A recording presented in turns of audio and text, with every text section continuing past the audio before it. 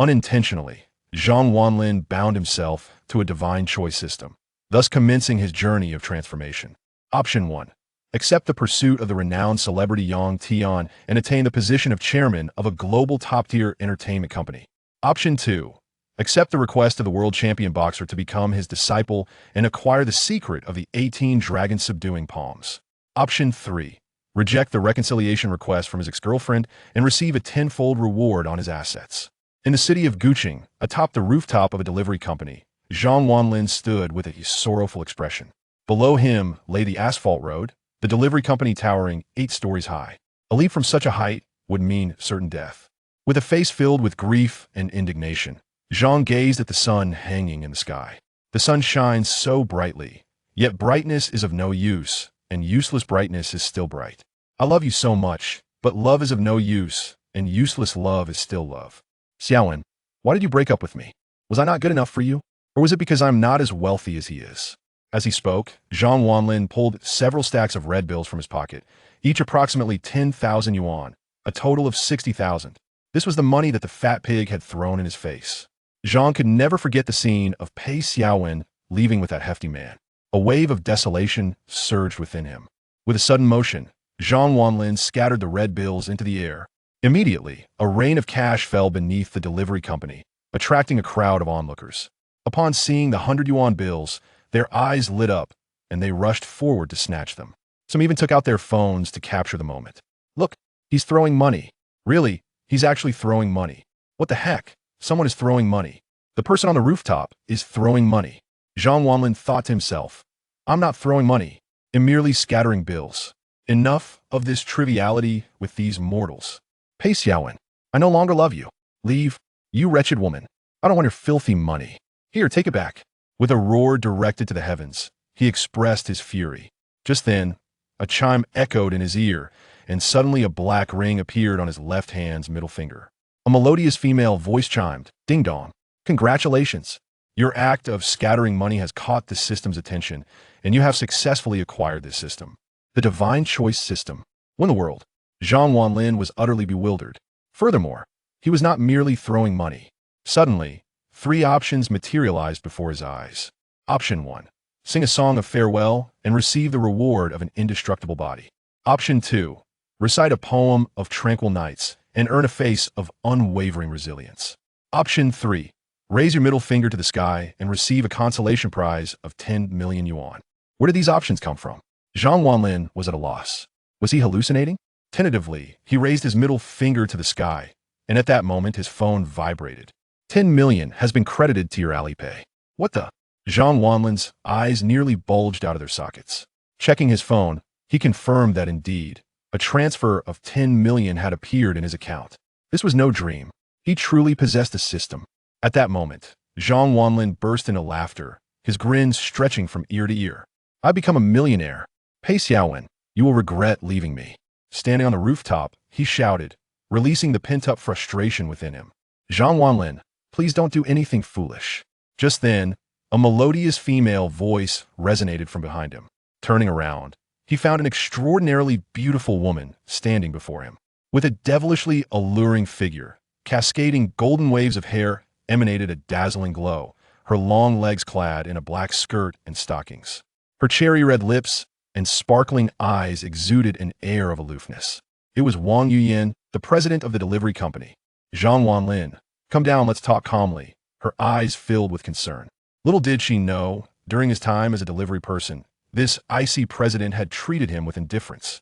Now that he was on the brink of despair, she suddenly cared. Zhang Wanlin crossed his arms, feigning resolve. You needn't say anything today. I intend to end it all right here. He displayed a determined expression. Wang Yuyan's brow furrowed, her usual cold demeanor softened. Zhang Wanlin, if you come down, I can offer you a promotion and a raise. I could buy you many fine things, like elegant suits and luxury watches. We'll take you shopping. Just as Zhang Wanlin was about to refuse, another set of 3 choices appeared before him. Option 1. Agree to the female president and gain mastery in combat sports. Option 2. Reject the female president and attain medical expertise. Option 3. Jump from the 8th floor with a slim chance of acquiring an immortal cockroach card. Zhang Wanlin thought, since the system has presented me with choices, I might as well indulge. Opting for the first one, He acknowledged the risks of his delivery job, where one could easily be assaulted. Fine, in light of your sincerity, he'll agree to let you accompany me shopping. Zhang Wanlin reluctantly conceded. As he stepped away from the rooftop edge, the system's voice chimed in his ear. Congratulations, you have gained expertise in combat sports. Suddenly, Zhang felt a surge of knowledge flood his mind. He seemed to understand something profound. Meanwhile, Wang Yun gazed at him with an intense fire in her eyes. Had it not been for her fear of Zhang's impulsive actions, she would have already dismissed him. Unfazed, Zhang Wanlin strode confidently past Wang Yuyin. Let's go. I'm heading to Wanda Plaza. Descending from the rooftop, Wang Yuyin clenched her teeth, glaring at Zhang's retreating figure. Just a mere delivery worker, once he no longer wished to leap, I shall see to it that he is dismissed. Wang Yuyin hurriedly followed in her high heels. Upon reaching the ground floor, the 60,000 yuan had been snatched away, leaving the road as clean as Zhang's face. As Zhang appeared, someone shouted, "The money thrower is here." Flashes erupted as numerous onlookers snapped photos. It seemed that the next day's headlines would feature Zhang Wanlin and his money-throwing escapade. Wang Yuyin emerged from her red BMW, and Zhang Wanlin, flashing a charming smile at the crowd, hopped into the luxurious car. With a press of the accelerator, Wang Yuyin sped away from the delivery company. Inside the car, Zhang's thoughts wandered, captivated by Wang Yuyin's stunning beauty. At 24, she possessed the grace of a blossoming flower, particularly with that blend of frustration and helplessness towards herself, which Zhang found irresistibly attractive. Her long, fair legs were simply exquisite, exuding an enticing fragrance. Combined with the soothing melodies of Jay Cho's Confession Balloon playing in the car, Zhang felt a rush of excitement. This song is exquisite. Wow, those legs are truly captivating. Wang Yuyin simply sighed in response. Chapter 2. The wealthy Zhang Wanlin. I implore you, do not contemplate such drastic measures. What could possibly trouble you so? Is it merely a woman? She is but a stumbling block on the road of life. To Zhang Wanlin's surprise, the typically aloof Wang Yuyin began to offer words of comfort. The warmth blossomed within Zhang Wanlin's heart.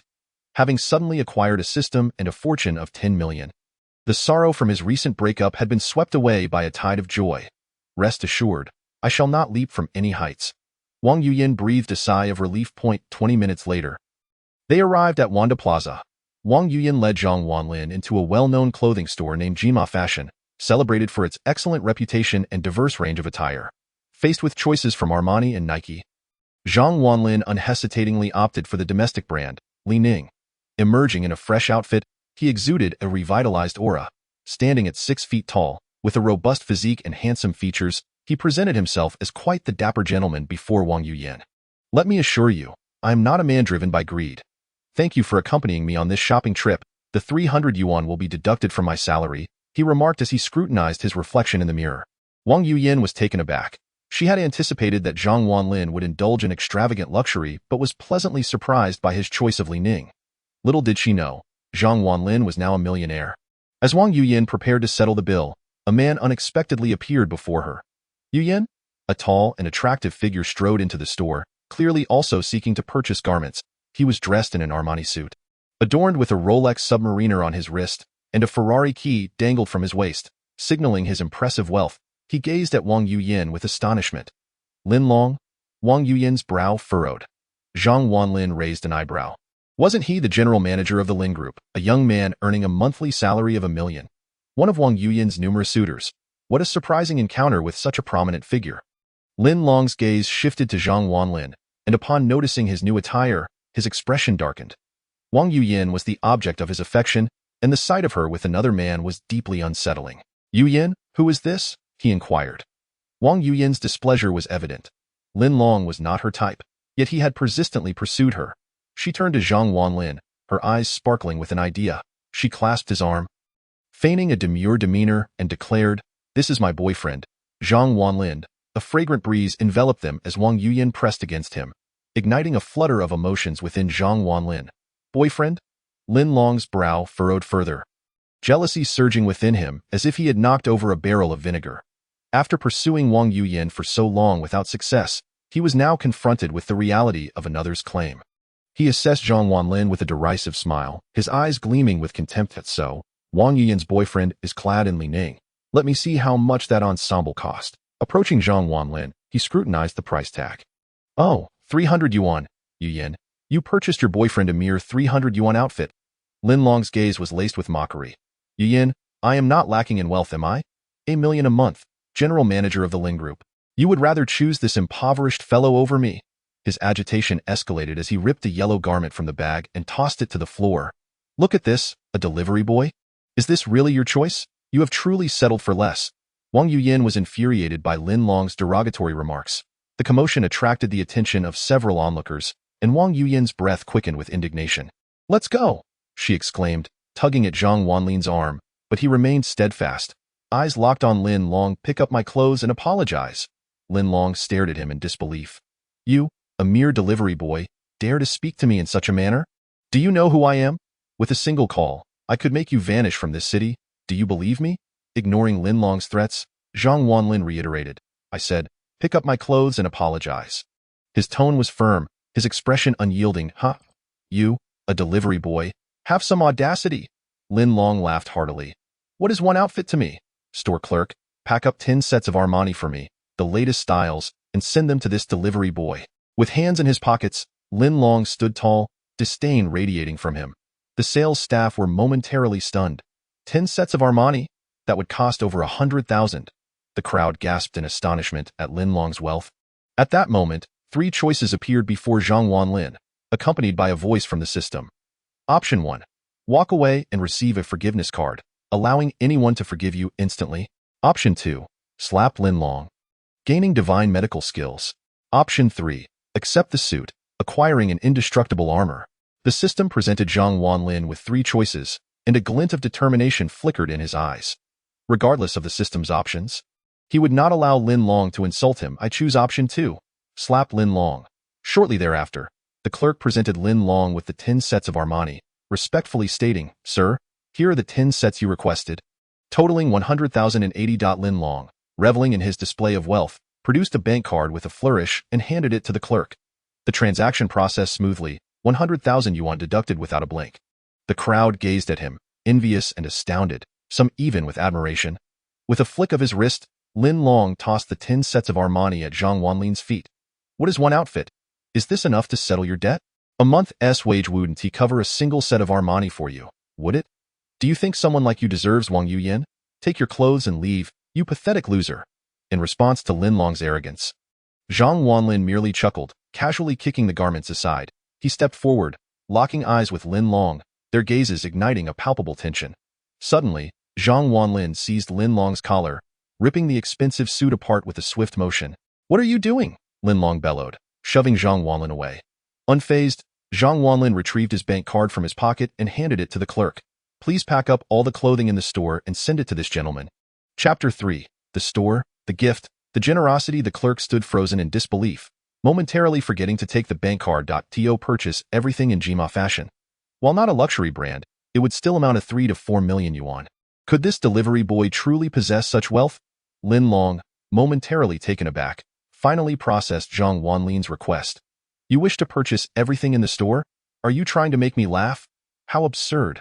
He erupted into laughter, his derision palpable as he gazed at Zhang Wanlin. You, a delivery boy, attempting to flaunt wealth like a rich heir? I would wager you have no more than 10,000 in that worthless card. After his laughter subsided, Lin Long, hands still in his pockets, stepped closer to Zhang Wanlin, his demeanor a blend of challenge and scorn. He then turned to Wang Yuyin with a smirk. Yuyin, is this the waste of space you have chosen? How does he compare to me?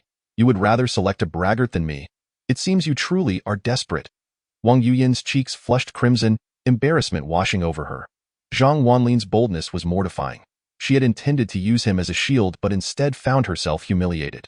Zhang Wanlin, she pulled at his sleeve, whispering in reprimand. Do you even realize your monthly salary? I cannot afford such a sum, let alone you. Not only Wang Yuyin, but even Lin Long could not muster such funds. Spending 100,000 to show off was beyond Lin Long's means. He was not an untouchable rich heir. He could not fathom that a mere delivery boy could afford to buy out the entire store. The scene grew increasingly lively, with onlookers outside pointing and whispering, many expressing disdain for Zhang Wanlin. This delivery boy is truly putting on airs, indeed, pretending to be wealthy when he is clearly not. How shameless! If it were me, I would have hidden away in embarrassment, yet look at him. He still smiles. A murmur of discussion arose from a distance, and Lin Long's smile grew more pronounced. The store clerk extended a lifeline to Zhang Wanlin, saying, "Sir, you might want to reconsider your bank card. Our store's clothing is quite expensive."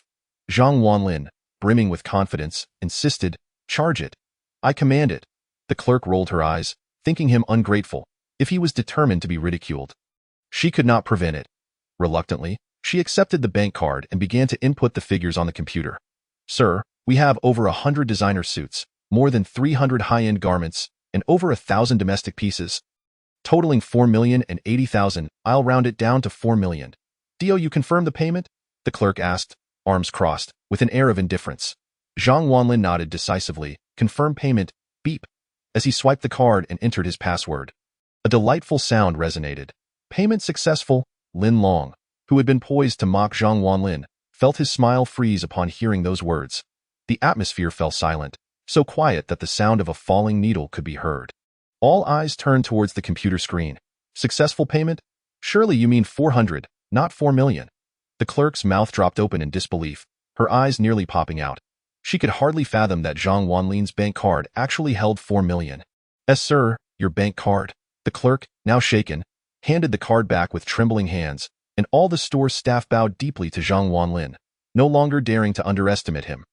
Lin Long's expression darkened, a pallor overtaking his face. He had truly been struck down. 4 million. Even he could not muster such an amount to throw in someone's face. After all, that was half a year's worth of savings. Behind Zhang Wanlin, Wang Yuyin was equally astonished. The man who earned a mere 3,000 a month had just spent 4 million to humiliate Lin Long. Where could he have acquired such wealth? Was he, perhaps, a rich heir experiencing life? With his hands in his pockets, Zhang Wanlin declared proudly, "Please gift all the clothing in the store to this gentleman." He stepped forward and patted Lin Long on the cheek, adding, "Consider this my compensation to you." With a playful smile, Zhang Wanlin even adjusted Lin Long's collar. Lin Long, rendered immobile, realized that someone capable of throwing 4 million in his face was no ordinary individual. He had misjudged Zhang Wanlin. No wonder Wang Yuyin chose him. He was a person of great significance, far from being just a delivery boy. Though Wang Yuyin was curious about Zhang Wanlin's source of wealth, witnessing Lin Long's humiliation brought her immense satisfaction. She approached Lin Long with a catwalk stride, casting a haughty glance his way. "Do you understand now why I chose him? Because he is 100 times stronger than you." The impact of those words struck Lin Long like a dagger, shattering his confidence in an instant. Wang Yuyin then naturally linked her arm with Zhang Wanlin's, embodying the essence of a delicate bird. "Darling, let us depart." The term darling sent a delightful shiver through Zhang Wanlin that he smiled slightly, hands still in his pockets, as he exited Jinma fashion with grace. Sir. Just as Zhang Wanlin stepped out, a beautiful store clerk hurried after him. She bowed respectfully and presented him with a black card. "This is our store's platinum card. With it, you will enjoy a 30% discount in priority selection." Zhang Wanlin accepted the card, leaving Jinma fashion. As soon as he left, a sharp pain shot through his head, causing a flood of medical knowledge to surge into his mind. He had acquired divine medical skills. These techniques felt innate, as if Zhang Wanlin had always possessed them. Devoid of any sense of unfamiliarity, upon entering his BMW, Wang Yuyin reverted to her icy executive demeanor, casting a cold glance at Zhang Wanlin. "Now, tell me, where did the money come from?" Zhang Wanlin was about to concoct a fabrication when 3 options appeared before him. Option 1. Speak the truth, reward 10 appearance points. Option 2. Lie, become a nightly sensation. Option 3. Remain silent, reward a guard dog, which can be upgraded. The choices dazzled Zhang Wanlin. Option 2 was particularly tempting.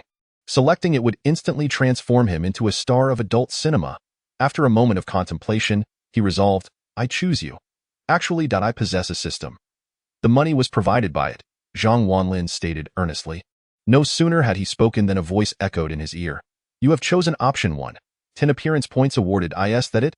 "I feel no different," Zhang Wanlin mused, inspecting his reflection on his phone.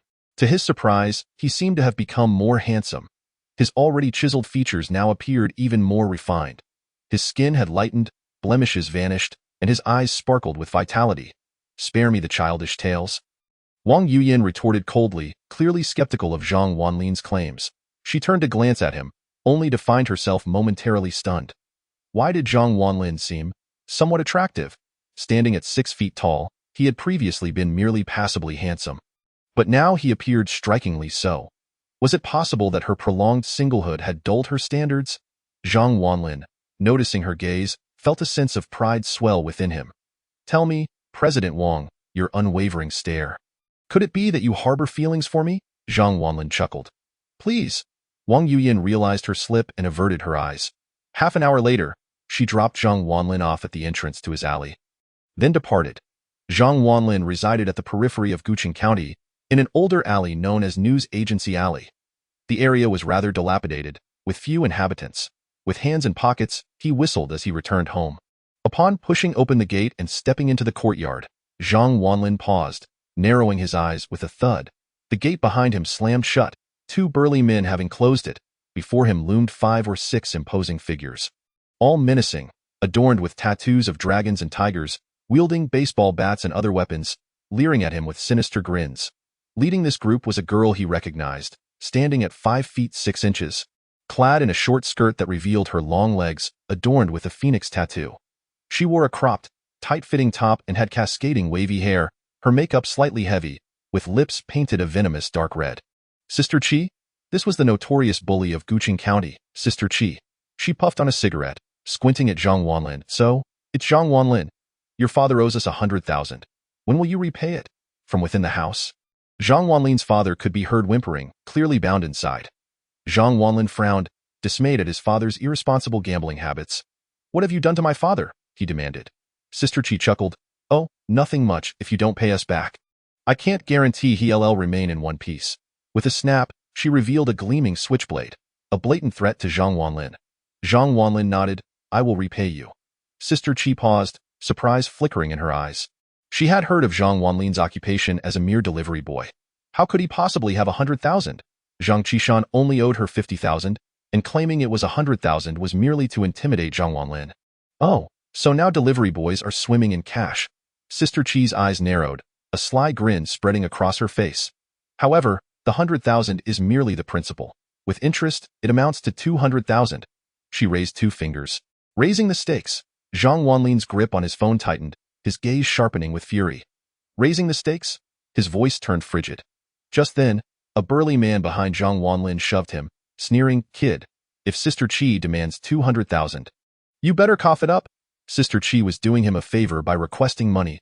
Don't be so ungrateful. The group of menacing figures smirked at Zhang Wanlin, ready to pounce should he dare to refuse. Suddenly, Zhang Qishan's voice echoed from within. Sister Qi, I'll repay the 50,000. Don't make it hard for the boy. Shut up. Sister Qi barked angrily. 50,000. Zhang Wanlin laughed, turning to Sister Qi with a frosty glare. Sister Qi, demanding 200,000 for just 50,000 is rather excessive, don't you think? Excessive? Sister Qi raised her eyebrow, casually playing with a spring knife in her hand. Today, I demand 200,000 from you. If you fall short by even 10,000, I shall slice off a finger from your father. If a finger is not enough, then I will take a toe. Will you pay, or will you not? The threat in Sister Qi's eyes was unmistakable. Zhang Wanlin, however, regarded her with disdain, viewing her as nothing more than a lowly food delivery worker. Lacking connections and strength, he felt akin to meat on a chopping board. Ready to be slaughtered, that foul delivery boy better hand over the money right now, growled the burly man behind Zhang Wanlin. Anger flared within Zhang Wanlin. 20,000? They demanded 200,000 from him? If he complied, they would surely return for more. Just as Zhang Wanlin contemplated violent retribution, a glimmer of hope appeared before him. The system presented him with 3 choices. Choice 1. Give Sister Qi 200,000 and receive a 10-minute possession card of Sun Wukong. Choice 2. Refuse to give Sister Qi 200,000 and receive a physique enhancement card. Choice 3. Give Sister Qi 1 million and receive a tenfold profit card. Zhang Wanlin glanced at the options briefly before selecting the second. Even though the allure of the Sun Wukong possession card was tempting, he remained steadfast in his principles. Dignity is not to be trampled upon. What I owe, I can repay. What I do not owe, you cannot demand. 200,000. Zhang Wanlin tilted his head and beckoned Sister Qi with a finger. If you have the guts, come take it yourself. His audacious words caused the expressions of the 7 or 8 burly men present to darken. They rolled up their sleeves and advanced menacingly toward Zhang Wanlin. Sister Qi's countenance also turned icy. And with a snap, the spring knife sprang open in her hand. The muscular man behind Zhang Wanlin twisted his neck, brandishing a baseball bat as he approached. You're asking for death. Aren't you? Not giving Sister Chi her due? Do you believe I won to stab you? Smack. Before he could finish, Zhang Wanlin swiftly turned and delivered a resounding slap to the muscular man's face. A distinct five-finger imprint appeared on his cheek, and blood trickled from the corner of his mouth. Zhang Wanlin flexed his muscles, his gaze cold. Did your mother never teach you to refrain from foul language? Chapter 5. Trouble follows. The lanky man who had been slapped was momentarily stunned before rage consumed him. He swung the baseball bat directly at Zhang Wanlin's thigh. Sister Chi's eyes glinted with fury. How dare one person challenge 7 or 8? How dare he strike? Attack him, she commanded, flicking her cigarette but aside in anger. Instantly, the 7 or 8 burly men rushed forward, weapons raised to strike Zhang Wanlin. Malevolent smiles adorned their faces. Soon, a bloodied and battered Zhang Wanlin would lie before them. Just wait and see how he would swagger then. Boom. At that moment, Zhang Wanlin's father burst out from the house, his hands and feet bound with tape, having forced the door open to escape. Upon witnessing his son surrounded and attacked, Zhang Qishan shouted in anguish, his eyes reddening. No, this is my only son. Sister Chi was known for her ruthless nature, and his son had no martial skills. He would surely be no match for them. Yet, amid the chaos, Zhang Wanlin remained unflustered. Rather, he was eager to demonstrate the extent of his proficiency in Sanzhou. The lanky man was the first to charge, aiming the baseball bat at Zhang Wanlin's thigh. In response, Zhang Wanlin executed a swift turn, delivering a high whip kick that struck the man's neck, sending his face crashing into the ground and causing blood to gush from his nose. At that moment, the 7 or 8 burly men charged in. Zhang Wanlin, invigorated, met them head-on. Sanzhou, or free fighting, employs the 4 major techniques of kicking, striking, throwing, and grappling from Chinese martial arts, rejecting any frivolous tactics. Zhang Wanlin moved like a tiger among sheep, landing powerful punches with agile footwork, avoiding their grasp entirely. In less than 3 minutes, all 7 or 8 men lay sprawled on the ground, while Zhang Wanlin stood unscathed, arms behind his back. His mastery of Sanzhou proved formidable. Not a single adult man could touch him. You have obtained a physique enhancement card, the system chimed in his ear. At that moment, the expressions of the burly men shifted to one of sheer terror. This kid was incredibly skilled. He single-handedly took down 7 or 8 men with ease, and no wonder he was so audacious. He was a martial artist. Meanwhile, Sister Chi's smile vanished, staring at her moaning subordinates on the ground. She was dumbfounded. How could she, with her crew, be defeated by a single individual? Wasn't he just a delivery boy? Did delivery boys practice martial arts? Sister Chi, seasoned in battles, realized that even 10 of her could not stand against him. In the distance, Zhang Wanlin's father stood in shock. Was this truly his son? His son, who had never shown interest in martial arts films. When had he learned such skills? Zhang Wanlin, with a nonchalant gesture, dusted off his clothing and approached Sister Chi. Sister Chi, it seems you are not capable of collecting that 200,000. Sister Chi retreated step by step, trepidation flickering in her eyes. Zhang Wanlin, don't you dare, she warned. Zhang Wanlin grinned wickedly, cornering her against the wall. He grasped her chin, lifting her face to meet his gaze. Call me brother. Sister Chi's eyes widened in shock, flames of fury igniting within them. She was the notorious queen of the ancient city, now cornered by a man, forced to call him brother. When she remained silent, Zhang Wanlin smirked. Still not going to call?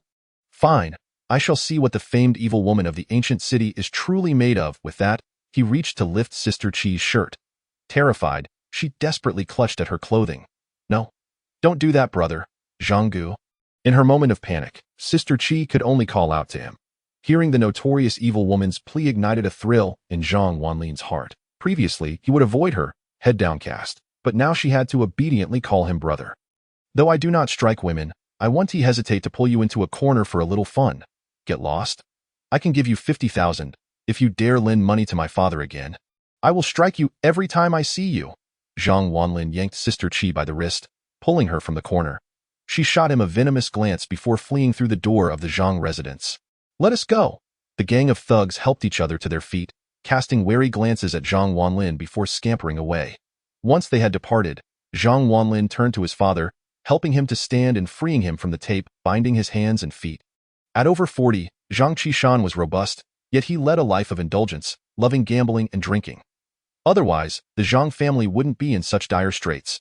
Now, he resembled a child caught in wrongdoing, unable to meet Zhang Wanlin's gaze. Back to gambling again? Zhang Wanlin inquired. Zhang Qishan nodded. You truly are something. I've given all my savings to Sister Qi. If you gamble again, I want to return home. With that, Zhang Wanlin slammed the door and retreated to his room. He dared not reveal that he had over 5 million. Otherwise, Zhang Qishan would gamble away even his underwear. Once inside his room, Zhang Wanlin eagerly retrieved the physique enhancement card. What exactly was this for? The card bore an explanation. Upon use, one's physical abilities would be significantly enhanced, various attributes would improve. In other words, using this card would transform him into a Super Saiyan. Zhang Wanlin felt exhilarated. Using the physique enhancement card. As soon as he spoke, the card disintegrated into stardust and vanished from his grasp. Zhang Wanlin suddenly felt a wave of discomfort wash over him, as if something was writhing inside him. The sensation was unbearable. This feeling persisted for 20 minutes before subsiding. Looking down, Zhang Wanlin was taken aback. His body was covered in black filth, sticky and repulsive. He rushed to the bathroom and took a shower.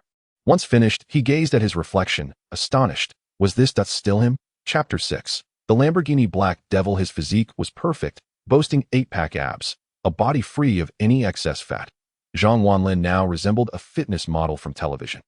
Moreover, his physique was such that he appeared slim in clothes yet muscular without. It was a figure that countless men dreamed of. The physique enhancement card had not only granted Zhang Wanlin a muscular build, but had also improved his overall health. Previously, running for 10 minutes left him breathless, yet now he could run for an hour without stopping. The toxins and waste within him had been expelled, leaving his body in superb health. The strength and fitness card is quite commendable. Zhang Wanlin nodded in satisfaction. After emerging from the bathroom and changing into a fresh outfit, he took some time to groom himself and rest. The following day, Zhang Wanlin found himself standing at the entrance of the Run Delivery Company. Situated in the bustling heart of Guqing County, known for its thriving economy and as a notable tourist destination, Guqing County was quite the remarkable locale. At this moment, however, Zhang Wanlin was engulfed in contemplation. With a net worth exceeding 1 million, was it still necessary for him to continue delivering food? Deep down, he truly wished to abandon this line of work. Shouldn't he be striving for greater heights? Purchasing a car and a house, marrying a wealthy and beautiful partner, and ultimately ascending to the pinnacle of success. Just then, 3 choices appeared before him. 1. Continue his tenure at Run Delivery Company, receiving the reward of enhanced physical vitality. 2. Resign and receive a cash bonus of 5 million. 3. Request a promotion and salary increase, with the reward of a Lamborghini. Upon encountering these enticing options, Zhang Wanlin's interest was piqued. Each reward was undeniably alluring, especially the first one. However, as a single man, he found little use for it. Thus, he resolved to pursue the promotion and the Lamborghini. Determined, he strode into the Run Delivery Company. On the 5th floor, at the entrance to the president's office, he knocked on the door. Come in, a voice beckoned. Zhang Wanlin opened the door and stepped inside. In the office, Wang Yuyin was diligently engrossed in her work. Dressed in a crisp white shirt that hugged her figure and a stylish short skirt, her appearance was both professional and striking. With her legs crossed, the smoothness of her skin was captivating. Wang Yuyin glanced up at Zhang Wanlin, momentarily taken aback. Zhang Wanlin? What brings you here? Zhang Wanlin and Wang Yuyin didn't have much interaction, but after their acquaintance yesterday, they were not entirely strangers. President Wang, I strongly request a promotion and salary increase. You mentioned on the rooftop yesterday that as long as I didn't jump, you would grant me this favor, he stated earnestly. Wang Yuyin nearly chuckled at his words. You were the one who threw 400,000 yesterday, and now you're asking for a promotion? Have you lost your mind? Just say whether you're promoting me or not, she insisted, uncertain of Zhang Wanlin's true intentions. However, considering that he had assisted her the previous day, making her appear formidable before Lin Long, she thought a promotion and salary increase might not be out of the question. After a moment's hesitation, Wang Yuyin replied, very well, you will be promoted from a C-level delivery person to an A-level, with a salary adjustment from 3,000 to 6,000 per month. With the promotion secured, the Lamborghini awaited him downstairs. Zhang Wanlin's heart raced at the system notification. Thank you, President, he exclaimed, waving excitedly before leaving her office. He hurried downstairs, where he spotted a brand new Lamborghini parked outside the Run Delivery Company. A limited edition model from 2019. Its market value approached 30 million. The sleek, black exterior and sharp edges thrilled him. With the keys to the Lamborghini in hand, He opened the butterfly doors and settled into the car he had dreamt of possessing. Pressing the ignition button, the engine roared to life like a wild beast, igniting a rush of exhilaration within him. Lamborghini, Black Demon. Suddenly, his phone buzzed, and upon checking, he saw that an order had been dispatched to him. Pick up food from Hongya Restaurant and deliver it to Tsuehu Yuan. Eagerly, Zhang Wanlin started the Lamborghini and set off to fulfill the delivery. Upon arriving at the restaurant, he parked and entered. Hongya Restaurant was known for its high-end clientele and exquisite cuisine, having earned a Michelin star. Those who ordered takeout from here were not ordinary patrons. As Zhang Wanlin waited at the front desk for his order, he casually observed the diners, when suddenly, he spotted a familiar face descending the staircase. It was his ex-girlfriend, Pei Xiaowen, accompanied by a rather rotund man in a suit. Zhang Wanlin's heart raced with a mix of anger and disbelief. "Isn't this my useless ex-boyfriend?" Pei Xiaowen sneered, approaching him with an air of superiority. "What brings you to Hongya Restaurant? Surely, on your meager salary of 3,000 a month, you can't afford to dine here." The rotund man chimed in mockingly. "Haha, can you believe it? A Michelin restaurant is hardly a place for him to splurge. He only delivers takeout." Zhang Wanlin's eyes burned with fury as he glared at them. "Pei Xiaowen, I spent 2,500 of my monthly salary on you. Now that you're with a wealthy man, you look down on me, don't you? From this day forward, even if you beg on your knees, I, Zhang Wanlin, shall never forgive you." His voice echoed through the restaurant, drawing the attention of several patrons. Pei Xiaowen rolled her eyes dismissively. "Oh, do you really think you're someone of importance? What do you possess that would compel me to seek your forgiveness? Your salary of 3,000? Or perhaps your gambling father? Or your high school diploma? Zhang Wanlin, you lack charm and talent. What redeeming qualities do you have besides being hardworking? You are simply unworthy of me." Her words were harsh, prompting laughter from the onlookers. The rotund man surveyed Zhang Wanlin with disdain, while Pei Xiaowen clung to his arm, flaunting her new partner's success. "Look at my husband. He is already a manager at such a young age, earning over 100,000 a month. Unlike that pathetic loser, who can only afford a $2,000 electric bike." Zhang Wanlin's fists clenched tightly, the urge to retaliate overwhelming him, yet reason prevailed. Just then, a server approached with his order. "Sir, your food is ready." Without a word, Zhang Wanlin took the food, shot a cold glance at Pei Xiaowen, and exited the restaurant. Outside, he noticed a group of young people gathered around his Lamborghini, snapping photos. In Guqing County, luxury sports cars were a rarity, and the Lamborghini was a true spectacle. As Zhang Wanlin pondered how to drive away, Pei Xiaowen and the rotund man emerged from the restaurant. Upon seeing the Lamborghini, her eyes sparkled with excitement. "Wow, a Lamborghini!" The rotund man gazed at the car, envy flickering in his eyes.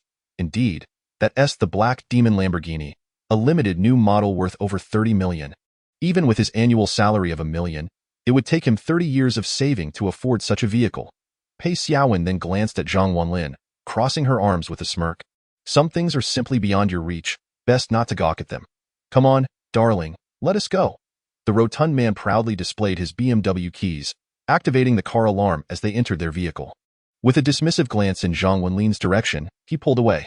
"Hello, Xiaowen's ex-boyfriend. Where are you delivering food? Would you like a ride? My car is far more comfortable than an electric bike." The rotund man feigned an invitation for Zhang Wanlin to join him, but his true intention was to show off in front of Zhang. Meanwhile, Pei Xiaowen glanced at Zhang Wanlin and said, "Zhang Wanlin, for the sake of our past relationship, come on, get in the car. It's incredibly comfortable, 100 times better than your electric bike." Zhang Wanlin, unfazed, cast a dispassionate look at Pei Xiaowen and replied, "No thanks, I drove here." "You drove here?" Pei Xiaowen raised an eyebrow, then laughed mockingly. "Haha, Zhang Wanlin, are you joking? You have a car? With your meager salary, you either spend it on me or on your gambling father. How could you possibly afford a car? Did you sell a kidney to buy a second-hand QQ?" Her words elicited laughter from passers-by. A second-hand QQ. Zhang Wanlin couldn't help but chuckle at his own foolishness for ever being involved with such a materialistic woman. "This car is mine," he stated, pointing to the Lamborghini. Pei Xiaowen was momentarily taken aback, then burst into laughter. "Haha, Zhang Wanlin, after leaving me, you've taken up lying? There's no need to pretend you're doing well. You simply don't have the right. This car is worth over 30 million. You deliver food for a lifetime and still couldn't afford it." The young onlookers surrounding the Lamborghini looked at Zhang Wanlin with disdain. A mere food delivery guy. Trying to show off? The rotund man was laughing uncontrollably. "Haha, you're killing me with laughter.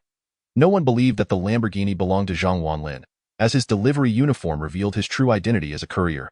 Zhang Wanlin shot Pei Xiaowen a glance, feeling a deep disdain for her. He decided to drop the pretense. I'm done pretending. Here is the truth. It is my car, and it could buy 60 of your husband's cars. With that, Zhang Wanlin produced the Lamborghini key from his pocket. The sleek touchscreen smart key activated, displaying a series of functions as he tested the fingerprint and started the engine. The roar of the Lamborghini's engine sent shivers down the spines of everyone present. The young onlookers quickly dispersed as the scissor doors of the Lamborghini opened automatically. Zhang Wanlin slid into the driver's seat, placing the delivery on the passenger side, and the doors closed. He cast a scornful glance at the stunned Pei Xiaowen and smirked. Sorry, but your husband's car is nothing but trash in my eyes. With a thunderous roar, the Lamborghini sped away, leaving a trail of astonished onlookers, many of whom pulled out their phones to capture the moment. Incredible! The delivery guy is driving a Lamborghini. That's the Black King, worth over 30 million. How cool! Chapter 8. The Magic Sword. The loyalty card. Long after Zhang Wanlin had left, Pei Xiaowen and her boyfriend remained in shock. The scene they had just witnessed was unforgettable. Why useless ex-boyfriend actually drove off in a Lamborghini worth over 30 million. Pei Xiaowen's face turned pale. He was just a delivery guy. How could he possibly be so wealthy? The rotund man stuttered. Why yeah. What kind of big shot is your ex-boyfriend? Someone who drives a 30 million luxury car is not an ordinary person. If he intended to take revenge on the rotund man, it would spell disaster for him. I don't know. Pei Xiaowen shook her head, a sense of regret creeping in. Could it be that her ex-boyfriend was the scion of a wealthy family, and delivering food was merely an experience for him? If that were true, leaving him would have been a monumental mistake. The image of Zhang Wanlin driving away in the Lamborghini pierced her heart with regret. Suihu Garden was a well-known upscale residential area in Guqing County. With only villas available, the property prices were high. One would need at least 10 million to purchase a home there, and no wonder he dared to order takeout from a Michelin restaurant. He must be wealthy. Upon arriving at the entrance of Suihu Garden, the security guard, upon seeing the Lamborghini, did not even ask for registration and simply let it through. Parking on the roadside, Zhang Wanlin grabbed the takeout and headed directly for Villa 36. Upon reaching the door, he noticed a large crowd gathered. An elderly man lay on the ground, clutching his chest, looking extremely unwell. Surrounding him were what appeared to be his children, who were frantically calling for help. Is there a doctor? My dad is having a crisis. Alarmed, Zhang Wanlin furrowed his brow. At that moment, several choices appeared before him. Option 1. Ignore and gain a magic sword from the game The Legend of Sword and Fairy 3. Option 2. Provide medical assistance and receive a loyalty card, which would grant anyone 100 loyalty to him. Option 3. Step on the elderly man to receive a tenfold increase in wealth. The choices were enticing, particularly the magic sword, a coveted treasure that every boy dreams of possessing. However, Zhang Wanlin was a man of principle. Turning a blind eye to someone in need was not in his character. Zhang Wanlin strode forward, but just then, a doctor in a white coat rushed past him. Make way! Make way! I'm a doctor! The doctor appeared to be in his 30s and seemed to have just finished his shift. Upon his arrival, the crowd quickly parted, allowing him to examine the elderly man. With a professional present, Zhang Wanlin paused, ready to choose the magic sword. After a thorough examination, the doctor looked grave and declared, "This is a case of acute myocardial infarction. He cannot be treated here. He must be transferred to a hospital immediately." The elderly man's children nodded in panic, preparing to move him to a nearby vehicle. Seeing this, Zhang Wanlin could no longer stand by idly. Wait. His voice halted everyone in their tracks as they turned to look at him. The doctor adjusted his glasses and asked, "Do you need something?" "He can't be taken to the hospital. I can treat him," Zhang Wanlin said earnestly. The elderly man's children scrutinized Zhang Wanlin. The son, appearing to be in his 40s and dressed in a suit, looked at him skeptically. "You say you can save my father? Are you joking? A delivery guy claiming to be able to save lives?" The daughter crossed her arms, echoing, "Exactly. The professional doctor is right here. How can a delivery guy possibly be more qualified?" Zhang Wanlin swiftly placed the takeout on the ground, his expression serious. "Myocardial infarction is a dangerous emergency. You've wasted too much time. It will take at least 20 minutes to reach a hospital. After 20 minutes, he will be gone." His words changed the expressions of everyone present. The elderly man's children looked to the doctor, who grimaced and nodded. "He's right. The patient's condition is indeed critical." However, the doctor, glancing at Zhang Wanlin with skepticism, replied, "I'm the director of Huazhong Hospital. If I can't save him, how can you, without any equipment?" Onlookers began to gather, many recognizing the director of Huazhong Hospital. They voiced their disbelief. Yeah, if a professional doctor can't help, what can a delivery guy do?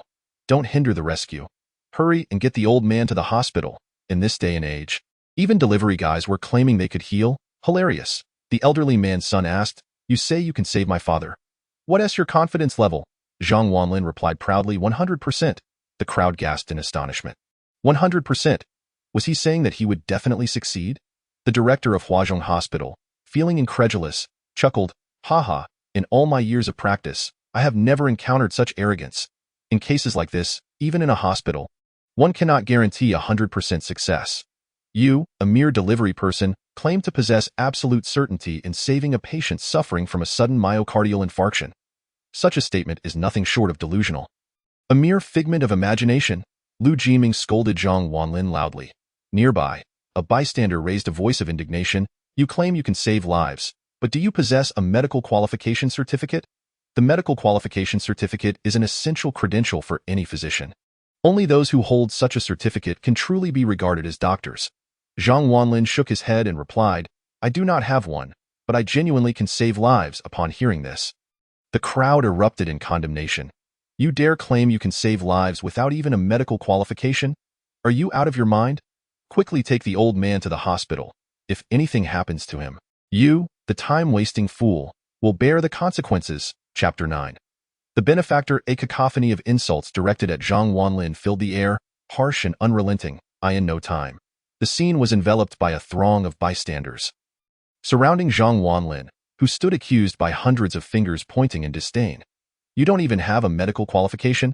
How can you assert you have 100% confidence in saving a life? Now that you have delayed the rescue, are you prepared to shoulder the blame?" Lu Jiming demanded angrily, his finger jabbing at Zhang Wanlin, his emotions running high. Lu Jiming, detest fake doctors above all. They prey on the hard-earned money of patients' families while endangering lives.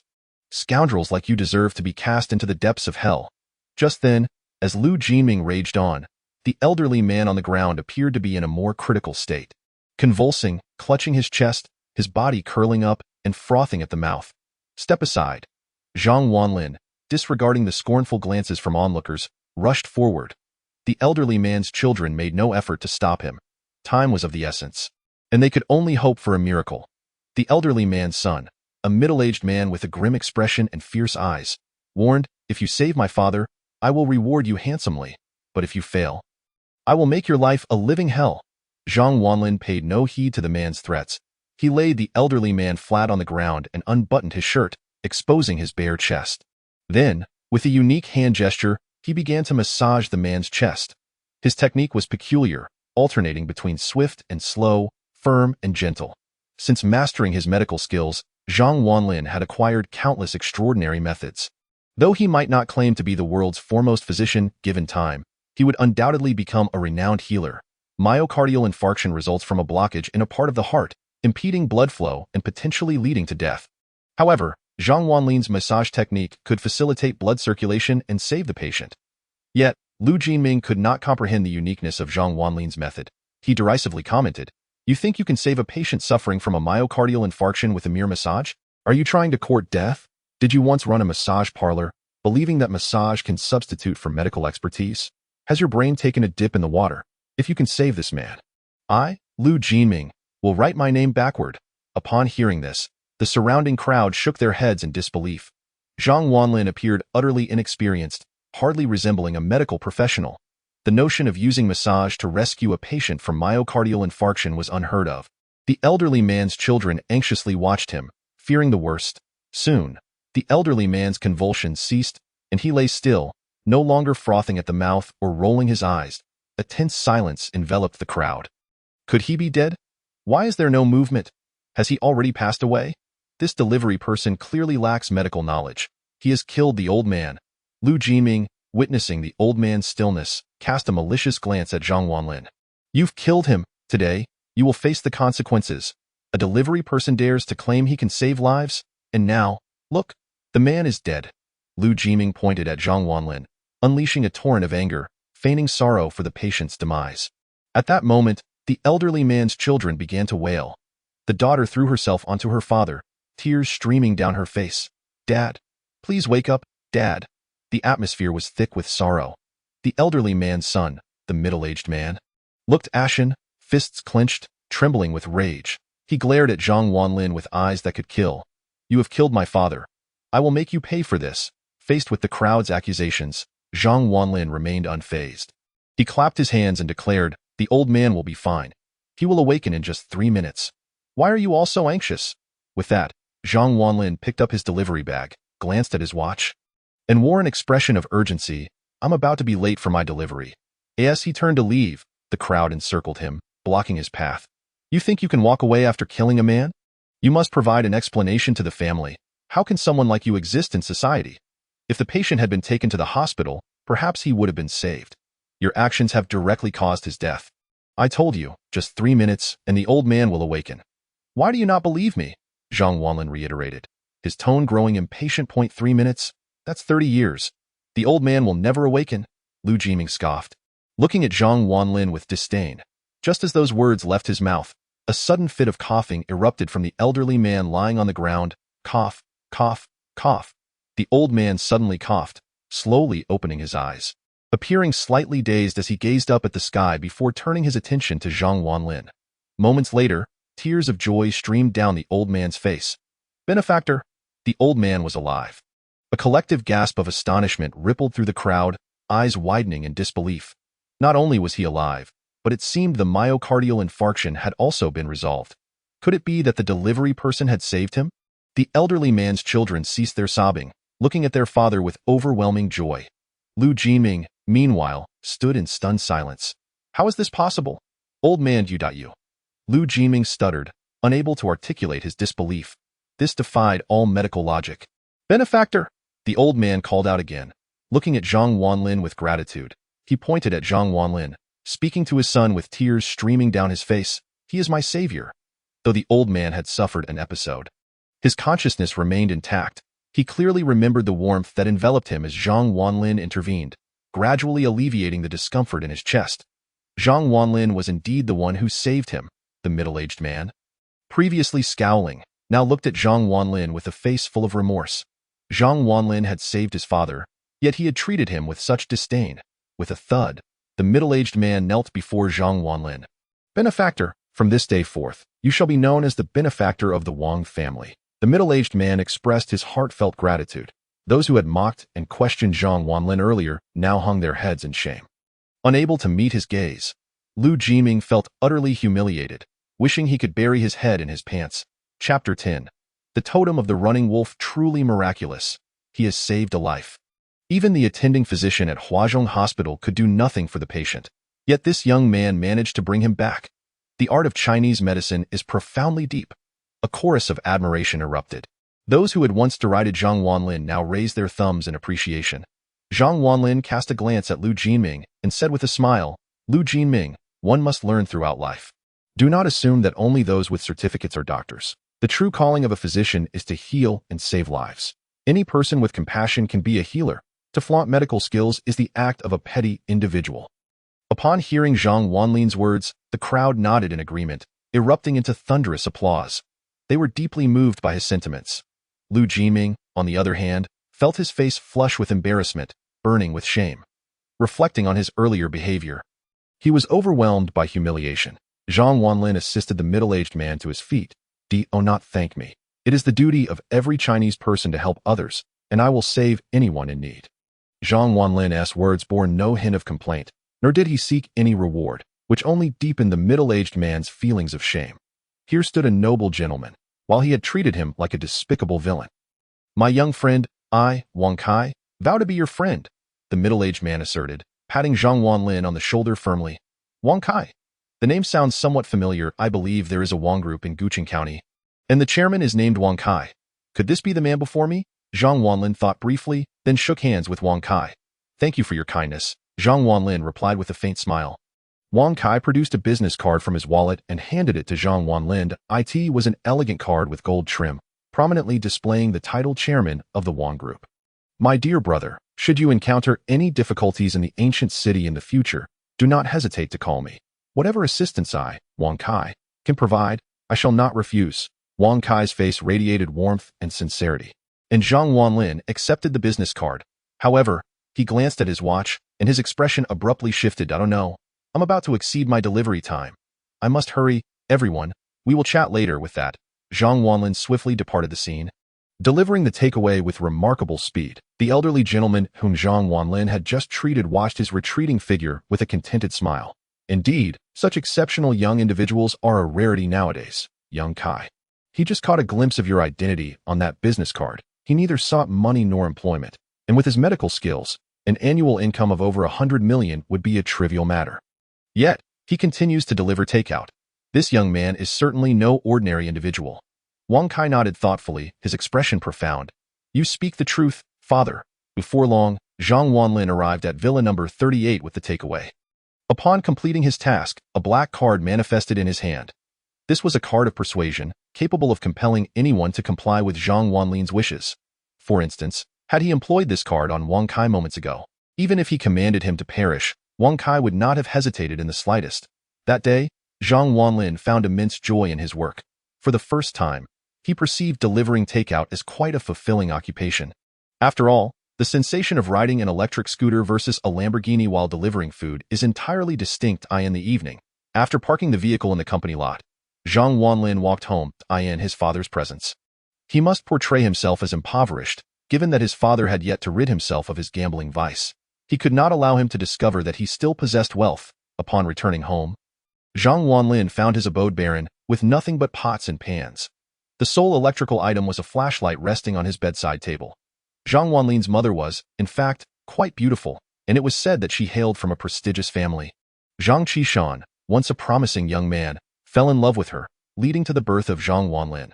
Later, it was rumored that Zhang Wanlin's mother, unable to resist temptation and weary of a life of poverty, ran off with a wealthy and powerful man. Since then, Zhang Qishan had descended into despair, longing for wealth to reclaim his wife.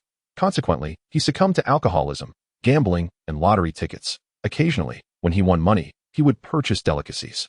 When he lost, he would sell off furniture. Gradually, the Zhang family lost everything, and Zhang Wanlin's meager salary was spent on his girlfriend, with the remainder squandered by Zhang Qishan in the living room. A rickety wooden table held a few small dishes. While Zhang Qishan reveled in his drink, appearing in good spirits, Zhang Wanlin's heart sank that it seemed he had won at gambling today. Upon seeing Zhang Wanlin return, Zhang Qishan greeted him with a smile. Son, you back? Come, there's meat today. Zhang Wanlin maintained a stern expression. Dad, have you been gambling again? Zhang Qishan readily confessed. Yes, today, luck was on my side. I borrowed 300 from Uncle Feng, turning it into 3,000. Zhang Wanlin's chest heaved with anger, almost wishing to strike his father at that moment. Three choices appeared before Zhang Wanlin. Choice 1. Give Zhang Qishan a good beating and receive a magical pet egg. Choice 2. Help Zhang Qishan quit gambling and obtain the wolf totem. Choice 3. Assist Zhang Qishan in gambling and receive divine gambling skills. Without hesitation, Zhang Wanlin opted for the second choice. No way, Zhang Qishan must not succumb to gambling. The wolf totem has been granted. Please check your possession. A voice echoed in Zhang Wanlin's ears. Father, if you gamble again, you shall no longer recognize me as your son. With that, Zhang Wanlin stormed into his room. Upon returning to his sanctuary, Zhang Wanlin pondered the wolf totem while contemplating ways to assist his father in overcoming his gambling addiction. The wolf totem has been granted? Where is it? Zhang Wanlin was perplexed. The wolf totem resides upon your right arm. This totem not only enhances your aura but also endows your right hand with the strength of a wolf. Right arm? Zhang Wanlin rolled up his sleeve to inspect his right arm. Subsequently, at Zhang Wanlin's mental command, a robust pattern began to surface upon his skin. The wolf totem, resembling a tattoo, was etched onto Zhang Wanlin's arm, depicting a fierce black wolf with a bushy tail, its body poised, gazing back at Zhang Wanlin with a menacing glare, surrounded by ominous clouds. Zhang Wanlin clenched his fist, a surge of powerful energy erupted, and with a resounding thud, he struck the ground. The cement floor immediately yielded to his blow, forming a crater the size of a bowl. Chapter 11. Yield to me, what an extraordinary wolf totem. Zhang Wanlin now possessed the might to shatter mountains. He spent the remainder of the night enthusiastically practicing his punches within his room until fatigue overcame him, prompting him to wash up and retire for the evening. The following day, Zhang Wanlin walked to his company, commencing his work anew. Throughout the morning, he completed dozens of deliveries, receiving commendations for his efficiency and service, establishing himself as the foremost courier. Why? Because Zhang Wanlin was not only handsome but also delivered on a Lamborghini. Combining speed with charm, who would dare give him a poor review? Several young women even requested to add him on WeChat, but he declined at 18 noon, just as Zhang Wanlin prepared to dine in the company cafeteria. He received a call from Wang Yuyin, summoning him to her office. Today, Wang Yuyin was attired quite formally, clad in a striking red dress complemented by red high heels, her hair elegantly styled, exuding an air of nobility. Each movement reflected her distinguished demeanor. Wang Yuyin cast a glance at Zhang Wanlin. Among the entire company, you, Zhang Wanlin, are the only one who looks passable. Go change into a suit and be my driver. It appeared that Wang Yuyin required Zhang Wanlin to serve as her chauffeur for a business meeting, but on the desk lay a brand new Armani suit and shoes prepared for him. Splendid. The afternoon was free from work, and Zhang Wanlin was elated. Shortly thereafter, he donned the suit and reappeared before Wang Yuyin, exuding charisma. His well-built physique filled the suit perfectly, standing at an impressive height, embodying a true gentleman with a slight grooming. He appeared strikingly handsome, which pleased Wang Yuyin, who nodded in approval, satisfied with the transformation. Wang Yuyin tossed him the keys to a BMW. Let us go to the Hongya restaurant to discuss cooperation with the Wang Group. Subsequently, Zhang Wanlin followed Wang Yuyin to the underground parking lot. As they passed Zhang Wanlin's Lamborghini, Wang Yuyin took a moment to glance at it, seemingly puzzled. Was there a prominent figure in the company who drove a Lamborghini? However, she did not dwell on it. Zhang Wanlin drove them to the Hongya restaurant. The Wang Group was a renowned publicly listed company in Guqing County, focusing on the food and beverage industry. Given that Guqing County was a tourist destination, the profit margins in the restaurant sector were substantial. If the delivery company could forge a partnership with the Wang Group, it would undoubtedly elevate its standing. Upon arrival at the Hongya restaurant, they ascended to a private room on the second floor, where 7 or 8 men clad in suits stood. Each man was robust, wearing sunglasses, unmistakably professional bodyguards. Seated at the table was a rotund man in his 40s. His demeanor oily and corpulent, he looked up at Wang Yuyin, a smile spreading across his face, his gaze betraying a hint of lewdness. President Wang, I've been eagerly awaiting your arrival. The portly man rose to extend his hand. Wang Yuyin reciprocated, yet during the handshake, his eyes gleamed with a hint of lasciviousness. Manager Liu, my apologies for keeping you waiting, Wang Yuyin said with a smile.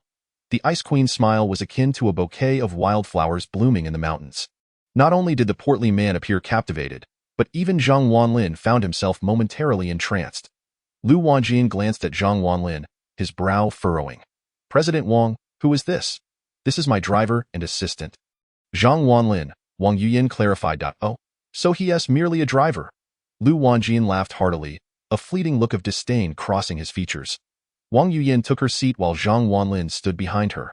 The portly man had an imposing demeanor, flanked by his bodyguards, merely attempting to flaunt the Wang Group's financial prowess.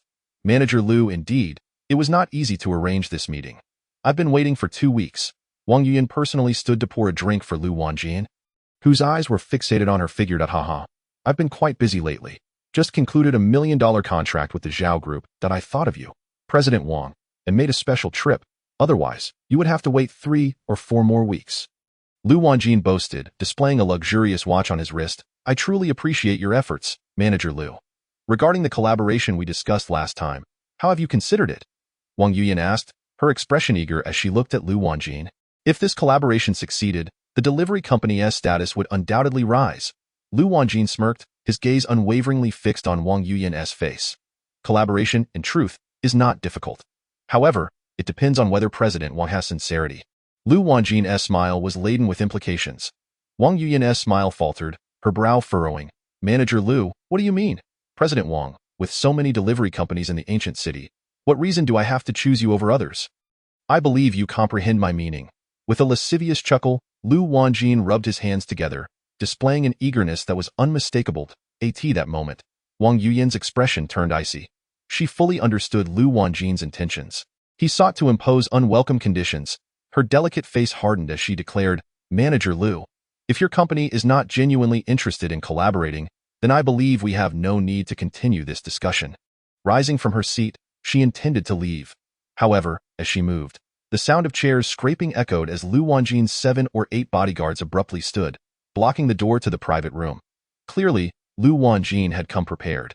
He erupted into laughter, standing to address her. President Wang, surely you must reconsider. You must realize that with so many delivery companies in the ancient city, the Wang Group could easily support one to obliterate your run delivery company. This was a blatant threat. Should Wang Yuyin refuse, her company could very well be rendered obsolete. Wang Yuyin was momentarily speechless, her expression darkening.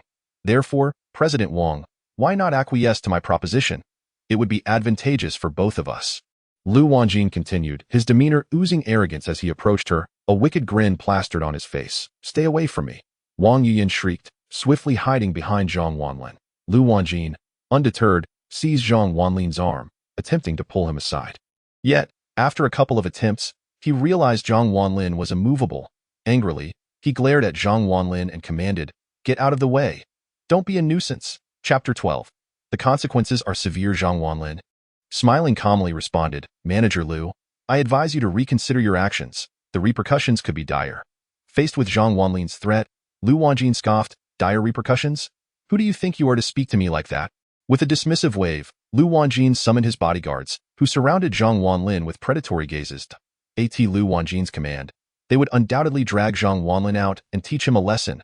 "Manager Lu, I, Zhang Wanlin, am giving you a serious warning. You have but one chance." Zhang Wanlin raised a finger, then calmly settled back into his seat, even savoring a sip of tea. Lu Wanjin was momentarily taken aback by Zhang Wanlin's audacity. This man was so brazen. Could he possibly have an influential background? Not only Lu Wanjin, but even Wang Yuyin was bewildered. How could Zhang Wanlin remain so composed? Did he not fear the 7 or 8 bodyguards behind Lu Wanjin? It was common knowledge that Lu Wanjin was the general manager of the Wang Group, earning millions annually, with extensive connections in the ancient city. He could easily make Zhang Wanlin disappear with a single word. Such arrogance, I must see who you truly are. Lu Wanjin sneered. Investigate. Find out Zhang Wanlin's background. Upon Lu Wanjin's command, one of his subordinates quickly pulled out his phone to check Zhang Wanlin's identity. Moments later, the bodyguard hung up and reported, "Manager, this fellow is no big shot. He is merely pretending. He is just a delivery worker for run delivery company, earning a mere 6,000 a month." Laughter erupted in the room. Lu Wanjin and his bodyguards roared with laughter, regarding Zhang Wanlin as a fool. Even Wang Yuyin felt her face flush with embarrassment. It was utterly humiliating.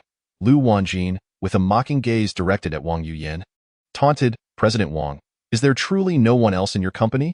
You resort to having a lowly delivery man impersonate your assistant?" Wang Yuyin, her cheeks reddening, found it difficult to refute him. Indeed, run delivery company lacked the wealth of the Wang Group, and she had no capable assistant to present. Lu Wanjin's gaze returned to Zhang Wanlin, his expression filled with amusement. "You, a mere delivery worker, dare to act superior in front of me? If one did not know better, they might think you were a wealthy heir, earning 6,000 a month. You presume to meddle in my affairs?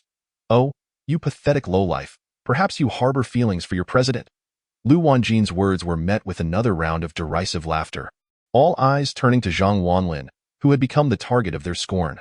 Lu Wanjin, still chuckling, remarked, "Someone like you could never be worthy of a beauty like Wang Yuyin. How could a mountain chicken aspire to mate with a phoenix? You should cease dreaming of seducing swans. Nevertheless, out of pity for you, I, Lu Wanjin, will grant you a glimpse of the world." He gestured grandly as one of his bodyguards handed him a briefcase, bulging with unknown contents.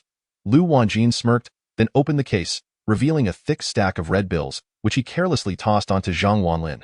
The sound of cash raining down filled the air, with tens of thousands of renminbi cascading at Zhang Wanlin's feet. Lu Wanjin, discarding the briefcase, mocked, "Surely you've never seen such a sum before? Here are 130,000. Take this money and get lost." Confidently, Lu Wanjin watched Zhang Wanlin, believing no one could resist the allure of wealth. An individual from the lower echelons of society would surely be tempted by such a fortune. For the sake of money, who would hesitate to abandon their dignity? Lu Wanjin reveled in the thought of trampling Zhang Wanlin's pride, all while showcasing his superiority to Wang Yuyin, who he intended to woo and then discard at his leisure. Wang Yuyin observed Zhang Wanlin anxiously. Should he choose to leave, her hopes would vanish entirely. Zhang Wanlin, gazing at the pile of cash, erupted into an angry laugh, his eyes glimmering with fury. The sight of Lu Wanjin throwing money at him conjured memories of a certain rotund man who had done the same. Pei Xiaowen had been taken from him in a similar manner. Did he truly believe that wealth could buy everything? Indeed, wealth could procure many things, Yet Zhang Wanlin was no longer the pushover he once was. You will regret this, he stated coldly. It is meaningless to strike you. I aspire to see you become someone like me, an individual at the very bottom of society. I will ensure that those who once sought to elevate you will forever look down upon you. Upon hearing Zhang Wanlin's words, Lu Wanjin erupted in laughter, as if he had heard the most ludicrous joke. What? Are you the chairman of the Wang Group? Do you believe you can intimidate me? Lu Wanjin's laughter was echoed by his bodyguards, their disdain palpable. Even Wang Yuyin tugged at Zhang Wanlin's arm, shaking her head in disbelief. Zhang Wanlin, however, ignored her. Pulling out his phone instead, he dialed a number belonging to Wang Kai.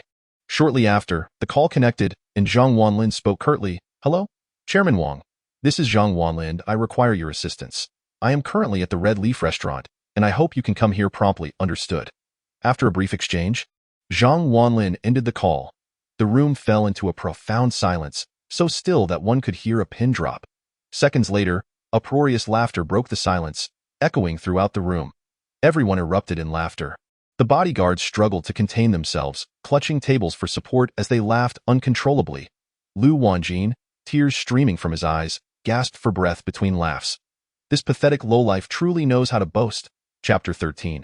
I will call the police. After what felt like an eternity, Lu Wanjin finally managed to compose himself, collapsing back into his chair, still panting from laughter. You are indeed a talent. Even now, you continue to act pretentiously before me. You think our chairman would have any knowledge of a loser like you? Lu Wanjin remained unimpressed by Zhang Wanlin's claims to know Wang Kai. Wang Yuyin, blushing with embarrassment, felt her face burning. Zhang Wanlin, I brought you here to enhance my reputation, not to humiliate me. I am not even worthy of meeting the chairman of the Wang Group. Yet you think a mere delivery worker could. At this moment, Wang Yuyin feigned calmness, addressing Lu Wanjin, Manager Lu. If you have no intention of collaborating, I kindly ask that you allow us to leave. Otherwise, I will have no choice but to involve the authorities. As she spoke, she brandished her phone, using it as a means to threaten Lu Wanjin. Lu Wanjin crossed his arms and let out a disdainful grunt. He sneered, report to the police. Do you think I'm afraid of them? Besides, do you believe your phone can even make a call? Hearing this, Wang Yuyin lowered her head and, to her dismay, discovered that her phone had no signal whatsoever. It was evident that Lu Wanjin had employed a signal jammer, effectively blocking all communication in the vicinity. He was clearly here for Wang Yuyin. In a state of panic, she tugged at Zhang Wanlin's sleeve and implored. What should we do? Zhang Wanlin turned to her with a reassuring smile. Fear not, my esteemed President Wang. They won't lay a finger on you. His demeanor radiated an overwhelming confidence that inexplicably eased Wang Yuyan's anxiety. Enough with the bluster. I have no time for your nonsense. Get lost. Lu Wanjin's impatience was palpable. He was eager to claim Wang Yuyin for himself. Meanwhile, his entourage of 7 or 8 bodyguards prepared to forcibly remove Zhang Wanlin. Just then, a series of urgent knocks echoed through the room. Bang, bang, bang. The knocks were both rapid and heavy. Lu Wanjin turned around, irritation etched on his face. Who the hell is it? With a wave of his hand. A bodyguard opened the door, but as it swung open, a powerful arm reached in and seized the bodyguard, lifting him as effortlessly as one would a chick. Lu Wanjin and his henchmen were taken aback. Upon closer inspection, they beheld a towering figure entering the room. The man stood nearly 2 meters tall, clad in a black tank top, his muscles bulging like a modern-day Hercules. Upon seeing him, Lu Wanjin gasped. Afu? This Afu was none other than the personal bodyguard of Chairman Wang Kai, reputed to earn $1 million annually, having fought on foreign battlefields and served as a special forces soldier. How had he arrived here? Afu strode in, followed by another man, a middle-aged gentleman dressed in a black suit, standing straight and exuding an air of authority without display of anger. The newcomer was none other than Wang Kai. The chairman of Wang's group. Greetings, chairman. As soon as Wang Kai stepped into the room, the bodyguard stood at attention, saluting. Lu Wanjin was dumbfounded. How could the chairman be here? Was he dining at Hongya restaurant as well? Lu Wanjin approached with a sycophantic smile. Chairman, what brings you here? Just as Lu Wanjin reached Wang Kai, an unexpected scene unfolded. Wang Kai raised his right hand and slapped Lu Wanjin across the face. The sound echoed sharply as Lu Wanjin's face turned crimson, blood trickling from the corner of his mouth. Bewildered, he stammered, Chairman, you. Before he could finish, Wang Kai's gaze was fixed intently on Zhang Wanlin. At that moment, a chill ran down Lu Wanjin's spine. Could it be that this insignificant character truly knew the chairman? What unfolded next left Lu Wanjin slack-jawed. Wang Kai approached Zhang Wanlin with an apologetic smile. Warmly grasping his hand, "Why, benefactor, I sincerely apologize for the disturbance caused by my subordinates." Wang Kai was known for his clarity in matters of gratitude and grievance. Zhang Wanlin had saved his father, making him a lifesaver in Wang Kai's eyes. Naturally, he would treat his benefactor with utmost respect. Zhang Wanlin smiled slightly, replying, "You honor me, Uncle Wang." This address not only bridged the gap between them, but also elevated Wang Kai's stature. The room fell into an astonished silence as Lu Wanjin's entourage exchanged bewildered glances. The seemingly inconsequential Zhang Wanlin was indeed acquainted with their chairman, and it appeared that Wang Kai held him in high regard. At that moment, the bodyguards felt their hearts sink. Zhang Wanlin could easily crush them like mere insects. Lu Wanjin, too, felt as though he had plunged into a bottomless abyss. He was utterly astounded. This young man genuinely knew the chairman of Wang's group. How foolishly he had disrespected someone of such stature. Wang Yuyin, too, was taken aback. Although she didn't know Zhang Wanlin well, she was aware that he had been a long-standing employee at the delivery company. Yet, here he was, capable of producing 4 million and befriending the chairman of Wang's group. What kind of person was he? Benefactor. It just so happens that I'm here at Hongya Restaurant entertaining clients. Otherwise, who knows how this scoundrel would have treated you? Just say the word, and I will comply with your wishes, Wang Kai said with a smile. This statement sent shivers down Lu Wanjin's spine. It was clear that Zhang Wanlin held significant weight in the chairman's eyes. If he were dismissed from the company, he would become nothing. Those he once looked down upon would relish in his downfall.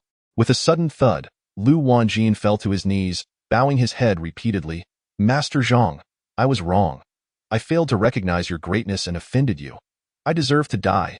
Slap, slap, slap. Lu Wanjin began to strike his own face vehemently. The blows echoing painfully die in no time. His face swelled grotesquely, resembling that of a pig. Zhang Wanlin observed him coldly, a smirk playing on his lips. "Now you lament your choices? It's too late. Uncle Wang, Lu Wanjin has leveraged the influence of your esteemed Wang's group to threaten the president of the delivery service, bringing along 7 or 8 men to coerce her. Such a person should not remain in your company. He will inevitably become a liability." Wang Kai narrowed his eyes at Lu Wanjin upon hearing this. "Oh, is that so?" Lu Wanjin trembled, hastily bowing his head. "Chairman, please allow me to explain. I was momentarily misguided. Grant me another chance. Get lost." Wang Kai kicked Lu Wanjin to the ground, fuming, "You scoundrel! You have brought disgrace upon Wang's group. From this day forth, you are no longer part of Wang's group. You are dismissed." Upon hearing those words, Lu Wanjin felt as though his mind had gone blank, nearly collapsing. It was over for him. The bodyguards who had accompanied him now wished they could bury their heads in the ground, terrified of Zhang Wanlin's gaze. They too had come to regret their actions. "Take him away. Anyone who tarnishes the reputation of Wang's group shall lose 3 fingers." Wang Kai was far more ruthless than Zhang Wanlin, immediately demanding Lu Wanjin's fingers. Lu Wanjin was dragged away amidst his cries and wails. The consequences of his actions were all too clear. Once he was gone, Wang Yuyin let out a sigh of relief. Her integrity had been preserved. Moreover, she had the fortune of meeting the chairman of Wang's group. Wang Kai then turned to Wang Yuyin. Smiling politely, "You are the president of the delivery service, correct? A pleasure to meet you." Surprised, Wang Yuyin replied, "It's an honor to finally meet the esteemed chairman known for his integrity." Wang Kai chuckled. Glancing at Zhang Wanlin before addressing Wang Yuyin, flattery aside, "What specific projects does your company have in collaboration with Wang's group?" It became evident that Wang Kai was unaware of the partnership between Wang's group and the delivery service. As a major corporation, Wang's group collaborated with countless smaller companies daily, and it was impossible for him to keep track of them all. Wang Yuyin's eyes lit up as she eagerly explained, "We aim to secure 1/3 of your company's delivery rights, and we can share the profits with you." Wang Kai nodded, waving his hand dismissively. "Let us make it straightforward. We shall grant you the entirety of 1/2 of our delivery rights, and there will be no need to share profits. After all, you are a friend of my benefactor." Wang Yuyin's eyes widened in disbelief. She nearly leaped from the ground. This was simply extraordinary. If the Wang Group's restaurants entrusted half of their delivery services to her company, the traffic and revenue for the delivery service would skyrocket. All this was thanks to Zhang Wanlin. "Thank you. I truly appreciate it," Wang Yuyin exclaimed, elated. "No need for thanks. After all, you are a friend of my benefactor," Wang Kai replied with a gentle smile. The 3 of them enjoyed a meal together in the private room. And after dining, Wang Kai took his leave. Wang Yuyin and Zhang Wanlin departed from Hongya Restaurant. Inside the BMW, Zhang Wanlin focused intently on driving, while Wang Yuyin sat in the passenger seat, regarding him as one might a curious anomaly. Feeling uneasy under her gaze, Zhang Wanlin touched his face and asked, "What's wrong? Do I have something on my face?" With her head tilted, Wang Yuyin mused. "I'm just curious how you could produce 4 million to confront Lin Long, and even command the respect of someone as significant as the chairman of Wang's group, who granted you half of their delivery rights without sharing profits. Who exactly are you?" Zhang Wanlin smiled helplessly, exclaiming, "Ha ha! I am not a person of great significance." At that moment, a choice appeared before him. Choice 1. Speak the truth and receive a prized steed. Choice 2. Speak falsely and receive an antique from the Tang dynasty. Choice 3. Remain silent and receive a balance of 10 million. Zhang Wanlin's eyes lit up.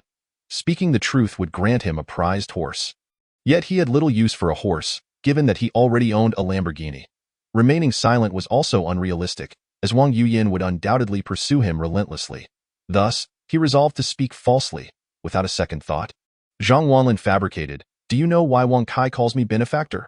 Because I inadvertently saved his life once, and he is very grateful to me. The last 4 million? That was also a gift from him. This time, he came to repay my kindness." This explanation immediately made sense. "You have chosen the second option.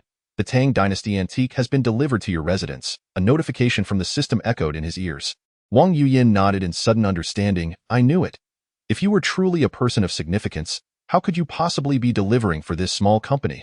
However, upon reflection," she added, "your initial expenditure of 4 million was to vindicate me. This time, you utilized Wang Kai's favor once more. I, Wang Yuyin, owe you a debt that I do not currently possess 4 million, but here is 1 million from this card. I will repay the remaining 3 million later." As she spoke, she retrieved a bank card from her bag. Zhang Wanlin stared at the card. Taken aback, he never anticipated Wang Yuyin would be so understanding and unwilling to take advantage of others. He found her straightforward character quite appealing. "Forget it. If you give me the money, I wouldn't even know how to spend it, so let's keep it with you for now," he replied.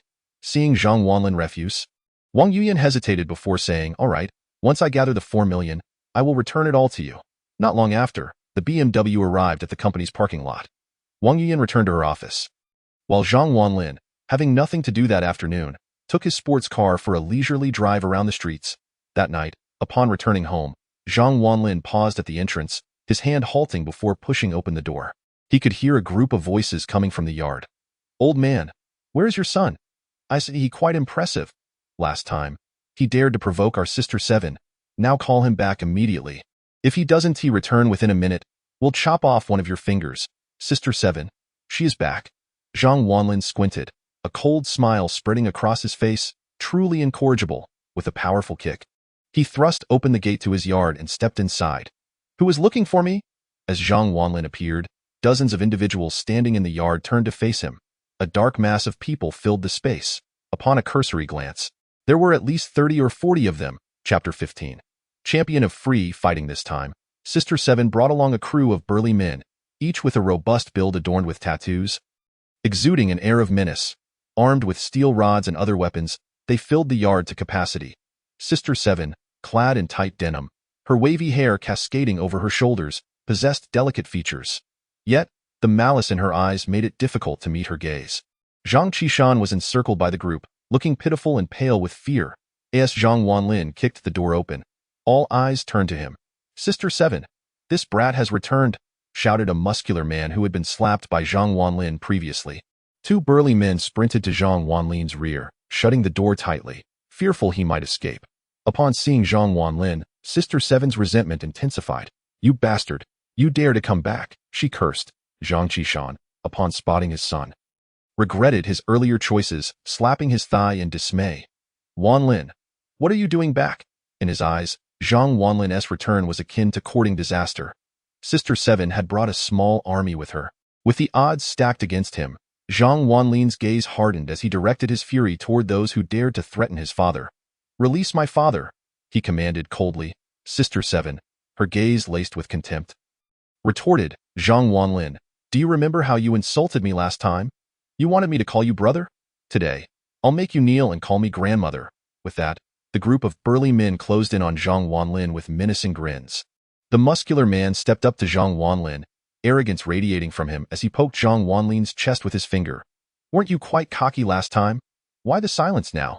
Think you can fight? Look around, 30 or 40 of us, and I doubt you can take us all on. Just one saliva from each of us could drown you. Despite the overwhelming odds, Zhang Wanlin remained unperturbed.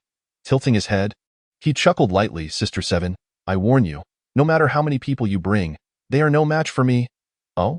Sister Seven replied, her interest piqued. I know you are skilled, but I came prepared. At that moment, a massive man emerged from the crowd, standing at 6 feet tall with bulging muscles, a bald head, and a fierce demeanor. He stepped in front of Sister Seven and, with a single punch, created a gaping hole in the wall.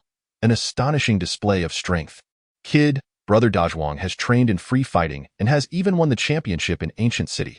Do you think you stand a chance against him? The burly man gazed down at Zhang Wanlin with disdain.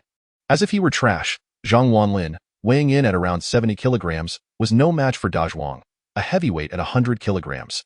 Dazhuang was confident he could take Zhang Wanlin down with a single blow. Kid, kneel down and beg for mercy. I fear that if I strike, you might not survive this encounter. The muscular man laughed, mocking Zhang Wanlin. Go on, show me your bravado. If you kneel and plead for Sister Seven's forgiveness, she might spare you. Zhang Wanlin tilted his head, glancing at Dazhuang's. Oh, what if you're heavy? I am destined for greatness, marked by the wolf totem. Even if you weighed 1,000 kilograms, I would not regard you. He rolled up his sleeves and raised a finger toward Dazhuang. I am a reasonable man. I do not provoke unless provoked. I offer you a chance. Leave here now, and I shall overlook this matter. Otherwise, I cannot guarantee your safe exit. Upon hearing this, the onlookers stared at Zhang Wanlin as if he were a fool, bursting into laughter. The scene erupted in raucous mirth, as 30 or 40 individuals found Zhang Wanlin's bravado utterly ridiculous. The muscular man laughed so hard he clutched his stomach. Ha ha ha! You are truly amusing. If you are afraid, just admit it. Do you think you can intimidate Brother Dazhuang? We are not children. Sister Seven crossed her arms, shaking her head in disbelief. Zhang Wanlin, you truly disappoint me. I thought you were a man, but it appears you are merely a coward. Zhang Qishan sighed in despair. His son's disgrace reflected poorly on him. He lamented his inability to protect Zhang Wanlin. Dazhuang regarded Zhang Wanlin with contempt, slowly raising his thumb before gradually lowering it. Sorry, in my eyes, you are nothing but trash. You need not offer me a chance. I do not desire opportunities from refuse. As Dazhuang concluded, another round of laughter erupted. Zhang Wanlin nodded, then turned to Sister Seven. Sister Seven, I too offer you a chance. Submit to me, and I shall treat this as if nothing occurred. Sister Seven laughed. Regarding Zhang Wanlin as if he were a simpleton, you need not offer me a chance. You are simply unworthy. A mere delivery boy dares to think I would submit to you. You are nothing but a product of a mother's neglect. The moment those words escaped Sister Seven's lips, Zhang Wanlin's eyes narrowed, a surge of murderous intent igniting within him. His fists clenched tightly, veins bulging in his arms. The mention of mother was wound deep within Zhang Wanlin's soul. Silence! He roared in fury. His eyes ablaze, he resembled a madman. Sister Seven, unfazed, merely crossed her arms. Silence? Have I struck a nerve? A product of a mother's neglect. As her words lingered in the air, Zhang Wanlin erupted with a furious roar. Die! He lunged toward Sister Seven, throwing a punch aimed at her face. Zhang Wanlin did not strike women, but that did not imply they could challenge his limits. Just then, Dazhuang stepped forward, blocking Zhang Wanlin with a playful grin. Then, with a powerful punch, Dazhuang aimed at Zhang Wanlin, his muscles bulging as he struck with the force of a mountain crashing down. As this punch was unleashed, a cruel smile appeared on the faces of all present. If nothing unexpected occurred, Zhang Wanlin would undoubtedly be sent crashing to the ground. He would be left bloodied, lying there like a discarded dog. Chapter 16. Zhang Wanlin. The boss Dazhuang's punch came down with the weight of 1,000 pounds. In the past, Zhang Wanlin would have surely been knocked down by such a blow, but now, he was no longer the same. The wolf totem on his right arm quietly manifested, glowing faintly beneath his long sleeves. A surge of immense power coursed through Zhang Wanlin's right arm. Die! Zhang Wanlin roared, retaliating with a punch aimed at Dazhuang's right arm. Dazhuang's eyes glinted with contempt. Theo challenge him in a fist fight? How utterly foolish. With a resounding thud, their fists collided. The confident smile on Dazhuang's face gradually froze, replaced by a look of shock. He felt as if Zhang Wanlin's fist was a train barreling toward him. while his own felt like a mere lump of dough. With a crack, the force of Zhang Wanlin's punch remained unyielding, striking forth, Dazhuang's arm visibly bent. Having sustained a fracture, boom! Zhang Wanlin's fist landed solidly on Dazhuang's chest. Dazhuang's expression changed abruptly, and his body was sent flying backwards. With a thunderous crash, he smashed into the wall. PFF. Dazhuang fell to the ground, spitting out a mouthful of blood, his eyes rolling back as he fainted. This single punch rendered the entire venue silent. The 30 or so witnesses instinctively took 2 steps back, gazing at Zhang Wanlin as if he were a monster. Dazhuang, the champion of free fighting in Guqing County. A single punch capable of delivering 700 pounds of force. Yet before Zhang Wanlin, he was as fragile as glass, obliterated in an instant. The robust man, once grinning, stood frozen in place. The confident smile on Qijia's face gradually faded. Zhang Qishan's eyes were filled with astonishment. He could hardly believe that the person before him was his own son. After sending Dazhuang flying, Zhang Wanlin stepped forward, approaching Qijia. His eyes burned with rage. And he advanced a step, causing Qijia's subordinates to collectively retreat. None dared to challenge Zhang Wanlin in his current state. Faced with Zhang Wanlin, Qijia was also deeply intimidated, feeling an unfamiliar sense of submission toward a man for the first time. "Why you don't come any closer?" Qijia stammered. With a swift motion, Zhang Wanlin seized Qijia's neck. With a slight squeeze, she struggled to breathe, her face reddening, words becoming indistinct. Zhang Wanlin smirked mockingly. "Did you just say I have no mother? If you have the guts, say it again, and I'll send you to meet the king of hell. I was wrong. Please let go." Qijia gasped, tears streaming down her cheeks as she coughed incessantly. Releasing his grip, Qijia slumped to the ground. Zhang Wanlin looked down at her. "From today onward, you are under my command, understand?" Though Qijia felt unwilling, she recognized that even if her subordinates attacked together, they were no match for Zhang Wanlin. "Understood," she lowered her head. Zhang Wanlin smiled slightly. If this woman remained unresolved, his father would never find peace. He retrieved a black card from his pocket and tossed it onto Qijia's lap. Loyalty card. Activated. As the words fell, the card vanished from her sight. Qijia's body trembled, and she looked up at Zhang Wanlin, her gaze now submissive, like a cat before its master. "Boss," she said, lowering her head. Upon hearing Qijia's call, the robust man, perceptive as he was, immediately followed suit, shouting, "Boss," with him leading. The 30 or so strong men in the yard echoed, "Boss." The chant soared to the heavens, reverberating throughout the courtyard for a long while. Qijia had completely submitted. Zhang Wanlin nodded, waving his hand. "When you come to my home, it should remain as it was. Do you understand?" "Understood," the robust man promptly replied, then hurried off to repair the damages in the courtyard. Within minutes, the yard was restored to its former state.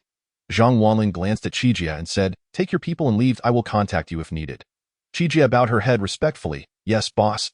Shortly thereafter, she led her followers away from Zhang's residence. Once they departed, Zhang Wanlin ushered Zhang Qishan into her room. Zhang Qishan, filled with excitement, buzzed around Zhang Wanlin like a child. "Wanlin, when did you become so powerful? You knocked that big guy away with a single punch. Now that Qijia is your subordinate, who would dare look down on us?" Zhang Wanlin chuckled helplessly. "You have no idea how much more there is to learn. Now, rest. I'm going to take a break." "Wait, Wanlin, tomorrow is your uncle's birthday. Let us go celebrate together." Upon hearing this, Zhang Wanlin paused. Though reluctant, he nodded. "All right."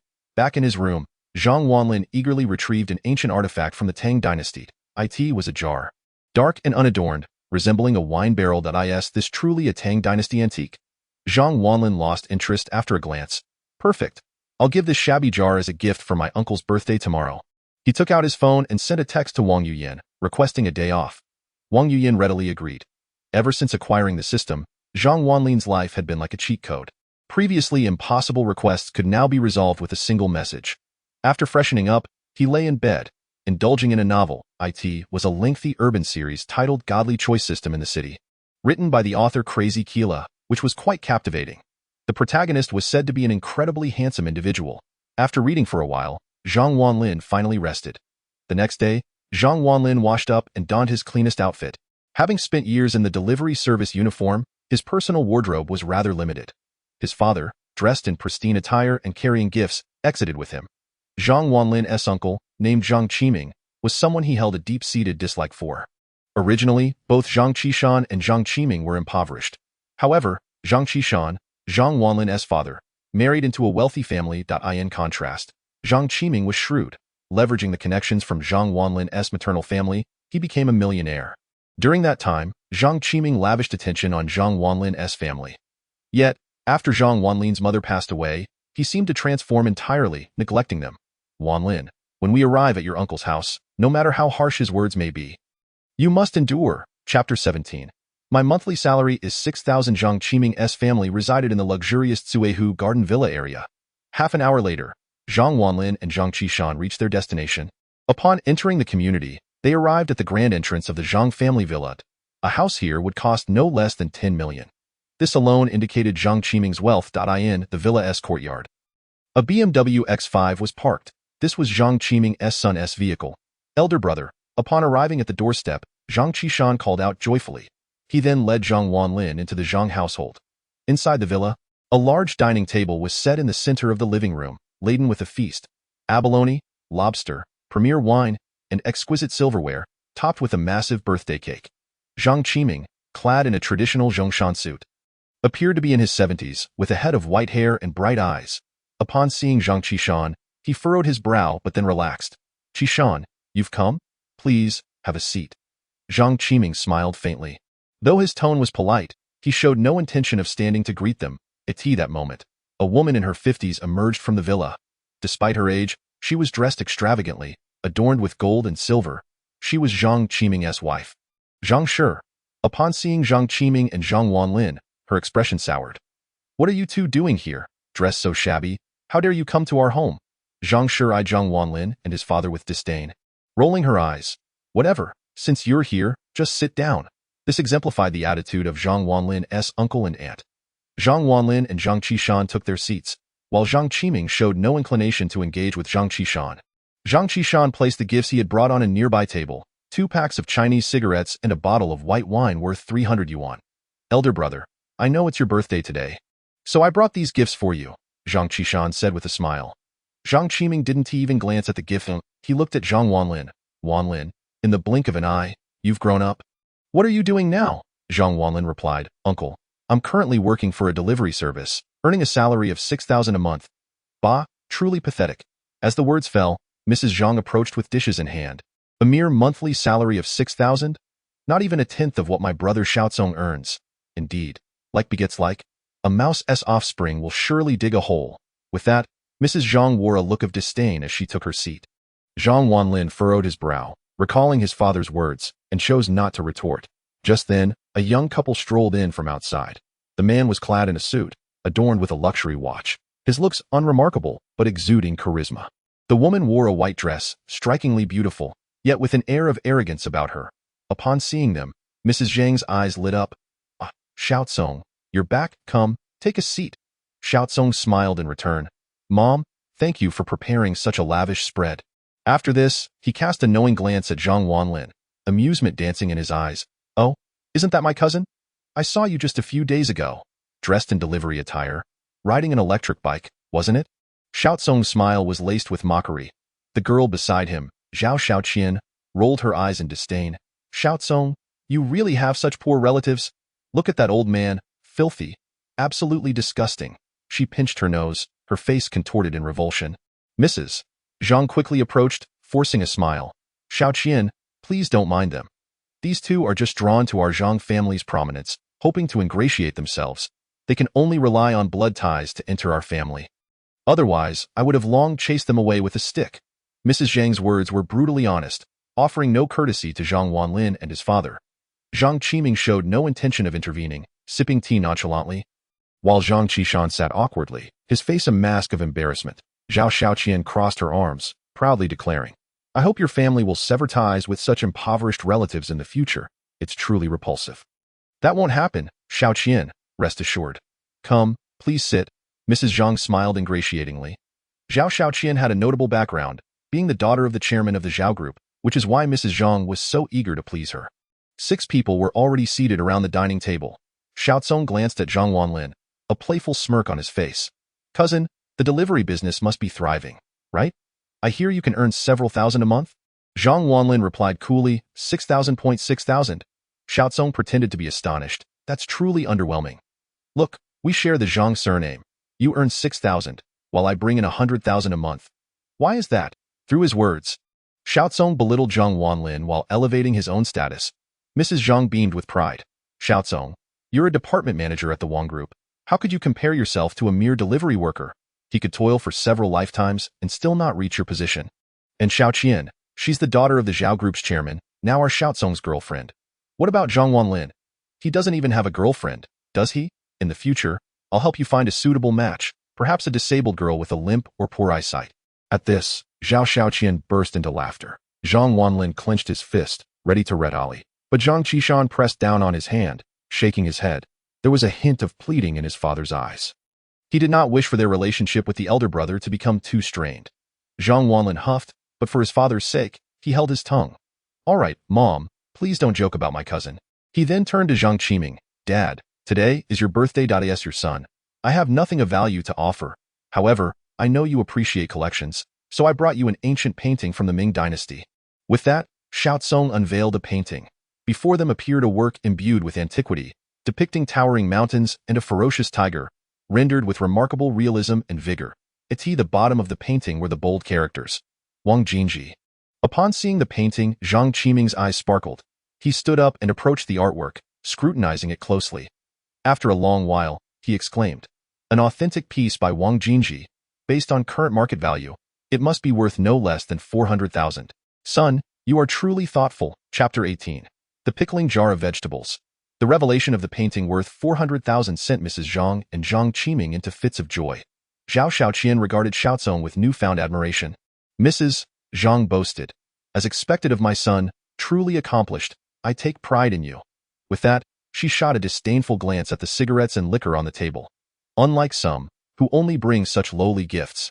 These are merely for the servants in our household. Mrs. Zhang's words were unmistakably aimed at Zhang Qishan.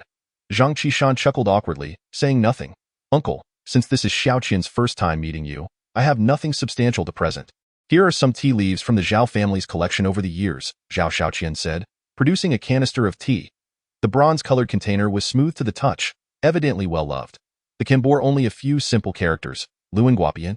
As soon as the canister was revealed, Zhang Qiming jumped up in excitement. This is Luanguapian? Noticing the astonished expression on Zhang Qiming's face, Zhao Xiaoqian felt a sense of pride swell within her. She pushed the tea canister toward him, saying, indeed, this is Luanguapian. We obtained this canister through connections. It is said to be worth 900,000. At her words, both Mrs. Zhang and Zhang Qiming gasped in shock. Luanguapian was once the tea of choice for emperors in modern times. True Luanguapian has become increasingly rare. Genuine products are exceedingly scarce. The Luanguapian Zhao Xiaoqian presented was surely a top-tier variety. More precious than gold. Witnessing the astonishment on Zhang Qiming and Mrs. Zhang's faces, Xiaozong beamed with pride. Please extend my gratitude to the Zhao family patriarch. It was very thoughtful of them. Zhang Qiming's face was aglow as he accepted the tea. Mrs. Zhang smiled broadly. The Zhao family is indeed affluent. Xiaozong is fortunate to have such a gentle and virtuous girlfriend. Ha ha ha. After that, Mrs. Zhang shot another disdainful glance at Zhang Qishan. Unlike some, who even with a wife from a prominent family, could not hold on to her in the end, she ran off with someone else. From this, I have come to understand that one must marry within their means. One should never aspire to climb the social ladder of others. True strength is the only criterion that matters. Mrs. Zhang's remarks were clearly aimed at Zhang Qishan. Zhang Qishan sat uncomfortably in his seat, his face flushed. Not only Zhang Wanlin, but he too was struggling to contain his emotions. Times have changed. Zhang Qiming was no longer the man he once was. After showcasing his son, Xiaozong turned his gaze toward Zhang Wanlin, a glint of amusement in his eyes. Cousin, you did come to congratulate my father without empty hands. Did you? At this, all eyes turned to Zhang Wanlin. Mrs. Zhang mocked. What could a delivery worker like your cousin possibly bring? Xiaozong replied with a laugh. Mom, don't underestimate my cousin. He earns 6,000 a month. This statement elicited a round of laughter from the Zhang family. Zhang Wanlin maintained a cold demeanor as he placed his Tang Dynasty antique on the table with a loud thud. Revealing a dark jar before everyone, Uncle, this is my gift for your birthday, Zhang Wanlin said coolly. A gift. Zhang Qiming raised an eyebrow, scrutinizing the Tang Dynasty artifact. After a moment, he chuckled. Haha, Wanlin, you Haven Tea brought your family's pickling jar. Have you? Zhang Qiming scoffed. not even bothering to glance at the jar. What use is this broken jar to me? Look at the painting my son gifted me, and then at the tea for my future daughter-in-law. What you've brought is nothing but trash. Zhang Qiming voiced his contempt. Upon seeing Zhang Wanlin present a mere jar, Mrs. Zhang slammed the table and stood up, furious. Zhang Wanlin, what do you mean by this? Sending such a worthless thing is an affront to our Zhang family? A broken jar? Do you wish to curse us to suffer from broken jars? Faced with their fury, Zhang Qishan looked perplexed. He forced a smile. The child doesn't he understand, just a child. He then turned to Zhang Wanlin, confusion etched on his face. Wanlin, why did you bring our family's pickling jar? Even Zhang Qishan believed the jar was meant for pickling vegetables. Zhang Wanlin wore a helpless smile, patting Zhang Qishan's shoulder. Dad, this is not our pickling jar. It's an antique from the Tang dynasty. Zhang Wanlin's voice was neither too loud nor too soft. It was just right for everyone in the room to hear. Upon hearing Zhang Wanlin declare that the jar was a Tang dynasty antique, a silence enveloped the room for a few seconds, followed by an uproar of laughter. Everyone erupted in mirth. Xiaozong looked at Zhang Wanlin with utter disdain, laughing heartily. Ha ha ha, cousin, I can understand your poverty, but your pretentiousness amidst your financial struggles is simply inexcusable. Is this dilapidated jar truly an antique from the Tang dynasty? Are you attempting to amuse me to death? Zhao Xiaoqian cast a disdainful glance at Zhang Wanlin, remarking, indeed, there is often something loathsome about those who are pitiable. Such individuals feign hardship, all the while coveting the status of the Zhang family. I, Zhao Xiaoqian, have always held the utmost contempt for such impoverished souls. They deserve their misfortune. Zhang Wanlin was met with a chorus of mockery from the 4 members of the Zhang family. Igniting a surge of anger within him, in that moment, disregarding all consequences, Zhang Wanlin slammed his hand on the table and stood up, exclaiming in fury, have your consciences been devoured by dogs? Do you not understand why the Zhang family has risen to prominence?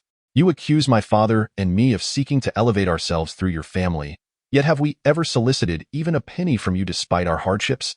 You disdain the gifts from my father, deeming them cheap, unaware that those few thousand yuan represent months of his labor. Do you question the authenticity of the gifts I presented? Do you believe I have any need to deceive you? Zhang Wanlin's furious outburst echoed throughout the room, silencing the crowd and darkening the expressions of the Zhang family. Indeed, he and his father had committed no wrongdoing. Rather, the Zhang family had exploited them and now sought to cast them aside. Yet they were unwilling to acknowledge their own callousness, insisting instead that Zhang Wanlin and his father were the ones seeking to rise above their station. Enraged by the exposure of their insincerity, Zhang Qiming seized the jar gifted by Zhang Wanlin and hurled it to the ground with a resounding crash, shattering it into countless pieces. Get out! The Zhang family does not welcome you. Chapter 19. Master Chu. The Tang dynasty antique lay in ruins after Zhang Qiming's outburst. Zhang Wanlin, witnessing the fragments scattered across the floor, was filled with indignation. His good intentions had been so ruthlessly trampled. Zhang Qiming's true nature was now all too clear to him. At that moment, a glimmer of possibility appeared before Zhang Wanlin, presenting 3 choices. Choice 1. Stay with the Zhang family and receive a divine pet egg. Choice 2. Leave in anger and obtain a weapon from the game Honor of Kings. Choice 3. Sever all ties with the Zhang family and gain a 10-point increase in attractiveness. Though the first 2 options were tempting, Zhang Wanlin resolutely chose the third.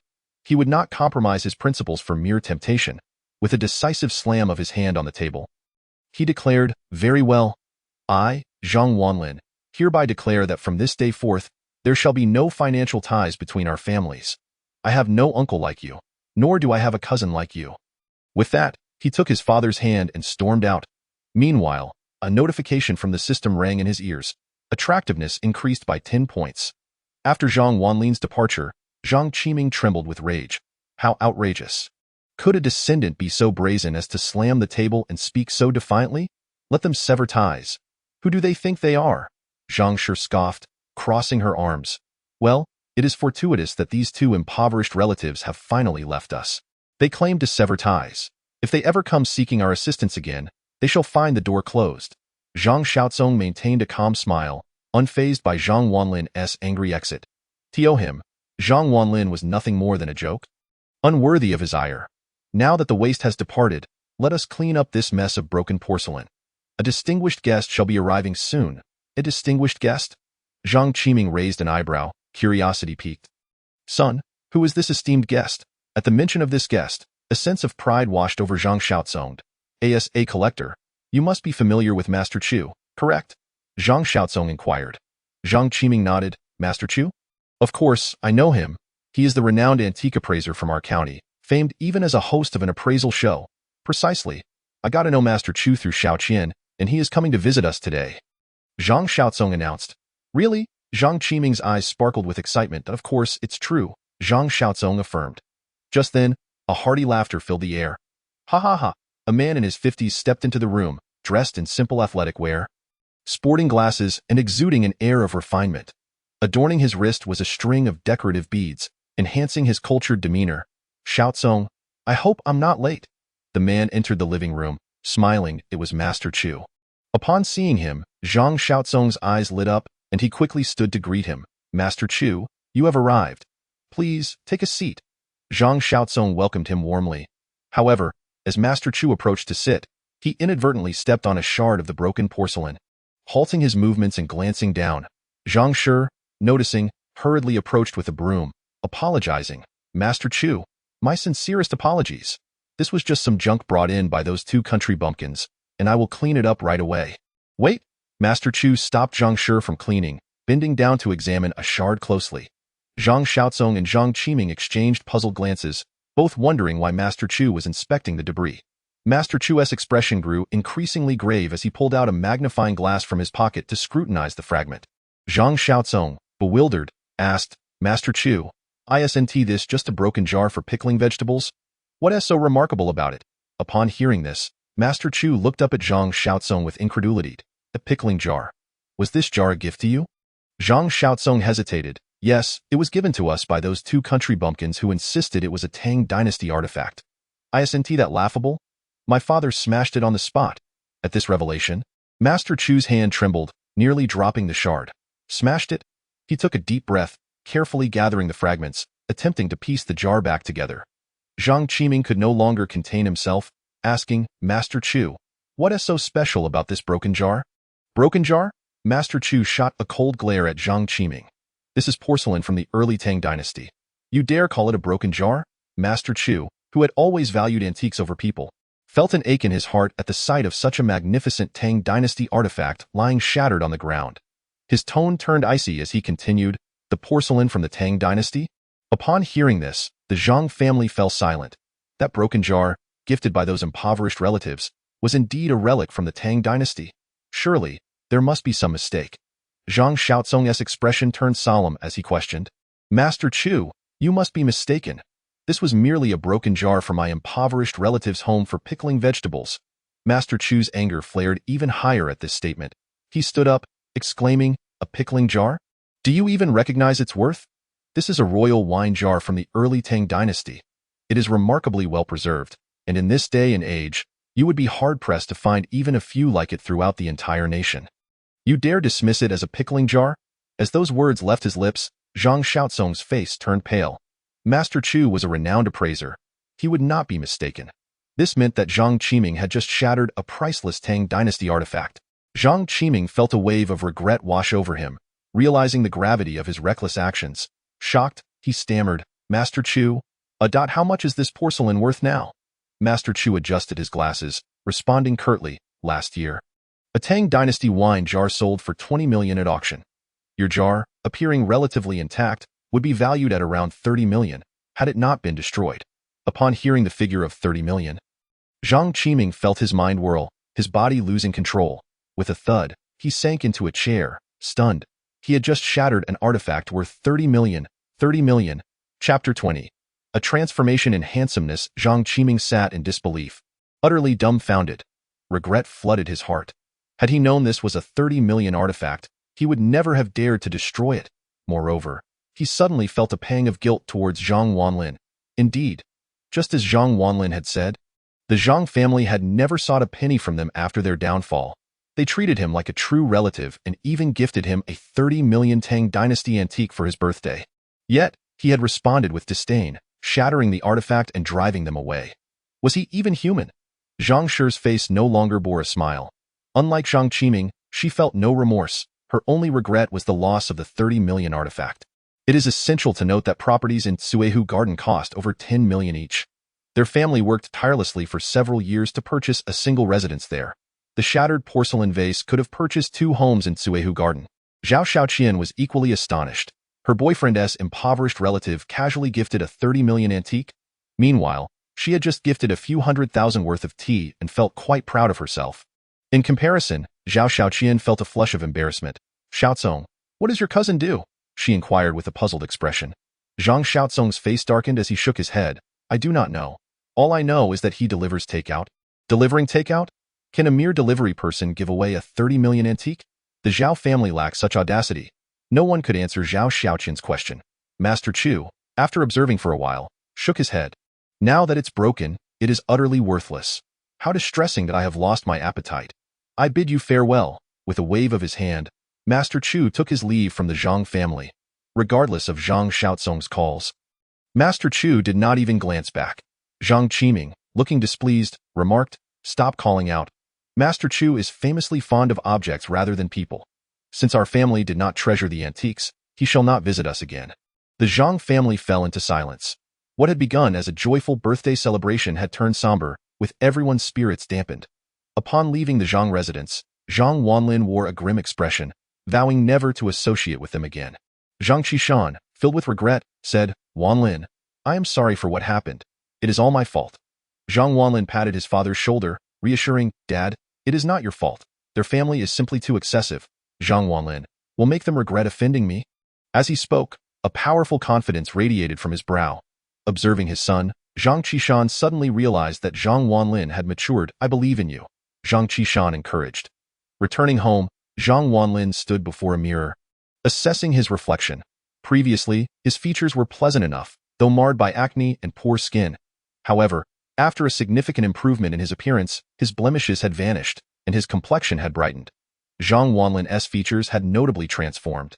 His eyes appeared larger, his nose more refined, and what once seemed unappealing now appeared quite handsome.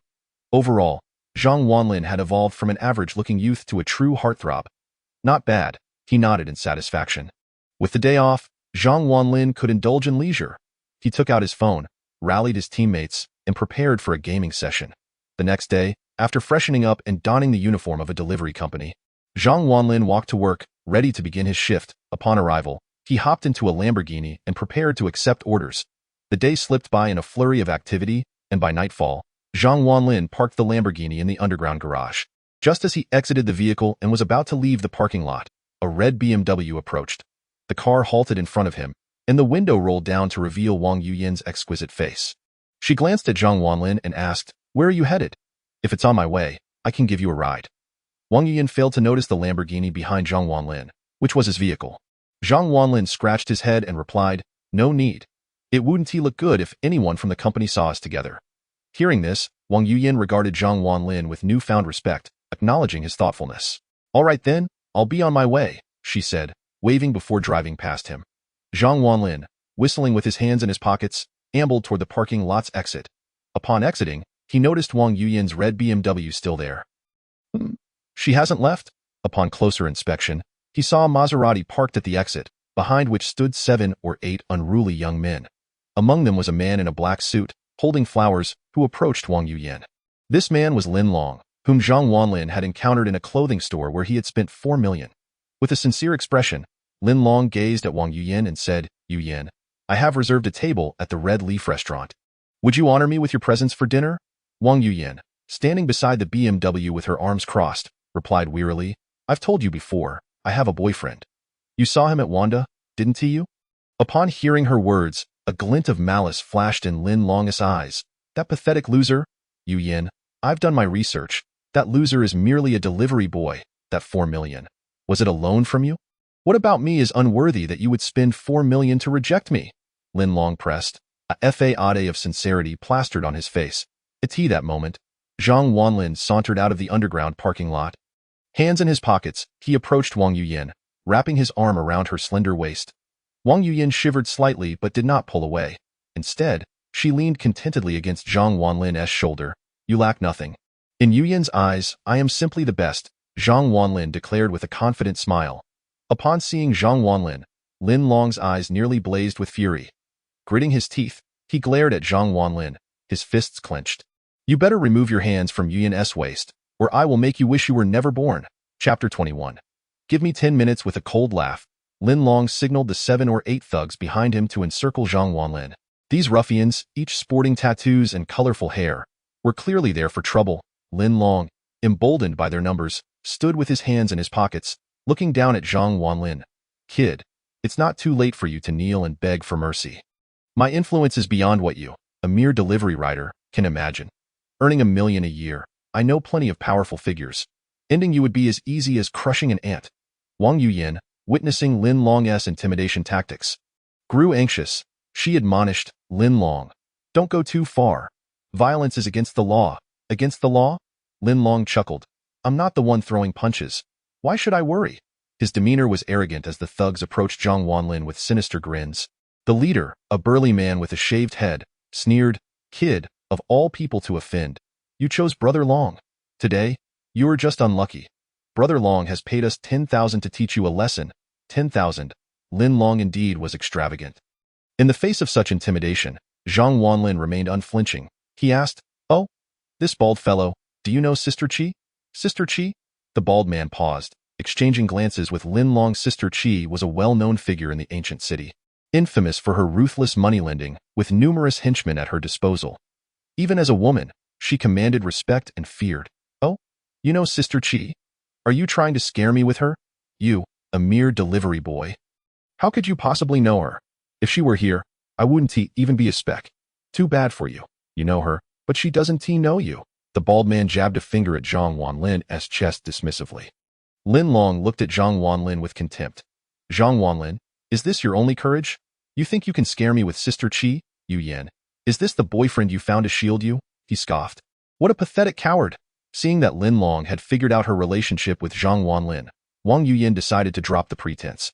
She released Zhang Wanlin's hand and frowned at Lin Long. Lin Long, I'll be honest. Zhang Wanlin is not my boyfriend. This has nothing to do with him. Let him go. With that, she pushed Zhang Wanlin, urging him to leave. In her eyes, Lin Long had brought so many people precisely to harm Zhang Wanlin. If he didn't leave, the outcome would surely be disastrous. Seeing Wang Yuyan's confession, Lin Long felt elated.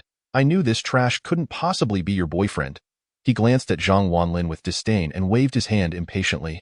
Scram, out of respect for Yuyan, I'll let you off this time. Otherwise, I'll make you regret being born. Wang Yuyan gave Zhang Wanlin a meaningful look, signaling him to leave. However, Zhang Wanlin appeared oblivious as he pulled out his phone. Moments later, he connected the call. Hello? Is that little 7? I'm surrounded at the delivery company. Bring a few brothers over? He hung up decisively. After the phone call, Zhang Wanlin turned around and discovered that the bald man and several others were staring at him with peculiar expressions. As if he were a lunatic, the bald man smirked with a hint of amusement and inquired, Were you just on the phone with Sister Qi? Zhang Wanlin nodded and candidly admitted, Indeed. Upon hearing his acknowledgement, a burst of laughter erupted from the group. The bald man and his cohorts laughed heartily, while Lin Long looked at Zhang Wanlin with a mix of amusement and disdain. Ha ha ha! You refer to Sister Qi as Xiao Qi? Who in the ancient city dares to call her that? You're quite the pretender. If Sister Qi knew you dared to call her Xiao Qi, she would surely twist your head off and use it as a ball. The bald man jeered. Wang Yuyan, frustrated, stomped her foot and covered her forehead. She sought to protect Zhang Wanlin, knowing that Lin Long would not dare to act against her and would likely show restraint out of respect for her. However, Zhang Wanlin was foolishly posturing before Lin Long, thinking he was saving himself, but in reality, he was digging his own grave. Did he believe Lin Long was a fool? Even if he were Wang Kai's savior. These thugs were not afraid of trouble. If they beat him, who would he turn to for justice? Lin Long, with a sly smile, taunted, Kid, still hoping to be the hero? Who is Sister Qi? A renowned figure in the ancient city with over 100 loyal followers. And you? Just a pathetic loser, a mere delivery boy. Do you really think you're worthy of knowing Sister Qi? Acting like you're from a prominent family? What a fool! Lin Long approached Zhang Wanlin, smirking as he patted Zhang Wanlin's face. Let me tell you, a high-flying handsome guy like me deserves Wang Yuyan. And you? You'll spend your life at home watching adult films to satisfy your needs. Wake up, loser! Get out of here now, or even Yuyan won't be able to save you. Zhang Wanlin, unfazed by Lin Long's scorn, perceived him as nothing more than a clown. Give me 10 minutes, and I'll teach you a lesson. Zhang Wanlin replied calmly. Ha ha ha, Lin Long laughed arrogantly. 10 minutes? What about 30? You really think you can summon Sister Qi? I don't believe it. All right, I'll give you 10 minutes, if Sister Qi doesn't show up. Don't blame me for being rude. I'll break 3 of your fingers. Lin Long grinned sinisterly, his patience thoroughly tested by Zhang Wanlin's bravado. As the minutes ticked by, the atmosphere grew tense. Lin Long's mocking laughter echoed. Are you just boasting? You said you'd call Sister Qi. Where is she? Stuck in traffic? The bald man, standing behind Lin Long, chimed in with a mocking laugh. Huh? Does this loser really know Sister Qi? Even I wouldn't dare speak to her, Lin Long replied with a cold chuckle. So, you think you can play me? You know what to do. The bald man nodded, a cruel smile creeping across his face. He gestured for his men, and soon, a group of 8 surrounded Zhang Wanlin, fists raised, the air thick with tension.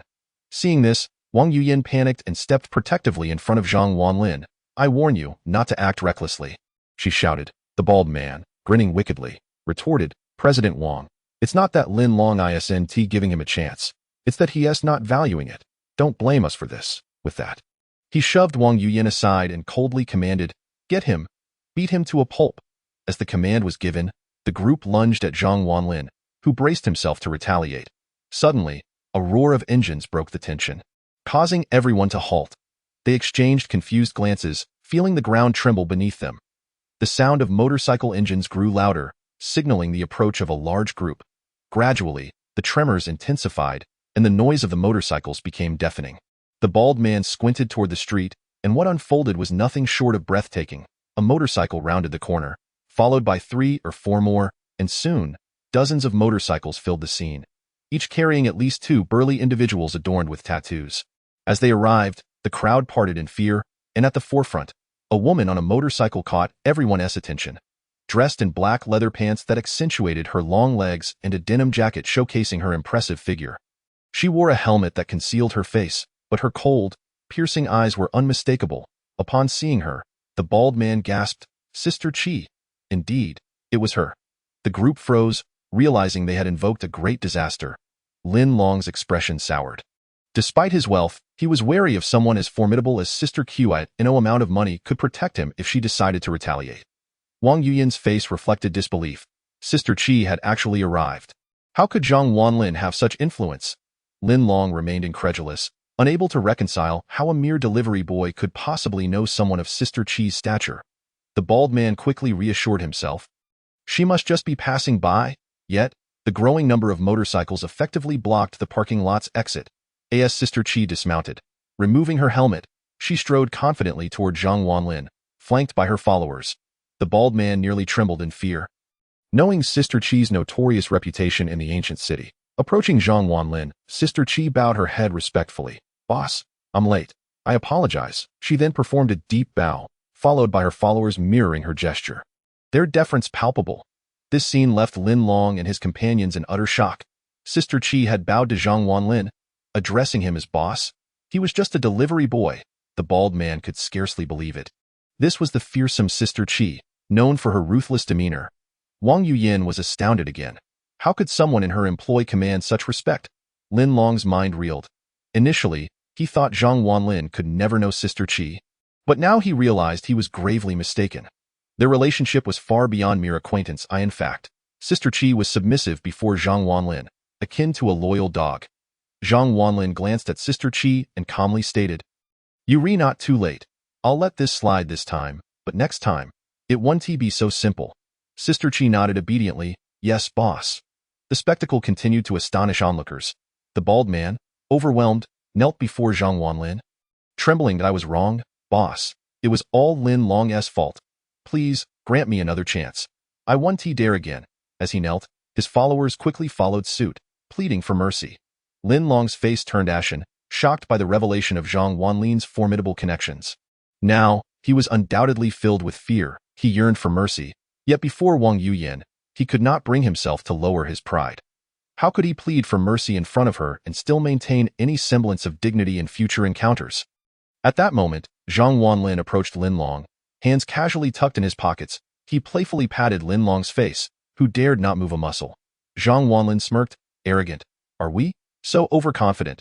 Don't you fancy Wang Yuyin? Go ahead, proclaim your affections once more. Why the sudden cowardice? Lin Long's face darkened. He endured Zhang Wanlin's insults in silence, his head bowed and fists clenched, red with rage. Observing his furious demeanor, Zhang Wanlin chuckled. Ah, how angry you must be. Want to strike me? Here's your chance. Let us have a duel. Chapter 23. A fortuitous windfall. If you can defeat me, I will overlook this and even grant you Wang Yuyan. Upon hearing this, Lin Long's eyes sparkled with hope. He had trained in Taekwondo since childhood and had even won first place in the Guqing County Taekwondo competition, the black belt. In terms of fighting, he had never feared anyone. Zhang Wanlin was incredibly arrogant, relying on numbers, yet challenging him to a duel.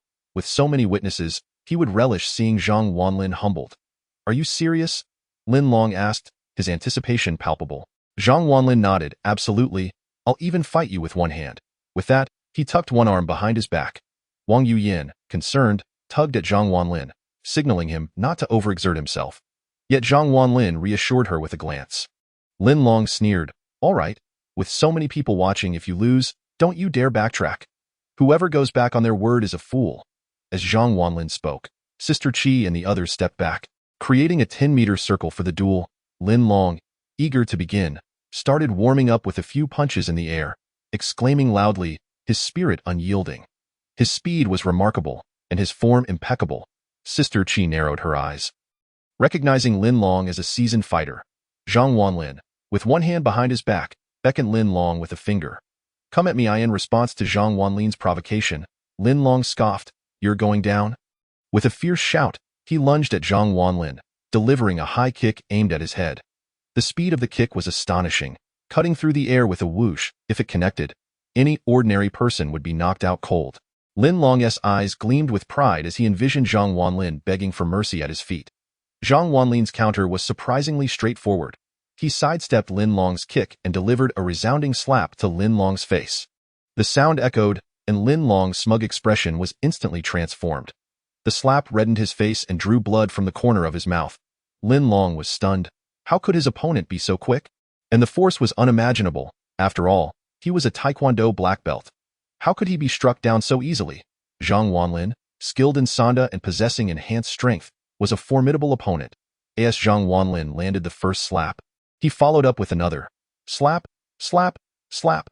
He struck Lin Long repeatedly until his face was swollen and bruised, finally stopping. You dare challenge me? I'll wipe the floor with you. Zhang Wanlin spat disdainfully at Lin Long, who felt the world spinning before collapsing to the ground, unconscious.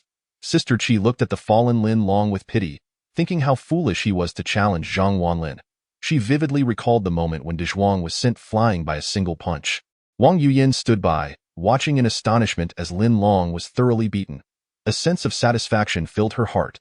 At the same time, Zhang Wanlin appeared so unfamiliar that she could scarcely believe he was the same person. Although they were not close, she had always known Zhang Wanlin as someone ordinary, average family, average looks, and no remarkable skills. Yet now, he seemed quite handsome, exceptionally skilled, and well-connected. Why, then, was such an extraordinary individual merely a courier? Wang Yuyan was perplexed. Boss, how should we deal with these guys? Sister Qi inquired, pointing at the bald men. The bald men immediately bowed repeatedly, pleading for mercy. Zhang Wanlin waved his hand impatiently. Kneel here for 10 hours and shout that you're fools. Have 2 people supervise. Understood. Sister Qi nodded in agreement. Soon, the bald men found themselves kneeling in a corner, calling out their confessions, drawing strange looks from passers-by, some even taking photos. They had thoroughly embarrassed themselves. What about that kid's car? Sister Qi asked, gesturing towards a brand-new Maserati. Although the car was quite valuable, Zhang Wanlin found it unremarkable compared to his Lamborghini. Just as he was about to speak, 3 choices appeared before him. Choice 1. Claim the Maserati for himself, gaining 10 charm points. Choice 2. Smash the Maserati, receiving 30 million in Alipay balance. Choice 3. Ignore the Maserati, receiving a random weapon from Dungeon and Fighter. Once again, he faced 3 choices. Zhang Wanlin stroked his chin. Compared to charm points or a weapon from Dungeon and Fighter, the 30 million balance was undeniably more enticing. Smash that kid's car. He commanded. At his signal, Sister Qi's subordinates advanced with clubs and bricks. A cacophony of noise erupted, and soon the once pristine Maserati lay in ruins. In his ear, the system chimed with a notification. You have selected the second option. 30 million balance has been credited to your Alipay. Checking his phone, Zhang Wanlin confirmed that his Alipay balance had soared to 36 million.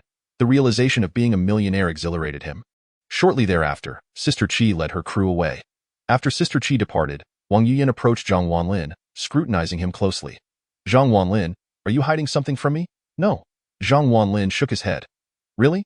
Then how do you know that woman? I heard she has considerable influence in Guqing and refers to you as her boss. Are you involved in something illicit? Zhang Wanlin chuckled at the absurdity. I'm not involved in anything like that. Actually, she is my neighbor, and she has always admired me since childhood. She insists on calling me her boss, and even though she has grown up, she still sees me that way. Chapter 24. I want to buy a villa. All right. Zhang Wanlin's explanation was somewhat convincing, and Wang Yuyan genuinely believed him. Okay, President Wang, I trust that Lin Long won't bother you again. I'm off, goodbye. With a wave, Zhang Wanlin exited the parking lot. Not long after, he walked back to the Zhang family home. Upon arrival, he surveyed the dilapidated state of his house, feeling a pang of bitterness. Was this really home? After all, he was now a millionaire. Surely, purchasing a house was not too much to ask. Buy a house, he resolved suddenly. That night, Zhang Wanlin texted Wang Yuyan to request a day off, which he promptly approved. The next morning, after freshening up, he left home. Instead of driving his Lamborghini to the office, he opted for a taxi directly to Yulong Villa. Although Guqing County was merely a county, its economy thrived due to tourism. Property prices were not low. Suihu Garden was among the more expensive neighborhoods, priced at over 40,000 per square meter. Zhang Wanlin avoided Suihu Garden as it had been established for several years. Yulong Villa, on the other hand, was a newly launched residential area. Nestled on the outskirts of Guqing County, Yulong Villa was located on a mountain named Yulong Mountain, the only residential complex atop it. Living there offered stunning views. Akin to residing in a celestial realm. It was rumored that even the cheapest house in Yulong Villa cost 31,000 per square meter. Before long, Zhang Wanlin stood before Yulong Villa. His heart raced with excitement at the sight of the luxurious community. The sales office was equally sophisticated, with an array of luxury vehicles parked at the entrance. Zhang Wanlin strode confidently into the Yulong Villa sales office. Upon entering, a beautiful sales representative greeted him warmly.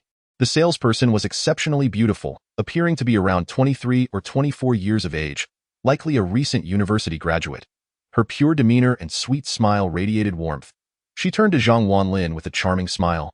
Hello, sir. I am Xiaofeng, a salesperson at Yulong Mountain Villa. Are you here to view properties? Zhang Wanlin nodded affirmatively. Yes. Please follow me, sir. Xiaofeng extended her hand and guided Zhang Wanlin to the model display. The display showcased Yulong Mountain, around which the villa was constructed. Yulong Mountain Villa was divided into 5 levels. The first level was priced at approximately 31,000 per square meter, the second at 35,000, the third around 40,000, the fourth at 45,000, and the fifth, the most expensive, at about 50,000 per square meter. As one ascended, the views became increasingly breathtaking, and so did the prices. Zhang Wanlin stroked his chin, contemplating the details when suddenly a woman appeared before him. Zhang Wanlin? Upon looking up, he immediately recognized an old acquaintance, Pei Xiaowen. Dressed in a fitted black blazer, her figure was quite voluptuous, and a touch of makeup accentuated her beauty. A name tag hung prominently on her chest, boldly displaying the title Deputy Manager. She was, astonishingly, the Deputy Manager of the Sales Department at Yulong Mountain Villa. Zhang Wanlin. What brings you here? Can you afford a property here? Pei Xiaowen scoffed dismissively, upon seeing her. Zhang Wanlin felt neither anger nor joy. Why can't I come to view properties here? He replied with a hint of amusement. Pei Xiaowen laughed as if she had heard the most absurd joke. With a monthly salary of just a few thousand, do you really think you can afford a home here? She continued derisively. The cheapest property costs 31,000 per square meter. You can't even save 30,000 in a year. Can you? Zhang Wanlin smiled faintly. Indeed, in the past, he could not save that amount in a year. However, times had changed and I've done my research on that Lamborghini you drove recently. Pei Xiaowen sneered. It's parked at your company every day. Do you dare to drive it? How pretentious. Xiaofeng, realizing Zhang Wanlin was the ex-boyfriend of her manager, found herself in a difficult position. She felt torn between leaving and staying. Pei Xiaowen glanced at Xiaofeng, her tone condescending. Xiaofeng, how many times have I told you? As a salesperson, you must have discernment. You should be able to tell who can afford a house and who cannot at a glance. Look at him, dressed in cheap clothes, with a pair of fake Nikes. His entire outfit doesn't even total 100 yuan. Do you really think someone like him can buy a home in our villa? He can't even afford a single tile for the bathroom. Her words elicited laughter from those around them. The clientele at Yulong Mountain Villa was typically affluent, and many distanced themselves from Zhang Wanlin, clearly disdainful of his humble appearance. A mere delivery boy thinks he can buy a house here? What a delusion! Pei Xiaowen rolled her eyes, reveling in the situation. Remember when you flaunted your Lamborghini in front of me? Today, I will expose you. Despite the mockery, Zhang Wanlin remained unfazed, devoid of any lingering feelings for Pei Xiaowen. Are you done speaking? If so, please feel free to leave, he said, waving dismissively. You, Pei Xiaowen, sensing her words had no effect, felt her frustration boil. Fine. Let us see if you, the delivery boy, have the money to buy a house today, she taunted coolly. Zhang Wanlin resumed his examination of the properties, his gaze suddenly landing on a particular house in the display. He pointed and inquired, Xiaofeng, how much is that property? Xiaofeng glanced over and immediately exhibited an awkward expression. Leaning closer, she whispered, Sir, you can't afford that one. You should leave quickly. It's priced at 50,000 per square meter, totaling over 30 million. Xiaofeng's concern was genuine, and she subtly urged Zhang Wanlin to depart. Pei Xiaowen, noticing where Zhang Wanlin was pointing, laughed derisively. Oh, Zhang Wanlin, how ambitious of you.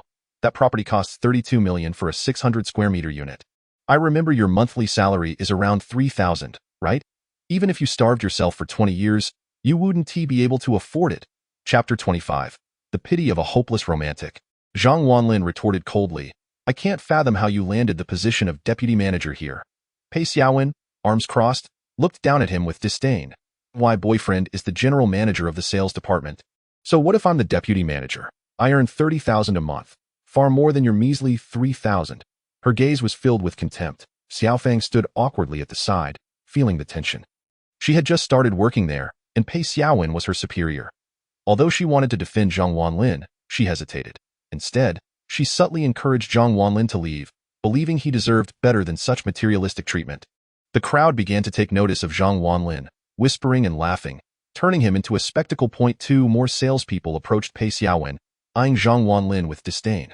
Manager Pei, who is this? Dressed so poorly, one of them remarked. Pei Xiaowen responded disdainfully, my ex-boyfriend, Zhang Wanlin. Oh, so he is the delivery boy? One salesperson exclaimed, understanding dawning upon her. Pei Xiaowen nodded proudly, exactly, that is him. The salespeople chuckled, Manager Pei, how did someone like him ever pursue you? Pei Xiaowen rolled her eyes. When we were together, I was just playing with him. He had no girlfriend, so I entertained him for a while. Did you know he gives me half of his salary every month? Isn't that silly? The salespeople laughed mockingly, realizing he was simply a hopeless romantic. He is not here to seek reconciliation, is he? One of them joked. Pei Xiaowen looked down at Zhang Wanlin, her expression filled with arrogance. Reconciliation? Does he even deserve it? A delivery boy like him? How could he ever be worthy of me? The other salesperson chimed in. Our manager Pei is dating the manager of the sales department, earning over 100,000 a month. You, a mere delivery boy making 3,000, think you can pursue her? What an absurd fantasy!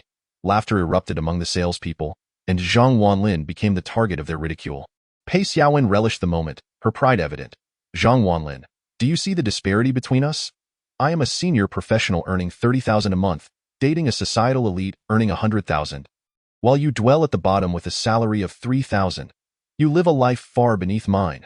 Xiaofeng, feeling pity for Zhang Wanlin, thought he deserved better than such a superficial woman.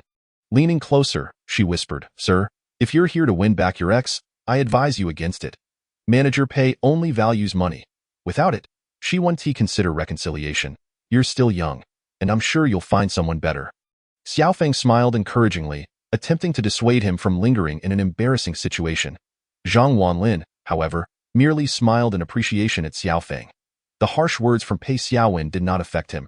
Thank you, but I am genuinely here to purchase property, he replied with a smile. Xiaofeng furrowed her brows, feeling a sense of helplessness. She had done her utmost to warn him, but if he remained intent on impressing Pei Xiaowen, there was little she could do. Her gaze toward Zhang Wanlin shifted slightly. If he was merely a pretentious individual, she held little attraction for such a man. Xiaofeng, please calculate the total cost of purchasing that villa for me, Zhang Wanlin requested. Sighing in resignation, Xiaofeng nodded. All right, sir. Seeing Zhang Wanlin genuinely interested in buying a property, Pei Xiaowen couldn't help but laugh. Heh, you poor wretch, you truly won't shed tears until you see the coffin. I am curious to see how much money you have in your bank account. Pei Xiaowen crossed her arms, her expression one of disdain. She was well aware of Zhang Wanlin's savings and monthly income. If Zhang Wanlin could afford to buy a house here, it could only mean one thing. He must have won the lottery. Shortly thereafter, Xiaofeng arrived with a calculator, stating, "Sir, the villa you are interested in is one of the most luxurious in Yulong Mountain Villa. The price is 51,000 per square meter, and that villa is a spacious 600 square meters, so the total comes to 30 million. The calculation elicited gasps from those around them. Yulong Mountain Villa was divided into 5 levels, with the villas also categorized into 5 grades. Purchasing a villa on the first floor would cost a few million, but a villa on the 5th floor would demand 30 million. Few could afford a villa on the 5th floor of Yulong Mountain Villa in the entire ancient city. Yet Zhang Wanlin dared to aspire to a villa worth 30 million? Everyone knew he was a delivery worker with a monthly income of 3,000. Could he truly afford such a villa? Upon hearing the price, Pei Xiaowen let out a cold laugh. Heh, 30 million. Zhang Wanlin, do you possess such wealth? Don't even mention 30 million. You likely can't even scrape together 30,000. Not long ago, when I asked you for the latest Apple phone, which was just over 10,000, you had to scrounge to buy me one. You think you can afford a 30 million villa? Not even my boyfriend could." Hearing this, Zhang Wanlin squinted his eyes. He recalled how he had once tried to please Pei Xiaowen, spending over 10,000 on that Apple phone, which had cost him several months' wages, and the sale of a gaming account he had cherished for years. Yet now, in Pei Xiaowen's eyes, that amount seemed utterly insignificant. Chapter 26. The Waterside Pavilion. This is the Apple phone you bought me. I am returning it now. Pei Xiaowen pulled a black Apple phone from her pocket. Zhang Wanlin glanced at it, hesitated for a moment, and then reached out to take it. But Pei Xiaowen sneered and deliberately let it slip from her grasp, causing the phone to crash to the ground with a loud crack. "Oh dear, I'm so sorry for breaking your phone. But honestly, it's just a piece of junk anyway." She then pulled out another Apple phone that looked brand new, evidently a gift from her current boyfriend. Zhang Wanlin looked down at the broken phone, picked it up, and tossed it into the nearby trash bin. At this sight, Pei Xiaowen paused, momentarily taken aback. Although a bit embarrassed, she scoffed, "Humph, what a show." At that moment, Zhang Wanlin retrieved his own phone and handed it to Xiaofeng. "Alipay payment, thank you." Xiaofeng hesitated, unsure if Zhang Wanlin's phone contained any money. After all, who keeps 30 million in their Alipay account? Most people invest or deposit their money in banks. "Sir, are you sure?" Before Zhang Wanlin could respond, Pei Xiaowen snatched his phone. "Oh, a Xiaomi? Who even uses such a low-quality domestic phone these days?" She scoffed. "I'm curious to see how much money you have in your Alipay." As her words echoed, the 2 salespeople beside her craned their necks to peer over, and onlookers turned their attention curiously. Xiaofeng covered her forehead, feeling embarrassed. Pei Xiaowen opened the balance, and the string of numbers that appeared caused her smile to freeze. The salespeople, who had been ready to mock Zhang Wanlin, were now left dumbfounded. Pei Xiaowen's expression changed dramatically as she shook her head, struggling to believe her eyes. She rubbed them and looked again at the Alipay balance. Hundreds, thousands, tens of thousands, millions, 36 million. Her voice trembled with disbelief. It was as if she had seen a ghost. The 2 salespeople beside her gaped in disbelief. Zhang Wanlin, a mere delivery worker, had 36 million in his Alipay account? How could a courier possibly amass such wealth? Xiaofeng was equally stunned, unable to process the figure. Zhang Wanlin was not pretending. He genuinely had the capital to buy a house. The gazes of those around Zhang Wanlin shifted. Filled with astonishment, most people visiting Yulong Mountain Villa could only afford a down payment, while Zhang Wanlin was prepared to pay in full for the most expensive villa. Pei Xiaowen stared at the phone balance. Unable to accept this reality, she could hardly fathom that Zhang Wanlin was doing better than she was. Her boyfriend earned a monthly income of 100,000. Even if he saved every penny without spending a dime, it would take him over 30 years to save 36 million. Meanwhile, the man she had treated like a fool had accumulated a fortune. Could it be that he was a hidden millionaire who never revealed his wealth? In that moment, Pei Xiaowen felt a pang of regret. Had she known Zhang Wanlin was so wealthy, she would never have left him. Zhang Wanlin reclaimed his phone and handed it back to Xiaofeng. "I need you to finalize the paperwork within 20 minutes. Otherwise, I will not be purchasing the house." "Ah? Oh, understood." Xiaofeng was momentarily taken aback but quickly grasped the situation and rushed to process the paperwork. The other salespeople looked at Xiaofeng with envious eyes. A 30 million purchase would earn her a substantial commission of over 100,000. Shortly after, the paperwork was laid out before Zhang Wanlin. It was undeniable. Money indeed works wonders. What would typically take ages to process was completed in mere minutes for Zhang Wanlin. "Sir, your paperwork is ready. Just sign here, and after payment, The waterside pavilion villa will be yours. Xiaofeng said respectfully. Zhang Wanlin wasted no time and swiftly signed the documents. Soon, the 30 million was transferred without a hitch. Upon receiving the villa keys, Pei Xiaowen felt as though she were in a dream. Zhang Wanlin glanced at her and smiled, a smile devoid of warmth. He felt exhilarated. Pei Xiaowen, this is the consequence of your forsaking me. This is the result of your mockery. Regretful, are you? Do not worry. I will ensure you regret it even more. I will make you plead for my forgiveness. Zhang Wanlin approached Pei Xiaowen with a slight smile. Heh, when have I, Zhang Wanlin, ever spoken falsely? The villa is mine. And the Lamborghini is also mine. Your boyfriend may seem wealthy in your eyes, but to me, he is nothing more than refuse. A piece of trash I could easily crush. With that, Zhang Wanlin turned and walked away from the sales office. With Xiaofeng closely following. Pei Xiaowen's face fell, her grip tightening on her clothing as she absorbed the humiliation. The gazes of those around her felt nearly unbearable. No, I must uncover the truth. Zhang Wanlin, you cannot possibly have that much money. You must be involved in something illegal. Pei Xiaowen pulled out her phone and began frantically searching for answers. Meanwhile, Xiaofeng led Zhang Wanlin directly into Yulong Mountain Villa. A grand avenue led to the summit of Yulong Mountain, flanked by 5 levels of villas. Upon entering Yulong Mountain Villa, one encountered the first level. The first level villas were mostly small and lacked gardens. The second and third levels followed, but by the fourth level, the villas became notably larger, complete with gardens. The fifth level housed the most luxurious villas, each occupying 500 square meters, with a 100 square meter garden and a rooftop pool. Offering breathtaking views of the entire ancient city. Chapter 27. The pet egg. The villas atop Yulong Mountain were truly exceptional. Zhang Wanlin couldn't help but marvel at their grandeur. The entrance gate to the villa's courtyard was a wooden door. Only half a person's height. In truth, the wooden door served merely as decoration. The security at Yulong Mountain Villa was exemplary, preventing any thieves from entering. Just as Zhang Wanlin was about to open the door and step into the villa, a bright light flashed before his eyes, presenting him with 3 choices. Choice 1. Replace the wooden door, receiving a pet egg that randomly hatches into a pet. Choice 2. Keep the wooden door, gaining the ability to see through objects. Choice 3. Smash the wooden door, obtaining a fully automated villa security system. Faced with these options, Zhang Wanlin found himself in a dilemma. A fully automated villa security system? If he chose this, would his villa become a high-tech fortress, impervious to even a fly? That indeed would be impressive to X-ray vision. Who wouldn't desire such an ability? Once acquired, even the enchanting Wang Yuyan would seem. Hee. However, that pet egg had captured Zhang Wanlin's attention. He had only ever activated a pet egg within the game and never imagined he could encounter one in reality. I choose you. At that moment, Zhang Wanlin, with his hands behind his back, remarked, Xiaofeng, this wooden door does not quite please me. Could we replace it? Xiaofeng, taken aback by his words, quickly nodded. Of course, I will arrange it right away. Having purchased a villa worth 30 million, what was a door change to him? Even if Zhang Wanlin desired multiple wives, Xiaofeng might consider it. Shortly thereafter, several workers removed the wooden door and replaced it with an iron. Zhang Wanlin nodded in satisfaction. And a prompt from the system echoed in his ears. You have chosen the first option. The pet egg has been placed in the villa. Please check it at your convenience. All right, Xiaofeng, you are free to go now. Zhang Wanlin waved his hand. Understood, sir. Xiaofeng obediently departed. Eagerly, Zhang Wanlin ventured into the villa. Inside, it was a realm of opulence. A red carpet, crystal chandeliers, genuine leather sofas, a colossal LCD television, and a fully automated heating and cooling system.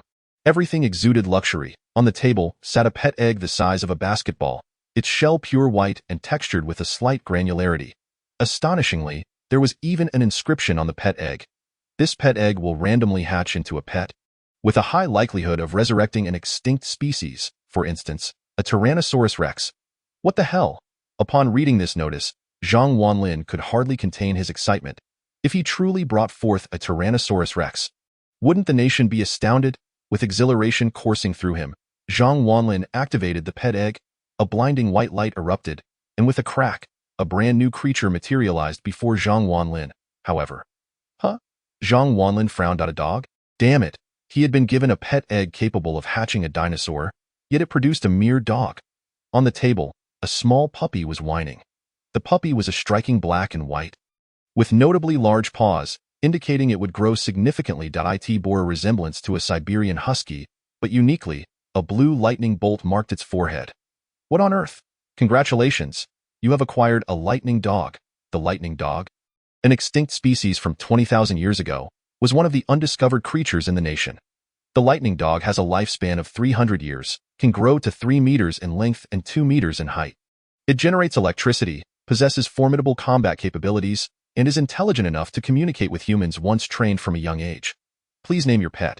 After hearing the system's introduction, Zhang Wanlin suddenly realized that this dog was rather impressive. A giant dog that could live for 3 centuries, potentially outliving him. What shall I name you? Since you are a lightning dog and an extinct creature, I shall call you Lightning. Lightning, your pet has been named. With a flash of light, a leather collar appeared around the lightning dog's neck, adorned with a pendant that read lightning. The lightning dog climbed onto Zhang Wanlin's hand, whining and struggling to open its eyes. Seeing its pitiful state, Zhang Wanlin fetched a bag of milk from the refrigerator for it. However, the dog merely sniffed it and turned away. Not interested in milk. What do you want to eat? You can't possibly want my milk, can you? Just then, the lightning dog crawled over to a row of sockets, perked its ears up, and plugged itself into one. What the hell? Zhang Wanlin's eyes widened. The lightning dog didn't eat food. It only charged itself. A string of question marks floated above Zhang Wanlin's head. 10 minutes later, the lightning dog had noticeably grown in size, let out a burp, and unplugged itself. Now fully awake, it bounced over to Zhang Wanlin, nuzzling him and barking playfully. Silly dog. Zhang Wanlin tossed the dog onto the sofa and went to explore his grand villa. The following day, Zhang Wanlin arrived punctually at the delivery service where he worked. He had no intention of bringing his father to live in the villa. He would wait until his father quit gambling before revealing the extent of his wealth. Dressed in his work attire, he hopped on his electric bike. It was the weekend, and the roads were congested, making it impossible for a Lamborghini to navigate. So Zhang Wanlin relied on his bike. A notification chimed, signaling a new order.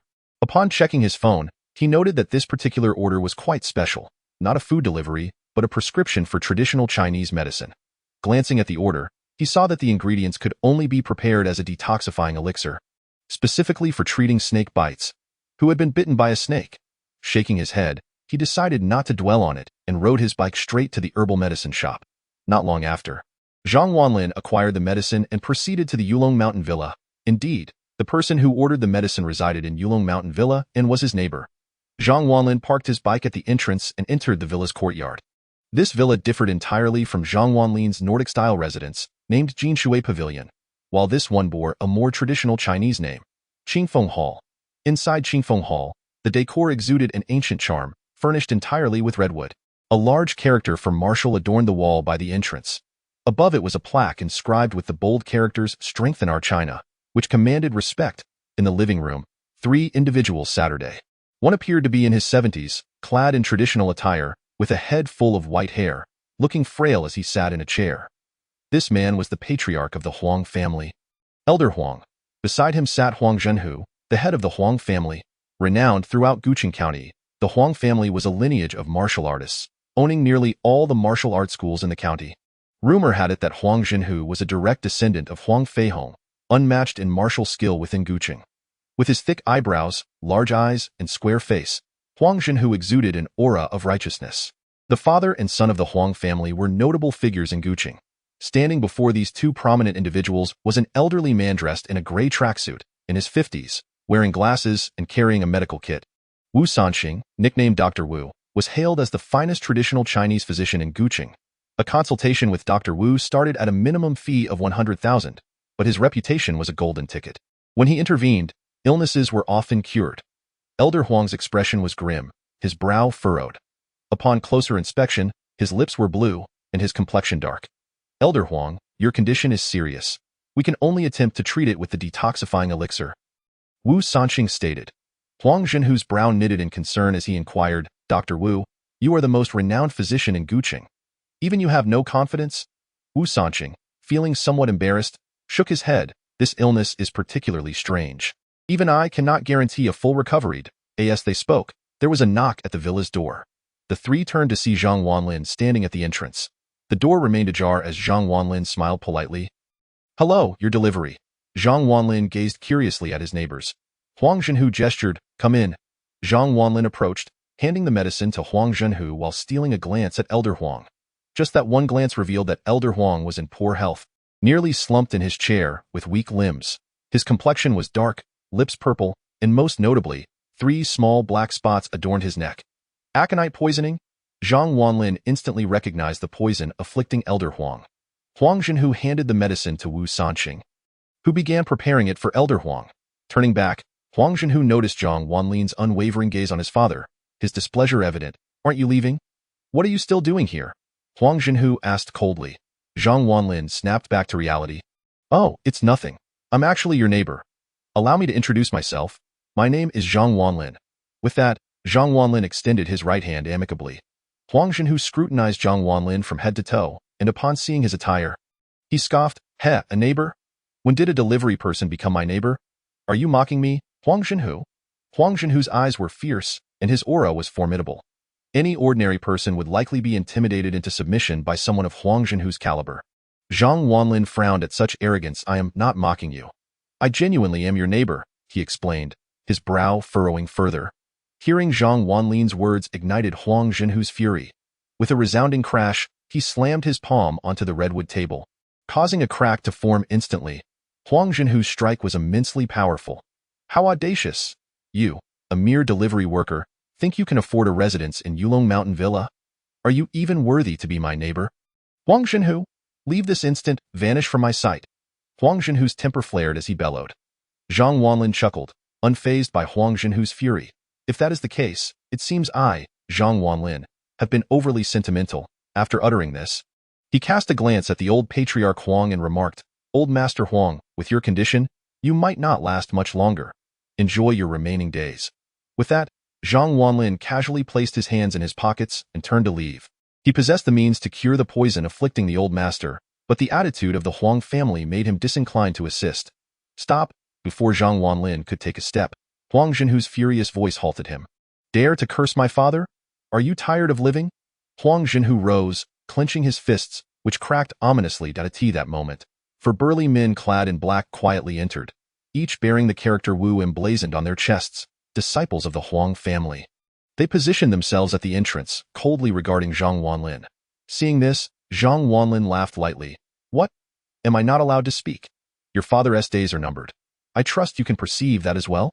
Huang Zhenhu frowned. Indeed, his father did not have much time left. Yet, how could Zhang Wanlin discern this so readily? Could he possibly possess medical knowledge? "Humph! Even if my father truly has little time left, there is no need for you to remind us. To dare speak so brazenly in my Huang family's presence, you must pay the price today." With that, Huang Zhenhu pointed at Zhang Wanlin and coldly commanded, "Bring him down, break a leg." Such was Huang Zhenhu's tyranny. Upon hearing this, the 4 disciples moved forward, ready to act. Zhang Wanlin narrowed his eyes, preparing to respond. However, the old patriarch Huang raised his hand, halting them. "Wait!" The old master's voice caused the 4 disciples to stop. Coughing twice, he turned his gaze to Zhang Wanlin and inquired, "Cough, young man, how did you discern that my days are numbered?" With his hands still in his pockets, Zhang Wanlin replied nonchalantly, "Darkening of the hall of impression, purpling of the lips, weakness of the body. These are evident signs of poisoning. It appears the poison has taken deep root. Without an antidote, within 3 days, you will surely meet a tragic end." Upon hearing this, the expressions of the Huang father and son dramatically shifted. Although the old patriarch was aware of his impending fate, he did not expect it to be so imminent. Huang Zhenhu's countenance fluctuated with disbelief. "Impossible! Physician Wu just stated that my father has at least a month left to live. How can you claim it is only 3 days? You are but a delivery worker. You cannot possibly possess medical knowledge. Father, this brat must be deceiving us." At that moment, the old patriarch nodded in agreement. Zhang Wanlin appeared far too youthful, lacking the demeanor of someone skilled in medicine. He is likely a charlatan." The old man shook his head. Huang Zhenhu coldly retorted, "Wu Sanqing is a renowned physician in our ancient city. He claims my father has at least another month, while this brat asserts he has but 3 days. Such nonsense. Father, I suggest we break this brat's limbs and expel him from the Huang family. Let those who covet our family see the consequences of underestimating the Huang family." A glint of malice flickered in Huang Zhenhu's eyes. What a clever intimidation tactic! Yet, Zhang Wanlin became an unwitting pawn in their scheme. The Huang family had thrived not only because they were descendants of Huang Feihong, but also due to their ruthless nature. Zhang Wanlin, with his hands in his pockets, chuckled. "Ah, what a pair of Huang father and son.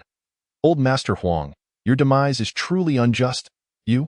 Huang Zhenhu, upon hearing this, was about to erupt in anger when Wu Sanqing approached. Holding a pill. Who says old Master Huang can only survive 3 days? Wu Sanqing glared at Zhang Wanlin, visibly displeased. He had evidently overheard Zhang Wanlin's earlier statement. Huang Zhenhu snorted, "Humph, Physician Wu, it is this brat who speaks such nonsense. He dares to question your medical skills." Wu Sanqing turned to Zhang Wanlin and asked, "Boy, do you know who I am?" Zhang Wanlin replied coolly, "Yes, the foremost physician of the ancient city, Wu Sanqing. Knowing who I am, you still dare to question my medical expertise? I, Wu Sanqing, have treated thousands of patients and have never failed. Do you believe your skills surpass mine?" Wu Sanqing's tone turned hostile. He was a respected healer in the ancient city. When had he ever been doubted so? Zhang Wanlin regarded Wu Sanqing with a calm demeanor. "Regardless of your reputation, a mistake is a mistake. Why not acknowledge it?" Upon hearing Zhang Wanlin's words, Wu Sanqing burst into laughter. "Ha ha ha, truly amusing. You, a mere delivery worker, dare to criticize me, Wu Sanqing? I am in error. I have never erred. Do you understand medicine? Do you know the principles of observation, inquiry, and diagnosis? Do you possess a medical license?" In the face of Wu Sanqing's inquiries, Zhang Wanlin shook his head, his eyes reflecting a sense of resignation. He did not anticipate that the esteemed physician of the ancient city would judge him by appearances. "I do not have a medical license, but when it comes to medical expertise, you are merely a junior." Zhang Wanlin's words were not boastful but factual. His medical knowledge far surpassed Wu Sanqing's, for he had inherited a system of medical techniques. Hearing such audacious claims, Wu Sanqing laughed heartily. "Ha ha ha, what a grand joke. So you believe your skills are superior to mine?" Wu Sanqing regarded Zhang Wanlin with a bemused expression. Zhang Wanlin nodded. "Not necessarily superior, but your skills, in my presence, are akin to a novice brandishing a halberd before Guangong. Arrogant and ignorant." Wu Sanqing gazed at Zhang Wanlin as though he were a fool. "If you are so capable, then this old master's ailment, which I cannot guarantee to cure, can you?" Wu Sanqing was deliberately challenging Zhang Wanlin, skeptical that he could heal a condition that had stumped him. Unexpectedly, Zhang Wanlin nodded, stating, "His ailment is not difficult to treat. I can cure him." This declaration. All eyes turned to Zhang Wanlin, including those of the old patriarch Huang. Huang Zhenhu scoffed, "Humph. You just stated my father had only 3 days left. Now you claim you can cure him. Can your words be trusted?" Zhang Wanlin smiled and replied, "If you do not believe me, shall we wager?" "Wager on what?" Wu Sanqing inquired. "If I successfully treat old Master Huang today, you 3 must apologize to me, Zhang Wanlin. If I fail, I shall submit to your disposal." Seeing Zhang Wanlin's unwavering confidence, Huang Zhenhu glanced at his father. Could this brat truly possess some skill? Otherwise, how could he be so assured? Meanwhile, the old patriarch Huang looked to Wu Sanqing, who was the only person he trusted at that moment. Wu Sanqing, having long harbored disdain for Zhang Wanlin, was eager to accept the challenge. "Very well. I shall see how you intend to cure old Master Huang." Without further ado, Zhang Wanlin approached the old patriarch, removing his shirt. The old master followed suit, exposing his upper body. Zhang Wanlin then retrieved a box of silver needles from his pocket, needles he had specifically brought along. Upon seeing the silver needles, Wu Sanqing scoffed, "Oh, silver needles? Acupuncture? You think acupuncture can cure ailments, especially one as peculiar as old Master Huang's?" Zhang Wanlin paid no heed to Wu Sanqing's derision. He began to sterilize the silver needles and inserted them into the old patriarch's body. The slender needles penetrated deeply, and Zhang Wanlin continued to insert several more, each precisely targeting the old man's intricate acupoints. A slight miscalculation could spell disaster for the old patriarch. Wu Sanqing crossed his arms, shaking his head. "From your demeanor, it seems you have learned a smidgen of acupuncture. However, it is futile. While acupuncture may have therapeutic effects, it cannot cure diseases." Huang Zhenhu, unable to comprehend Zhang Wanlin's intentions with the needles, felt a surge of anxiety as he watched each needle pierce his father's body. "Brat, if my father emerges unscathed, that would be well. But if anything goes awry, I will take your life." Zhang Wanlin disregarded their threats, inserting a total of 12 silver needles. Once in place, the needles resembled an extraordinary hand. Standing up, Zhang Wanlin wiped the sweat from his brow, exhaling deeply. "Is this the extent of your medical expertise to cure the old patriarch?" At that moment, Wu Sanqing wore a mocking expression. "Humph. I see you know nothing of medicine. Acupuncture, in essence, cannot possibly cure the peculiar ailment of the venerable Mr. Huang." With a scowl, Huang Zhenhu clenched his fists and approached Zhang Wanlin menacingly. Chapter 30. The 12 Needles of Daoling. Young man, you have administered the needle. Has the elder recovered? Wu Sanqing, arms crossed and perched high above, inquired with an air of superiority. Zhang Wanlin replied nonchalantly. Soon, in about 10 seconds. Soon? Wu Sanqing scoffed, his expression dripping with disdain, clearly dismissing Zhang Wanlin's words as mere nonsense. Huang Zhenhu mirrored his father's hostility, fists clenched, ready to strike at any moment. Should Zhang Wanlin's efforts yield no results, he would not let him off lightly. Just then, Mr. Huang's complexion shifted dramatically, and he suddenly expelled a copious amount of dark, impure blood. Upon witnessing this, Huang Zhenhu erupted in fury. What is happening? Why is my father vomiting blood? Wu Sanqing's brow furrowed with concern. You have put the elder in jeopardy. Your fate is sealed. His eyes gleamed with a gleeful malice, for Mr. Huang was a figure of great renown in the ancient city. Zhang Wanlin, however, remained unfazed, calmly stating, it is a normal phenomenon. Do not panic. Normal? Huang Zhenhu, now seething with rage, advanced and threw a punch at Zhang Wanlin's face. The blow came with ferocity and speed, capable of knocking out an ordinary person. Yet, Zhang Wanlin narrowed his eyes and reached out to intercept Huang Zhenhu's fist. Huang Zhenhu's expression turned to one of disbelief. He was the head of the Huang family and the master of numerous martial arts schools. The strength he possessed was formidable, and for Zhang Wanlin to catch his punch felt akin to courting death. With a sharp sound, Zhang Wanlin effortlessly caught Huang Zhenhu's fist, which felt as though it had struck an iron wall. Huang Zhenhu's eyes widened in astonishment, realizing the immense power in Zhang Wanlin's grip. Ungrateful wretch! Zhang Wanlin chided. I saved your father, and yet you dare to strike me. He then raised his hand and delivered a resounding slap to Huang Zhenhu's face, causing the latter's cheek to swell immediately. You? Huang Zhenhu seethed, attempting to retract his hand, only to find it immobile. What do you mean you? Get lost with that. Zhang Wanlin kicked Huang Zhenhu in the abdomen with lightning speed. Huang Zhenhu fell to his knees, clutching his stomach, pale and defeated. The once mighty head of the Huang family now resembled a 3-year-old child being soundly beaten by Zhang Wanlin. Everyone present was left in shock, including the 4 disciples of the Huang family, who were equally astonished at the delivery man's prowess in combat. In a fit of rage, Huang Zhenhu pointed at Zhang Wanlin, barking, Attack! Beat him to a pulp. As the 4 disciples prepared to act, the elder Huang, who had just spat blood, suddenly rose, commanding, Wait! At his call, the disciples halted in their tracks, as did Huang Zhenhu and Wu Sanqing, their eyes wide with disbelief.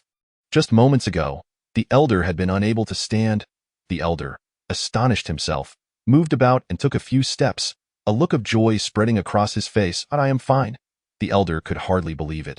His body felt rejuvenated, as if he had returned to his 20s. In a moment of exuberance, the elder performed 3 swift moves of the Huang family's martial arts, each strike resonating through the air with explosive force. Ha ha ha! I am truly well. I have recovered. The elder's delight was akin to that of a child, laughter echoing in the room. Huang Zhenhu stood, stunned, as his father declared himself free of ailment. Wu Sanqing's jaw dropped, astonished that the elder, whose condition he had deemed most peculiar, had been cured by the young man's acupuncture. Wu Sanqing, a master of medicine, was left speechless. The sheer audacity of being outdone by a mere youth left him flabbergasted. Huang Zhenhu, grappling with feelings of guilt, recognized the young man's true skill in healing his father, as they reflected on their earlier contempt for Zhang Wanlin. Huang Zhenhu felt a flush of embarrassment wash over him. Wu Sanqing, recognizing the elder's recovery, was torn between joy and humiliation. This is impossible. It defies logic, he muttered, grappling with disbelief. Zhang Wanlin chuckled. Who told you he was sick? Not sick. Wu Sanqing's brow furrowed in confusion. Then what is it? Wudo poison, Zhang Wanlin pronounced, revealing the truth. Wudo poison? Wu Sanqing's face paled. Being a master of medicine, he quickly deduced, is it the Wudo poison from the world's 10 most peculiar toxins? Once afflicted, the poison permeates the organs, causing unbearable suffering until death, a fate most grim. This rare toxin, Wu Sanqing had only encountered in medical texts. Enlightened by Zhang Wanlin's revelation, he grasped the situation. In a wonder. No wonder you used acupuncture on the elder. That was the long-lost 12 needles of Daoling. Wu Sanqing slapped his thigh, struck by the realization, his eyes filled with astonishment. He was in awe of Zhang Wanlin's medical prowess. Knowing that Wudo poison was one of the hardest to treat, he marveled at Zhang Wanlin's mastery of the 12 needles, a technique practiced by only a handful throughout history. Chapter 31. Acknowledgement of mastery. The complexity of the 12 needles lay in the precision of the technique. Each of the 12 acupoints required flawless execution. A single misstep could endanger the patient's life. Yet, Zhang Wanlin, so young, exhibited such expertise that Wu Sanqing could not help but marvel. Indeed, he has expelled the poison from the body. A remarkable talent, Wu Sanqing exclaimed, recalling his earlier disdain for Zhang Wanlin. The elder Huang, filled with curiosity, inquired, Wu, does this young gentleman's medical skill surpass yours? With a sigh, Wu Sanqing shook his head. Alas, before this master, I am but a student. This statement left both the elder and Huang Zhenhu astonished. Wu Sanqing, typically arrogant and highly skilled, had never acknowledged anyone thus. His high praise for Zhang Wanlin indicated the young man's undeniable talent. Grateful, the elder Huang bowed to Zhang Wanlin. Thank you for saving my life. I apologize for my earlier rudeness. Though Zhang Wanlin remained silent, displeased, the elder then kicked Huang Zhenhu and glared at him. Feeling humiliated, Huang Zhenhu nonetheless approached Zhang Wanlin and bowed. Master, thank you for saving my father. Kneel and apologize, the elder Huang commanded fiercely. Huang Zhenhu trembled and immediately knelt. Master, I was in the wrong, failing to recognize your greatness. I apologize sincerely. As he knelt, Huang Zhenhu felt a mix of admiration for Zhang Wanlin's remarkable talent and strength. The once proud father and son of the Huang family now stood humbled. One bowing in gratitude, the other kneeling in apology. Zhang Wanlin, feeling a significant part of his anger dissipate, decided, let it be. As neighbors, I shall let this slide. Rise. Upon hearing Zhang Wanlin's words, both Huang Zhenhu and the elder were filled with joy and stood up. To gain Zhang Wanlin's forgiveness is to rid their hearts of guilt, while simultaneously acquiring a friend of great medical prowess. After all, who among us is exempt from the trials of life? Aging and illness? At this moment, Elder Huang inquired, Master, do you reside in the adjacent Water's Edge Pavilion? He was well aware that the real estate prices at Yulong Mountain Villa were exorbitant, with a single villa costing upwards of 30 million. How could Zhang Wanlin, merely a deliverman, afford such a place? Zhang Wanlin nodded affirmatively. Yes, I purchased the house just yesterday. Upon hearing this, the Huang father and son were utterly convinced. Considering Zhang Wanlin's abilities, acquiring a property in Yulong Mountain Villa was certainly within his reach. As for why he continued to work as a deliverman, perhaps it was due to some peculiar passion. Indeed, we are neighbors. I must apologize for my earlier presumptions, Huang Zhenhu said, clasping his hands in respect. After our encounter, I realize that your strength is formidable, and your speed and techniques are remarkably sharp. May I inquire which school of martial arts you belong to? In response to Huang Zhenhu's question, Zhang Wanlin chuckled. Oh, I belong to no school. I've merely practiced a bit of Sanda. Hearing this, Huang Zhenhu's eyes widened in astonishment. In no school, just a bit of Sanda. The techniques Zhang Wanlin had just displayed were undoubtedly from Sanda, and he executed them with remarkable finesse. Zhang Wanlin must indeed be a master of this martial art. Huang Zhenhu bowed in admiration. While the Huang father and son were eager to befriend Zhang Wanlin, Wu Sanqing stood silently to the side, his gaze fixed intently on Zhang Wanlin. After a long moment, Wu Sanqing clenched his teeth. What nonsense is this about face? For the sake of medicine, I shall cast it aside. With a sudden thud, he knelt before Zhang Wanlin. Zhang Wanlin was taken aback and stepped back. What are you doing? Wu Sanqing, with sincere expression, knelt and clasped his hands. Master, I beseech you to take me as your disciple. I have studied medicine my entire life but have never regarded traditional Chinese medicine with much esteem. Yet today, upon seeing you, I am humbled. You discerned Elder Huang's symptoms at a glance and executed the 12 needles of Daoling with exquisite precision. I am in awe. I wish to be your disciple, I implore you. It was astonishing to witness Wu Sanqing, a man of considerable age, kneeling before Zhang Wanlin. If outsiders were to see this, they would surely be astounded. Was this truly the renowned healer of the ancient city? Zhang Wanlin furrowed his brow. Wouldn't that be inappropriate? You are old enough to be my father. Wu Sanqing shook his head resolutely. What is inappropriate? In the realm of medicine, age holds no significance. Only proficiency does. Your skill surpasses mine, and should you teach me, I would consider it an honor to be your disciple. Zhang Wanlin found himself both amused and perplexed. Should he accept Wu Sanqing as a disciple? Just then, 3 choices appeared before him. Choice 1. Accept Wu Sanqing as a disciple, reward, a storage ring. Choice 2. Decline to accept Wu Sanqing as a disciple, reward, a phone that does not require charging or service fees. Choice 3. become Wu Sanqing's apprentice reward, an invisibility cloak. Upon seeing these options, Zhang Wanlin's eyes brightened. He dismissed the second option outright. It lacked any allure. The third option was enticing, yet to become a disciple of someone whose medical skills were inferior to his own? What a perplexity! The storage ring, however, piqued his interest, as he had only encountered such artifacts in novels. Now faced with a choice, he decided to give it a try. With a nod, Zhang Wanlin declared, "Very well. I shall accept you as my first disciple. You have chosen the first option. The storage ring has been placed in your pocket," echoed a voice in his ear. Hearing this, Wu Sanqing was overjoyed, and he bowed thrice before respectfully presenting Zhang Wanlin with a cup of tea. "Master, I offer you this tea." Zhang Wanlin accepted the cup and took a gentle sip before setting it down. "I will accept you as my disciple, and I shall impart my medical knowledge to you. However, as my disciple, you must adhere to my rules. First, do not engage in deceit. Second, ensure your fees are reasonable. If you encounter someone affluent, it is permissible to charge more, but for the impoverished, you may treat them free of charge. Third, embody the compassion that a healer should possess." Zhang Wanlin's 3 stipulations were entirely reasonable. Wu Sanqing nodded vigorously in agreement. "I shall remember them well." Thus, Zhang Wanlin gained a disciple. This moment, Elder Huang cast a glance at Huang Zhenhu, who nodded in understanding and proceeded into the inner chamber. With Wu Sanqing now Zhang Wanlin's disciple, the Huang father and son were keen to befriend him further. Shortly thereafter, Huang Zhenhu returned with a rectangular box made of mahogany, resembling a case for artwork. Elder Huang clasped his hands and said, "Master, you have saved my life, and I have no means to repay you. From this day forth, whenever you call, the Huang family shall be your loyal allies. This painting, an authentic piece by Tang Bohu, is my greatest treasure, and I now present it to you." Hearing the words "authentic piece by Tang Bohu," Zhang Wanlin's eyes narrowed. If it were indeed a genuine work, it would be priceless. Without hesitation, he accepted the painting. After all, it was only fitting to accept a token of gratitude for saving a life. "Thank you, Elder Huang," he said as he received the artwork. Not long after, Zhang Wanlin departed from the Huang family's villa.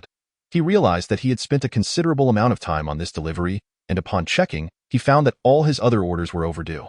However, it mattered little. Zhang Wanlin was no longer in need of money. The delivery job had merely been a choice offered by the system. Once outside Yulong Mountain Villa, Zhang Wanlin eagerly retrieved the ring from his pocket. The storage ring was black, crafted from an unknown material, with a rough texture. Upon placing it on his finger, he felt a profound connection with it. Pointing to his electric scooter, he watched in amazement as it vanished before his eyes. Neatly stored within the ring without a hint of weight, such was the marvel of the storage ring, which contained its own spatial realm. With the ring adorning his finger, Zhang Wanlin cheerfully resumed his delivery duties. After a busy day, he parked his electric scooter at the company for charging and prepared to leave. Upon reaching the first floor, he spotted a figure waiting at the entrance. It was a stout man, weighing around 200 pounds and appearing to be about 23 years old, with a rather dubious demeanor and small eyes that narrowed into slits when he smiled. This was Zhang Wanlin's colleague, Wang Pengzi. Zhang Wanlin maintained a decent rapport with Wang Pengzi. He was a good person, and they shared a friendly relationship. As Wang Pengzi approached, he threw an arm around Zhang Wanlin's shoulder. "Brother, I've heard you've been getting close to the president lately." "Impressive." Wang Pengzi's playful expression made Zhang Wanlin roll his eyes. "Enough with the rumors. Look at me, I'm still delivering food." Wang Pengzi pointed at him with a teasing look. "Come on, brother, don't play coy. I've heard you've been driving a Lamborghini Black Demon for your deliveries. Where did that car come from? I checked online. It's worth over 30 million, he continued, and you seem to have become quite handsome lately. Have you been taken care of by a wealthy lady?" Zhang Wanlin, feeling both amused and exasperated, concocted a flimsy tale. "I've just been lucky lately and won a Lamborghini in a lottery while eating instant noodles." This explanation was barely plausible, but Wang Pengzi accepted it without further questioning. He grinned and said, "Hey brother, I'm off tomorrow. Can I borrow it for a couple of days?" Without hesitation, Zhang Wanlin handed over the keys to the Lamborghini. "Sure, take it for a couple of days." Wang Pengzi was ecstatic as he took the keys. "You're the best, brother. I'm off." He dashed towards the underground parking lot, excitement radiating from him. Zhang Wanlin chuckled and shook his head. To him, the car was merely a means of transportation. Since his friend was keen on it, he had no qualms about lending it out. Soon after, Zhang Wanlin returned home. His father had been notably subdued lately and had refrained from gambling, which brought Zhang Wanlin great relief. He resolved that if his father could stay away from gambling for a month, he would treat him to a stay in his villa. after a night of silence. The next day, Zhang Wanlin reported to work as usual. After a busy morning and a lunch break at the company, he continued making deliveries in the afternoon. Riding his electric scooter along Bibo Road, he whistled cheerfully, enjoying the moment. This road was lined with nightclubs and bars, with numerous internet cafes and gaming halls, making it a popular spot for the young, especially attractive women. As Zhang Wanlin leisurely rode along, his gaze wandered to the legs of the beautiful girls by the roadside. Oh, how supple they appeared. Just then, he noticed a crowd gathered around a vehicle ahead. Upon approaching, he gasped, "Isn't that my car?" The Lamborghini Black Demon. The moment this 30 million yuan premium sports car made its appearance, it instantly became the most eye-catching spectacle on the street. "You, Wang Fatty, really know how to flaunt. Are you here to charm the ladies with my car?" Zhang Wanlin chuckled and was about to leave when a sharp sound caught his attention. The scissor doors of the Lamborghini swung open, and a young man emerged from the vehicle. Upon seeing this young man, Zhang Wanlin froze. He did not recognize him. The youth was clad in a brand-new Armani suit, adorned with a golden watch and sunglasses. Though his features were rather ordinary, the combination of the suit and the sports car rendered him strikingly handsome. He reveled in the adoring gazes of the crowd, leaning casually against the Lamborghini. At that moment, numerous young women were starstruck, their eyes sparkling with admiration. "So handsome, wow, that's the 30 million yuan Lamborghini Black King. He must be a super rich second generation, right? I wish I could strike up a conversation with him. I want to sit in the passenger seat of that Lamborghini." The air was filled with a chorus of infatuated voices that reached Zhang Wanlin's ears. The young man adjusted his sunglasses, and his smirk grew more self-satisfied. He was thoroughly enjoying the sensation of being surrounded by admiring beauties, basking in their adulation. At that moment, he felt an illusion of possessing a harem of 3,000 beauties at his disposal. As Cheng Tao stepped beside the Lamborghini, he immediately became the center of attention on the street. Shortly thereafter, a provocatively dressed young woman approached him. She appeared to be around 18 or 19 years old, sporting a minuscule skirt that showcased her long, beautiful legs. Her crop top accentuated her slim waist, and her face was quite lovely. Holding her phone, she eagerly asked, "Handsome, can I add you on WeChat?" Cheng Tao glanced at the beauty, stroked his chin, and replied with a grin, "Sure." He took out his phone, and she promptly added him on WeChat. Cheng Tao then sent an invitation, "Beauty, are you free? Let us grab a cup of coffee." His gaze lingered on the young woman, causing her cheeks to flush with shyness as she nodded. "Okay." The onlookers were filled with envy. Some women, who were equally attractive, stomped their feet in regret for not seizing the opportunity sooner. Otherwise, they could have been the one to ride in the Lamborghini. Cheng Tao smirked as he ushered the beauty into the Lamborghini. With a thunderous roar, the engine of the Black King came to life, sending exhilarating vibrations through the crowd. Many young men were left in awe, their skin prickling with excitement. Such a supercar was the dream of countless youth. Just as Cheng Tao prepared to drive away, he noticed an electric scooter parked right in front of the Lamborghini, with a delivery person staring at his car in a daze. Beep, beep, beep. Cheng Tao honked the horn and leaned out the window. "Hey, delivery boy, move aside, will you? You're blocking the road." At that moment, Zhang Wanlin frowned and looked at Cheng Tao. He had lent the car to Wang Fatty, who then passed it on to someone else, which irked Zhang Wanlin. Nevertheless, he decided to let it slide this time. However, upon hearing Cheng Tao's arrogant remarks, Zhang Wanlin couldn't help but chuckle coldly. "Blocking the road? You parked in the non-motorized vehicle lane and dare to say I'm blocking the way?" As soon as Zhang Wanlin spoke, everyone turned to look. Indeed, the Lamborghini was parked in the non-motorized vehicle lane. Cheng Tao, witnessing Zhang Wanlin's audacity, burst into laughter. "Ta, you think you can tell me what to do? I am parked here, and what can you do about it? I have money. Do you think I care about a ticket? If you're brave enough, go report me to the traffic police." His words dripped with arrogance, and the beauty in the passenger seat gazed at him with admiration. Cheng Tao wore a smug expression, relishing the moment. "Do you even know what car this is? A Lamborghini, the Black King, the latest model of the year. Worth 30 million. Have you ever seen such a top-tier sports car? Move your pathetic electric scooter, or I'll run you over." He deliberately extended his hand, adorned with the golden watch, out the window, exuding bravado. Many young onlookers began taking pictures, and Zhang Wanlin found himself the subject of ridicule once more. Zhang Wanlin chuckled, turning off the electric scooter and removing the key. "Go ahead, if you dare. Run me over." Cheng Tao noticed that Zhang Wanlin was equally fearless. Perfect, he thought. I can show off even more. With a click, the butterfly doors opened, and Cheng Tao swaggered out, cigarette in hand. brimming with arrogance. "Kid, do you know who I am? You dare to speak to me like that? Believe it or not, I can make a call and have a dozen guys come and take care of you." He deliberately revealed his tattoo beneath the suit, flaunting his bravado. The beauty from the Lamborghini rushed over to Cheng Tao's side, pulling him close and looking disdainfully at Zhang Wanlin. "Forget it, forget it. This kind of loser isn't worth getting angry over. Just look at him, dressed in rags. His entire outfit probably costs less than 200 yuan. That broken electric scooter isn't even worth as much as your Lamborghini's rearview mirror.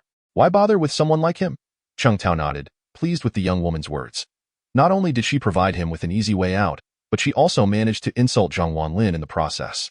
Indeed, wasting energy on such a loser wasn't worth it.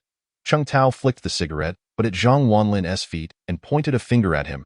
"Kid, I'll let you off this time. But if I see you again, I'll make sure to teach you a lesson." With that, he turned and walked back to the Lamborghini. The wave of murmurs rippled through the crowd, many casting scornful glances at Zhang Wanlin. Being so belittled by a rich second generation and not daring to retaliate, Zhang Wanlin had become the laughingstock of the street. "Look at that delivery boy, so pathetic. Bullied like that yet he doesn't dare to retort. Thank goodness my husband earns 30,000 a month, unlike those who live at the bottom of society. If my husband were a delivery boy, I'd definitely divorce him, right? The monthly salary of a delivery person isn't even enough to buy one of my handbags. That rich second generation is so handsome, driving the Lamborghini Black King." The surrounding voices buzzed with gossip.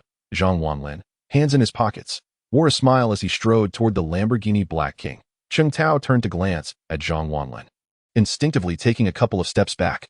"What are you doing? Are you looking for a fight?" Cheng Tao asked warily. Zhang Wanlin stepped right up to him and asked, "I just want to know one thing. Where did you get this car?" Cheng Tao looked at Zhang Wanlin as if he were a fool. "Where did I get it? I bought it. I spent 30 million on it." "What? You're not suggesting you want to buy one too, are you?" Cheng Tao's expression was full of mockery. Zhang Wanlin shook his head and replied, "What a coincidence. I also own a Lamborghini Black King, just like yours." The moment Zhang Wanlin spoke, the entire street fell silent. Everyone turned to him, stunned, their eyes filled with disbelief. Then, a burst of laughter erupted, and dozens of people around Zhang Wanlin found his words utterly amusing. Cheng Tao laughed so hard he could barely breathe. "Ha ha ha, you, a mere delivery boy, claim to own a Lamborghini Black King. You really know how to spin a tale. Do you even have any idea how much this car costs? 30 million. Not 3,000 for an electric scooter. You pathetic loser, wake up." After his laughter, Cheng Tao poked Zhang Wanlin's chest with his finger, raising an eyebrow in disdain. He then wrapped his arms around the alluring beauty beside him. "You think you can afford a Lamborghini? Even if you worked as a delivery boy for your entire life, you'd never be able to afford one." At that moment, the crowd's sympathy for Zhang Wanlin evaporated. Initially, they felt for him as Cheng Tao, with his wealth and influence, bullied him. But now, no one felt sorry for Zhang Wanlin. Instead, many looked at him with contempt. There's nothing wrong with being a delivery person, but pretending to be something you're not when you have no money is where you go wrong. A chorus of derisive laughter filled the air. That delivery boy really knows how to boast. He has one too? 30 million. Can he afford that? Running errands for deliveries? I'll never use that app again. It's trash. The pitiful are often despised. Someone like him only deserves to indulge in empty bravado. Many were laughing aloud. The young beauty accompanying Cheng Tao scrutinized Zhang Wanlin with disdain. "You, a pathetic delivery boy. Can you stop pretending to be something you're not? Just seeing you makes me feel nauseous. The only way you could own a Lamborghini Black King is if the sky were to fall.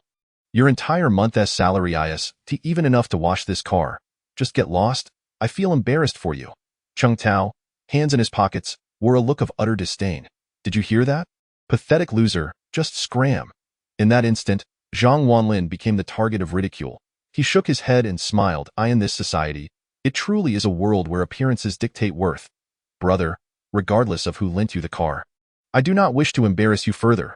Please return the keys and be on your way," Zhang Wanlin stated calmly, extending his hand. Though this individual was detestable, he was nonetheless a friend of Wang Pengzi. This time, Zhang Wanlin decided to show Wang Pengzi some respect and avoid escalating the situation. Upon hearing Zhang Wanlin's words, Cheng Tao felt a jolt of surprise. How could Zhang Wanlin know that the car was borrowed? Could it be that his cousin had returned the vehicle to him? That seemed implausible. A delivery person could hardly afford a Lamborghini. Cheng Tao dismissed the thought internally. "Damn it, this car is mine. Are you implying it belongs to you?" he shouted angrily. Hearing Cheng Tao's foul language, Zhang Wanlin frowned. He stepped closer, his gaze turning icy. I will give you one last chance to return the keys. His tone was devoid of warmth. Cheng Tao, feeling the intensity of Zhang Wanlin's glare, trembled internally yet defiantly shouted, "Get lost, fool! This is my car." With that, Zhang Wanlin swiftly raised his hand and delivered a resounding slap. Echoing like a gunshot, Cheng Tao was momentarily stunned, clutching his face in disbelief.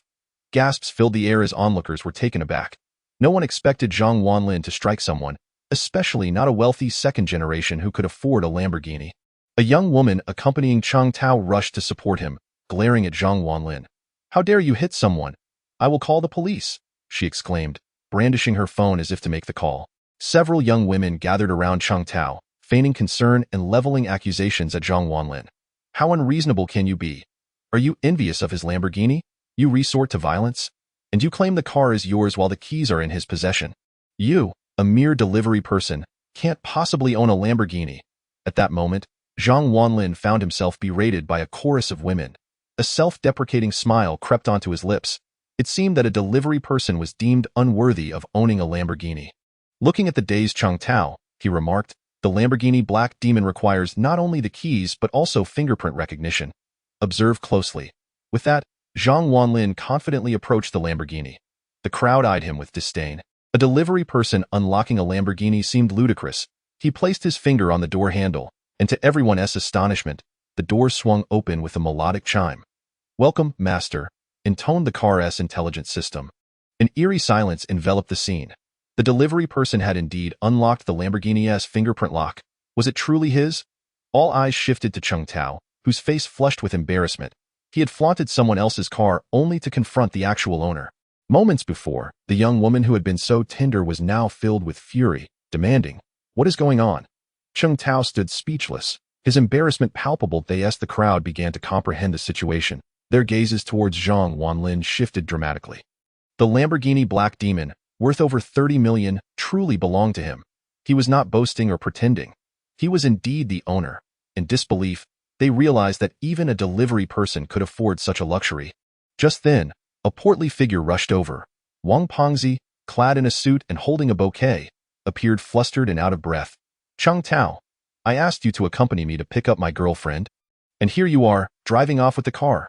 Cheng Tao, unable to meet Wang Pengzi's gaze, covered his face in shame. Wang Pengzi turned to Zhang Wanlin, momentarily taken aback. "Wanlin, what are you doing here?" Realization dawned on Wang Pengzi as he glanced between Cheng Tao and Zhang Wanlin, and in a fit of rage, he kicked Cheng Tao. "Are you trying to show off with this Lamborghini? This belongs to Zhang Wanlin. I borrowed it to impress my girlfriend." With Wang Pengzi's revelation, the truth unraveled, and the crowd understood that Cheng Tao was merely pretending to be wealthy by driving someone else's car. Outraged, the young woman slapped Cheng Tao. "You deceitful fraud. Why pursue women when you lack the means?" Chapter 35. Assets multiplied tenfold. The young woman's slap was fierce, and Cheng Tao's face burned with humiliation. He wished he could vanish into the ground. The shame was unbearable. Wang Pengzi, seething, kicked Cheng Tao again and ordered, "Go apologize to Wanlin." Trembling, Cheng Tao lowered his head and approached Zhang Wanlin. "I'm sorry." His voice was barely audible. "Louder," Wang Pengzi commanded, slapping Cheng Tao's head. "Say it clearly." "Sorry, Wanlin," Cheng Tao finally shouted through gritted teeth. Zhang Wanlin gave a nod, deciding to let it go for Wang Pengzi's sake. In the future, be grounded. If you lack the means, do not pretend to be affluent." Cheng Tao nodded repeatedly, shamefaced. Zhang Wanlin glanced at Wang Pengzi, deciding not to reclaim the keys. "Are you off to see your girlfriend?" he inquired. Wang Pengzi scratched his head, chuckling. "Yes, taking her for a spin. Your car is quite the showstopper." "Go on then," Zhang Wanlin replied, bemused. Shortly thereafter, Wang Pengzi and Cheng Tao departed. On the roadside, Zhang Wanlin mounted his electric scooter and donned a helmet. However, before he could set off, he was surrounded by 7 or 8 stunning women, dressed provocatively. "Hey handsome, can we exchange WeChat? Your electric scooter looks amazing. Can I ride with you? Could I have your phone number?" Suddenly, multiple phones and WeChat QR codes were thrust in his direction, eager for his attention. After all, Zhang Wanlin was the owner of the Lamborghini Black Demon. Overwhelmed, he felt the thrill of attention he had never experienced before in his 21 years of life. Then, a notification chimed, presenting him with 3 options. Option 1. Add all the beauties on WeChat and receive a set of mechanical armor. Option 2. Decline to add WeChat and receive a tenfold asset reward. Option 3. Ride away on the scooter and gain the skill of a swift-footed runner. Excitement sparked as he weighed his options.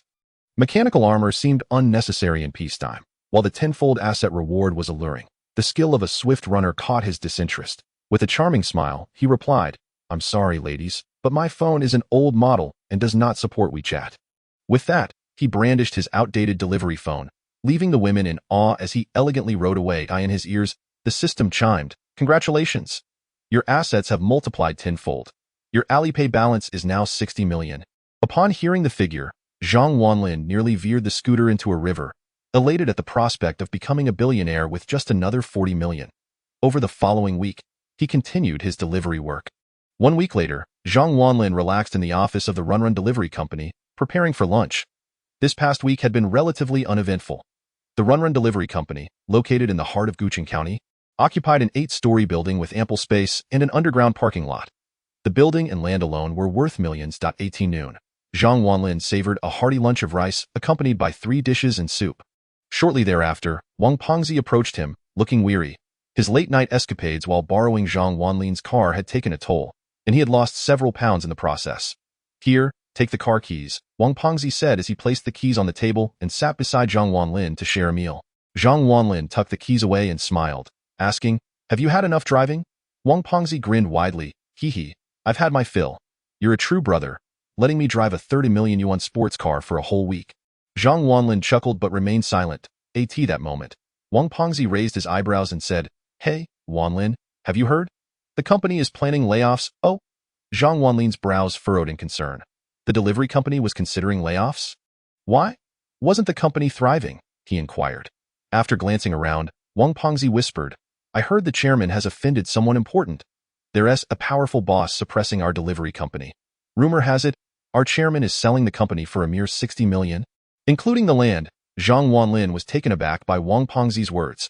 The delivery company was the largest in the ancient city, valued at over 100 million. Selling it for 60 million? Just then, an announcement echoed through the company.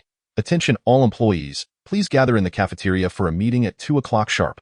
Wang Pengzi raised an eyebrow. "Did you hear that? I told you so. An all-hands meeting. How many of those have we had? Something significant is brewing." Zhang Wanlin took a few bites of his meal, noticing the cafeteria growing increasingly crowded, with over 1,000 couriers, along with customer service and development staff. The total exceeded 2,000. Though the cafeteria was spacious, such a large gathering would undoubtedly feel cramped. Wang Pengzi and Zhang Wanlin secured a good spot near the front, awaiting the meeting's commencement. By 1 o'clock, the cafeteria was brimming with people. At 1:50, there was hardly any space left to stand. Looking down from above, the sea of delivery riders was impressive, numbering in the thousands. The higher-ups of the company began to arrive, including the directors and executives. Then, someone shouted, "Mao Gang is here."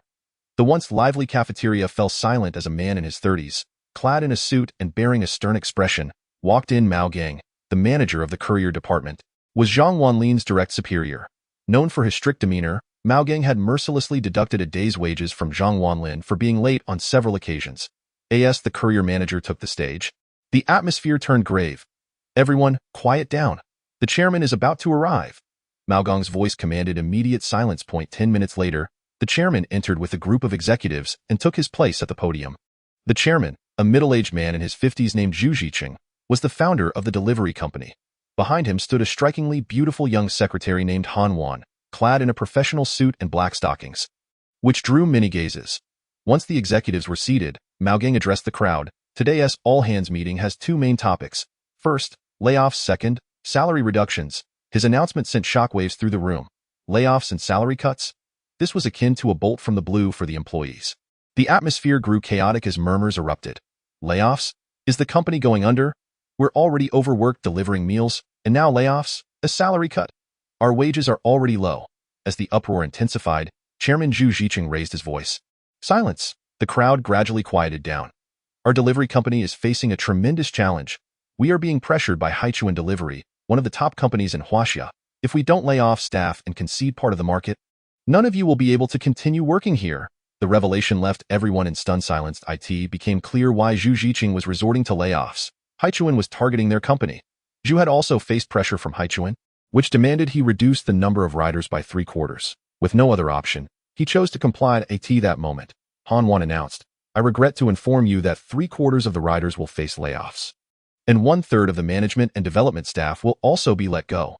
Those remaining will see their salaries reduced by 1/4. The room erupted into chaos once more. The employees, particularly the lower-tier workers, felt their livelihoods threatened. How would they support their families? The sounds of protest grew louder. What? Lay off 3/4? Jobs are hard to come by in the ancient city, and a salary cut on top of that? How will we survive? In the midst of the turmoil, Zhang Wanlin remained silent. He empathized with his colleagues, recalling his own struggles as a delivery worker. The meager wages he earned went not only to support his household, but also to buy gifts for his girlfriend. Losing their jobs was devastating news for them all. Watching the protests, Wang Yuyin, the CEO, felt a pang of sympathy. Yet, as the president, she felt powerless. Mao Gang, visibly irritated, shouted, "Enough! Quiet down!" His roar brought a temporary hush over the crowd. Zhu Ziqing stood up, surveying the room with a fierce look. "What are you all shouting about? The layoffs and salary reductions are the result of Haichuan's pressure. If you have a problem, take it up with them. I am the chairman, and I will decide who stays and who goes. You can choose to work or leave." His fury silenced most of the crowd. Wang Yuyin, concerned, asked, "Chairman, is there truly no alternative? What will happen to these employees?" Zhu Ziqing's tone softened slightly. "Alternative? There's one way. Unless someone buys the delivery company and stands against Haichuan." This suggestion felt futile. No one would dare to purchase the company or challenge Haichuan. Wang Yuyin, biting her lip, quietly asked, "Chairman, how much would it take to buy the company?" "Normally, it would require at least 300 million to acquire the company," Zhu Ziqing replied with a cold snort. "But now, I would sell it for 60 million, including the land." Yet no one dares to step forward. Upon hearing the figure of 60 million, Wang Yuyin's face paled.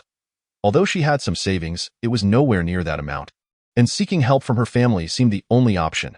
The atmosphere in the cafeteria grew heavy with despair as riders lowered their heads, resigned to their fate. Just then, a rider in a helmet stood up, raising his hand and announcing, "Chairman, I, Zhang Wanlin, will buy the company." As he stepped forward, the room fell silent, all eyes on him. With determination, Zhang Wanlin approached the podium and boldly declared, "I will purchase the delivery company." Zhu Ziqing gazed at Zhang Wanlin, momentarily stunned. The audience, too, was taken aback. Zhang Wanlin was somewhat renowned at the delivery company, having been a long-standing employee for several years, and nearly everyone recognized him. After a period of silence, fervent discussions erupted among the crowd. What? Has Zhang Wanlin lost his mind? Can he truly afford a 60 million company? Indeed. I heard he was just dumped by his girlfriend. Could he be experiencing a mental breakdown? His monthly salary is only 3,000. With a gambling-addicted father and a materialistic girlfriend, he can barely make ends meet. Just last month, I saw him eating steamed buns with pickles. How could he possibly come up with 60 million? The chatter grew increasingly intense, punctuated by mocking laughter. Wang Pengzi, seated among the crowd, grew anxious. He was well aware of Zhang Wanlin's familial circumstances and knew he could never afford the company. "Wanlin, get down here." "What on earth are you doing?" Wang Pengzi shouted, his face a mask of urgency. Yet, Zhang Wanlin remained indifferent. Just then, Mao Gang, Zhang Wanlin's immediate superior, approached briskly, his brows furrowed. Adjusting his glasses, he admonished sternly, "Zhang Wanlin, what are you playing at? Today's meeting is of utmost seriousness. Who permitted you to come on stage? And do not think that because you are a long-standing employee, the company would spare you from layoffs, I assure you. When the layoff notices are issued, you will be the first to go." Mao Gang's reprimands were fierce and fervent. Zhang Wanlin cast a calm glance at him and replied, "I cannot bear to see so many people being laid off. I intend to buy the company to support them. Is there anything wrong with that?" Upon hearing Zhang Wanlin's words, Mao Gang scoffed derisively. "Ha! What did you say? You wish to buy the company? Do you even comprehend the cost? 60 million. Do you possess 60 million? Your monthly salary is a mere few thousand." Mao Gang found it utterly implausible that Zhang Wanlin could ever amass such wealth. After all, he had been delivering takeout for years. If he had that kind of money, he would not still be working as a delivery man. Wang Yuyin, too, furrowed her brow, surprised by Zhang Wanlin's audacity. While she acknowledged his good rapport with Wang Kai, she knew Wang Kai would never lend him 60 million. Could Zhang Wanlin truly have that amount to purchase the company? At this moment, Wang Yuyin cautioned him, "Zhang Wanlin, stop this foolishness. Return to your seat." Zhang Wanlin looked at her with a hint of helplessness in his eyes. President, do you not believe in me either? Wang Yuyin clenched her fist in frustration, exclaiming, how can I believe in you? Wang Kai would never lend you 60 million. She perceived Zhang Wanlin's confidence as stemming from Wang Kai's backing.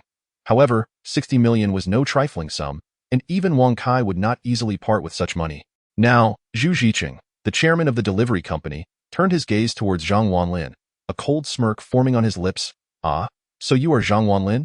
I have heard of you. They say you are the most diligent rider in the company. Having worked here for 3 years, correct? I also heard your girlfriend left you because she found you lacking financially? The man who took her away even threw money in your face, did he not? Zhu Ziqing's words elicited uproarious laughter from the crowd, many finding humor in his remarks. Zhang Wanlin's expression darkened. This matter was a deep scar on his heart. Although he no longer loved Pei Xiaowen, being mocked for it stirred a profound discontent within him. So what? You wish to sell the company? Today, I will buy it.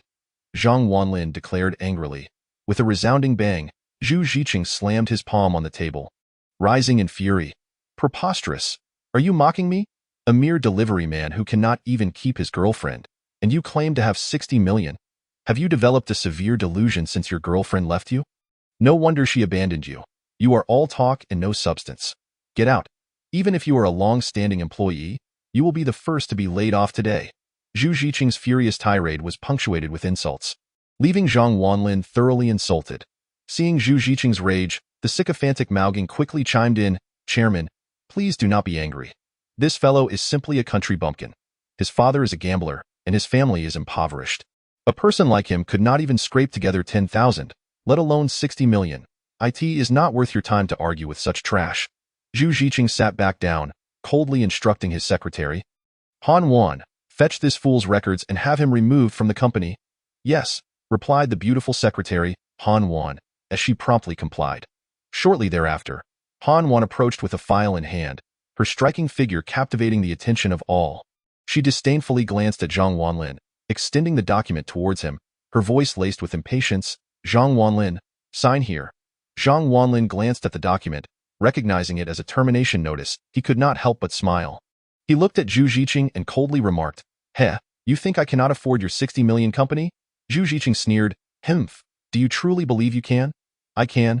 With a decisive motion, Zhang Wanlin produced a bank card from his pocket and slammed it down on the table before Zhu Ziqing. There is 60 million on this card, but today, I choose not to buy. Go ahead and cry about it.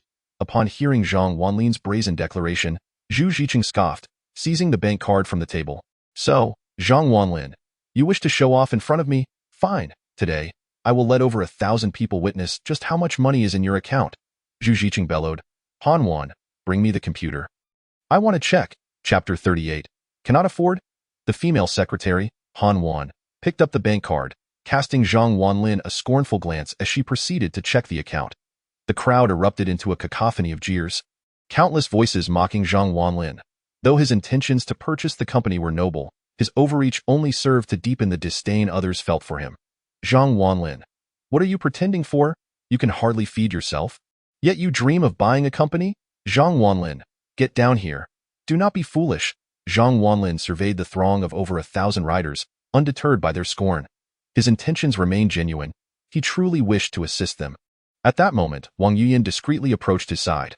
She glared at Zhang Wanlin, whispering, Zhang Wanlin, what are you doing? You will not be laid off while I am here. Even your salary will not be reduced. But now that the chairman is furious, I cannot protect you. Zhang Wanlin smiled at her, warmth flooding his heart. It seemed Wang Yuyin had been thinking of him all along. Rest assured, President Wang, I am determined to acquire the delivery company. Wang Yuyin, taken aback by his confidence, could only laugh in disbelief, unsure how to persuade him otherwise. What are you doing? Zhu Ziqing's displeasure was evident. Wang Yuyin turned to him, biting her lip, and said, Chairman, I believe Zhang Wanlin may be acting impulsively. Perhaps he was affected by the situation with his ex-girlfriend, and his mental state is not quite right. He has suffered enough. Please, grant him another chance and do not dismiss him. The room erupted in astonishment at Wang Yuyin's plea. The IC CEO, Wang Yuyin, was begging for a lowly delivery worker. Zhu Ziqing pondered, stroking his chin. The Wang family backing her was not to be underestimated. Since she had interceded, perhaps it was reasonable to grant him a chance. Fine, let him apologize to me and the entire staff, and this matter will be settled, Zhu Ziqing decreed. Upon hearing his words, Wang Yuyin was elated. She tugged at Zhang Wanlin, urging him to apologize. Quickly apologize. This is your only chance. Wang Yuyin winked at him. Zhang Wanlin smiled slightly, turning to the gathered employees, proclaiming loudly, I have done nothing wrong. I will not apologize. If I acquire the company, every employee's salary will increase by 1,000. Zhang Wanlin was behaving as though he were the chairman himself. The room erupted in chaos, with some shouting insults, others laughing, and a few offering their support. Zhu Ziqing, livid, slammed his fist on the table and stood up, exclaiming, You are crossing the line, Yu Yin. It is not that I refuse him a chance. It is he who does not recognize his own limitations. How dare a mere delivery man be so arrogant before his boss? Do you still wish to purchase my company? Do not claim that he lacks 60 million. Even if he possessed such an amount, I would never sell my company to him, Zhu Ziqing exclaimed in anger. As his words fell, Han Wan approached, cradling a laptop, and placed it before Zhang Wanlin. With her arms crossed and a condescending demeanor, she commanded, Enter the password. The screen displayed the online banking interface, and with Zhang Wanlin's password entry, his account balance would be revealed for all to see. Zhang Wanlin glanced at the computer and then at Zhu Ziqing, retorting, Zhu Ziqing, don't come begging to me later. Upon hearing this, Zhu Ziqing sneered. Ha, if I were to beg you, I would be your grandson. Without further ado, Zhang Wanlin entered the password and pressed enter. Han Wan's lips curled into a smirk. She had connected the laptop to the cafeteria's speakers via Bluetooth. Once Zhang Wanlin inputted the password, his balance would be audibly broadcasted, subjecting him to ridicule from everyone present. Han Wan reveled in her anticipated triumph, envisioning praise from her superiors. As predicted, the cafeteria speakers blared. Your current available balance is 60 million. The voice echoed throughout the bustling cafeteria, which fell into an immediate hush. The magnitude of 60 million reverberated in their minds. What? 60 million? Bewilderment spread among the crowd. Disbelief etched on their faces. Zhang Wanlin, a mere delivery man, possessed such wealth? 60 million. To those gathered, it was an astronomical figure, leaving some dizzy and nearly fainting from shock. How astonishing! Even a delivery worker could be so affluent. Zhu Ziqing, who had previously worn a triumphant grin, now felt his expression freeze, the mirth dissipating from his face. He was at a loss, torn between joy and despair. Someone wished to acquire his company, which should have delighted him, yet he had so brazenly mocked Zhang Wanlin just moments ago. Would Zhang Wanlin still consider purchasing the company?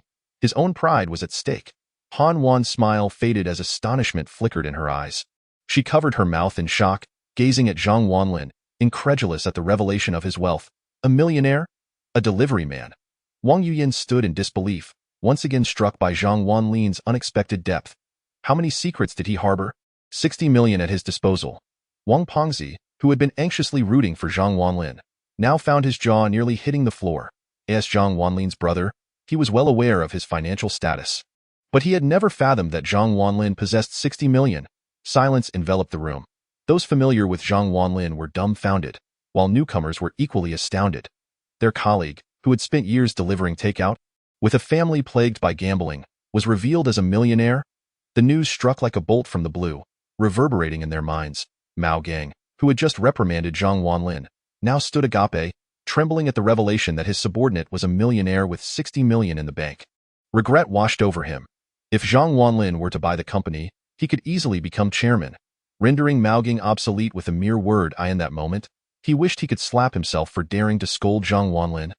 The future chairman, Zhang Wanlin, standing tall, cast a glance at Zhu Ziqing, surveying the crowd with an air of superiority, declared, May I inquire if I am capable of purchasing this company? Chapter 39. The new chairman. No one dared to speak. Those who had previously ridiculed Zhang Wanlin wished they could bury their heads in shame. Zhu Ziqing's face flushed red, unable to meet Zhang Wanlin's gaze. Who would still dare to label Zhang Wanlin as a pauper? Who would still dare to call him a loser? With 60 million to his name, what woman would not be drawn to him? Han Wan, the once haughty secretary, now regarded Zhang Wanlin with an ambiguous glimmer in her eyes. Upon closer inspection, she noted that Zhang Wanlin was not only tall but also handsome and wealthy, a veritable Prince Charming. Who would not be enamored by such a man? Zhang Wanlin smiled faintly, retrieving his bank card from the table while casting another glance at Zhu Ziqing. Chairman, you may keep your delivery service company, he added. I, Zhang Wanlin, am no longer interested. With that, He turned to leave, leaving Zhu Ziqing in stunned disbelief. It was as if a thunderclap had struck his heart. The delivery service company had already attracted the attention of a rival firm, and it was clear that it could not thrive in the ancient city. 60 million was a satisfactory offer. He could use that money to make a fresh start or retire abroad. Yet, he had let this opportunity slip away, watching helplessly as Zhang Wanlin walked away. Regret consumed Zhu Ziqing, who now disregarded his pride and rushed after Zhang Wanlin, grasping his arm. "Mr. Zhang, it was all a misunderstanding." Zhu Ziqing's demeanor was now one of humble subservience, a stark contrast to his earlier arrogance. Zhang Wanlin glanced at him, amused. "Oh, now you call me Mr. Zhang?" he taunted. Zhu Ziqing forced a smile. "I was simply blind to your true worth. Please, grant me a chance to prove myself." Zhu Ziqing, who typically held himself above others, now appeared utterly humble before Zhang Wanlin. Zhang Wanlin scoffed, visibly displeased. Zhu Ziqing gritted his teeth and, with two resounding slaps, struck his own face, his cheeks flushing crimson. The cafeteria erupted in gasps. "Mr. Zhang, these slaps are my apology." Zhu Ziqing managed a strained smile. Zhang Wanlin regarded him with narrowed eyes. "Now you recognize the name Mr. Zhang? I assure you, in this ancient city, I am the only one daring enough to consider acquiring your delivery company." Yes, indeed," Zhu Ziqing replied, grinning sheepishly. "How magnanimous and righteous you are, Mr. Zhang. You consider the well-being of all the employees. You are truly impressive." As he spoke, Zhu Ziqing gave a thumbs up. "Mr. Zhang, how about discussing the acquisition of the company?" He ventured cautiously. That moment, Wang Yuyan approached, also looking at Zhang Wanlin with anticipation. Having risen from a mere employee to the position of president, she was determined not to see the company falter. If Zhang Wanlin could take over, it would be a blessing. Suddenly, three choices materialized before Zhang Wanlin. Choice 1. Take over the delivery company and gain a magical sword. Choice 2. Decline the acquisition and receive 10 billion in assets. Choice 3. Resign from the delivery company and acquire a 10-star secretary. Faced with these enticing options, Zhang Wanlin hesitated. Each reward was immensely appealing. A magical sword, a possession coveted by any man. 10 billion in assets, ensuring a comfortable life, or a 10-star secretary, undoubtedly a talented and beautiful woman. Which path should he choose? He surveyed the crowd of over 1,000 riders. While some held contempt for him, most were familiar faces with whom he shared amicable relations. Zhang Wanlin understood their circumstances. Leaving the company would place undue pressure on their families. Thus, he resolved, "I shall take over the delivery company." In that instant, a voice echoed in his ear. "You have selected the first choice. The magical sword has been placed in the nearby pavilion."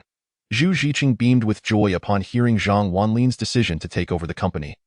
Seizing Zhang Wanlin's hand, "Mr. Zhang, you are my benefactor," he exclaimed, turning to address the assembled employees with fervor.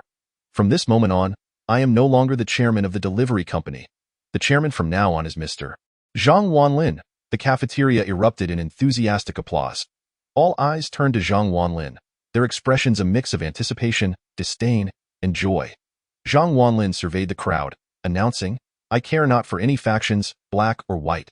From today forth, unless you choose to leave voluntarily, every one of you will remain part of the delivery company. Furthermore, every employee's salary will be increased by 1,000. His words sparked cheers throughout the room. Genuine smiles lit up every face.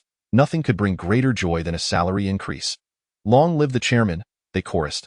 Wang Yuyan gazed into Zhang Wanlin's eyes, feeling a blend of curiosity and admiration. Zhang Wanlin's audacity to act selflessly and confront the black organization was indeed commendable. Those who had previously looked down upon him now averted their eyes, unable to meet his gaze. The very individuals who had mocked him earlier wore expressions of guilt. Realizing that Zhang Wanlin had acquired the company solely to prevent mass layoffs and even raise salaries, many resolved in their hearts to stand by him, pledging their support for his leadership. At that moment, Wang Pengzi struggled to contain his laughter. His brother had become the chairman, and as his brother, he would certainly not suffer any loss. While promotions were uncertain, Zhang Wanlin would undoubtedly ensure that Wang Pengzi was well compensated. Shortly thereafter, Zhang Wanlin followed Han Wan to the chairman's office, where Zhu Ziqing began briefing him on various company matters. With the necessary procedures underway in 3 days, Zhang Wanlin officially became the chairman of the delivery company, with ownership of the entire 8th floor and the land beneath it. During this brief period, Zhu Ziqing had entrusted all company affairs to Zhang Wanlin, including his female secretary, Han Wan, in the chairman's office. Zhang Wanlin reclined comfortably, reviewing the documents before him. Transformed from a once impoverished youth to the current chairman, he now held a position of power. Wang Pengzi had also risen in status, becoming the logistics manager of the delivery company. The previous rider supervisor, Mao Gang, remained in his position and even received a raise, as Zhang Wanlin recognized his strong professional abilities despite his somewhat unpleasant demeanor. Wang Yuyin continued to serve as the president. Zhang Wanlin owned 60% of the company, solidifying his unassailable position as chairman. In truth, the delivery company was quite profitable, generating millions monthly, even after Zhang Wanlin raised employee salaries. Zhu Ziqing had hastily relinquished the company out of fear of the black organization, while Zhang Wanlin, unburdened by such fears, remained undaunted. Chairman, here is last month's financial report for your review. Han Wan, the attractive secretary, respectfully placed the documents on the desk. Zhang Wanlin glanced at her, noting her alluring legs clad in black stockings, which made for a striking sight in the office. Her expressive eyes gazed at him with longing, evoking a sense of intrigue. However, Zhang Wanlin refrained from any overt advances, wary of potential entanglements from now on. All reports should go to Wang Yuyin. Unless it is of great importance, do not disturb me, Zhang Wanlin stated coolly. Understood, Han Wan replied, clutching the financial report as she exited the office. Taking over the company, Zhang Wanlin had effectively become a hands-off manager, while Wang Yuyin's workload had doubled. In a moment of boredom, Zhang Wanlin pulled out his phone to play a game, but it rang just then. Upon checking, he saw Uncle flashing on the screen, causing his brow to furrow. Hey, I'm at your company's entrance. Come down, I need to talk to you. The call ended abruptly. Zhang Wanlin rose and made his way downstairs. His uncle, Lu Chong, who was well known in Guqing County, was also a member of the prominent Lu family, which did not hold Zhang Wanlin and his father in high regard, especially since his mother had divorced Zhang Qishan. Upon arriving at the company entrance, he spotted a Rolls-Royce Phantom parked ostentatiously, its license plate marked with 5/8. Zhang Wanlin approached, opened the rear door, and took a seat inside. There, he found a middle-aged man in a suit, hair slicked back, smoking a cigar and exuding an air of authority. What do you want? Zhang Wanlin asked, frowning. Lu Chong glanced at him, a smirk playing on his lips. Oh, now you don't even call me uncle? After a long silence, Zhang Wanlin relented. Uncle? Hemph, Lu Chong scoffed. A monthly salary of 3,000 must be tough. Huh? I hear the Zhang family is struggling these days. That paltry sum barely covers your father and girlfriend's expenses. By the way, your father's gambling habits must have left him deep in debt. Lu Chong looked at Zhang Wanlin mockingly. If you're here to gloat over our misfortunes, I'll take my leave. As he attempted to exit the car, Lu Chong called him back. People rise while water flows downward. The wise adapt to circumstances. Look at your uncle's family. They owe their success to the Lu family's support. Without us, they would be nothing. Lu Chong's eyes flickered with amusement as he appraised Zhang Wanlin. Not bad. You look quite dapper. Zhang Wanlin furrowed his brow, uncertain of Lu Chong's intentions. This uncle had always looked down on him and had little contact with him. Today's sudden visit surely indicated something was amiss. What is it you want? Just say it, Zhang Wanlin said coldly. Lu Chong took a drag from his cigar, savoring the moment before exhaling a ring of smoke. It's simple, I want you to sever ties with Zhang Qishan. Zhang Wanlin clenched his fists, anger boiling over. You must be dreaming? Lu Chong chuckled derisively, shaking his head. You should know that only I can offer you a life of luxury. Your mother married into wealth, but alas, that man seems to have fertility issues. If you acknowledge him as your father, I guarantee you a life of unending wealth. You won't be the same poor wretch anymore. Your girlfriend left you, right? Come with me, and I'll shower you with riches. You can return and humiliate her, make her regret it. Just cut ties with your useless father, and everything else can be negotiated. With that, Lu Chong laughed triumphantly, his eyes gleaming with mockery, as if he reveled in Zhang Wanlin's plight. He believed that under such tempting conditions, no one could refuse him, for in this world, money was king. Yet Zhang Wanlin gritted his teeth, fists clenched, wishing he could strike his uncle. I'll tell you this. She is not my mother. Zhang Qishan is my father. I would never abandon him for a better life. My uncle is just a lapdog to your Lu family, but I am not. I will prove my worth and show you that I, Zhang Wanlin, am not to be trifled with. Lu Chong, witnessing Zhang Wanlin's fervor, merely smiled condescendingly. Oh, such spirit? He waved to the driver, who promptly handed him a large box. Inside the box lay a neat stack of red yuan bills, a staggering sight that could easily tempt the average person. Lu Chong's lips curled into a smirk, confident that no one could resist such an offer. Look closely. This is 1 million, enough to buy a BMW and impress the ladies. With money, What can't you have? And once you become that man's son, he will give you even more soon. The Lu family will be relying on you. Lu Chang taunted. He envisioned Zhang Wanlin groveling in submission, but Zhang Wanlin merely glanced at the money before looking away. Please, I've seen 60 million. Why would I care about your 1 million? Uncle, I will not abandon my father, nor will I accept that man as my father. With that, Zhang Wanlin opened the car door and stepped out. Leaving Lu Chang in stunned silence, he had underestimated Zhang Wanlin's resolve, never anticipating that this impoverished youth would dismiss 1 million as inconsequential. Watching him walk away, Lu Chang huffed in displeasure, his confidence shaken. Why did he insist that Zhang Wanlin acknowledge that man as his father? It was because he feared that the powerful figure would unceremoniously cast his sister aside. The current prosperity of the Lu family was inextricably linked to that influential individual. Only by keeping him satisfied could the Lu family ensure their survival. Yet now, Zhang Wanlin was blatantly disrespecting him, which left him feeling quite displeased. Boss, should I take some firm measures against him? Asked the robust driver seated in the driver's seat. Lu Chang shook his head and sneered. No need for that. If he were to comply under duress, it would not be genuine. Besides, I recall that the house belonging to the Lu family is under my sister's name. Tomorrow, send someone to reclaim our property and let them sleep on the streets. Why then? My nephew will surely come begging for 100,000. With a malevolent smile, Lu Chang concluded. Understood, replied the driver. Nodding in agreement, soon, Zhang Wanlin drove his imposing black vehicle to the Longyu mountain villa. After Lu Chang's interference, Zhang Wanlin's mood had soured considerably. He remembered that he had left a magical sword at the villa and decided to check on it. The Lu family was indeed formidable, and presently, Zhang Wanlin lacked the strength to challenge them. He silently vowed that once he acquired sufficient power, he would make his uncle see him in a new light and make his mother regret abandoning him and his father. With a steely gaze, he approached the villa. Upon entering, a shadow lunged at him. Woof woof. Lightning leaped into Zhang Wanlin's arms. Startled, he realized that in the 10 days he had been away, the little creature had grown astonishingly. Lightning now stood at Zhang Wanlin's knee, and the lightning bolt on its forehead shone even brighter. Undeniably, Lightning was a beautiful creature with striking blue eyes and a luxurious coat that was pleasing to the touch. Any girl would likely fall in love with this dog. Woof woof. Lightning barked excitedly at Zhang Wanlin. The system had indicated that this dog possessed intelligence and could understand human speech. Initially skeptical, Zhang Wanlin now believed it.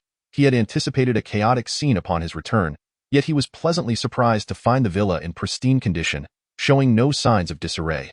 Lightning had not made any mess either. Perhaps it simply required recharging instead. Indeed, there was no need for cleaning. Where was the magical sword? Zhang Wanlin approached the sofa and immediately spotted the sword resting on the table. It was a dark long sword with a round hilt, about 2 fingers thick, and felt exceedingly cold to the touch. The blade was impressively wide, adorned with ancient inscriptions that emanated a sense of power and enchantment. As Zhang Wanlin lifted the sword, he was astounded by its weight, an impressive 100 kilograms. Even with his extraordinary strength, he could barely manage to lift it. What a magnificent sword, Zhang Wanlin thought, his mind racing with the possibility of the sword's spirit. Longkue, residing within it.in the game The Legend of the Sword and Fairy 3. The magical sword contained the spirit of Longkue, an extraordinarily beautiful woman. But alas, that was not the case here. Nonetheless, Zhang Wanlin cherished the sword dearly, playing with it for a while before placing it into his storage ring for safekeeping. Just as he secured the sword, his phone rang. To his surprise, it was a call from Wang Yuyan. Hello? Zhang Wanlin answered. Can you come keep me company? I'm not in a good mood. Wang Yuyan's voice seemed drowned in noise, and she appeared to have had a few drinks, her words slightly slurred. Where are you? Zhang Wanlin inquired. At Baidu bar. Wait for me. The call ended abruptly. Zhang Wanlin quickly set out, driving towards Baidu bar. It struck him as odd. Wang Yuyan was usually a workaholic. Why had she suddenly decided to drink? It was already 7 in the evening, and with nightfall, a young woman venturing out for drinks seemed rather reckless. Baidu Bar was a well-known establishment in Guqing County, backed by the Lu family's investments. Upon arrival, he parked in front of the bar and strode inside. The moment he entered, the cacophonous music assaulted his senses. The bar was awash in vibrant lights, with various young people dancing energetically on the floor. Wang Yuyan had reserved a large booth for herself, sitting alone, her cheeks flushed as she sipped her drink, clearly nearing her limit. Surrounding her were several young men, their eyes filled with lewd interest. Wang Yuyan's striking beauty was impossible to overlook. It was no wonder she attracted attention. Today, she had traded her usual corporate attire for form-fitting jeans that accentuated her long legs, paired with distinctive black boots. On top, she wore a cropped shirt that revealed her slender waist, tempting anyone to reach out. Her face was undeniably beautiful, and many young men were captivated by her presence. Zhang Wanlin took a seat beside Wang Yuyan, snatching the drink from her hand. The surrounding young men frowned at Zhang Wanlin's boldness. After all, Wang Yuyan was sought after by Huang Xiaopoint. One of the young men quickly went to inform him. Oblivious to the brewing tension, Zhang Wanlin focused on Wang Yuyan, who, upon seeing him, draped her delicate hand around his neck, leaning into his chest. Feeling the warmth of her flushed face, Zhang Wanlin's heart raced. The usually aloof and regal Wang Yuyan had shown a vulnerable side. "President Wang, what troubles you?" he asked. Wang Yuyan's voice trembled. I feel unwell." "Zhang Wanlin, do you know? The pressure is overwhelming." Zhang Wanlin felt a pang of concern. Could it be that he had burdened her with too much work? Is it work-related? "I can have someone share your responsibilities." "No, that's not it." She shook her head vigorously, her face reddening and her eyes glistening. "Work is not the issue. Do you know why I work so hard? It's to prove that even without the Wang family, I can thrive on my own. I earn my position as president through my own efforts, with a salary in the tens of thousands. But why do they still look down on me? They say a woman's worth is determined by her lack of talent. They want me to marry someone I don't love." Her voice quivered, and warm tears streamed down her cheeks. Zhang Wanlin felt a surge of sympathy for the fragile beauty before him. How could anyone bear to see her in such distress? "Don't be sad." He hesitated, unsure of how to comfort her. Although he was not a cold-hearted man, he was certainly no romantic expert, and the sight of a girl crying left him flustered. Without thinking, he blurted, "But you still have me." Those words. Wang Yuyan abruptly ceased her sobbing, her eyes wide and fixed on Zhang Wanlin. It was the first time a man had ever said such a thing to her. After a brief pause, her cheeks flushed even deeper. Though she usually maintained an air of superiority, it was merely a facade she wore in front of her employees. Deep down, she was just a girl who had never been in love. She began, hesitating at that moment. Her heart raced as if a fawn were bounding within her chest. Reflecting on Zhang Wanlin's handsomeness, decent background, and kind-hearted nature, she couldn't help but wonder if he was worthy of being her partner. Unbeknownst to her, Zhang Wanlin was also experiencing a shift in feelings. He recalled the high and mighty woman for whom he spent his entire salary on expensive cosmetics, a woman who often criticized him. Now, looking at Wang Yuyan, who, despite her cool demeanor, possessed a kind heart, he realized she was far superior. In a moment of impulse, Zhang Wanlin reached out to embrace her waist. To his surprise, Wang Yuyan did not flinch away. Just as his hand was about to touch her waist, a loud crash interrupted the moment. "How dare you touch Wang Tian's woman? You must be tired of living." Zhang Wanlin looked up to see a group of men surrounding their booth, their bodies adorned with tattoos and their hair in flamboyant styles, brandishing beer bottles and baseball bats. There were at least a dozen of them, each sporting a cocky demeanor. The leader, appearing to be in his early 20s and wielding a stick, glared at Zhang Wanlin with envy. "Who are you?" Zhang Wanlin furrowed his brow. "In the ancient city. Do you not even know who Huang Xiao is?" "Huang Xiao is the eldest son of the Huang family. His father is Huang Zhenhu. Kid, do you not even inquire about the woman you dare to lay your hands on?" A young man with yellow hair stepped forward, boasting loudly. It was he who had just delivered the message to Huang Tian. Upon hearing Huang Tian's name, the crowd instinctively distanced themselves from Zhang Wanlin. Huang Tian was notorious in the ancient city as a notorious bully. Not only was he wealthy and influential, but he also trained over 100 martial arts disciples. He was known for his brazen attitude, striking at anyone who displeased him. Wang Yuyan's drunken stupor was abruptly shattered as she gazed at Huang Tian, confusion etched on her face.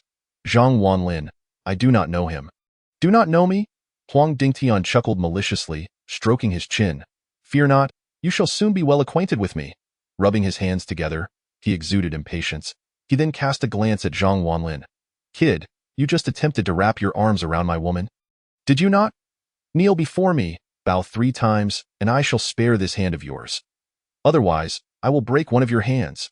A dozen or so figures glared at Zhang Wanlin with sinister expressions, their faces twisted in cruel smiles. The young revelers nearby wore expressions of pity. Being targeted by Huang Tian was a stroke of misfortune for Zhang Wanlin. Yet, Zhang Wanlin remained seated, a derisive smile curling his lips. "Huang Tian, even your father would not dare speak to me in such a manner. What are you?" At Zhang Wanlin's audacious words, Huang Dingtian erupted in fury. You little brat, what did you say? Repeat that if you dare. Zhang Wanlin shook his head and smiled, rising to face Huang Dingtian. I repeat, even your father would treat me with respect. What are you? With that, Zhang Wanlin patted Huang Dingtian's face. Wang Yuyan, witnessing this, felt a surge of anxiety in front of so many people. Zhang Wanlin's actions were tantamount to courting death. I apologize. My friend has had too much to drink. Please do not take it to heart. I sincerely apologize on his behalf. Wang Yuyan hurriedly offered apologies, her face awash with urgency. Chapter 43. You wait. Initially seething with anger, Huang Dingtian's lips curled into a wicked grin upon hearing Wang Yuyan's apology. Hee, beauty, if you come with me, I will immediately let this kid go. Huang Dingtian rubbed his hands together, his eagerness palpable. He had set his sights on Wang Yuyan. As the eldest son of the Huang family, he was accustomed to getting what he desired. Wang Yuyan glanced between Huang Dingtian and Zhang Wanlin, her thoughts in turmoil. What to do? To go with Huang Dingtian would surely lead to a grim fate. Not going with him would spell trouble for Zhang Wanlin as well. Just as Wang Yuyan hesitated, Zhang Wanlin stepped forward, positioning himself protectively behind her. Rest assured, they will not dare touch me. Zhang Wanlin smiled at Wang Yuyan. Looking at the tall figure of Zhang Wanlin, Wang Yuyan inexplicably felt a sense of security. It seemed that with him around, she would be safe. You little brat, you think you can disrespect me? The young man with yellow hair sprang up again, brandishing a beer bottle, pointing at Zhang Wanlin while cursing. Do you even know who Huang Xiao is? With a wave of his hand, he could render you crippled. Such a beautiful girl, you cannot keep her. Kneel and apologize to Huang Xiao, or else, if he gets angry, you will leave here on a stretcher. Laughter erupted from the surrounding crowd. Some were cracking their knuckles, eager to teach Zhang Wanlin a lesson. Numerous young people nearby were recording the spectacle on their phones. The security guards in the distance dared not look on, for who would dare intervene in Huang Dingtian's affairs? In the bar, with music blaring and the atmosphere electric with intoxication, Zhang Wanlin had become the target for Huang Dingtian, who poked Zhang Wanlin's chest with a disdainful smile. Kid, I have set my eyes on this girl.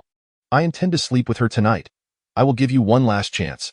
Kneel, apologize, and leave. Otherwise, I will make sure your mother does not recognize you. Faced with Huang Dingtian's arrogance, Zhang Wanlin's gaze turned icy. I will give you one last chance as well. Remove your finger from my chest, or I will deal with you and your father. Zhang Wanlin's eyes were cold. He was genuinely enraged.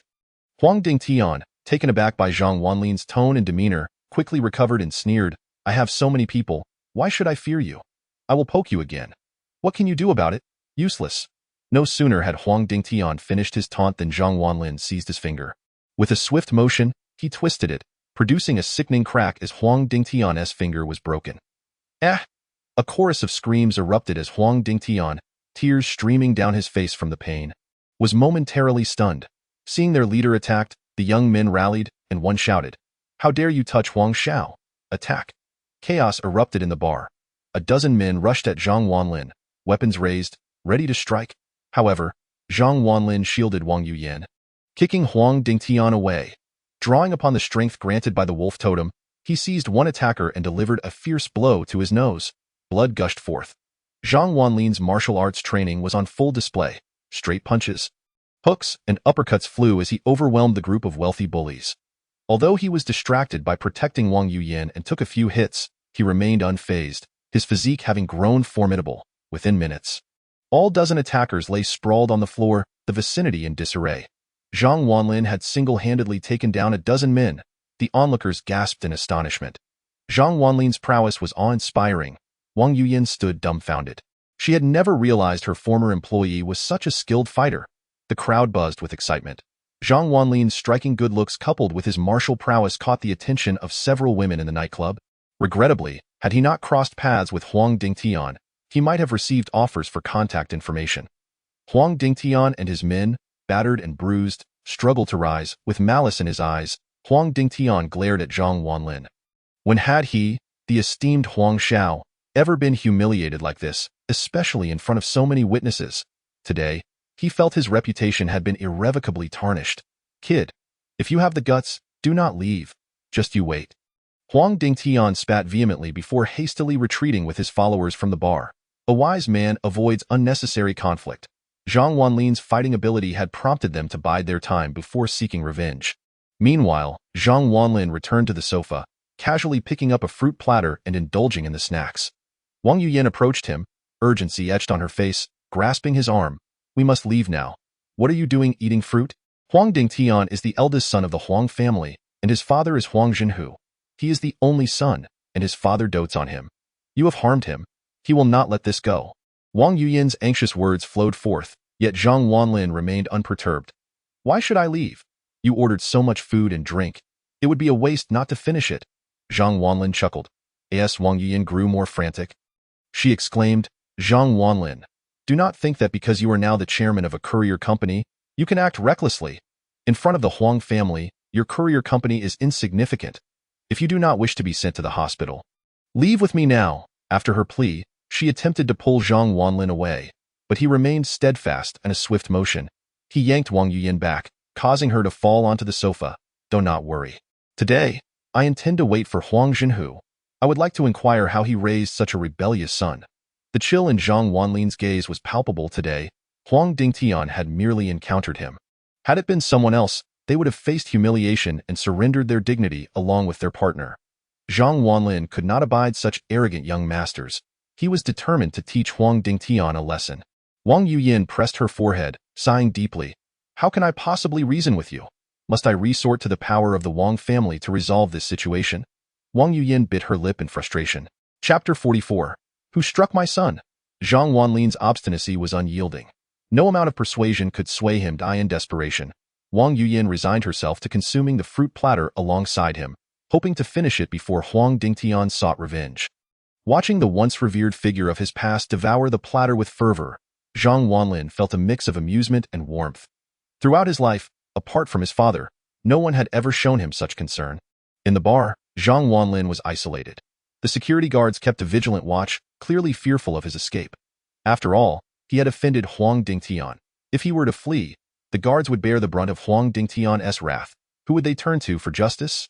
A group of ruffians lurked in the shadows, their eyes fixated on Zhang Wanlin, clearly affiliated with Huang Dingtian. Even if Zhang attempted to leave the bar, they would undoubtedly follow. Offending Huang Dingtian was not a matter to be easily forgotten. After about 10 minutes, a commotion erupted. The music abruptly ceased, and the vibrant lights dimmed, as a swarm of individuals clad in black stormed through the bar's entrance. Each bore the embroidered character for martial arts on their chests, their formidable physiques and fierce gazes indicating their prowess in combat. A contingent of 40 to 50 disciples from the Huang family had arrived. No ordinary individuals, but seasoned fighters with formidable strength. Even Zhang Wanlin would stand no chance against such overwhelming numbers. As they surged into the bar, they converged upon Zhang, encircling him amidst a cacophony of noise. Look, it's the Huang family disciples. They're known for their ability to take on 5 opponents at once. Someone exclaimed, that kid is finished. How dare he offend young Master Huang? If he isn't crippled today, I'll consider myself defeated. Wang Yuyan, witnessing this scene, felt a rush of panic, and no matter how skilled Zhang Wanlin was, could he truly contend against so many trained fighters? What should she do? She couldn't believe that Zhang Wanlin knew Huang Zhenhu, a prominent figure in the ancient city, far beyond Zhang's reach. Would she need to leverage her family's influence to resolve this situation? Where was that fool? At that moment, Huang Dingtian, his face a mask of fury and his bandaged fingers reflecting his anger, pushed through the crowd. His eyes were bloodshot as he locked onto Zhang Wanlin, sneering, you little brat, you've got some nerve. Still not fleeing, are you? I'll break all 10 of your fingers, just like you did mine. Who dares touch my son? Let me see which esteemed figure would try.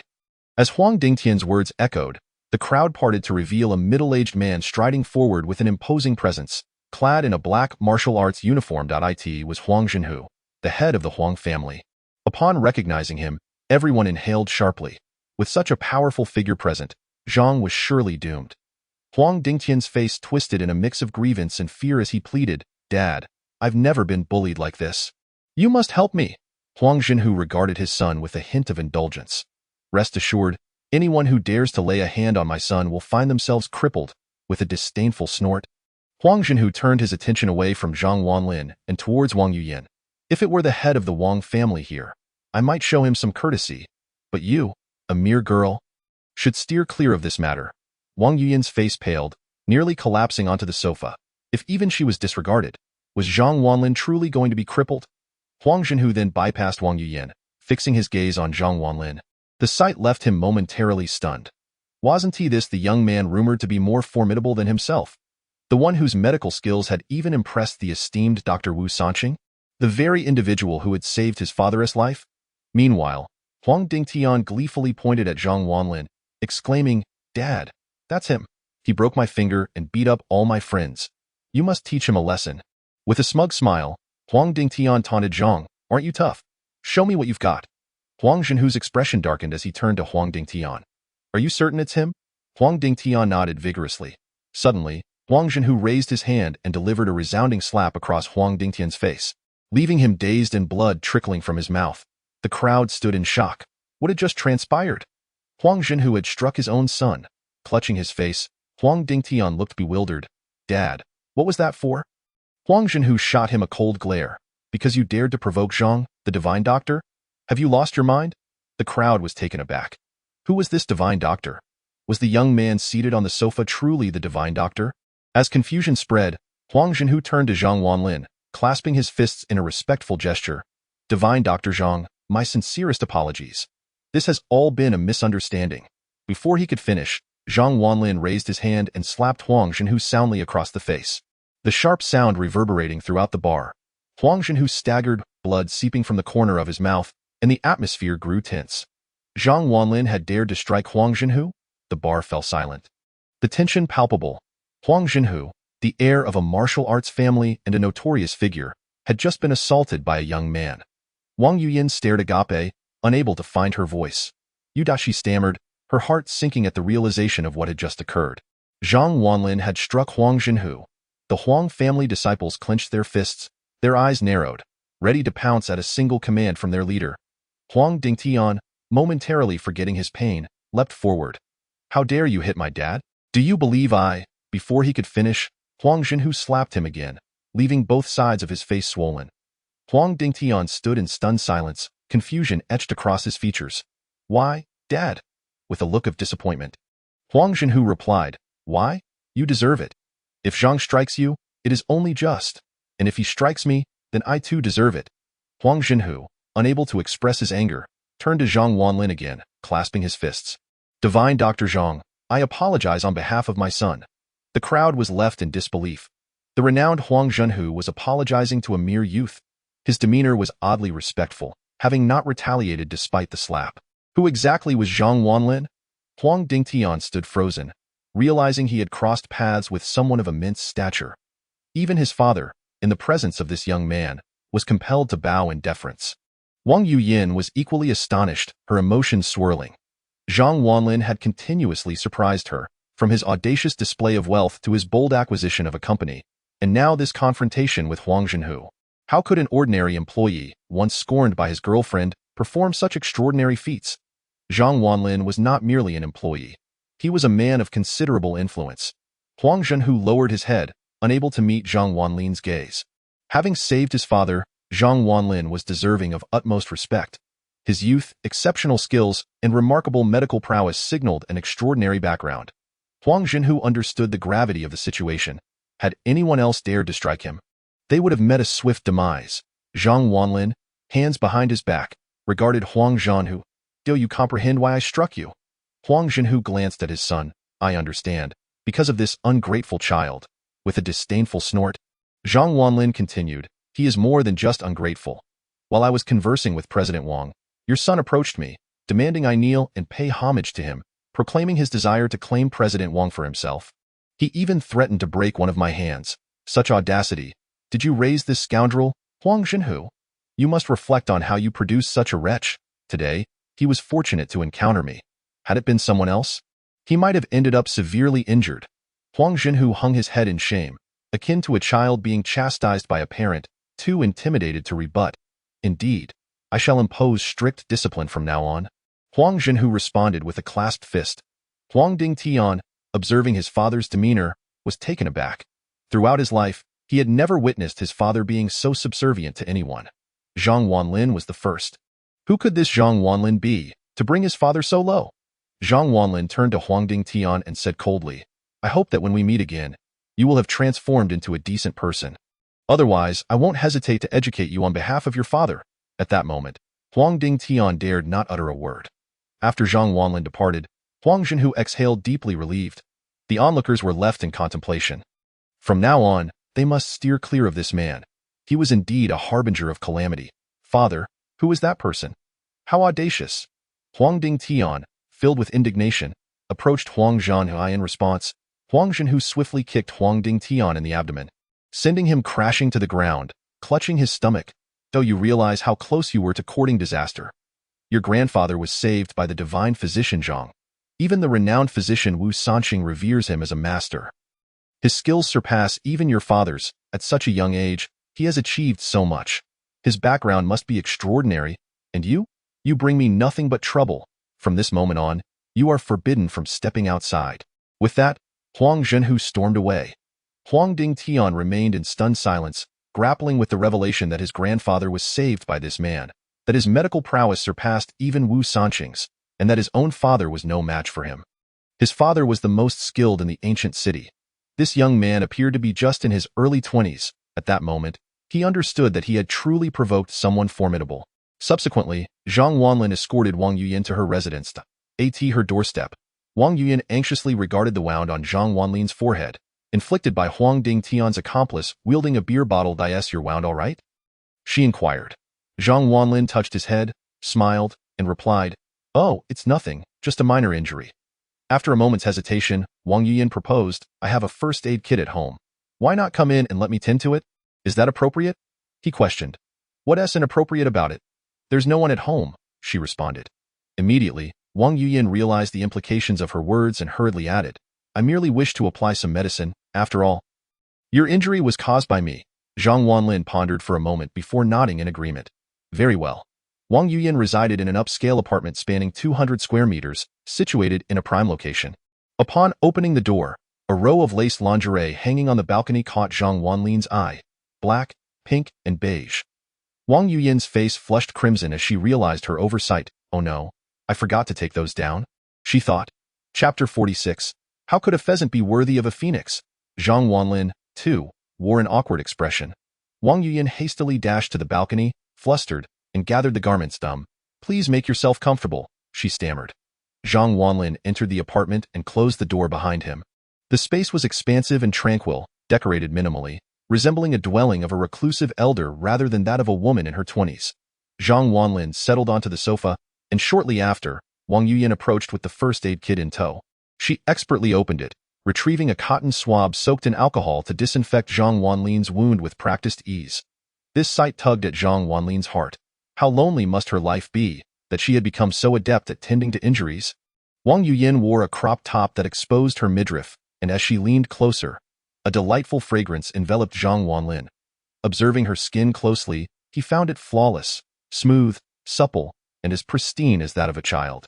Furthermore, from his vantage point, he could not help but admire her remarkable physique, her long legs and curvaceous form.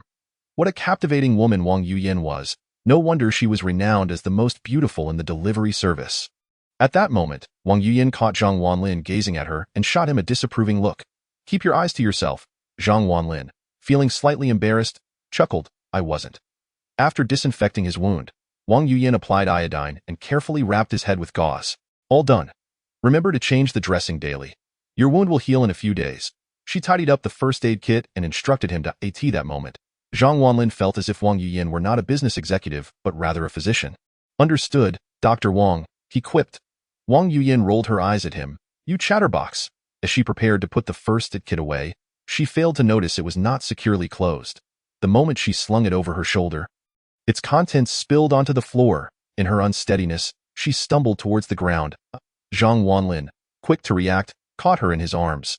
The sensation of her softness enveloped him, her hair brushing against his mouth. They found themselves locked in an embrace. Noticing her flushed face, Zhang Wanlin looked down, only to see Wang Yuyin blushing deeply. Just then, the apartment door swung open with a loud creak. A middle-aged man stood at the threshold. And in shock, he dropped his keys. What are you two doing?" Wang Yuyin, resembling a startled rabbit, leapt to her feet, flustered. "Dad, what are you doing here?" "Dad?" Zhang Wanlin was taken aback. Was he the head of the Wang family? Wang Lin? The man, appearing in his 40s, wore a suit and exuded an air of authority. his glasses perched on his nose. His expression turned to one of incredulity. Daughter, who is he? Wang Lin's fingers trembled with fury. Wang Yuyan hurriedly explained, Dad, it's not what you think. He is my colleague. Colleague? Wang Lin scoffed. Oh, so he's from the delivery service. Yuyan, isn't Zhang Junfei a better match? He's the son of a real estate tycoon in the ancient city. Yet you bring home a delivery boy? Zhang Wanlin felt a pang of awkwardness as he stood up. Uncle, I actually… Silence. Wang Lin glared at him. The delivery service is on the brink of collapse. Judging by your age, you're likely just a manager, earning a mere 30 to 40,000 a month. How could a pheasant be worthy of a phoenix? Leave at once, and do not return to see my daughter. Wang Lin issued his decree. Wang Yuyan, anxious, implored, Dad, it's not what you think. I don't care. Zhang Junfei is on his way. Make him disappear. Wang Lin's stern countenance left no room for argument. Wang Yuyan turned to Zhang Wanlin. Her eyes filled with helplessness and regret. Zhang Wanlin smiled. Very well, uncle. I shall take my leave. With that, he made his way toward the door. Humph, it's good you know your place. Wang Lin scoffed. Yet, just as Zhang Wanlin was about to exit, he collided with a young man entering. The young man, in his 20s, stood at around 1.7 meters tall, with an ordinary face yet adorned in designer clothes. He held a gift in hand, and upon bumping into Zhang Wanlin, he appeared puzzled. Wang Lin's frown deepened, but he quickly donned a cheerful expression. Zhang Junfei, you've arrived. Come in. Wang Lin's warmth towards Zhang Junfei contrasted sharply with his demeanor towards Zhang Wanlin. Zhang Junfei glanced at Zhang Wanlin with curiosity. Uncle, who is this? Why is he in Yuyan's home? Wang Lin, forcing a smile, replied, Oh, he is just a delivery boy. Pay him no mind. Wang Lin attempted to deceive Zhang Junfei. However, Wang Yuyan interjected, furrowing her brow, Dad, he is not just a delivery boy. He is my colleague, Zhang Wanlin. Colleague? Upon hearing this, Zhang Junfei's eyes darkened with hostility. A colleague in Wang Yuyan's home. His gaze hardened. He had harbored feelings for Wang Yuyan for quite some time, yet someone else had gotten there first? From a delivery service? That company was on the verge of bankruptcy, wasn't he? Judging by his age, he was probably just a manager earning a meager salary. Zhang Junfei regarded Zhang Wanlin with a sneer.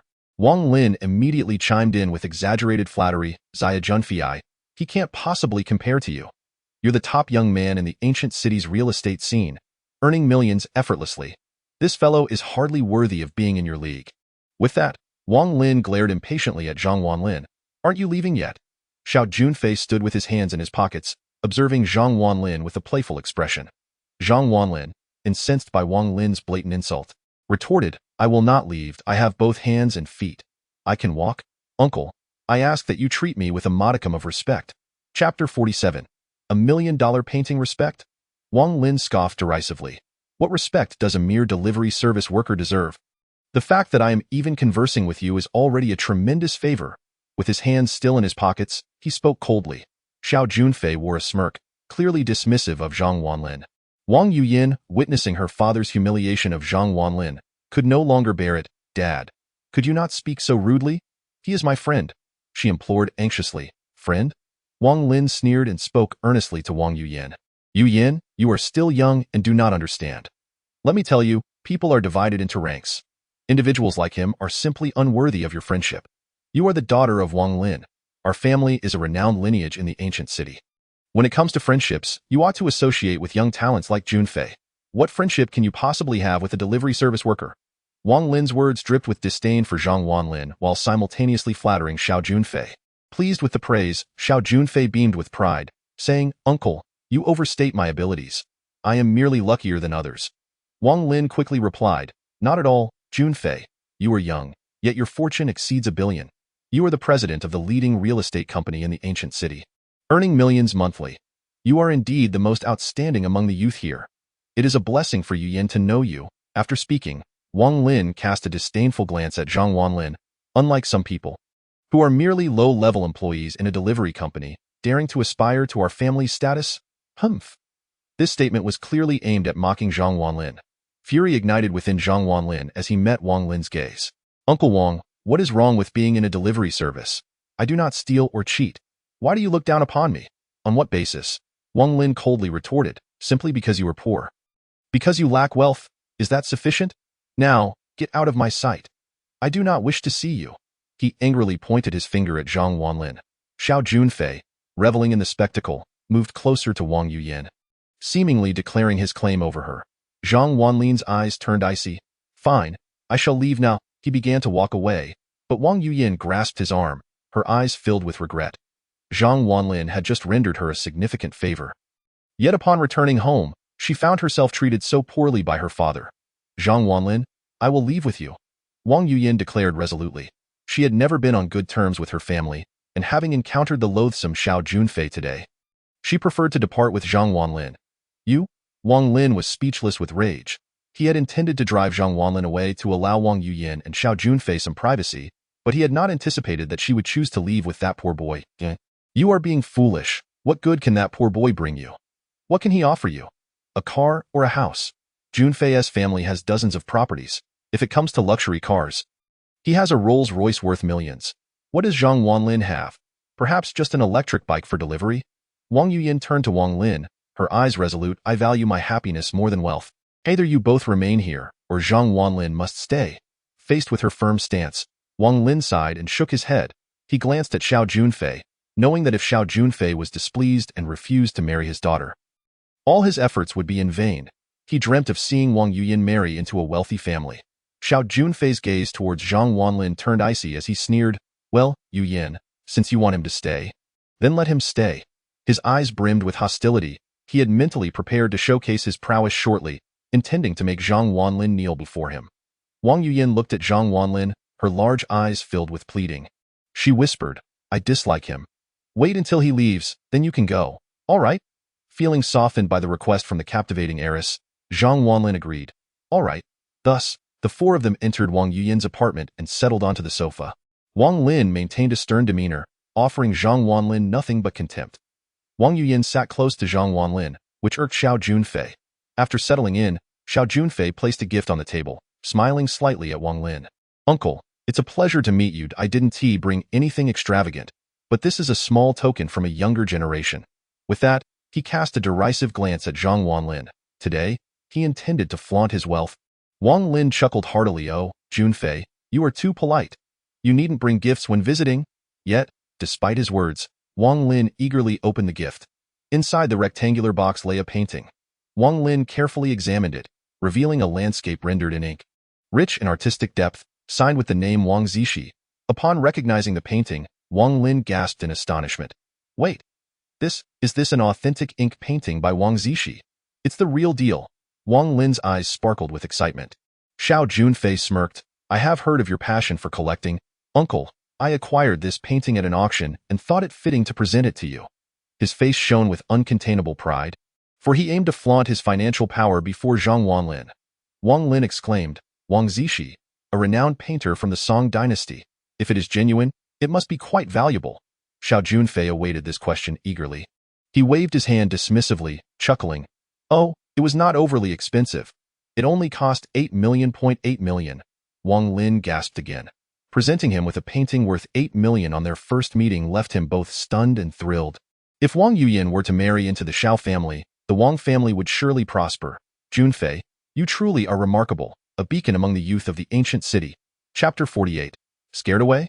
Wang Lin shot a cold glance at Zhang Wanlin, clearly displeased. Unlike some people who have the audacity to linger in others' homes, Xiao Junfei also turned to Zhang Wanlin, his expression mocking. Friend, is this your first time meeting uncle?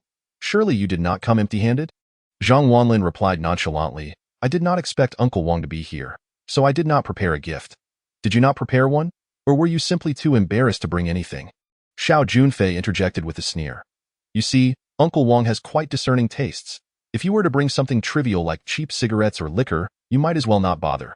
Even if you had the audacity to offer it, Uncle Wang would be too ashamed to accept. Wouldn't you agree, Uncle Wang?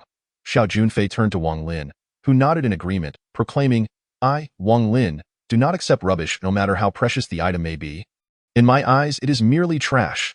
Their words were harsh and disdainful, with Xiao Junfei's eyes gleaming with mockery.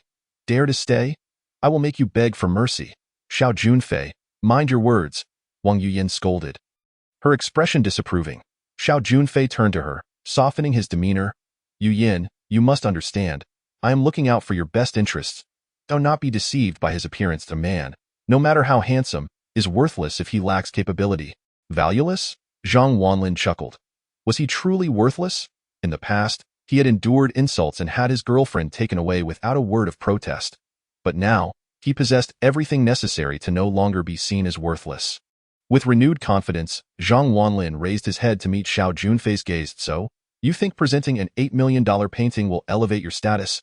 Is that your idea of significance? As soon as he spoke, two sharp gazes turned towards him. What did you say? Xiao Junfei's voice dropped to a chill. You seem to look down on the painting I gifted. Boy, I have given you an $8 million painting. And what do you bring? A mere empty-handed presence. Do you really think you can compete with me, Xiao Junfei, for a woman? You should take a good look at yourself. Xiao Junfei, in a fit of anger. Joined by Wang Lin, berated. Junfei is right. Individuals like him, devoid of wealth yet relishing in their own poverty, are truly laughable. He even scoffs at the genuine works of Wang Zishi. Ha! I dare say he cannot even afford the box that houses this painting. Were it not for Yu Yan's sake, he wouldn't even be allowed entry into my daughter's home. Junfei, rest assured, I shall never permit Yu Yan to associate with such a person in the future. After all, one is influenced by their company, whether for good or ill. With a haughty snort, Xiao Junfei crossed his arms and regarded Zhang Wanlin with disdain. If you're broke, don't even think about playing at a high level. With that, he produced a bank card from his pocket and flung it carelessly in front of Zhang Wanlin. This card contains 500,000, enough for you to purchase a modest apartment in the ancient city. Consider it my pity for you. Now leave. Xiao Junfei wore an air of superiority, barely glancing at Zhang Wanlin, who, in his view, despite earning a monthly salary of 50,000, would find this sum nearly equivalent to half a year's wages. If he were wise, he wouldn't dare to challenge me, for he cannot prevail. Xiao Junfei was notorious as a ruffian in the ancient city. Wang Lin sneered. Ha! This kid must be terrified and is running away. Xiao Junfei nodded, coldly asserting, Humph, he knows that my money isn't easily acquired and is deliberately creating an escape route for himself. In their eyes, Zhang Wanlin, a mere delivery worker, had no prospects. The 500,000 offered by Xiao Junfei was not something he looked down upon. But rather, he feared accepting it. He did not wish to lose face before the goddess, hence his dramatic exit. Xiao Junfei, lounging comfortably, scoffed at Zhang Wanlin's lack of ambition. What a fool! To refuse 500,000? Do you think I would target him over such a paltry sum? Hearing Xiao Junfei's words, Wang Yuyan furrowed her brow, glancing toward the entrance. Could it be that Zhang Wanlin really fled? In her eyes, Zhang Wanlin was exceptionally capable, possessing strong principles and never cowering before authority. Yet now, faced with such formidable power, had he succumbed to fear? Pondering this, she shook her head. After all, he was but human. Though she thought this, disappointment lingered in her heart. At that moment, Wang Lin interjected, Yu Yan, did you see that? This is the person you admire. Driven away by Junfei with just 500,000. Can such a person bring you happiness? Yu Yan found herself momentarily speechless. Zhang Wanlin, how could you just walk away? What am I to do now? You've truly embarrassed me. Just then, a series of knocks echoed, and Zhang Wanlin appeared at the door. Holding a redwood box, he had merely stepped out to retrieve the genuine artwork of Tang Bohu from his storage ring. Everyone turned to regard Zhang Wanlin, including Wang Lin and Xiao Junfei, who were taken aback. He didn't leave. He actually returned. Xiao Junfei's eyes narrowed at the gift box in Zhang Wanlin's hands. A subtle smile crept onto his face. How amusing it was that Zhang Wanlin thought his gift could rival the 8 million value of his own painting. Ah, I thought you had left, Xiao Junfei remarked, standing and stroking his chin with a mocking smile. He was eager to ridicule Zhang Wanlin. As Zhang Wanlin entered the living room with the wooden box, he said casually, as this is my first meeting with Uncle Wang, I wanted to present you with this painting from my collection. A painting. Upon hearing this, Xiao Junfei nearly burst out laughing. He had just gifted Wang Lin a painting worth 8 million. And here came Zhang Wanlin with another painting. Was he afraid of being overshadowed by the value of his own gift? Wang Yuyan frowned. Zhang Wanlin, what are you doing? If you're going to gift a painting, it would have been better to leave quietly. Now you're just inviting mockery from Xiao Junfei. She certainly did not believe that Zhang Wanlin's painting could compare in value. After all, he had just purchased a delivery service company. Where would he find the funds for a genuine masterpiece? Wang Lin scoffed dismissively. A painting for me? I, Wang Lin, do not accept just any artwork. If it's some oil painting or piece of art, I advise you to abandon that notion. With that, Wang Lin attempted to toss Zhang Wanlin's painting into the trash. However, Xiao Junfei quickly snatched it from him. Wait, Uncle Wang, don't you want to see what he has to offer? With a mischievous grin, he placed the wooden box on the table. Wanlin huffed, ridiculing. "Ha! What could a delivery worker possibly offer? It's likely just a trinket worth less than 1,000. Xiao Junfei promptly opened the box. Retrieving the painting within and laying it on the table, he glanced up at Zhang Wanlin, and with a flourish, unfurled the painting. The three of them beheld the artwork. A majestic mountain rising into the clouds, resembling a celestial realm, and beneath it, a tiger ambling gracefully. The tiger appeared so lifelike, exuding a fierce gaze, creating an illusion of movement, as if it were alive. In the lower right corner, the name Tang Yin was inscribed. Tang Bohu? Both Xiao Junfei and Wanlin were momentarily stunned. This was indeed a painting by Tang Bohu.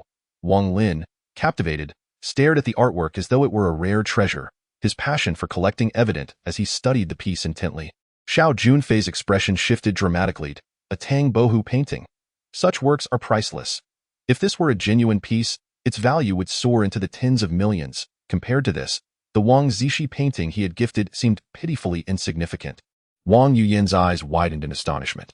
Zhang Wanlin had presented a painting by Tang Bohu to her father. How did he come into possession of such a masterpiece? What other secrets was this man concealing? This tiger is vividly lifelike, and the mountain ascends into the clouds. Could this truly be Tang Bohu's genuine work? Wanlin exclaimed, eyes wide with disbelief. Yet he dared not accept that Zhang Wanlin could possess a Tang Bohu painting. But the artwork bore an uncanny resemblance to the real deal. This painting must be a forgery, Xiao Junfei declared, casting a cold gaze at Zhang Wanlin. How could a mere delivery worker afford a genuine piece by Tang Bohu? Therefore, this painting is undoubtedly fake. Wanlin, taken aback, nodded in agreement. Indeed, while the imitation is convincing, it cannot possibly be authentic. He thus dismissed Zhang Wanlin's painting outright. Fake? On what grounds do you claim that? Zhang Wanlin inquired with a tilt of his head, a smile playing on his lips. Xiao Junfei, now feeling triumphant, produced his phone and waved it before Zhang Wanlin. You doubt my words? Very well. I shall see to it that you abandon all hope. With that, he opened WeChat and initiated a video call. On his phone screen appeared the name Master Chu. Upon seeing this, Wanlin exclaimed in astonishment, Junfei, are you really calling Master Chu? Xiao Junfei nodded proudly. Indeed, I have some connections with Uncle Chu. He can determine the authenticity of this painting in an instant. Master Chu was a renowned appraiser in the ancient city, famous for his expertise on antique treasures. Zhang Wanlin, you thought you could deceive Wanlin with a counterfeit. Today, I shall ensure you are utterly humiliated before Wang Yuyan. Before long, the call was answered. Uncle Chu, I seek your assistance that I have a painting here. Could you help me authenticate its legitimacy? Xiao Junfei asked with a grin. Master Chu, on the other end, smiled and nodded. Of course, let me see it. Xiao Junfei turned the camera towards the table, focusing on the Tang Bohu painting. Uncle Chu, a delivery worker has brought me a supposed painting by Tang Bohu. What do you think? How could a delivery worker possibly possess an authentic masterpiece by Tang Yin? With a hint of arrogance, Xiao Junfei cast a glance at Zhang Wanlin, as if to say, did you truly believe you could deceive everyone? Now, you must be feeling quite foolish. In the video, Master Chu adjusted his glasses, narrowed his eyes, and abruptly exclaimed, come closer. Xiao Junfei lowered his phone slightly. After examining for a while, Master Chu expressed his admiration. This painting exhibits exquisite craftsmanship and a graceful style reminiscent of Tang Yin. The paper, though slightly yellowed, remains largely unchanged, akin to the quality of Tang Dynasty Xin paper. Upon hearing Master Chu's words, the smile on Xiao Junfei's face froze, and his heart sank. Uncle Chu, what do you mean? Master Chu replied, there is no doubt it is a genuine piece. May I inquire about the identity of your friend? To have gifted an authentic work by Tang Yin, it seems your friend is quite remarkable. The moment genuine piece escaped his lips, Xiao Junfei was rendered speechless, as though a thunderclap had erupted in his heart that a mere delivery worker had presented a genuine Tang Yin masterpiece. Was he truly eclipsed by this? Xiao Junfei's face flushed crimson, filled with indignation, yet he felt utterly helpless against Zhang Wanlin at that moment. Wanlin's eyes lit up. This was an authentic Tang Yin. This painting could easily be exchanged for a residence at Yulong Mountain Villa, an invaluable treasure. Xiao Junfei's video call remained active, and the camera inadvertently captured the painting by Wang Zixi nearby. After a brief observation, Master Chu suddenly remarked, this painting by Wang Zixi appears woefully counterfeit. Chapter 50. The demolition crew. Master Chu's words rendered the room silent. What? The Wang Zishi painting gifted by Xiao Junfei was a forgery. Wanlin turned to Xiao Junfei, his expression shifting dramatically. Xiao Junfei was supposed to be the ideal son-in-law in Wanlin's eyes. He had gifted a fake painting. Panic surged through Xiao Junfei as he stammered, "Uncle Chu, please don't say that. This painting is authentic. I bought it for several million." He winked at Master Chu through the video, signaling him to remain discreet. However, Master Chu was renowned for his professionalism in the antiques world. He responded, "How could I possibly be mistaken? The Wang Zishi painting, whether in craftsmanship or paper quality, is beep beep beep." Before Master Chu could finish, Xiao Junfei hastily ended the call. If Master Chu continued, he would surely lose face. Zhang Wanlin regarded Xiao Junfei with a knowing smile, his eyes speaking volumes. Xiao Junfei's face burned with embarrassment. Today, he had been ridiculed by a delivery worker and had lost face in front of his future father-in-law. The Wang Zishi painting was indeed a forgery, yet the imitation technique was so sophisticated that most could not discern it. Alas, Master Chu had seen through it effortlessly. The atmosphere became palpably awkward. Wang Yian's gaze towards Xiao Junfei grew increasingly disdainful. "Ahem, Uncle Wang, I have matters to attend to at home, so I will take my leave. Goodbye." With that, Xiao Junfei quickly exited the room. His face flushed with embarrassment, disappearing from everyone's view. Wanlin pondered over the two paintings before him. One was an authentic Tang Yin worth tens of millions, gifted by someone he deemed beneath him. The other, a counterfeit Wang Zishi, presented by the son-in-law he admired, leaving him feeling quite disheartened.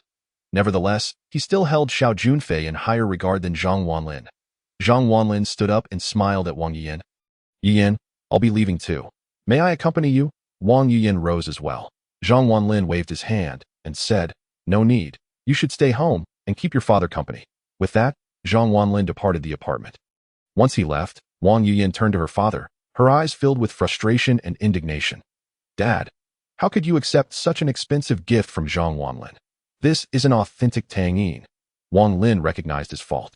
His prior treatment of Zhang Wanlin had been deplorable, yet the latter had still gifted him a painting worth tens of millions. However, he stubbornly retorted, "It's customary for a younger generation to present gifts to their elders. But does he have any real connection to our family? Can he truly be considered your junior?" Wang Yuyan pressed. Bang. Wang Lin slammed his hand on the table. "He presents gifts, I accept them, perfectly legal and reasonable. Is that a problem? Furthermore, sever all ties with that boy. Focus on Xiao Junfei, do you understand?" Wang Lin said angrily. Even if Zhang Wanlin had gifted him a masterpiece, Wang Lin believed it was merely a stroke of luck on Zhang Wanlin's part. After all, Xiao Junfei was the son of the largest developer in the area. On the other side, Zhang Wanlin returned home. Today, his father, Zhang Qishan, had refrained from gambling and had stayed at home, which pleased Zhang Wanlin. After dinner, Zhang Wanlin retired to his room. Early the next morning, before he had fully awoken, he was jolted by a series of thunderous noises. Then, with a loud crash, he was abruptly roused. Groggy, he opened his eyes and looked outside. His eyes widening in shock, for excavators had parked in the yard, and the wall of the Zhang family home had been demolished.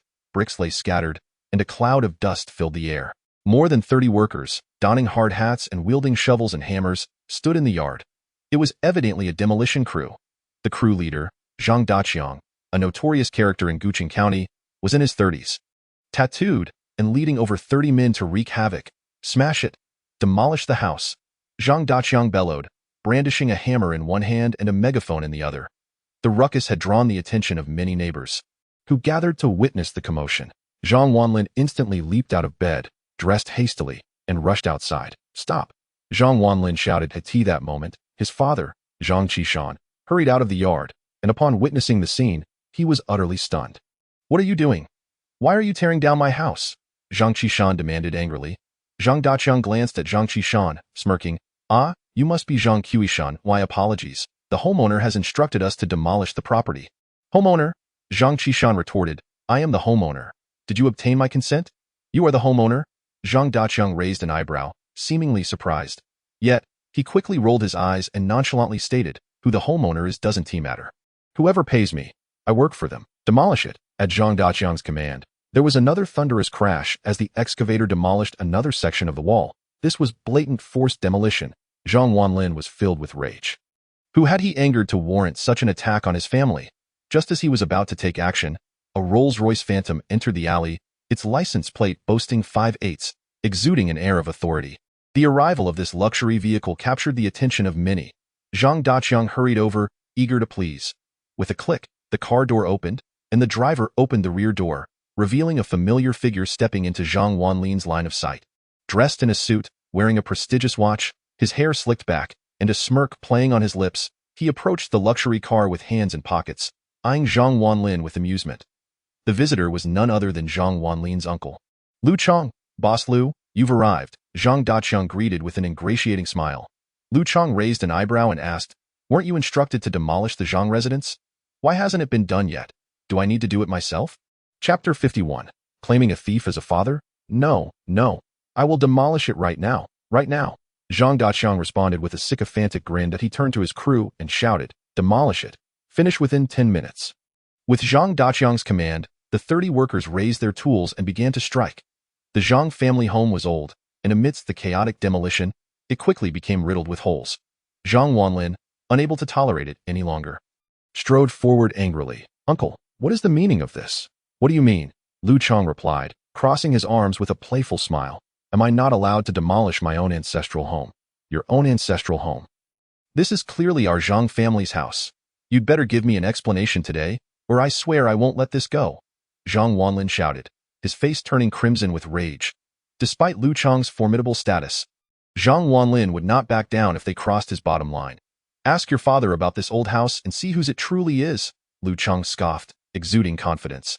Zhang Wanlin turned to glance at his father, only to find Zhang Qishan with his head bowed, standing nearby in shame, unable to meet Zhang Wanlin's gaze. Upon witnessing this scene, Zhang Wanlin felt a jolt in his heart. Could it be that the house he had always lived in was not actually his family's? Dad, what is going on? Zhang Wanlin hastened to his father's side and inquired. Zhang Qishan, his face flushed, stammered, back then that when your mother married me, a poor lad with nothing, I thought I gave our house to your mother.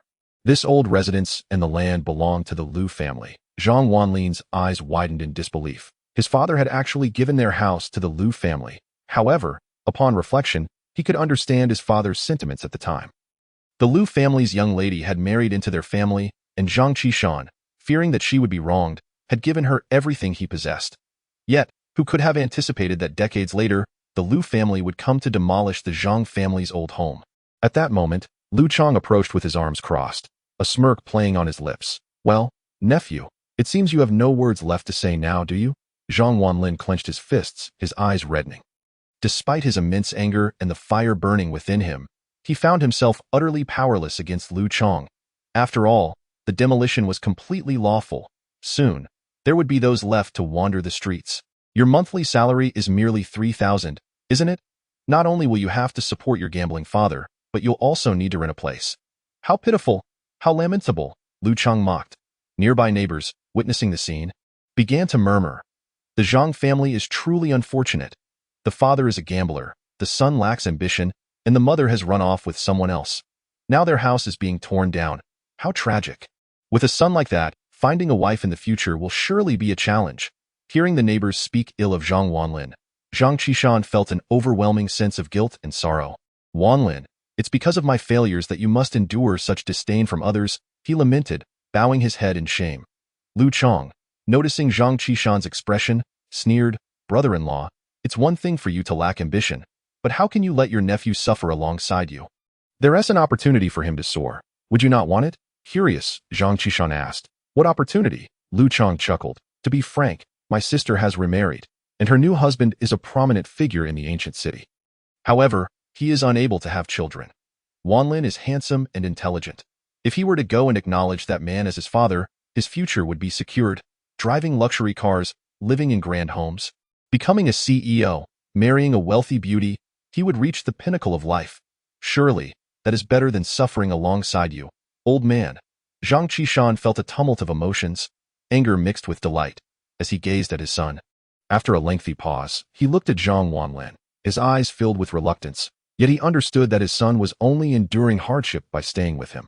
Wanlin, perhaps you should consider going with your uncle. He suggested tentatively. Dad, Zhang Wanlin retorted, infuriated point, one should not lower their ambitions due to poverty. Becoming his son is no different than acknowledging a thief as a father. Lu Chong chuckled coldly. Nephew, don't be foolish. Look at you. What have you achieved? Delivering takeout, Your monthly earnings are less than what I spend on a single meal. Now, not only are you failing to thrive, but you are also dragging your father down with you. However, if you acknowledge him as your father, you could enjoy wealth and allow your father to share in your fortune. As Lu Chang brandished a set of keys before Zhang Wanlin, he proclaimed, "See this? If you come with me, I will gift your father a house at Yulong Mountain Villa. Plus, I will hire 2 maids and a chef for your father." With a self-satisfied grin, Lu Chang added, "I can't fathom how anyone would refuse money. Even if you claim not to value it, surely you must consider your father." At that moment, Zhang Daqiang joined in, adding his voice, "Listen, kid, if you were smart, you'd accept this offer. If I were in your shoes, I would leap at the chance. What is the point of pride in this day and age? Isn't that right, Boss Lu?" Lu Chang laughed heartily. Zhang Wanlin, fists clenched, was insulted by his uncle's derision, yet he felt no way to retaliate. Instead, he lifted his gaze to Lu Chang, determination etched in his eyes. "I, Zhang Wanlin, would rather freeze or starve than compromise." "Oh," Lu Chang's eyes glinted with a hint of frostiness that he sneered. "We'll see how long you can last. If you change your mind, come find me at Yulong Mountain Villa. My offer stands at any time." With that, he scoffed and climbed into his Rolls-Royce Phantom. Before long, the luxury vehicle drove away, while Zhang Daqiang, accompanied by over 30 men, reduced the Zhang family home to ruins in less than half an hour. As Zhang Wanlin gazed upon the wreckage of his home, his fists tightened in indignation. "This is a disgrace. A disgrace to Zhang Wanlin." He glared at the ruins, a glimmer of cold determination in his eyes. "You think I will yield? I will not. Even if the Zhang home is lost, I can create countless new ones. Dad, let us go to Yulong Mountain Villa." A few minutes later, Zhang Wanlin and Zhang Qishan found themselves in a taxi. Zhang Wanlin's face was dark and silent, while his father, filled with guilt, dared not meet his son's gaze. He had overheard Lu Chang mention that if they had regrets, they should go to Yulong Mountain Villa. Did this mean that his son had chosen to compromise? The thought weighed heavily on Zhang Qishan's heart. His son, destined to become another son, how could a father not feel sorrow? Yet, Zhang Wanlin following a wealthy family was undoubtedly better than enduring hardship with him. Though his heart ached, Zhang Qishan refrained from voicing his objections, respecting his son's choice. Before long, the taxi arrived at the grand entrance of Yulong Mountain Villa. Stepping out of the vehicle, Zhang Qishan gazed in awe at the opulent villas and the ethereal beauty of the mountains surrounding them. "These houses must be quite expensive, right?" he asked, his voice trembling slightly. 50,000 per square meter. "Dad, you will soon be living here," Zhang Wanlin replied with a faint smile. Hearing this, Zhang Qishan bowed his head. Even if they moved into a luxurious residence, it would merely be a concession from the Lu family, offering less comfort than their original home. As they entered Yulong Mountain Villa, Zhang Wanlin soon spotted the Rolls-Royce Phantom parked by the roadside, Lu Chang's car. He cast a disdainful glance at it, determined to ignore it, and hurried past. Just then, a familiar voice called out from behind, "Oh, nephew, I truly overestimated you. I thought you would take a few days before seeking me out. Yet here you are, right after my arrival." Turning around, he found Lu Chang, clad in a suit with his hands in his pockets, a smug expression on his face. Beside him stood a young woman, appearing to be in her 20s, dressed in a qipao, her figure alluring with cascading waves of hair framing her delicate features. This was Zhang Wanlin's young aunt. Li Yinged, Ying crossed her arms, looking Zhang Wanlin up and down with disdain. "Zhang Wanlin, it's been years, and you remain as unimpressive as ever. I suppose you rely on the Lu family for your meals now? Without us, you would have nowhere to live?" She rolled her eyes mockingly. Li Ying, a young lady from a prominent family, had always looked down on the impoverished Zhang family since marrying into the Lu family. Now, their reunion was no different, filled with scorn. Lu Chang chuckled, wrapping an arm around Li Ying's waist. "Darling, how can you speak of Wanlin this way? He is our nephew. Besides, soon he will be the son of that wealthy man, and thus he will be a young master of a great household." It seemed Lu Chang was defending Zhang Wanlin, yet the sarcasm was palpable. Li Ying scoffed. "A country bumpkin is a country bumpkin. Even if he enters a wealthy family, he cannot shed his inherent servility. Look at them, they have the chance to improve their lives, yet they continue to feign superiority. Just an hour has passed, and they've come knocking. Such is the nature of the poor." With a disdainful glance at Zhang Wanlin, Lu Chang tossed the keys he held at his feet, declaring proudly, "Villa 101 is now yours." Villa 101, Zhang Wanlin glanced at the building, knowing that Yulong Mountain Villa offered 5 tiers of villas, and 101 was the most basic level. Even so, the The least expensive villa was worth several million. Li Ying's face contorted in pity. How can they possibly give such a fine villa to someone like him? It truly pains me. Zhang Wanlin's gaze sharpened as he stared at the keys on the ground. Do you think that with a mere house, you can purchase the dignity of Zhang Wanlin? Meanwhile, Zhang Qishan, my father, observed Zhang Wanlin's immobility, mistakenly believing that he was reluctant to let go of his pride. In that moment, he intended to retrieve the key. However, Zhang Wanlin swiftly grasped Zhang Qishan's arm and exclaimed, "Dad, don't. That does not belong to us." Hearing this, Zhang Qishan halted his actions. The bitter smile emerged on his face as he held Zhang Wanlin's hand and murmured, "Son, since you have chosen this path, do not concern yourself with your dignity. Nothing is more important than living a good life." After saying this, Zhang Qishan reached for the key once more, but Zhang Wanlin kicked it away and pulled his father back. "Dad, I told you, we cannot lower our aspirations just because we are poor. We will not reside in their house. We did not come here to beg them." Upon hearing Zhang Wanlin's words, Zhang Qishan was taken aback. "Not to beg them? Then why did we come to Yulong Villa?" Li Ying, overhearing, crossed her arms and chuckled. "Oh, your tone is quite bold. Even now, you cannot relinquish your pride? Pray tell, if you are not here to seek our assistance. What brings you here? Surely, you are not here to buy a house. How laughable." Lu Chang approached Zhang Wanlin and remarked, "Nephew, your uncle has provided you with an opportunity. Cherish it well, for my patience is limited." Lu Chang wore a confident smile, believing that Zhang Wanlin's presence at Yulong Villa indicated his need for help. However, Zhang Wanlin met Lu Chang's gaze and declared, "I have already stated that I will not compromise. Furthermore, I have no interest in Villa 101. At his words, Lu Chang's demeanor shifted, and he scoffed. "Oh really? Do you even know how much this villa costs? 6 million, with your monthly salary of 3,000. How many years of delivering takeout would it take for you to earn that amount?" Zhang Wanlin, spare me your pretentiousness. You claim disinterest, yet why are you here? Zhang Wanlin retorted with a smirk. "Oh, I happen to own a house here. I am merely moving."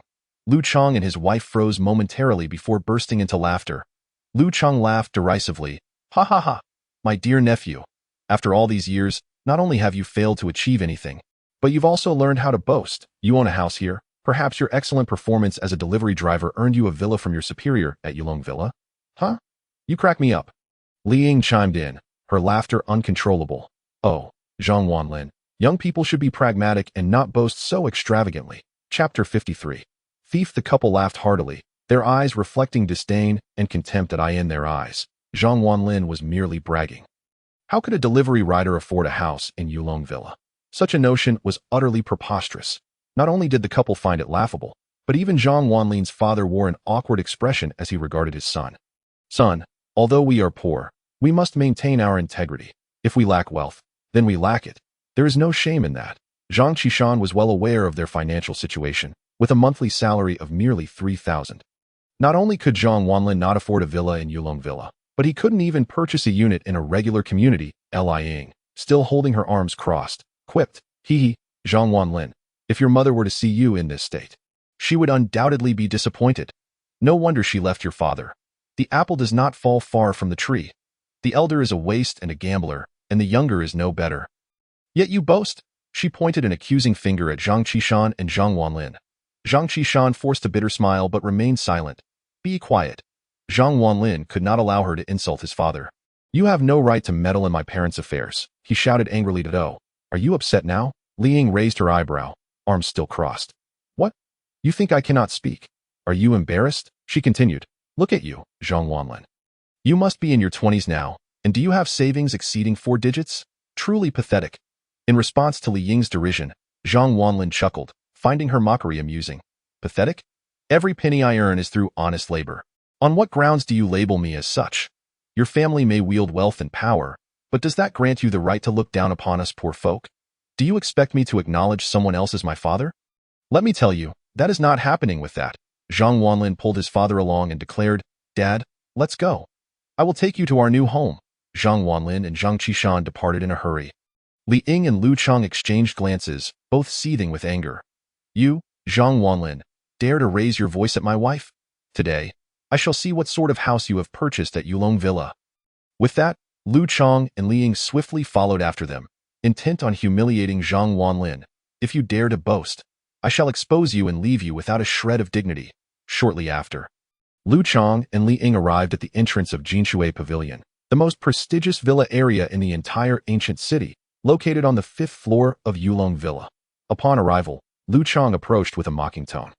"Oh, Zhang Wanlin, you truly know how to put on a show. You walked past Villa 101 and came directly to Jinshui Pavilion. Are you trying to claim that this Jinshui Pavilion is yours?" Lu Chang laughed upon seeing the sprawling villa of several hundred square meters. Zhang Wanlin turned around and coldly replied, "Indeed, this Jinshui Pavilion is mine." Ha ha ha. As soon as Zhang Wanlin's words left his lips, Li Ying erupted into laughter. "This Jinshui Pavilion costs 51,000 per square meter. The entire villa amounts to over 30 million. Do you truly believe you can afford that? Not only can you not afford it, but even the owner of your delivery company might struggle to buy it." At that moment, Zhang Qishan tugged at Zhang Wanlin's sleeve, shaking his head. "Son, let it go. We are poor. Let us not pretend." Zhang Wanlin patted his father's hand and smiled. "Dad, do not worry. From today onward, you shall reside here."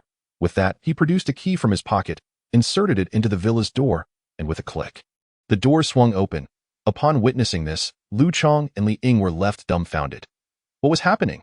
How did Zhang Wanlin possess the key to a villa? Could it be that he truly purchased Jinshui Pavilion? Li Ying and Lu Chang exchanged incredulous glances, their eyes wide with shock. Zhang Qishan was equally stunned. His son had actually bought a villa. At that moment, Zhang Qishan felt as if he were dreaming. "Wanlin, you." Zhang Wanlin smiled and replied, "Haha, Dad, this villa was purchased by your son, paid in full, 30 million. Upon hearing this, Zhang Qishan felt a rush of disbelief. Everything unfolding before him seemed surreal. His son had purchased a villa worth 30 million? Lu Chang and Li Ying were equally astounded, disbelief etched across their faces. This could not be true. Zhang Wanlin turned to Lu Chang and Li Ying, sneering, "Ha, do not judge others with your narrow-minded perspective. For it is the blind who look down upon others." With that, Zhang Wanlin led his father into the villa, and with a resounding bang, the door closed behind them. Lu Chang and Li Ying stood outside the villa, their minds racing in confusion. They remained silent for a long time, still processing the shock. Eventually, Lu Chang's face flushed with anger as he exclaimed, "This brat has gone astray. He has learned to pick locks." Li Ying turned to Lu Chang and inquired, "Why do you say that?" Lu Chang, with an air of authority, explained, "Zhang Wanlin is merely a delivery rider. Where would he acquire 30 million? He must be engaging in dishonest means, sneaking into Jinshui Pavilion just to show off to us." Upon hearing Lu Chang's reasoning, Li Ying paused, then nodded in agreement. "You are right, dear. These two country bumpkins are simply outrageous. How dare they break into someone else's home? Honey, I will call the property management right away. Let them bring security and arrest these two thieves." "Indeed," Lu Chang affirmed. Subsequently, Li Ying dialed the property management's number. Yulong Villa is an upscale community, and upon hearing that there were intruders, the property manager and security team promptly arrived, bringing dozens of burly guards armed with electric batons and other weapons. The property manager, a portly man in his 30s, recognized Lu Chang and quickly approached with a flattering smile. "Mr. Lu, you say there are thieves here?" Lu Chang nodded and pointed towards Jinshui Pavilion. "Indeed, my wife and I witnessed it firsthand. Manager Wang, go and capture those two thieves for me." Manager Wang believed Lu Chang wholeheartedly and nodded earnestly. "Yes, I will ensure that Mr. Lu is not disappointed." With a single command, dozens of security personnel used their access cards to unlock the villa's door and charged inside. Not long after, a loud shout echoed. "Don't move. We are the security team. Come out." Chapter 54. I am the owner. Soon after, a group of security personnel escorted Zhang Wanlin and his father out of the villa. Zhang Wanlin looked at the intruding security guards with a furrowed brow. "What is the meaning of this?" His voice was filled with anger. Having already felt belittled by his uncle and aunt earlier that day and faced with the demolition of his home, he was in a foul mood. Now, upon arriving at Yulong Mountain Villa, he found security invading his residence. "Nephew, do you have the means to afford a property in Yulong Mountain Villa? I seriously suspect you broke in here." Lu Chang sneered, "Playing tricks in front of your uncle. I've eaten more salt than you've had rice." With his hands behind his back, Lu Chang spoke coldly. Li Ying rolled her eyes. "Zhang Wanlin, we can understand your desire to prove yourself, but can a mere delivery worker claim to own a property in Yulong Mountain Villa? Is that even possible?" Zhang Wanlin narrowed his eyes and retorted. "So you think Jinshui Pavilion isn't my home? Is that it?" "Absolutely. If you claim Jinshui Pavilion is your home, do you have any proof?" Lu Chang asked arrogantly. Zhang Wanlin let out a laugh. "Ha ha ha. How ridiculous. Do I really need to prove that my home is my home? Enough chatter. At that moment, Manager Wang barked, pointing at Zhang Wanlin at "Oh, you know where you are? Yulong Mountain Villa, the most expensive community in the ancient city. And you dare to steal from us? Call the police. Take him to the station." Manager Wang shouted angrily, pulling out his phone to report. Zhang Wanlin was seething with rage, repeating, "Good, good, good." His fists clenched tightly, veins bulging on his arms. At that moment, he felt he could no longer control his emotions and wanted to strike someone. Just then, a chime sounded in his ear, and 3 choices appeared before him. Option 1. Engage in a fierce fight. Gain mastery of the Shaolin Diamond Fist. Option 2. Wait for the police. Gain mastery of the Shushan Sword Technique. Option 3. Flee. Gain mastery of the Flying Leg Technique. Faced with these options, Zhang Wanlin forced himself to calm down. Since the police had already been called, if he fought back, he would be taken away. Running away? That was even less of an option. He was the owner of the house. He chose to wait for the police. At that moment, Zhang Wanlin selected option 2. A pleasant voice from the system rang in his ears. "Congratulations, you have mastered the Shushan Sword Technique." Suddenly, he felt a shiver run through him, and a wealth of knowledge filled his mind. The Shushan Sword Technique was extraordinary, full of variations and immense power. With mastery of the Shushan Sword Technique, as long as he had a sword in hand, Zhang Wanlin felt invincible. Just then, Li Ying approached Zhang Wanlin, arms crossed. "Nephew, as your aunt, I cannot watch you go astray. If you plead with me, I'll tell the police this is all a misunderstanding. Otherwise, you'll be labeled a thief. Not only will you serve time, but your reputation will be tarnished with that." Li Ying looked down at Zhang Wanlin, seemingly awaiting his plea. Zhang Wanlin scoffed. "Humph, plead with you? I, Zhang Wanlin, stand tall and fear no shadows. Why should I beg you?" Li Ying's face changed at his words, and she retorted angrily. "Then prepare to rot in jail. No one can save you now." At that moment, Manager Wang shouted, "Security, keep an eye on him. Don't let this thief escape." Dozens of security guards stared intently at Zhang Wanlin. Manager Wang, who had been subservient to Lu Chang and Li Ying, was now arrogant toward Zhang Wanlin. "Is this how you treat a property owner? I pay tens of thousands in property fees every year. Are you feeding it to the dogs?" Facing Zhang Wanlin's challenge, Manager Wang crossed his arms, displaying a haughty demeanor. "Pa, what kind of owner are you? A mere delivery worker like you could afford a villa in Yulong Mountain. Look at your clothes. They cost no more than 300. You an owner? If you are, I'll eat the grass off the ground." Manager Wang looked down on Zhang Wanlin with utter disdain, and the security guards erupted in laughter. Zhang Wanlin nodded heavily. "Good. I'll remember your words." Before long, a police car arrived at Yulong Mountain Villa. 3 officers emerged, quickly approaching. The leader, a stern-looking middle-aged officer, asked, "Who called the police?" The property manager hurried over, saying, "Officer, it was I who reported."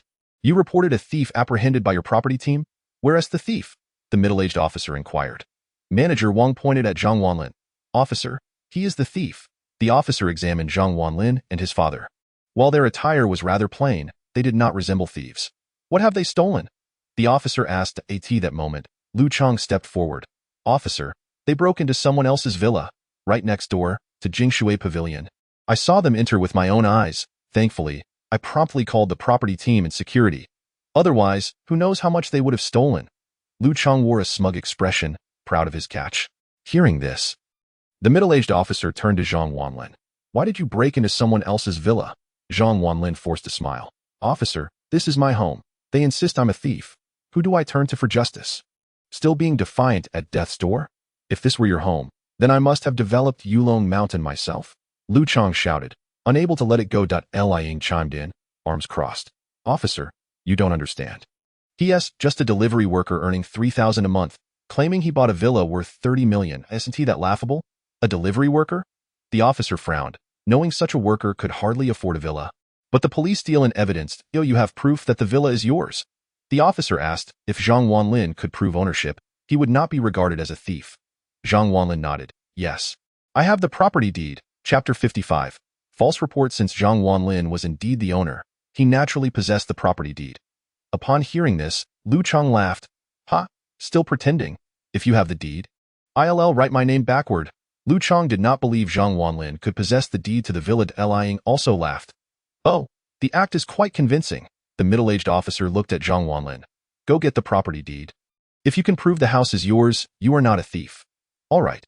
Zhang Wanlin nodded and turned to return to the villa. One of the police officers followed him to prevent any escape. Soon after, Zhang Wanlin returned with the property deed in hand.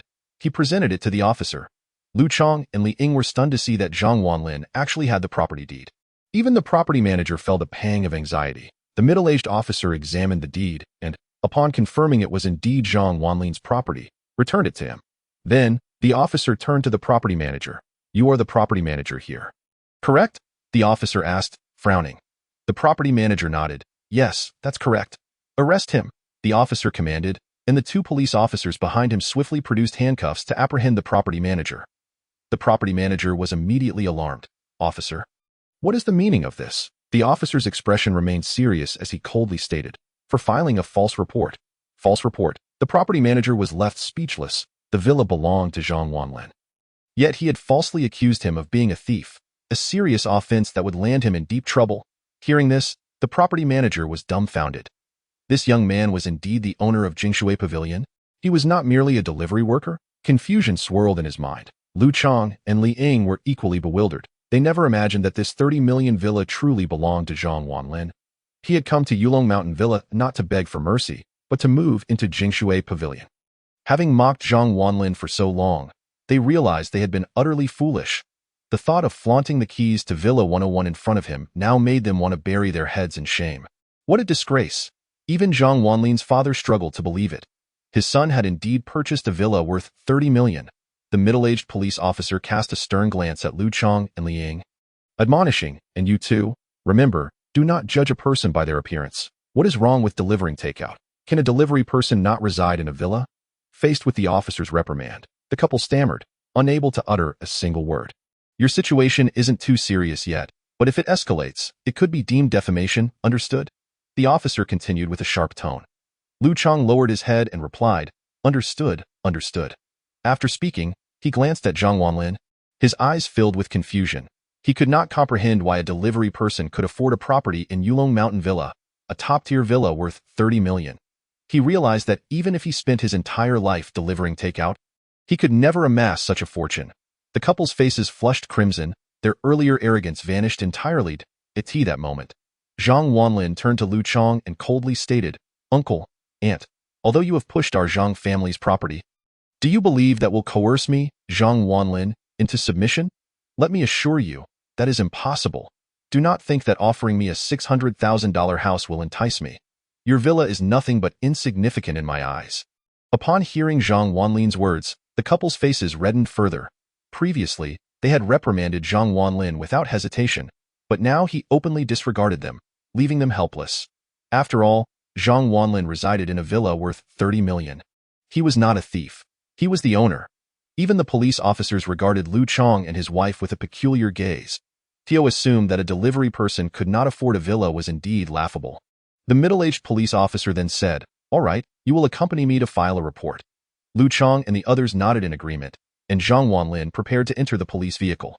Just then, a Mercedes-Benz Maybach approached from a distance and halted beside the police car. Subsequently, the car door opened, and an elderly gentleman stepped out, dressed in traditional attire. Though advanced in age, he exuded an air of authority, striding confidently. Upon seeing the newcomer, Lu Chong's eyes brightened. He recognized this man as the esteemed Elder Huang of the Huang family, a prominent family in the ancient city. Lu Chong had long desired to befriend Elder Huang, and now that such an opportunity presented itself, he could not let it slip away. After exiting the vehicle, Elder Huang made a beeline for Lu Chong. Overjoyed, Lu Chong thought, could it be that Elder Huang wished to forge a connection with him? That would be immensely gratifying. It was the perfect occasion to showcase the Lu family's standing to Zhang Wanlin. With this thought, Lu Chong extended his right hand, ready to shake hands with Elder Huang.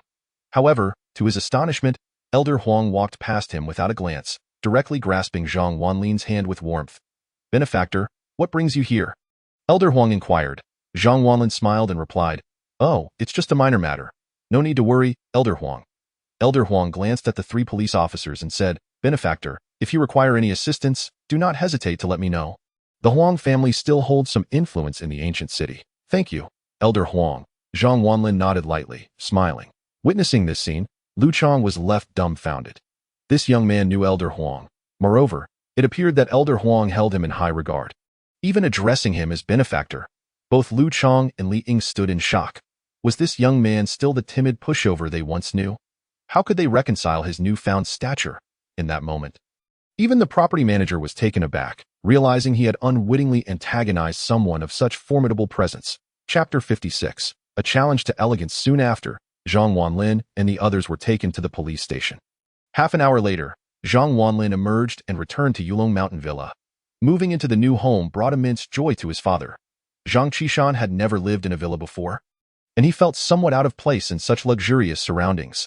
The dog, Thunder, sensed the presence of someone in the once empty house and barked excitedly. Zhang Wanlin reclined on the sofa, watching his father play with the dog. A resigned smile gracing his lips. "Father, I only hope you refrain from gambling again." To deflect his father's suspicions, Zhang Wanlin concocted a story about winning a company lottery that awarded him a villa. His father accepted this explanation with skepticism. That day, Zhang Wanlin spent quality time in the villa with his father. The following morning, Zhang Wanlin arose early, freshened up, and strolled through the park within Yulong Mountain Villa. The scenery was enchanting, and the air was refreshingly crisp. A light mist enveloped the mountain, making the entire villa resemble a celestial paradise. Many residents were leisurely wandering through the park. Suddenly, a chorus of applause broke out, drawing Zhang Wanlin's attention. He approached the crowd to see a group of people gathered around two individuals. Among them was an elderly man clad in Tai Chi attire, gracefully wielding a sword as he performed a martial arts demonstration. The elderly gentleman, appearing in his 60s, moved with remarkable agility and poise, akin to a man in his prime. Beside him stood a young girl, around 18 or 19, also dressed in Tai Chi attire, gracefully handling her sword with an air of confidence. Zhang Wanlin was immediately captivated by the duo. As they completed a set of sword forms, applause erupted from the crowd. "Bravo! What exceptional swordsmanship, truly worthy of being called the finest in the ancient city." The elder, Wei Yin, stroked his white beard and beamed with pride. "Thank you all for your support." The young girl, Li Linger, wore a proud expression, her face lit with a smile, displaying a spirited demeanor. Zhang Wanlin chuckled at the scene, but shook his head, choosing not to applaud. Though their techniques appeared impressive, they lacked substance, serving only as a display rather than genuine martial prowess. Nonetheless, as a form of physical exercise, it was acceptable. Unbeknownst to Zhang Wanlin, his small gesture of disapproval caught Li Linger's attention. Her brows furrowed in displeasure. Having trained for many years, she had never encountered anyone who dared to shake their head at her performance or withhold applause. The fiery-tempered Li Linger was now quite irked. "Linger, continue practicing," Wei Yin prompted. Li Linger nodded obediently. "Yes, master." The pair resumed their practice, while Zhang Wanlin remained a spectator, quietly observing. Suddenly, Li Linger struck a small stone with her sword, sending it flying with a loud crack. The stone struck Zhang Wanlin, causing him to furrow his brow. Although his body had been enhanced, the small stone posed no threat, yet the public spectacle indicated that the young girl had done so intentionally. Li Linger, with a mischievous grin, clasped her hands and said, "My apologies. I didn't mean to." Zhang Wanlin merely frowned momentarily before relaxing. "It's fine," he replied, dismissing it as an accident. The elderly man and the young girl continued their practice. But Li Linger, sporting a sly smile, struck another stone with her sword. The sound echoed as it struck Zhang Wanlin once more. His brow furrowed deeply. The first instance could be deemed accidental, but what about the second? "I truly am not doing this on purpose." Li Linger repeated her cheerful apology. Wei Yin looked at Li Linger with a mix of affection and exasperation. Onlookers turned their gazes toward Zhang Wanlin, who smiled faintly once more. "It's all right."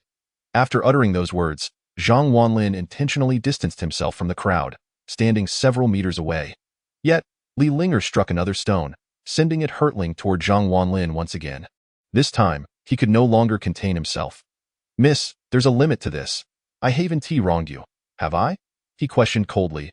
Upon hearing Zhang Wanlin's inquiry, Wei Yin and Li Linger ceased their practice. Li Linger crossed her arms, her demeanor haughty. "Why are you upset? I didn't do it on purpose. Not on purpose. I'm standing over 10 meters away, and yet the stone still hits me. How can you claim it wasn't deliberate?" Zhang Wanlin's displeasure was evident. Wei Yin interjected, "Young man, don't be so hot-headed. Did my disciple injure you? If so, I will cover your medical expenses." His tone was equally impatient.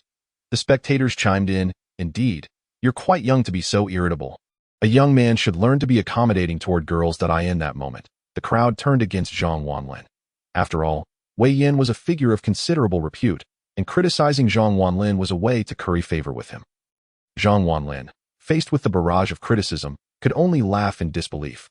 This is not about medical expenses, it's a matter of etiquette. Upon hearing Zhang Wanlin's words, Li Linger brandished her sword towards him, exclaiming in anger, "Hey, are you implying that I lack grace? And what about you?" Zhang Wanlin retorted. "You," Li Linger fumed. Having been pampered all her life, she had never encountered anyone daring to challenge her, and no matter how outrageous her actions, there were always those willing to shield her from repercussions. Zhang Wanlin's defiance ignited her fury. "I want to compete with you in swordsmanship," she declared, eager to teach him a lesson. Yet, Zhang Wanlin merely shook his head with a dismissive smile. "Your swordsmanship is hardly worthy of the spotlight. I shan't engage in a contest with you." The crowd gasped at Zhang Wanlin's audacity. After all, Li Linger was the disciple of Master Wei, whose swordsmanship was renowned throughout the ancient city. How could he claim that Wei's disciple was unworthy? Wei Yan's brow furrowed in anger. "What audacity! Young man, are you suggesting you understand swordsmanship? If so, do you dare to compete with my disciple? Let me see if you are merely all talk." Chapter 57. Sword Contest. Wei Yan scoffed, visibly displeased. However, Zhang Wanlin simply shook his head. "Let it be. My swordsmanship possesses considerable lethality, and I fear I might inadvertently harm you." His words, though truthful, were perceived as mere bravado by the crowd, who erupted in ridicule. "What a farce! Afraid of injuring Master Wei. Do you even know who he is? He is the champion of the ancient city's swordsmanship competition." The laughter continued. Li Linger, clutching her sword, scoffed, "Ha! You boast too much. I could take on 10 of you. You fear injuring us? You lack the qualification to harm us." Wei Yan chuckled disdainfully, shaking his head. "Oh, young man, do not be so confident. You are unworthy of even injuring me." No one took Zhang Wanlin's words seriously, and he felt a sense of helplessness. "Why must you all target me? I merely wish to remain low-key." "Are you truly challenging my swordsmanship?" he asked. Wei Yan coldly replied. "If you're afraid, just say so. If you apologize for your arrogance, we can let this matter rest. Otherwise, I will not let this go." Faced with Wei Yan's relentless insistence, Zhang Wanlin's anger flared. "I, Zhang Wanlin, do not wish to engage in conflict. Yet you persist in your aggression? Very well, I accept your challenge. However," he added, "merely comparing swordsmanship seems rather dull. Shall we wager something?" Wei Yan raised an eyebrow. "Wager what? Speak." Zhang Wanlin glanced at the obstinate Li Linger and declared, "If I win, you both must apologize and admit that your swordsmanship is beneath the standard. If I lose, I leave my fate in your hands." Upon hearing such audacious words, Wei Yan nodded in agreement. "Fine, today, we shall teach you a lesson for your arrogance. Linger, go. Spare no effort. Show him what for." Li Linger responded affirmatively and stepped forward. Zhang Wanlin shook his head. "You are too weak. The two of you should face me together." His words once again incited astonishment among the crowd. Did he intend to challenge two opponents? Wei Yan, infuriated, chuckled darkly. "How audacious! Very well, I shall oblige." Wei Yan drew his sword, and the two approached Zhang Wanlin, one on either side, wielding iron swords that, though blunt, could inflict considerable pain. "We only brought 2 swords. Where is yours?" Wei Yan inquired. Zhang Wanlin glanced down, picked up a sturdy branch and said, "I shall use this branch as my sword." "Come at me!" The crowd gasped, their eyes wide with disbelief. This was beyond mere arrogance. It bordered on folly. To challenge iron swords with a branch? It was laughable. Zhang Wanlin was utterly naive. This battle would surely end in his defeat. Wei Yan burst into laughter. "How absurd! You dare to claim you understand swordsmanship, using a branch as a sword? Fine. If you wish to lose, I shall accommodate you. Linger, attack together." At Wei Yan's command, the master and disciple lunged at Zhang Wanlin from either side, aiming for his chest, intent on delivering a crushing blow. Despite his age, Wei Yan's speed and agility rivaled that of the youth. Zhang Wanlin, however, adeptly retreated, moving with remarkable swiftness. "Why are you running, boy?" Wei Yan mocked. Zhang Wanlin, holding the branch in one hand and keeping his other hand behind his back, maintained a calm demeanor. "Run? I am merely searching for the opportune moment, and now, it is here." Suddenly, Zhang Wanlin's eyes narrowed. With a swift motion, he halted, and the branch in his hand whipped out with astonishing speed, dancing as if alive. Unleashing the Shushan sword technique, he moved gracefully between the two opponents, evading their strikes while delivering blows with the branch. His technique, a blend of feint and reality, left the duo unable to anticipate his moves. The sounds of strikes echoed as Zhang Wanlin toyed with them, leaving Wei Yin and Li Linger to endure the relentless onslaught without a moment's reprieve. The branch may have snapped under a sword's cut, but they could not even find the opportunity to strike it. Zhang Wanlin's figure moved like a ghost, captivating the audience, who watched in disbelief. With a resounding crack, Zhang Wanlin struck the trunk of a nearby tree with his branch, causing its bark to splinter and emit smoke. Wei Yin stood frozen, sweat pouring down his face, realizing the power Zhang Wanlin wielded with nothing but a branch. If he had used a sword, the outcome would have been unimaginable. Zhang Wanlin could have ended their contest at any moment, but he chose to hold back. The branch's strike against the tree, had it landed on Wei Yan's face, could have disfigured him. With a series of swift movements, Zhang Wanlin retreated several steps, discarding the branch, and stood with his hands behind his back, observing the stunned duo. Wei Yin and Li Linger were left aghast, their clothing tattered from the onslaught. Zhang Wanlin, seemingly untouched, had executed his technique with unparalleled finesse, speed, power, and skill. The crowd fell silent, their gazes fixed on Zhang Wanlin. Their expressions a mix of awe and disbelief. What had they just witnessed? It felt as though they were watching a martial arts film, unable to comprehend the spectacle. Even Master Wei had been bested without a chance to retaliate. Chapter 58. I want your leg. After a moment, thundering applause erupted from the crowd, each clap resonating with genuine admiration. Zhang Wanlin's swordsmanship was exquisite, surpassing even that of Master Wei and his disciple. He had earned their respect. Wei Yin, still reeling from shock, reflected on his decades of training, realizing that he had underestimated Zhang Wanlin's prowess. His speed was blinding, and with a mere branch, he had demonstrated extraordinary skill. If he wielded a silver sword, he could easily take on 10 opponents. This was the mark of a true master. Li Linger's pride was shattered in that moment. The young man who appeared only slightly older than herself possessed incredible strength. No wonder he deemed their swordsmanship unworthy. He was indeed a true expert. Zhang Wanlin, hands behind his back, sighed. I warned you that I wished to avoid confrontation, fearing I might inadvertently harm you, yet you refused to listen. Both Wei Yin and Li Linger bore numerous injuries. Although Li Linger had been defeated, her pampered upbringing made her unwilling to concede defeat. Even if you won, so what? I refuse to accept it. Why should I yield to you just because I am a girl? Zhang Wanlin nearly burst into laughter at her words. Just because you are a girl, I must allow you to win. What logic is that? In contrast to Li Linger, Wei Yin remained composed. He turned his gaze towards Zhang Wanlin, his eyes now devoid of impatience, replaced instead by admiration. Wei Yin clasped his fists together and inquired, May I ask if the technique you employed earlier was the Shushan swordsmanship? The mention of Shushan swordsmanship elicited another round of gasps from the crowd. The Shushan sect is a renowned faction, celebrated throughout the realm. The Shushan swordsmanship is unique to the Shushan sect. Each disciple of the Shushan sect possesses profound skills.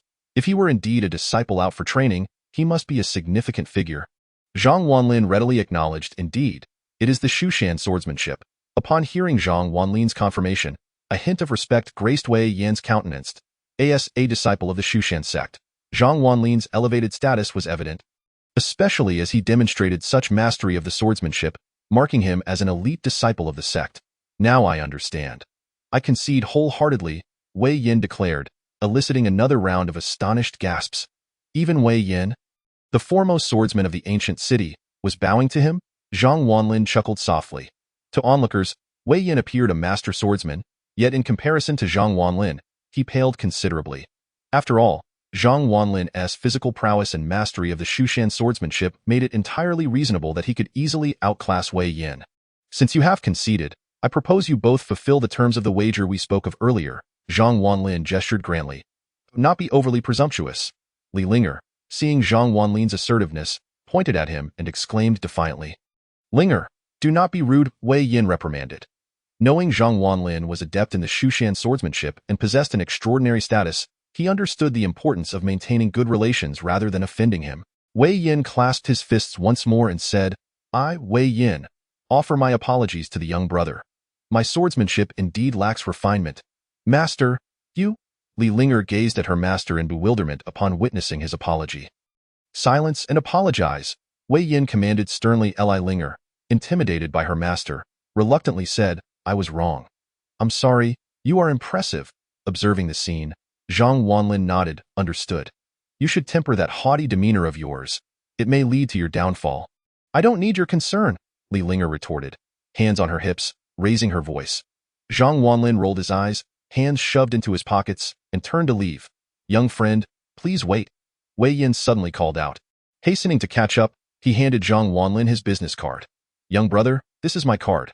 Please contact me if the opportunity arises. Zhang Wanlin glanced at the card, nodded, and casually accepted it. Very well with that. Zhang Wanlin departed the park without a backward glance. Little did he know how many envied him for receiving that card. To gain Wei Yan's attention could open doors to prosperity in the ancient city. After all, Wei Yan was the father of the Wei family's patriarch, a prominent clan in the ancient city. However, Zhang Wanlin dismissed the card, nonchalantly placing it in his pocket. Upon returning to the Riverside Pavilion after breakfast, Zhang Wanlin mounted an electric bike and set off for the company. Now that he was the chairman, he no longer feared tardiness. He could arrive at the office at his leisure. He whistled cheerfully as he rode. 20 minutes later, he halted at an intersection, just under 500 meters from the company.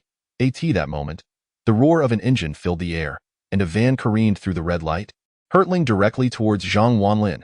His eyes widened in alarm as he swiftly abandoned his bike and leapt aside. A resounding crash followed as the van collided with the electric bike, sending it flying and shattering it to pieces. Zhang Wanlin felt a chill run down his spine. Had he not been agile, he might have met a grim fate. Damn it, I almost got hit. The driver, a burly man in his 30s, slammed his fist on the steering wheel, glaring menacingly at Zhang Wanlin. With a loud clang, the van's door swung open, and 6 or 7 similarly imposing men emerged, brandishing clubs and other weapons as they advanced on Zhang Wanlin. Bystanders at the intersection quickly distanced themselves upon witnessing the unfolding scene. Zhang Wanlin furrowed his brow and inquired, "Who are you? I believe we are unacquainted." "Why such hostility?" The lead brute chuckled, stroking his beard. "You need not know who we are. Someone has paid to have your leg broken, kid. Just accept your fate." "Paid to break my leg? Who could be so cruel?" Zhang Wanlin's brow knitted in concern. "You best comply and sit down. We'll make it painless. We want your leg, not your life." The men surrounded Zhang Wanlin, taunting him as they closed in. Unfazed, Zhang Wanlin retrieved his phone and sent a message. "Want my leg? I shall discover who dares to do this." Chapter 59. Where to run? These 6 or 7 thugs were clearly targeting Zhang Wanlin. They encircled him, undeterred by surveillance cameras. It was evident that these men were dangerous. Their eyes gleaming with malice. "Kid, don't resist. It will be easier for you." The burly leader sneered, inching closer. The other thugs wore wicked grins, weapons in hand, as they approached Zhang Wanlin. Nearby, numerous onlookers gawked from a distance, wary of intervening. These men were clearly not to be trifled with, and no passerby dared to step in. As Zhang Wanlin retreated, narrowing his eyes, he declared, "Gentlemen, if I am to die, I wish to know who orchestrated this." The leader scoffed, "Telling you one matter. You lack the means to retaliate. It was Xiao Junfei who sent us. Break one of your legs, and we'll receive 500,000. 500,000. Xiao Junfei. Zhang Wanlin's eyes narrowed. How audacious of Xiao Junfei. All I did was deliver a painting to Wang Yuyan's father, and he seeks to have my leg broken? Zhang Wanlin was incensed. He had always believed in repaying kindness and vengeance alike. Xiao Junfei, you are devoid of humanity. Do not expect mercy. Now that you know the truth, it's time for you to lose a leg. The burly thug lunged at Zhang Wanlin, attempting to restrain him. Zhang Wanlin burst into laughter. "Ha! Break my leg? You think you can?" His eyes glimmered with disdain. Proficient in combat and physically enhanced, these thugs were no match for him. "Enough talk. I'll break your leg now." The burly man roared, swinging his club fiercely towards Zhang Wanlin's thigh. If the blow landed, Zhang Wanlin would surely be crippled. However, Zhang Wanlin smirked, swiftly pivoting and executing a beautiful spinning kick that connected squarely with the brute's face. The speed and force were unparalleled. The thug was sent sprawling from the impact. "Come at me together." After delivering the kick, Zhang Wanlin beckoned the others with a flick of his fingers. Seeing their leader felled, the remaining thugs shouted in fury, brandishing their weapons as they charged towards Zhang Wanlin. Zhang Wanlin, invigorated, dashed forward, left hook, right hook, straight punch, uppercut. His speed was astonishing, quick and nimble like a fox, weaving through the throng. The thugs could barely touch him, while Zhang Wanlin landed precise strikes on their vulnerabilities, targeting their heads and ribs with forceful blows. A series of dull thuds echoed as Zhang Wanlin dispatched all 6 or 7 thugs within 3 minutes. leaving them sprawled on the ground, while he remained unscathed. The onlookers were left aghast. One anticipated Zhang Wanlin would turn the tables on them. 6 or 7 armed thugs, each formidable opponents, had been bested by the seemingly slender Zhang Wanlin. Remarkable! Applause erupted as bystanders applauded and gave Zhang Wanlin thumbs up. With hands still in his pockets, Zhang Wanlin gazed at the defeated thugs, shaking his head in disdain. You lot wish to claim my leg? Do you believe you are worthy? As the thugs helped each other to their feet, their eyes reflected fear. One had expected Zhang Wanlin to be so formidable. He could take on 10 men single-handedly. Wasn't Xiao Junfei claiming he was merely a white-collar worker at a delivery company? Now, it appeared he might be a combat instructor. The burly thug, his expression dark, muttered, "We met our match. Retreat. Retreat?" Zhang Wanlin smirked, picking up a brick from the ground and hurling it with all his strength at the van. The brick shattered the window, smashing down the steering wheel. Upon witnessing this, the thugs trembled in fear. Damn, he's invincible. The burly thug, realizing the van was incapacitated, gritted his teeth and shouted, "Run!" With that, the 6 or 7 thugs turned and fled. They had intended for a quick resolution, knowing the police might arrive at any moment. However, at this moment, they could only rely on their own 2 legs to escape. Zhang Wanlin stood his ground, not pursuing, for he had already spotted his reinforcements. Ahead on the road, an electric vehicle appeared. Ridden by a delivery rider clad in the uniform of a food delivery service, he rode swiftly towards them, followed by a dozen other riders. A multitude of electric vehicles swiftly overtook the entire roadway. Behind these, there were hundreds more, effectively blocking the intersection, creating a situation where not even a drop of water could pass through. Upon sighting this, the 6 or 7 burly men were left dumbfounded, instinctively retreating in the opposite direction. Yet, upon turning back, they were stunned once more. Hundreds of electric vehicles were surging towards them from that direction as well. Looking around, all 4 passages of this intersection were now dominated by electric vehicles. It was a scene so congested that even motor vehicles could not enter. A sea of black, with thousands of electric vehicles, filled the area. At that moment, the cacophony of horns resounded, a sound both jarring and overwhelming. The 6 or 7 burly men were utterly flabbergasted. What was happening? So many people! Thousands of riders converged at the intersection, surrounding the 6 or 7 burly men. Zhang Wanlin had already sent a message in the WeChat group when he was encircled by this group of men. He had raised the riders' wages, and upon hearing that their chairman was being assaulted, they rushed over on their electric bikes without hesitation. Given the proximity to the delivery company, they arrived swiftly. Zhang Wanlin had not anticipated that this would summon thousands of riders. With the riders encircling the 6 or 7 men, escape was no longer an option. The burly men, now trembling in fear, were agitated. Although they were tough characters, they had never witnessed such a spectacle. It was not just 1 or 2 individuals surrounding them, but thousands. Upon their arrival, the riders saw Zhang Wanlin and collectively shouted, "Good day, Chairman." This roar was indeed grand and imposing, shattering the courage of the 6 or 7 men. What? The chairman? They turned their astonished eyes towards Zhang Wanlin. They had been instructed by Xiao Junfei to incapacitate him, yet he turned out to be the chairman of the delivery service.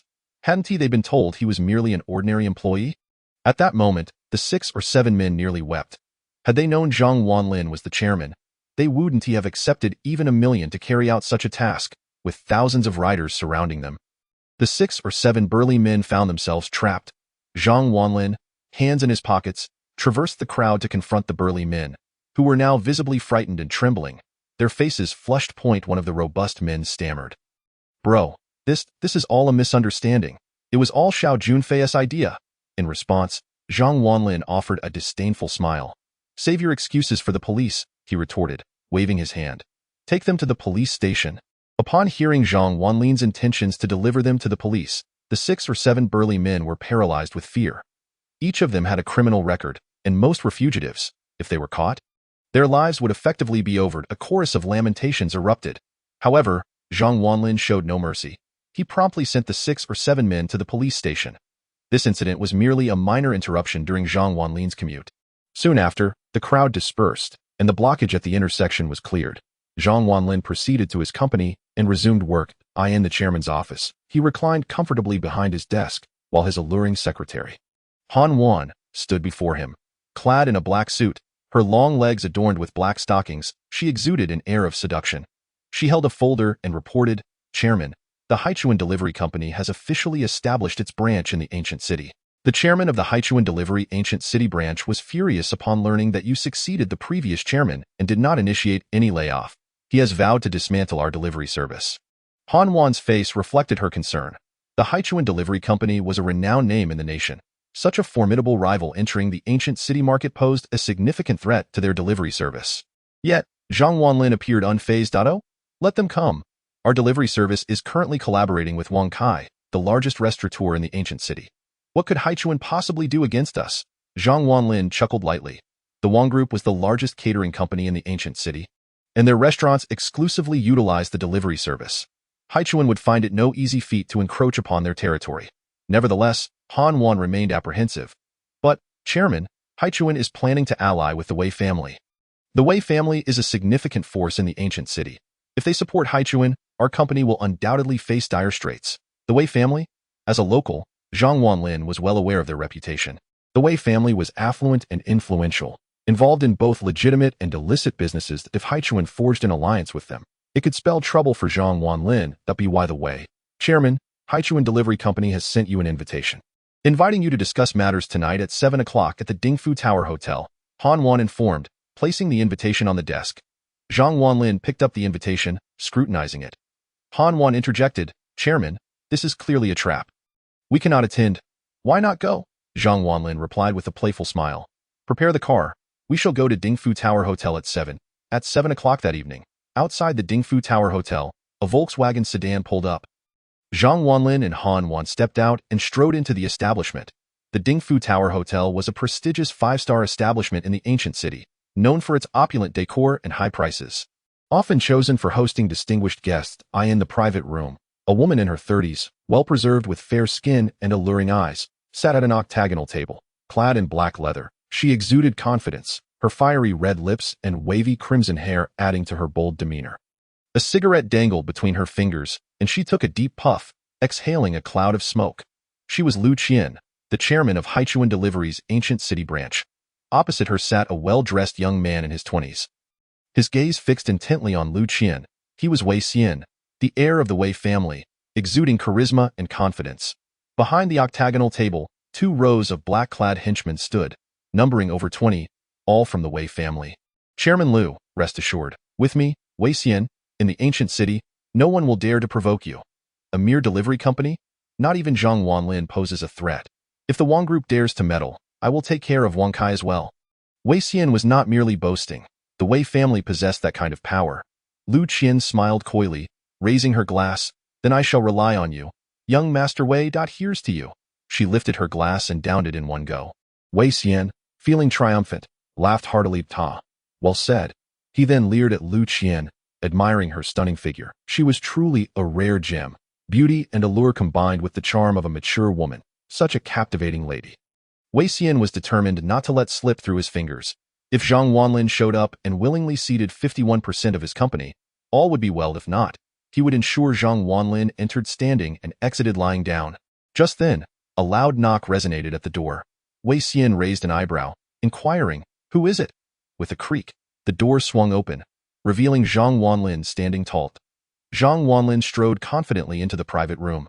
As he entered, he quickly noted the 20 black-clad henchmen standing against the wall. The atmosphere was tense. This was indeed a feast of treachery. Oh, so you are Zhang Wanlin? Wei Xian sneered disdainfully, crossing his legs. I expected an old man to take over the delivery service, but it seems I was mistaken. It's just a little brat who hasn't even sprouted hair yet, with a dismissive wave. Wei Xian signaled 2 henchmen to close the door behind Zhang Wanlin. Zhang Wanlin, you truly dare to come?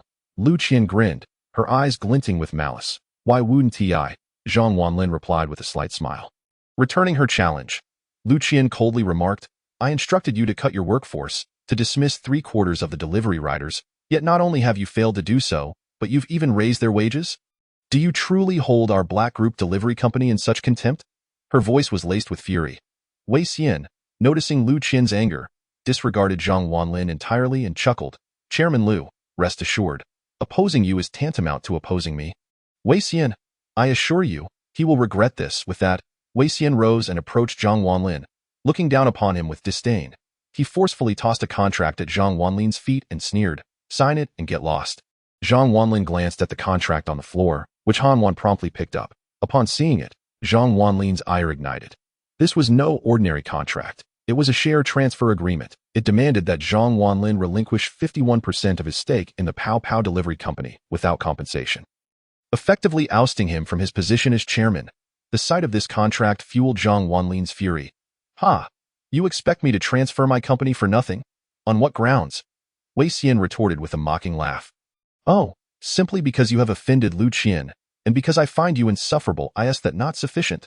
His tone dripped with arrogance, and he maintained an air of superiority throughout their exchange.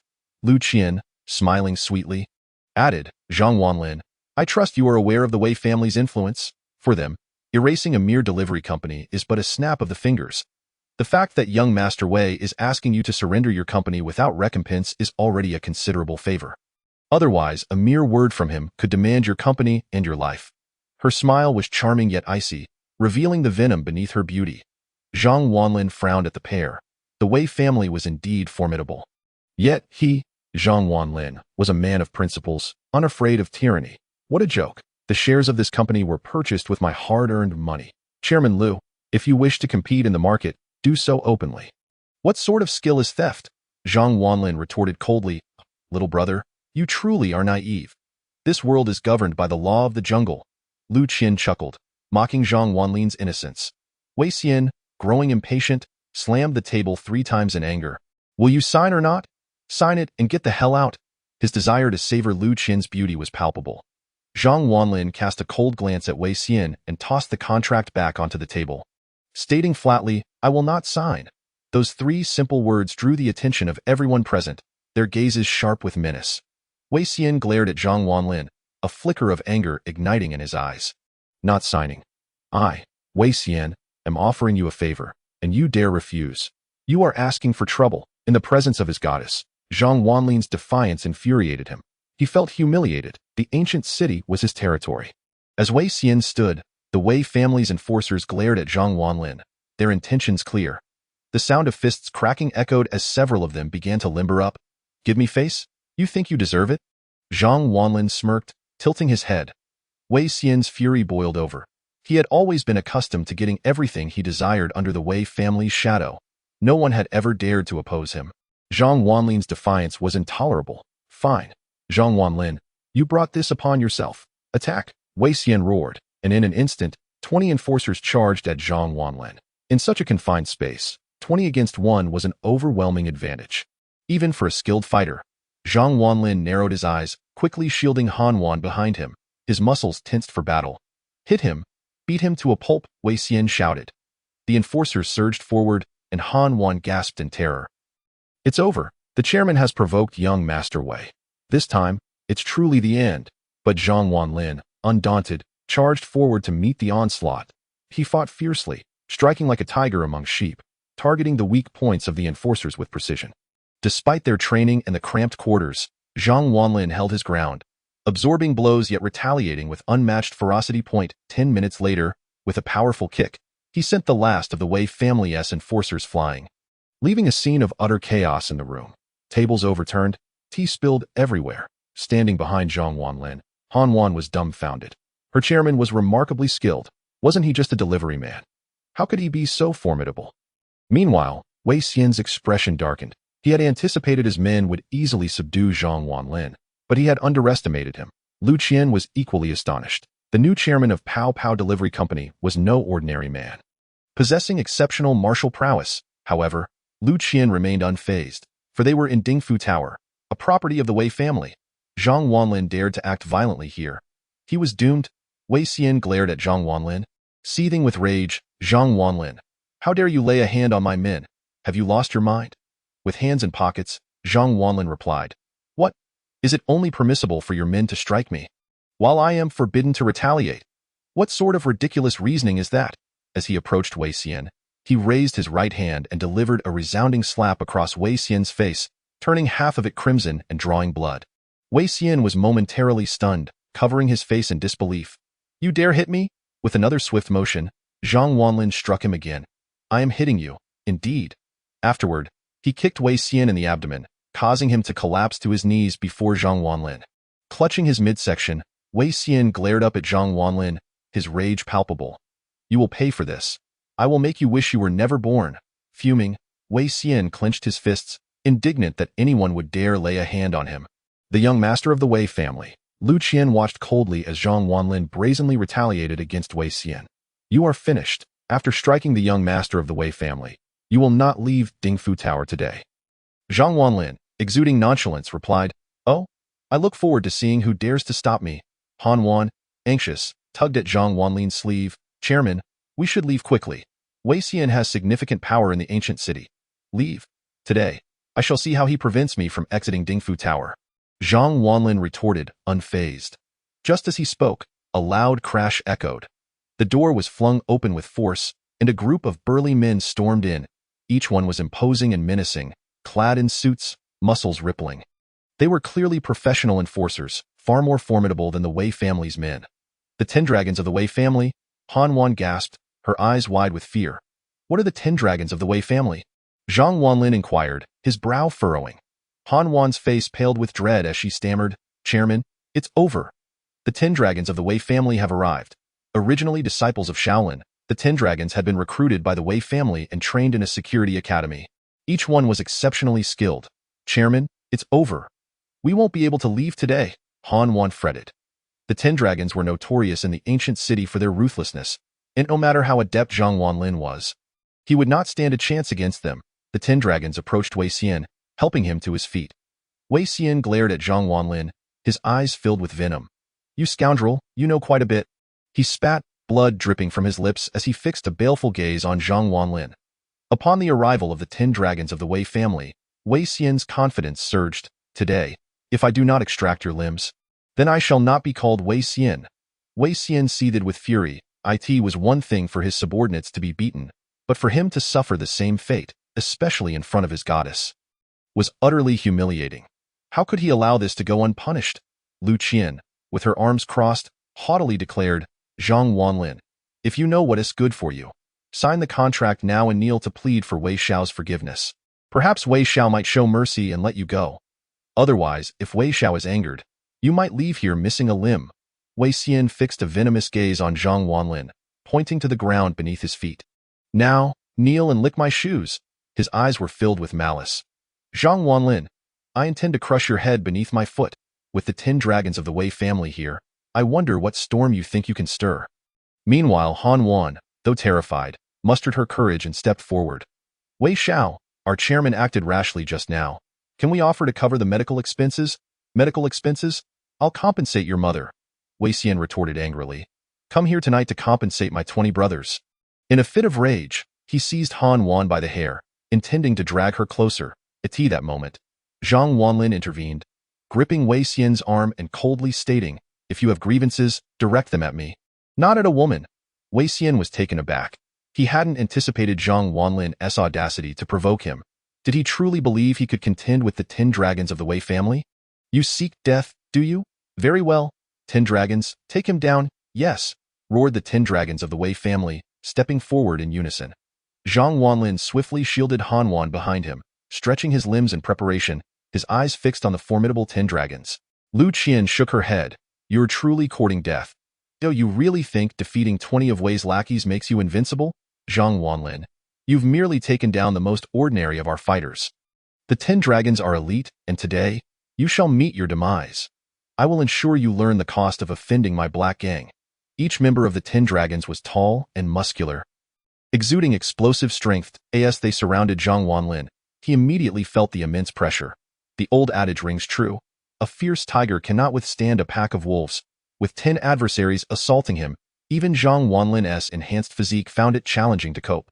Soon, he found himself cornered against the wall, fists raining down upon him like a torrential downpour. Strike him. Beat him mercilessly. Wei Xian commanded, reveling in Zhang Wanlin's predicament. You dare to strike me? I will make you pay dearly today. Lu Qian looked on with arms crossed, a smirk on her lips. You're too young and naive to challenge me. You're simply not worthy of being my opponent. Han Wan, witnessing Zhang Wanlin's plight, felt a surge of panic. Chairman, just concede. Let us admit our mistake. With Zhang Wanlin cornered, his clothing tattered and his body marked by bruises, The blows continued to rain down. Gritting his teeth, he declared, "I am not at fault." Stubborn as an ox, Han Wan thought, astonished at her chairman's obstinacy. Was it truly so difficult to simply admit a mistake? Wei Xian scoffed. "Oh, you refuse to admit your fault? Then we shall beat you until you do." The 10 dragons struck with blinding speed, leaving Zhang Wanlin no opportunity to resist, forcing him into a corner. Zhang Wanlin felt a profound sense of indignation. Was he to be beaten like this? Was wealth and power truly all that mattered? He would not bow to them. He adhered to a single principle: justice. Today, he would stake his life, refusing to submit. With a furious roar, Zhang Wanlin shouted, "Demon sword!" In an instant, a magnificent sword materialized in his hand, enveloped in dark energy, as if it had emerged from the depths of hell. This was the sword stored within the system. With a whoosh, Zhang Wanlin swung the sword, its might reminiscent of a legendary weapon, sweeping toward the 10 dragons of the Wei family. The impact was tremendous. Bang, bang, bang. A cacophony of strikes echoed as the demon sword unleashed its power, sending the encircling 10 dragons reeling. Cries of anguish erupted as they spat blood, crashing against the wall. With just a single sweep of the sword, 10 individuals were left severely injured. Such was the might of the demon sword. Zhang Wanlin, wielding the sword, stood amidst the chaos, his clothing tattered and drenched in blood. Yet his gaze remained icy and resolute. He stood tall like an unyielding mountain, the demon sword radiating dark energy. Everyone was left in stunned silence. What was happening? How had this young man become so formidable? What manner of weapon did he wield? The 10 dragons of the Wei family were left dumbfounded. One single strike from the sword had left them all severely injured, feeling as though a train had collided with their chests, unable to rise. Han Wan halted her trembling, staring in disbelief at her chairman. What had transpired? Where had that sword come from? How was he able to achieve this? As she pondered, Zhang Wanlin, whom she believed would fall today, had once again created a miracle, demonstrating that he would not be defeated. Wei Xian was equally stunned. He had never anticipated that even the 10 dragons of the Wei family would be no match for Zhang Wanlin. After all, the 10 dragons were invincible throughout the ancient city. Yet today, they had succumbed to Zhang Wanlin. This was utterly inconceivable.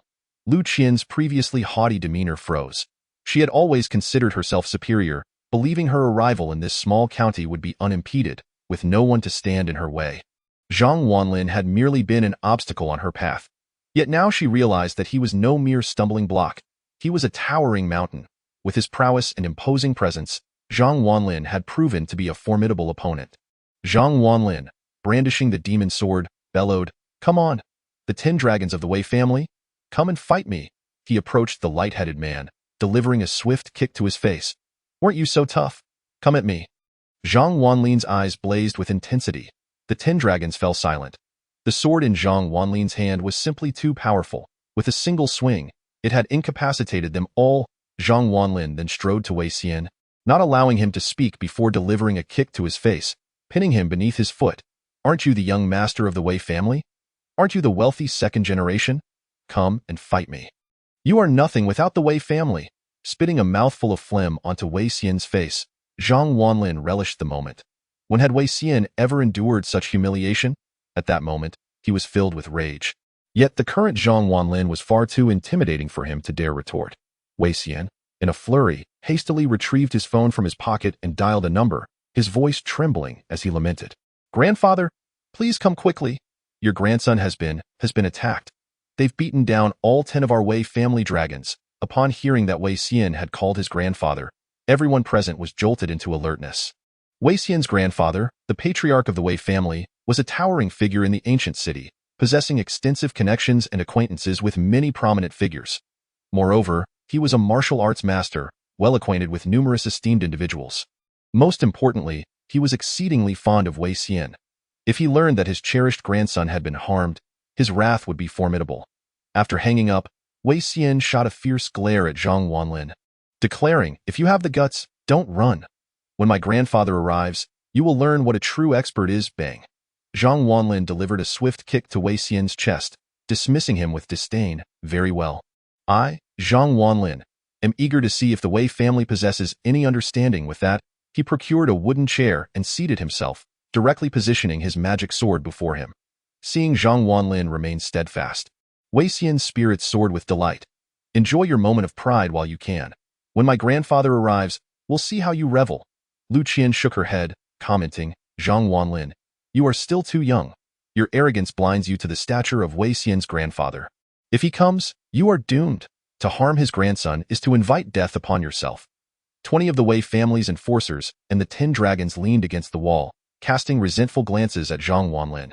However, Zhang Wanlin's triumph would be short-lived, for Wei Xian's grandfather was on his way. Just then, Han Wan hurriedly approached Zhang Wanlin, her face etched with urgency. Chairman, we must leave immediately. We cannot afford to offend Wei's elder. He is the father of the Wei family patriarch. With just a word, our company could collapse if we do not flee now. It will soon be too late. Facing Han Wan's panic, Zhang Wanlin remained unperturbed. One who has nothing to hide fears no knock at the door. Why should I run? But Chairman, the Wei family is vast and powerful. We cannot contend with them. Han Wan insisted anxiously. Enough. I will not flee. Zhang Wanlin declared resolutely. Han Wan, feeling helpless, realized that Zhang Wanlin's stubbornness was insurmountable. Wei Xian sneered, genuinely fearing that Zhang Wanlin might escape. Today, Zhang Wanlin had caused him great embarrassment. If he were to flee, capturing him again would prove challenging. Yet, if he remained, his demise was inevitable. Moments later, amidst the sound of hurried footsteps, the door to the Tianzi room was forcibly kicked open with a resounding crash. A throng of people, dark and ominous, filled the doorway. Hundreds of elite enforcers from the Wei family had arrived. The atmosphere within the Tianzi room became overwhelmingly crowded, with those unable to enter lining the corridor. Each enforcer radiated a menacing aura. With so many present, even a single spit from each could drown Zhang Wanlin. Upon seeing the Wei family enforcers, Wei Xian stood up, laughing maniacally. Ha! My family has arrived. You are finished. If I do not end you today, I shall not be called Wei Xian. Lu Qian also chuckled, her earlier anxiety dissipating. This farce was about to conclude. Despite Zhang Wanlin's earlier antics, the game was ultimately hers to win. Zhang Wanlin, had you signed the contract earlier, none of this would have transpired. Must you bring about your own downfall to feel satisfied? She taunted, crossing her arms as she cast a condescending glance at him. Han Wan covered her forehead in despair. With so many Wei family enforcers, no matter Zhang Wanlin's prowess, he was undoubtedly no match for them. Her chairman was recklessly obstinate. Who dares to harm my grandson? With a thunderous command, the crowd parted, and an elder strode in. The old man, with a head of white hair yet a commanding presence, donned a traditional Tang suit, exuding vitality and dignity. Embroidered upon his attire was a golden dragon, signifying his esteemed status. This elder was none other than Wei's patriarch, the highly respected Wei Yin in the ancient city. Upon his arrival, everyone felt the weight of his formidable aura. Wei Xian rushed toward his grandfather, his face a mix of grievance and excitement. Grandfather, you finally came. Wei Yin scanned Wei Xian from head to toe. Upon noticing his disheveled state and the injuries on his face, his fury ignited. Who did this? Who has harmed my precious grandson? His hands trembled with rage. Having cherished Wei Xian like a fragile treasure since his youth, discovering that someone had dared to injure him was infuriating. Wei Xian pointed at Zhang Wanlin, his face twisted with hatred. Grandfather. It was him. He attacked me. You must avenge me. After speaking, Wei Xian wore a smug expression, relishing the thought of Zhang Wanlin's impending doom. You are finished. My grandfather could crush you with a single hand. This is the consequence of crossing me. Oh? Dare to harm my grandson? I shall ensure you suffer a fate worse than death. Wei Yin roared, advancing toward Zhang Wanlin.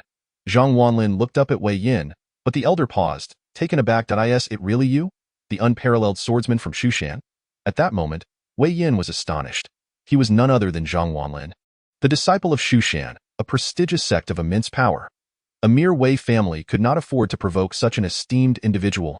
Recognizing Zhang Wanlin's disheveled appearance and the magnificent sword in his possession, Wei Yin realized a fierce battle had undoubtedly transpired within the Tianzi room. It was no wonder the Wei family's 10 dragons had been vanquished by a single person, defeated by a disciple of Shushan. How could that be unjust? Lu Qian approached Zhang Wanlin, a smirk on her face. See? This is your fate. To oppose our black circle leads to this outcome. You shall have no favorable resolution in your next life. Perhaps you should be a more discerning dog. Wei Xian wore a triumphant expression. Though the process had been arduous, he had still showcased himself before his idol, with over 100 enforcers at his back. He felt invincible. Dare to touch me, and the Wei family will pursue you to the ends of the earth. Wei Xian sneered, looking down upon Zhang Wanlin. Show me your arrogance once more. Kneel and lick my shoes. As soon as Wei Xian's words left his lips, a resounding slap landed on his head, leaving him stunned. He clutched his head, turning to face his grandfather, bewildered. Grandfather, why did you hit me? Wei Yin had never raised a hand against Wei Xian before. Today, however, he had struck him. Not just Wei Xian was taken aback. Everyone else stared at Wei Yin in disbelief. Wei Yin, filled with rage, retorted, hitting you is too lenient. How did you provoke this young man? Pointing at Zhang Wanlin, he interrogated Wei Xian. Confused, Wei Xian wondered why his grandfather was siding with Zhang Wanlin. I merely asked him to relinquish his shares in the company. Do you have him surrender his shares without compensation? What sum did you offer? Wei Yin narrowed his eyes. Wei Xian scratched his head. I didn't offer any money. You? Enraged, Wei Yin realized his grandson was humiliating Zhang Wanlin. Demanding shares without compensation was akin to robbery. Though aware of Wei Xian's reckless nature, he had no idea he had provoked a disciple of Shushan. You ungrateful wretch. With that, Wei Yin raised his hand once more, delivering another resounding slap to Wei Xian's face. The crack echoed through the silence, shocking everyone into disbelief. The usually indulgent Wei Yin had struck his grandson. Even Zhang Wanlin was taken aback, unaware that Wei Yin misconstrued him as a Shushan disciple. How dare you provoke this young man? Apologize at once, Wei Yin commanded, his voice fierce. Wei Xian covered his face, feeling utterly aggrieved. The earlier arrogance and superiority crumbled in an instant. Grandfather, why? He implored, unable to comprehend his grandfather's actions. Enough of your excuses. Apologize, Wei Yin ordered. Reluctantly, Wei Xian complied. I'm sorry, I was wrong, he mumbled, head bowed. Zhang Wanlin smiled at Wei Xian, coldly remarking, Is this the sincerity of your apology? It lacks earnestness. Hearing this, Wei Xian fumed. Zhang Wanlin, do not push your luck. Upon concluding his statement, a sudden thud echoed as a kick landed on his rear. Apologize to the young man. Be more sincere. Wei Yin admonished sternly, his expression radiating authority. Wei Xian, feeling aggrieved, continued to apologize. I'm sorry. I was wrong. I should not have let you relinquish the company without compensation. Please forgive me. As he uttered these words, Wei Xian's face flushed crimson. Throughout his life, he had never been so subservient. Meanwhile, several choices materialized before Zhang Wanlin's eyes. Choice 1. Accept Wei Xian's apology and gain immunity to toxins. Choice 2. Reject Wei Xian's apology and receive a racing cart. Choice 3. Apologize to Wei Xian and obtain a Zhenzi Dan. Upon seeing these options, Zhang Wanlin's interest was piqued. Immunity to toxins? Fascinating. He immediately gravitated towards this reward. In the tumultuous world of martial arts, one could not avoid peril. While others may lack his skills, the threat of poison loomed large and could strike unexpectedly. However, with the immunity to toxins, such worries would vanish. Moreover, since Wei Yin had shown him considerable respect, it was only fitting for him to extend a gesture of goodwill in return. Thus, Zhang Wanlin declared, In light of your sincere demeanor, I shall forgive you this once. Congratulations, you have acquired immunity to toxins. The system's melodious voice rang in his ears, signaling the impending transformation of his body, expected to complete within half an hour. Upon hearing Zhang Wanlin's forgiveness, Wei Yin breathed a sigh of relief. If Zhang Wanlin had chosen not to forgive Wei Xian, it would have meant that the Wei family had offended the Shushan sect. Aren't you going to thank the young man? Wei Yin delivered another kick to Wei Xian. With a pout, Wei Xian reluctantly said, Thank you, young man.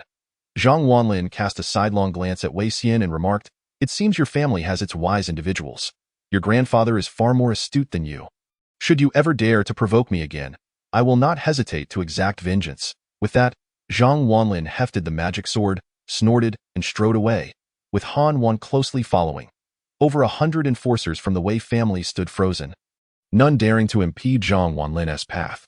Once Zhang Wanlin had departed, Wei Xian could no longer contain himself and impatiently asked, Grandfather, why? Zhang Wanlin is merely the chairman of a small delivery company. Why must you treat me this way? Wei Yin glared at Wei Xian in frustration. Are you foolish? Did you not see the sword he wielded? It is an extraordinary blade.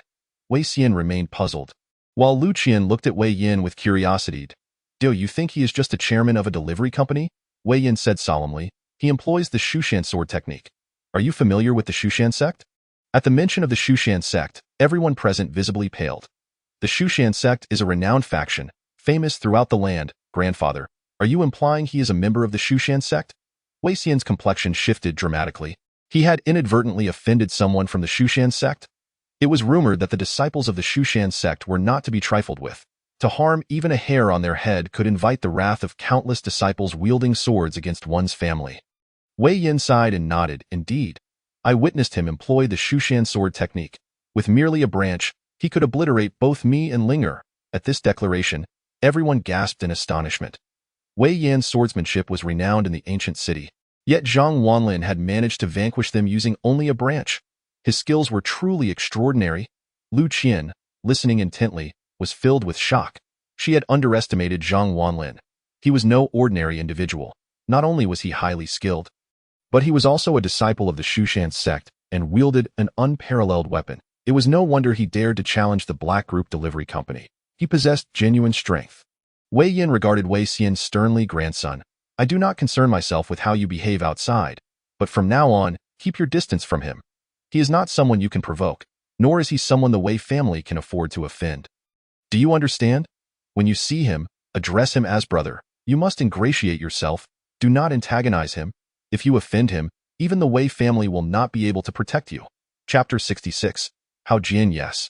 Grandfather. Wei Xian nodded, his face pale. After being chastised by his grandfather, he felt a deep sense of trepidation. He had not expected Zhang Wanlin to be a member of the Shushan sect. Fortunately, he had a good temperament. Otherwise, he would surely have met his demise today. Meanwhile, Lu Qian's mind was also in turmoil. Hidden within this small county was such a formidable figure. Lu Qian was utterly astonished. The 10 enforcers from the Wei family, having been defeated by Zhang Wanlin alone, wore expressions of admiration. They felt no shame in being bested by him. Rather, they felt a sense of pride for having crossed paths with a disciple of the Shushan sect. It was said that every disciple of the Shushan sect was a master in their own right, and today, their reputation was validated. Being beaten was a badge of honor. On the other side, after leaving Dingfu Building, Zhang Wanlin and Han Wan took a car back to the company. Throughout the journey, Han Wan regarded Zhang Wanlin with newfound respect. Her new chairman was indeed a person of great capability. Even the patriarch of the Wei family had to show deference to him. It seemed that they no longer needed to worry about the Black Group Delivery Company. If even the Wei family dared not provoke Zhang Wanlin, what chance did the Black Group have? Upon returning to the company, Zhang Wanlin went to the infirmary to tend to his wounds. After changing into a fresh outfit, he took a taxi home. Fortunately, Zhang Wanlin had only sustained superficial injuries. Otherwise, Zhang Qishan would have been worried again. In the small park of Yulong Mountain Villa, Zhang Qishan was leisurely taking a stroll. The scenery of Yulong Mountain Villa was exquisite. He had never encountered such a beautiful place in his lifetime. After moving to Yulong Mountain Villa, he took a walk every evening. While walking, Zhang Qishan suddenly spotted a familiar face, a young woman dressed in a tailored suit. Her face adorned with heavy makeup, yet still quite attractive. She approached, arms crossed. The girl was none other than Pei Xiaowen, recently off work. Xiaowen? Zhang Qishan exclaimed in surprise. Pei Xiaowen was Zhang Wanlin's ex-girlfriend, so he was naturally aware of her. Upon seeing Zhang Qishan, Pei Xiaowen was momentarily taken aback. She had intended to leave quickly, but then, with a clever glint in her eye, she greeted him with a smile. Uncle Zhang, what brings you here? Pei Xiaowen took Zhang Qishan's arm, her smile warm. Zhang Qishan, taken aback, mused, isn't it said that Pei Xiaowen has already broken up with my son? Why is she so enthusiastic? However, he thought little of it and replied, Haha, I live just here. Would you like to come in for a bit? Pei Xiaowen shook her head with a smile and asked playfully, No thanks. Uncle, that isn't your home over by the newspaper office? Why the sudden move to a big villa? At this, Zhang Qishan beamed with pride. My son won the grand prize in a company lottery. The company rewarded him with this villa. A company? A lottery? Pei Xiaowen sneered internally. Oh, Zhang Wanlin, I actually thought you had made it big. Is that so? Then uncle, where did Wanlin's supercar come from? Pei Xiaowen inquired once more. She vividly recalled the time Zhang Wanlin had driven a Lamborghini Demon King in her presence. Supercar? What supercar? My son Wanlin doesn't he have a supercar? He always rides an electric bike to work. Upon hearing Zhang Qishan's words, Pei Xiaowen's understanding dawned. She realized that Zhang Wanlin had always been a penniless fool. The sports car was not his, and the villa was merely a company prize. He was still the same pathetic loser she remembered. Pei Xiaowen felt a wave of relief wash over her. Coldly shaking off Zhang Qishan's arm, she said coolly, Oh, I have something to attend and I must be going. With that, Pei Xiaowen left Zhang Qishan standing there, bewildered. Not long after, Zhang Wanlin returned home. His father was also there. After freshening up and playing with thunder and lightning for a while, Zhang Wanlin went to bed for some rest. The next morning, after breakfast, Zhang Wanlin rode his electric bike towards the company. The Demon King had been left at the company, and after making excuses to his father, it was inconvenient for Zhang Wanlin to bring it back. While on the road, a sudden roar of a sports car engine broke the silence. A loud boom announced the arrival of a sleek vehicle alongside Zhang Wanlin. It was a striking yellow Ferrari, a two-seater supercar, undeniably impressive. At that moment, the window rolled down, revealing Pei Xiaowen's still attractive face. Now adorned with sunglasses, she looked Zhang Wanlin up and down, her tone dripping with mockery. Well, Zhang Wanlin, still riding your electric bike to work? Where's that Lamborghini of yours? Why aren't you driving it?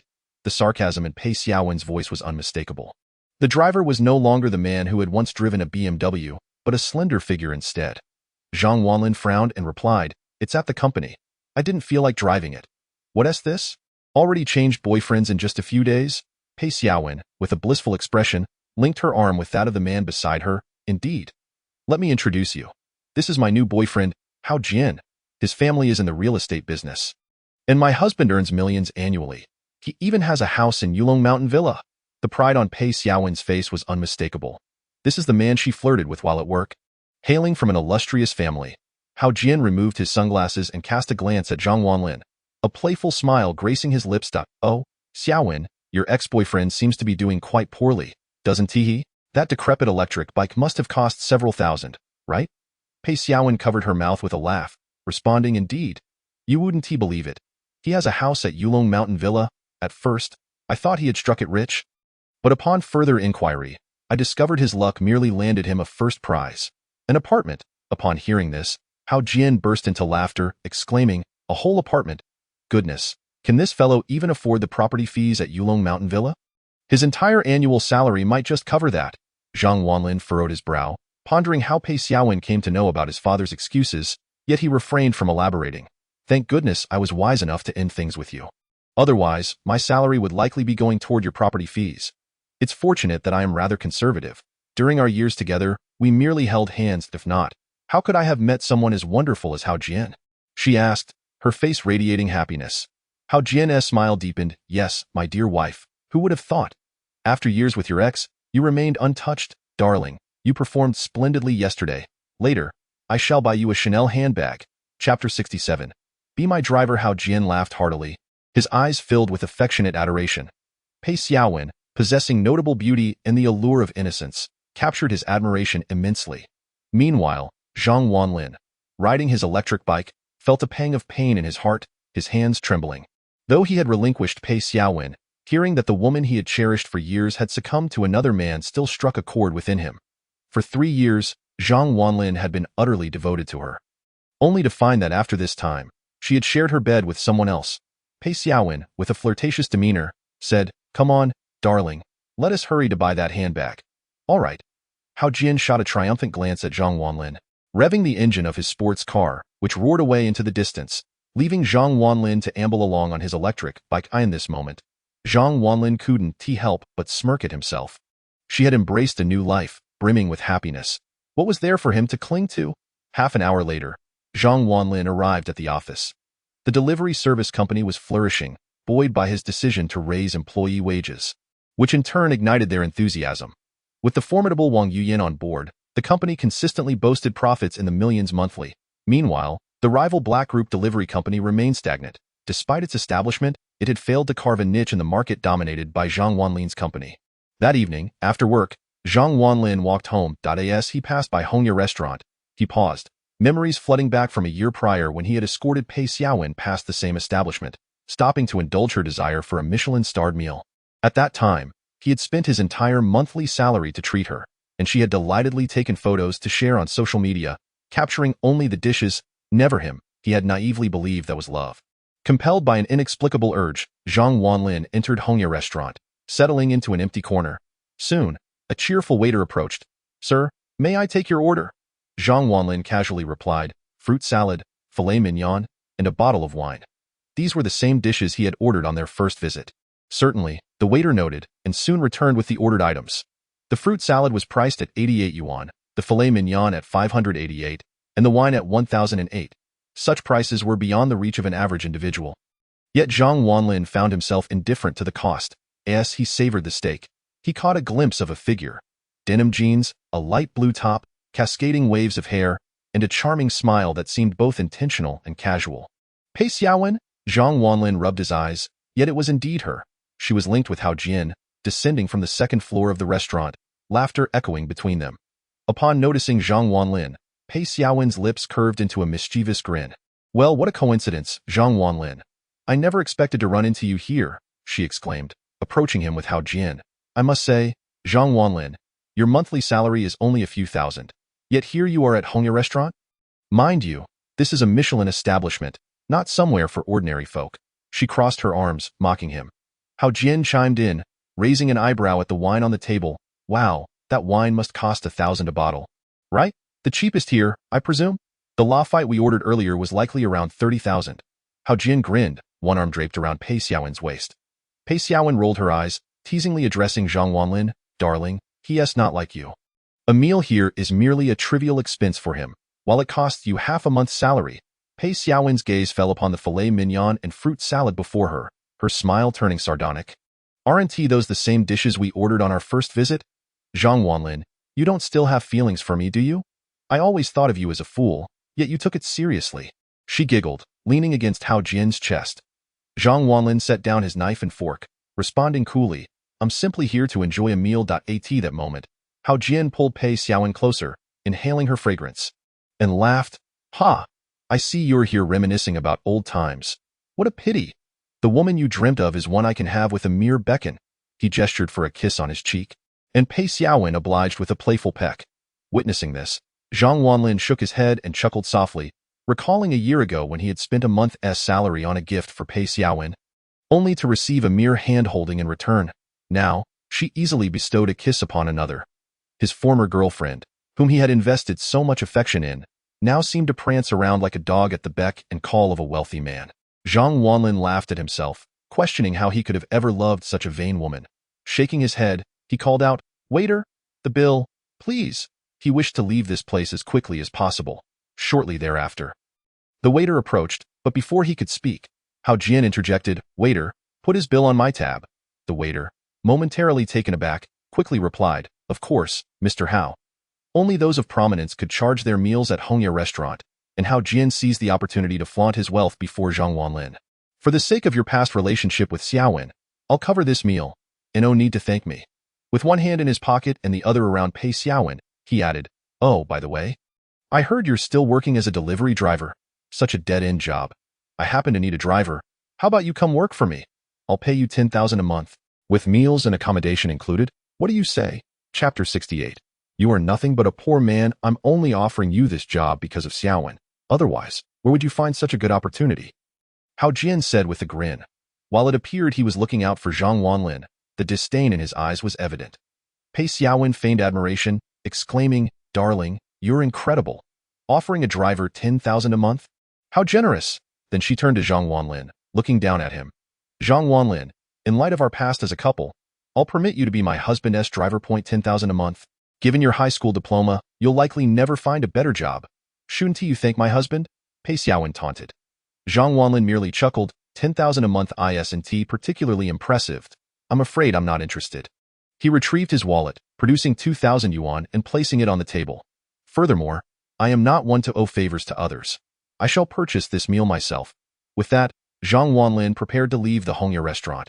However, just as he took a few steps, he was met with the mocking laughter of Pei Xiaowen from behind. Hee, Zhang Wanlin, you remain as naive as ever. How could a man as immature as you ever protect the one he loves? Upon hearing this, Zhang Wanlin halted in his tracks and turned to face Pei Xiaowen, a flicker of anger igniting in his eyes. Nave, he had endured countless repetitions of that word over the past 3 years, as Pei Xiaowen never failed to remind him of his immaturity. Nave, Zhang Wanlin chuckled bitterly, then enlighten me. What does it mean to be mature? Pei Xiaowen crossed her arms, her demeanor haughty as she replied. Maturity? It is when you cast aside your pride to earn a living.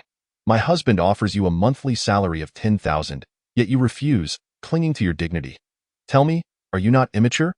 Zhang Wanlin, upon hearing her words, was nearly driven to laughter out of frustration. Are you suggesting that I must demean myself by becoming his chauffeur, witnessing your sweet exchanges daily, for that to constitute maturity? Pei Xiaowen, let me make this clear. Your version of maturity is merely equated to wealth. My 3,000 yuan salary, no matter how hard I strive, will always appear juvenile in your eyes. Yet he, merely tossing money in your direction, is deemed mature. It is not that I am inadequate, but rather that you are excessively materialistic.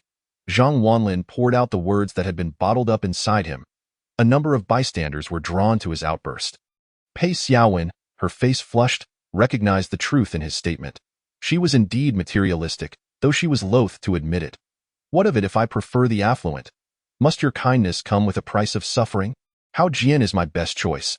He can provide for my desires. And you? Merely a pitiful fellow earning a meager 3,000 a month. Why are you yelling? You are simply incompetent. Do you not wish to acknowledge your own worthlessness? A toad aspires to eat swan meat? Worthless. Pei Xiaowen scolded vehemently, pointing a finger at Zhang Wanlin. In that moment, Zhang Wanlin fell silent. It dawned on him that, in her eyes, he was nothing but a failure. Hao Jian, too, sneered at Zhang Wanlin, his expression dripping with disdain. Listen here, if you lack wealth, do not even dream of high standards. A poor wretch like you should feel honored for a morsel of my generosity. Do you believe your pride holds any value? My money buys your dignity. Hao Jian laughed mockingly, shaking his head in disbelief. How absurd! A poor man believing he possesses dignity? His words elicited laughter from many patrons at the Hongya restaurant. A place frequented by the affluent, they regarded Zhang Wanlin as they would a beggar on the street. How audacious for a pauper to dine here. How presumptuous for a mere delivery man to think he deserves respect. Laughter erupted around him, and no one stepped forth to defend Zhang Wanlin.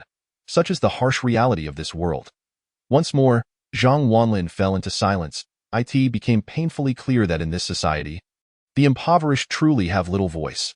Had he been wealthy from the start, Pei Xiaowen would have remained by his side, and his first love would have been his. Alas, Zhang Wanlin had always been poor. Yet, he took solace in the fact that he would not remain impoverished forever. He turned to face Hao Jian once more, his gaze resolute. Let me tell you, do not presume that your wealth makes you significant. You are flesh and blood, just as I am. Everyone possesses their own dignity, irrespective of wealth. Hao Jian erupted in laughter at Zhang Wanlin's declaration, treating it as a grand jest. Pei Xiaowen joined in. Her eyes filled with derision. Nearby, several wealthy individuals laughed heartily, mocking him. How ridiculous! Have you watched too many dramas? Do you truly believe in equality? One meal costs more than your monthly salary. Do you still think it's equal? What a fool! Just then, a commotion arose as a group descended the staircase. Each individual was adorned in lavish attire, some sporting designer labels, others dressed in custom-made garments. Their wristwatches could rival the value of a house. Each bore an expression of drunken revelry as they staggered down the stairs. Upon their arrival, the restaurant staff hurried to greet them. These were the infamous second-generation wealthy heirs of the ancient city. Not to be trifled with. Hao Jian's eyes lit up as he rushed forward. Wei Xiao, he called, a smile plastered across his face. Pei Xiaowen, with her arms crossed, stood imperiously before Zhang Wanlin. Do you know who Wei Xiao is? He is the heir of the Wei family. My new boyfriend is associated with him, earning millions annually. Figures like Wei Xiao are exceedingly rare in the ancient city. Should you ever achieve his stature, I, Pei Xiaowen, would pursue you. But alas, you shall remain a mere nobody for life. With that, a seductive smile graced her lips as she sauntered over. Wei Xiao, you've had quite a drink, haven't you? The leader of this group of wealthy individuals was none other than Wei Xian of the Wei family. With their vast fortune, the Wei family was well known, and Wei Xian was surrounded by a cadre of sycophants. Having been reprimanded by his grandfather the previous day, he was in a foul mood, prompting him to gather his friends for a night of drinking at the Hongya restaurant. After indulging in sufficient libations upstairs, Wei Xian decided to unwind at a foot massage parlor. As he descended the stairs, he unexpectedly encountered a familiar face. Hao Jian, donning a sycophantic grin, clung to Wei Xian's arm, hoping to curry favor with him. Oh, Hao Jian, what brings you here? Wei Xian, slightly inebriated, patted him on the cheek. Hao Jian dared not express anger, instead responding with a fawning smile. Wei Xiao, my girlfriend and I are dining here. Your girlfriend? Wei Xian raised an eyebrow. He had yet to meet Hao Jian's partner. Yes, this is her. Hao Jian pulled Pei Xiaowen forward. Pei Xiaowen, shyly lowering her gaze, murmured, Greetings, Wei Xiao. Wei Xian scrutinized her carefully, noting her attractive features, and nodded in approval. Not bad, little lady. Stick with my brother. He won't mistreat you. He clapped Pei Xiaowen on the shoulder. Despite his roguish nature, Wei Xian maintained a certain code of conduct. He would never pursue a friend-esque girlfriend. Having made his remarks, Wei Xian, along with his entourage, prepared to depart. Coincidentally, Zhang Wanlin stood directly in his path. Hao Jian, turning around and noticing Zhang Wanlin's refusal to leave, erupted in anger. Why are you still here? Get lost. Do you not see Wei Xiao is leaving? You dare obstruct his way? Pei Xiaowen stepped forward. Arms crossed, demanding, my husband insists you leave. Did you not hear? Offending Wei Xiao could cost you your standing in the ancient city. Her expression was one of triumph, as if flaunting her acceptance into the elite circle of the wealthy. Meanwhile, Zhang Wanlin remained merely a pitiful wretch. Furrowing his brow, Zhang Wanlin retorted, the road is wide. Can you not find another way? Is this restaurant yours? Upon hearing Zhang Wanlin's defiance, Hao Jian's anger flared. You truly believe you are someone of consequence? Do you even know who Wei Xiao is? He is the heir of the Wei family. Blocking his path is tantamount to signing your own death warrant. Wei Xian, intoxicated, hardly recognized Zhang Wanlin before him. Fueled by alcohol, he sought to provoke a scene. Upon learning that someone dared impede his progress, he became furious. Rolling up his sleeves, he grasped a wine bottle from a nearby table and, swaying unsteadily, shouted, who dares block my path? I am in no mood for games today. Step forward. I shall crack your skull open. Wei Xian's rage was unstoppable. Hao Jian, eager to egg him on, pointed at Zhang Wanlin. Reveling in the chaos, Wei Xiao, it's this brat obstructing your way. You must show him who is in charge. Otherwise, he disrespects you. Pei Xiaowen, arms crossed, stood by, knowing that Zhang Wanlin was doomed. Wei Xian was notoriously unruly in the ancient city. And once he decided to act, there would be no stopping him. As Wei Xian's companions surrounded Zhang Wanlin, he raised the wine bottle, ready to strike. However, as he drew closer, he recognized Zhang Wanlin's face. A shiver ran through Wei Xian's body as he rubbed his eyes, questioning if he was mistaken. Was this not the notorious figure, the disciple of the Shushan sect? The one who had injured the 10 dragons of the Wei family? Who was this extraordinary person that even his grandfather fears? At that moment, Wei Xian's alcohol-induced stupor was interrupted. Hao Jian approached Zhang Wanlin and coldly remarked, Kid, when Wei Xiao gets angry, you won't be able to handle it. Shouldn't you quickly apologize to Wei Xiao? As soon as these words were uttered, Wei Xian's expression changed dramatically. Apologize to Zhang Wanlin? That would be like an old man seeking death. Wei Xian immediately turned and slapped Hao Jian across the face, shouting, I won't apologize to you. With a loud smack, Hao Jian was left stunned. The group of wealthy young men surrounding Wei Xian were equally bewildered, as was Pei Xiaowen. Hao Jian, covering his face, looked aggrieved and asked, Wei Xiao, why did you hit me? Wei Xian pointed at Hao Jian, gritting his teeth in anger. You dare to ask Zhang Xiao to apologize to me? You've got some nerve. The mention of Zhang Xiao silenced everyone. Who is Zhang Xiao? Is that Zhang Wanlin? Hao Jian looked at Zhang Wanlin, his head buzzing. Zhang Xiao? What kind of Zhang Xiao is this kid? Isn't he just a delivery boy? Pei Xiaowen was equally dumbfounded. Zhang Xiao. Wei Xian actually referred to her ex-boyfriend as Zhang Xiao. This Wei Xiao is notoriously known as a bully in the ancient city. Why is he so respectful to her useless ex-boyfriend? Hao Jian incredulously pointed at Zhang Wanlin and asked, Isn't he just a delivery boy? No sooner had he spoken than Wei Xian raised the wine bottle and smashed it over Hao Jian's head. With a crash, the wine bottle shattered and blood streamed down Hao Jian's face. Pei Xiaowen gasped and rushed to help Hao Jian up. A delivery boy? Zhang Xiao is low-key, and you dare to say he's just a delivery boy? Wei Xian exclaimed, Do you see my face? Zhang Xiao hit me yesterday. Even I can't provoke Zhang Xiao. You, scoundrel, dare to offend him? Hao Jian, covering his head, looked pitiful. He stared at the now swollen-faced Wei Xian, still in disbelief. Zhang Wanlin even dared to hit Wei Xiao. Furthermore, Wei Xiao showed him such respect. Could it be that this kid is not just a delivery boy, and his background is actually formidable? In that moment, Hao Jian's mind was in chaos, and he felt utterly dazed. Pei Xiaowen's heart was tumultuous. Zhang Wanlin is so powerful, even Wei Xiao must treat him with deference. And it seems Wei Xiao is genuinely afraid of Zhang Wanlin. Why is Wei Xian so fearful of him? Pei Xiaowen couldn't comprehend. Meanwhile, Wei Xian turned around with a fawning smile, lowering himself like a lapdog. I didn't realize it was you, Zhang Xiao. My subordinate was ignorant and disturbed you. I sincerely apologize. I'm so sorry, Zhang Xiao. Chapter 70. A match made in heaven. Wei Xian continued to bow and apologize, a demeanor uncharacteristic of the wealthy young master. This scene left his entourage of wealthy young men wide-eyed in disbelief. Is this really Wei Xiao? The invincible figure who never backed down? They questioned if they were dreaming. Rubbing their eyes, they confirmed that the person bowing in front of them was indeed Wei Xiao. Even Wei Xiao had to bow down to this man. What kind of powerful background does he possess? The wealthy young men trembled and rushed to apologize. Zhang Xiao, we're truly sorry. It was our fault. Yes, we were wrong. We drank a bit too much. Zhang Xiao, we are very sorry. We admit our mistake. Die in an instant. This group of arrogant young men approached to apologize. The staff at Hongya restaurant were utterly astonished. Usually, they came in with arrogance, but today, they were as obedient as lambs. This spectacle left Haojian and Pei Xiaowen dumbfounded.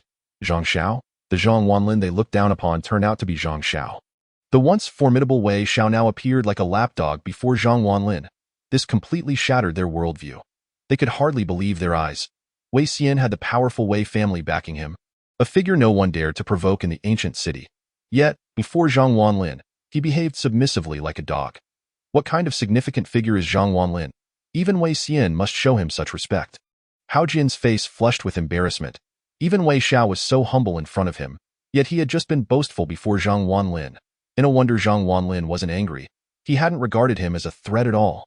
Pei Xiaowen's face turned as red as a ripe apple. Moments ago, she had been bragging about knowing Wei Xian, but now Wei Xian was trying to please Zhang Wanlin, leaving her utterly humiliated. Simultaneously, she felt a surge of curiosity about her ex-boyfriend's true identity. Why was Wei Xian trying to appease him? Zhang Wanlin, with his hands in his pockets, cast a cold glance at Wei Xian and said, "All right, this is none of your business." Wei Xian, overjoyed, replied, "Thank you, Zhang Xiao, thank you." Zhang Wanlin then turned his gaze to Haojian. With a chilling look in his eyes, he strode toward Haojian, who dared not meet his gaze. Zhang Wanlin radiated confidence. "I want to tell you, perhaps in your eyes, I am an inconspicuous figure. But do not underestimate small figures, for you never know when this small figure might grow into someone you can only look up to." After saying this, Zhang Wanlin patted Haojian's face. "Treat her well, for, as they say, a match made in heaven lasts forever." Having uttered these words, Zhang Wanlin glanced at Pei Xiaowen, said nothing, and turned to leave the Hongya restaurant. At that moment, the roar of an engine could be heard. A sleek black Lamborghini sped down the road. The car's mechanical design, sharp lines, and aggressive red headlights made it appear as if a demon had emerged from the depths of hell.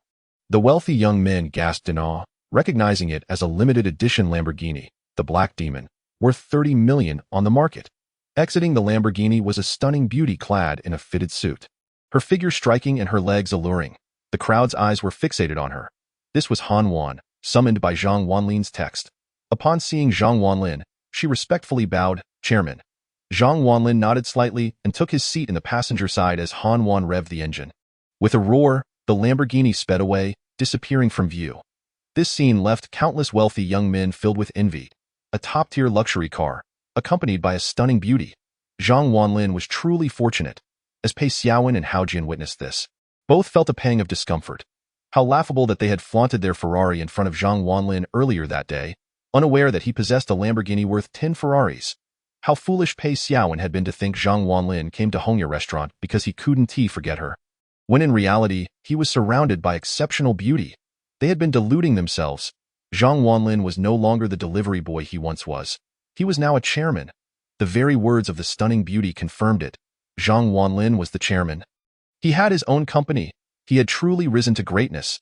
Pei Xiaowen gazed at the distant street, feeling a hollow emptiness inside. If only she had left Zhang Wanlin, she would have been the one in the passenger seat of that sports car.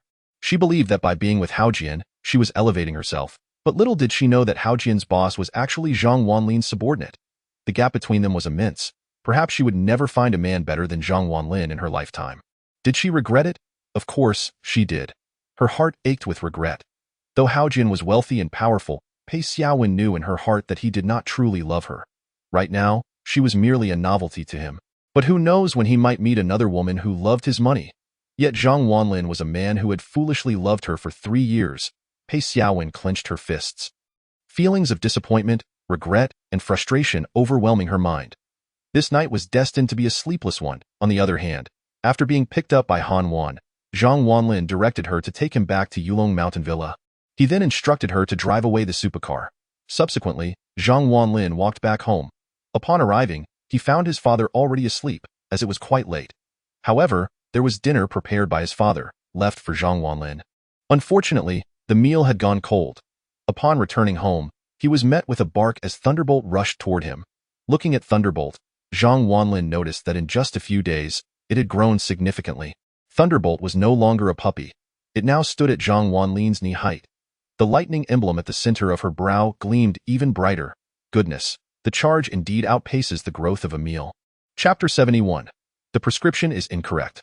After retiring for the night, Zhang Wanlin rose the next morning, freshened up, prepared a simple breakfast, and set out to rouse his father for a meal. Upon entering his father's room, he found him lethargically sprawled on the bed. "Dad, what's wrong?" Zhang Wanlin hurried over. Zhang Qishan's complexion was somewhat pallid, and his speech was weak. "It's nothing." He shook his head. "Nothing? You have a cold and you say it's nothing?" "It seems quite severe," Zhang Wanlin remarked with a frown. With his medical expertise, a mere cold could not elude his notice. A severe cold, or wind cold, should not be taken lightly. If mishandled, it could lead to serious illness. "Breakfast is ready. Eat it while it's hot," Zhang Wanlin said before stepping out.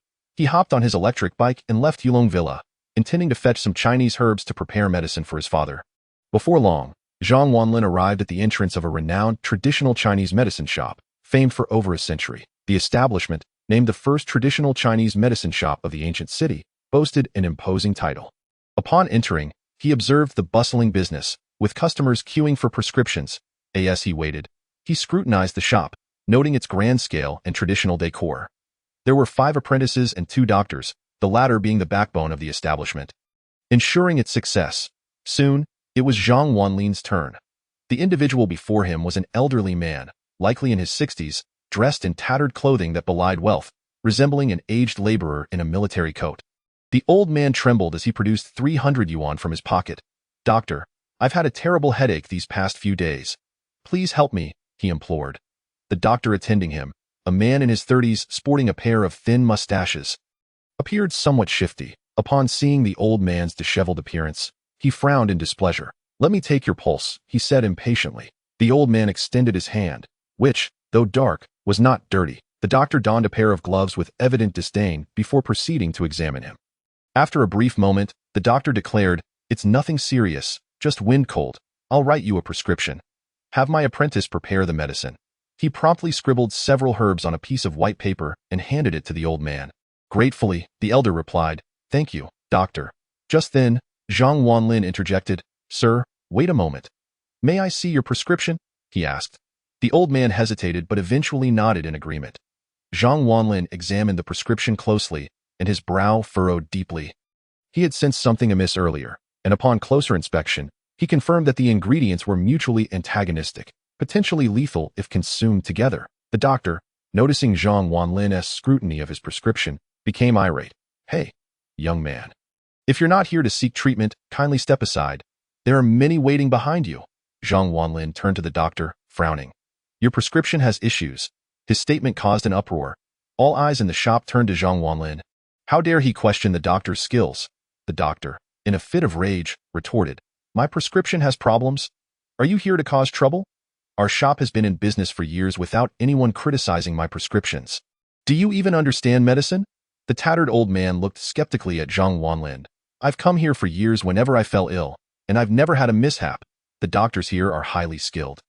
You shouldn't speak without knowledge." The old man snatched the prescription back as the crowd regarded Zhang Wanlin with suspicion. "Why don't you believe me?"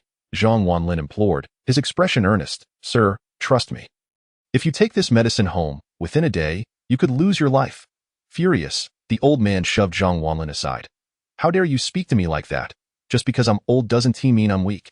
I am not dying anytime soon. You're just a reckless youth who thinks reading a few medical books makes you a doctor." Chapter 72. A bet? Zhang Wanlin was met with an onslaught of insults. The crowd in the medicine shop began to murmur and point at him. Zhang Wanlin felt helpless. He only wished to help, yet they refused to believe him. The doctor, visibly irritated, glared at Zhang Wanlin. "Are you here to stir up trouble? What evidence do you have against my prescription?" Zhang Wanlin frowned. While both double yellow flower and angelica are excellent remedies for wind cold, combining them with mugwort can create a deadly poison. As a doctor, Surely you must know this? The doctor burst into laughter. What a joke. Who gave you the audacity to claim that these 3 herbs together form a poison? Each has its efficacy against wind cold, and together they pose no danger. At that moment, an apprentice approached Zhang Wanlin, looking down on him. Listen, kid, you're asking for trouble. This is the first traditional Chinese medicine shop. Our master is a disciple of the legendary healer Wu Sanxing. To say our master is in error is laughable. Gasps of disbelief filled the room. Wu Sanxing was a renowned figure in the ancient city, famed for his unparalleled healing skills, and his disciples were held in high esteem. You question our doctor's abilities? Who do you think you are? An elderly gentleman stepped forward, jabbing his finger at Zhang Wanlin. The crowd erupted in laughter at his words. The doctor, basking in his authority, looked smug. After all, he had the reputation of his master to bolster him. Zhang Wanlin, however, frowned at the doctor. How could such a healer have you as a disciple? Your medical ethics are in question.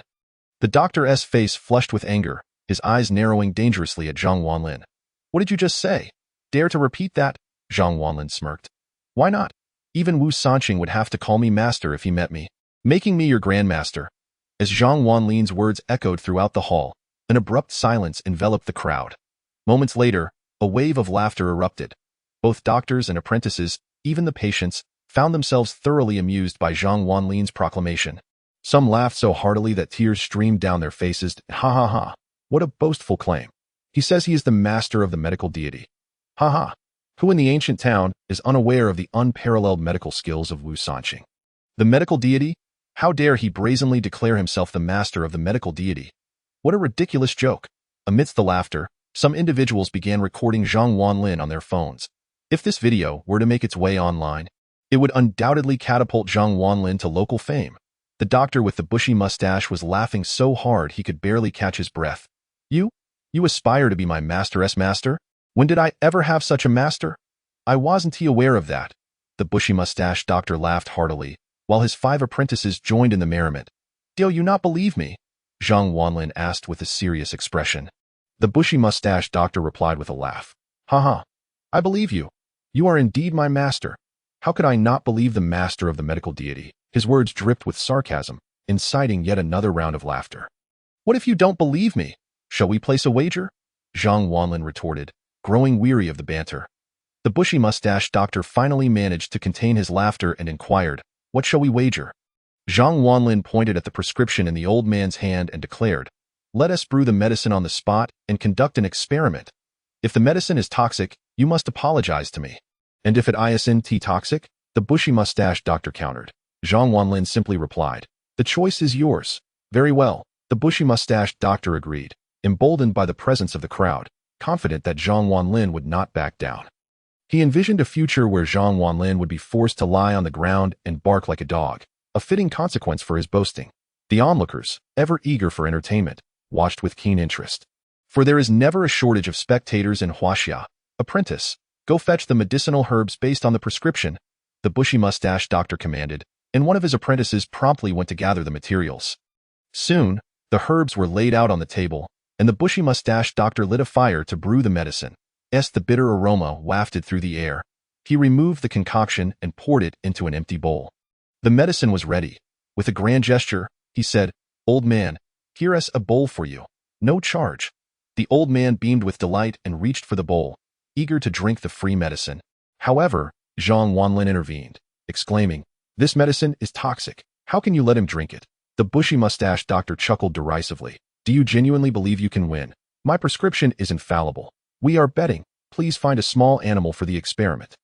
Zhang Wanlin, with a cold demeanor, insisted, Very well. The bushy mustache doctor, feeling somewhat defeated, waved his hand, instructing, Go find me a small animal. Shortly thereafter, a rooster was brought forth. The bushy mustache doctor personally pried open the rooster's beak and administered the medicine. The crowd watched intently, eager to discern whether Zhang Wanlin's claims held any truth. To their astonishment, the old man even swallowed hard as he witnessed the rooster consume the expensive concoction. Soon, the entire bowl of medicine was downed. The rooster, after a brief struggle, hopped to the ground, distancing itself from the crowd. Minutes passed, yet the rooster remained lively and unharmed. Voices of doubt and ridicule began to surface. It's been 5 minutes. And that rooster is still fine. Indeed. It even seems to have more energy after drinking the medicine. This fellow is clearly pretending to know something he doesn't. He is just boasting, the old man, clad in a military coat, approached Zhang Wanlin, lamenting, "Look at this. A perfectly good bowl of medicine, wasted on a mere chicken." Sigh. The bushy-mustached doctor, reveling in his triumph, declared, "See? I told you my prescription was flawless. Now, it's time to fulfill the wager. You must lie on the ground and bark like a dog." The room erupted with laughter, and applause rang out as the crowd encouraged Zhang Wanlin to comply. Yet, Zhang Wanlin, hands behind his back, calmly replied, "Patience, the best is yet to come." This statement drew scornful glances from many, as they questioned how he could still profess confidence when the rooster had seemingly validated the medicine's safety. The bushy-mustached doctor snorted derisively, "You're just stalling." Just then, a loud crowing erupted from the rooster. It crowed loudly, exuberantly, as if infused with newfound vigor. The crowd turned to witness the spectacle, an invigorated rooster racing around the herbal shop, its eyes bulging with excitement, continuously crowing, yet with an undertone of distress. To everyone's horror, blood began to trickle from the rooster as it struggled. Its eyes bulged and its feathers started to fall away, revealing bloodied skin beneath. The once lively creature soon collapsed, lifeless on the ground, feathers strewn about, and a look of agony etched across its face. Silence fell over the crowd as they stared at the deceased rooster. Dead? The rooster is dead? Questions began to swirl. Was Zhang Wanlin truly deceiving them? Was he genuinely knowledgeable in medicine? The implications were dire. If this medicine was indeed toxic, what would happen to those who consumed it? The revelation struck fear into the hearts of the onlookers, particularly the old man, whose face turned pale with terror. "Oh dear. If I had ingested that, I surely would have perished." Sweat trickled down the old man's forehead as he regarded Zhang Wanlin with a newfound respect. The disdainful attitude he had held moments ago was replaced with gratitude, realizing that Zhang Wanlin had potentially saved his life. Meanwhile, the bushy-mustached doctor wore an ashen expression, staring blankly at the lifeless rooster. Grappling with the reality that his prescription indeed harbored danger, Zhang Wanlin, hands still behind his back, turned to the bushy-mustached doctor and commanded, "Now, apologize to me." The doctor, his face a mask of frustration, took a long moment before retorting coldly. "Apologize to you? Even if you were right, what of it? This was merely a mistake on my part, but you claiming the medical deity as your apprentice is a gross insult to my master." At this, the crowd turned their attention to Zhang Wanlin, murmuring in agreement. While his medical prowess was undeniable, his claim of the medical deity as his apprentice seemed audacious. One of the apprentices interjected. "You've insulted our master. If you don't apologize today, you shall not leave this clinic." With that, the 5 apprentices formed a menacing front, glaring at Zhang Wanlin. Yet, he merely chuckled, "Ha ha. Is this the so-called premier herbal clinic of the ancient town? Refusing to admit defeat and now seeking to blame me?" The bushy-mustached doctor, incensed, was about to command his apprentices to teach Zhang Wanlin a lesson when suddenly his phone rang. "Hello?" Upon seeing the caller ID, his expression shifted dramatically. "Master, you're almost here? Wonderful." After hanging up, he turned to Zhang Wanlin with a smirk. "You claimed my master is your apprentice. Well, he is on his way here now. I am curious to see if I have a master like you." Upon the utterance of the words by the mustachioed doctor, the crowd erupted in astonishment. "What? The renowned medical deity is coming. It is said that his consultation fees have soared to a staggering 1,000,000. If the divine physician were to grace this place, they might even have the fortune of experiencing his pulse diagnosis." Countless individuals found themselves exhilarated. Simultaneously, many cast glances filled with schadenfreude towards Zhang Wanlin. "Zhang Wanlin, your medical skills are indeed impressive, but your earlier bravado seems rather exaggerated." At that moment, an elderly man clad in a military coat approached Zhang Wanlin and whispered, "Young man, I see you are a good person.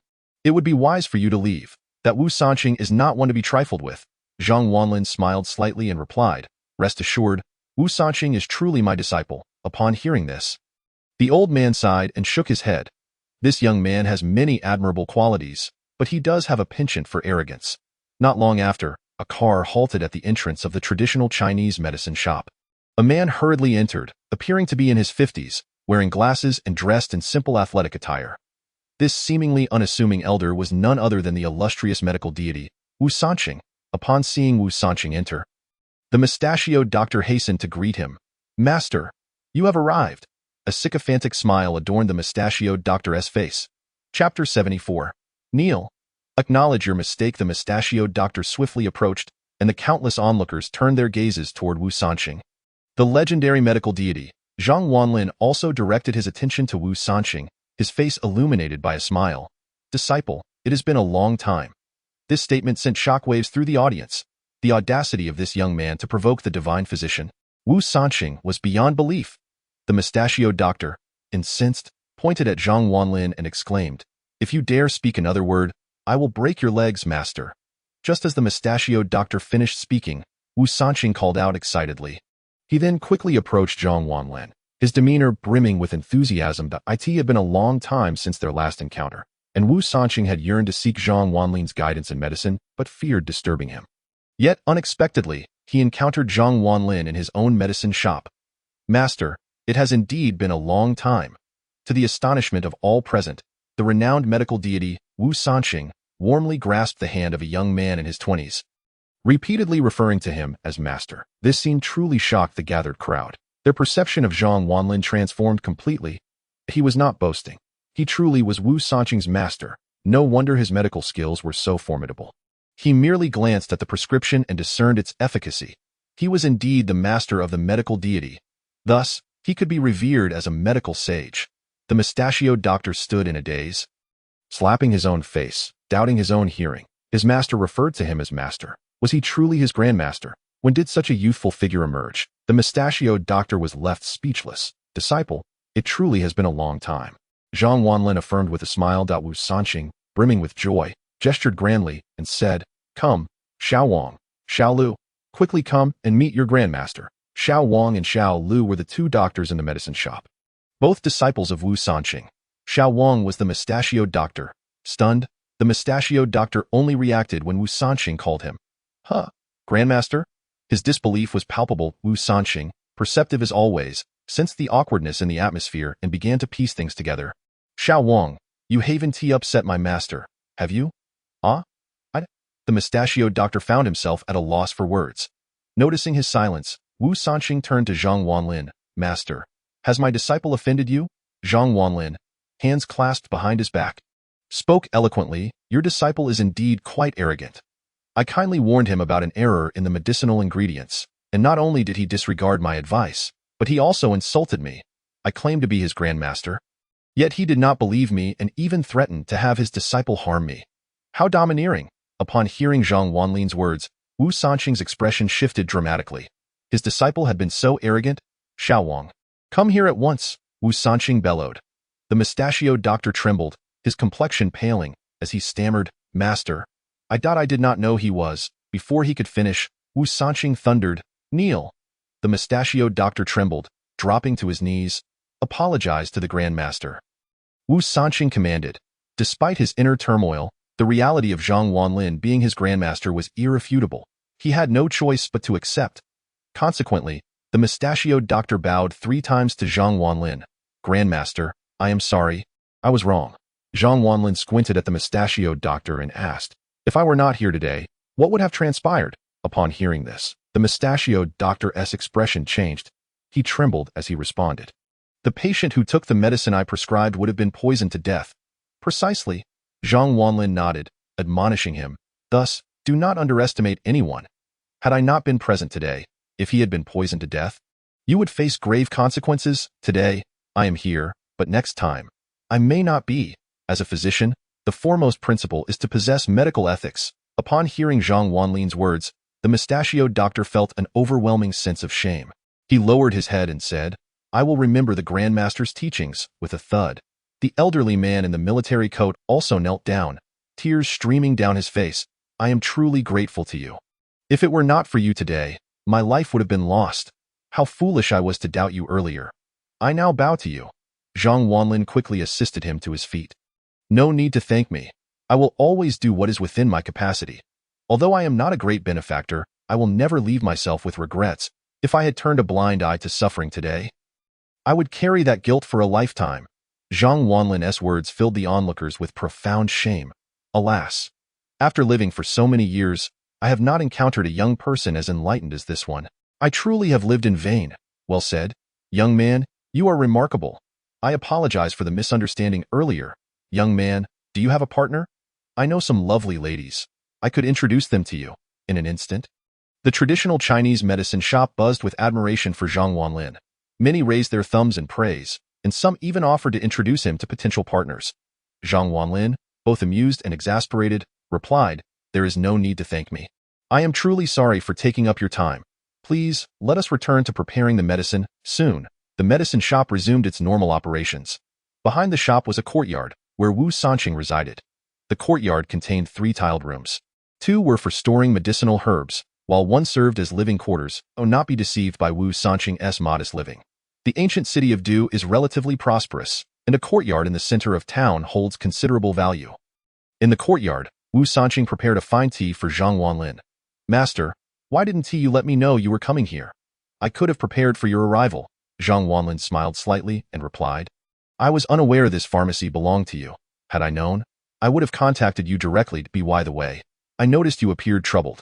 Have you encountered any difficulties?" Upon hearing this, Wu Sanqing sighed and said, "Do not mention it. I have been researching a peculiar medicinal herb lately. It is so unusual that I cannot ascertain whether it is a poison or a remedy. At times, it can save lives. Yet at other times, it can bring harm. This herb truly eludes comprehension." Chapter 75. Yin Yang Mushroom. Oh, Zhang Wanlin expressed intrigue. "There exists such an extraordinary herb in this world? Master, wait here. I shall fetch it for you." With that, Wu Sanqing hurried off to retrieve the herb. Shortly after, he returned carrying a large basket filled with the peculiar herb he had mentioned. It resembled a mushroom, but larger, entirely black with numerous white spots, an extraordinary sight. Upon seeing this mushroom-like plant, Zhang Wanlin exclaimed, "Yin Yang Mushroom, Yin Yang Mushroom?" Wu Sanqing looked at Zhang Wanlin, curious. "Master, do you recognize this plant?" Zhang Wanlin nodded. Having acquired divine-level medical skills, he recognized nearly 100,000 medicinal plants. This was a species that had nearly vanished from Earth, exceedingly rare. Hearing Zhang Wanlin's explanation, Wu Sanqing inquired, "Why is it that when I experimented with this Yin Yang mushroom, some results were benign while others were toxic?" Zhang Wanlin patiently elucidated, "This is precisely the marvel of the Yin Yang mushroom. The Yin Yang mushroom is classified into 2 kinds. One is positive, possessing miraculous healing properties, while the negative variety is highly toxic.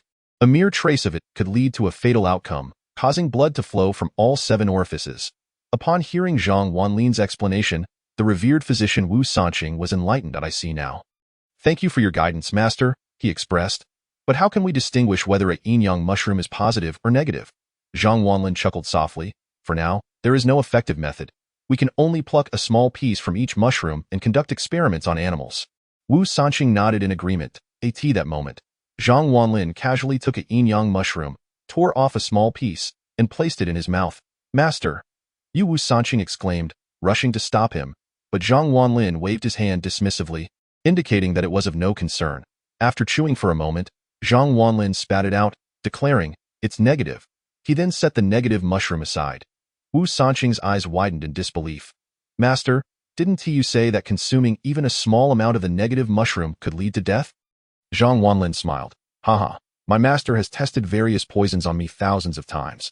I have long since become immune. In truth, Zhang Wanlin had undergone systematic transformation, rendering him impervious to toxins. Wu Sanqing, upon hearing this, felt deep respect for his youthful master, whose medical skills were unparalleled, and whose body was immune to all poisons. Truly impressive. Before long, Zhang Wanlin categorized the mushrooms, discovering there were 108 negative ones and over 300 positive ones. After completing the task, Zhang Wanlin clapped his hands and said, "You don't need these negative mushrooms. Allow me to take them instead, as I have great use for them." With such a generous offer from Zhang Wanlin, Wu Sanqing dared not refuse. He quickly nodded, saying, "Master, you can take all of them, and I won't utter a single word of complaint." Zhang Wanlin waved his hand. "That won't do. A deal is a deal. I won't take your belongings for free. I promise to assist you once during my lifetime." Upon hearing this, Wu Sanqing was overjoyed. He had witnessed Zhang Wanlin's medical prowess and felt it was no exaggeration to call him a medical sage. "Thank you, master," he said with clasped hands. With Zhang Wanlin's promise, it felt as though he had gained a second chance at life.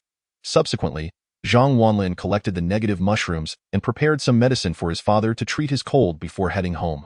Before long, Zhang Wanlin returned to Yulong Mountain Villa, where his father was basking in the sun. "Dad, I brought you some medicine. I'll brew it for you shortly, if you drink it right away."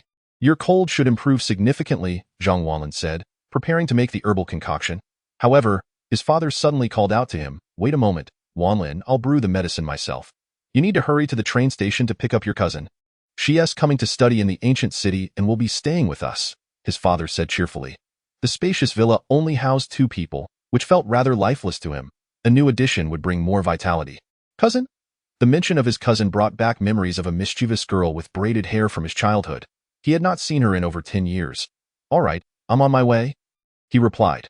Zhang Wanlin placed the herbal medicine on the table, grabbed the keys to his electric scooter, and set off to the train station. Shortly after, he arrived at the bustling station, filled with throngs of people. After securing his scooter, he began searching for his cousin amidst the crowd. Suddenly, 2 icy hands covered his eyes, and a girl's voice chimed, "Hey, guess who I am?" The voice was as melodious as a silver bell. Zhang Wanlin paused for a moment before peeling the girl's hands away and turning around. Upon seeing her, he was momentarily stunned by her beauty. Before him stood a 19-year-old girl, clad in slightly worn but clean athletic wear. Standing tall and slender, exuding a hint of allure.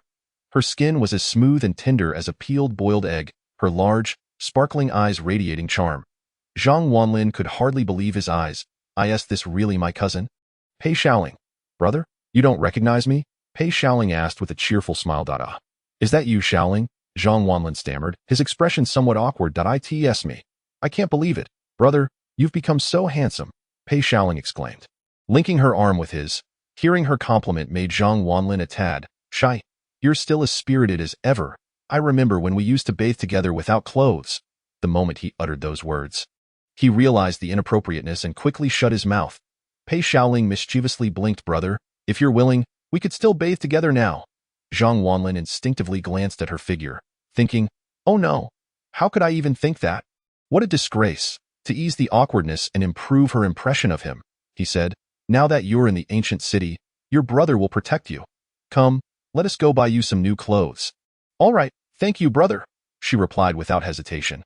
Zhang Wanlin mounted his scooter, with Pei Shaoling sitting on the back as they headed towards Wanda Plaza. Along the way, they reminisced about their childhood, and as they chatted, the initial awkwardness dissipated like a morning mist. Soon, they arrived at the entrance of Wanda Plaza. After parking the scooter and preparing to leave, the sudden sound of screeching brakes caught their attention as a BMW pulled up next to them. From the car emerged 3 young women and a middle-aged man, who appeared somewhat portly and ordinary, yet emanated an air of affluence. The trio of young women, dressed provocatively and adorned with heavy makeup, laughed and chatted as they disembarked. Upon seeing them, Pei Shaoling's expression shifted, and she hurriedly hid behind Zhang Wanlin. However, the trio spotted her. "Oh, isn't that Pei Shaoling? What's the matter? Not even a greeting for your older sisters?" One of the girls with wavy hair, named Shaoli, raised an eyebrow and asked.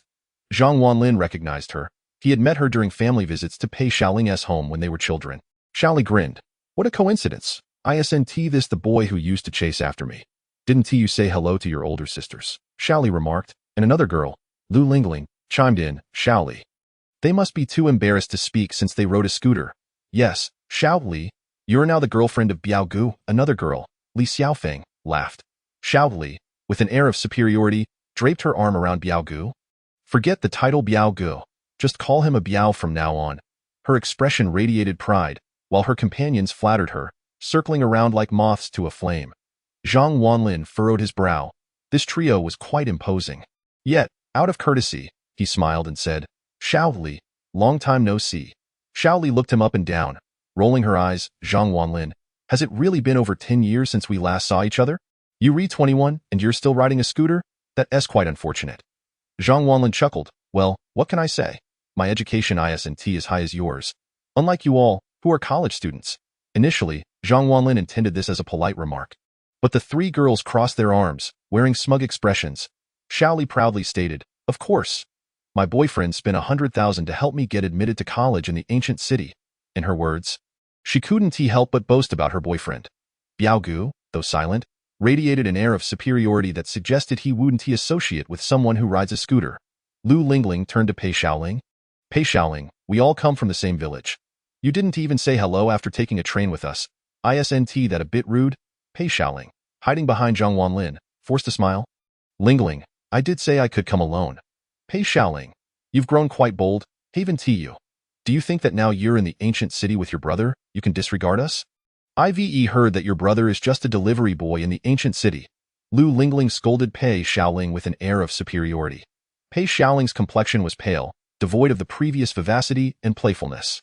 Zhang Wanlin furrowed his brows, realizing that his cousin often faced bullying from them. That moment. Another one of Xiaoling's friends, Li Xiaofeng, disdainfully remarked, "Oh, Lingling, if she doesn't want to join us, let us not force her. Let's see how long she can last alone at Ancient City University." With that, Li Xiaofeng linked arms with Lu Lingling and Xiaoling, saying, "Come on, sisters, let us go shopping." Subsequently, the trio of girls and a man made their way into Wanda Plaza. After they left, Zhang Wanlin turned to Pei Xiaoling and asked, "Do they often bully you?" Pei Xiaoling, with reddened eyes, nodded silently. Zhang Wanlin gently patted her head, reassuring her, "Don't worry, if they bully you again, just tell your cousin, and I'll stand up for you." Seeing Zhang Wanlin's earnest demeanor made Pei Xiaoling smile. "Oh please, they drive a BMW, while we ride an electric scooter." Zhang Wanlin laughed heartily, ruffling her hair. "Your cousin has a Lamborghini too. You just boasting, I don't believe you." So annoying. Not long after, Zhang Wanlin took Pei Xiaoling to Jima Fashion. He had previously shopped there once, with Wang Yuyin, spending a staggering 4 million on that occasion. As they entered Jima Fashion, Pei Xiaoling's eyes widened in astonishment. "Wow, these clothes are absolutely stunning." The garments in Jima Fashion were all designer brands. Despite her impoverished background, Pei Xiaoling, being a girl, could not tear her gaze away from the beautiful clothes. "If you like them, go try them on. Today, your cousin will treat you," Zhang Wanlin said with a doting smile. "Okay," Pei Xiaoling eagerly replied. "Today, I'm definitely going to make you spend," though she spoke boldly. Pei Xiaoling ended up selecting a set of Li-Ning's sportswear to try on. Once she donned the new outfit, she radiated youthful vitality, leaving Zhang Wanlin momentarily speechless. "Cousin, do I look good?" Pei Xiaoling twirled in front of him. Just as Zhang Wanlin was about to respond, a few uninvited guests reappeared before him. "Oh, Zhang Wanlin, you're quite generous, buying your cousin Li Ning clothes? That must cost a few hundred, right?" At some point, Xiaoling and her friends had also shown up at Jima Fashion. Lu Lingling, crossing her arms, chuckled, "Hee hee. I bet that outfit from Li Ning is worth half a month of Zhang Wanlin's salary. Right? Your cousin is really quite the catch, delivering takeout for a living. How much could he possibly earn? Biao Gu is much better, buying us Chanel bags, Dior perfumes, and Yves Saint Laurent lipsticks." Chapter 77. Golden member. The three girls were holding several shopping bags, all from luxury brands. In front of them, Pei Xiaoling lost her usual confidence, her eyes filled with self-doubt. Xiaoling approached Zhang Wanlin, disdainfully commenting, "Zhang Wanlin, is this all you're getting for Xiaoling? This shabby outfit? Is this even wearable?" Lu Lingling chimed in, "Exactly. At the very least, you should buy her something from Armani." Zhang Wanlin frowned, displeased. "I'll buy her whatever she likes." Upon hearing this, the girls laughed. Xiaoling poked Zhang Wanlin's chest, saying, "I think you're just broke." With that, Xiaoling casually picked out a designer outfit and said, "Xiaoling, this is a gift from your sister. Take it." It seemed that Xiaoling was doing this out of kindness, but in reality, she was merely flaunting her wealth in front of Pei Xiaoling. Li Xiaofeng feigned admiration. "Wow, Sister Xiaoling, you're so generous. Just handing out clothes that cost over 10,000. Xiaoling wore a smug smile. "With Abayo treating me, why should I worry?" Abayo, however, wore a forced smile, clearly pained by the thought of giving away something worth over 10,000. After all, his monthly salary was just over 100,000. Yet, to impress these three girls from the countryside, spending a few thousand seemed trivial. Pei Xiaoling, embarrassed, shook her head. "No thanks, Sister Xiaoling. I don't like this outfit." Xiaoling's smile immediately froze. She crossed her arms and coldly replied, "What? Are you feeling bold because you have this cousin who delivers takeout? You dare refuse my gift?" Lu Lingling stepped in front of Pei Xiaoling, boasting, "Pei Xiaoling, Sister Xiaoling is gifting you clothes. You should be grateful. Accept it, do you understand?" The three girls exuded an air of arrogance, their attitude as if there were no wealthier women in the world. Zhang Wanlin, witnessing his cousin being bullied, stood up, returning the clothes to Xiaoling. "No thanks, Xiaoling, that we have money and can buy our own clothes. We don't need your gifts." Zhang Wanlin's response was firm. Xiaoling, incensed by the rejection, glared at Zhang Wanlin contemptuously. "Oh, Zhang Wanlin, do you really see yourself as something special? Just a mere delivery driver. What gives you the right to act so high and mighty in front of me? Your monthly salary is probably just 3,000, right? The outfit I'm gifting her costs more than 3 months of your salary. Just enjoy your little moment. Xiaoling's words were harsh. Zhang Wanlin had never held her in high regard since childhood, but now Xiaoling was even more aggressive. What I earn in a month is none of your concern. No matter how wealthy you are, it has nothing to do with me. Hearing Zhang Wanlin's words, Xiaoling laughed derisively. Haha, you're just poor. How could Pei Xiaoling have such a cousin? Following you, she'll only suffer. I fear she'll be eating nothing but scraps while living here in ancient city. Being poor is one thing, but you flaunt it like it's something to be proud of. How pathetic. Lu Lingling chimed in. Yes, Sister Xiaoling, don't waste your breath on this country bumpkin. If a dog bites us, are we supposed to bite back? Li Xiaofeng rolled her eyes. Exactly. Since our kindness is being met with ingratitude, let us not waste our time on these two ingrates. Their words were increasingly hurtful. Zhang Wanlin clenched his fists. Despite his generally good temper, he was on the verge of losing his cool. Observing this, Pei Xiaoling quickly pulled Zhang Wanlin aside. Cousin, let us just leave and not associate with them, she pleaded. Zhang Wanlin looked at his cousin, sighed. With Pei Xiaoling around, he decided to keep his anger in check. All right, he softly agreed. He then took his cousin to the checkout. Hello, your total is 380 yuan. Would you prefer to pay with WeChat or cash? Just as he was about to speak, Xiaoling approached Zhang Wanlin again. She crossed her arms and nonchalantly handed the cashier a golden card, placing all her purchased clothes on the counter. Xiaoling looked down at Zhang Wanlin, boasting, Sorry, my boyfriend is a golden member here, and I have priority checkout privileges. The cashier accepted the golden card, her expression changing immediately. She respectfully announced, Dear golden member, you are entitled to priority checkout at our store. Please hold on. Seeing the cashier's deference, the three girls beamed with pride. Li Xiaofeng exclaimed, Sister Xiaoling, your boyfriend is amazing. I think you need to spend 50,000 at Jima Fashion to become a golden member, right? Although her question seemed directed at Xiaoling, it was really a way to flaunt in front of Zhang Wanlin and Pei Xiaoling. Pei Xiaoling bit her lip, feeling utterly inferior. She, too, had come from a rural background, but now they were living lavish lives. While she remained a girl with nothing, Xiaoling proudly asserted, Of course, Abayo has spent at least 50,000 here. Abayo, too, wore a proud expression. For 3 years, he had consistently shopped at this clothing store, all for the sake of acquiring a golden card to flaunt. Soon after, the golden card transaction completed, and the cashier returned the card with both hands. Hello, esteemed golden member, your total for this transaction is 30,008 yuan. Abayo pulled out his phone and instantly transferred the sum. The four of them then turned their gazes to Zhang Wanlin and Pei Xiaoling. Xiaoling scrutinized Zhang Wanlin from head to toe, mocking, How are you going to pay? You don't have a membership card at Jima Fashion, do you? Upon hearing this, Lu Lingling's eyes shifted to Zhang Wanlin and Pei Xiaoling, filled with incredulity, as if they were a pair of oddities. You mean to say you don't have a membership card at Jima Fashion? It's the most famous and luxurious clothing store in ancient city. You must be joking. Pei Xiaoling's face turned crimson. The little girl who accompanied her had even received a gold membership card from a luxury store. While she herself possessed nothing, as a girl, she undoubtedly felt a sense of comparison, yet she was quite sensible. She understood that such possessions were far beyond her reach. She tugged at Zhang Wanlin's arm and said, Cousin, let's settle the bill and leave quickly. I don't want to stay here any longer. Zhang Wanlin responded with a faint smile and nodded. All right, with that, he casually retrieved a silver card from his pocket and handed it over.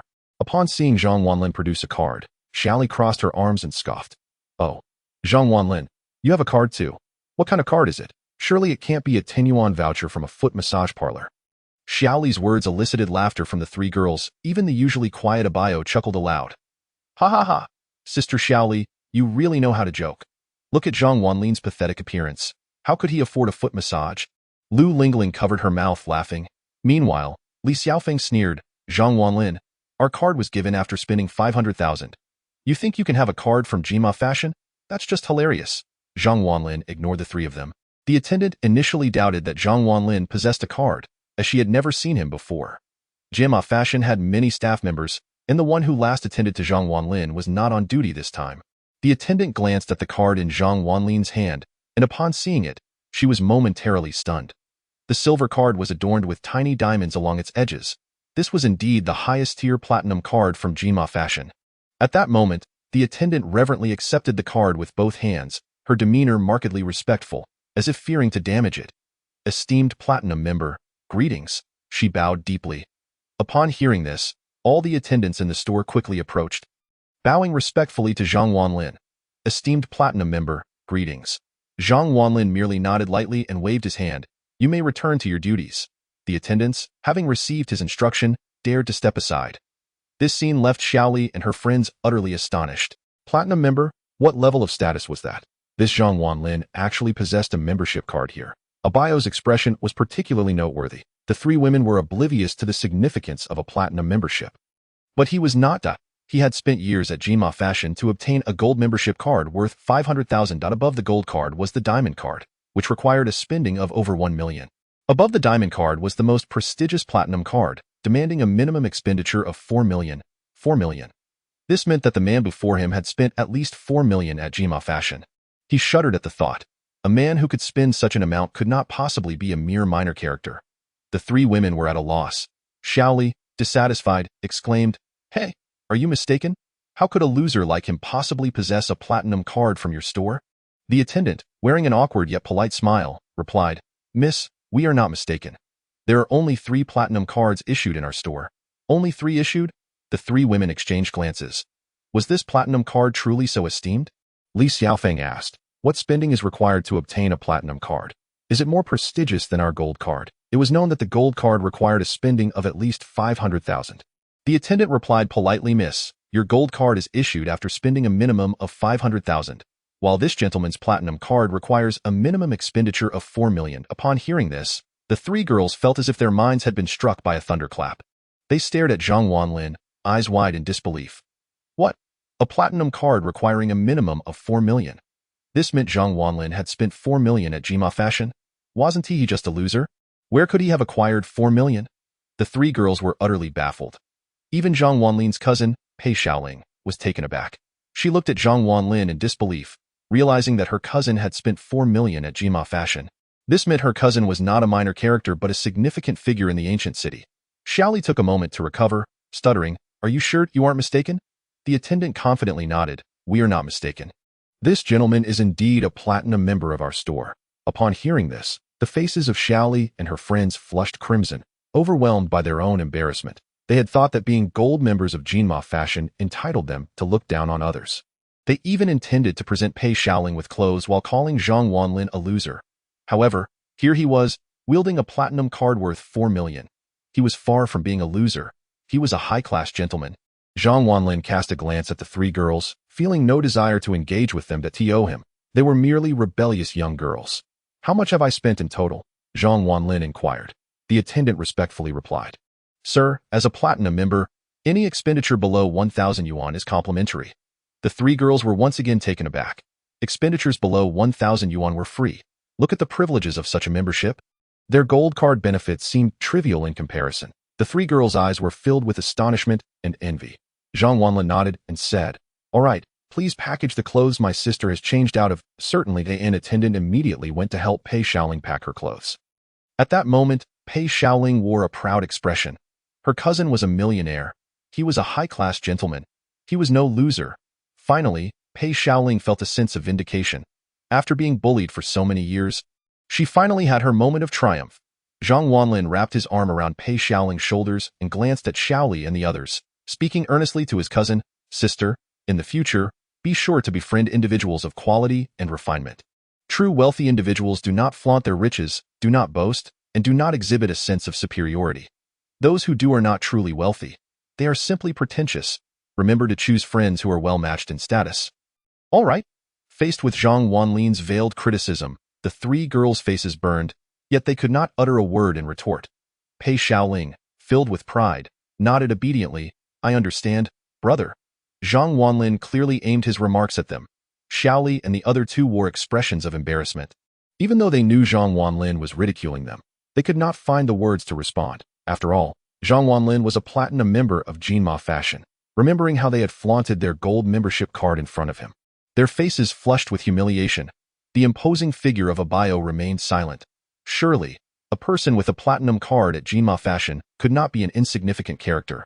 Thus, when Zhang Wanlin looked at Abayo, he noticed the man's gaze darting away, his expression one of subservience. Zhang Wanlin scoffed, took his cousin's hand, and exited Jinma Fashion. After leaving with his cousin, Zhang Wanlin rode an electric bike, bringing Pei Xiaoling back to Yulong Villa.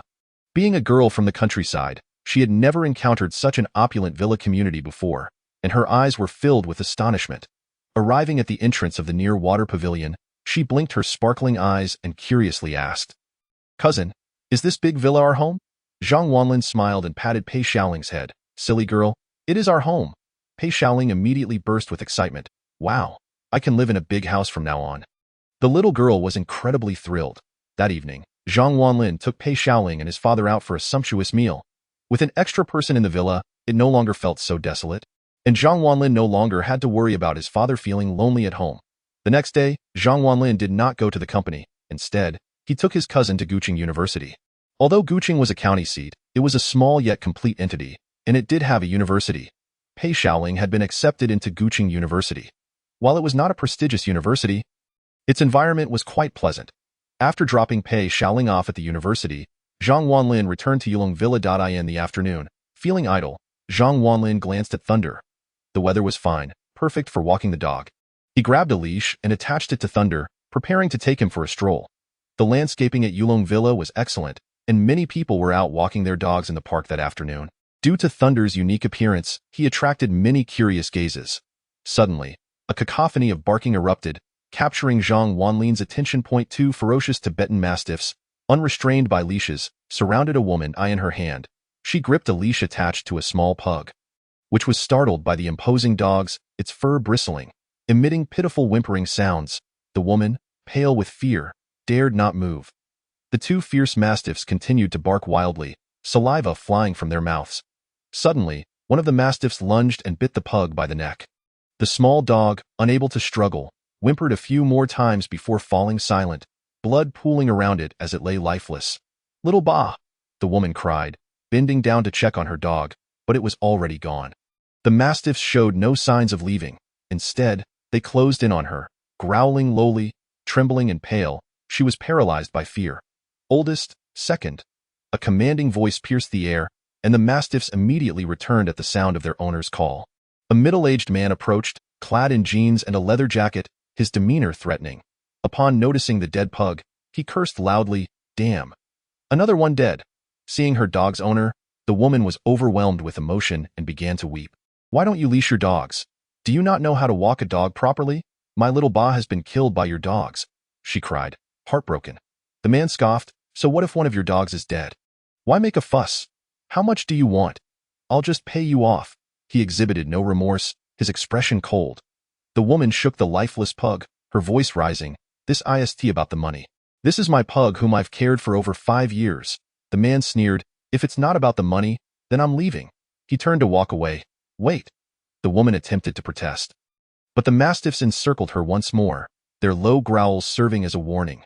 The man, pleased with himself, strode away, leaving the woman paralyzed with fear. Zhang Wanlin, witnessing this scene, felt a surge of anger. "Stop," he shouted, blocking the man's path. The mastiffs turned their attention to Zhang, their eyes fixed on him, bared teeth glinting menacingly. The dog owner glared at Zhang. "What's your problem?" Noting Zhang's youth and the presence of a seemingly foolish husky. The man dismissed him. Zhang furrowed his brow, pointing at the dead pug. "Your dog killed another's, and you think you can just walk away?" The man looked Zhang up and down, retorting coldly, "What business is it of yours? Mind your own affairs." At that moment, the woman rushed over, pointing at the man in anger. "You can't leave. You must give me an explanation today." Surrounded by Zhang and the woman, the man's temper flared. "You want an explanation? Fine. Oldest, second," he shouted, and the mastiffs barked ferociously, causing the woman to retreat behind Zhang. Passers-by hurriedly distanced themselves, unwilling to intervene. "Still want an explanation?" the man taunted, relishing the fear he instilled. The woman, terrified and pale, fell silent. She had witnessed the mastiff's brutal act. If they turned on her, she would be powerless to defend herself. How could he walk his dogs unleashed in the neighborhood, allowing them to kill another's dog and expect to escape unscathed? Such audacity! Zhang Wanlin's eyes narrowed at the man. As a young man brimming with passion, he could not stand idly by while such a vile act occurred. Today, he demanded accountability from the dog owner. "Do you think you can intimidate me?" The man laughed derisively. "If you have the guts, let your foolish dog attack mine." He crossed his arms, his disdain palpable. Zhang's husky resembled a wolf, but it seemed to understand the man's arrogance and barked defiantly. The man scowled, cursing at the husky. "Damn it, that little pup has some nerve. Bark again, and I'll have my mastiffs tear you apart." The onlookers shared a chuckle, viewing the man's bravado as excessive. Zhang Wanlin frowned. "I don't want to argue. This is all your fault. If you were sincere, you would apologize to this lady right now." Zhang had already shown considerable restraint. The man, upon hearing this, snorted, clearly not wishing to escalate the situation. He pulled out his wallet, tossing 2 bills onto the ground. "Here, consider this compensation for your misfortune. 200 yuan." Zhang frowned, realizing the pug was worth far more. The woman pointed at the man, outraged. "Are you joking? My pug is a purebred imported dog. I paid 12,000 for it. With vet bills and vaccinations, I've spent over 5,000. This 200 is even enough to buy it a bag of food. And it's been with me for 5 years. Its worth cannot be measured in money." Her emotions surged, and tears streamed down her face. Zhang noted her elegant attire. Clearly, the deceased pug held significant value. The man's expression darkened. "You filthy woman. How much could a worthless dog be worth? 200 is more than enough. Stop whining or I'll unleash my dogs on you." Unperturbed, he attempted to leave. But Zhang blocked him again. "Stop. This is over. Get lost," the man shouted, now flustered by the pug's value. "If you don't move, I'll unleash my dogs on you, and your foolish one too." "Threatening my dog?" Zhang raised an eyebrow. His dog was a mythical creature, capable of defending itself against any mastiff. "If you don't provide an explanation today, my dog will take your dogs down. 2 lives for one." Zhang was furious. The man, instead of being intimidated, was taken aback and then burst into laughter. "Are you kidding me? Your pathetic dog could never defeat my mastiffs. 1 paw from them could crush your mutt." The crowd erupted in laughter, finding the absurdity of Zhang's claim amusing. "A husky can't take on a mastiff." An elder chimed in, shaking his head. The woman, blushing, was baffled by Zhang's words. She approached him, gently shaking his arm, whispering, "Let it go. Mastiffs are dominant breeds.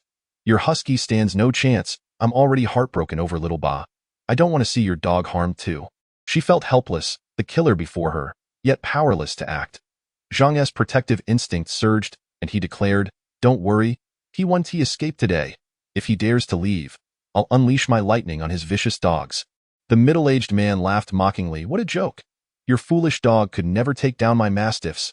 He swaggered forward, boasting, "I'm leaving today. Let us see what you can do about it." The 2 giant mastiffs watched Zhang intently, ready to pounce should he take a step forward. Zhang Wanlin shook his head and sighed. "Oh, must you force me? Thunder, go." At his command, Thunder, with a youthful bark, rushed forth. "Stop," the woman shouted, attempting to intervene, but it was too late. Thunder had already reached the 2 Tibetan mastiffs. The middle-aged man, observing the scene, wore a mocking expression, seemingly envisioning the imminent demise of the husky. The 2 Tibetan mastiffs stood tall and imposing, showing no regard for the husky before them. The woman covered her eyes, unable to bear the sight of what was to come, knowing that Zhang Wanlin would soon be as heartbroken as she was, for his beloved dog was about to meet its end at the jaws of the mastiffs. Sighing inwardly, she reflected how at first, Zhang Wanlin's bravery had warmed her heart, leading her to believe he was a good person. Yet, it became evident that he was merely a fool, a husky. What fighting power could such a dog possess? The middle-aged man's derisive label of foolish dog seemed entirely justified. Zhang Wanlin's reputation in her eyes plummeted. At that moment, Thunder charged ahead, and the mastiffs lunged at him. Thunder could not evade in time and was caught in the jaws of one mastiff. But then, with a crack, a surge of blue electricity erupted. A brilliant display of blue lightning radiated from Thunder, illuminating the lightning symbol on his forehead. As an ancient divine beast, Thunder's defensive capabilities were formidable, but it was his offensive power that was truly remarkable. Although still a young Thunder dog, he could unleash electricity akin to high voltage in an instant. Thus, when the mastiffs made contact with Thunder, it was as if they had touched a power line, resulting in a spectacular explosion of sparks. The massive, fierce mastiffs trembled, their eyes wide, and moments later, they collapsed, lifeless. Their furs stood on end, and wisps of smoke rose from their bodies. They were beyond saving. Meanwhile, Thunder proudly barked twice. "Woof, woof." He then swaggered back to Zhang Wanlin's side. The scene fell silent, everyone watching Thunder in astonishment. This dog could generate electricity? It had just electrocuted those 2 colossal mastiffs? A mere husky possessed such incredible combat prowess. The middle-aged man, witnessing the lifeless bodies of his beloved dogs, fell to his knees, tears streaming down his face. "Big brother, little brother, don't scare me like this. Wake up," he cried, desperately shaking the mastiffs, but they would never awaken again. Looking up at Zhang Wanlin, his eyes filled with fear, he realized that Zhang's dog could annihilate his mastiffs, both of them. The woman gasped in shock. His dog is that powerful? No wonder he had exuded confidence. Although his dog was small, it could unleash electricity. Onlookers, who had mocked Zhang Wanlin moments ago, now fell silent. Zhang Wanlin cast a glance at the middle-aged man and taunted. "So, how does it feel to see your beloved dogs perish before your eyes? The dogs are innocent, but you are to blame. If it weren't for you, they wouldn't have become vicious beasts that bite at every opportunity." With just a few words, Zhang Wanlin left the man speechless. With his dogs dead, he lacked the courage to respond, fearing Zhang might command Thunder to attack him. After all, that dog could unleash a force akin to high voltage. "What kind of dog is this? So powerful!" The middle-aged man trembled. Zhang Wanlin, hands in his pockets, replied, "It's a thunder dog, a breed that has become extinct in today's world." Zhang Wanlin spoke the truth. Thunder was indeed the last of its kind. Hearing Zhang's cryptic words, the middle-aged man felt a mix of skepticism and fear, unable to fathom how a dog could generate electricity. "Thunder dog?" he muttered, his face turning pale. "Since you lack sincerity, let these two dogs serve as compensation for the deceased Pekingese." "Leave," Zhang Wanlin said coldly. The middle-aged man cast a resentful glance at Zhang Wanlin. Although he despised him, he was at a disadvantage and had no choice but to retreat. "You wait," he spat, abandoning the corpses of his dogs and fleeing, fearing Thunder would bite him. Soon, he was far away as the middle-aged man departed. A crowd quickly gathered around Thunder, pointing and discussing. "Brother, what kind of dog is this? So fierce, brother. Is this dog for sale? I'll offer 100,000. Forget 100,000. A dog that can generate electricity is priceless. I'll offer 500,000. Brother, just say the word, and I'll offer 1,000,000. I want this dog." A throng surrounded Thunder, clamoring to purchase him, captivated by his formidable combat abilities. Zhang Wanlin could only smile helplessly and picked up Thunder. "I am sorry, but this dog is not for sale." With that, he squeezed through the crowd and hurried away. The onlookers, seeing him leave so quickly, did not follow but sighed and dispersed individually. The woman, however, hurried after him. "Wait." Zhang Wanlin turned to look at her. Having not had the chance to observe her closely before, he now realized she was truly enchanting. In her late 20s, her figure was voluptuous. Clad in a form-fitting dress that accentuated her curves, neither too fat nor too thin, just perfect. Her face was stunning, exuding a mature sensuality, her eyes captivating. "What a beautiful woman. Thank you so much." Watching those two vicious dogs meet their end was incredibly satisfying. She grasped Zhang Wanlin's hand in gratitude. Her hand was warm, smooth, and delicate, making it difficult for Zhang Wanlin to release. "No need to thank me," he replied with a slight smile. "By the way, my name is Lu Yin. It's a pleasure to meet you." "Zhang Wanlin," he responded, also smiling. "You helped me tremendously. I must treat you to a meal sometime. If it weren't for you, that villain would have surely gone unpunished." Zhang Wanlin chuckled, thinking she was merely being polite. "I just couldn't stand his arrogance, so I stepped in to teach him a lesson." That moment, Zhang Wanlin left a positive impression on Lu Yin. He was quite handsome and upright, making a favorable mark in her heart. "I have something urgent to attend to, so I must go. I'll treat you to dinner later," Lu Yin said with a smile. "All right." She then departed briskly. Zhang Wanlin returned to his villa. After electrocuting the two fierce dogs, Thunder seemed to have expended a great deal of energy. Upon arriving home, he sought out an outlet to recharge. Unbeknownst to Zhang Wanlin, his electricity bill for the month had skyrocketed to a staggering 10,000 yuan. After a night of silence, the following day, Zhang Wanlin went to work. The day passed swiftly, and as evening approached, just before quitting time, a sudden urgent phone call rang. Checking his phone, he discovered an unfamiliar number. With no sense of foreboding, he answered the call. "Hello, your father, Zhang Qishan, is in my possession, and he owes me 1,000,000. You have half an hour to arrive at the location I send you, or I will sever one of your father's arms." A cold voice echoed from the other end. Zhang Wanlin shivered involuntarily, instinctively asking, "Who are you? Why did you kidnap my father?" "Kidnap?" The person scoffed. "Ha! Your father lost 1,000,000 in my casino. This is not a kidnapping." The call ended abruptly. Zhang Wanlin, seething with anger, nearly smashed his phone. Damn it, why is my father gambling again? He lives in a grand villa, has everything he needs, and yet is still not satisfied. Zhang Wanlin felt a deep sense of frustration. At that moment, 3 choices appeared before him. Host, please choose. Option 1. Take a taxi to the designated location and gain divine gambling skills. Option 2. Drive a Lamborghini to the designated location and acquire a divine singing talent. Option 3. Ride a bicycle to the designated location and obtain the skill of a swift runner. This time, the choices seemed to assist Zhang Wanlin. Divine gambling skills? Interesting. With such skills, Zhang Wanlin could better help his father quit gambling, so he chose the first option. Zhang Wanlin exited the office building and hailed a taxi to the specified location. Just then, a pleasant voice from the system chimed in. You have chosen option 1. Divine gambling skills are being integrated. Please wait. A few minutes later, Zhang Wanlin felt a jolt, and a wealth of knowledge flooded his mind. This compendium of knowledge encompasses all aspects of gambling, cheating, card exchanges, guesswork, and strategies, mastered thoroughly by Zhang Wanlin, such as the allure of divine gambling skills. Half an hour later, Zhang Wanlin arrived at the designated location, a private residence on the outskirts of Guqing County. Upon arrival, he rapped on the door. Shortly thereafter, the door creaked open, revealing a lecherous-looking man who scrutinized Zhang Wanlin with a sneer. You must be Zhang Wanlin. Our boss has been waiting for you. Come in. With that, the unsavory character ushered Zhang Wanlin into the courtyard. With a resounding thud, the door closed behind them.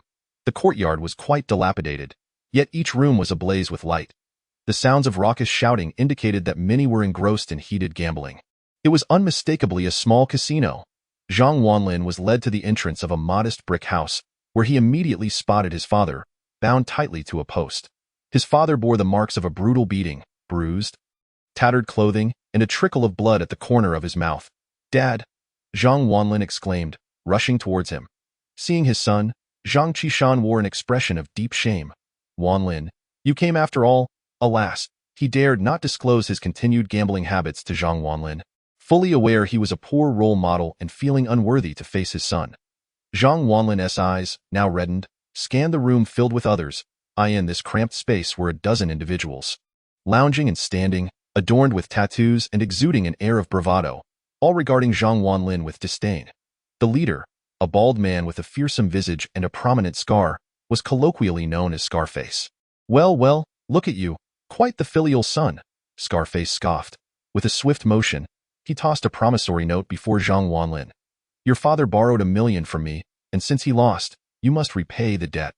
Clear the sum, and you may leave. $1 million?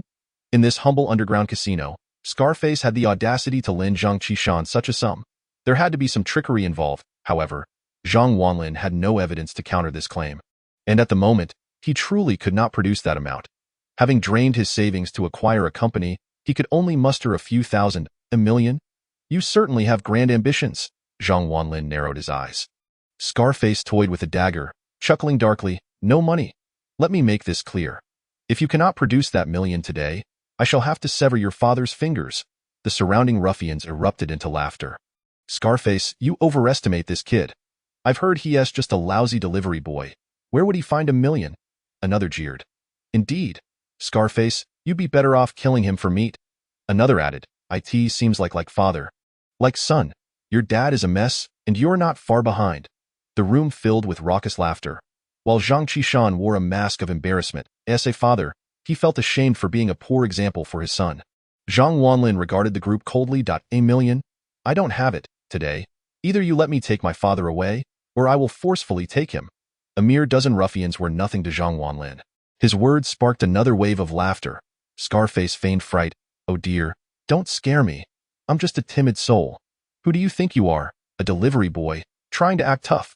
No one has ever dared to be brazen in front of me. The ruffians continued their mockery. Zhang Qishan, feeling powerless, urged, Wanlin, just go, it's not worth it. I can face the consequences of my own folly. Silence, old fool. Scarface barked, brandishing the dagger threateningly before Zhang Qishan. He then turned to Zhang Wanlin, his eyes glinting with cunning. I know you're short on cash, but I heard you won a lottery recently? Bought a villa in Yulong Mountain Manor?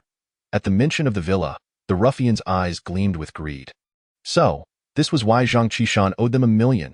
Indeed, Zhang Wanlin replied nonchalantly. Scarface grinned triumphantly. Here's the deal. Let us gamble. If you lose, you'll put the villa up as collateral. If you win, you can take your father home. What do you say? Upon hearing the stakes, Zhang Qishan panicked. Wanlin, don't agree. You can't beat them. He knew his son had never even touched a deck of cards. The ruffians looked on, smirking, their taunts designed to provoke Zhang Wanlin. You can't even gamble? What kind of man are you? Indeed, a failure in work and love, and now you can't even protect your father? You truly are worthless? The laughter echoed once more, amplifying Zhang Qishan's remorse. Had it not been for his own reckless choices, his son would not be subjected to such scorn. Zhang Wanlin's resolve hardened as he glared at the group. I have no million, but today, you will either let me take my father or I will take him by force. The ruffians erupted into laughter again. Scarface pretended to tremble. Oh, don't frighten me. A delivery boy trying to act tough. No one has ever dared to be so brazen before me. Zhang Qishan sighed, shaking his head in defeat that Scarface's gambling skills were legendary, and he knew his son was no match. It would be better for Zhang Wanlin to walk away than to risk losing everything.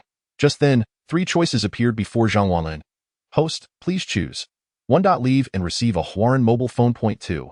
Call the police and receive a Ruri golden cudgel. 3. Gamble and receive a vision card. The allure of the cudgel and the mobile phone piqued Zhang Wanlin's interest. Yet, the system's warning rang in his ears. If he chose 1, he could not choose 3, and multiple selections would incur penalties. Realizing the system allowed no loopholes, Zhang Wanlin frowned. If he chose to leave, he could not return. Thus, he resolved to save his father and chose the 3rd option. I will gamble, he declared. You have chosen 3. The vision card has been added to your storage ring. The system chimed. Excellent. Scarface clapped his hands in excitement. Let us deal. At Scarface's command, a fresh deck of cards was produced. Upon witnessing Zhang Wanlin's determination, Zhang Qishan grew anxious. Son? No. You've never even played cards before.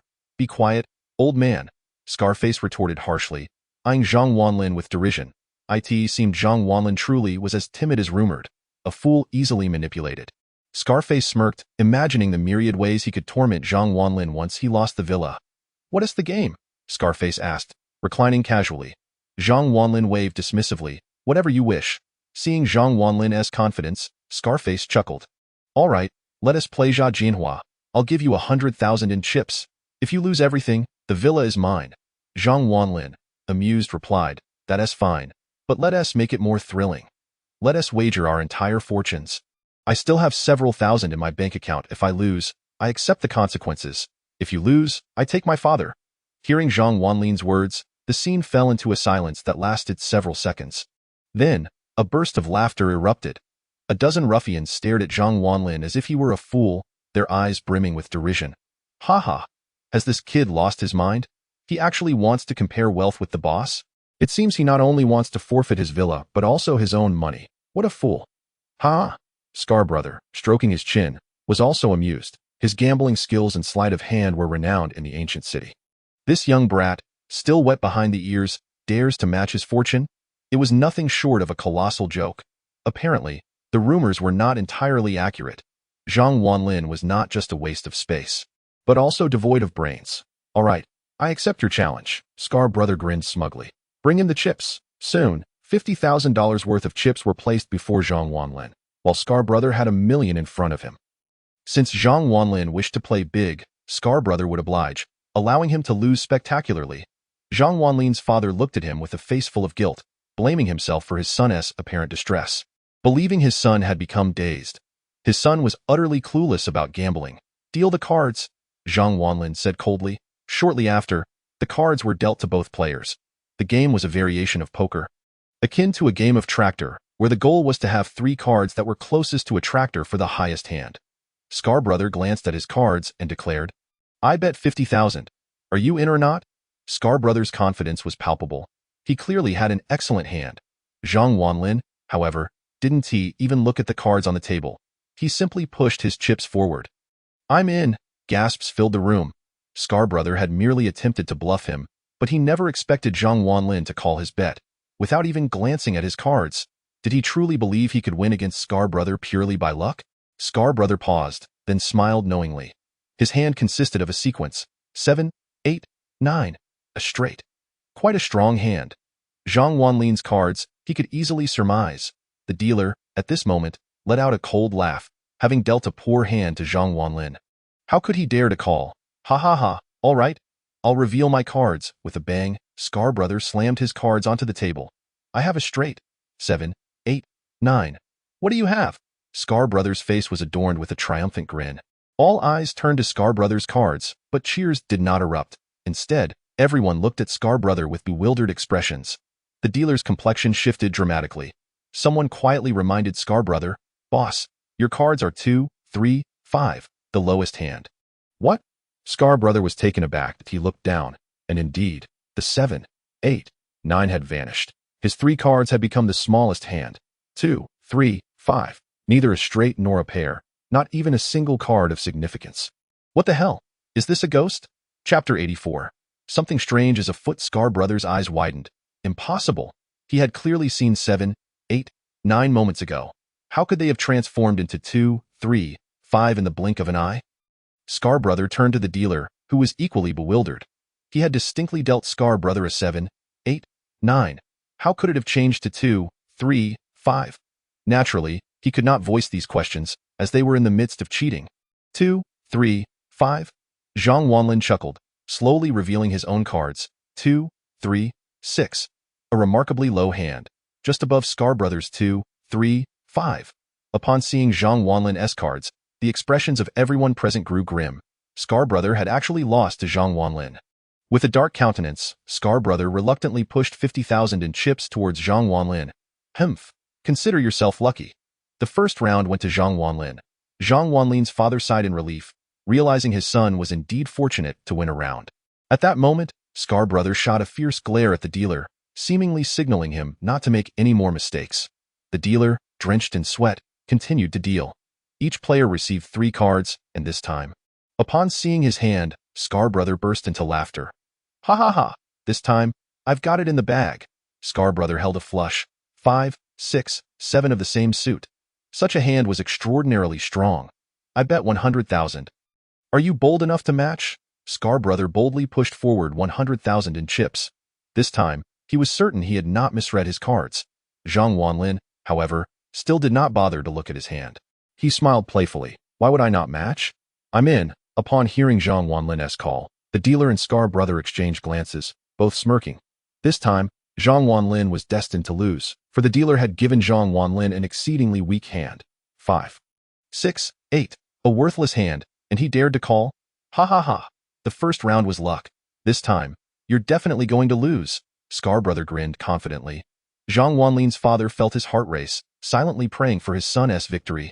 Scar Brother began revealing his cards one by one. The 5 of spades, the 6 of spades, the 7 of spades, a flush. As the 3 cards were displayed, a wave of astonishment swept through the crowd. The ruffians were awestruck, erupting in cheers at a flush. Incredible. A rare hand. Boss, you've won for sure. Last round was mere luck for this kid. This time, he is certain to lose.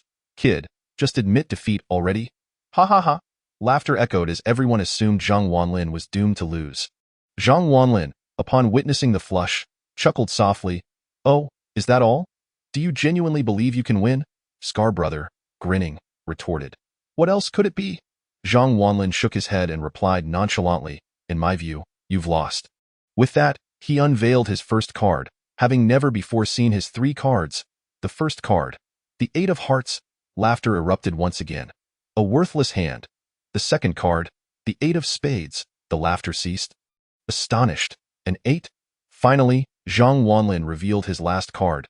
The 8 of clubs, 3 8s. A triple. A hand that could win against all. The room fell into a silence so profound that one could hear a pin drop. This kid had drawn a triple, and he had not even looked at his cards throughout. How was this possible? Bound to the pillar, Zhang Wanlin's father stared wide-eyed. Was this truly his son? The boy who had never touched a deck of cards was now exuding an aura of a gambling deity, radiating immense power, managing to pull a triple without glancing at his cards. The dealer gaped in disbelief. He had clearly dealt Zhang Wanlin a different hand. It should have been 5, 6, 8. How had it transformed into a triple? Scar Brother's heart raced with shock. Could it be that his underlings had defected? Had they intentionally dealt favorable cards to the opponent? Scar Brother's expression darkened. I'm sorry, but I've won again. Zhang Wanlin smiled slightly, placing 100,000 in chips before him. Now, he had amassed 200,000 in chips. Scar Brother's face turned sour as he shot a glare at the dealer. Convinced it was the dealer's mistake that had allowed Zhang Wanlin to obtain such a fortunate hand. Humph, consider yourself lucky. Let us go again, Scar Brother huffed, glaring at the dealer. The dealer, drenched in sweat, was now extremely nervous. This kid was indeed a bit uncanny. Therefore, I shall deal the boss the largest hand. Let us see how you manage to win. Shortly after, the cards were dealt.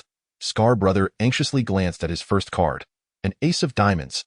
The second card, an ace of hearts. The third card, an ace of clubs. It was a triple, and the largest one at that. This time, let us see how you win, Scar Brother roared, pushing all 850,000 chips forward. He was certain Zhang Wanlin would lose this time. He aimed to win all of Zhang Wanlin's chips and then threatened him to transfer the villa into his name. Imagining this, Scar Brother couldn't help but chuckle with delight. You had good luck the first time, decent luck the second, but the third time, you cannot possibly win, because my hand is the strongest. Even if you also have a triple, it cannot compare to mine. The onlooking henchman cheered. This hand would guarantee Zhang Wanlin's loss, and once again, Zhang Wanlin, without looking at his cards, calmly stated, I'm all in, betting small to gain big, without a loss. I wager 20,000 to your 850,000, a blood profit. Upon hearing Zhang Wanlin's call, Scar Brother sneered, haha, kid, this time, you are definitely going to lose with that. He revealed his cards, the ace of diamonds, the ace of hearts, and the ace of clubs, a triple, the largest triple.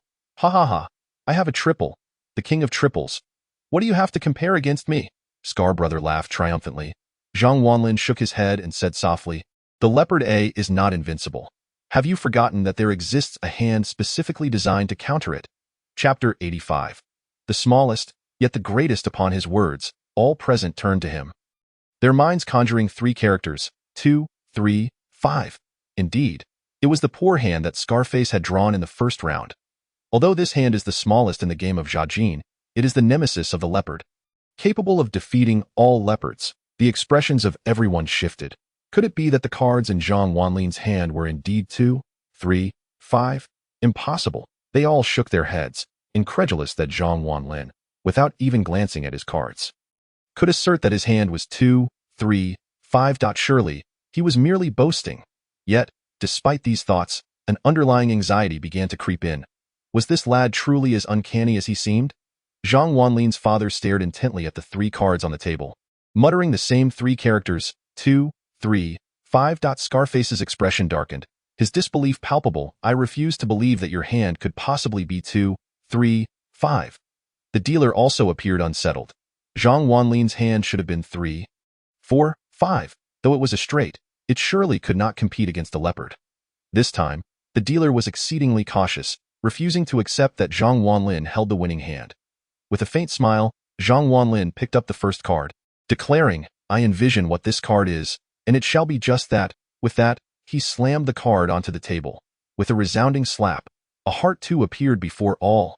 It was indeed a 2. Everyone's hearts tightened. Could this lad truly manipulate fate? The dealer's heart raced. Wasn't it supposed to be 3, 4, 5?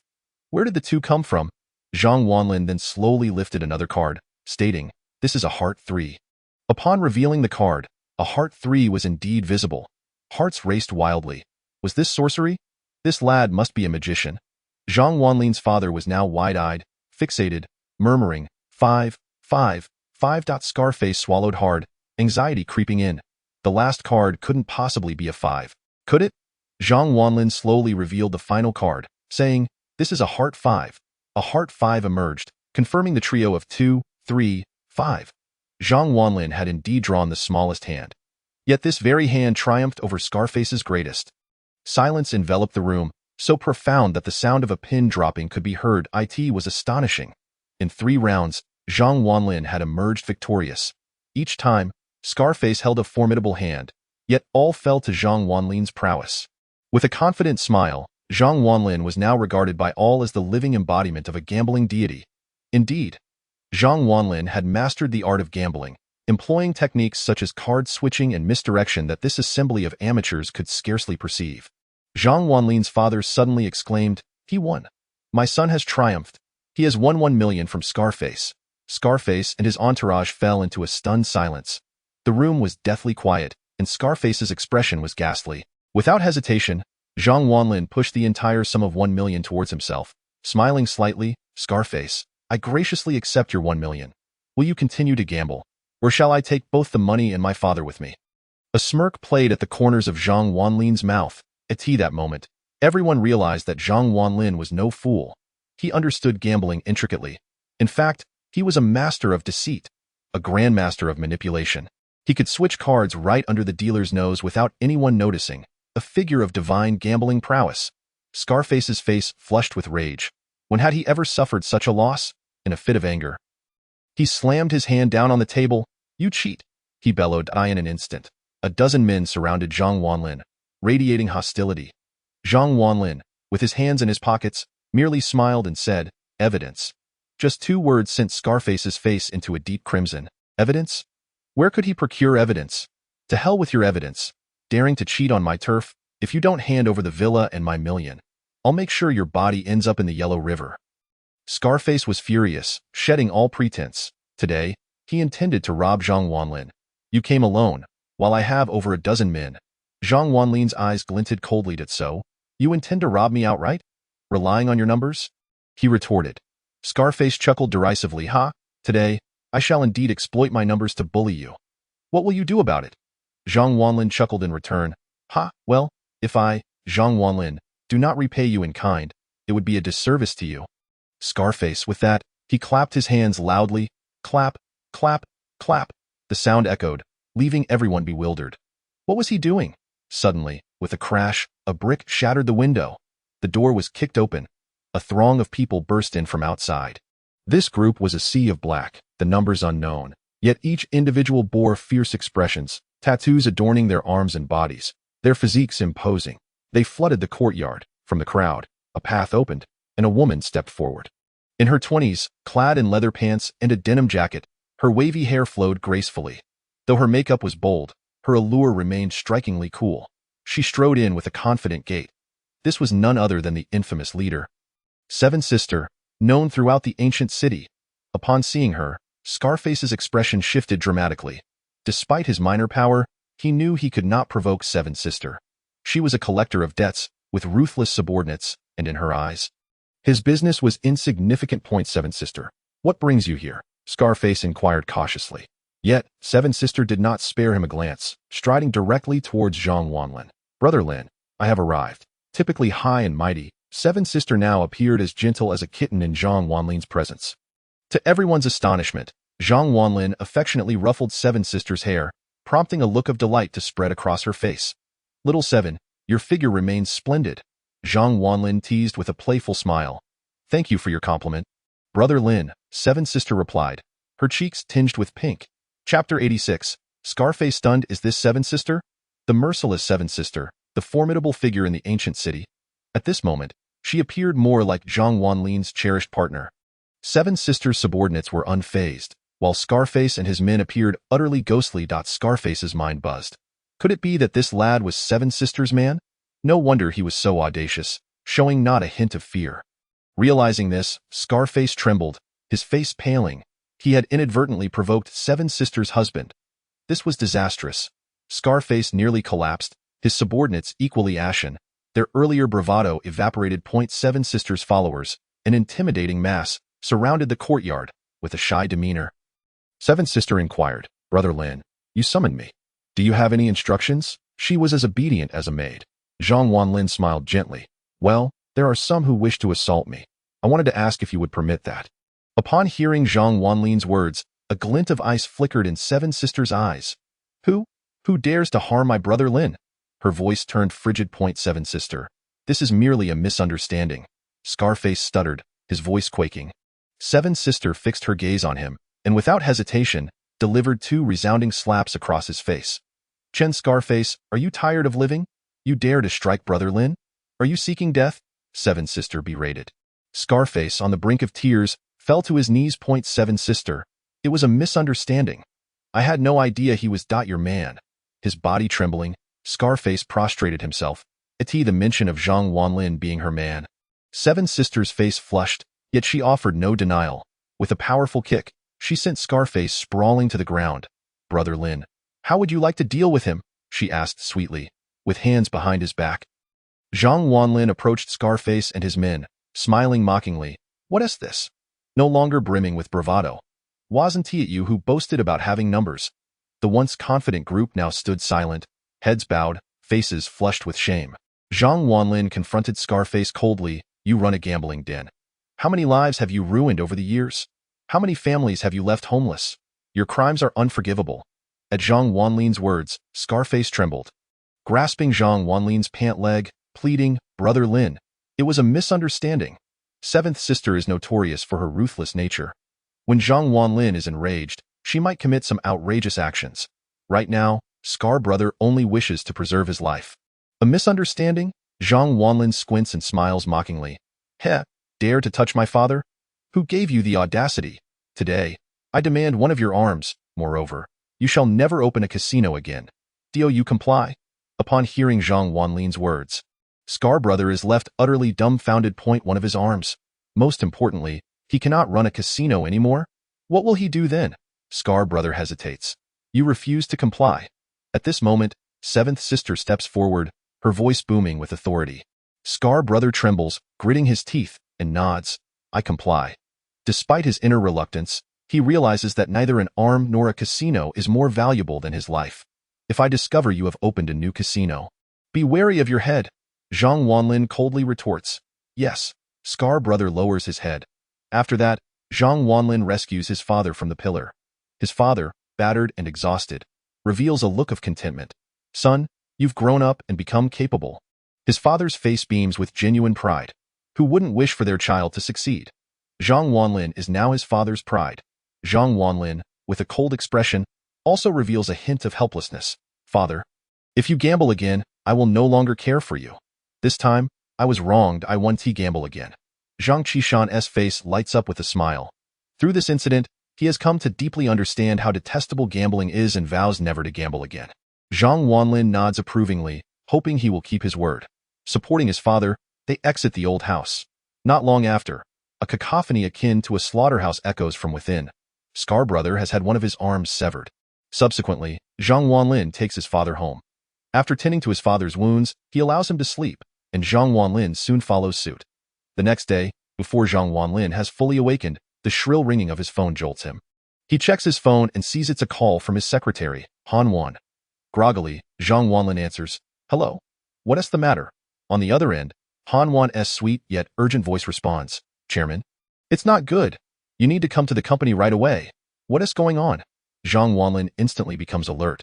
There's a huge commotion over at the Black Gang. I'm on my way. Zhang Wanlin hangs up, quickly washes up, and rushes to the company. Upon arrival, he frowns. Countless delivery riders are gathered at the entrance, their electric bikes parked nearby. They smoke, play games, all wearing expressions of despair. As soon as they see Zhang Wanlin, they swarm towards him. Chairman, you're here. The commotion from the Black Gang is too overwhelming. We have no orders to take. Chairman, my wife is waiting for my salary to buy baby formula. We can't go on without orders. The noise escalates the moment Zhang Wanlin arrives. Frowning, he asks, Calm down. What exactly happened? Just then, Wang Pengzi, who manages logistics, squeezes through. Sweating profusely, he says, Wanlin, it's bad. The Black Gang has started throwing money around to seize market share. When ordering from the Black Gang, not only is there no delivery fee, but they also offer a 10 yuan discount on orders over 30. Our delivery app is seeing a sharp decline in users.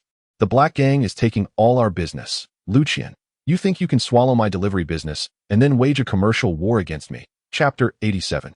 Commercial Warfare Fuming. Zhang Wanlin storms into the CEO's office. Inside, Wang Yuyin is bustling about, evidently caught off guard by the Black Gang's attack. Today, she looks exceptionally beautiful, clad in a professional suit with long, smooth legs encased in sleek stockings, her delicate face adorned with subtle makeup, exuding an aura of elegance and authority. When she sees Zhang Wanlin, a flicker of warmth graces her otherwise icy demeanor. Chairman, you've arrived, she greets him. Zhang Wanlin nods. What should we do about the Black Gang? Wang Yuyin is far more knowledgeable about commercial warfare than he is, and Zhang Wanlin is eager to learn from her. Furrowing her brows, Wang Yuyin explains, the Black Gang is a large corporation. Unable to swallow us, they are simply throwing money at the problem. The solution is straightforward. We can offer subsidies to merchants, giving every app user a 30 yuan voucher to immediately regain our user base. However, to compete with the Black Gang's financial power, we need at least 30 million in liquid capital. 30 million? That is no small sum, and Zhang Wanlin currently lacks such funds. Observing Zhang Wanlin's furrowed brow, Wang Yuyan realizes he cannot muster that much money. Just then, Zhang Wanlin's phone rings. He checks and sees it's a call from Old Master Wei of the Wei family. Hello? Zhang Wanlin answers. Wanlin, there's a stone gambling event at Huha Garden tonight. Would you like to come take a look? Wei Yan asks cheerfully, his words dripping with flattery. Given Zhang Wanlin's status as a disciple of the Shushan sect at a stone gambling event, Zhang Wanlin is taken aback. At this moment, 3 choices quietly appear before him. Choice 1. Attend the stone gambling event and gain the skill of a swift-footed courier. Choice 2. Decline the stone gambling event and receive a fan belonging to Zhuge Liang. Choice 3. Attend the stone gambling event but refrain from gambling, gaining 10 charm points. Upon seeing these options, Zhang Wanlin immediately focuses on Zhuge Liang's fan. That is a valuable item. An antique, yet, if he declines the stone gambling event, he would lose a lucrative opportunity, potentially jeopardizing the company. After much contemplation, Zhang Wanlin decides to attend the stone gambling event. All right, I will be there tonight. After saying this, he hangs up the phone. Congratulations, you have acquired the skill of a swift-footed courier. Suddenly, Zhang Wanlin feels a shiver run through him, as new knowledge floods his mind, and his legs begin to itch. Seemingly undergoing a transformation by the system, Wang Yuyan, who overheard Zhang Wanlin's conversation with Old Master Wei, is quite surprised. You can gamble stones? She asks curiously. Zhang Wanlin smiles slightly. Heh, that's not something you need to worry about. Just come with me tonight, that he adds, playfully poking her chin. From now on, call me chairman. With that, Zhang Wanlin strides away, leaving Wang Yuyan with a blush on her face. Just moments ago, he exuded a domineering charm. At 6 o'clock that evening, Wang Yuyan's red BMW is parked downstairs at the company. Climbing into her luxurious car, they head to Huha Garden. Huha Garden is the largest stone gambling market in the ancient city, and today it has been reserved for the gambling event. Jewelers from surrounding counties have also gathered, eager to participate. This gambling event boasts the finest raw stones, promising a high chance of uncovering gems, thus attracting many jewelers' attention. Upon arriving at Huha Garden, Zhang Wanlin notices a bustling crowd. Various vendors have set up stalls selling raw stones, creating a lively atmosphere. Zhang Wanlin and Wang Yuyan stroll through the streets of Huha Garden, admiring the raw stones on display. Wang Yuyan, completely unfamiliar with stone gambling, furrows her brow as she observes the raw stones, her curiosity piqued. How can one discern whether this seemingly worthless rock contains a gem? Zhang Wanlin understands stone gambling. She is genuinely intrigued. While they meander, a group approaches them. Yuyan, looking up, she sees a typically handsome yet flamboyantly dressed young man standing before her. Oh, it's you, Xiao Junfei. He is accompanied by a crowd, also participating in the stone gambling event. Upon seeing him, Wang Yuyan frowns. Since the last encounter where he presented her father with a fake painting, she has harbored no fondness for him. You're here too? What a coincidence, she replies dismissively. Xiao Junfei then turns his gaze to Zhang Wanlin. His brows arch, and a flicker of malice crosses his eyes. If it weren't for you, Wang Yuyan would have been my wife by now. But because of you, I embarrass myself in front of my future father-in-law. Xiao Junfei harbors no goodwill towards Zhang Wanlin. Isn't this the delivery head, Chairman Zhang? He sneers. I always thought you were merely a minor executive at the delivery company. Who would have thought you were the chairman? Xiao Junfei's expression is mocking as he scoffs. No wonder Yuyan is so close to you. Did you manage to secure all her deliveries? Upon his taunting words, his entourage bursts into laughter. Haha, well said, Fei Xiao. It turns out that this young man has his eye on the elder sister-in-law. I thought he was someone of great significance. As it happens, he is merely the chairman of a takeaway company. Who doesn't know that the company owned by the Fei family is the largest construction firm in the entire ancient city? He dares to covet a woman belonging to Fei Xiao. Truly, he is overestimating himself. Elder sister-in-law, do not be deceived by this boy's appearance. In today's world, how much can one earn from delivering takeout? A group of affluent second-generation heirs laughed derisively behind Xiao Junfei. They all had substantial backgrounds and were utterly unfazed by Zhang Wanlin. Zhang Wanlin frowned, casting a cold glance at Xiao Junfei. He had long remembered the incident when Xiao Junfei had hired people to cripple him. Unexpectedly, he encountered Xiao Junfei here today. Zhang Wanlin scoffed. Hee hee, Fei Xiao, you ought to be cautious. One misstep, and you might end up purchasing a counterfeit. Zhang Wanlin subtly mocked the earlier incident involving Xiao Junfei's delivery of fake goods. Xiao Junfei's expression shifted, and he sneered in anger, "Hee hee, you needn't worry about me. What business do you, a takeaway company employee, have with betting on stones? Do you even understand stone gambling? Just a country bumpkin. Instead of delivering your takeout properly, you come here to join the fray." Chapter 88. The Stone Gambling Convention. As Xiao Junfei's words echoed, another round of laughter erupted. A wealthy young man pointed at Zhang Wanlin mockingly. "Ha ha ha, the chairman of a takeaway company, instead of delivering food, comes here to gamble on stones. Do you hope to become rich overnight? Then marry a beautiful heiress and ascend to the pinnacle of life?" With this statement, laughter erupted once more. Zhang Wanlin stood with his hands clasped behind his back, coldly observing the group of wealthy youths before him. "My gambling on stones has nothing to do with you." At that moment, Xiao Junfei smirked. "Heh, Zhang Wanlin, I am merely looking out for your well-being. What if you lose your entire company?" After saying this, a trace of disdain crossed his lips. Clearly, he believed that Zhang Wanlin could never win at stone gambling. He had investigated Zhang Wanlin, discovering that he had once been a mere delivery boy who inexplicably came into a fortune and became the chairman of a takeaway company. But does he think that this makes him a member of high society? Let me tell you, you will always remain a lowly nobody. Do not delude yourself into thinking you can become wealthy through stone gambling. Zhang Wanlin, do you know why the black market takeaway companies suddenly gained wealth to seize the market? It is because of my financial support. With that, Xiao Junfei smiled triumphantly. Zhang Wanlin's gaze immediately shifted to him as he coldly inquired, "What? You supported it?" Xiao Junfei chuckled coldly. Ever since the last time his men were apprehended by the police, he had begun to secretly investigate Zhang Wanlin. "Indeed, I supported it. Your takeaway company will soon go bankrupt due to a lack of funds. What do you have to compete with me?" After saying this, a confident smile appeared on Xiao Junfei's face. As the sole heir of his family, he was cherished by his father. Those whom he disdained never ended up well. "Are you angry? Furious?" Xiao Junfei smirked. "Hee hee, this is the consequence of offending me." With his hands in his pockets, Xiao Junfei laughed arrogantly. The wealthy youths behind him began to flatter him. "Fei Xiao, you are impressive. With just one sentence, you can bring down an entire company. Truly worthy of being one of the 4 young masters of the ancient city." Ha ha ha. Those who offend Fei Xiao never have a good ending. A group of rich young scions laughed heartily. Meanwhile, Zhang Wanlin clenched his fists. Previously, they had sent people to beat him, and now, they were funding gangs to attack his market. Zhang Wanlin could hardly contain his anger. Wang Yuyan also furrowed her brows, angrily saying, "Xiao Junfei, do not go too far." Upon hearing this, Xiao Junfei, with his hands in his pockets, retorted, "Too far? Yuyan, what is so great about him? To put it nicely, he is a chairman, young and accomplished. To put it bluntly, he is merely a nouveau riche.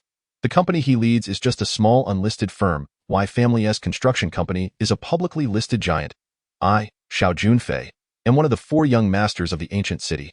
In what way am I inferior to him?" As Xiao Junfei became more agitated, his face turned red. The more unattainable a woman is, the more he desires her. Wang Yuyan could not be bothered to argue with Xiao Junfei. She pulled Zhang Wanlin's arm, saying, "Let us go." Subsequently, Wang Yuyan hurriedly led Zhang Wanlin away. However, Xiao Junfei glared at Wang Yuyan's retreating figure, clenching his fists in frustration. "Damn woman, what are you pretending to be noble for? Follow them." Xiao Junfei led a group of wealthy youths to follow Zhang Wanlin. Zhang Wanlin and Wang Yuyan arrived at the largest stall in Huihiyuan, which belonged to the Wei family. It was guaranteed to be genuine, and the prices were reasonable. At this moment, Zhang Wanlin activated the X-ray vision card, which had a validity period of 10 hours. Zhang Wanlin heard the system's prompt in his ear. 10 hours is ample time. He then began to use his X-ray vision to scrutinize the stones at the stall. Zhang Wanlin discovered that among the tens of thousands of stones on display, only a few hundred contained gemstones. It seemed that gambling on stones carried risks, and one must proceed with caution. After a lengthy selection process, Zhang Wanlin picked up a stone, about the size of a fist, with a pockmarked and unattractive surface. "Boss, how much is this stone?" Zhang Wanlin inquired. The stall owner glanced at him and impatiently replied, "Fixed price, 3,000 yuan. If you want it, take it." A 3,000 yuan stone was the cheapest at his stall, and he had no intention of haggling with Zhang Wanlin. "You dare to ask for a 3,000 yuan stone?" At that moment, Xiao Junfei's irritating voice rang out again. He approached the stall with a group of wealthy youths, snatched the stone from Zhang Wanlin's hand, glanced at it, then disdainfully tossed it back onto the stall. "Such a worthless stone. I wouldn't take it even if it were given to me for free. Its appearance is terrible, it feels light, and it's clear that it won't appreciate in value. You want this? Xiao Junfei scoffed, clearly well-versed in the art of stone gambling. Upon seeing Xiao Junfei, the Wei family stall owner immediately donned a flattering smile. Fei Xiao, you've come. Is this young man a friend of yours? Hearing this, Xiao Junfei sneered. Do you think I could have such a rustic friend? The stall owner quickly waved his hands and laughed. He doesn't seem like your friend, Fei shouted, at the very least. He should be someone of Wei Xiao's caliber. The stall owner's flattery made Xiao Junfei's face flush with satisfaction. He nodded, indeed, that Wei Xian is quite a friend of mine. The stall owner then glanced at Zhang Wanlin, perceiving the discord between Xiao Junfei and Zhang Wanlin. He deliberately raised his voice. If you can't afford that 3,000 yuan, in consideration of Fei Xiao, I will give you this stone on his behalf. This way, he not only flattered Xiao Junfei but also mocked Zhang Wanlin, achieving two goals with one statement. Upon hearing this, laughter erupted. Wang Yuyin, witnessing the situation, bit her lip, tugging at Zhang Wanlin's arm, quietly suggesting, Chairman, let us leave first. We are indeed not well versed in stone gambling. Hearing this, Zhang Wanlin smiled lightly. Hee, why the hurry? Some people are blind to treasures and regard them as trash. Do not let them mislead you. With that, Zhang Wanlin chuckled, took out his phone. 3,000 yuan is still within my means. I will purchase this stone. After saying this, Zhang Wanlin made the payment and picked up the stone. Seeing Zhang Wanlin actually buy that worthless stone, Xiao Junfei scoffed. Hee, a country bumpkin is indeed a country bumpkin, mistaking trash for treasure. I do not believe that this broken stone can yield jade. Chapter 89. Imperial Green. Zhang Wanlin, upon hearing this, shot a glance at Xiao Junfei. Truly a frog at the bottom of a well, judging solely by appearances. This stone must contain jade. Moreover, it is of considerable value. Hearing Zhang Wanlin's words, Xiao Junfei burst into laughter. Ha ha ha, how ridiculous. I, Xiao Junfei, have been exposed to stone gambling since childhood. I have handled more stones than you have ever seen. If I say it is worthless, then it is indeed worthless. The stall owner crossed his arms. Kid, Fei Xiao is renowned for his accuracy in stone gambling. If Fei Xiao says it's a loss, then it is a loss. You should not doubt it. If you don't believe it, just cut it open and see. The stall owner shook his head. As an insider, he knew exactly which stones would appreciate and which would depreciate. The stone in Zhang Wanlin's hand would undoubtedly lose value. Xiao Junfei looked at Zhang Wanlin, an idea sprouting in his mind. Zhang Wanlin, are you so certain that this stone can produce jade? Xiao Junfei asked playfully. Zhang Wanlin nodded. It will definitely yield. Good. Xiao Junfei clapped his hands. Then do you dare to wager with me? If this stone appreciates, I, Xiao Junfei, will pay you 5 million. If it does not appreciate or depreciates, you will kowtow to me and call me grandfather. Do you dare to gamble? As Xiao Junfei's words fell, another round of laughter erupted. The crowd crossed their arms, watching Zhang Wanlin with interest. Xiao Junfei was convinced that the stone would depreciate, thus deliberately teasing Zhang Wanlin. Zhang Wanlin refrained from gambling, prompting others to mock him as a coward. However, should he choose to gamble, failure was inevitable, and he would be forced to bow to Xiao Junfei. Wang Yuyin tugged at Zhang Wanlin's arm. Shaking her head, Chairman, you must not gamble. Although Wang Yuyin was an outsider, the unattractive stone was remarkably cheap, and given Zhang Wanlin's lack of experience with gambling stones, he would undoubtedly lose if he placed a bet against Xiao Junfei. Yet, disregarding her advice, Zhang Wanlin smiled gently and agreed. All right, I will gamble. Xiao Junfei, taken aback by Zhang Wanlin's words, soon smirked coldly. Zhang Wanlin, if you dare to bet, I will ensure your disgrace. If you do not bow later, let us see how Wang Yuyin views you. The group immediately proceeded to the stone opening site, which was equipped with professional cutting machines and workers who could slice the stones for a fee. Zhang Wanlin sketched a few lines on the stone and handed it to the worker. Master, please cut along this line. The stone cutter looked at Zhang Wanlin with a puzzled expression. You're drawing lines? And so precisely. Do you know there's jade inside? And it grows according to your lines. Seeing Zhang Wanlin's markings, Xiao Junfei burst into laughter. Ha! You truly believe there is jade inside? Even if there is? Do you know where it is? You're just scribbling. Zhang Wanlin ignored Xiao Junfei. Moments later, the worker began to cut Zhang Wanlin's stone. As the angle grinder gradually sliced through, only white stone was revealed. Devoid of any green hue, Xiao Junfei laughed victoriously. Ha! You've lost. Just wait to bow and call me grandpa. The wealthy companions of Xiao Junfei roared with laughter. Wang Yuyin furrowed her brows, perplexed as to why Zhang Wanlin had agreed to the wager. Now, Not only had he lost the stone, but he would also have to kneel and call someone grandpa. How embarrassing. Zhang Wanlin merely smiled and replied, "Hee hee, the best is yet to come." Suddenly, the stone cutter exclaimed, "It's green." This declaration drew the attention of everyone present. Within the stone, a vibrant green emerged, clear and brilliant. Xiao Junfei's smile froze instantly. Even if it was green, he still doubted that this stone would appreciate in value. Humph. It must be worthless jade, not exceeding the purchase price. You're still at a loss. Indeed, Zhang Wanlin had paid 3,000 for the stone, and unless the jade's value surpassed that, it would be deemed a loss. Soon, the entire jade piece was revealed, and the cutter held it up, gazing at Zhang Wanlin with admiration. What a skilled technique. Your lines were impeccable.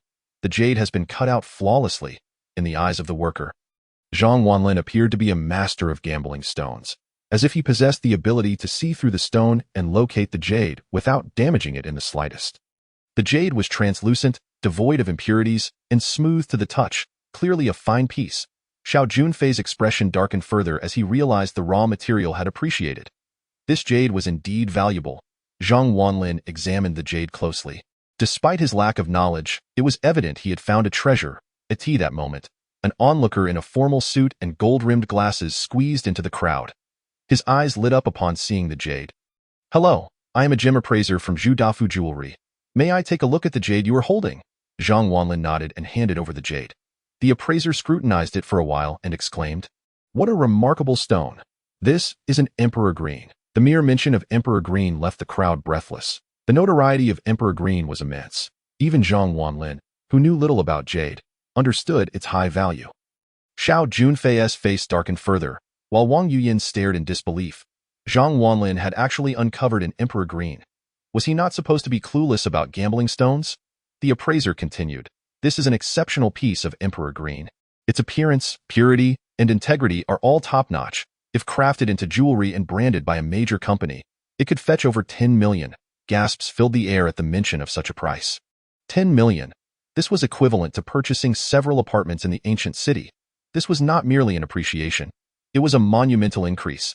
The stall owner's face changed instantly, realizing he had sold a stone for 3,000 that was now worth over 10 million. His heart felt as if it were being torn apart. Wang Yuyin's jaw dropped in shock as she looked at Zhang Wanlin, her eyes filled with astonishment. He had made a profit, having spent 3,000. He now stood to gain over 10 million. Zhang Wanlin, previously a mere delivery rider, had chosen a stone that appreciated dramatically. This man was becoming increasingly enigmatic in Wang Yuyin's eyes. Meanwhile, Xiao Junfei's expression soured. He never expected that his experience in gambling stones would lead him to misjudge the situation. The worthless stone actually contained jade, and not just any jade, but Emperor Green. Recalling the wager, Xiao Junfei felt a pang of regret. According to their agreement, he owed Zhang Wanlin 5 million. 5 million was a considerable amount, representing half a month's allowance for him. After previously investing in a black market, he had already spent a fortune. Now he had to pay Zhang Wanlin 5 million, plunging his mood into despair.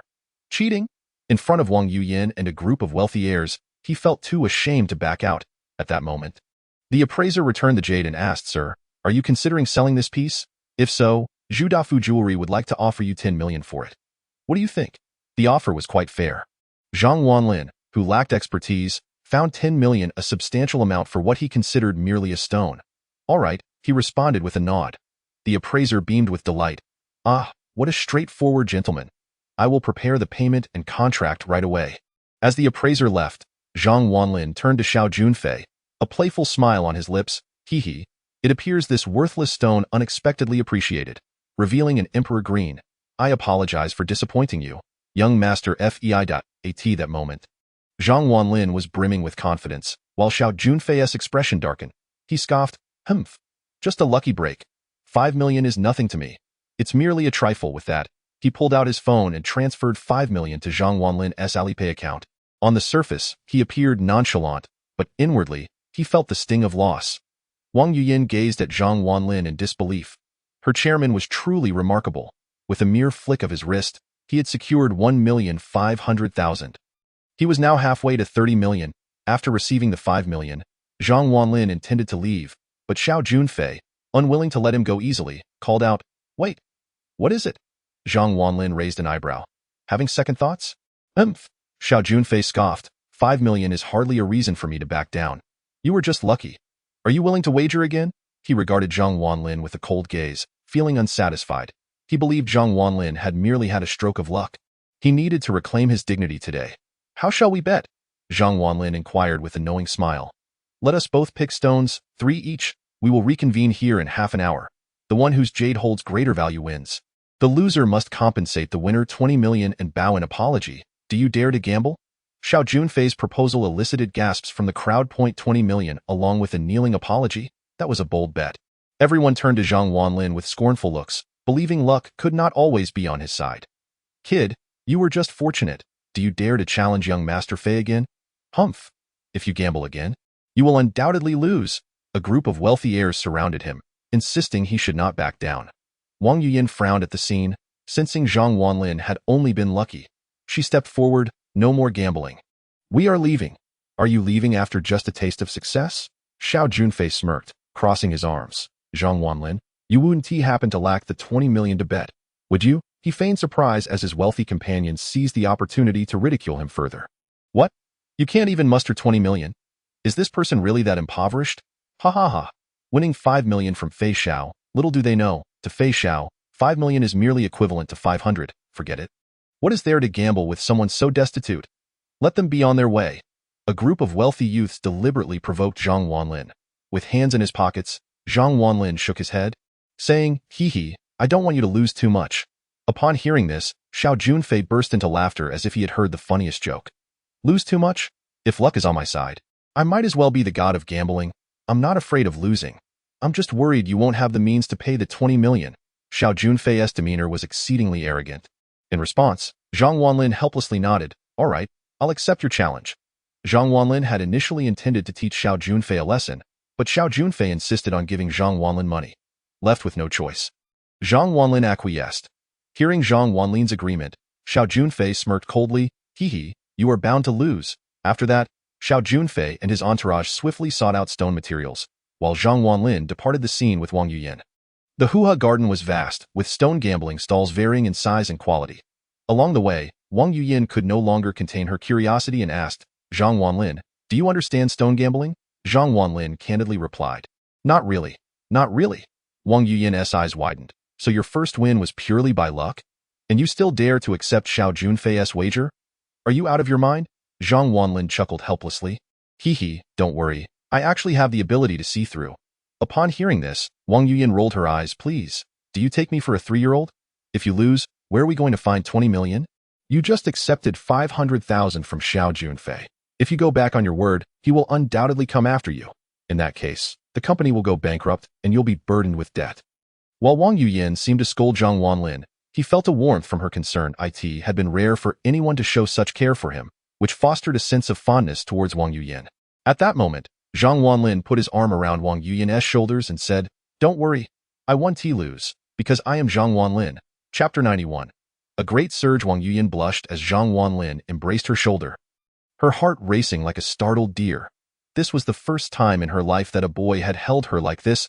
However, maintaining her usual aloof demeanor, she tried to suppress her embarrassment and feign indifference. Soon after, Zhang Wanlin had gathered 3 stones, purchased from 3 different stalls at varying prices. Each was only the size of a fist. One was bought for 1,500, another for 5,000, and the last, a more expensive piece, cost Zhang Wanlin 50,000 in total. He spent 56,500, leaving Wang Yuyin with little confidence in these stones. Could luck truly lead to victory? Upon returning to the stone opening area, Zhang Wanlin found that Xiao Junfei had beaten him there, already accompanied by the raw materials. On the ground lay 3 large stones, each the size of a basketball. Upon seeing Zhang Wanlin return with his trio of small stones, Xiao Junfei sneered, You brought back 3 pieces of trash? Did you really think your luck was that good? You could still unearth jade. Xiao Junfei rolled his eyes in disdain, and one of the wealthy second-generation friends behind him shouted, Kid, do you know how much we spent on our 3 pieces of raw material? A total of 3 million. In stone gambling, if you don't invest, how can you expect a great return? Just think you can reap rewards without effort. 3 million? Zhang Wanlin raised an eyebrow, clearly impressed by Xiao Junfei's investment. Xiao Junfei, hands in pockets, wore an air of self-satisfaction. He had quite a bit of experience in stone gambling. having developed a passion for it since childhood, with his father financially supporting his endeavors. Over the years, Xiao Junfei learned not only to assess the quality of stone materials but also discovered a principle. The more expensive the stone, the better the jade it would yield, as long as the quality was good. High-priced stones had a high probability of yielding results. With unwavering confidence, he thought to himself, this time, not only would he make Zhang Wanlin beg for mercy, but he would also impress Wang Yuyan, master. Open the stones. With a command from Xiao Junfei, the stone cutter promptly picked up his stones and began to work. A series of slicing sounds echoed as the stones were gradually cut open. Minutes later, one of the wealthy friends gasped, "It's green." The cut stone revealed a glimmer of green light. Xiao Junfei, too, was exhilarated, his gaze fixed on the stone cutter. After several more minutes, the stone was completely opened, revealing a brilliant, translucent green within. Although it paled in comparison to Zhang Wanlin's imperial green, it was nonetheless an excellent jade. "Congratulations, boss. A fine piece of green jade," the stone cutter exclaimed, with a wave of his hand. Xiao Junfei commanded, "Keep going." The stone cutter proceeded to cut the second piece of raw material. Shortly thereafter, the second stone was also opened, yielding a valuable piece of mutton fat jade. The third stone was soon cut open as well, but it turned out to be unremarkable, yielding only an ordinary piece of jade. Yet it was still a gain. Out of the 3 stones, 2 yielded significant increases, and 1 a minor increase, a commendable performance. After completing the cuts, the stone cutter marveled, "Fei Xiao, your discernment is truly exceptional. Out of 3 raw stones, 2 had significant increases and 1 a minor increase. You are indeed remarkable." While the stone cutter's flattery filled Xiao Junfei with pride, he feigned indifference, responding, "Not bad, just average." The wealthy second-generation friends behind him erupted in laughter. Green jade, mutton fat jade. These were prime-quality jades, worth at least 10 million. This time, a huge surge. Fei Xiao is impressive. This time, that kid is bound to lose. Xiao Junfei, hands in pockets, wore a smug grin as he looked at Zhang Wanlin. "See? This is what stone gambling is about. You merely had a stroke of luck." "Is that so?" Zhang Wanlin raised an eyebrow and replied. "Are you so certain?" Xiao Junfei laughed heartily. "Ha ha ha. You, a mere delivery worker, understand stone gambling. What just happened was merely a blind cat stumbling upon a dead mouse. You country bumpkin, you're destined to lose." In response, Zhang Wanlin merely smiled and waved his hand. "Master, open the stones." The stone cutter, following his command, began to cut Zhang Wanlin's stones. Meanwhile, Wang Yuyan wore a tense expression, her hands clasped in prayer, silently wishing for Zhang Wanlin's success. It must yield great results. Otherwise, both Zhang Wanlin and the company would be doomed. As the slicing sound resonated, a glimmer of green light appeared. Everyone held their breath, and moments later, as the white powder dissipated, a flawless green jade emerged before their eyes. Everyone was stunned. This was yet another piece of imperial green. What the heck? At that moment, even Xiao Junfei couldn't help but exclaim in astonishment. Just moments ago, imperial green appeared, and now another. When did imperial green become so devalued? The gem appraiser from Zhu Dafu Jewelry, who had walked away moments ago, returned quietly, his eyes widening upon seeing the imperial green. He then regarded Zhang Wanlin with newfound admiration. This young man possessed genuine skill. "Continue opening," Zhang Wanlin said nonchalantly. The stone cutter proceeded to cut the second stone, while Xiao Junfei clenched his fists. Growing increasingly anxious, if Zhang Wanlin's first stone had yielded significant results, the second would surely seal his fate. After all, imperial green is the pinnacle of jade. Moments later, a flash of white light shone as the stone revealed a creamy jade. Smooth and flawless, devoid of any impurities, the appraiser, filled with excitement, exclaimed, "Top-quality mutton fat jade." Another significant increase. Yet another surge. Top-quality mutton fat jade is immensely valuable. Although Xiao Junfei had unearthed a piece of mutton fat jade, it paled in comparison to Zhang Wanlin's. It was the difference between an ugly duckling and a fairy. Zhang Wanlin's mutton fat jade was superior in both quality and size, outshining Xiao Junfei's 100-fold. Another surge. Everyone was astonished. 2 consecutive pieces of raw material had yielded significant increases. This young man was truly a prodigy in stone gambling. Wang Yuyan was left speechless. These were the 3 worthless stones Zhang Wanlin had bought for 50,000. And now they had transformed into jade worth millions in an instant. This money came far too easily. "Continue opening," Zhang Wanlin instructed calmly. The stone cutter was now visibly excited. This young man was quite extraordinary. He had already unveiled 3 pieces of jade with significant increases. Could it be that he possessed the ability to see through? The stone cutter proceeded to cut the final stone, and as the last stone was opened, a flash of golden light emerged. Chapter 92. It seems you've forgotten to kneel as the golden light illuminated the scene. Everyone's gaze was transfixed on the jade within the stone. What appeared was a piece of golden jade, glistening and mesmerizing like a cat's eye. Upon seeing this jade, everyone was dumbfounded. What type of jade was this? They had never seen anything like it. At that moment, only the appraiser from Zhu Dafu Jewelry appeared excited, his fingers trembling as he pointed at the jade, exclaiming, "It est cat's eye jade. Cat's eye jade?" Everyone was momentarily taken aback. Although they had never seen a cat's eye stone, they had heard tales of its rarity, with each piece being a priceless treasure. Acquiring a cat's eye stone was said to signify good fortune and the possession of 9 lives, which had driven the price of these stones to soaring heights over the years. To their astonishment, Zhang Wanlin managed to unveil a cat's eye stone. The appraiser exclaimed excitedly, "And it's a golden cat's eye stone? Which is even more valuable. It starts at a minimum of 30 million. At this proclamation, a collective gasp echoed through the crowd. 30 million. Such an amount could allow one to live lavishly for a lifetime. All 3 stones had appreciated immensely and in spectacular fashion. This individual was truly remarkable. Wang Yuyuan's gaze towards Zhang Wanlin shifted to one of admiration. It was impossible for her to believe that Zhang Wanlin lacked skill in stone gambling. He was undoubtedly a master in the art. She had been deceiving herself all along. Observing the expressions of Xiao Junfei and his companions, they appeared utterly disheartened. The once arrogant scions now hung their heads in silence. The reality had slapped them in the face. Earlier, Xiao Junfei had dismissed Zhang Wanlin as merely lucky, yet now he couldn't muster a single word. Zhang Wanlin smiled faintly. "Master, could you please provide an appraisal for my stones?" The appraiser, taken aback, replied, "I would be honored to estimate the value for you, master." With all 4 stones experiencing remarkable increases in value, no one in attendance could contest Zhang Wanlin's mastery. The appraiser perceived him as a knowledgeable individual, likely with significant connections and perhaps an impressive mentor. Such a figure was not to be trifled with. He picked up 3 jade stones and examined them closely. After a moment, he stated, "The imperial green is valued at 1 million. Just as previously estimated, the quality of the mutton fat jade is quite good, worth around 15 million. The golden cat's eye is significantly valuable, estimated at 35 million. Altogether, that totals 60 million. Upon hearing this figure, many in the crowd were rendered envious to the point of fainting. Tio effortlessly earned 60 million from a mere stone was a testament to the disparity between individuals. Everyone was consumed with jealousy, including Wang Yuyuan, who felt a twinge of envy herself. With a playful smile, Zhang Wanlin said, "Now, could you please appraise that gentleman's jade?" He gestured towards Xiao Junfei, who turned crimson and remained silent. The appraiser replied, "I have already observed that gentleman's jade. 1 green stone is valued at around 3 million, a mutton fat jade at 5 million, and a common jade at 500,000. Altogether, that amounts to 850,000. The stark contrast between 850,000 and 60 million was glaringly apparent. Xiao Junfei had lost this wager, and it was a resounding defeat. His face flushed, he recalled his earlier bravado and wished he could bury his head in shame.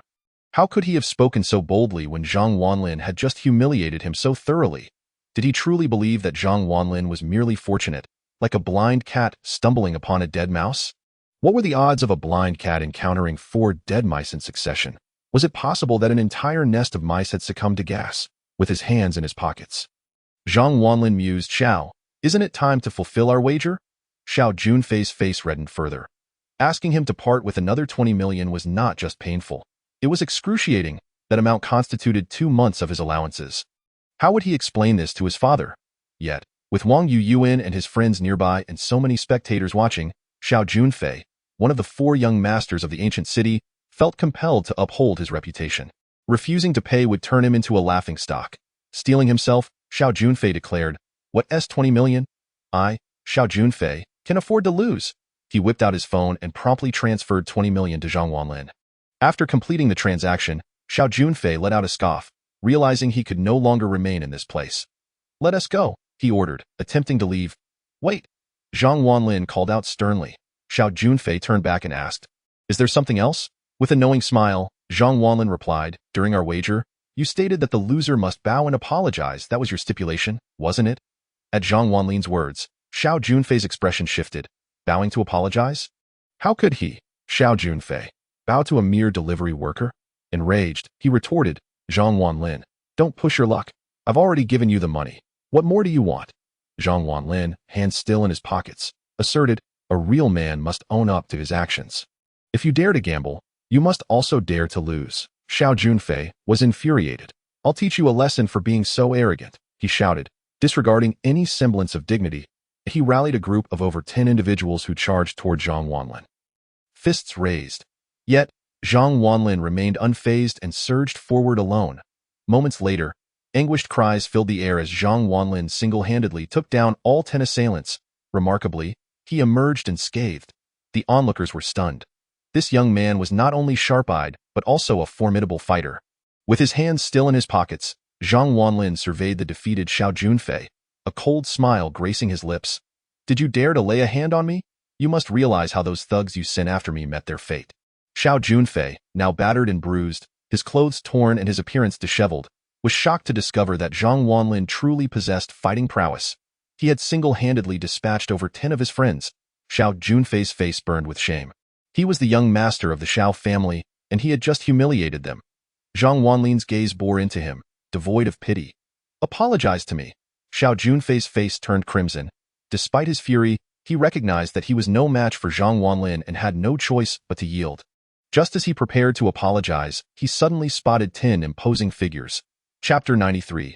100 million. The 10 individuals were all exceptionally robust, clad in black training attire, each adorned with the character Wei embroidered on their chests. As they appeared, the crowd instinctively parted ways. These 10 were the renowned Wei family 10 dragons. Each of the Wei family 10 dragons was a martial arts expert, having attended professional bodyguard training. They were the strongest enforcers of the Wei family. Upon seeing them, the kneeling Xiao Junfei felt as though he had found salvation and shouted, Wei 10 dragons! Wei 10 dragons! At his call, the Wei family 10 dragons turned their attention towards him and approached hastily. Being the young master of the Xiao family, Xiao Junfei was of equal standing with them. Thus, the Wei family 10 dragons treated him with great respect. Young Master Fei, what brings you here? The leader inquired.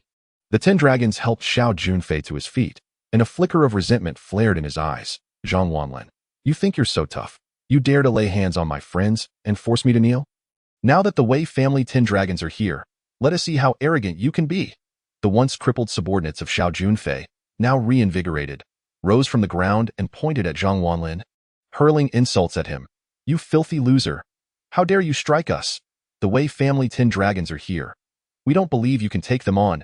10 dragons of the Wei family, you scoundrel attacked us. You must be put in your place. The group of wealthy heirs shouted in unison.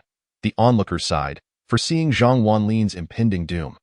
The Wei family 10 dragons were notoriously ruthless, only acknowledging those with wealth.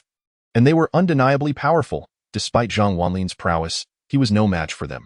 Wang Yuan looked on with concern for Zhang Wanlin. Xiao Junfei dusted himself off, casting a cold gaze at Zhang Wanlin. You want me to kneel? I'll make you wish you were never born. 10 dragons of the Wei family, teach him a lesson.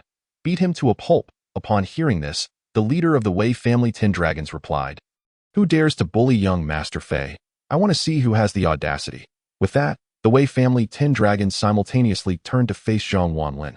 The moment they laid eyes on him, they trembled and feared it was this very demon. They would never forget how Zhang Wanlin had single-handedly incapacitated all 10 of them in a fierce confrontation, a memory that haunted them. They were also fully aware of Zhang Wanlin's affiliation with the Shushan sect, which held considerable influence. He was not to be trifled with. The leader's expression shifted dramatically. Xiao Junfei, you dared to provoke this formidable opponent. Even our Wei family's young master would not dare to act recklessly in his presence. What are you still standing there for? Attack him. Seeing that the Wei family 10 dragons remained stationary, Xiao Junfei erupted in anger. What do you mean you can't help me? I am as close as brothers with your Wei family's young master.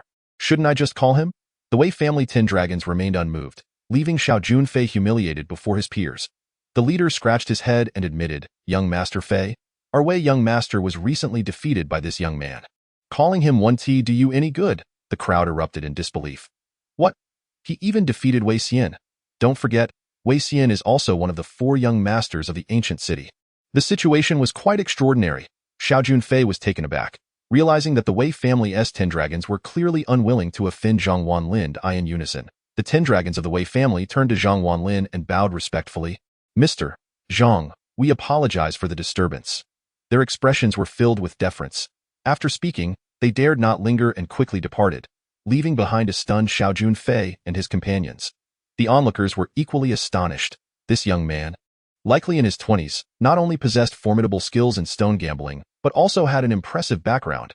He had single-handedly subdued both Xiao Junfei and Wei Xian, the 4 young masters of the ancient city, leaving the Wei family's 10 dragons utterly speechless before him. Wang Yuyin gazed at Zhang Wanlin with a mix of surprise and curiosity. This man was becoming increasingly enigmatic. What other secrets did he harbor? With his hands in his pockets, Zhang Wanlin regarded Xiao Junfei with a playful expression. You think those 10 useless individuals can stand up for you? To be honest, I recently dealt with them. I even had a scuffle with Wei Xian, after which his grandfather came to apologize to me. Upon hearing this, Xiao Junfei's expression changed dramatically. Even the elder of the Wei family dared not provoke him? Wasn't he merely a delivery boy? Why did even the Wei family members show him such respect? Xiao Junfei racked his brain but could not fathom the reason. Zhang Wanlin approached Xiao Junfei with a smirk, playfully patting his cheek. Don't presume your background is formidable. In my eyes, you are merely an ant that I could easily crush, and my indifference towards you stems from your utter lack of qualification to anger me. Therefore, from now on, when you see me, you ought to call me Grandpa Zhang. Is that understood? With that, Zhang Wanlin chuckled mischievously. Xiao Junfei's face darkened, yet he could not utter a single word. Today, he had utterly humiliated himself. Zhang Wanlin then wrapped his arm around Wang Yuyin's waist and swaggered away from the scene, leaving Xiao Junfei kneeling in contemplation. Shortly thereafter, a gem appraiser from Zhude Fu Jewelry hurried after him. Sir, may I inquire if you are interested in selling the remaining 3 jade stones? He asked eagerly. Zhang Wanlin, finding no use for the stones, replied with a smile, I can sell all 4 jade stones to you. He showed no inclination to negotiate. The appraiser, filled with excitement, expressed his gratitude. Thank you very much. The total price for the 4 jade stones is 70 million. Our Zhude Fu Jewelry would love to befriend you. So we will additionally offer you 5 million. I will return to finalize the contract and transfer the money to your account. Zhang Wanlin smiled slightly and replied, that sounds good. With that, he and Wang Yuyin strode away. At that moment, Wang Yuyin regarded Zhang Wanlin with curiosity. You just made 100 million from a single visit to Huiyuan. How is it that money comes so swiftly? What other secrets are you hiding? In comparison to Xiao Junfei, Zhang Wanlin seemed to exist on an entirely different plane. When did you learn the art of stone gambling? Wang Yuyin could not help but ask. Zhang Wanlin smiled lightly. Such things rely on talent. Upon their return to the delivery company, Zhang Wanlin sat in the chairman's office when a knock sounded at the door. Come in, he said casually. A young man in a suit entered, exuding an air of refinement, and handed over an envelope. Mr. Zhang, I am a representative from Zhude Fu Jewelry, and this is a letter from our manager for you. Zhang Wanlin nodded and gestured for him to place it down. After the representative departed, Zhang Wanlin opened the envelope to find a letter filled with flattering remarks and a black diamond card from Zhude Fu Jewelry. The appraiser from Huiyuan had informed the higher-ups of Zhang Wanlin's prowess, leading them to decide to cultivate a relationship with him. After all, Zhang Wanlin had casually dealt with jade stones worth tens of millions. He was indeed a significant client. Holding the diamond card granted him not only an 80 discount, but also the privilege of skipping queues. Enjoying treatment akin to royalty, Zhang Wanlin briefly skimmed the letter and tucked the diamond card into his wallet. Shortly thereafter, his phone rang with an unfamiliar number. Hello? He answered. On the other end, a sultry yet aloof voice spoke. Zhang Wanlin? The voice sounded somewhat familiar, yet he could not place its me. Who is this? The voice on the line chuckled alluringly. Hee, little brother, your company isn't faring well lately, is it? Upon hearing this, Zhang Wanlin's brows furrowed. Lu Qian? He recognized her as the head of the black group in the ancient city. I never expected that even the Wei family's local power could not assist me. It seems I must personally take action to defeat you. I know your company is struggling. Today, out of your 3,000 couriers, over 2,000 must be idle, right? Little brother, you truly are pitiful. Lu Qian's voice dripped with mockery. Zhang Wanlin chuckled softly. If you're here to mock me, I'll hang up. Lu Qian laughed enticingly. Little brother, if you agree to transfer your company to me now, I can promise you anything. At her words, an image formed in Zhang Wanlin's mind. You might as well give up on that idea. Lu Qian's tone turned icy. Must you wait for your company to collapse before you are satisfied? At this rate, Your company will be finished within 3 days. The app you developed is merely a small application with high traffic in the ancient city. Without traffic, your company is nothing." Her voice brimmed with confidence. Zhang Wanlin laughed. "I'm not handing it over to you. I will reclaim that traffic. Just wait." He then hung up the phone and called Wang Yuyan. "Immediately issue subsidies to the merchants. Let us throw 100 million into it. I refuse to believe we cannot take down a mere black group." After ending the call, the scene shifted to the black group office, where Lu Qian sat in her chair, crossing her legs. Her stunning figure adorned in stockings, her red wavy hair framing her cool expression as a playful smile graced her lips. She took a drag from a cigarette, exhaling a plume of smoke. "Let us see what you have to compete with me." In this commercial battle, the black group had put forth 20 million, while Xiaojun Fei contributed 10 million, totaling 30 million, all aimed at toppling Zhang Wanlin. Did he have that much money to spare? Suddenly, a flustered individual burst into Lu Qian's office. "Chairwoman," he exclaimed breathlessly. Lu Qian frowned. "What's wrong? You look like you've seen a ghost." The man quickly pulled out his phone. "Our Black Group's delivery app traffic is plummeting." "What?" Lu Qian snapped to attention. Meanwhile, the traffic for the Run delivery app was surging. The man's voice quivered as he spoke. Lu Qian shot up from her seat. "Impossible. We invested 30 million in subsidies, giving every user a 20 yuan voucher. How could traffic decline?" One of her subordinates opened the Run delivery app, drenched in cold sweat. Upon opening it, a 10 yuan voucher popped up. "Isn't that just a 10 yuan voucher? How can it compete with our 20 yuan vouchers?" Lu Qian was perplexed. If it's merely a 10 yuan voucher, traffic shouldn't drop at all. "Chairwoman, you might want to see this." The subordinate continued. After 5 seconds, another 10 yuan voucher appeared. 5 seconds later, yet another. A total of 6 10 yuan vouchers could be claimed by every user of the Run delivery app. Lu Qian was rendered speechless. "This is impossible. Doesn't his company lack liquidity?" The man swallowed hard. "Chairwoman, I heard that the chairman of Run delivery allocated 100 million to Wang Yuyan, claiming he would crush us with money." 100 million? Lu Qian's eyes widened. Is he insane? Spending 100 million to seize a mere market in the ancient city? That's madness. This is sheer waste. If the Black Group spent 30 million to capture the market, there was potential for profit, but Run delivery's approach was nothing short of extravagant behavior. And then the man stammered, and Lu Qian pressed. "And Run delivery has announced that users who uninstall the Black Group app will receive an additional 31 voucher." With a thud, Lu Qian plopped down onto the chair. "Zhang Wanlin, how ruthless you are. Spending 1 billion to crush me. How am I supposed to report this to my superiors? The 20 million allocated by my superiors was something I begged for." Now, not only had she failed to seize the market, but she had also lost all of her existing users. Meanwhile, the delivery app, Run Delivery, saw a significant surge in traffic, attracting more merchants and advertisers for collaboration. Chapter 95. The Swift Foot. Ultimately, the competition between the Black Group and Run Delivery concluded with Zhang Wanlin's lavish expenditure of 1 billion. Zhang Wanlin emerged victorious, yet it was a hollow victory. The delivery company could only yield a few tens of millions in profit annually, and it would take Zhang Wanlin a year or two to recoup his investment. However, this was of little concern to him. For as the chairman of the company, his goal was not profit. He merely sought to sustain the livelihoods of the thousands of couriers, plain and simple. After work, Zhang Wanlin returned to Yulong Villa. The next morning, he resumed his duties at the company. At 8 o'clock that evening, his phone rang. It was Lu Yin calling. Lu Yin was the owner of the pug dog that had tragically died at the jaws of a Tibetan mastiff. And Zhang Wanlin had retaliated by letting his dog attack the 2 mastiffs. Grateful for Zhang Wanlin's actions, Lu Yin had kept his contact information. "Hello, Mr. Zhang. I'm downstairs at your office. Do you have time to join me for dinner?" Lu Yin's melodious voice resonated. "You've already arrived?" Zhang Wanlin was taken aback. "Yes, I'm waiting for you." With no other choice, Zhang Wanlin hurried downstairs. Upon his arrival, he spotted a striking figure by the roadside, 21 years of age. Zhang Wanlin was captivated by Lu Yin, who appeared to be around 24. Though not youthful, she possessed the allure of a mature woman alongside the beauty of a younger girl, dressed in high heels. Her delicate toes peeked out, showcasing her immaculate feet. She wore snug jeans that perfectly accentuated her legs, and a crop top that revealed a waist that could be clasped with a single hand. Such a stunning beauty standing by the roadside instantly drew attention. Zhang Wanlin approached briskly and greeted her. "Hi." Upon seeing him, Lu Yin beamed. "Mr. Zhang, it's been a while. How long has it been?" "Just a few days." Zhang Wanlin smiled gently. Lu Yin linked her arm with his and said, "Last time you avenged me, and I haven't repaid you yet. Today, I specifically came to treat you to dinner. You must accept." With such a charming invitation, Zhang Wanlin felt compelled to acquiesce. "All right, how did you get here? Did you drive?" Lu Yin shook her head. "I took a taxi."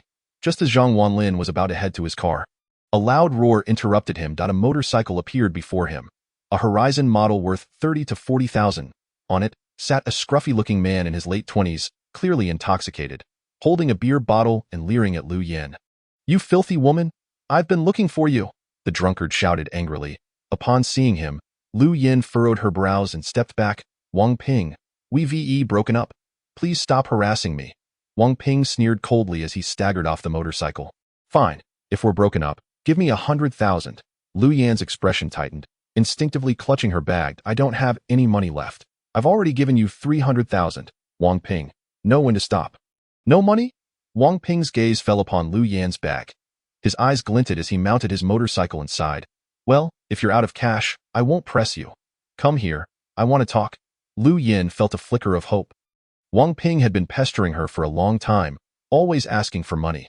Perhaps this time he finally understood. "All right," she stepped forward in a swift motion. Wang Ping snatched the bag from Lu Yan's hand. Then, with a twist of the throttle, he sped off on his motorcycle, disappearing into the distance in mere seconds. Lu Yin gasped, nearly losing her balance, but Zhang Wanlin caught her just in time. "Why bag? It contains important documents for my future," Lu Yin exclaimed in distress. She wanted to chase after him, but her high heels impeded her speed, pushing her to the brink of tears. Zhang Wanlin quickly reassured her. "Don't worry, I'll chase him down. How can you catch him?" Lu Yin cried. "He's on a motorcycle. Even if Zhang Wanlin drove, he wouldn't catch up, as motorcycles are much more agile." Zhang Wanlin looked into the distance and declared, "I'll chase him on foot." With that, he took off running. "Chase him on foot?" Lu Yin was momentarily stunned, watching Zhang Wanlin's retreating figure in disbelief. How could someone catch up to a motorcycle on foot? Naturally, a regular person couldn't, but Zhang Wanlin possessed a unique skill, his flying leg ability. Muttering "flying leg," he felt an infusion of energy in his legs. With a whoosh, Zhang Wanlin propelled himself forward. On the street, Wang Ping leisurely rode his motorcycle, one hand rummaging through the bag, pleased to find several tens of thousands in cash. Suddenly, a loud shout echoed behind him. "Stop right there!" Wang Ping glanced in the rearview mirror and nearly lost his composure. Zhang Wanlin was sprinting after him at an astonishing speed. It was as if he were Lu Xiang himself, closing the gap rapidly. Wang Ping, bewildered, twisted the throttle, accelerating to 70 miles per hour. "Ha! You can't catch me now," he chuckled. Yet moments later, he heard another shout. "Stop! Don't run!" Wang Ping nearly panicked. He glanced in the rearview mirror again, and to his horror, Zhang Wanlin's feet were moving like electric motors, kicking up dust as his shoes began to wear out. His speed matched 70 miles per hour. Wang Ping's eyes widened in disbelief. "Is this human speed? Even Lu Xiang couldn't run this fast." Clenching his jaw, Wang Ping twisted the throttle once more, pushing his motorcycle to 100 miles per hour. This time, "You can't catch me." Indeed, at this speed, Zhang Wanlin could not keep up, and no matter how powerful the flying leg ability was, it wouldn't allow him to fly. But just then, Zhang Wanlin spotted a bicycle by the roadside. Chapter 96. The Flying Leg? The Flying Wheel? Indeed, it was a bicycle. Zhang Wanlin's eyes lit up. While bicycles aren't particularly fast, theoretically, if one pedals quickly enough, they could reach speeds of 130 miles per hour. Without hesitation, Zhang Wanlin seized the bicycle and hopped on, borrowing this. With that, Zhang Wanlin pedaled vigorously, chasing after Wang Ping. The flying leg skill amplified his power, and soon his legs moved like electric motors. Rapidly, he closed the distance to Wang Ping, who remained blissfully unaware of the impending danger. "Wang Ping, you won to escape," Zhang Wanlin shouted. Wang Ping, panicked, thought, "Wasn't I just robbing a bag? Does Lu Yin really have to send a superhero after me?" Terrified, he pressed the throttle again, reaching 110 miles per hour. Already the motorcycle's safety limit. On a secluded path, a motorcycle and a bicycle were engaged in a real-life display of speed and passion. In the fields, an elderly farmer was tilling the soil, his grandchild playing nearby. Suddenly, the child looked up and asked, "Grandpa, which animal runs the fastest?" The old man chuckled. "The fastest animal in the world is the cheetah." "Oh," the child nodded. Then, "Grandpa, what is the fastest mode of transportation in the world?" The elderly man chuckled with his eyes squinted, saying, "Hee hee, the The fastest mode of transportation in the world is the airplane. Isn't it the bicycle? The child asked, blinking his big eyes. Upon hearing this, the old man burst into hearty laughter, exclaiming, "Ha ha ha! Dear child, remember this. A bicycle is the slowest means of transport." "But Grandpa, I see bicycles moving very fast," the child retorted, pointing to a bicycle speeding down the road. The old man glanced over and, upon seeing the bicycle beneath Zhang Wanlin, he could not help but utter an expletive, "Damn." With a clang, the hoe in his hand fell to the ground. On the road, Zhang Wanlin's bicycle had already reached the speed of a motor vehicle. He could only feel the wind howling past his ears, his eyes nearly closing due to the overwhelming speed. Ahead of him, Wang Ping was already clocking in at 115 kilometers per hour. Zhang Wanlin followed closely at 110 kilometers per hour. Although he was not falling behind Wang Ping, he was unable to catch up with him at that moment. Wang Ping glanced at his rearview mirror, feeling a surge of despair as he realized Zhang Wanlin was still hot on his tail. "My goodness, don't you ever get tired? Or are you some kind of robot?" Wang Ping was frantic, thinking he might as well risk it all. Having already consumed alcohol, he pressed the throttle all the way down. Although his Horizon motorcycle was originally inexpensive, he had spent a fortune on modifications, allowing it to reach speeds of 130 to 134. With a roar, Wang Ping's motorcycle surged forward at an astonishing speed. Seeing the distance between them widening, Zhang Wanlin felt a surge of determination. "I refuse to believe I can't catch up to this little brat." At that moment, Zhang Wanlin poured every ounce of strength into pedaling. His legs moving so swiftly they became mere blurs. Just then, ahead of him, 5 or 6 motorcycles were racing. These motorcycles were all high-end brands like BMW and Harley, each a heavy-duty bike, ridden by well-equipped professional riders. The speed of these riders hovered around 80 kilometers per hour, as this narrow road was not suitable for high speeds. While the riders leisurely cruised along, a sudden honk pierced the air. In a flash, a Horizon motorcycle zipped past them. The riders stared in astonishment at the receding figure. "What the heck? That Horizon can reach 140 kilometers per hour? And on this road? Is that person trying to kill themselves?" Before they could fully comprehend, another rush of air whizzed by. They turned to see a figure pedaling a bicycle, speeding past. The speed surpassed even that of the motorcycles. His feet were moving so fast they seemed to leave trails. The bicycle tires looked nearly deflated from the strain. The riders widened their eyes, expressions akin to witnessing a ghost. What on earth? A Horizon reaching 140 is somewhat acceptable, but a bicycle doing the same. What is going on? They quickly dismounted and pulled out their phones to call the police. "Hello? Officer, I need to report a speeding bicycle." After a considerable time racing ahead, Wang Ping's motorcycle finally succumbed to exhaustion. It had run out of fuel and could no longer maintain its speed. Meanwhile, Zhang Wanlin was still fervently pedaling behind him. Just then, traffic police appeared not far ahead. Upon spotting them, Wang Ping felt a tightening in his chest. This was the end. With police up ahead and Zhang Wanlin behind him, he sighed in resignation. Even if caught by the police, he would accept it. That guy behind was simply too absurd. "Stop! Pull over!" the traffic officer shouted. Reluctantly, Wang Ping halted his motorcycle by the roadside. The sound of screeching brakes echoed as Zhang Wanlin struggled to stop his bicycle, skidding along for 100 meters before finally halting just before crashing into the police car. However, while his shoes remained intact, the soles had worn away. Chapter 97. Chen Xiao's birthday. Zhang Wanlin came to a stop, and several traffic officers immediately surrounded him. They all looked at the two with a mix of bewilderment. It was the first time they had witnessed someone riding a bicycle at such high speeds. "What is going on?" one officer inquired. Zhang Wanlin quickly replied, "He stole a bag. I was chasing him." Wang Ping sat dejectedly on the ground, smoking a cigarette, not uttering a word. He felt humiliated, as Zhang Wanlin had wounded his pride. After years of riding the Horizon, he had been outpaced by BMWs and Harleys, but never by a bicycle. He felt he had betrayed his motorcycle. "Where are you from?" another officer asked. Zhang Wanlin replied, "From Guqing County." "Guqing County?" One officer raised an eyebrow, realizing that it was over 50 kilometers away.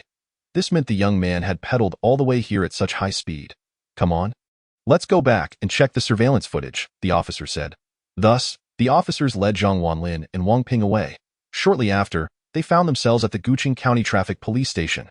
Several officers stood with their arms crossed, watching the surveillance footage in utter silence. It was their first time discovering someone could ride a bicycle at over 100 kilometers per hour.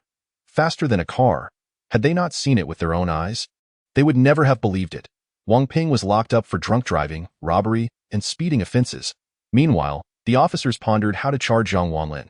Although he had also exceeded the speed limit, the dilemma was that his bicycle was classified as a non-motor vehicle. It was their first encounter with a non-motor vehicle exceeding the speed limit. Ultimately, they decided to release Zhang Wanlin. By the time he emerged from the police station, it was already 8 o'clock in the evening. Upon hearing the news, Lu Yin had been waiting at the station's entrance. When she saw Zhang Wanlin, she was overjoyed at Mr. Zhang. "Are you all right?" Lu Yin asked with genuine concern. Zhang Wanlin shook his head and grinned. "Hee, I'm fine, just a bit cold on my feet." Lu Yin glanced at his feet, noticing that his shoes were in tatters, with only the tops remaining intact. Zhang Wanlin's feet were bruised and bloodied from the chase after Wang Ping. "Oh no!" Lu Yin exclaimed at it. "Seems we can't go out for dinner tonight, and why home is nearby, and I have a first aid kit. Let's go to my place and clean your wounds," Lu Yin suggested. "Is that really okay?" Zhang Wanlin scratched his head. "What is wrong with that? My family isn't home," Lu Yin said nonchalantly. "Well, all right then." Zhang Wanlin shyly acquiesced. "Xiaoling, today is Chen Jiping's birthday. Are you coming along?" On the campus of Guqing University, Pei Xiaoling walked alongside a strikingly dressed young woman. Pei Xiaoling had officially become a freshman at Guqing University, and the young woman beside her was her friend. Li Shuangzhuang was quite attractive, dressed in a bold and revealing manner, with a curvaceous figured eye in contrast. Pei Xiaoling was conservatively dressed, yet her delicate features and slender figure exuded a pure charm. The juxtaposition of boldness and innocence in the two girls created a picturesque scene at Guqing University. Pei Xiaoling and Li Shuangzhuang were regarded as the university's two stunning beauties. Pei Xiaoling shook her head, saying, "I'm not very familiar with Chen Jiping. I think I'll skip it." Li Shuangzhuang tugged at Pei Xiaoling's hand, insisting, "What are you afraid of? Chen Jiping is treating at the Emperor KTV tonight. Xiaoling, haven't you been to a KTV before? Let me take you to experience it." However, Pei Xiaoling still hesitated. "There's really no need for excuses. Let us go," Li Shuangzhuang said without room for argument, pulling Pei Xiaoling out of Guqing University. Emperor KTV was one of the more upscale KTV establishments in Guqing County. Inside the largest private room, the atmosphere was lively. Colorful lights flashed, and deafening music filled the air as a group of young people reveled within. There were over a dozen youngsters, both male and female, dressed in flashy attire, with tables laden with beer and cocktails. Leading the group was the birthday boy, Chen Jiping. 1819. Chen Jiping wore a white casual suit, his slicked back hair giving him a mature appearance. On his wrist, he sported a luxury watch. Chen Jiping was well known at Guqing University, often referred to as the most eligible bachelor. "Have Pei Xiaoling and Li Shuangzhuang arrived yet?" Chen Jiping, with his eyes narrowed, inquired. He had been eyeing the two girls for quite some time. Just then, a young man chimed in with a laugh. "Chen Xiao, don't worry, I'm close with Li Shuangzhuang. They will definitely come tonight." As he spoke, a knock sounded at the KTV room door. Upon opening, it was indeed Li Shuangzhuang and Pei Xiaoling. As the two entered, every male in the room lit up with excitement. They were the two most beautiful girls in Guqing University, a sight for sore eyes. Come on, welcome Li Shuangzhuang and Pei Xiaoling." Zhao Hong, the class monitor, stood up to applaud. The room erupted in applause as the two girls took their seats on the sofa. Peng Xiaoling's heart was initially filled with unease. However, upon seeing class leader Zhao Hong, she felt a modicum of comfort. Zhao Hong was known for his maturity and composure, and with him present, it seemed unlikely that any peril would arise. Unbeknownst to her, Zhao Hong was merely a lackey for Chen Jiping. Chen, stroking his chin, glanced at Li Shuangzhuang and Peng Xiaoling, a malevolent grin spreading across his face. He raised his glass, exclaiming, "Come, Shuangzhuang, Xiaoling, since today is my birthday and you both have arrived late, you must each drink 3 cups as a penalty." Upon hearing Chen Jiping's words, Li Shuangzhuang placed her hands on her hips and retorted, "But we are girls. How can you expect us to drink?" Chen Jiping chuckled in response, But today is my birthday. Shouldn't you show me some respect by toasting me?" As soon as he finished speaking, the boys around them erupted in a chorus of encouragement, urging them to drink in celebration of Chen's birthday. Class leader Zhao Hong also chimed in, "Shuangzhuang, Xiaoling, today is different from any other day. It's Jiping's birthday. It would be quite embarrassing for everyone if you didn't partake." Under the relentless coaxing of the crowd, the spirited Li Shuangzhuang finally raised her glass, declaring, "If we must drink, then let us do it with that." She frowned slightly and downed 3 cups of liquor in quick succession. As the alcohol coursed through her, her cheeks flushed a rosy hue. A round of applause erupted. "Xiaoling, you should drink too," Zhao Hong urged. "Indeed. since Shuang has done so, refusing to drink would be rather impolite. Others echoed. Qin Jiping, with a smile, turned his gaze toward Pang Xiaoling, saying, Xiaoling, it's my birthday today, and I hope you will indulge me by drinking. Feeling the weight of the crowd's attention, Pang Xiaoling found herself in a dilemma. She had never consumed alcohol before, yet the pressure was palpable. Seeing Shuang drink, she gritted her teeth and declared, I will drink, with determination. She raised her glass and downed it in one go. The foreign liquor was not particularly harsh, and she managed to finish 3 cups without hesitation. Afterward, a charming flush adorned her cheeks, prompting another round of applause. The high alcohol content soon began to take effect, and Pang Xiaoling felt a slight dizziness settling in. At that moment, Qin Jiping approached with his glass raised. Xiaoling, Shuang, it brings me great joy to have you both here for my birthday. This toast is for you. He then tilted his head back and drained his glass. Zhao Hong egged them on. Now that Shun has drunk, if you don't, it would be quite disrespectful. Li Shuang, with her fiery temperament, replied, If we must, then let us do it. She lifted her glass and downed it swiftly. Pang Xiaoling, feeling compelled, followed suit. After consuming 4 cups in total, a warmth spread across her face, and she felt lightheaded, her body seemingly unresponsive. Half an hour later, she and Li Shuang had been fed another 3 or 4 cups, leaving them utterly incapacitated on the couch. Seeing this, Qin Jiping's lips curled into a sly smile. He exchanged a knowing glance with Zhao Hong, who readily understood. All right, everyone, it seems we had enough fun for today. Chun is tired. You may all head home. As Zhao Hong's words echoed, the group turned to glance at Qin Jiping. With both Li Shuang and Pang Xiaoling now inebriated, the intentions of the boys were unspoken yet understood. Enjoy yourselves, Qin. We're off, they called out as they departed. Soon, the private room was devoid of guests, leaving only class leader Zhao Hong and Qin Jiping. Excitedly rubbing his hands together, Qin Jiping's expression turned lascivious as he gazed upon the 2 intoxicated beauties. Just then, Li Shuang, sensing something amiss, drunkenly asked, Qin Jiping, what are you planning to do? Qin Jiping and Zhao Hong exchanged laughter. What could it be? You'll find out soon enough. Zhao Hong stepped outside, leaving the 2 girls unprepared for the true nature of his character. Panic set in for Pang Xiaoling as she attempted to escape, yet her legs felt weak and her head spun. In a moment of desperation, she reached for her phone to call Zhang Wanlin. Just as she dialed, Qin Jiping slapped the phone from her hand, exclaiming, Oh no, you won't be calling anyone.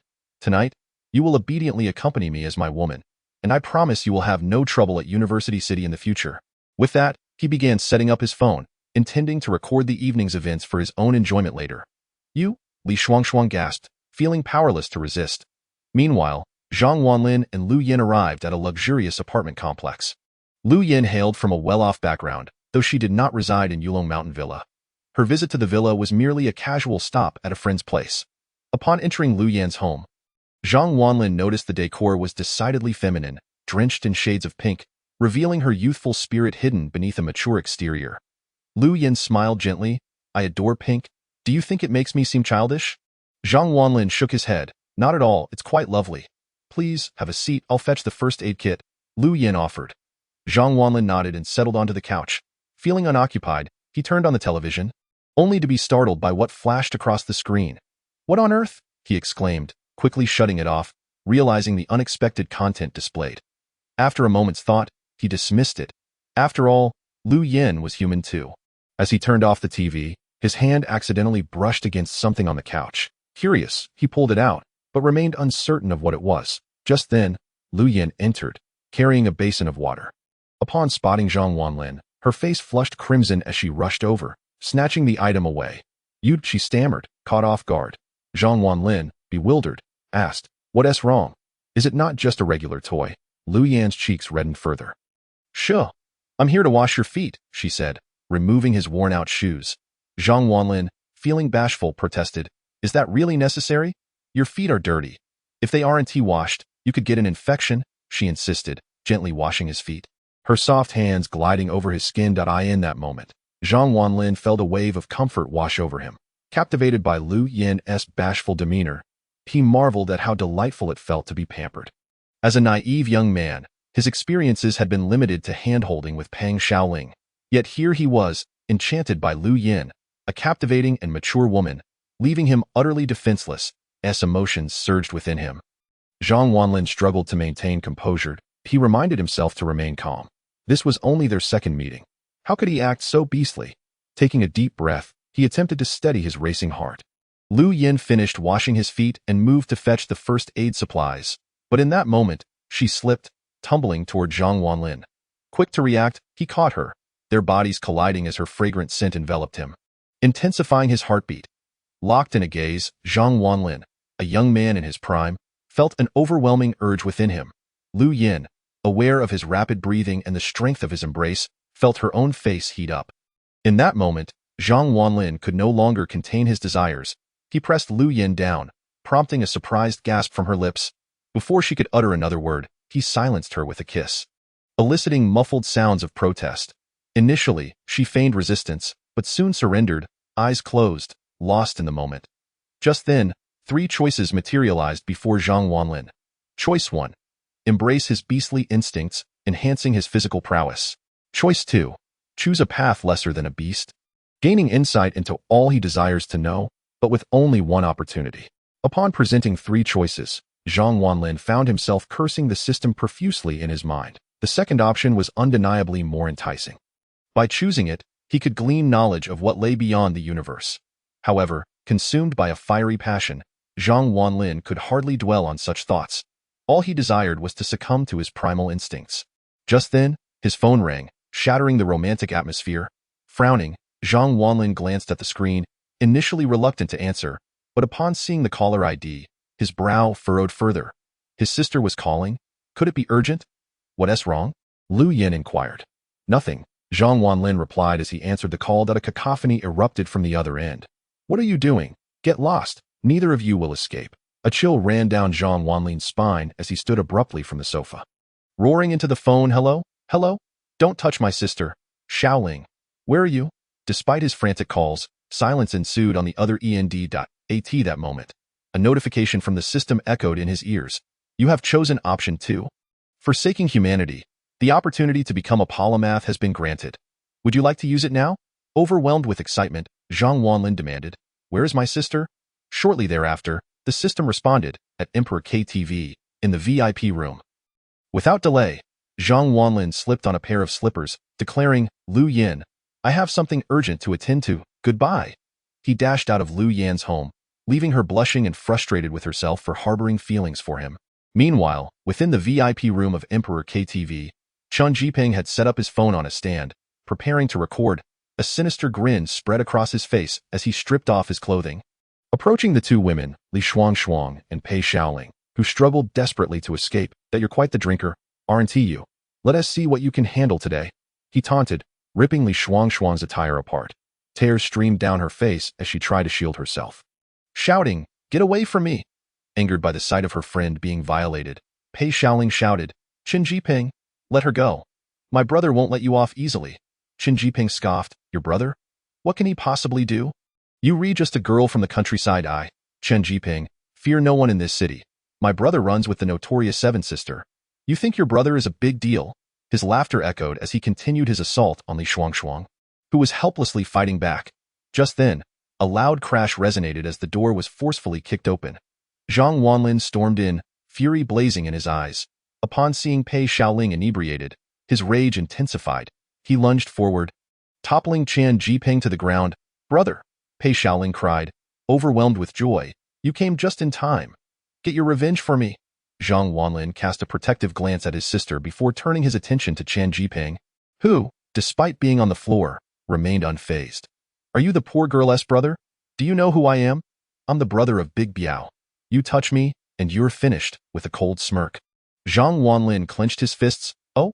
Let us see how this ends for you today. He unleashed a powerful punch that shattered Chen Jiping's nose, blood gushing forth. Feeling unsatisfied, Zhang Wanlin seized a beer bottle from the table and smashed it over Chen Jiping's head.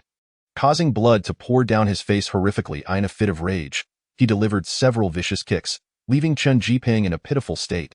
Stop, brother. Please, Chen Jiping pleaded, cradling his head. Enough, or you'll kill him. Pei Xiaoling interjected, now sitting up on the sofa, teeth clenched. Zhang Wanlin cast a cold glance at Chen Jiping before approaching his sister with concern. Just then, Chen Jiping discreetly pulled out his phone, sending a message unnoticed by Zhang Wanlin. Are you all right, sister? He asked, His voice tendered out, "I'm fine. But if you had come any later," I and Shuang Pei Xiaoling's voice broke into sobs. Zhang Wanlin embraced her, reassuring, "Don't worry, I'm here." Amidst this, Zhang Wanlin noticed Li Shuang, her top torn, leaving only her pink undergarment visible. She shyly covered herself, avoiding his gaze. "Where are you looking?" Pei Xiaoling pushed him playfully, and he quickly averted his eyes. Awkwardly laughing, "Oh." He promptly removed his jacket and draped it over Li Shuang, relieved he had arrived in time to prevent further disgrace. Suddenly, hurried footsteps approached, and Zhao Hong burst into the room. Seeing Chen Jiping, he exclaimed, "Young Master Chen." Zhao Hong rushed to assist him, while Chen Jiping glared at Zhang Wanlin with malice. "Did you inform Big Biao?" he asked coldly. "Yes, he is on his way," Zhao Hong affirmed, then turned his ire towards Zhang Wanlin. "Who the hell are you to ruin young Master Chen's fun?" Zhang Wanlin shot back. "And who might you be?" "It doesn't matter who I am. Do you know who you've struck?" "Young Master Chen, the most influential heir at Ancient City University. Get down on your knees and apologize," Zhao Hong demanded arrogantly. Chen Jiping added menacingly, "You dare to hit me? You'll regret this, and you too won't escape either." "No one escapes from me." The two women's faces paled in fear. They were aware of Chen Jiping's notorious reputation. "Let us leave, Xiaoling's brother. We should go before his reinforcements arrive," Li Shuang urged. Pei Xiaoling nodded eagerly, "Yes, let us hurry." Yet Zhang Wanlin remained steadfast, his gaze fixed on Chen Jiping and Zhao Hong. "Not so fast, I want to see who gives you the audacity." Zhang Wanlin refused to leave. He understood that if he did not resolve this matter today, they would undoubtedly return to trouble his sister. With Zhao Hong's arrival, Chen Jiping's confidence surged. Seeing Zhang Wanlin's refusal to retreat, he sneered, "You're in for it when Big Biao arrives. Kneel now, and perhaps you'll make it out alive." Zhang Wanlin, determined to humiliate him further, retorted, "Kneel before you? Who do you think you are? Don't get too complacent. You won't be laughing for long," Chen Jiping shouted. Just then, the sound of urgent footsteps thundered outside, a large group charging down the corridor. Moments later, over 20 muscular men, adorned in tattoos, burst into the room. With a fierce demeanor and weapons in hand, it was evident that these individuals were the notorious thugs of the streets, feared by all. They stormed into the KTV, surrounding Zhang Wanlin. Upon witnessing this, Chen Jiping was elated, pointing at Zhang Wanlin with eyes full of malice, declaring, "You're finished. My brother Jiao is here." No sooner had he spoken than a bald, muscular man, standing at 6 feet tall with an eye tattooed on his forehead resembling the legendary Erling Shun, entered the establishment. His fierce expression marked him as Jiao, Chen Jiping's older brother. "Who dared to harm my brother?" Jiao demanded upon entering, his face a mask of rage. Chen Jiping rushed to him, urgency in his stride. "Brother Jiao," he exclaimed. Jiao glanced at Chen Jiping, and upon seeing the bloodied state of his younger sibling, he erupted in fury. "Who did this to my brother? Step forward. If I don't break his legs today, I'm not Jiao." Jiao's ire was justified, as Chen Jiping had paid him considerable protection fees. Now that his cash cow had been assaulted, his anger was palpable. Meanwhile, Li Shuang and Pei Xiaoling clung to Zhang Wanlin's arms, fear evident on their faces. Jiao's menacing presence naturally intimidated the two young women. "What should we do, brother?" Pei Xiaoling asked, visibly anxious. Zhang Wanlin gently patted her head and smiled reassuringly. "Fear not. I am here at that moment." Class monitor Zhao Hong pointed at Zhang Wanlin, relishing the unfolding drama. "Brother Jiao, it was him who assaulted young Master Chen." "Who? I'll split his head open." Jiao rolled up his sleeves, brandishing a steel pipe, and fixed his gaze on the person Zhao had indicated.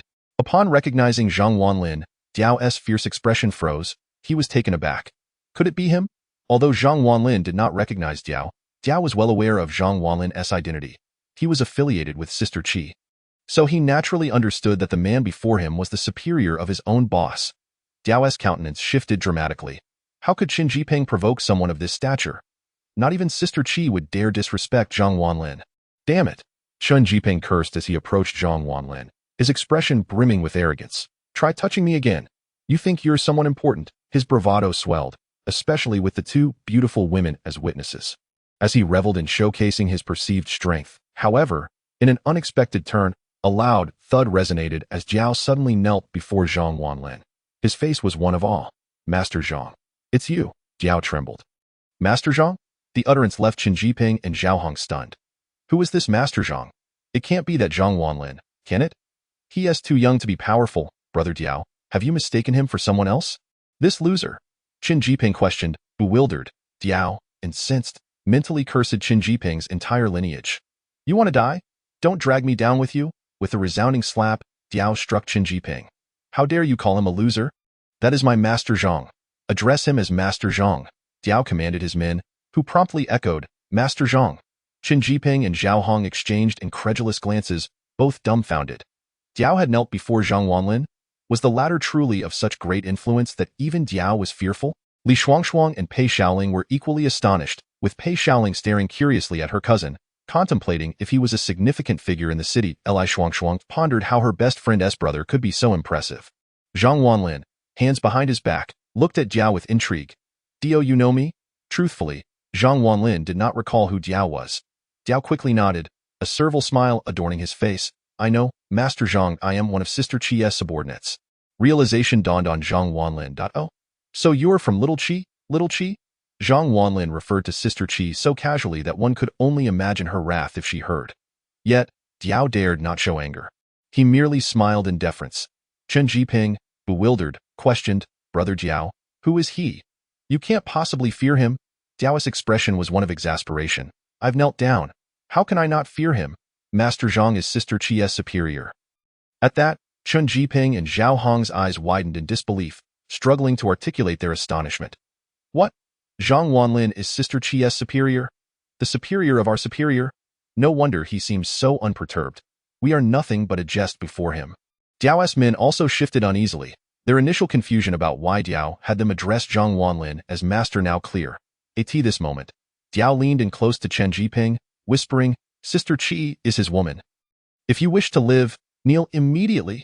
The mention of Sister Qi sent shivers down Qin Jiping's spine. She was a formidable figure in the city, known for her ruthlessness.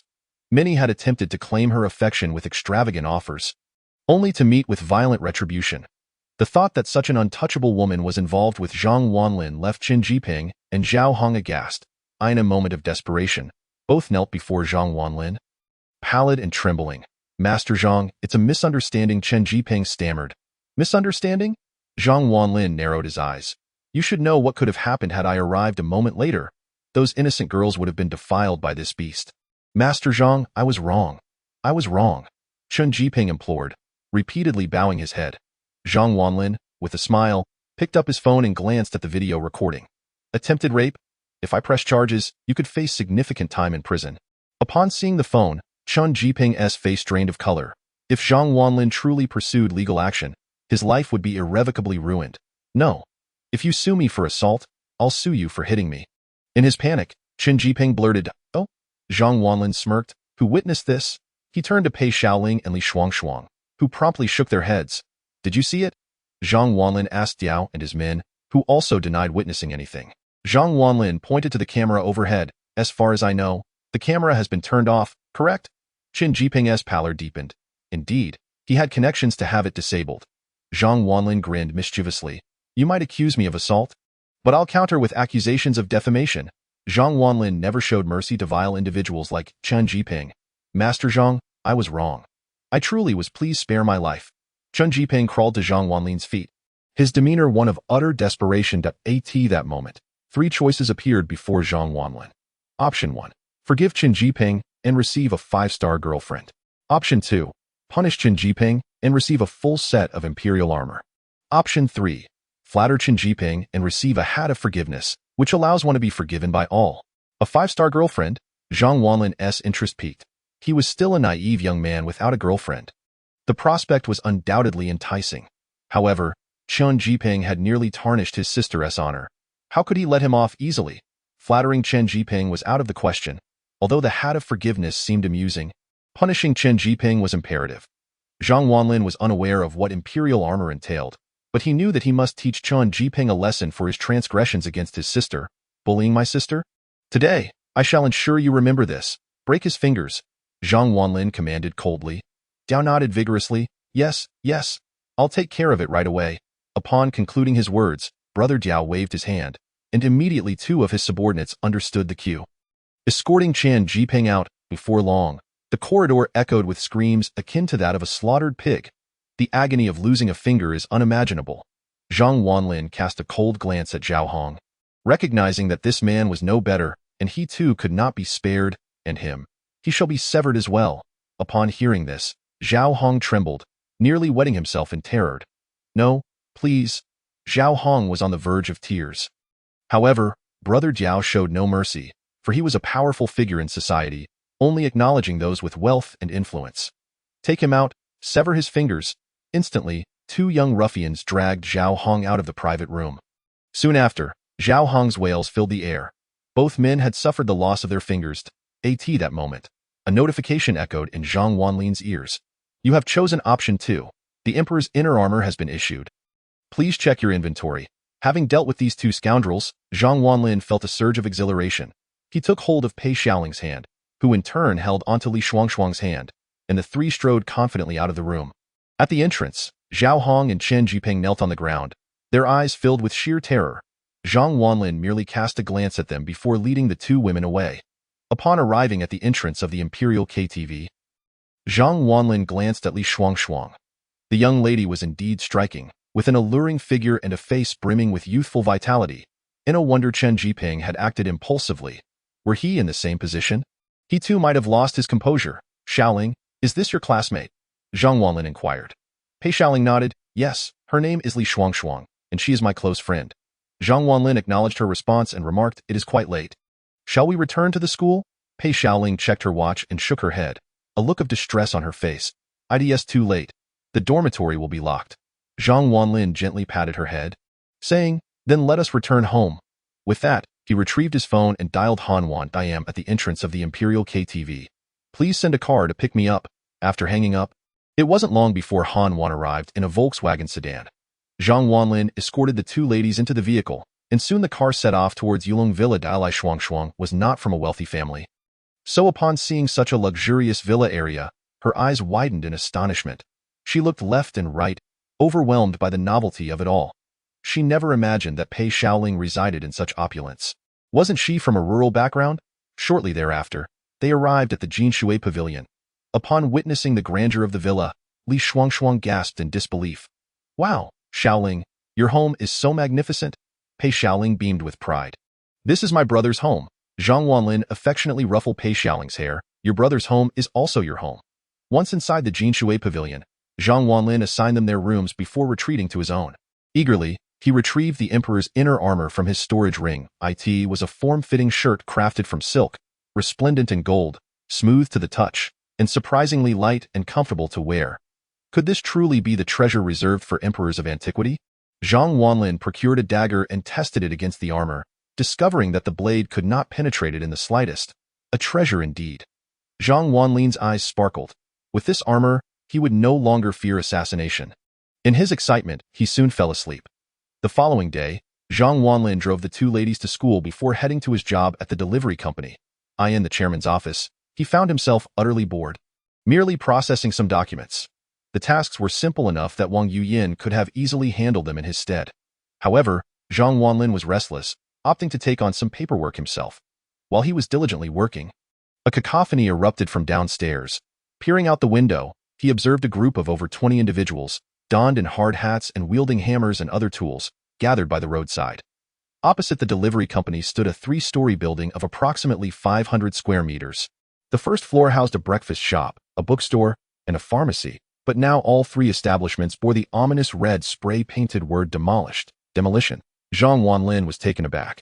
This building had only been constructed less than a year ago. Why was it being torn down? He promptly summoned Hanwan. Hanwan. She entered the office promptly. What is the situation across the street? Zhang Wanlin inquired. The three-story building across from us is in a prime location, and the real estate mogul Zhang Daqiang intends to forcibly demolish it to erect a high-rise, Hanwan explained. Demolish? Forcibly? Zhang Wanlin frowned. Was there truly such a brazen individual in Guqing? Just then, three options appeared before him. Option 1. Stop Zhang Daqiang and receive a pair of emperor's underwear. Option 2. Turn a blind eye and receive a Superman cape. Option 3. Assist Zhang Daqiang and gain 100 popularity points. Another choice? Emperor's underwear? Zhang Wanlin was momentarily stunned. Surely, the emperor's underwear must be equally remarkable, given the value of the inner armor. Yet, regardless of the system's offerings, Zhang Wanlin would not turn a blind eye. After all, he was a model citizen of the new era. In front of the three-story building stood a middle-aged man in his 30s, a cigar clenched between his teeth and a shovel in his hand, with an imposing demeanor. This man was none other than the notoriously infamous real estate tycoon, Wang Daqing. Behind him trailed a group of workers. Wang Daqing had once been a thug, amassing wealth through his band of followers. Though he now operated a real estate company, his rough edges remained, and the company was steeped in murky dealings. Mr. Zhang, you cannot demolish our building, pleaded an elderly man, the owner of the breakfast shop, along with employees from the bookstore and pharmacy, all wearing expressions of despair. As the breakfast shop owner, he was the landlord, renting to the other two establishments. You can't do this, Mr. Zhang, he lamented. A smirk appeared on Wang Daqing's face as he presented a document for all to see. Behold, black and white, the government's approval. It can be demolished to make way for an office building. Compensation? Take it or leave it. Today, I, Wang Daqing, will have this building torn down.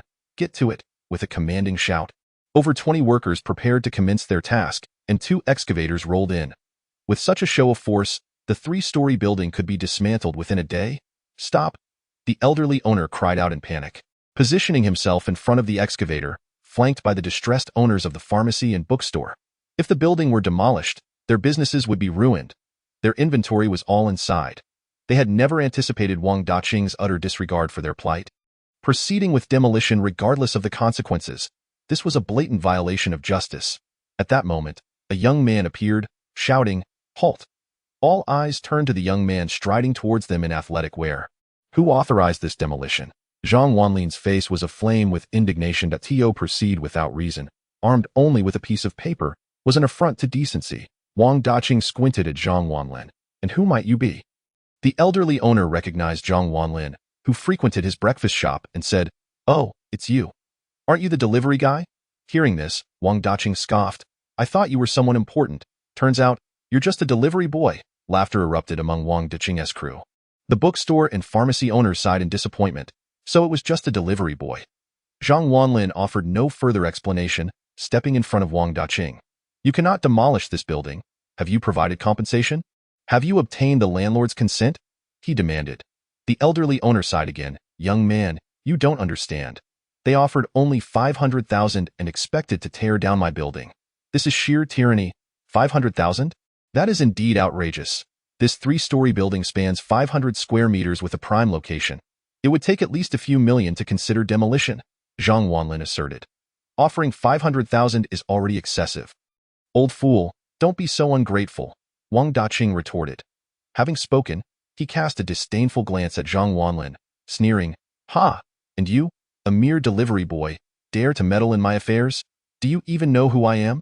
At that moment, a worker wearing a hard hat stepped forward, indignantly declaring, "Kid, our boss is the chairman of Daqing Real Estate. If you dare to obstruct him, you must be tired of living." Scram. Zhang Wanlin frowned. Confronted by such arrogance, "What if I refuse to leave?" He narrowed his eyes and questioned. Upon hearing this, Wang Daqing chuckled coldly. "If you don't leave, I'll make sure you end up in the hospital." With that, Wang Daqing clapped his hands, and with a thunderous sound, over 20 workers advanced toward Zhang Wanlin. These were not ordinary laborers. They were Wang Daqing's former henchmen, equipped with hammers and shovels, their expressions menacing and taunting. Seeing this, Oldly quickly pulled Zhang Wanlin aside, panic etched on his face. "Young man, you must leave. You can't take them on. Wang Daqing has a gang of thugs. You, a mere delivery rider, stand no chance." The pharmacy owner approached, worry apparent in his furrowed brow. "Indeed, young man, we appreciate your good intentions, but you cannot contend with him." Zhang Wanlin glanced at the two, placing reassuring hands on their shoulders. "Fear not. With me, Zhang Wanlin, around, Wang Daqing cannot dismantle your homes." Upon seeing Zhang Wanlin's resolute expression, the pharmacy owner and Oldly exchanged glances, both sighing with a wry smile, shaking their heads. Youthful exuberance. The inexperienced often fear no danger. He knows not the peril of Wang Daqing. The workers, now encircling Zhang Wanlin, cracked their knuckles, their faces smirking. Wang Daqing strode forward, his bloated face twisting into a sinister grin. "Kid, those who dare to meddle in my affairs have yet to be born. Kneel and beg for mercy, and perhaps I might spare you. Otherwise, my brothers might not be so forgiving." His words elicited raucous laughter from the crowd. Over 20 workers regarded Zhang Wanlin with mocking expressions. Yet, unperturbed by the throng, Zhang Wanlin met Wang Daqing's gaze, standing tall. Wang Daqing, is it? Grant me a favor and do not trouble them. With that, he extended his hand. Zhang Wanlin, at heart, was a compassionate individual. He wished to avoid conflict. The onlookers were momentarily stunned by Zhang Wanlin's gesture. Soon, laughter erupted. Everyone was in stitches, including Wang Daqing, whose eyes brimmed with scorn at ha. You think you deserve my favor? Are you the county head of Guqing? Do you truly believe yourself significant? A mere delivery boy dares to seek my consideration? How laughable. Chapter 104. Kneel down. The laughter crescendoed, turning Zhang Wanlin into a spectacle of ridicule. Bystanders passed, grinning in amusement. Oldly rushed to Zhang Wanlin's side, his frustration palpable. What are you doing? As a delivery boy, how can you expect respect from them? Go, leave, don't stir up trouble. Oldly was growing impatient. Aren't you afraid Wang Daqing will kill you? Indeed, young man, Wang Daqing has the numbers. How can you expect him to regard you? The bookstore owner echoed the sentiment, their disbelief evident. They did not believe Zhang Wanlin could stand against Wang Daqing. Wang Daqing, hands in pockets, wore an arrogant smirk, his expression one of triumph. He flaunted his power before Zhang Wanlin. See this? This is my strength. In Guqing County, no one dares to provoke me. You, a mere delivery rider. Think you can act so brazenly? Listen closely, kid. Today, if you kneel, I might spare you. Wang Daqing playfully patted Zhang Wanlin's face, a mocking smile on his lips. In response, Zhang Wanlin looked at Wang Daqing, his patience wearing thin. You want me to kneel? I'll give you a chance. Kneel before me, and I might let you off the hook. Wang Daqing was momentarily taken aback, then burst into laughter. You think you can make me laugh? First, you want respect. Now you offer me a chance. You truly overestimate yourself. Wang Daqing guffawed, and his lackeys joined in the ridicule. In their eyes, Zhang Wanlin was nothing short of foolish. How could someone so insignificant act so arrogantly? If he had connections, perhaps it would make sense, but a delivery boy daring to be so brash was sheer folly. After their laughter subsided, Wang Daqing clapped his hands thrice, and the crowd closed in, their expressions darkening. Well then, kid, let us see if your head is tougher than my brother's clubs. Wang Daqing's derisive smile concealed his contempt. Zhang Wanlin surveyed the 20-odd workers, a smile creeping upon his lips. So you rely on numbers to bully me, do you? Upon hearing Zhang Wanlin's words, Wang Daqing laughed uproariously. Ha! I do indeed take advantage of my numbers to intimidate you. What of it? Without further ado, Zhang Wanlin retrieved his phone, opening a WeChat group chat, and declared, I'm across from the company. All riders, come over. Wang Daqing feigned fear. Oh, are you calling for backup? Let us see how many you can muster. You pathetic delivery boy. Wang Daqing dismissed Zhang Wanlin's voice message, convinced that a mere delivery worker could hardly know many people. Oldly on other side, believing Zhang Wanlin was being foolish, provoking Wang Daqing was akin to courting death. However, the unfolding scene left them astounded. After sending the voice message, within 2 minutes, several riders burst forth from the company. Seeing these few riders, Wang Daqing chuckled. Is this all you've got? But soon, his laughter faded. Following the initial riders, a massive throng surged forth, hundreds of them. The sight of countless riders charging out of the company was nothing short of breathtaking. A wave of fierce energy swept through as the riders surrounded Wang Daqing and his crew. Although unarmed, their sheer numbers overwhelmed Wang Daqing and his men. As the riders appeared, the color drained from Wang Daqing's face. This kid managed to summon hundreds of riders with a single voice message. His network must be extensive. Upon their arrival, the riders shouted in unison, Chairman. Their collective roar pierced the heavens, a formidable force directed at Wang Daqing and his crew. Wang Daqing's expression shifted. He had always bullied others with numbers, but had never faced such a formidable opponent as Zhang Wanlin. Zhang Wanlin regarded Wang Daqing with a knowing smile. Oh, so you thrive on numbers? Let us see you flaunt your bravado now. Wang Daqing's demeanor darkened. He had not anticipated Zhang Wanlin was the chairman of the delivery company. Yet, he scoffed, and what of it? Daqing Real Estate holds immense power in Guqing. I fear no small delivery service. Opposing me carries severe consequences. Wang Daqing warned coldly. Kneel down. Zhang Wanlin offered no reply, merely stating, Wang Daqing was taken aback. He expected Zhang Wanlin to kneel. I said kneel. Today, if you beg, I might let you off. Zhang Wanlin smirked, replicating Wang Daqing's previous tone. Are you not afraid of my retaliation?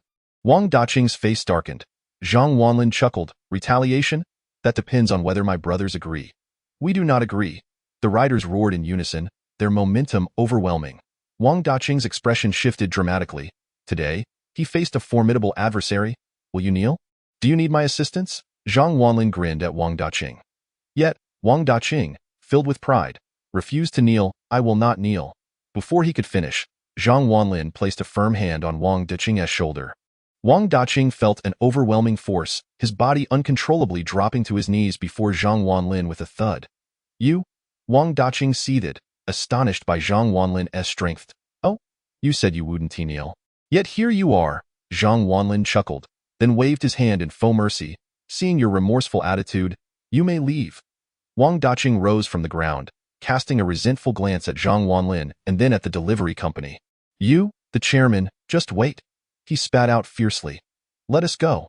Chapter 105. The Emperor's Underpants. With that harsh remark, Wang Daqing fled with over 20 workers, scrambling away.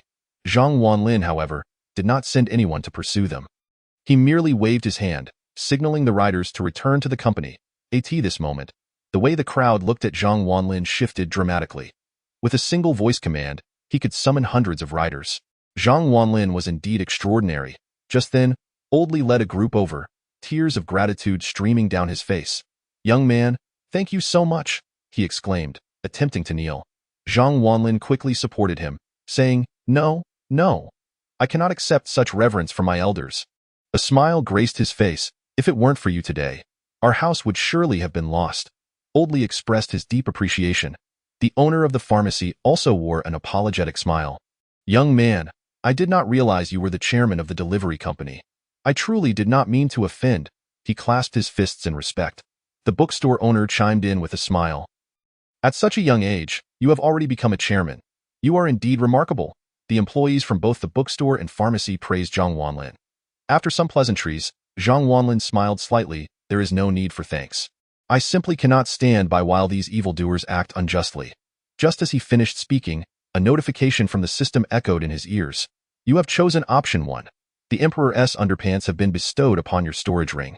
Please check. Hearing this, Zhang Wanlin felt a stir within, yet maintained his composure. Meanwhile, Oldly sighed heavily. Although we have temporarily saved the house, Wang Daqing has a formidable background. After embarrassing him today, this matter may not conclude so easily. The faces of the others reflected concern. Daqing Real Estate was notorious in the ancient city as a tyrannical company. They were merely small business owners. How could they possibly contend with Wang Daqing? Upon hearing Old Li's words, Zhang Wanlin furrowed his brow. Indeed, he could protect them for a moment, but not for a lifetime. Just then, 3 choices appeared before him once more. Option 1. Ignore everything, receive a Singing God experience card. Option 2. Purchase the house, receive a golden plaque. Option 3. Fan the flames, receive God-level gaming skills in honor of kings. Upon seeing these choices, Zhang Wanlin's eyes brightened. A Singing God experience card. Transform into a singing deity upon use? Excellent. A golden plaque? What on earth? God-level gaming skills. A valuable asset, yet regrettably, Zhang Wanlin did not frequently play games. In truth, Zhang Wanlin had already contemplated purchasing the house. They could not contend with Wang Daqing, so it would be better for him to confront him in their stead. Do not trouble yourselves. I will purchase this house, Zhang Wanlin declared. Upon hearing this, everyone turned to Zhang Wanlin. Stunned, he intended to buy the house. It was indeed a brilliant idea. Everyone could take their money and leave without fear of Wang Daqing's revenge.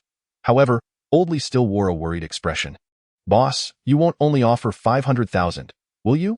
If you do, it would be like escaping from a wolf's den only to fall into a tiger's lair. Zhang Wanlin smiled faintly, extending 5 fingers. I will offer 5 million. What do you think? 5 million. Oldly and the 2 owners widened their eyes in disbelief. Purchasing this 3-story building for 5 million was undoubtedly profitable. Young man, you are a good person. Oldly was moved to tears. If all goes well, I will have the funds sent over shortly, and the house will be transferred to my name. Wang Daqing, I shall play with him from now on. Zhang Wanlin smiled, patting Oldly's shoulder. Oldly and the others were immensely grateful to Zhang Wanlin. To dare offer such a high price for their house in this moment was not madness. He was genuinely looking out for them. People like Zhang Wanlin were rare in this world. Shortly thereafter, Han Wan arrived with the money to sign the contract with Oldly. The house officially became Zhang Wanlin's private property. Oldly returned the rent to the bookstore and pharmacy owners, who happily prepared to leave with the money. Zhang Wanlin looked at the spacious, vacant house, lost in thought. With such a large space, he ought to put it to good use. At this moment, 3 choices appeared before Zhang Wanlin once again. Option 1. Open a store, receive a security system to ensure the safety of your shop. Option 2. Open a restaurant, receive a chef's stove, which will produce delicious dishes. Option 3.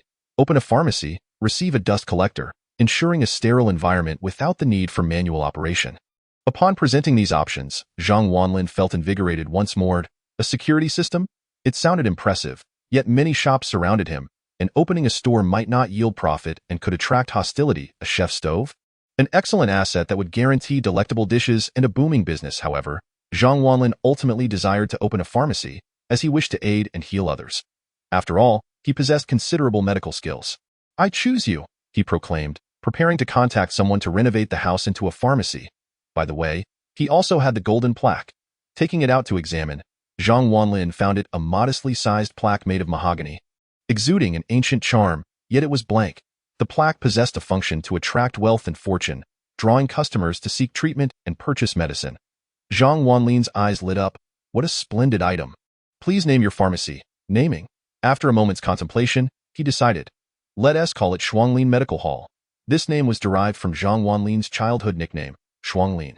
Shuanglin Medical Hall. Confirm naming, confirm. With that, the plaque shimmered, and the name Shuanglin Medical Hall appeared in golden letters.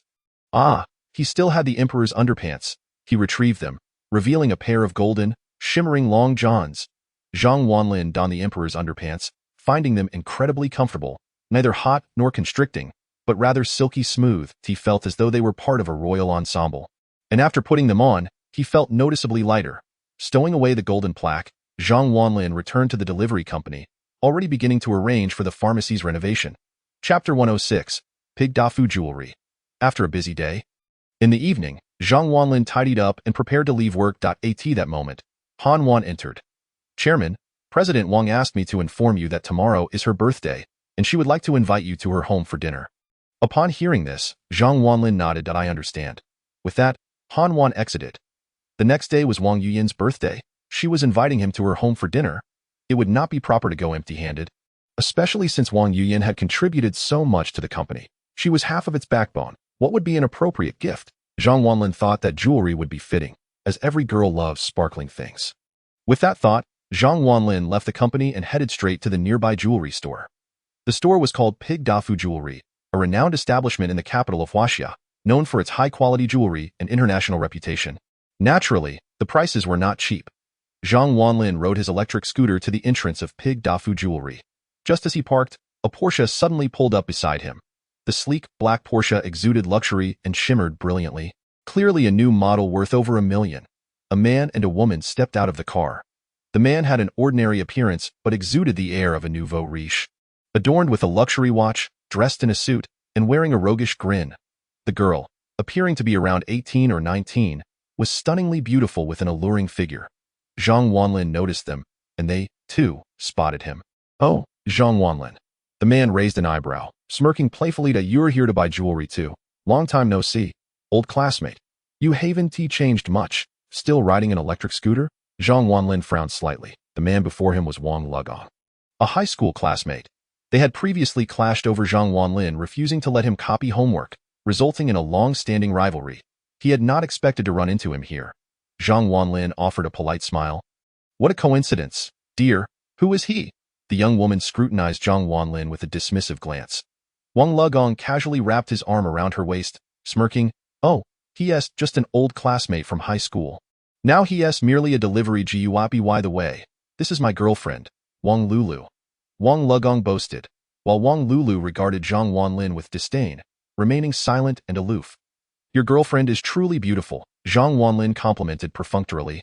However, Wang Luoguang took it seriously and boasted, "Of course, the girlfriend I found, Wang Luoguang, is unmatched. But you? I heard that Pei Xiaowen recently kicked you to the curb. Oh dear, how tragic, truly unfortunate." As he spoke, a smile crept onto Wang Luoguang's lips, subtly mocking Zhang Wanlin. Zhang Wanlin frowned, deeply displeased by Wang Luoguang's tone. With a cold snort, he turned and walked straight into the jewelry store. "Hey, don't go." Wang Luoguang smirked as he watched Zhang Wanlin enter the shop. He turned to Wang Lulu and said, "Look at that, the poor loser has no manners." Wang Lulu nodded and chirped, "Darling, you should avoid dealing with these impoverished folks. They might tarnish your reputation." Wang Luoguang burst into laughter. At the entrance of the jewelry store stood two beautiful receptionists. As Zhang Wanlin approached, they looked him up and down, their eyes betraying disdain. They completely ignored him as he stepped inside the store. Soon after, Wang Luoguang and Wang Lulu arrived at the entrance, and upon seeing them, the receptionists broke into bright smiles. They bowed respectfully, saying, "Sir, Madam, welcome to Zhu Dafu Jewelry. Please, come in." The contrast in their treatment of Wang Luoguang and Zhang Wanlin was stark. Wang Luoguang's vanity was greatly satiated. He nodded and strode into the store. Once inside, Zhang Wanlin made his way directly to the counter. The jewelry store was vast, bustling with customers. The jewelry on display varied in price, from a few thousand for the more basic pieces to several tens of thousands for the exquisite ones, with some commanding hundreds of thousands. Zhang Wanlin intended to buy a necklace for Wang Yuyan. As rings were typically reserved for romantic partners, at a necklace display, a lovely saleswoman immediately approached, asking, "Hello, sir, what type of necklace are you looking for? Is it for a girlfriend?" Zhang Wanlin replied, "Oh, it's for a friend. Could you recommend something?" The saleswoman scrutinized Zhang Wanlin's modest appearance and the electric scooter key in his hand, and her demeanor shifted. She then suggested, "How about this crystal romance? It's a silver necklace, symbolizing purity and beauty, suitable for both lovers and friends." Zhang Wanlin looked over to see a delicate silver chain, modestly appealing, priced at 3,999. Zhang Wanlin, buying a necklace for your girlfriend. Wang Luoguang's voice rang out again as he approached with Wang Lulu. 3,999. I mean, how could you possibly gift something so basic? Would your girlfriend even appreciate it? He stroked his chin, sneering. Suddenly, as if struck by an epiphany, he exclaimed, "Oh dear. I almost forgot. You're just a delivery rider. That necklace is probably all you can afford in a month. How pitiable. Would you like me to lend you some money for something better?" Wang Luoguang's smile was laced with mockery. Wang Lulu frowned, clinging to Wang Luoguang's arm. "Honey, why waste your breath on this loser? He's just a delivery guy. Why would we lend him money? He won't pay it back anyway." Zhang Wanlin furrowed his brow, feeling the weight of their disdain. "Isn't it enough that I didn't let you copy my homework back in high school, Wang Luoguang? Do you really hold a grudge all this time?" Zhang Wanlin retorted, "No need for that. It's just a necklace. I, Zhang Wanlin, can afford it." Chapter 107, Dream of the Swan. Wang Luoguang chuckled at Zhang Wanlin's words. He placed an arm around Zhang Wanlin's shoulders, laughing, "Oh, Zhang Wanlin, do you really think we're equals? I know you well. Your mother remarried, your father is a gambler, and your girlfriend is a gold digger. Your monthly salary is barely 3,000 or 4,000. Surviving day to day is a struggle, and you think you can buy a necklace?" Wang Luoguang's voice was intentionally loud, drawing the attention of many around them. Laughter erupted. The patrons of Zhu Dafu Jewelry were affluent, and in their eyes, Zhang Wanlin was undoubtedly a pitiable joke. Even the saleswoman regarded him with contempt. Zhang Wanlin frowned deeply and said, "Wang Luoguang, my financial situation is none of your concern." Hearing this, Wang Luoguang rolled his eyes, mockingly saying, "Ah, how ungrateful. I'm merely trying to help you, and you don't appreciate it." He sighed dramatically, as if Zhang Wanlin owed him a debt of gratitude. Wang Lulu looked at Zhang Wanlin with disgust. "Honey, why are you even talking to him? He is just a delivery guy. People like him aren't worth our time." "Yes, my darling is right," Wang Luoguang said, wrapping his arms around Wang Lulu's waist and planting a kiss on her cheek. She blushed and said, "Darling, I want that diamond ring we saw last time. Let us go buy it." With a flourish, Wang Luoguang led the way, displaying his extravagant nature. After they left, Zhang Wanlin lingered at the counter, browsing. After a while, he noticed a stunning necklace made of platinum, glimmering silver with a beautiful sapphire at its end. The sapphire was translucent and exuded luxury, clearly a gem of the highest quality. Below the necklace, it bore the name Dream of the Swan. "What a beautiful necklace!" Zhang Wanlin couldn't help but exclaim. "Stop looking. You can't afford that necklace," the saleswoman at the counter said impatiently, crossing her arms. Having heard Wang Luoguang's earlier remarks, she regarded Zhang Wanlin as nothing more than a poor fool.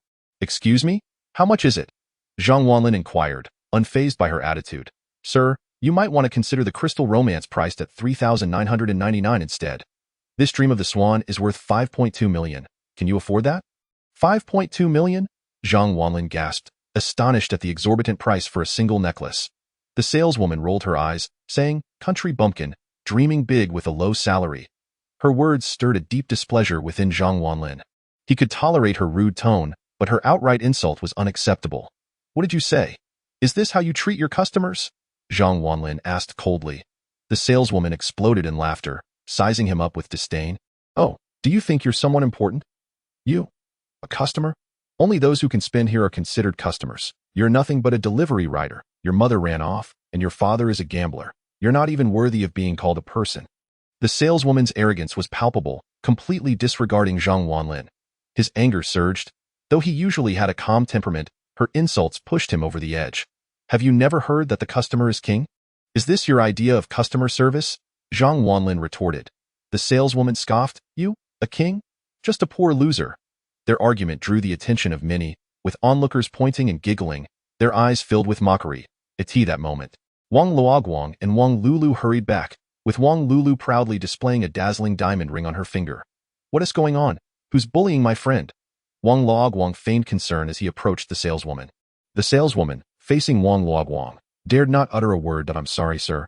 I didn't realize he was your friend, she said with a forced smile. Friend? Ha! Wang Luoguang was merely here to mock Zhang Wanlin. He retorted. What happened? Why are you picking on my old classmate? Wang Luoguang demanded, standing tall before the saleswoman. She pointed at Zhang Wanlin, disdainfully saying, Sir, he was interested in this dream of the swan. He can't even afford the 3,999 crystal romance and dares to dream about a 5.2 million necklace. Isn't that absurd? Her words elicited laughter from the crowd. How could someone even think of a necklace worth 5.2 million? Wang Luoguang raised his eyebrows and couldn't help but laugh. He patted Zhang Wanlin on the shoulder and mocked. I say, brother, what were you thinking? You rode an electric bike to admire a 5.2 million necklace? You really know how to show off. It's no wonder the salesperson got angry. Who wouldn't be infuriated in this situation? Ha ha ha. At that moment, Wang Lulu approached Zhang Wanlin, deliberately flaunting the diamond ring on her finger. I say, Ryder, if you truly love your girlfriend, you should learn from my husband. He bought me this diamond ring worth 130,000. Who would even look at something priced at 3,999? Hee. Wang Lulu emphasized the figure of 130,000 heavily. Upon hearing the price, the people around them gazed at Wang Lulu with envy. What girl wouldn't he want to wear a 130,000 diamond ring? Wang Luoguang wore a smug expression, reveling in his display of wealth. Zhang Wanlin, wasn't he your academic performance exemplary in high school? Didn't he refuse to let me copy your homework? And now, you excelled in your studies, yet you are merely a poor loser. Just a writer. Meanwhile, I inherited my family's business and now earn 300,000 to 400,000 a month as a wealthy second generation. This is the disparity between us. Is it fair? Not at all, right? Ha ha ha. No matter how hard you try, you will always be a loser beneath my feet. Forever a loser. Chapter 108. What does it mean to be rich? Zhang Wanlin frowned, feeling quite displeased. He had previously had some conflicts with Wang Luoguang but refrained from holding grudges and had always yielded to him. However, Wang Luoguang's bullying had gone too far, and Zhang Wanlin could no longer tolerate it. What is so impressive about a 130,000 ring? Why flaunt it? Zhang Wanlin scoffed dismissively. Upon hearing Zhang Wanlin's words, Wang Lulu exploded with anger. With hands on her hips, she pointed at Zhang Wanlin's nose and scolded. Oh, you filthy loser. Your salary is low, but your arrogance is immense.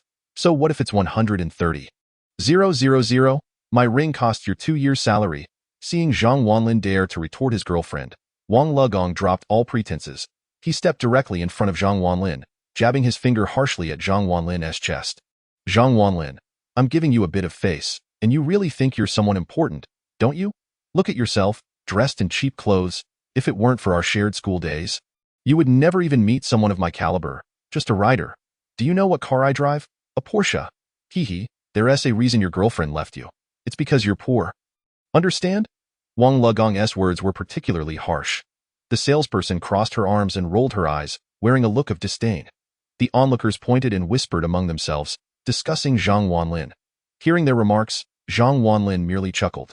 He looked at Wang Luoguang and asked playfully, So, you think you're wealthy, and that gives you the right to look down on me, your old classmate? That you can bully me? Wang Luoguang burst into laughter, exclaiming, Ha ha, exactly. I look down on you.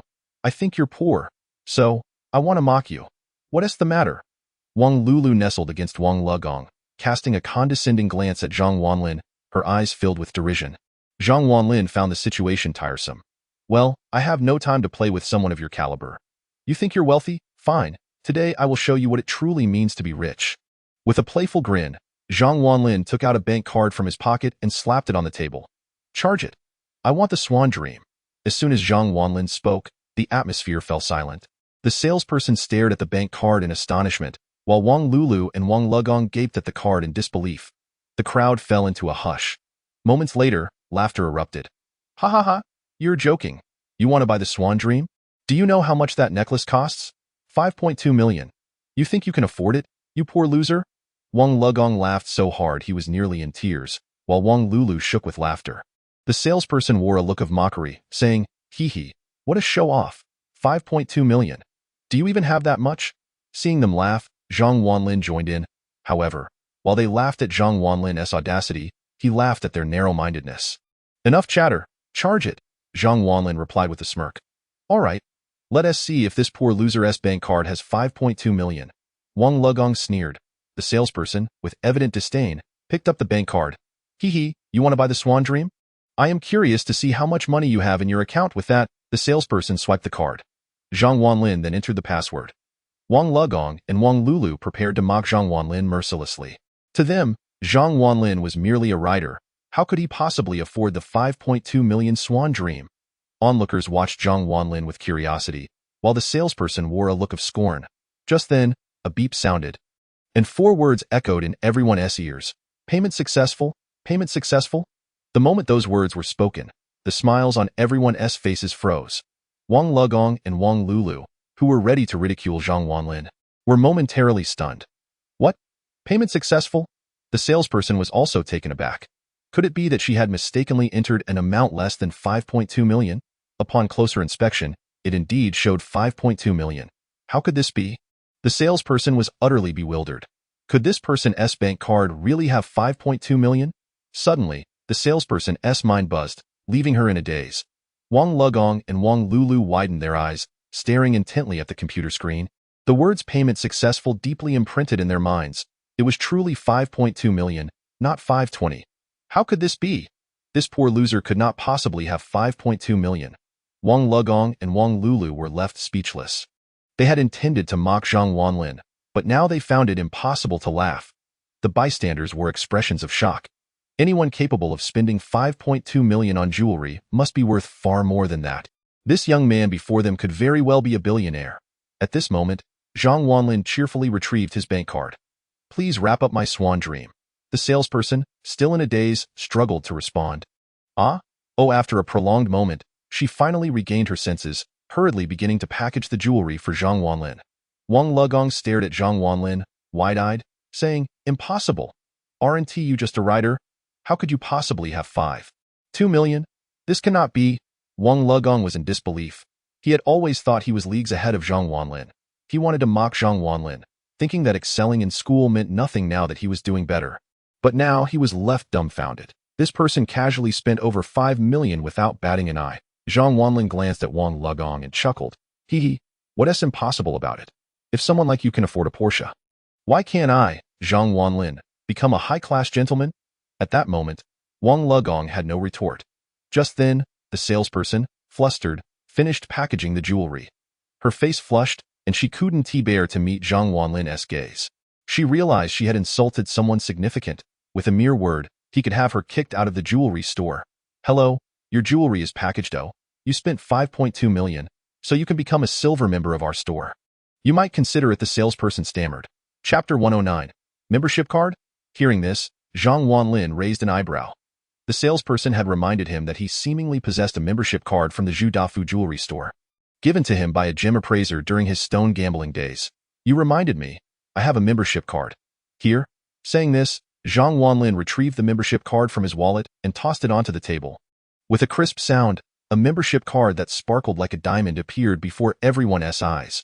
The card was silver, adorned with diamond edges, exuding an air of elegance. As soon as the membership card was revealed, the salesperson's eyes widened, and her breathing quickened. D diamond card?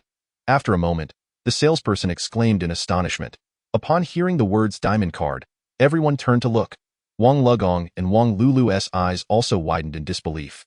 What? Zhang Wanlin actually had a diamond card. It was known that Zhu Dafu Jewelry had issued fewer than 100 diamond cards. Each holder of a diamond card was among the elite.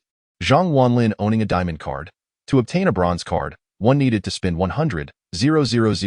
To get a silver card, one had to spend 1,000,000. A platinum card required spending 10 million.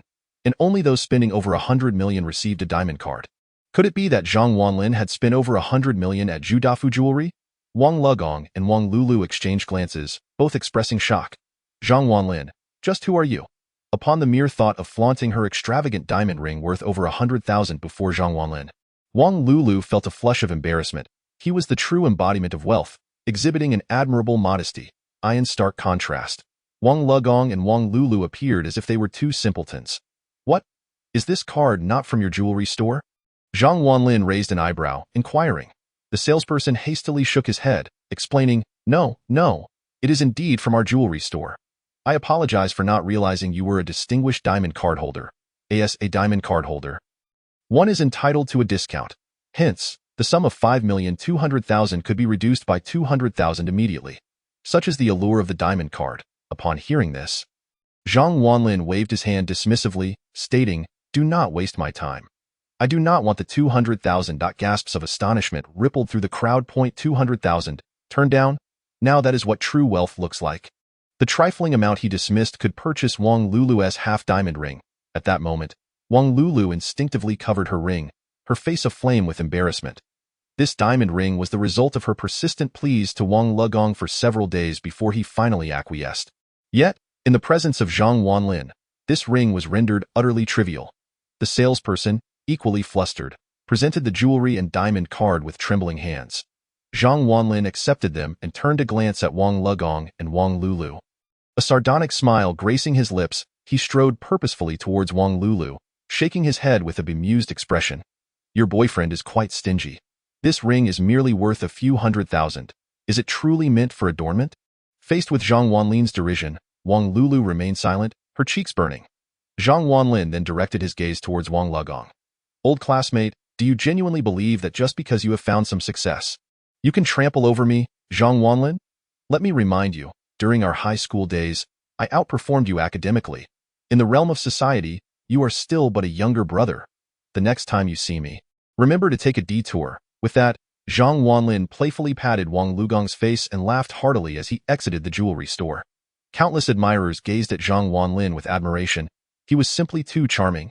As he reached the entrance of the jewelry store, the receptionists, who had previously ignored him, were now nearly bowing to the ground in deference. Zhang Wanlin mounted his electric scooter and departed with an air of nonchalance. Shortly thereafter, he returned to Yulong Villa.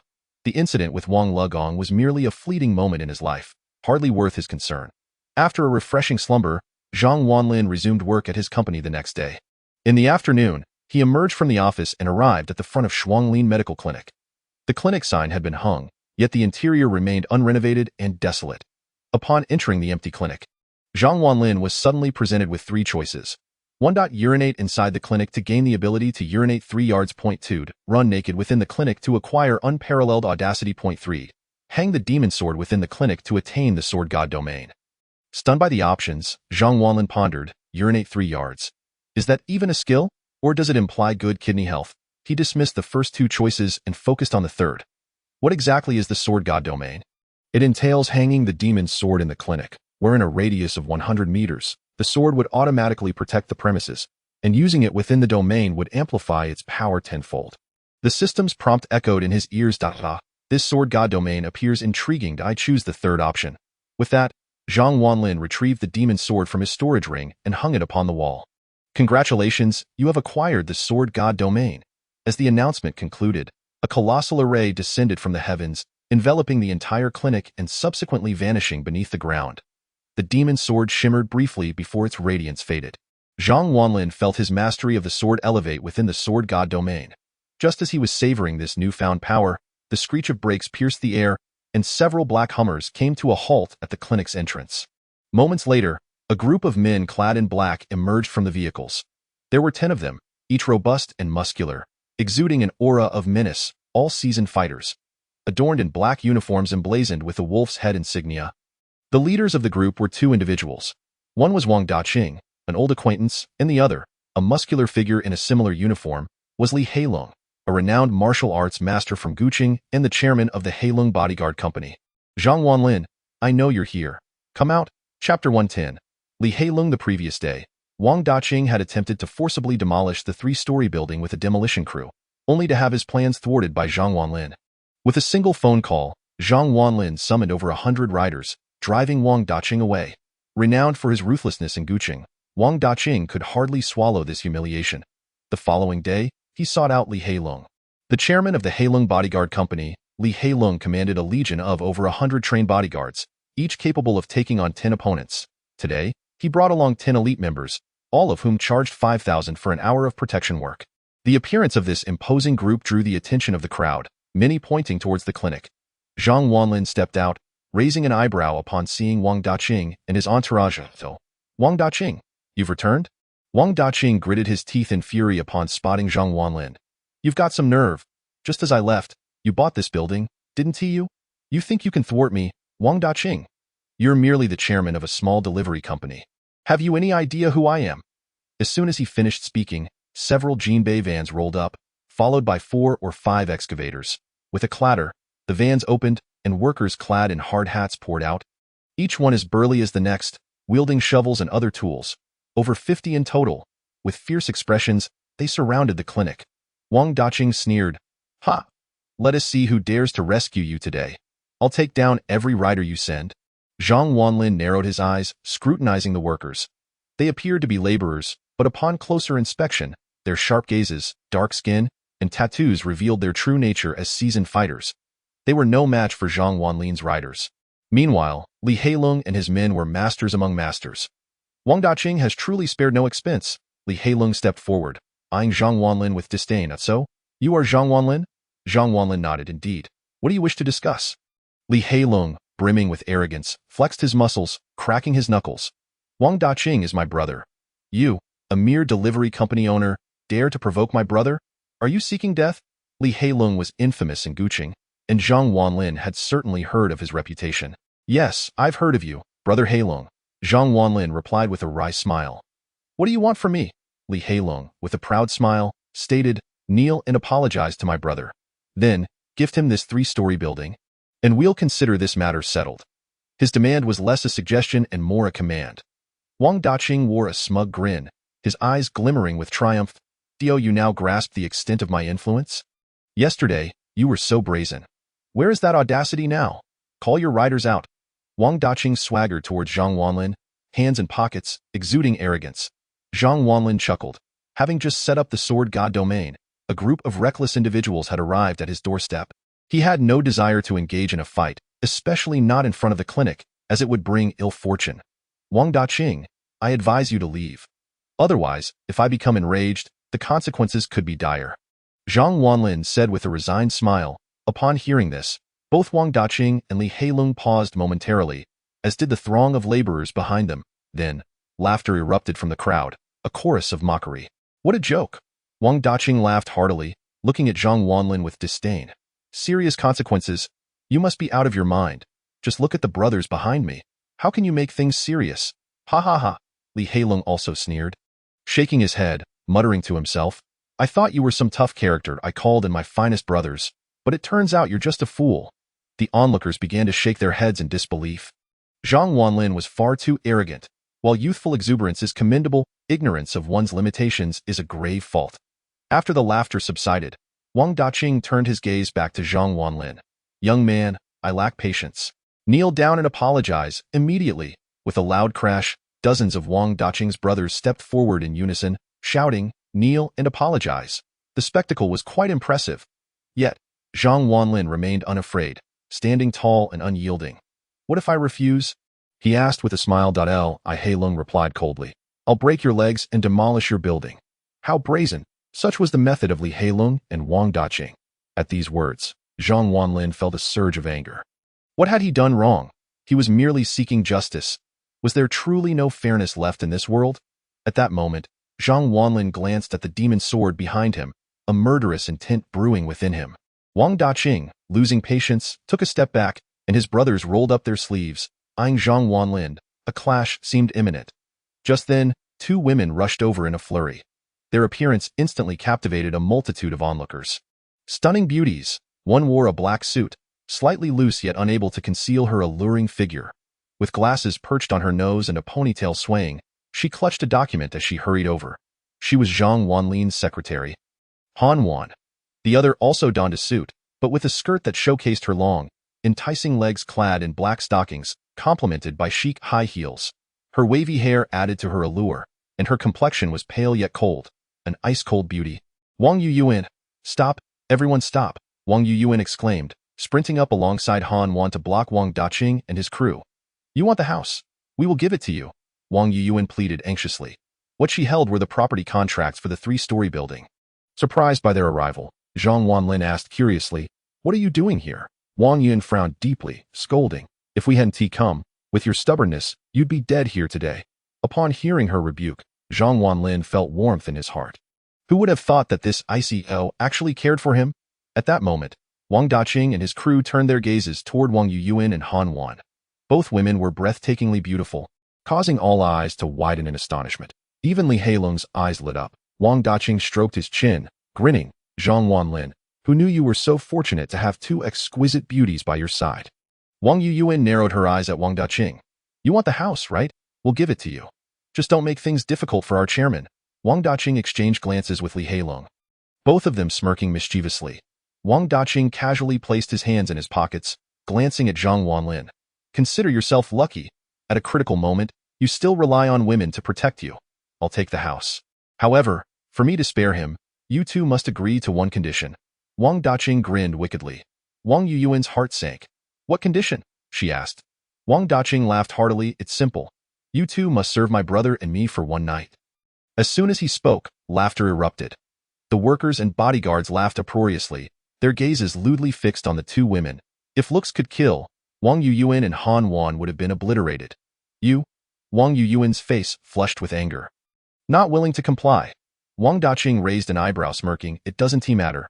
You will comply. Ha ha ha. He then turned to Zhang Wanlin, his eyes filled with disdain.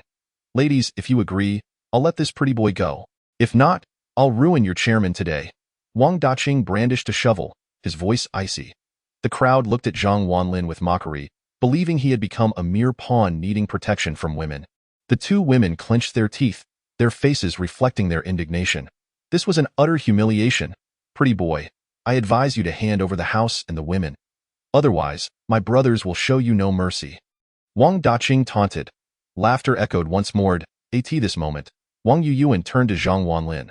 Biting her lip, she hesitantly said, Zhang Wanlin, don't let your pride get in the way. Just plead for mercy. Wang Daqing and Li Heilong are formidable figures we cannot afford to provoke.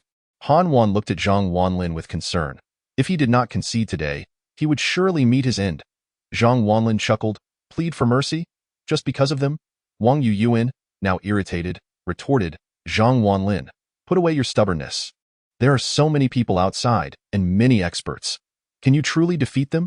Despite knowing Zhang Wanlin was capable, she recognized the danger posed by the crowd. Han Wan chimed in, Yes, Chairman, let us just ask for mercy. Zhang Wanlin sighed. I, Zhang Wanlin, never plead for mercy. Just wait. With that, he turned, retrieving the demon's sword from the wall. You. Seeing Zhang Wanlin draw the sword, Wang Yuyuan was more than frustrated. Zhang Wanlin, your stubbornness will lead to your downfall. As Zhang Wanlin brandished the sword, Wang Daqing feigned fear. Oh dear, are you going to use that sword to kill me? You're scaring me to death. Ha ha ha. The laughter rang out again. Li Heilong shook his head, seemingly envisioning Zhang Wanlin lying motionless on the ground, and no one believed Zhang Wanlin could prevail, except for Zhang Wanlin himself, mastering the Shu Mountain sword technique and wielding the sword god's domain. His strength multiplied tenfold. How could this group of workers possibly be his match? Ha! Prepare to die. Zhang Wanlin roared, plunging into the crowd with his sword. The workers charged at him, but he stood resolute, moving with an ethereal grace, the sword flashing in the air.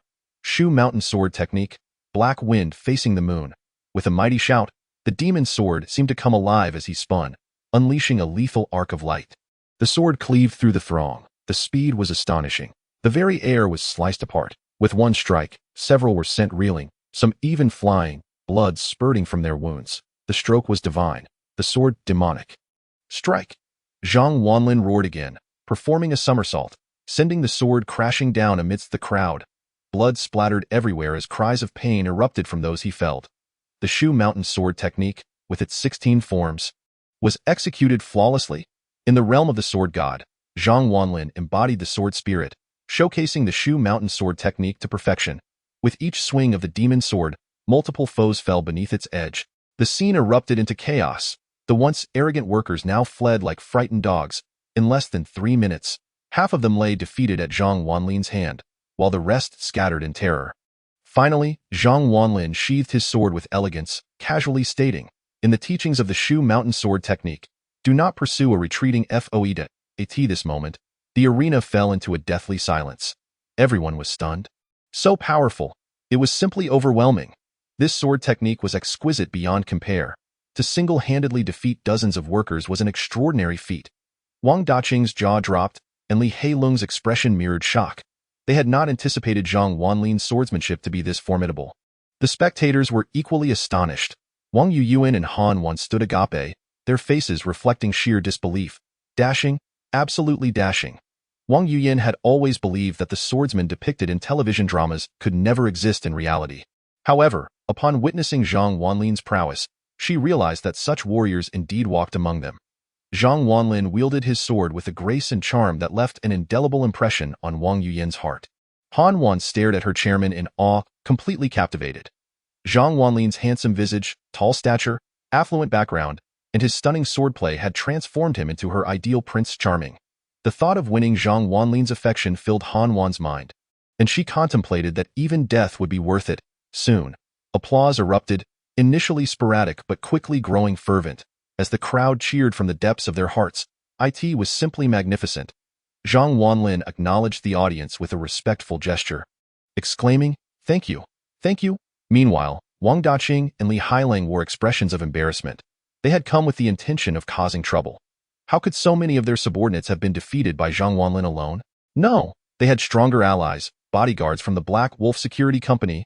Li Hailang scoffed, "Don't get too cocky. The real show is yet to come." With that, he began to clap. The sound echoed 3 times, summoning 10 elite bodyguards from the Black Wolf Security Company. These 10 individuals were all professionally trained, half being retired special forces and the other half Shaolin monks. They had also undergone rigorous training at a professional bodyguard academy, each capable of taking on 10 opponents. The atmosphere instantly became tense as the crowd sensed the shift. Wang Yuyan and Han Wan's excitement faded, replaced by concern. Could Zhang Wanlin truly stand against these 10 formidable foes? Zhang Wanlin glanced at the 10 men and smiled slightly. He beckoned them with a finger, saying, "Come at me all at once. My time is precious." When had these professionals ever faced such disdain? In unison, they charged at Zhang Wanlin, attacking from 10 different angles with precision. Under normal circumstances, Zhang Wanlin would have been outmatched. But this was not a typical situation. Within the realm of the sword god, Zhang Wanlin's strength had multiplied by 10.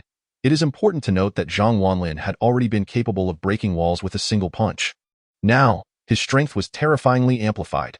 His defense was equally formidable. After all, absolute strength renders all technique meaningless.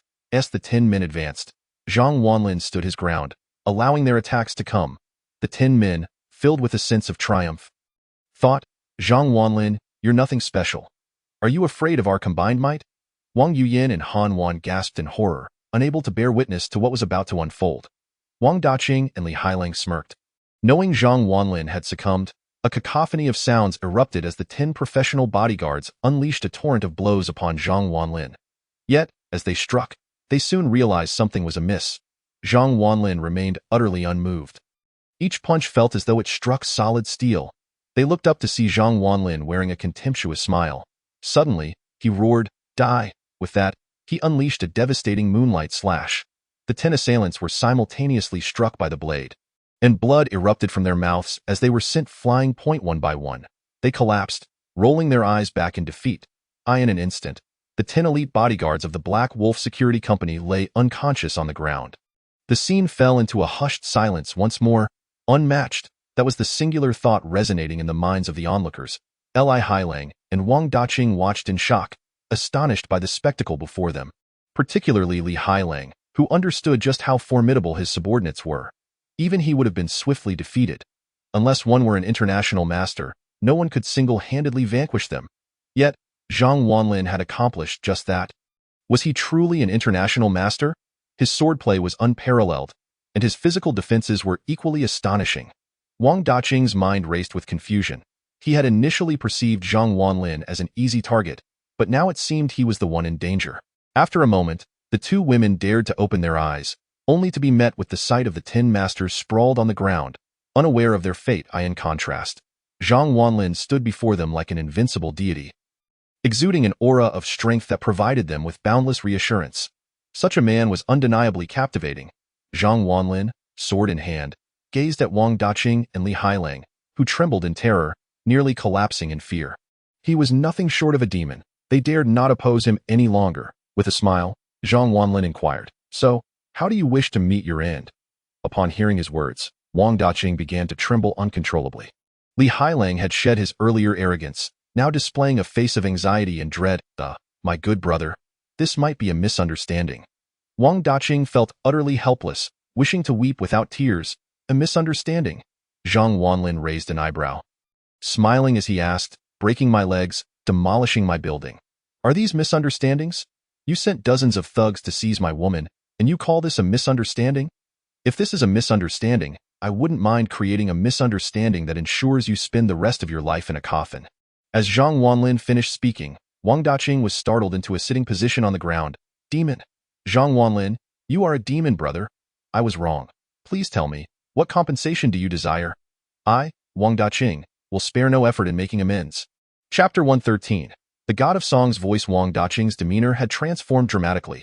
He was a clever man, understanding that those who recognize the situation are wise. Since he was no match for Zhang Wanlin, he would humbly admit his fault to avoid suffering physical punishment.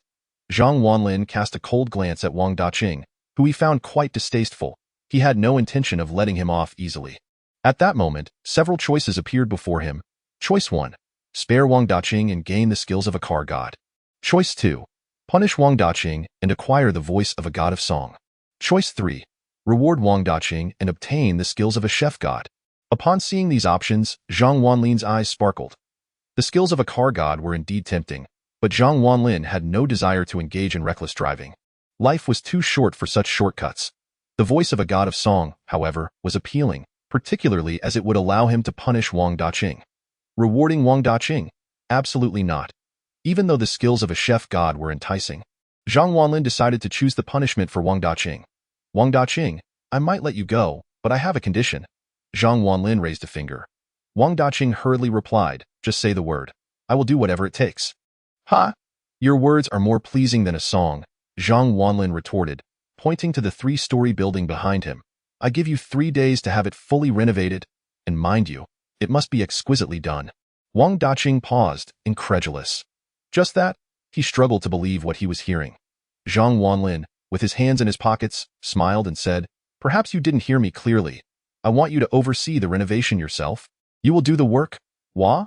The expression on Wang Daqing's face immediately soured. He, a chairman, was expected to do manual labor? "What? You unwilling?" Zhang Wanlin's eyes narrowed, exuding a menacing aura. No, no, no. I would be honored. Of course, I am willing.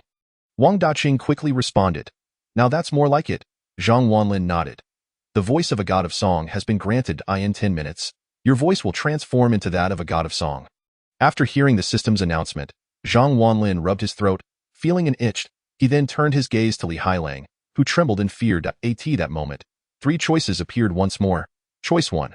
Spare Li Hailang and gain the ability to nullify any movie in this world. Choice 2. Punish Li Hailang and gain the ability to nullify any song in this world. Choice 3. Reward Li Hailang and gain the ability to nullify any novel in this world. All 3 choices were alluring. However, Zhang Wanlin had no intention of sparing Li Hailang. Besides, now that he possessed the voice of a god of song, nullifying a song was also a worthwhile option. Zhang Wanlin looked at Li Hailang and declared, "Li Hailang, you incited trouble. I sentence you to stand guard for 10 days. Are you willing?" Despite his reluctance, Li Hailang dared not voice his dissent. "I am willing." "I am willing. You have chosen option 2. You may nullify any song in this world at any time and place." The system echoed in Zhang Wanlin's ears.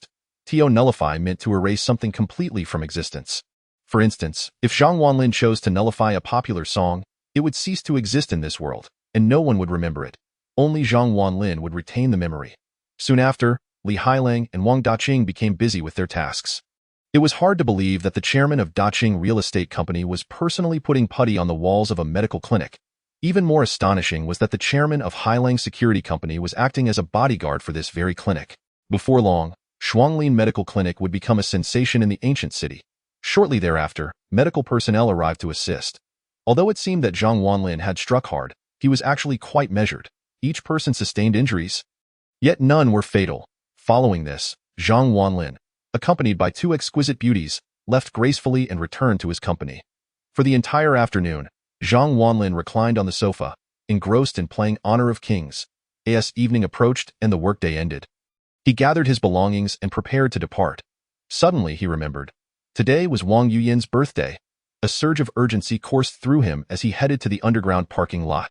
He started up his Lamborghini, the Black Demon, and with a roar, sped towards Wang Yuyan's residence. Before long, Zhang Wanlin arrived at the entrance of Wang Yuyan's upscale apartment. Upon reaching the door, he could hear the lively atmosphere from within. Pushing the door open, he was instantly astonished. The apartment was adorned with colorful decorations and bustling with handsome men and beautiful women. Wang Yuyan was hosting a birthday party at home. A table was laden with an array of delicacies. Accompanied by a champagne tower, two stunning beauties rushed forward, brandishing confetti cannons, and with a pop, colorful paper rained down from above. "Welcome to Yuyan's birthday party," they exclaimed, enthusiastically pulling Zhang Wanlin inside. What a lively celebration! Zhang Wanlin mused to himself. The guests were all Wang Yuyan's South friends and close companions. The array of beauties included lowly types, mature women, pure maidens, and alluring housewives, each radiating their unique charm, filling the air with their fragrant presence. Zhang Wanlin found himself entranced. At that moment, he spotted a familiar face. Xiao Junfei. Dressed in a crisp white suit, he stood tall and handsome, flanked by a few sycophants. What was he doing here? Wang Yuyan had always despised him. "It wasn't my invitation. He insisted on coming," she had previously explained. Just then, Wang Yuyan appeared before Zhang Wanlin. He glanced at her and was momentarily spellbound. He had never seen her looking so exquisite. Clad in an off-shoulder crystal gown, she exuded elegance and grace, with her lustrous black hair elegantly styled. Her crystal high heels accentuated her flawless legs, which were bare and breathtaking. Today, she had foregone stockings, and the sight made Zhang Wanlin gulp. She was stunning. Wang Yuyan, without a uniform, was truly a vision of beauty. Her subtle makeup only enhanced her allure. Her fiery red lips and cool demeanor evoked a strong desire for admiration. Noticing Zhang Wanlin's dazed expression, Wang Yuyan felt a flicker of pride. It seems I still possess some charm," she thought. "What are you staring at? Never seen a beauty before?" Chapter 114. A song clearing his throat. Zhang Wanlin awkwardly smiled. At that moment, a beautiful girl approached him. Standing at 1.68 meters tall, she wore a daring outfit. A cropped sweatshirt that revealed her slender waist and ultra-short shorts that highlighted her captivating legs. She was undeniably attractive, and this bold beauty was Wang Yuyan's close friend, Linlinger. "Yuyan, is this the chairman you mentioned?" Linlinger inquired. Wang Yuyan nodded, responding, "Indeed, this is my superior, Zhang Wanlin. Such a young chairman already. Truly impressive," Linlinger teased, crossing her arms. Zhang Wanlin, feeling slightly embarrassed, chuckled. "What's so impressive? It's merely good luck." At that moment, Xiao Junfei sneered, drawing everyone's attention. As one of the four young masters of the ancient city, he held considerable prestige, and many in attendance admired him, hoping to forge connections. His gaze towards Zhang Wanlin was filled with disdain. The last time at the stone gambling event, Zhang Wanlin had humiliated him, and he had not forgotten it. Although he was aware of Zhang Wanlin's formidable skills and possibly complex background, Xiao Junfei remained unconvinced. Zhang Wanlin, catching Xiao Junfei's eye, smiled mockingly and shook his head. "Xiao Junfei is merely a clown," he thought. Xiao Junfei's gaze turned cold as he vowed, "Today, I will ensure you are humiliated, Zhang Wanlin." Wang Yuyan shot Zhang Wanlin a warning glance, signaling him not to escalate the situation. He dismissed Xiao Junfei entirely.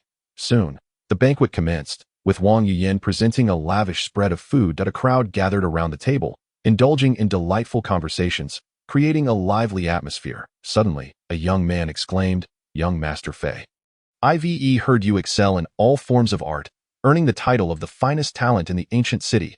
At this remark, all eyes turned to Xiao Junfei, who smiled modestly and waved his hand.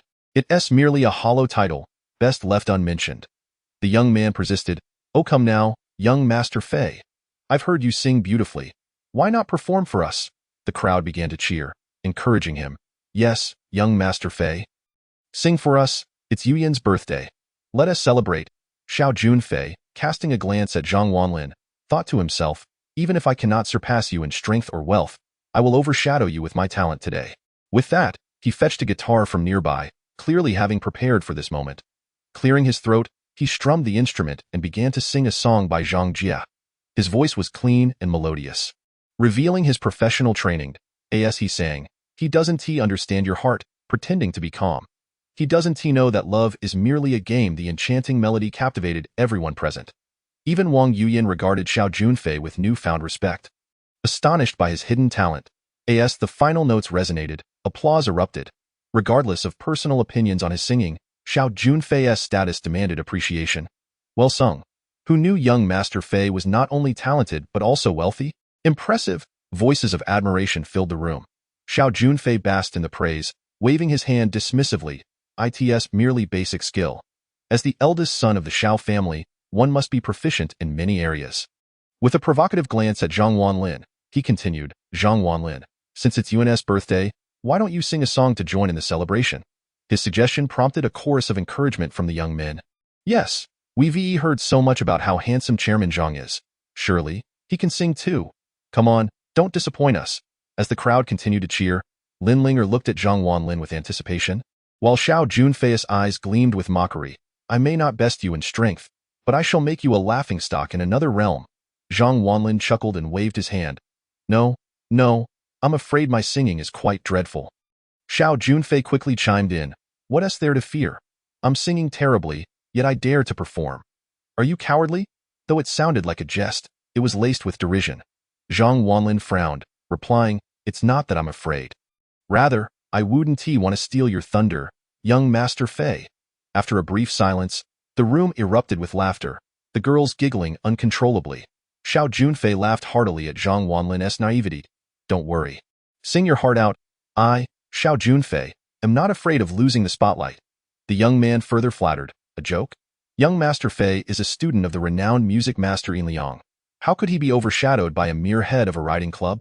Yin Liang was a celebrated music master in Huaxia, and Xiao Junfei was indeed his pupil. Upon hearing these words, many once again regarded Xiao Junfei with a newfound respect. Zhang Wanlin's remarks, however, appeared ludicrous in the eyes of the crowd. Even Wang Yuyan tugged at Zhang Wanlin, aware of his wealth and prowess, as well as his extensive connections. Nevertheless, singing is a matter entirely separate from one's inherent abilities.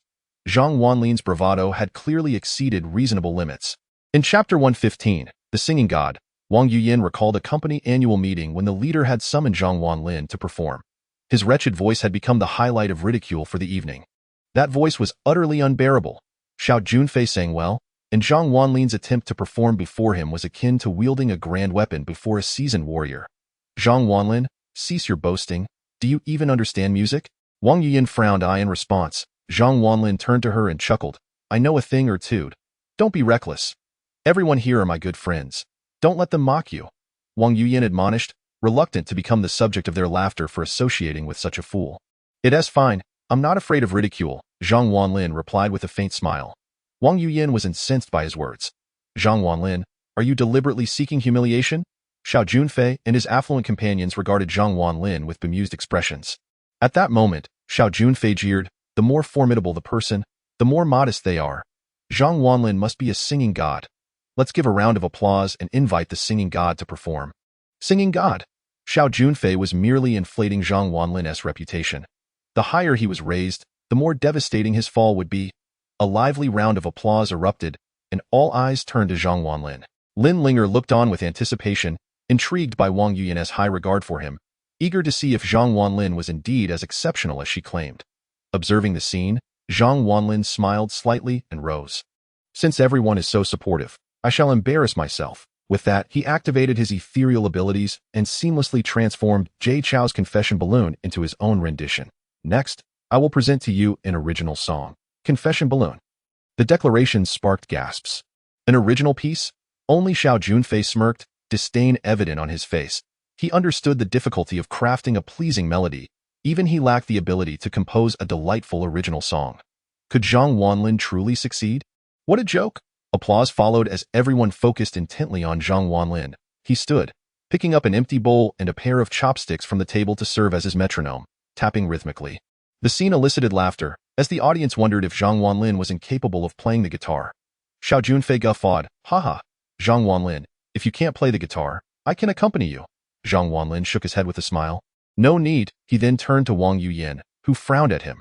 Their eyes met, and Zhang Wanlin began to sing, Be Why the Sane. On the left bank, I hold a cup, savoring your beauty, as he sang. Silence enveloped the room. His clear and masculine voice resonating. Darling, I've loved you since that day, sweetly and effortlessly. Darling, don't be willful. Your eyes speak of my willingness. Darling, I've loved you. A love diary, fragrant with memories. The sound of chopsticks striking the bowl was crisp and resonant, the rhythm embedding itself in the minds of all present. The melodious tune compelled everyone to wave their hands, and Zhang Wanlin gazed affectionately at Wang Yuyan, capturing the full attention of the audience. His voice exuded an enchanting quality, distinct from Xiao Junfei's. While Xiao Junfei's voice was pleasant, it lacked uniqueness. In an instant, all eyes were transfixed upon Zhang Wanlin, unable to look away. After all, with his handsome appearance, tall stature, and captivating voice, many girls in the audience nearly sparkled with admiration. Confession Balloon was an exceptionally beautiful song, and the crowd was utterly entranced. Even Xiao Junfei was momentarily spellbound. In terms of vocal prowess, singing skill, and songwriting ability, Zhang Wanlin surpassed even his mentor. This Zhang Wanlin was an undiscovered singing virtuoso. Wang Yuyan, too, was left in awe. She knew Zhang Wanlin was remarkable, strong, wealthy, and well-connected. But she had not anticipated that the once-mocked singer would transform into a musical deity. His performance resonated deeply within her heart. As the final lyrics drifted to silence, Zhang Wanlin set down the bowl and retrieved a red long box from his pocket, kneeling before Wang Yuyan to open it. Inside gleamed the swan dream. Yuyan, happy birthday. Zhang Wanlin smiled gently. Ooh, gasps erupted from the gathered girls, their eyes sparkling with delight. No one expected Zhang Wanlin to present a gift in such a romantic fashion. Lin Linger rubbed her arms, her own goosebumps a testament to the heartfelt moment. Wang Yuyan covered her mouth, tears glimmering in her eyes, clearly moved. Soon after, a thunderous applause filled the air, as everyone rose to sincerely applaud Zhang Wanlin. Wang Yuyan gazed at the necklace, disbelief evident in her eyes. Is this for me? She asked cautiously. Zhang Wanlin nodded with a smile. Yes, Yuyan, I appreciate all your contributions to the company. This necklace represents the company and myself. Gifted to you. At that moment, Lin Linger's eyes widened in recognition. Wow, it's the swan dream. I've seen it before. It's worth 5,200,000. So extravagant. The mere mention of that amount left everyone gasping in shock. Zhang Wanlin was indeed wealthy, presenting a gift valued at 5,200,000. How lavish.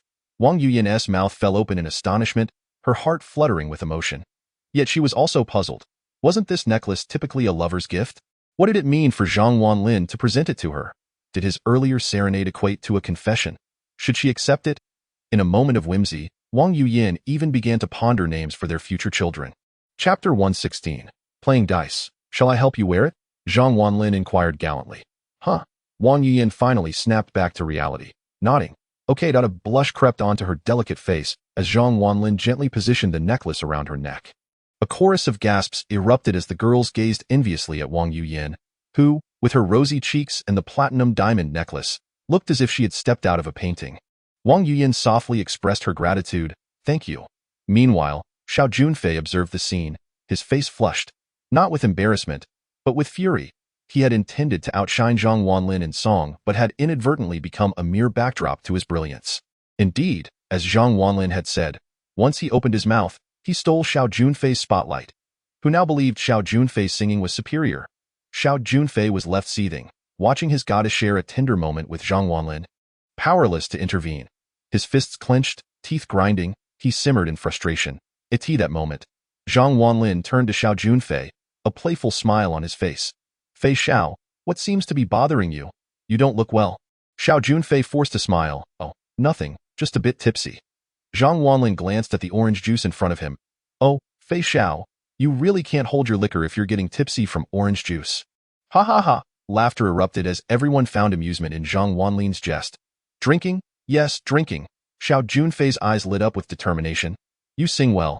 I refuse to believe you can hold your liquor. A seasoned socialite, he was known for his impressive capacity. He bore the title of the gambling god at the table. Zhang Wanlin, today I will surely get you drunk and humiliate you. Xiao Junfei snorted. As Zhang Wanlin took his seat, the group resumed their convivial eating and drinking. Shortly after, as the meal drew to a close, Xiao Junfei turned to Zhang Wanlin. Zhang Wanlin, among us, our bond is the deepest. How about we play a couple of rounds of dice? Dice? Zhang Wanlin replied with a teasing smile. Zhang Wanlin, possessing the skills of a gambling prodigy, was notably adept at the seemingly trivial game of dice. However, he observed Zhang Junfei's pitiable demeanor and chose not to press him further. With a dismissive wave of his hand, Zhang said, "Let it be." Seeing Zhang Wanlin's reluctance, Zhang Junfei raised an eyebrow and chuckled. "Oh? Are you perhaps afraid?" "Afraid?" Zhang Wanlin chuckled in return. "I fear you might lose too badly." Just as he was about to speak, Lin Linger interjected, "Wanlin, let it go. Fei Xiao is renowned in Guqing for his prowess in drinking games. If you engage him, he might very well intoxicate you." Her words were met with agreement from others. "Indeed, Fei Xiao is quite the player." Zhang Wanlin refrained from playing with him, lest you find yourself leaving on a stretcher. Wang Yuyin also looked at Zhang Wanlin, shaking her head slightly. Truth be told, he had amazed her on numerous occasions, but in the realms of dice and drink, she harbored doubts about his expertise. After all, no one could truly excel in every endeavor. Zhang Wanlin, hearing their concerns, smiled. "Well, if Fei Xiao is so formidable, I must concede that I am not his match. Let us call it quits." He was disinterested in playing with Zhang Junfei. Yet, a young man beside Zhang Junfei stepped forward, taunting. "Zhang Wanlin, are you truly afraid of our Fei Xiao? If you are, just admit it. We won't press you further." The atmosphere turned icy at his words. His remarks were decidedly aggressive. Wang Yuyin frowned, wishing to avoid any unpleasantness on her birthday celebration. Zhang Junfei then slapped the young man on the head, rebuking, "What are you saying? How dare you suggest Zhang Wanlin fears me? You should keep such thoughts to yourself. Are you trying to embarrass him?" After receiving a reprimand, the young man quickly plastered a smile on his face. Yes, Fei Xiao is wise. I was foolish." While it appeared Zhang Junfei was reprimanding his subordinate, in truth, they were merely playing a duet of mockery towards Zhang Wanlin. At this moment, Zhang Wanlin chuckled. "Since Fei Xiao is so eager to play, I shall indulge him." Upon hearing this, Zhang Junfei was elated. "Excellent. Let us roll the dice." Soon, each of them was provided with a set of dice. Zhang Junfei shook his dice, confidence radiating as he asked, "So, how shall we play?" Zhang Wanlin smiled slightly. "The usual way is rather uninteresting. How about this? You shake, and I guess. If I guess wrong, I drink. If I guess right, you drink. What do you say?" His proposition rendered the crowd silent for a moment before erupting in laughter. Everyone found Zhang Wanlin's bravado amusing. "Ha ha ha! Zhang Wanlin, you truly are confident. Have you watched too many movies and fancied yourself a gambling god?" The young man beside Zhang Junfei jeered. Zhang Junfei joined in the laughter. "Ha! Ridiculous. Guessing with your ears? Zhang Wanlin, how arrogant." The girls giggled, thoroughly entertained, while Lin Linger playfully patted Zhang Wanlin's shoulder. "Brother, do you really think of yourself as a gambling deity?" Wang Yuyin facepalmed, exclaiming, "Oh no, Zhang Wanlin is at it again." Listening to the dice with one's ears? Though she knew little about the game, it sounded utterly absurd to her. Zhang Wanlin smiled gently. "Well, consider me a joke then, but I am thirsty for a drink. Fei Xiao, do you dare to play?" After a hearty laugh, Zhang Junfei banged the table. "Dare? Why not? But let me make it clear. No stopping," agreed. Zhang Wanlin nodded. Zhang Junfei shook the bamboo tube, and the 5 dice began to rattle within.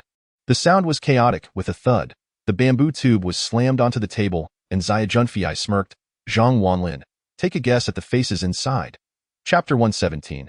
10 cups of beer. All eyes turned to Zhang Wanlin. Not a soul believed he could accurately guess the faces of the 5 dice. After all, the odds of guessing all correctly were slimmer than winning a lottery worth 5 million. Zhang Wanlin smiled slightly, raising 3 fingers. "What does that mean?" Zhang Junfei asked, puzzled, as the onlookers shared his curiosity. Zhang Wanlin replied, 3 cups of beer. If I guess wrong, I drink. If I guess right, you drink." Upon hearing this, Zhang Junfei was momentarily taken aback, then burst into laughter. "Ha ha ha. All right. I accept your challenge. I shall not go back on my word." He scoffed inwardly, believing it was sheer folly to guess the 5 dice based solely on sound. Everyone's eyes were on Zhang Wanlin. while Wang Yuyin felt a pang of anxiety for him. Can you truly do this? Zhang Wanlin smiled softly. While an ordinary person could not, he was no ordinary man. He was a gambling god. Calmly, he declared, 1-1. 3 sixes, 1-5. The Junfei laughed derisively. I don't believe you can guess it. With that, he lifted the bamboo tube, and the crowd gasped. Just as Zhang Wanlin had said, there was indeed 1-1. 3 sixes and 1-5. The room fell silent, everyone staring in disbelief at the 5 dice. Their astonishment akin to discovering a new world. Zhang Junfei's confident grin faltered as he stared at the dice. Flabbergasted. How could Zhang Wanlin have guessed the faces merely by listening? What luck was this? His expression darkened as the crowd gaped at Zhang Wanlin, while Wang Yuyin and Lin Linger covered their mouths in shock. Incredulity painted across their faces. Was that a guess? Or did he truly discern it by ear? Zhang Wanlin, unfazed, waved his hand. Fei Xiao, your turn. 3 cups of beer. Zhang Junfei's countenance darkened. He had made the rules, and now, with many eyes upon him, including his goddess, he couldn't shirk his obligation. Fine. Consider it luck. 3 cups of beer it is. He lifted the beer from the table and downed 3 cups in one go. After the 3 cups, Zhang Junfei burped. Though the beer's alcohol content was low, it took up space. With his stomach now a third full, he challenged, bring it on. He shook the bamboo tube once more, the dice rattling anew. With a thud, it landed on the table. Everyone looked to Zhang Wanlin again, wondering if he could guess correctly once more. Temph. I doubt you can be so fortunate again, Zhang Junfei scoffed, convinced Zhang Wanlin's previous success was merely a stroke of luck. Zhang Wanlin smiled, A1, 2 5s, and 2 3s. 3 cups of beer. Zhang Junfei huffed, lifting the bamboo tube once again. The crowd held their breath, and once more, they were left dumbfounded. It was precisely as Zhang Wanlin had stated. 1-1. 2 5s and 2 3s. Gasps erupted from the crowd. This was truly unbelievable.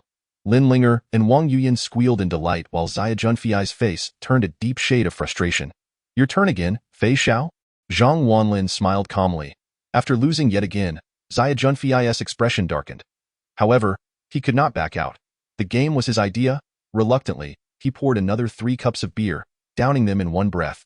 With 6 cups down, his face was reddening. Despite the low alcohol content, consuming that much at once was overwhelming.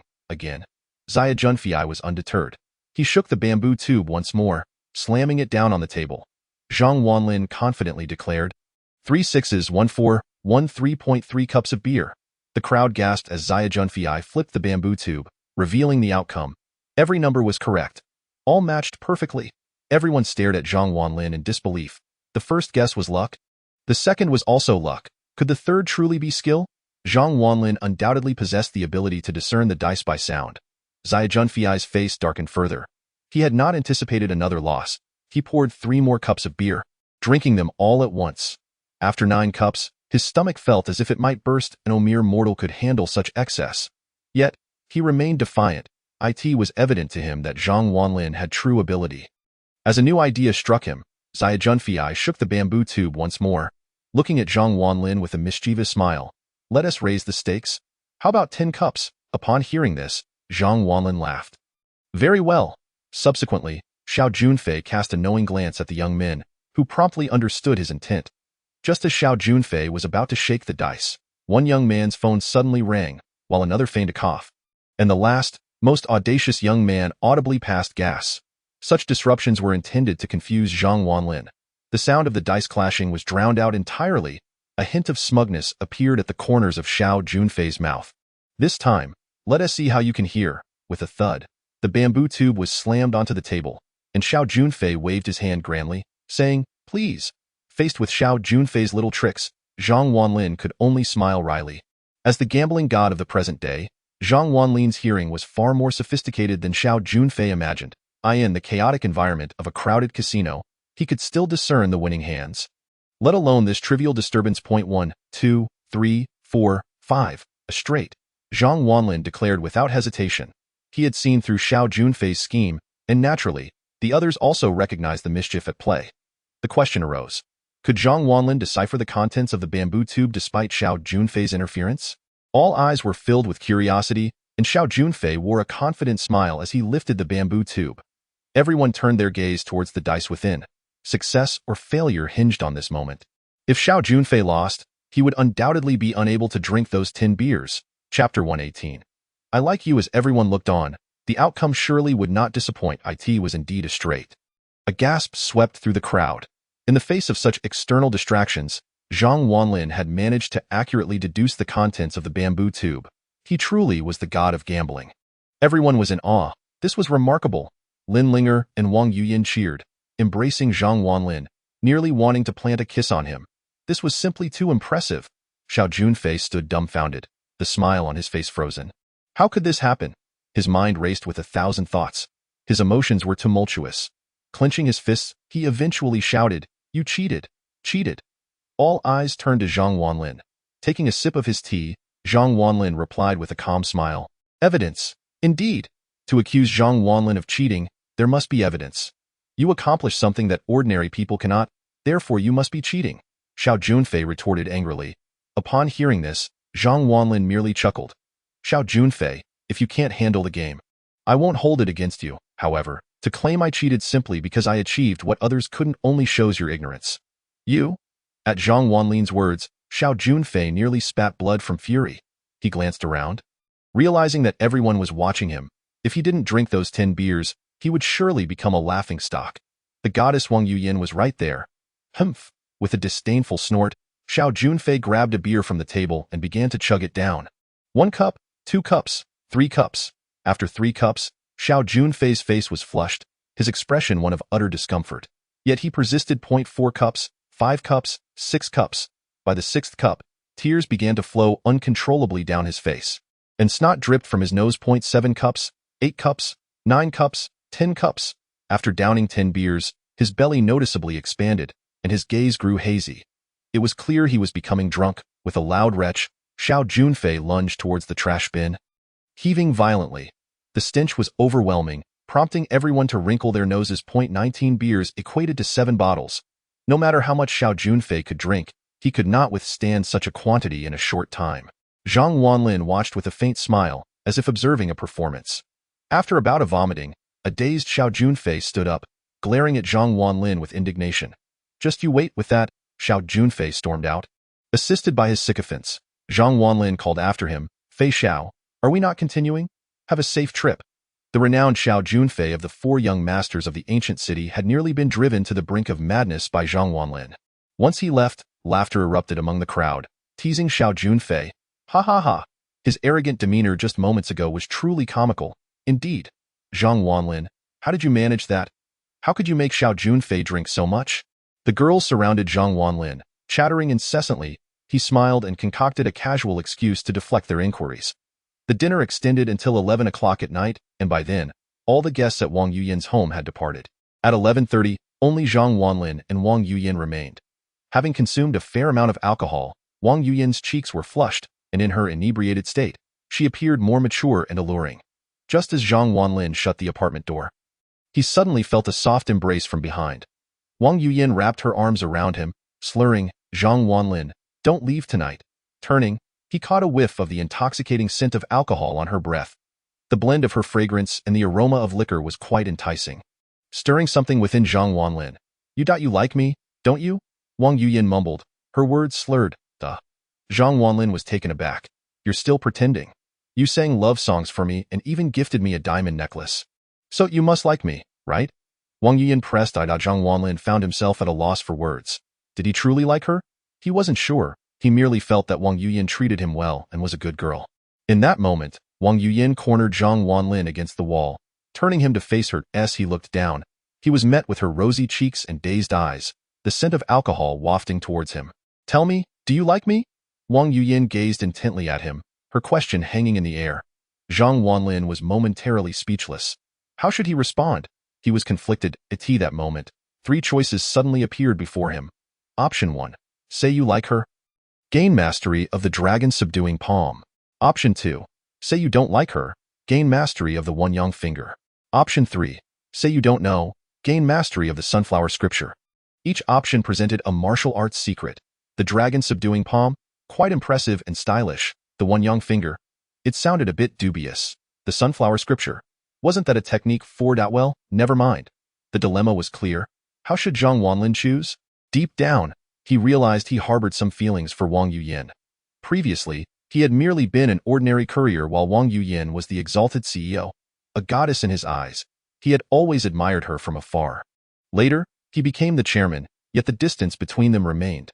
Now, faced with a choice, Zhang Wanlin did not wish to betray his feelings. He finally declared, "I like you." Zhang Wanlin intended to say more, but Wang Yuyin abruptly silenced him with a kiss. He found himself speechless, his eyes wide in disbelief. Happiness struck him unexpectedly. He never anticipated that Wang Yuyin would be so bold. The goddess he had longed for had taken the initiative to kiss him. Zhang Wanlin felt his body weaken. At that moment, he was also greeted by a notification from the system. You have chosen option 1. Mastery of the Dragon Subduing Palm has been granted. Currently merging, please wait. Chapter 119. Dragon Subduing Palm. With a shiver, Zhang Wanlin fully integrated the Dragon Subduing Palm into his being. This sudden jolt caused Wang Yuyin to step back, covering her flushed face in astonishment. What had she just done? Her heart raced like a wild deer. Had she really kissed the chairman? Her already crimson cheeks darkened further. Wang Yuyin stammered, momentarily at a loss for words. Zhang Wanlin scratched his head, unsure of what to say. The atmosphere turned awkward. Just now. Wang Yuyin glanced at Zhang Wanlin. Nothing happened. You should leave. I need to sleep. With that, she firmly pushed Zhang Wanlin towards the door. He could only laugh helplessly as he was ushered out of the apartment. Yuyin, actually just now. Zhang Wanlin's words were cut short as the door slammed shut. He rubbed his nose, feeling quite embarrassed. The young lady was surprisingly shy. With his hands in his pockets, Zhang Wanlin strolled leisurely out of Wang Yuyin's home. In the quiet neighborhood, Zhang Wanlin wandered aimlessly. It was already 11:30 at night, and few people roamed the area. A cool breeze swept past, causing him to shiver pleasantly. A large tree caught his eye, and a sudden idea struck him. He wanted to test the power of the Dragon Subduing Palm.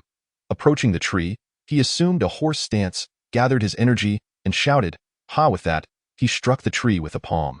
With a resounding bang, a deep handprint, 2 centimeters in depth, suddenly appeared on the tree trunk, and numerous leaves were violently shaken loose, cascading down like a rain of foliage. Such formidable power was displayed through the Dragon Subduing Palm. The version Zhang Wanlin had mastered was not the fictional one, with golden dragons entwined, but a more potent form that allowed him to unleash 18 consecutive strikes in one breath, wielding immense force. Should this palm strike a person, it could instantly draw blood. Zhang Wanlin nodded in satisfaction. He then drove away from the community, contemplating that his father's birthday was fast approaching. In the past, when Zhang Wanlin was impoverished, he could only afford to buy a roast duck for his father's birthday. However, this year, he planned to host a grand celebration to honor his father. Soon after, Zhang Wanlin returned home. The following day, Zhang Wanlin went to work as usual. Wang Daqing personally oversaw the renovation work for Zhang Wanlin, having been thoroughly impressed by his display of skill the previous day. The renovation was proceeding at an exceptional pace, using only the finest materials. Meanwhile, Li Heilong stood guard at the entrance of the clinic. After work that evening, Zhang Wanlin returned to Yulong Mountain Villa. He rode his electric bike and approached his home.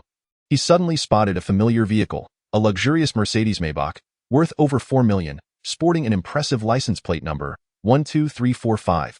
Upon seeing the plate, Zhang Wanlin immediately recognized it as his grandmother's car. Frowning, he wondered why she had come. He quickly parked his bike and entered the house, where he was greeted by several familiar figures.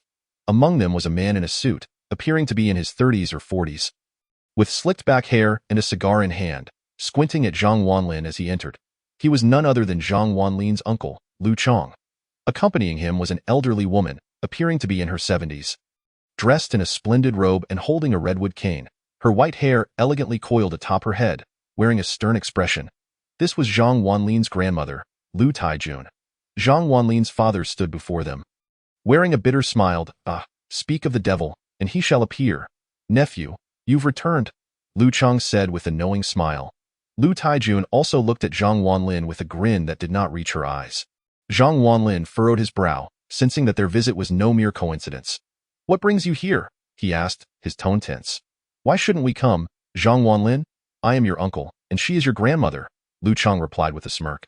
Zhang Wanlin's displeasure was evident, but he refrained from acting out against them, acknowledging their familial ties. He glanced at Lu Taijun and said, Grandmother. Lu Taijun nodded, her smile returning. Time flies. Wanlin has grown so much. A fine young man you've become, she said, her satisfaction evident. Grandmother, is there something specific you need? Zhang Wanlin asked, his demeanor cool. It is about the matter from before, Lu Taijun said with a smile. Have you given any thought to acknowledging that man as your father? At her words, Zhang Wanlin's expression darkened. Enough, he exclaimed, anger rising within him. If you have come for this matter, I kindly ask you to leave. Upon hearing this, Lu Taijuan's smile vanished, replaced by a menacing glare. Lu Chang stood up, his voice filled with fury. Zhang Wanlin, you are being ungrateful. I learned from your father that this villa was won in a company lottery. Do not pretend to be wealthy in front of me. You are merely a delivery boy, and the Lu family has offered you the chance to become that esteemed man's son out of respect. He shouted, his voice echoing with disdain. Since the last encounter where Zhang Wanlin had humiliated him, Lu Chang had investigated the origins of Zhang Wanlin's villa. With diligent effort, he discovered that the villa was indeed won in a lottery. Confirmed by Zhang Qishan, Lu Chang laughed heartily at this revelation, exclaiming, "So you are nothing but a pauper." Lu Taijun continued with her condescending tone, "Zhang Wanlin, you must consider this carefully. Yulong Mountain Villa is a premier residential area, and the monthly maintenance fees alone are exorbitant. With your meager salary, can you truly afford the costs here? Alternatively, you could sell the villa and purchase a modest home in the county, leading a life of mediocrity. But if you accept that man as your father, everything will change. You could acquire as many villas as you desire. Do not be like your father, living a life of disgrace." Zhang Qishan hung his head, feeling unable to argue back. Zhang Wanlin's heart burned with anger. After a lifetime of poverty, his father had resigned himself, but Zhang Wanlin refused to accept such a fate. "Grandmother, I am aware of the wealth and power of the Lu family. But I, Zhang Wanlin, am a man of principle. I will attain what I desire through my own efforts. I cannot accept this notion of acknowledging a thief as my father." Lu Taijuan's laughter echoed in the air, as if she had heard the most ridiculous of jokes. How laughable! Only someone of your youth could utter such words. After all these years of effort, you remain merely a delivery boy, earning a scant 5,000 or 6,000 a month. Without connections or assistance, how do you expect to achieve great wealth? It is nothing short of a fool's dream. Lu Chang crossed his arms, casting a disdainful glance at Zhang Wanlin. "Nephew, do you truly believe this society rewards hard work? Hard work is meaningless. This world is all about connections. Without support, you will remain a delivery boy for life. Even if your girlfriend leaves you for someone else, you will be powerless to change your fate." Their words cut deeply. Lu Taijun then switched her tone, her expression softening once more. "However, let us return to the matter at hand. Zhang Wanlin, if you simply give us your approval, we will treat you like family. You will enter high society, gaining respect, wealth, and power. You can have as many women as you desire. All of this hinges on your willingness to acknowledge that man as your father." Lu Taijun gazed at Zhang Wanlin with anticipation. Her motives clear. She was not acting out of kindness, but rather to secure the inheritance of that influential man, who had no children of his own. Should Zhang Wanlin accept him, he would be positioned to inherit the man's wealth, allowing the Lu family to reap the benefits. At this moment, Zhang Qishan also looked at his son, his face etched with bitterness. Despite his reluctance, he realized he lacked the means to provide a better life for his son. "Son, you should consider it. Your father supports you," he said, a hint of sorrow in his voice. Zhang Wanlin's anger flared anew. His eyes reddened as he shouted, "Dad, I have said it before, to live without dignity is to be no better than a worthless dog." Hearing his son's words, Zhang Qishan felt a wave of shame wash over him. Lu Taijuan's expression darkened further. "Zhang Wanlin, I have come personally to extend this offer out of respect. The Lu family is powerful. Accepting our offer is a form of support. How dare you oppose me? You are just a poor delivery boy. Who gave you the courage to defy me? Refuse my proposal, and you will wish you were never born. You will find it impossible to survive in this city. Mark my words, your downfall is imminent." With that, Lu Taijun rose, and Lu Chang hurried to assist her. As they passed Zhang Wanlin, Lu Chang sneered, "Just one word from my mother, and no company in this city will hire you. Do you believe that?" With a mocking smile, he helped Lu Taijun exit. Once they left, Zhang Wanlin gazed at his father. Disappointment etched across his face. "Dad, can't you have a little dignity? We owe them nothing. Why fear them?" Zhang Qishan scratched his head awkwardly. "After all, she is my mother-in-law." Memories of his marriage to Zhang Wanlin's mother flooded back, revealing Lu Taijuan's long-standing disdain for him. Decades had passed, yet Zhang Qishan's fear of her remained. Zhang Wanlin shook his head and retreated to his room. As he settled in, his phone rang. Checking the screen, he saw it was a call from Han Wan. "Hello?" Zhang Wanlin answered. "Chairman, I just received a call from the Liu family. They said—" "What did they say?" Zhang Wanlin's brow furrowed in concern. "Let us give the Liu family a slight favor by dismissing a writer named Zhang Wanlin." Upon hearing Han Wan's words, Zhang Wanlin was both amused and enraged. As the chairman, who would dare to dismiss him? He instructed the Liu family's associates to leave at once. "Yes, chairman." With that, Han Wan ended the call. One cannot deny that the Liu family is indeed a prominent and influential entity in the ancient city. Had Zhang Wanlin still been the person he once was, no company in the ancient city would have dared to employ him. However, Zhang Wanlin was no longer the same man. Did they wish to see him fall? Did they expect him to plead for their mercy? Absolutely not. Liu family, you shall wait and see. A week swiftly passed. And during this time, everything remained peaceful. One day, while Zhang Wanlin was working at the delivery company, Han Wan unexpectedly entered. "Chairman, the contractor across the street asked me to inform you that the medical clinic has been completed. Please take a look. It's this." Zhang Wanlin raised his head. "Oh, I shall go and see." He promptly stood up and made his way to the clinic. Before long, he arrived at the clinic's entrance point. 3 small buildings were painted a sleek gray, adorned with trendy graffiti, and the word Wanlin Medical Clinic stood out prominently. The windows and security doors were of the latest design. Inside the clinic, the floors were pristine and smooth, the walls bright and clean, devoid of any paint odor, instead filled with a subtle fragrance. The clinic appeared newer than any newly built residence. Wang Daqing stood nearby, wearing a sycophantic smile. "Boss, what do you think of the renovations? I've used only the most expensive, formaldehyde-free paint. It's ready for immediate use. The first floor is for the clinic, so I didn't decorate it. However, I've converted the second floor into a storage area for herbs and miscellaneous items. The third floor has been transformed into several dormitory rooms for rest. What do you think?" Hearing this, Zhang Wanlin glanced Wang Daqing up and down, then patted his shoulder, saying, "Well done, you've put in considerable effort." At that moment, Li Hailang approached. The fierce-looking Li Hailang was now rubbing his hands together, displaying an unexpectedly ingratiating smile.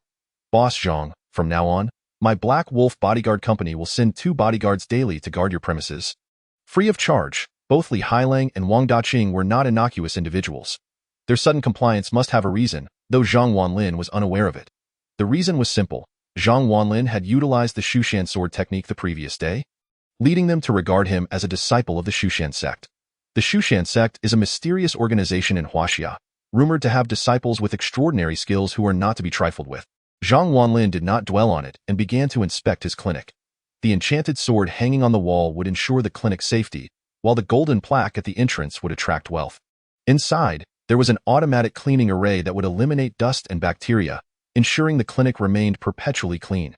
Now, all that was left were the herbs and doctors. Although Zhang Wanlin excelled in medicine, he could not remain in the clinic indefinitely. Thus, he required trustworthy doctors to manage the clinic in his absence. Just then, his phone rang. Upon checking, he saw it was a call from Wu Sanqing. Indeed, as they say, speak of the devil, Wu Sanqing would undeniably be of assistance in the clinic. "Hello?" Zhang Wanlin answered the call. "Teacher, I need your help." Wu Sanqing's tone was urgent. When Zhang Wanlin had taken his yin and yang mushrooms, he had made a promise to assist him unconditionally.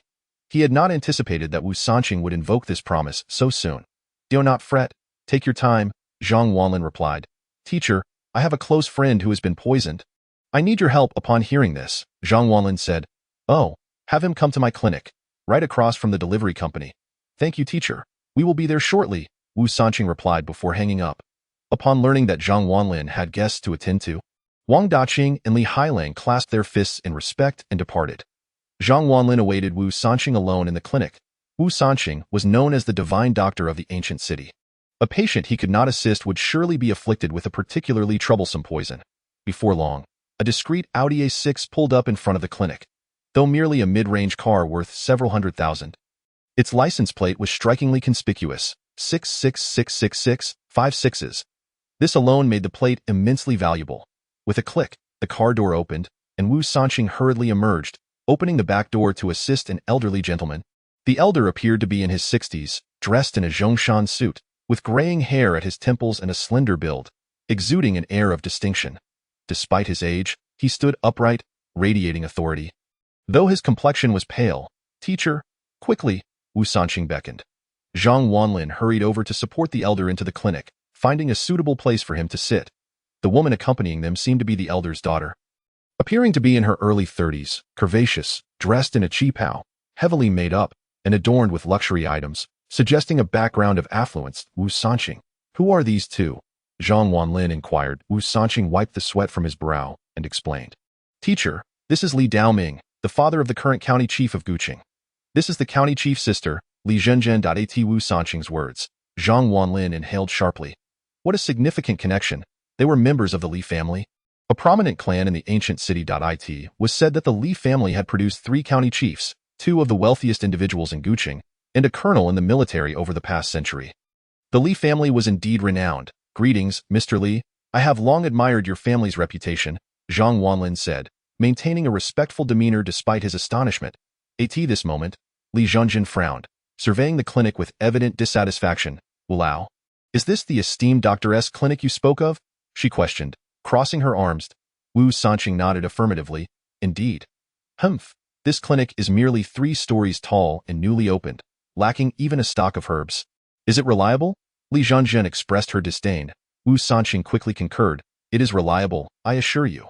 The teacher's medical skills are exceptional. In response, Li Zhenjian scrutinized Zhang Wanlin, circling around him as she examined him closely. Her gaze was exceedingly unpleasant to Zhang Wanlin. After her inspection, Li Zhenjian's brow furrowed. He appears to be barely over 20. Does he possess medical expertise? Does he have a medical license? Moreover, this clinic lacks an operating permit. Wu Lao, have you lost your senses? Why come to this desolate place instead of a reputable hospital? Li Zhenjian took a seat, radiating arrogance as she looked down upon Zhang Wanlin's small clinic. Li Daoming, pale-faced, surveyed his surroundings and closed his eyes, exhaling deeply, clearly dissatisfied with Wu Sanqing's arrangements. Wu Sanqing forced a smile, saying, Zhenjian, if I cannot treat the patient, how could a hospital succeed? You must trust me. The teacher's medical skills are truly remarkable. Wu Sanqing had great faith in Zhang Wanlin's abilities, and Zhang Wanlin merely smiled in response to Li Zhenjian's attitude, which irked him at this juncture. Wu Sanqing turned to Zhang Wanlin, stating, Teacher, I would like to request your assistance in examining his condition. Though Zhang Wanlin was displeased, he had made a promise to Wu Sanqing to assist him unconditionally, and he would not go back on his word. Very well, Zhang Wanlin reluctantly agreed. Approaching the elder, he examined the elder's complexion and took his pulse, quickly discerning the ailment afflicting him. Zhang Wanlin stated calmly. At the utterance of this term, everyone's expression shifted dramatically. The term zhong refers to a type of deadly poison, far more terrifying than ordinary toxins. This affliction is excruciating, rendering a person's existence more torturous than death. Upon hearing this, Li Daoming's eyes flew open in disbelief. Impossible. How could I be afflicted with zhong? Wu Sanqing, did you not say I was poisoned? Why does he claim I am afflicted with zhong? Li Daoming seized Wu Sanqing's arm, leaving him momentarily speechless, as he had not observed any signs of zhong in Li Daoming. Seeing this, Li Zhenjian stood up, throwing a tantrum. Oh, you even know how to practice medicine. Claiming my father is afflicted with zhong? I think you are the one who is deluded. Does such a thing even exist? Indeed, the Miao people's zhong technique sounds incredibly mysterious. It is likely that this technique has been lost to the world. So how could Li Daoming possibly be afflicted with zhong? Both Li Zhenjian and Li Daoming dismissed Zhang Wanlin's diagnosis, and even Wu Sanqing gazed at Zhang Wanlin in disbelief. Teacher, are you certain he is afflicted with zhong? He inquired. Zhang Wanlin nodded resolutely. Absolutely, he is undoubtedly afflicted with zhong, and it is an active form. Upon hearing this, Wu Sanqing was quite curious and inquired, Master, what is a living zhong? Zhang Wanlin smiled patiently and explained. The art of zhong is truly fascinating, and there are 2 types, living zhong and dead zhong. Dead zhong functions like poison, capable of causing instant death or gradually releasing its potency to torment one until death ensues. Living zhong, however, is far more formidable. A skilled zhong master can cultivate living zhong, allowing him to control it remotely. If he chooses not to let you perish, the living zhong will never activate, and the afflicted will appear as a normal person. Yet, should he desire your demise, he can take your life with but a thought or allow the living zhong to torment you to death. However, those capable of cultivating living zhong are exceedingly rare in this world. The 3 remained stunned by Zhang Wanlin's enigmatic explanation. Living zhong? Dead zhong? Wu Sanqing's expression was complex. He had never encountered such matters and was skeptical of Zhang Wanlin's words. Meanwhile, Li Daoming frowned deeply. completely disbelieving Zhang Wanlin's claims. How absurd! What living Zhong, dead Zhong? I have never even heard of such things. You are so young. You probably do not even understand medicine, let alone the art of Zhong. Furthermore, there are hardly any Zhong masters capable of cultivating living Zhong in this world. Am I to encounter such a master? Ridiculous. Li Daoming's stern demeanor conveyed his anger. To this, Li Zhenjin, who had been standing with her arms crossed, rose indignantly. "I see now. You are nothing more than a charlatan. You claim it is Zhong when even the esteemed Wu Shunyi cannot discern the poison. You merely wish to exploit my family's wealth and influence. Do you know who my brother is? He is the county head of Guqing. Do you believe I cannot call him and have your sham clinic shut down?" Li Daoming and Li Zhenjin were resolute in their disbelief of Zhang Wanlin's assertions. After a moment's hesitation, Wu Sanqing turned to Zhang Wanlin. Given Zhang Wanlin's ability to distinguish the effects of the yin-yang mushroom and his prowess in treating Elder Huang, Wu Sanqing chose to trust him. "I believe there is merit to what the master says," he stated. Li Zhenjin, upon hearing this, was incensed and retorted, "Wu Lao Tu, what kind of nonsense has this young man fed you? Do you truly think he understands medicine? He has a silver tongue, Wu Lao Tu, and you have been deceived." Zhang Wanlin, frowning, interjected, "Miss, if you do not believe me, you may take the elder and leave at once." Li Zhenjin, furious at this suggestion, exclaimed, "You want me to leave? Who do you think you are? A fraud. A quack. Do you possess a medical license? Show it to me. If you do not, I will call my brother immediately and have your sham clinic demolished." Li Daoming also regarded Zhang Wanlin with a serious expression. As a physician, possessing a medical license was fundamental. Zhang Wanlin, appearing somewhat helpless, replied, "I do not yet have a medical license, but I intend to obtain one in the coming days." Li Zhenjin scoffed at this. "Ha! You don't even possess a medical license, yet you dare to open a clinic. This is indeed a sham clinic." Her outburst drew attention from passers-by, who began pointing and whispering, warning each other never to visit this clinic run by someone without a medical license. Li Daoming closed his eyes, visibly displeased. "I will call my brother now and have this sham clinic shut down." With that, Li Zhenjin pulled out her phone, ready to make the call. At that moment, Li Daoming spoke up, "Stop." Immediately, Li Zhenjin turned to her father, clearly intimidated by him. Li Daoming continued, "For Sanqing's sake, let it go. After all, he is a friend of his." Li Zhenjin, begrudgingly, put her phone away and shot Zhang Wanlin a cold glance. "Consider yourself fortunate." With that, she assisted Li Daoming and prepared to leave. Wu Sanqing wore a bitter smile, unsure how to explain the situation to Li Daoming or Zhang Wanlin.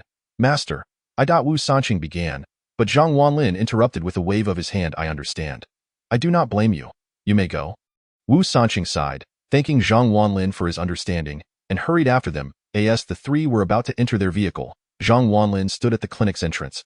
He felt compelled to convey a warning, but whether they heeded it was beyond his concern. "Old sir, you are deeply afflicted by Zhong. It is a living Zhong.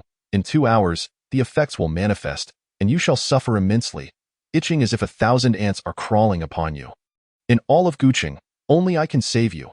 Upon hearing this, Li Daoming turned back, his eyes filled with fury. Zhang Wanlin's words felt like a curse. Li Zhenjin exploded with rage, seizing a bottle of water.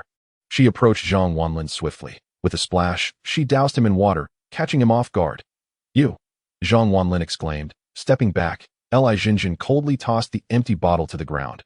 "Should you dare to curse my father again, I will ensure you cannot survive in Guqing. Do you understand? If it were not for Wu Lao Tu, my brother would have had you imprisoned long ago."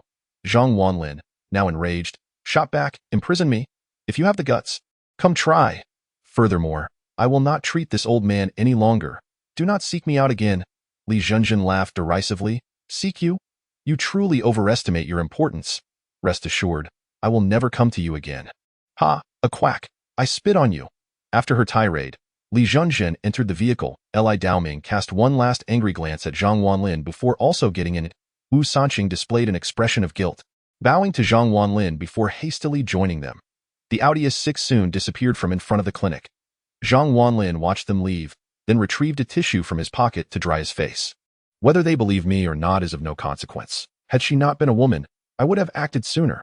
It seems I must expedite obtaining a medical license." With that thought, Zhang Wanlin began searching online for information on how to acquire a medical license. Meanwhile, the Audi drove into the Granley family estate.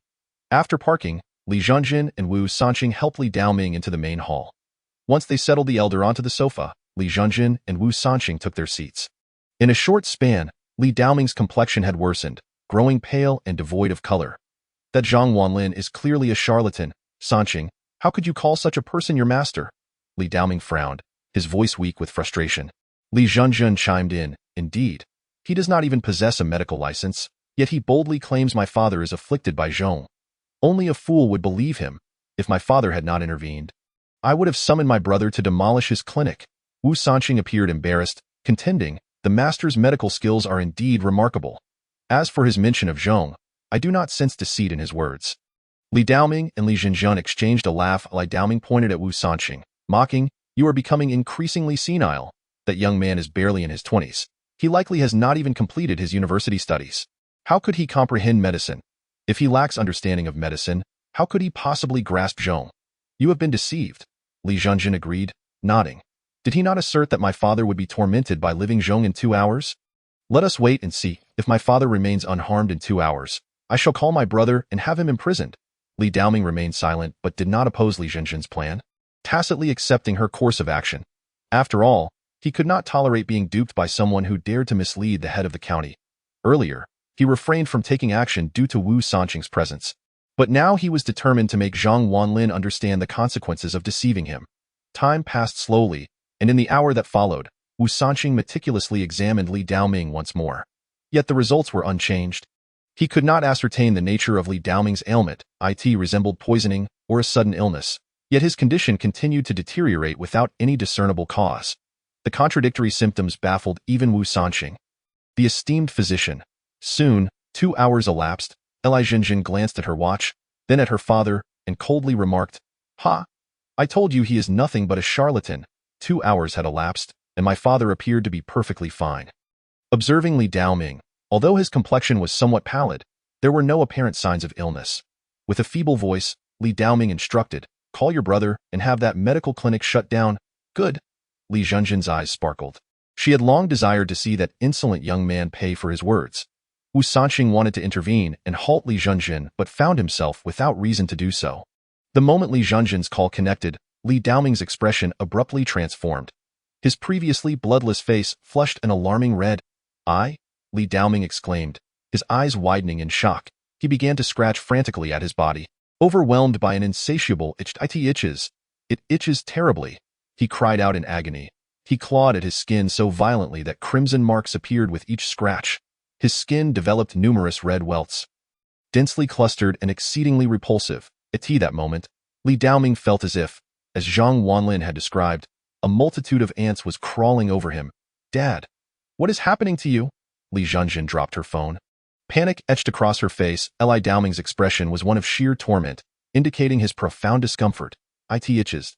Wu Shani, please, do examine my father. What is wrong with him? Li Zhenjin implored anxiously. Wu Sanqing hurried to assess the situation. After a moment, he sighed, I am at a loss as well. However, he hesitated. However, what? Li Zhenjin demanded impatiently. Wu Sanqing, resigned, replied, this aligns with what my mentor described. After 2 hours, the itching becomes unbearable, as if a multitude of ants is crawling upon one's skin. In this world, aside from my mentor, I fear no one else can cure your father. Upon hearing Wu Sanqing's words, Li Zhenjin's eyes widened in disbelief. That young man possessed such remarkable abilities. He was not a charlatan.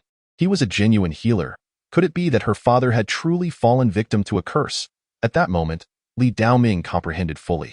Anyone whom Wu Sanqing referred to as mentor must be extraordinary. That young man possessed exceptional medical skills. Struggling, Li Daoming yelled, quick, summon that healer. Now, Li Zhenjin, realizing the urgency, gritted her teeth and dashed out, driving her Audi S6 furiously toward the Shuanglin Medical Clinic. Wu Sanqing watched her retreating figure, shaking his head. Though he had met Zhang Wanlin only a few times, he understood that Zhang Wanlin was a man of high ambition and strong principles. Given Li Zhenjin's demeanor, he would surely not offer his assistance again. It appeared that Li Zhenjin would find it impossible to persuade Zhang Wanlin to act on her behalf, especially with her haughty temperament. Meanwhile, Zhang Wanlin had returned home. As night fell, he shared a meal with his father before retreating to bed to play on his phone. Suddenly, a piercing scream shattered the night, accompanied by frantic knocking at the door. Zhang Wanlin, come out now. I know you are here. Hurry up and face me. You have delayed my father's treatment, and I will hold you accountable for his life. Get out here! Zhang Wanlin furrowed his brow, recognizing the voice as Li Zhenjin's. What could she possibly want in the middle of the night? He hastily donned his clothing and rushed to the door, only to find his father already dressed and standing outside. Li Zhenjin was pointing angrily at him. You old man, you are Zhang Wanlin's father, aren't you? Where is he? Tell him to come out.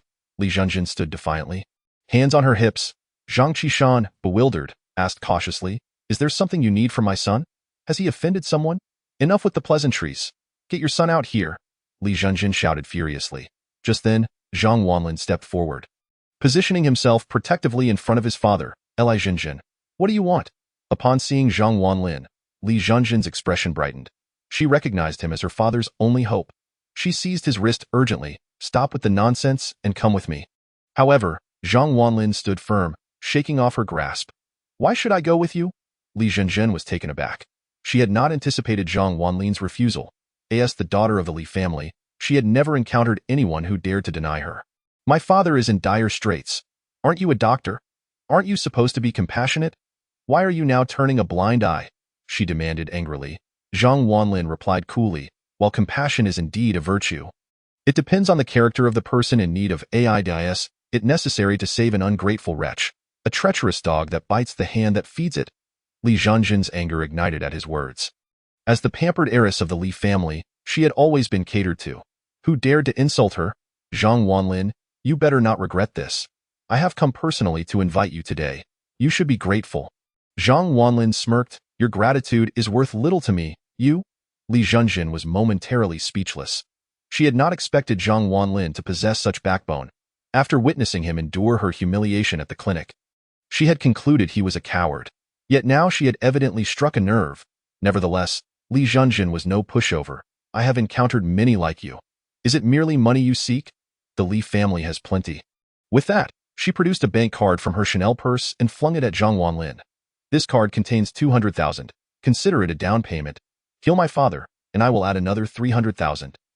Li Zhenjin folded her arms, envisioning Zhang Wanlin groveling before her in gratitude. After all, who did not love money? Zhang Wanlin glanced at the card with a wry smile. While he indeed appreciated wealth, he believed in acquiring it through honorable means. Keep your filthy money and vanish from my sight. I, Zhang Wanlin, have declared that no amount, even 10 billion, will compel me to act. I offered you a chance. But you squandered it. Zhang Wanlin's stance was resolute. You? Li Zhenjin was furious. She had not anticipated Zhang Wanlin would be so obstinate. The thought of her father enduring torment ignited a sense of urgency within her. In truth, Zhang Wanlin was not devoid of compassion. Had Li Zhenjin approached him sincerely, he might have considered helping. However, her loud and disrespectful behavior at his doorstep had incensed him, and he was not one to be trifled with. In a fit of rage, Li Zhenjin warned, You better wait. You will surely regret this. With that, she pulled out her phone as if to summon assistance. Zhang Wanlin chuckled lightly, dismissing her threat, and guided his father back inside, shutting the villa's door behind them. Upon returning home, Zhang Qishan looked worried and asked, Wanlin, what was that all about? And who are these doctors? Unbeknownst to his father, Zhang Wanlin had opened a clinic, its nothing. Dad, just get some rest. I will handle this, he reassured. His father eyed him with concern, wanting to ask more but refraining. After a moment, he said, Wanlin, whatever you decide, I support you, but you must prioritize your own well-being. Understood, Dad. Zhang Wanlin escorted Zhang Qishan to his room, and upon turning, a glint of coldness appeared in his eyes. That insufferable Li Zhenjin had dared to create a scene at his doorstep. Even if the heavens themselves intervened, he would not treat Li Daoming. Half an hour later, the rumble of engines echoed as several vans pulled up outside the Jinshui pavilion. With a clatter, the doors of the vans swung open, and a group of burly men emerged, their skin adorned with tattoos and scars, roughly 20 in total, each with a formidable build. They brandished steel rods and other weapons as they approached. This gang was summoned by Li Zhenjin. Their leader, a middle-aged man with a cigarette dangling from his lips, was known as Brother Julong, famed for his extensive tattoos of dragons. He wielded considerable influence in the ancient city, rivaling that of the notorious Qi Jie. With his entourage, Brother Julong encircled the Jinshui pavilion and approached Li Zhenjin. This clearly demonstrated the Li family's connections and influence. Given the high security of Yulong Mountain Villa, this group would not have gained entry without some arrangement. The ruckus intensified. Zhang Wanlin, come out. Aren't you quite the hotshot? Come out and show me what you've got. I wonder how many lives you have left. Even if you're young and tough, your father is getting old and can't take too many hits. Can he? As soon as these words left his lips, the door was suddenly kicked open with a loud bang. Zhang Wanlin emerged from the villa, his eyes ablaze with fury. His fists were clenched, and his face wore an expression of rage. What did you say? Li Zhenjin, arms crossed, stood confidently behind a group of over 20 burly men. With newfound courage, she fearlessly addressed Zhang Wanlin. Zhang Wanlin, if you behave today and come with me willingly, not only will I refrain from seeking revenge, but I will also reward you with money. However, if you remain stubborn, with a single command, I can destroy your home and incapacitate your father. Do you believe me? Upon hearing Li Zhenjin's words, Zhang Wanlin laughed, casting a disdainful glance at the group of thugs. Ha! You think these pathetic losers can intimidate me? Chapter 125. Pathetic losers. The moment those words escaped his lips, the notorious brother Julong narrowed his eyes, a flicker of anger crossing his face. In the ancient city, brother Julong was a formidable figure, respected by those in the underworld as Big Brother. To be referred to as pathetic losers was an affront. He clenched his fist, the sound of his knuckles cracking echoing ominously. Do you know who my big brother is? You dare act so arrogantly in his presence? At that moment, a green-haired thug stepped forward. Taunting. Zhang Wanlin turned to brother Julong, shaking his head. I don't care who he is, I'm giving you all a chance. Get out of here now, and don't force my hand. Laughter erupted from the gang. Ha ha ha, kid, have you lost your mind? Can't you see the situation you're in? Your life is in our hands. Brother Julong crossed his arms, a smirk playing on his lips. He had assumed Li Zhenjin was sending him to deal with someone significant, only to discover it was just an arrogant youth. Zhang Wanlin, have you been blinded by your studies in medicine? You still can't see the reality? Before me, you're just an inconsequential nobody. Brother Julong, the feared enforcer of the ancient city, was merely a dog in the eyes of Li Zhenjin. She looked down upon him, declaring, and you? What are you really worth? To brother Julong's surprise, he took her insult in stride, a grin spreading across his face. Being a dog for the Li family is an honor, he replied cheerfully to Li Zhenjin. With an air of superiority, turned to Zhang Wanlin. This is your last chance. Kneel and admit your mistakes, and I will grant you the opportunity to serve the Li family. She held her head high, reminiscent of an ancient emperor awaiting her subjects' adoration. Zhang Wanlin, however, merely chuckled, derision evident in his laughter. Ha ha ha, Li Zhenjin, do you truly believe you hold any power? Yes, your family is strong, but I do not fear you. His words resonated with authority, his gaze dismissive. Indeed, your family is powerful, but what does that have to do with me? His voice echoed through the streets, drawing the attention of onlookers who paused to witness the unfolding drama. Li Zhenjin, feeling humiliated, seethed with rage. You dare disrespect me? Julong, attack, bring his father here and beat him. Start by breaking his legs. Understood, brother Julong sneered, stretching his muscles as he and his 20-plus henchmen advanced toward Zhang Wanlin. Zhang Wanlin stood tall, meeting brother Julong's gaze with steely determination, the tension in the air palpable as an impending clash loomed. At that moment, within the Huang family villa beside Jingshui Pavilion, two figures stood on the third-floor balcony. Silently observing. One was a robust middle-aged man, Huang Zhenhu, the head of the Huang family, while the other was an elderly man, Huang Zhenhu's father, supported by his son. Father, should we assist him? After all, he is your savior. Huang Zhenhu inquired. The elder shook his head. No, this young man is not an ordinary individual. To intervene now would be to disrespect him. Let us observe. Very well. Meanwhile, brother Julong bellowed. Attack! At that moment, more than 20 men surged forward, brandishing steel pipes and other weapons with a fierce intensity. Li Zhenjin's eyes glimmered with hatred. Zhang Wanlin, I want you to understand the consequences of crossing the Li family. She envisioned him begging for mercy on his knees. Zhang Wanlin, however, wore a sly smile. He had awaited this moment for far too long. Dragon Subduing 18 Palms. With that, he unleashed a powerful cry, leaving brother Julong and his gang momentarily stunned, amusement flickering in their eyes. Ha ha ha, have you been reading too many martial arts novels? Do you really think you can perform the Dragon Subduing 18 Palms? Red-haired thug laughed heartily, swinging his pipe toward Zhang Wanlin's head. That instant, Zhang Wanlin moved like the wind, deftly evading their attacks. Utilizing the energy wielded in his palms, he unleashed a flurry of strikes, creating an afterimage of his hands, the sound of air being sliced resonating. In a rapid succession of blows, as the thugs drew near, powerful impacts struck their chests, sending them flying backward. Cries of pain erupted as 18 men were sent sprawling, landing several meters away, struggling on the ground, each bearing a crimson palm imprint on their chests. With a collective gasp, the crowd stood in awe. Brother Julong and his remaining henchmen stared, jaws agape, as if witnessing a cinematic spectacle. Is this a movie? They thought, utterly dumbfounded. Li Jinjin's smug expression began to fade. Her eyes widened in disbelief. Impossible. This can't be happening. This kid is not only a master in medicine but also a skilled martial artist? He is so young. Julong, go. You must subdue him, Li Zhenjin shouted, her frustration boiling over. She was determined to capture Zhang Wanlin today, for her pride was at stake. Though fear crept into Brother Julong's heart, he had to obey Li Zhenjin's command. Gritting his teeth, he replied, understood. Attack, at his command. The remaining men charged forward, this time with a newfound seriousness, their clubs swinging with fierce intent. A cacophony of whooshing sounds filled the air as 7 or 8 pipes aimed for Zhang Wanlin's body. They were no fools. They avoided striking his head, fearing they might kill him. Zhang Wanlin, however, had just unleashed the 18 palms, and his energy was depleted, leaving him too exhausted to evade. His face paled slightly. The Dragon Subduing 18 Palms had taken a toll. Seeing this, Brother Julong's spirits lifted. So you're not as formidable as I thought? Bang, bang, bang. The sound of strikes echoed as steel pipes slammed against Zhang Wanlin's body.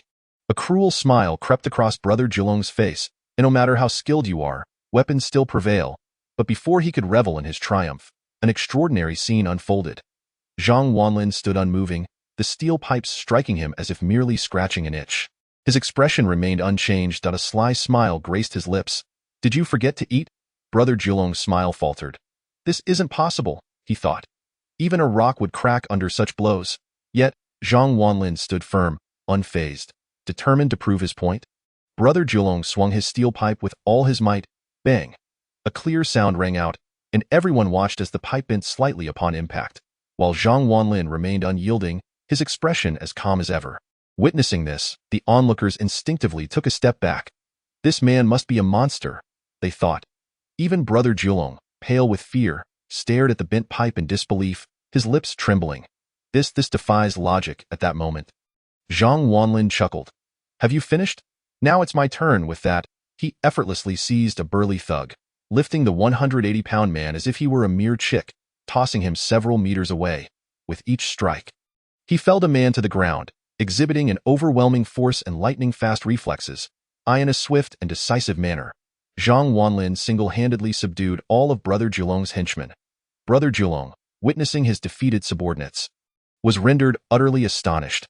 How extraordinarily powerful could this individual be? Could he possibly be the reincarnation of the legendary Wang Feiheng?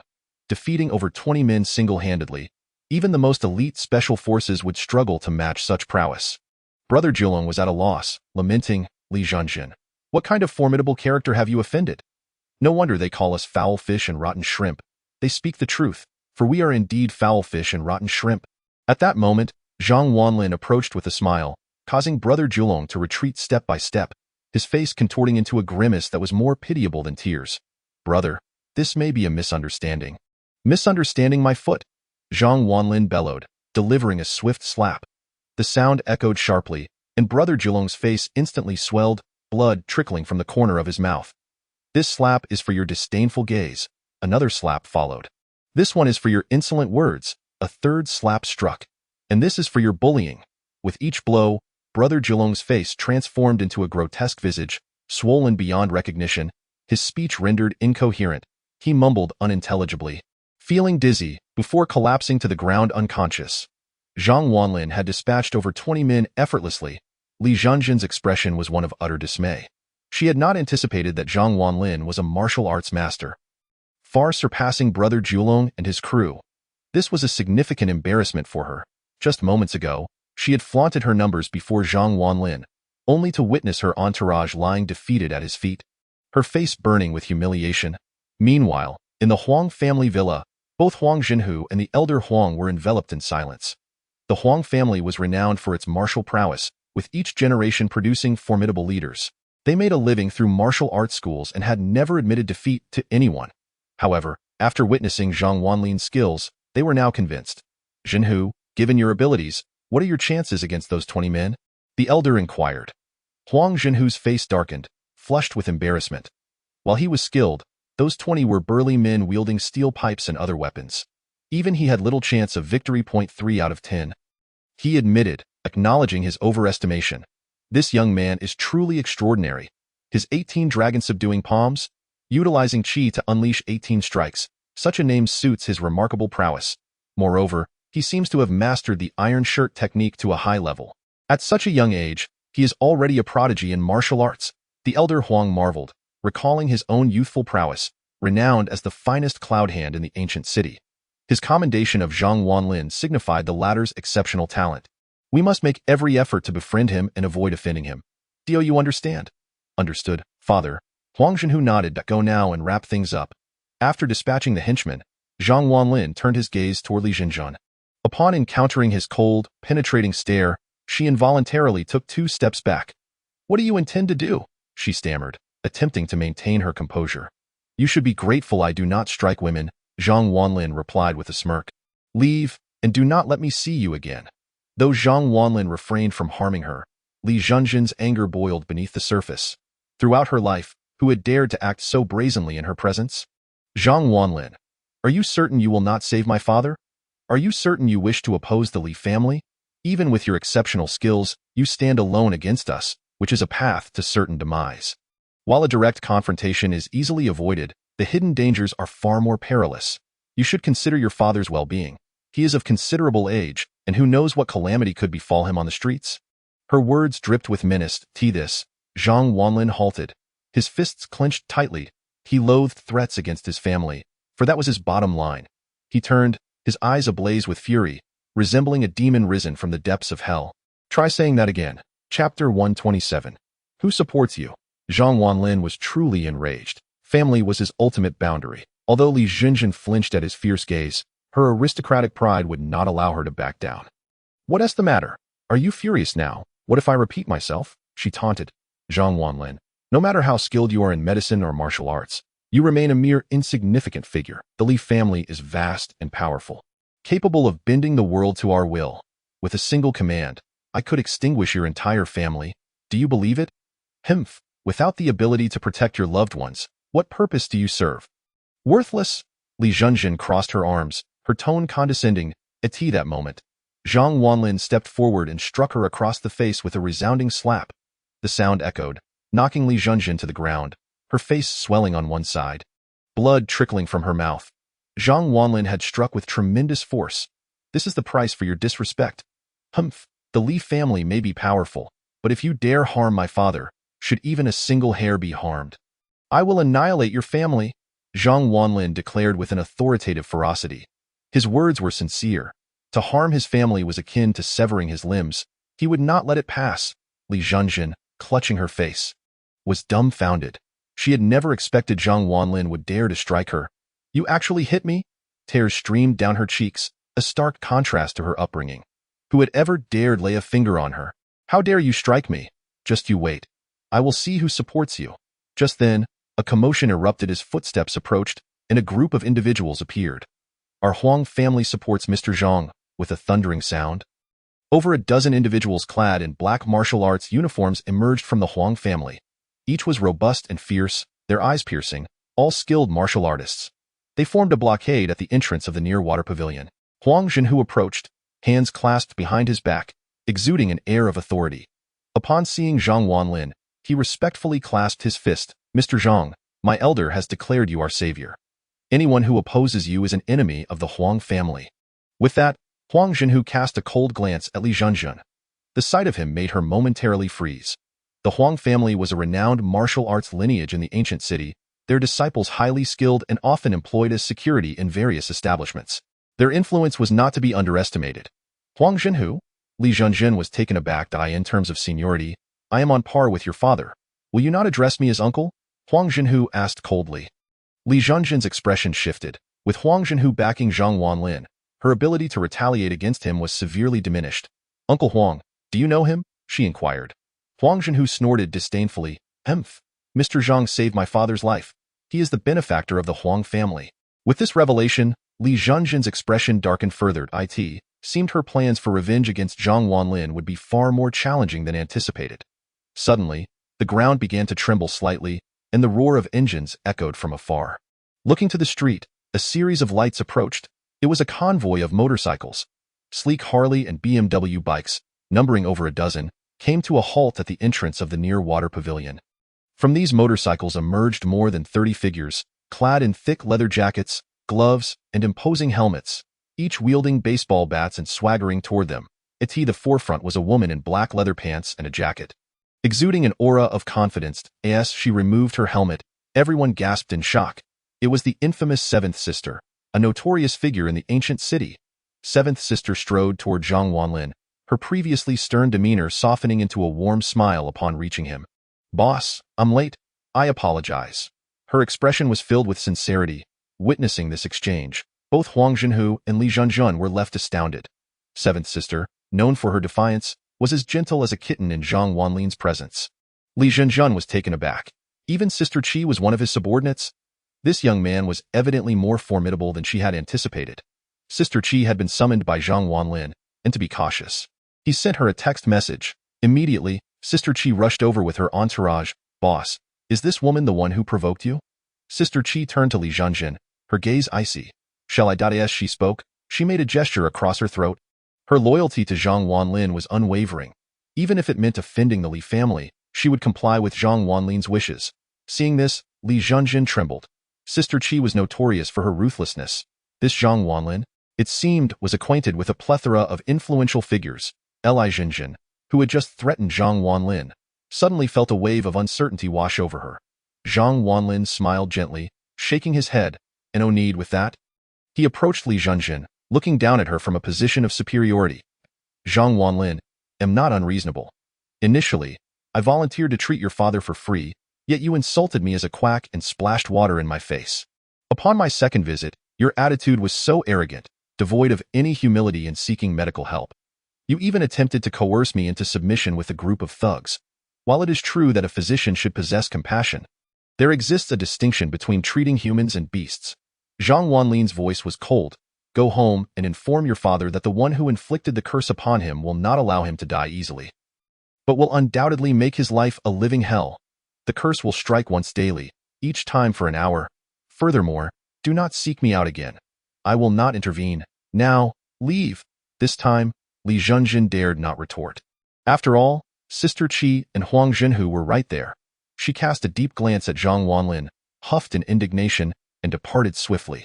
She climbed into her Audi and vanished into the night. The Li family mansion. In the grand hall, several attendants were bustling around Li Daoming, attending to him. Wu Sanqing paced restlessly, feeling an ominous premonition in his heart.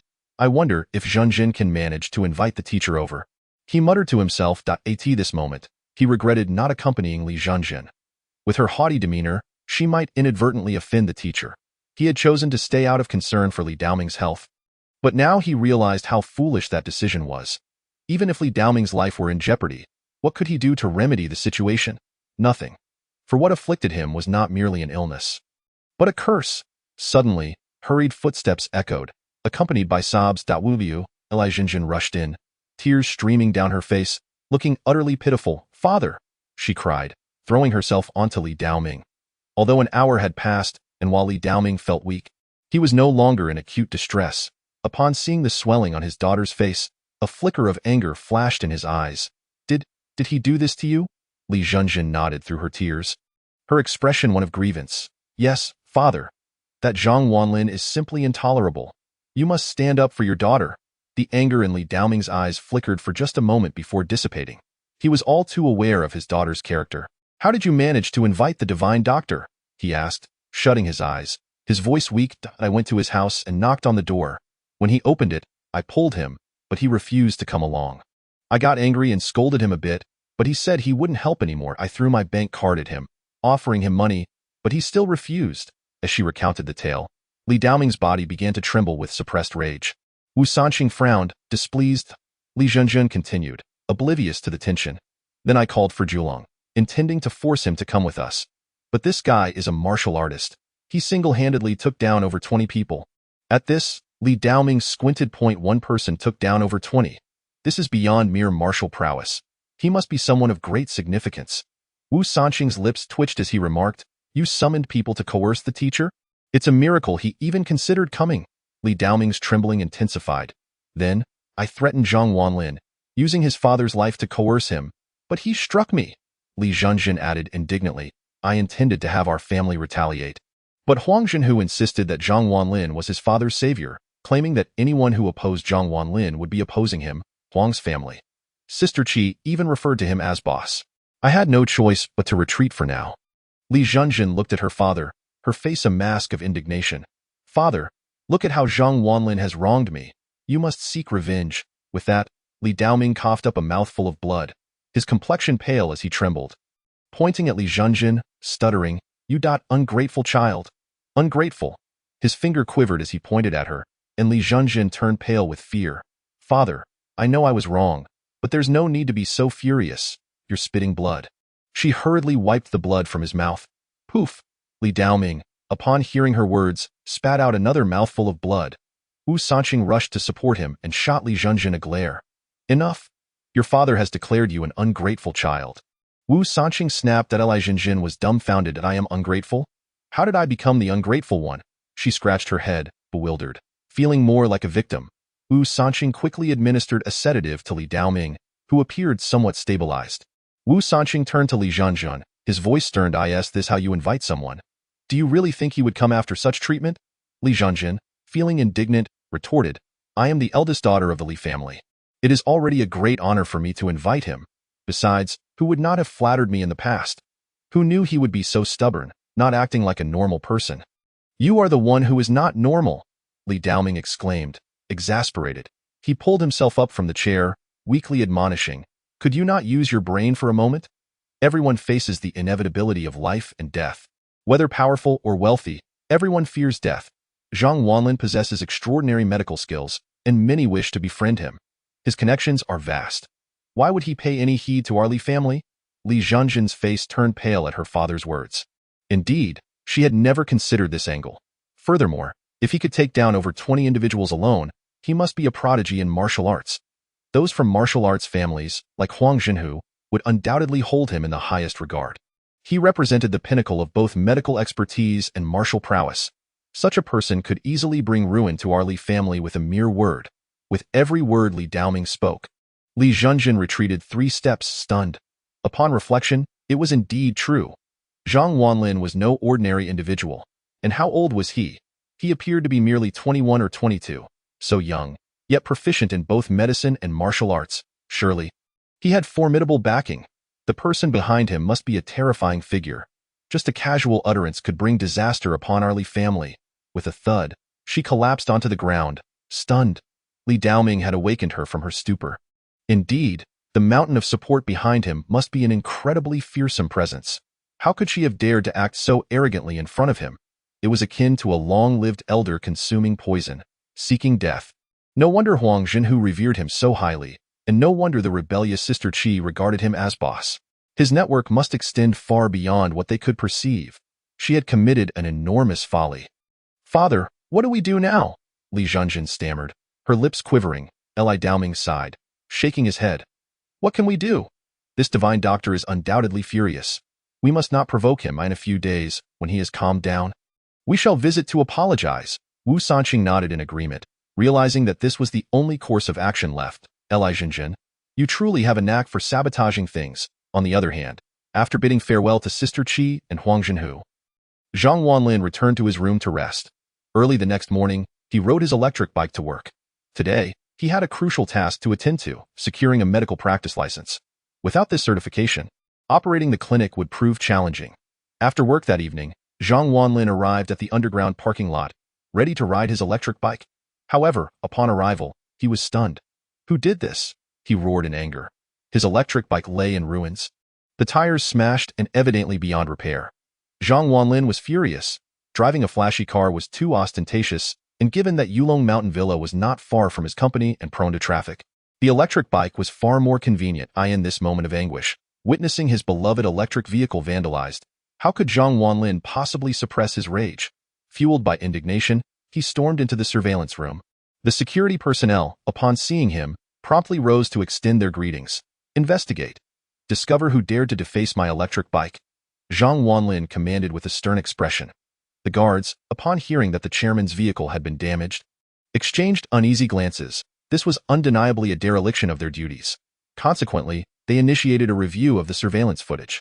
Soon, they located a scene where a BMW entered the underground parking lot. The luxury car halted directly in front of Zhang Wanlin's electric bike, from which emerged several burly men wielding hammers, unleashing a barrage of blows upon the vehicle. After their destructive spree, the BMW departed with an air of nonchalance. How audacious! Arriving in a luxury car merely to demolish my electric bike? Zhang Wanlin exclaimed. Wait, zoom in. He pointed at one of the assailants on the screen. The security guard promptly magnified the image, allowing Zhang Wanlin to identify the culprit.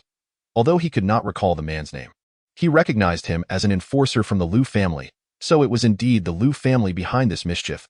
Zhang Wanlin had repeatedly humiliated them, and their displeasure was evident in their blatant act of vandalism. Taking a deep breath, Zhang Wanlin reminded himself to remain composed and not succumb to anger. Chairman, should we call the police? A security guard inquired nervously. Zhang Wanlin hesitated. Should he report the incident? At that moment, 3 choices appeared before him. Choice 1. Call the police and receive a beautiful girl transformation card. Choice 2. Hold a grudge and receive 10 million in Alipay balance. Choice 3. Surrender and receive a Thunder Growth card. Upon seeing these options, Zhang Wanlin's eyes brightened. The beautiful girl transformation card? It could transform anyone into a beautiful girl for 3 hours, including men and animals. Amusing, but not practical. 10 million in Alipay balance. Now that was enticing. The Thunder Growth card? While valuable, it would mean Zhang Wanlin admitting defeat, which he found intolerable. After careful consideration, he reached a decision. Even if he called the police, they would not dare take action against the Liu family, a powerful clan. They would not risk offending them over a mere electric bike. Reporting the incident would only paint him as petty. It would be wiser to remember their transgressions and decide how to proceed later. I choose to hold a grudge, he declared. The notification chimed on his phone. 10 million received. With a slight smile, Zhang Wanlin exited the surveillance room, leaving the security guards astonished. The chairman was indeed remarkable. Riding an electric bike, yet receiving 10 million at a whim. Impressive. Returning to the underground parking lot, Zhang Wanlin started his Lamborghini Black Demon, the headlights igniting as if the beast itself had awakened. With a roar of the engine, he sped off towards the Little Bird electric vehicle store, determined to purchase a new electric bike. Before long, he arrived at the largest electric vehicle store in Guqing County. The Little Bird electric vehicle store boasted an excellent location, adjacent to a BMW dealership and opposite a commercial plaza. The quality of the bikes was exceptional. After parking, Zhang Wanlin confidently strode into the store. Moments later, he emerged riding a brand new electric bike, the latest model from Little Bird, top of the line. Stylish and youthful in design, costing him 8,000 yuan. Not bad, he praised. Just as he was about to ride away, a black Mercedes suddenly halted in front of him. It was an S-Class, worth over 1 million. With a click, 2 individuals disembarked, a man and a woman, both appearing to be in their early 30s. The woman, striking and well-preserved, could easily be mistaken for someone in her 20s. The man, clad in a tailored suit and adorned with a luxury watch, exuded the aura of a successful businessman. Upon recognizing them, Zhang Wanlin furrowed his brow. More members of the Liu family. Indeed, the woman was Zhang Wanlin's maternal aunt, while the man was his uncle-in-law. The pair approached, wearing expressions of mockery. Well, what a coincidence, encountering my dear nephew here. Lu Qingxia approached with a playful smirk. Oh, you've got a new ride. Congratulations. Zhou chuckled, disdain evident in his eyes. Tell me, Zhang Wanlin, that electric bike must cost around 7 or 8,000, right? That's 2 to 3 months of your salary. How could you bear to spend such a sum? Lu Qingxia crossed her arms, feigning concern. Zhang Wanlin's frown deepened. He held no affection for the Liu family. They were the very ones who had vandalized his bike. This is none of your concern, he replied coldly. Immediately, Zhou Zhen narrowed his eyes. Sneering, this child has no manners. Doesn't he know to greet his elders? Lu Qingxia feigned defense. Oh come now, how can you criticize your nephew? He has been motherless since childhood, lacking maternal love. Zhou Zhen erupted into laughter. Ah, indeed. The couple continued their mockery, both overtly and covertly deriding Zhang Wanlin. Irritated, he retorted, is there a point to this? If not, I shall take my leave. Lu Qingxia, hearing this, abruptly blocked his path. Hold on, my dear nephew. Have you given thought to what my mother discussed with you? When will you go to meet that important person and acknowledge your kin? Zhang Wanlin felt a wave of exasperation. They were still fixated on this matter. I've already told you, I want to go.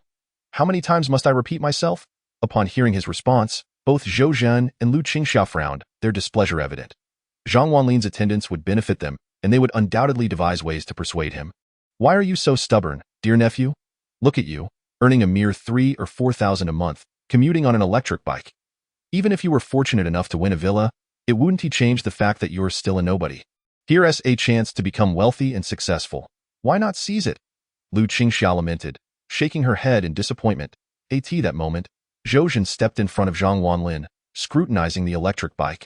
After a moment, he burst into laughter. This bike is quite sophisticated. The craftsmanship is exquisite. However, no matter how appealing it is, it remains just an electric bike. Do you truly think you can attract women with it? You'll forever be overlooked.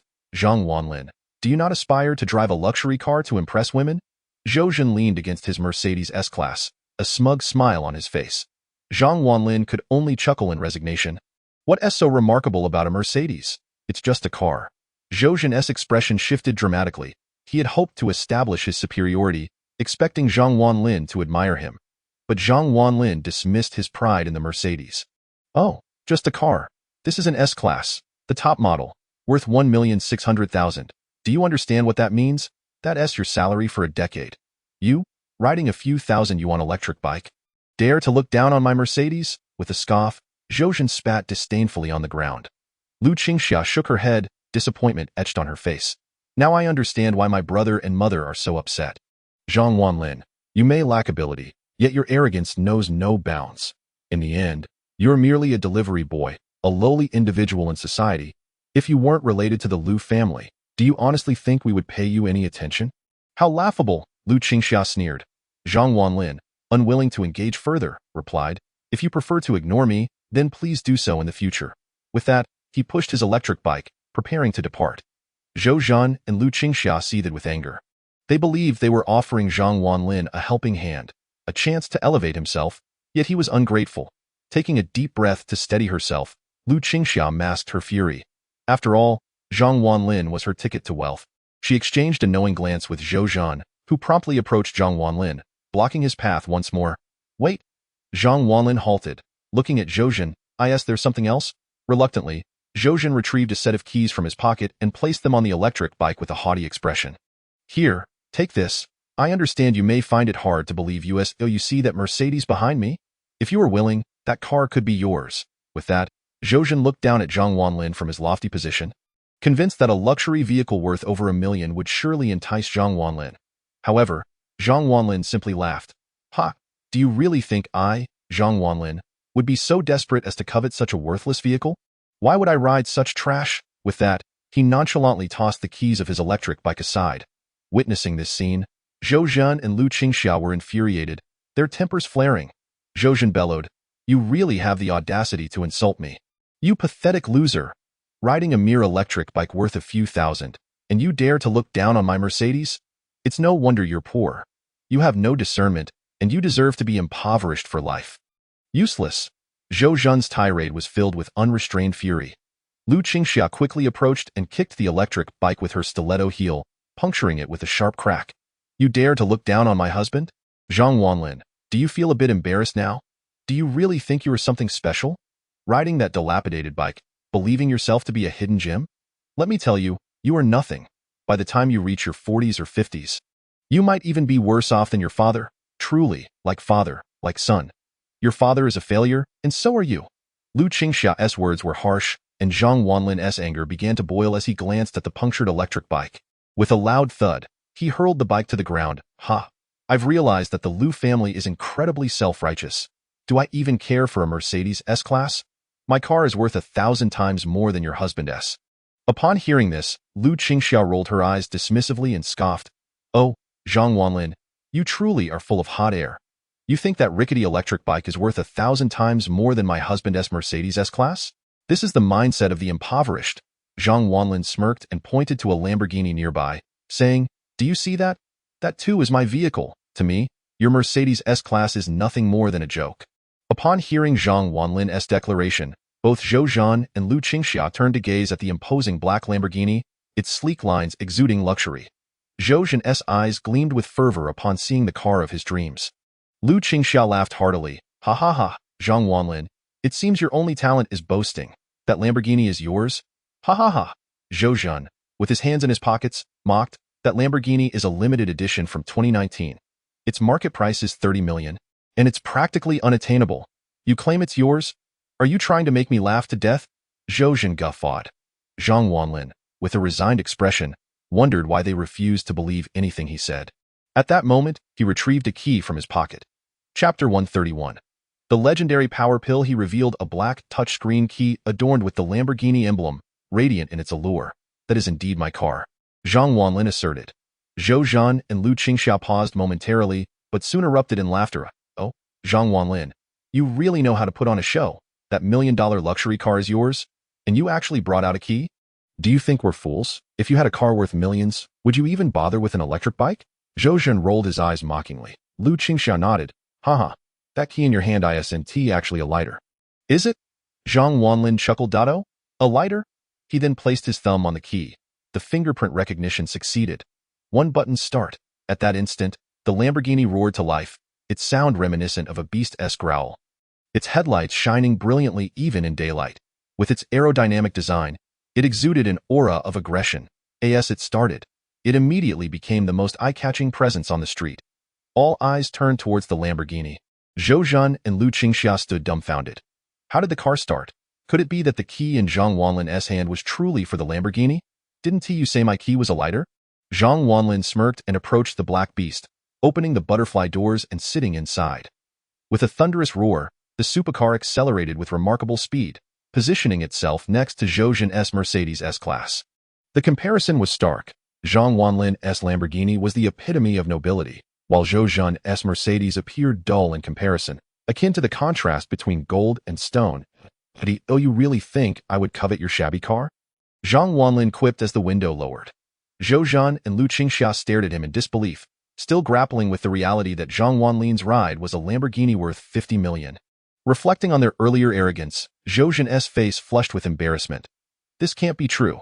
Zhang Wanlin, aren't you just a delivery guy? How could you possibly afford a Lamborghini? Lu Qingxia's expression shifted dramatically. Zhang Wanlin smiled gently. Haha, don't use your narrow vision to judge others, for such a perspective only diminishes your worth. Those who lack in something tend to flaunt it the most, and you exemplify that. Do you truly believe you possess wealth? The assets of your Lu family are nothing to me. What a joke. He shook his head, chuckling.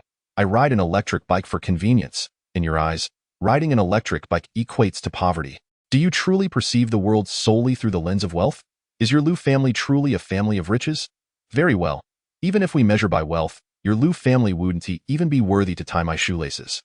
With that, Zhang Wanlin donned his sunglasses, smirking. Consider the electric bike a gift. Farewell, you impoverished fools. With a press of the gas, the Lamborghini roared away. Bystanders gazed at the Lamborghini's retreating figure, their eyes sparkling with admiration. Wow, so handsome. That guy is not only good-looking but drives such an imposing car. I like him. Two young women gushed from the roadside. Meanwhile, Zhou Zhan and Lu Qingxia's expressions turned grim. Earlier, they were filled with superiority. Now, they began to doubt their own lives. Was the Zhang family truly the same impoverished family from before? Was Zhang Wanlin still the destitute man he once was? Dear, Zhang Wanlin's car is the Lamborghini worth 50 million, and his home is a multi-million-dollar villa in Yulong Mountain. Do you think this person lacks money? Lu Qingxia's face turned pale. Zhou Zhan's expression mirrored her own. I don't know. Zhang Wanlin's mood was far from pleasant, having discarded a newly purchased electric bike. It seemed he would have to drive the supercar home instead. Shortly after, Zhang Wanlin returned home, ate his meal, and went to bed as usual. The next day, he resumed work at the clinic. He had already begun coordinating with Wu Sanqing to procure medicinal materials, and once they arrived, he would only need the business license and his medical qualifications. In the office, Zhang Wanlin leisurely watched television when a knock broke the silence. Come in. The office door swung open to reveal Wang Yuyan, still strikingly beautiful with delicate features and a stunning figure, her skin impeccably maintained. However, today she wore a troubled expression, her brow furrowed. Chairman, I'd like to request a leave of absence, Wang Yuyan said, her voice laced with concern. Oh? What is the reason for your absence? Zhang Wanlin asked, intrigued. Wang Yi inside, my family is in the health supplement business, and recently we encountered an issue with one of our products. I need to return home to address it. The health supplement business? Zhang Wanlin raised an eyebrow, having heard of Wang Yin's affluent background, yet never expected her family to be involved in health supplements. Just as he was about to grant her leave, 3 choices suddenly appeared before him. Host, please choose. Choice 1. Grant leave and receive a set of future mech armor. Choice 2. Deny leave and receive a supersonic aircraft. With such lucrative rewards, Zhang Wanlin couldn't help but raise an eyebrow. Future mech armor? That sounds impressive. A supersonic aircraft? Even more enticing. Yet, he couldn't fly a plane.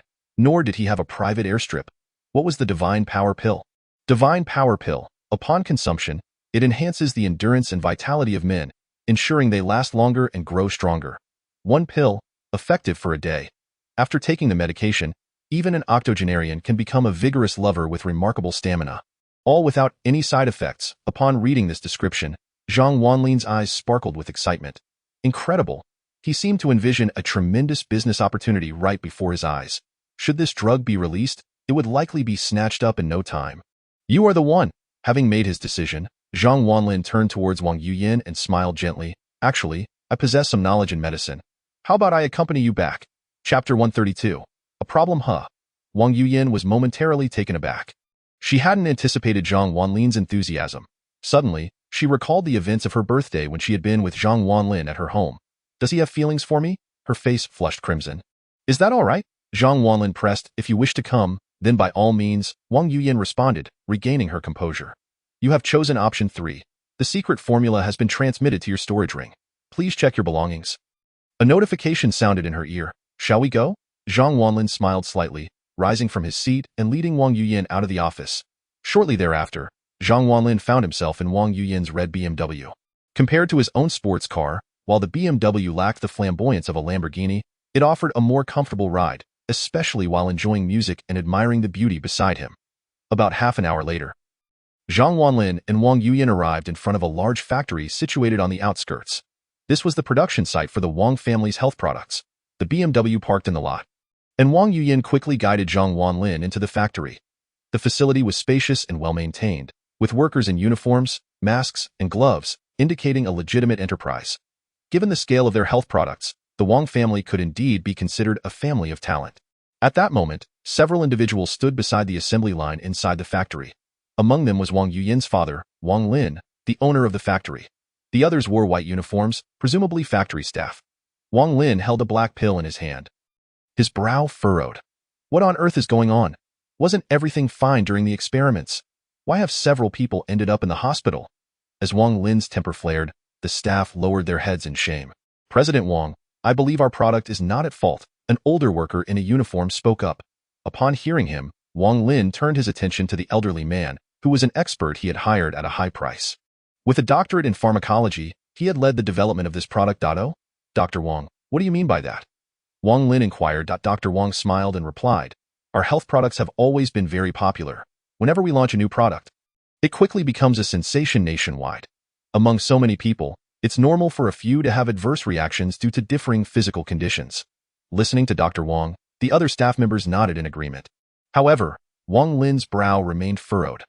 This argument was somewhat acceptable, yet the rapid emergence of issues with the new product left him uneasy. Just then, the sound of high heels clicking on the floor echoed, and Wang Yuyin approached briskly with Zhang Wanlin. All eyes turned to them. Dad, Wang Yuyin called out as she hurried over. Upon seeing her, Wang Lin's eyes softened, but when he noticed Zhang Wanlin, his expression darkened. What is he doing here? Wang Lin questioned, his tone unfriendly. Despite Zhang Wanlin having gifted him an invaluable painting previously, he still looked down upon him. Even knowing that Zhang Wanlin was the chairman of a company, Wang Lin dismissed him as insignificant, considering his business merely a delivery service, far inferior to the Wang family. Wang Yuyin sensed her father's discontent and quickly interjected, Dad, I invited him here. Wang Lin has some understanding of medicine. Hearing this, Wang Lin let out a cold laugh. Him? A delivery executive understands medicine? How ridiculous. The staff members and Dr. Wang also regarded Zhang Wanlin skeptically. Seeing his youth, they shook their heads. Zhang Wanlin was likely fresh out of university. Could someone of his age truly grasp medical knowledge? Even if he did, would he be adept in pharmacology? Uncle Wang, Zhang Wanlin greeted with a smile, acknowledging Wang Lin. He was indifferent to Wang Lin's attitude, as his sole purpose was to acquire the secret formula. Wang Lin snorted dismissively, ignoring Zhang Wanlin entirely. Dad, what's wrong with the new product? Wang Yuyan asked anxiously. Wang Lin sighed and replied, sigh, the product launched with great reviews. But for some unknown reason, several individuals have suddenly experienced adverse reactions and ended up hospitalized. Wang Lin's brow furrowed deeply. This incident significantly impacted the Wang family's company. If the issue was not resolved, the product would likely face withdrawal, and the company would suffer a tremendous blow. At that moment, Zhang Wanlin pinched a pill between his fingers, examining it closely. Seeing this, Wang Lin, already in a foul mood, sneered, "What are you looking at? Can you discern the problem?" In response, Zhang Wanlin chuckled. The composition of this pill is not difficult to deduce. Everyone turned to him at his words, a chorus of discontent rising. After all, this product had been developed collaboratively by numerous experts. Dr. Wang looked at Zhang Wanlin with disapproval and remarked, "Are you implying that you can identify the pill's composition with just your eyes? Impossible. Even with instruments, it is challenging. How could you possibly discern it visually? At your age, do you really understand pharmacology?" Several staff members echoed their dissatisfaction. Wang Lin coldly stated, "Zhang Wanlin, you are merely the chairman of a delivery company. Do not pretend to be a medical expert here, I assure you. My daughter is naive enough to be deceived by you. But I am not. Do not set your sights on my daughter. Put that pill down." Upon hearing this, Zhang Wanlin set the pill down and smiled slightly. "Uncle Wang, resolving this product's issue is quite simple, provided you trust me." "Preposterous," Wang Lin scoffed. "If experts of Dr. Wang's caliber are at a loss, what could you possibly achieve? Who do you think you are?" The doctor's irritation had escalated to anger. "How dare you? I have dedicated decades to pharmacology. With a doctorate, I cannot identify any issues with this product. And you presume to claim that it is flawed? You speak arrogantly out of ignorance." Dr. Wang scolded furiously. Wang Yuyan, distressed, tugged at Zhang Wanlin, shaking her head slightly, signaling him to refrain from confrontation. After all, medical expertise was not comparable to business acumen, and Zhang Wanlin was undoubtedly out of his depth. Chapter 133. A keen nose?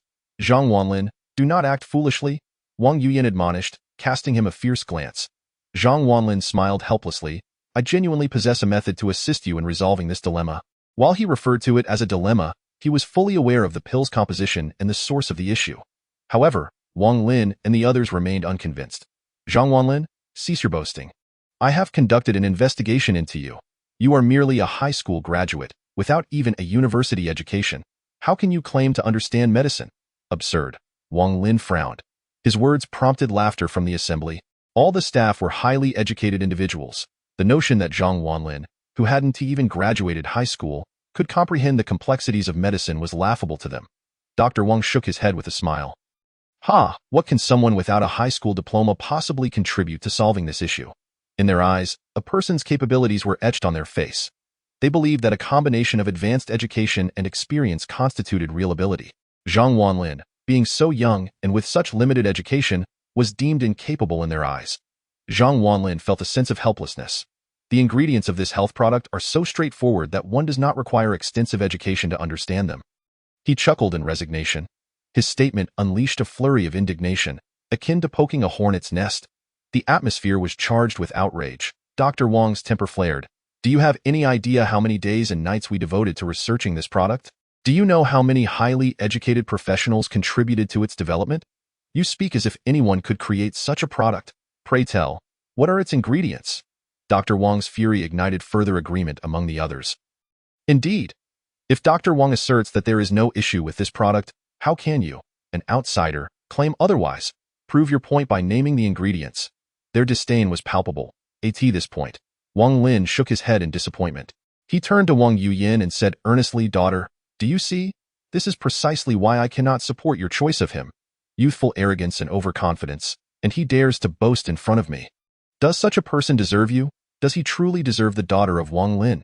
At this moment, Wang Yuyan found herself at a loss for words. She gazed at Zhang Wanlin, her expression one of confusion and doubt. She could not comprehend why Zhang Wanlin would make such bold claims in front of so many people. Despite having witnessed numerous miracles attributed to him, she understood that medicine was not as simple as making money or throwing punches. Nor was it as effortless as singing. It required professional study and the accumulation of time. "Zhang Wanlin, please stop. Wang Yuyan tugged at his sleeve. Zhang Wanlin chuckled helplessly. While no one believed him, he needed to have faith in himself. Seeing Zhang Wanlin silent, Dr. Wang sneered, "Weren't you quite arrogant just now?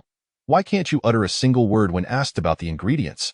All eyes turned to Zhang Wanlin, and their gazes were filled with disdain. Zhang Wanlin smiled wryly. "All right, since you all doubt me, I shall address each of you word by word. This medication is designed to enhance the duration of a man's nightlife, utilizing ingredients such as Romania, fried yam, goji berries, antler glue, angelica, cinnamon, and others. Moreover, it includes some unspeakable substances, which I shall not explicitly mention. Am I correct?" Upon uttering these words, the venue fell into a profound silence. Everyone stared at Zhang Wanlin, their eyes wide with disbelief. For everything he said was indeed accurate. Impossible. "How do you know?" a researcher exclaimed, for the formula for the new product was known only to a handful of key personnel within the company. Even Wang Yuyan was unaware of it. The expressions of Dr. Wang and Wang Lin darkened. How could Zhang Wanlin know everything?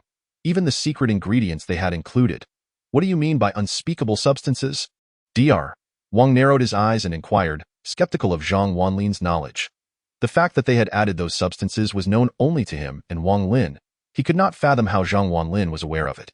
Zhang Wanlin merely smiled faintly and replied, "Oh, just some banned substances. Among the medicines, there exist certain drugs that are prohibited, known for their remarkable effects, but also their significant side effects. Their new product contains such a banned substance." After hearing Zhang Wanlin's words, the group stood in stunned silence, their expressions frozen. He had accurately identified everything. Impossible. "How did you know?" Wang Lin asked, his face darkening. Zhang Wanlin waved his hand dismissively and replied, "It's quite simple. Just take a whiff, and the ingredients will reveal themselves. At this, everyone doubted their own hearing. Smell? Even a dog's nose isn't that keen. Although traditional Chinese medicine emphasizes observation, listening, inquiring, and palpation, it was inconceivable to determine the ingredients solely by smell. No way. Who could possess such an acute sense of smell? Dr. Wang was the first to stand up, outright dismissing Zhang Wanlin's claim. Others shook their heads in disbelief. "I don't believe it. He must have accidentally learned about our new product's formula and is trying to swindle our company." "Exactly. I don't believe his nose is that keen," several researchers shouted, harboring immense skepticism towards Zhang Wanlin's assertions. Wang Lin also regarded Zhang Wanlin with doubt, now even suspecting that Zhang Wanlin had secretly entered his home. How else could he know the formula for the new product? At that moment, Dr. Wang produced 3 pills and placed them before Zhang Wanlin. With narrowed eyes, he chuckled, "Heh, these are 3 pills I just retrieved. Each with different ingredients. If you can identify them all by smell, I shall believe your words." This statement sparked interest among everyone present. A clever challenge. They warned him up front that if he couldn't identify them, they would not hesitate to take action. If Zhang Wanlin failed to identify them, he would undoubtedly be in trouble. All eyes were now on Zhang Wanlin, eager to ascertain whether he truly possessed such a remarkable sense of smell. Even Wang Yuyan looked at him expectantly. Zhang Wanlin stared at the 3 pills before him, unperturbed by Dr. Wang's challenge. His sense of smell was indeed extraordinary. With his advanced medical skills, discerning the ingredients within a pill was a trivial task. With a confident smile, Zhang Wanlin picked up 1 pill and sniffed it before declaring, "Romania, dried yam, alisma, peony root, poria, and medications for nourishing kidney yin.as." His words hung in the air. Everyone turned to Dr. Wang, for he alone knew whether Zhang Wanlin was correct. Dr. Wang's eyes widened in astonishment as he exclaimed, "Correct, absolutely correct." The entire venue erupted into a cacophony of excitement. He had indeed identified the ingredients by scent alone. An astonishing feat. Was this man's nose truly that keen? Zhang Wanlin then picked up the 2nd pill, sniffed it, and confidently stated, "Cotinopsis palacula, dried tangerine peel, yam, malt, and hawthorn. Medications for promoting digestion." Once again, Dr. Wang's eyes widened, his voice trembling with disbelief. All correct again, all correct." The researchers present were left in shock. Was the first instance merely luck? Could the second instance also be sheer chance? His nose truly was remarkable. Zhang Wanlin did not pause. He picked up the 3rd pill, sniffed it, and declared, "A mud ball." With that, he flicked the pill away. Everyone froze at his words. "A mud ball? That is clearly a pill." Only Dr. Wang, however, was filled with astonishment. He had intended to challenge Zhang Wanlin by secretly adding a mud ball. Yet Zhang Wanlin still managed to identify it using his keen sense of smell. He was utterly impressed. Once again, He was correct. Everyone present was left speechless, utterly astounded by Zhang Wanlin's extraordinary sense of smell and extensive knowledge. It was not enough to have a keen sense of smell. One must also possess vast knowledge. Otherwise, how could one recognize so many medicinal herbs? They all surrendered to his prowess. This nose could indeed be deemed the finest in the world. His olfactory acuity surpassed that of police dogs. Wanlin also stared in disbelief. He had never imagined that a person from a delivery company could possess such knowledge of pharmacology, let alone such an acute sense of smell. The researchers present were left in awe, genuinely respecting Zhang Wanlin. Wang Yuyin gazed at him, bewildered, as he demonstrated yet another skill. How many more talents did this man possess that she was unaware of? Her impression of Zhang Wanlin grew ever more mysterious. Now, do you believe me? Zhang Wanlin smiled wryly. The expressions of all present were far from pleasant. Just moments ago, they had looked down on Zhang Wanlin, only to be slapped in the face by him now. Dr. Wang felt a twinge of resentment. After all, Zhang Wanlin was so young, and he was unwilling to be overshadowed by someone so young. Humph. Even if his sense of smell was exceptional, so what? This product was the result of months of research by their team. Could he simply sniff it and resolve the issue? Moreover, he firmly believed it was flawless. As Dr. Wang spoke, the others nodded in agreement. This group of researchers was convinced that their product posed no issues whatsoever. Wang Lin turned to Zhang Wanlin, stating, Zhang Wanlin, your sense of smell is impressive. But pharmacology cannot be solved merely by olfactory prowess. If you insist our product has a flaw, do enlighten us as to what it is. The others chimed in, yes, tell us. Our product has been consumed by many without issues. Only a few have experienced adverse reactions. Our product must be safe. Zhang Wanlin chuckled, picking up one of the pills, and replied, the problem is quite simple. You have added a small amount of banned substances to enhance the efficacy. While these substances are not fatal and do not cause significant harm, their long-term use will lead to pronounced side effects. That is the flaw in this product. Upon hearing this, Dr. Wang's expression shifted dramatically. As the head of the product's development team, how could he not be aware of this? Yet, for the sake of profit, he had concealed the truth. He had not anticipated that Zhang Wanlin would discern it so easily. Upon reflection, could it be that those who experienced discomfort had consumed at least 30 of these pills? Zhang Wanlin smiled and inquired, prompting Wang Lin to glance at a fellow researcher. That researcher, recalling the details, nodded. Indeed, those who experienced discomfort had all been long-term users of our pills. The truth was unveiled. Everyone gasped in shock at Zhang Wanlin's remarkably accurate assessment. It was a piercing insight. The way everyone looked at him changed. He was indeed an expert. Wang Lin's face turned increasingly grim as he glared at Dr. Wang, his eyes filled with fury. Did you not claim that the side effects of the banned substances had been counteracted by other ingredients? What is going on? Dr. Wang's forehead glistened with cold sweat as he stammered, Mr. Wang, I assure you, I did this with the company's best interests at heart. His voice trembled. He had thought his plan was flawless, only to be seen through by Zhang Wanlin. Wang Lin was filled with frustration at this turn of events. He never anticipated that it was someone from his own ranks causing trouble. The pills indeed had issues. At this moment, even Wang Lin cast a new light on Zhang Wanlin. The ability to discern the composition of the pills by mere scent, coupled with an immediate recognition of the product's flaws, suggested that Zhang Wanlin might be an extraordinary individual. The gazes of other researchers towards Zhang Wanlin transformed into expressions of profound admiration. Dr. Wang felt a gnawing resentment towards Zhang Wanlin. In a fit of frustration, he demanded, since you possess such remarkable skills, tell me how to resolve the new product's issues. I refuse to believe you have a solution. Dr. Wang's incredulity was palpable. He could not fathom that after years of research, Zhang Wanlin could discover a remedy in such a short span. All eyes turned towards Zhang Wanlin, the researcher's expressions tinged with anticipation. Even Wang Lin looked expectantly at Zhang Wanlin. Earlier, Zhang Wanlin had demonstrated his prowess, and now Wang Lin was eager to see whether Zhang Wanlin truly had a solution. Even Wang Yuyin gazed at Zhang Wanlin with keen interest. However, Zhang Wanlin directed his attention towards Wang Lin, saying, Uncle, you must understand that if it weren't for Yuyin's sake, I would never assist you. A faint smile graced his lips. This was the truth. He found Wang Lin exceedingly displeasing. Wang Lin, determined to save face, snorted coldly, Humph. Only after you provide a solution can we discuss it. In response to his words, Zhang Wanlin smiled and declared, Listen closely. I will only say this once. Chapter 135. No effect. Upon hearing these words, everyone perked up their ears to listen intently. Although Dr. Wang wore a disdainful expression, the alertness of his ears betrayed him. Remove the banned substances and add 3 ingredients: pig iron, bezoar, and silver crown herbs. Zhang Wanlin stated calmly. The pills made with these ingredients will be more effective than before and will have no side effects, he added. After hearing this, skepticism washed over the faces of the crowd. Could adding these 3 ingredients truly be effective? Dr. Wang burst into laughter. Ha! I thought you had some brilliant method, but it turns out you're just spouting nonsense. These 3 ingredients have no connection to prolonging or enhancing effects. How could they possibly boost the potency of the pills? And without side effects? Preposterous. Dr. Wang, having devoted years to studying pharmacology, was well acquainted with the efficacy of various traditional Chinese medicines. Zhang Wanlin's claims were utterly implausible. Following Dr. Wang's remarks, the researchers leaned towards believing him. After all, he was their leader, and his previous reputation still held sway. What herbs could possibly have a more potent effect than banned substances? I believe he is merely talking nonsense. This is impossible. These 3 ingredients have no relation to our product. A chorus of doubts erupted. Wang Lin furrowed his brow. He too was skeptical of Zhang Wanlin's assertions.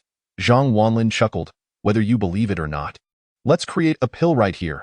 Upon hearing this, Dr. Wang's eyes lit up. Indeed, if they could create it on the spot, it would provide an opportunity to slap his face. After Zhang Wanlin had exposed him earlier, Dr.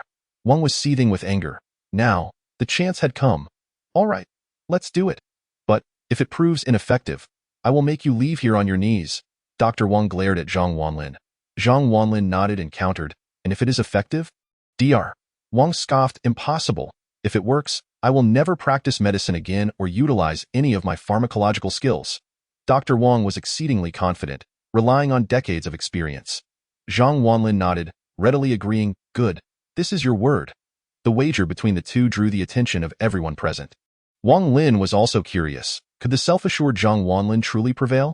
He thought it unlikely, considering Dr. Wang was a genuine master of medicine. Zhang Wanlin, however, was still quite young. Subsequently, under Zhang Wanlin's supervision, all the necessary herbs were gathered. Dr. Wang personally took charge of creating the pill. After a series of complex procedures, a dark pill finally took shape, appearing no different from the previous version. Dr. Wang held the pill and remarked, "Hemph. Without the banned substances and with the addition of 3 useless herbs, the potency of this pill is exceedingly weak. It can be said to be completely ineffective." Dr. Wang spoke with unwavering confidence, as he was intimately familiar with this pill, having toiled alongside his team for months. Others nodded in agreement with Dr. Wang's assessment. Zhang Wanlin stroked his chin and chuckled. If this is an ineffective pill, why don't you lead by example and try it yourself? After a moment of contemplation, Dr. Wang scoffed derisively. Trying to scare me? I know the effects of this pill all too well. It is merely a common health supplement, harmless to anyone. Besides, at my age, I am well past my prime. You expect me to test it? That would be self-deprecating. Nevertheless, Dr. Wang agreed without hesitation. The audience gasped. No one expected Dr. Wang would actually test the pill. Without further ado, Dr. Wang swallowed the pill. All eyes were fixed on him. While he maintained a confident demeanor, just wait.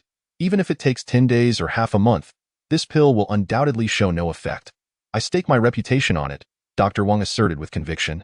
Observing his confidence, the researchers felt reassured. It seemed the doctor knew the outcome, which emboldened him to take the pill.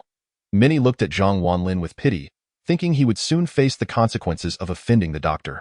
Wang Lin, witnessing this, shook his head in disappointment.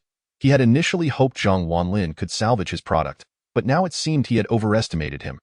Hemph, even considering Yu Yan's favor, your method is utterly useless. Why would I care about your favor? Wang Lin coldly laughed at Zhang Wanlin. Meanwhile, Wang Yuyan wore an expression of regret, wishing she hadn't brought Zhang Wanlin along now. Seeing Zhang Wanlin being reprimanded by her father made her uncomfortable. Wang Yuyan silently vowed that if Dr. Wang were to harm Zhang Wanlin, she would certainly step in to protect him. 3 minutes passed, and Dr. Wang remained unharmed. 8 minutes elapsed, and still, Dr. Wang showed no signs of distress. At this point, he chuckled, "Hemph, didn't you claim the potency would double? Why do I feel nothing at all?" Zhang Wanlin glanced at his watch, smiling slightly. "Don't rush. It will be soon. 10, 9, 8, 7. At this moment, Zhang Wanlin began counting down. Everyone looked at him in confusion, wondering what he was up to. 3, 2, 1, begin. With Zhang Wanlin's final word, Dr. Wang's previously relaxed expression suddenly shifted. Dr. Wang was stunned. How many years had it been since he felt this way? The last time he experienced such sensations was over 30 years ago. Now, he was on the verge of tears. Those around him were similarly flabbergasted. Just moments ago, Dr. Wang had confidently proclaimed there would be no effect. Yet now it was evident the pill's potency was astonishingly powerful. It could elicit such a strong reaction even from an old man. What a miraculous medicine! Chapter 136. Side effects? Everyone stared at Dr. Wang, utterly speechless. The potency of this pill was astounding. If it could evoke such a strong response from an elderly gentleman, what would it do to a younger person? Wang Yuyin felt her face flush with embarrassment. But simultaneously, she was astounded. Zhang Wanlin's method truly worked. The potency was indeed remarkable. What other skills did this man possess? He was incredibly enigmatic. The group of researchers was equally dumbfounded. The potency of this pill far exceeded that of the one containing banned substances. They widened their eyes, unable to accept this outcome. Wang Lin's eyes sparkled with excitement. He trembled with anticipation. The potential of this pill was limitless if it were to hit the market. Meanwhile, Dr. Wang's face turned crimson. He could no longer contain himself. With a roar, he exclaimed, "Ah, I'm going mad with that." He dashed out of the room. He rushed into an office, leaving everyone to wonder what he was up to. Not long after, strange noises emanated from the office. The onlookers exchanged awkward glances, each wearing an expression of embarrassment. What could Dr. Wang be doing? They all had an unspoken understanding. After more than half an hour, Dr. Wang's frantic cries echoed from the office, and finally, the door swung open. A flushed Dr. Wang emerged from the office. Wang Lin's excitement intensified. To keep an old man occupied for over half an hour was nothing short of miraculous. Zhang Wanlin, wearing a smile, asked, "So, Dr. Wang, how do you feel?" At that moment, Dr. Wang's face flushed with embarrassment. In the factory, he was considered a venerable figure. However, today he made a significant blunder. With a cold snort, he spoke, "Humph. What exactly did you do to make the drug so potent? You must understand that the stronger the efficacy, the greater the side effects. Such a powerful drug cannot possibly be brought to market." Dr. Wang exclaimed in anger. Upon hearing his words, the previously agitated crowd calmed down. Indeed, his statement held merit. Such intense efficacy surely entails severe side effects. Thus, the drug cannot be marketed at all. The hopeful expression on Wang Lin's face gradually faded, replaced by an ominous gloom. "Humph, I thought you had some brilliant method. It turns out you merely intensified the drug's effects, but doesn't that also elevate the side effects?" Wang Lin sighed, shaking his head. How could they allow someone as elderly as Dr. Wang to test the drug? Is there no conscience at all? Can his body withstand it? A chorus of accusations against Zhang Wanlin arose. Wang Yuyin shook her head, turning to Zhang Wanlin. "Chairman, what is going on? Dr. Wang is too old. He can't handle it." No one trusted Zhang Wanlin anymore. Everyone believed the drug's potency was too extreme, and the side effects must be substantial. Zhang Wanlin could only manage a wry smile as he looked at Dr. Wang. "Hee, you still don't believe me." Dr. Wang's eyes showed disdain and mockery. "What could a young person like you, who hasn't even fully matured, possibly do to earn my trust?" Zhang Wanlin's gaze grew increasingly cold. He turned to the researchers and asked, "Do you not believe me either?" The researchers snorted in unison. "Humph, who do you think you are? Do you really believe that simply because you have a keen sense of smell you can surpass Dr. Wang in pharmacology? Let me tell you, if anything happens to Dr. Wang, we will not let you off the hook." A wave of insults erupted. Zhang Wanlin's expression turned completely frigid. He looked at Wang Lin and said, "Uncle Wang, I sincerely came to help you. As long as you believe me, I care not for the opinions of others." Upon hearing Zhang Wanlin's words, Wang Lin let out a cold laugh. He had always been displeased with Zhang Wanlin, and now that Zhang was ridiculing his employees, how could he possibly support him? "Do you expect me to believe you? You are merely the owner of a takeout company. What do you know about pharmacology? Do you really think that by increasing the dosage, you can solve my problem? A child who hasn't even graduated high school, if he had such abilities, would he still be just a takeout company owner?" "Humph."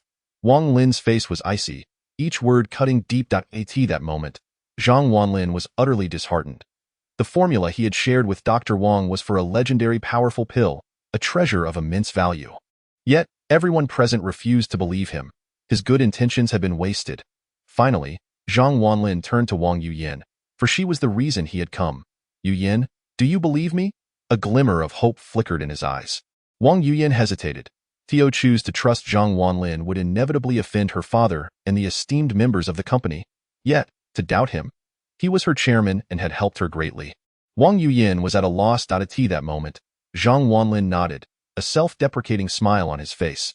Hee, I guess my good intentions have gone to waste. With that, he waved his hand, preparing to leave. Just as he was about to exit, he suddenly turned back, looking at Dr. Wang and Wang Lin. By the way, Dr. Wang, do check your health sometime, to see if my formula has any side effects, and Uncle Wang. I initially intended to gift you this formula, but given your arrogant attitude, I think I shall refrain. I hold the absolute patent rights to this formula. Should I discover any similar drugs on the market, I will surely sue your company to the end. With that, Zhang Wanlin left without a backward glance. Hee. As soon as Zhang Wanlin departed, Wang Lin's derisive laughter echoed behind him. Did he truly think himself of any consequence? Who would care for his worthless formula? How ridiculous. With that, Wang Lin turned to his troubled daughter. Daughter, did you see? This is the man you chose. He knows nothing, yet boasts so grandly. Do not contact him again. Wang Lin's face was cold. Even if he had a keen sense of smell, what did that signify? Dr. Wang, please go and check your health. Ensure you have no discomfort from that young man's medicine. Wang Lin instructed. Upon hearing this, Dr. Wang immediately nodded. Understood. Dr. Wang promptly went for a health check, while Wang Yuyin and Wang Lin entered the office. As soon as they stepped inside, Wang Lin turned to Wang Yuyin. Daughter, you have seen your boss's character. His company is small, only has a market in the ancient city. There is no future for you working there. Promise me, become engaged to Xiao Junfei, and come back to take over the family business. All right. Chapter 137. Go and plead with him. Wang Yuyin's mood was quite poor at that moment. Zhang Wanlin had been driven away, and she had not expressed her stance in time. Now reflecting on it, Wang Yuyin felt immense regret. Hearing her father's words only fueled her anger. Dad, I told you, I want to work there. I do not care about my future. Also, I do not want to marry Xiao Junfei. Wang Yuyin furrowed her brows as she spoke. Wang Lin sighed deeply. Alas, why can't you be more obedient? Why can't you understand your father's good intentions? It is merely a takeout company, lacking both prospects and background. Zhang Wanlin is just a boastful waste. What benefits could you possibly gain from staying there? Look at Xiao Junfei, a promising young man from a prominent family. Marrying him would make you the lady of the Xiao family. Why would you choose that stray dog over a true dragon? Wang Lin said earnestly. Wang Yuyin, feeling extremely impatient, responded. Enough, Dad, stop talking. No matter how much you say, I will not listen. Seeing her reaction, Wang Lin could only shake his head in resignation. He understood his daughter's temperament. After years of persuasion, Wang Yuyin had never heeded his advice. All right, once I finish up here, let's go home together. Your mother misses you dearly, Wang Lin said. Only then did Wang Yuyin reluctantly sit down. Her mind was preoccupied with thoughts of Zhang Wanlin. The way her father and his employees treated Zhang Wanlin left her feeling very uneasy. Yet at the same time, she was curious as to why Zhang Wanlin would present such a potent fake formula to deceive her father. After about 20 minutes, the office door was suddenly flung open. Wang Lin looked over, displeased. Who is it? Don't you know to knock? Upon closer inspection, he was taken aback to see Dr. Wang, drenched in sweat, holding a health report, visibly agitated. Chairman, there's a serious issue, Dr. Wang stammered. Wang Yuyin and Wang Lin exchanged bewildered glances. Dr. Wang, a veteran in the company, what could possibly rattle him so? What is it? Wang Lin hurried over. Inquiring. Dr. Wang's hand trembled as he held the report, swallowing hard as he nervously said, The health report is out. My body is very healthy. Upon hearing this, Wang Lin was utterly confounded. Isn't being healthy a good thing? Just after he spoke, Wang Lin's expression shifted dramatically. Very healthy. So this means Zhang Wanlin's formula has no side effects. Such potent efficacy, yet no side effects. Wang Lin's eyes widened in disbelief as he snatched the report from Dr. Wang, scrutinizing it closely. The more he read, the graver Wang Lin's expression became. Dr. Wang's health not only showed no abnormalities but, having been revitalized, was even better than before, with lower blood pressure. How is this possible? Wang Lin's flesh trembled. If this is true, then Zhang Wanlin's formula is an invaluable treasure. Over the years, the factory had a set of specialized examination equipment for testing new drugs. If the side effects were too severe, they would be detected immediately. Yet after Dr. Wang's examination, no anomalies were found. Instead, he had been rejuvenated, walking with greater ease than before. This left Dr. Wang utterly stunned and bewildered. Wang Lin's expression began to darken significantly. He realized the immense profit he had just forfeited. a product with no side effects, extremely potent, and low cost. Once it hits the market, it would likely seize the entire health product market. The profits could easily be described in the hundreds of billions. For a product that even the most inept could consume and thrive. Wanlin was left speechless. He recalled how he had treated Zhang Wanlin earlier, and regret washed over him. His earlier insults and disdain had driven Zhang Wanlin away. But now he realized he had thrown away a bright future. If he had secured that formula, even the Xiao family would have to look up to his family. Chairman, regarding that prescription, Zhang Wanlin likely possesses absolute patent rights. For it is indeed a treasure beyond measure, Dr. Wang remarked, his expression darkening. Wanlin nodded in agreement. The very fact that Zhang Wanlin dared to present the prescription indicates his lack of concern over its potential loss. After all, he holds absolute patent rights. Anyone who utilizes the prescription without his consent is committing an infringement, an offense against the law. Earlier, Zhang Wanlin was prepared to generously bestow the prescription upon Wanlin. Yet Wanlin, in his folly, forced him away. To this moment, Wanlin lamented his actions with deep regret. Wang Yuyan, in a fit of anger, stamped her foot and exclaimed, "I told you. How could Zhang Wanlin possibly present a counterfeit prescription? Do you see? His intentions are pure. He offered us a priceless prescription, yet you refuse to trust your daughter's judgment. Do you believe I would ever be interested in such a cowardly and shabby individual?" Upon hearing Wang Yuyan's words, Wang Lin's face turned crimson. It appears that Zhang Wanlin is indeed a master of medicine and pharmacology. This young man is truly exceptional. Dr. Wang expressed his admiration sincerely. Although he had never favored Zhang Wanlin, the brilliance of the prescription genuinely astonished him. While it may not be producible as a product, the mere thought of secretly crafting a few filled him with excitement. He could hardly wait to return home and showcase his prowess to his wife. After much hesitation, Wanlin turned to Wang Yuyan and, with gritted teeth and a flushed face, asked, "Daughter, could you possibly plead with Zhang Wanlin to gift us the prescription?" "Humph." Wang Yuyan immediately huffed in dissatisfaction. "Just moments ago, you spoke so harshly, calling him a waste. Now you wish for him to present the prescription to us? You are welcome to ask. I certainly lack the face for such a request. This prescription, if sold, could fetch billions, and yet, you treated Zhang Wanlin's kindness as if it were refuse. Now you realize its worth? Why did you not heed this earlier?" Wang Yuyan expressed all her grievances. She felt a sense of triumph at this moment. "Have you not always doubted my discernment? Have you not continuously mocked Zhang Wanlin? Now, I shall demonstrate how remarkable the man I, Wang Yuyan, have chosen truly is. Even without relying on my family, I can achieve greatness on my own." Wang Lin was dumbfounded, filled with regret, utter, unrelenting regret. Chapter 138. Father's Birthday Yet. In this world, there exists no remedy for regret. Once missed, an opportunity is lost forever. Wang Lin let out a long sigh and slumped onto the sofa. After leaving the factory, Zhang Wanlin hailed a taxi and returned home. After a refreshing shower, he relaxed on the sofa and glanced at his phone. Tomorrow marks his father's birthday. Zhang Wanlin intended to prepare a splendid celebration. After all, his father had never once hosted a birthday banquet in all these years.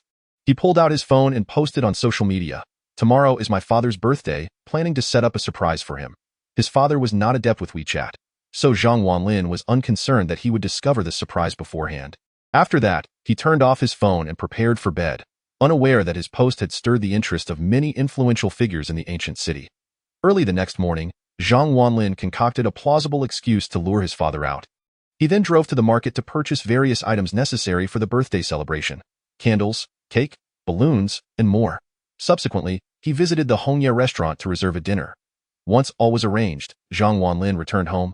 Throughout the day, he meticulously decorated the house. Balloons adorned the walls, candles were arranged on the table, and the cake was prominently displayed. Everything was ready, awaiting his father's return to enjoy a meal at Hongye restaurant. Zhang Wanlin rubbed his hands together in satisfaction, a smile gracing his face. Woof! At that moment, Thunder, his exuberant dog, barked excitedly. This dog, which only charged its batteries, had grown rapidly and was now a full-grown Siberian husky. It was strikingly handsome, with a glossy coat and bright eyes, the lightning bolt mark on its forehead drawing attention. "Little one, are you hungry? Once I return from dinner, I will bring you some non-fu batteries." Zhang Wanlin chuckled. Thunder seemed to comprehend his words, barking joyfully in response. "Woof!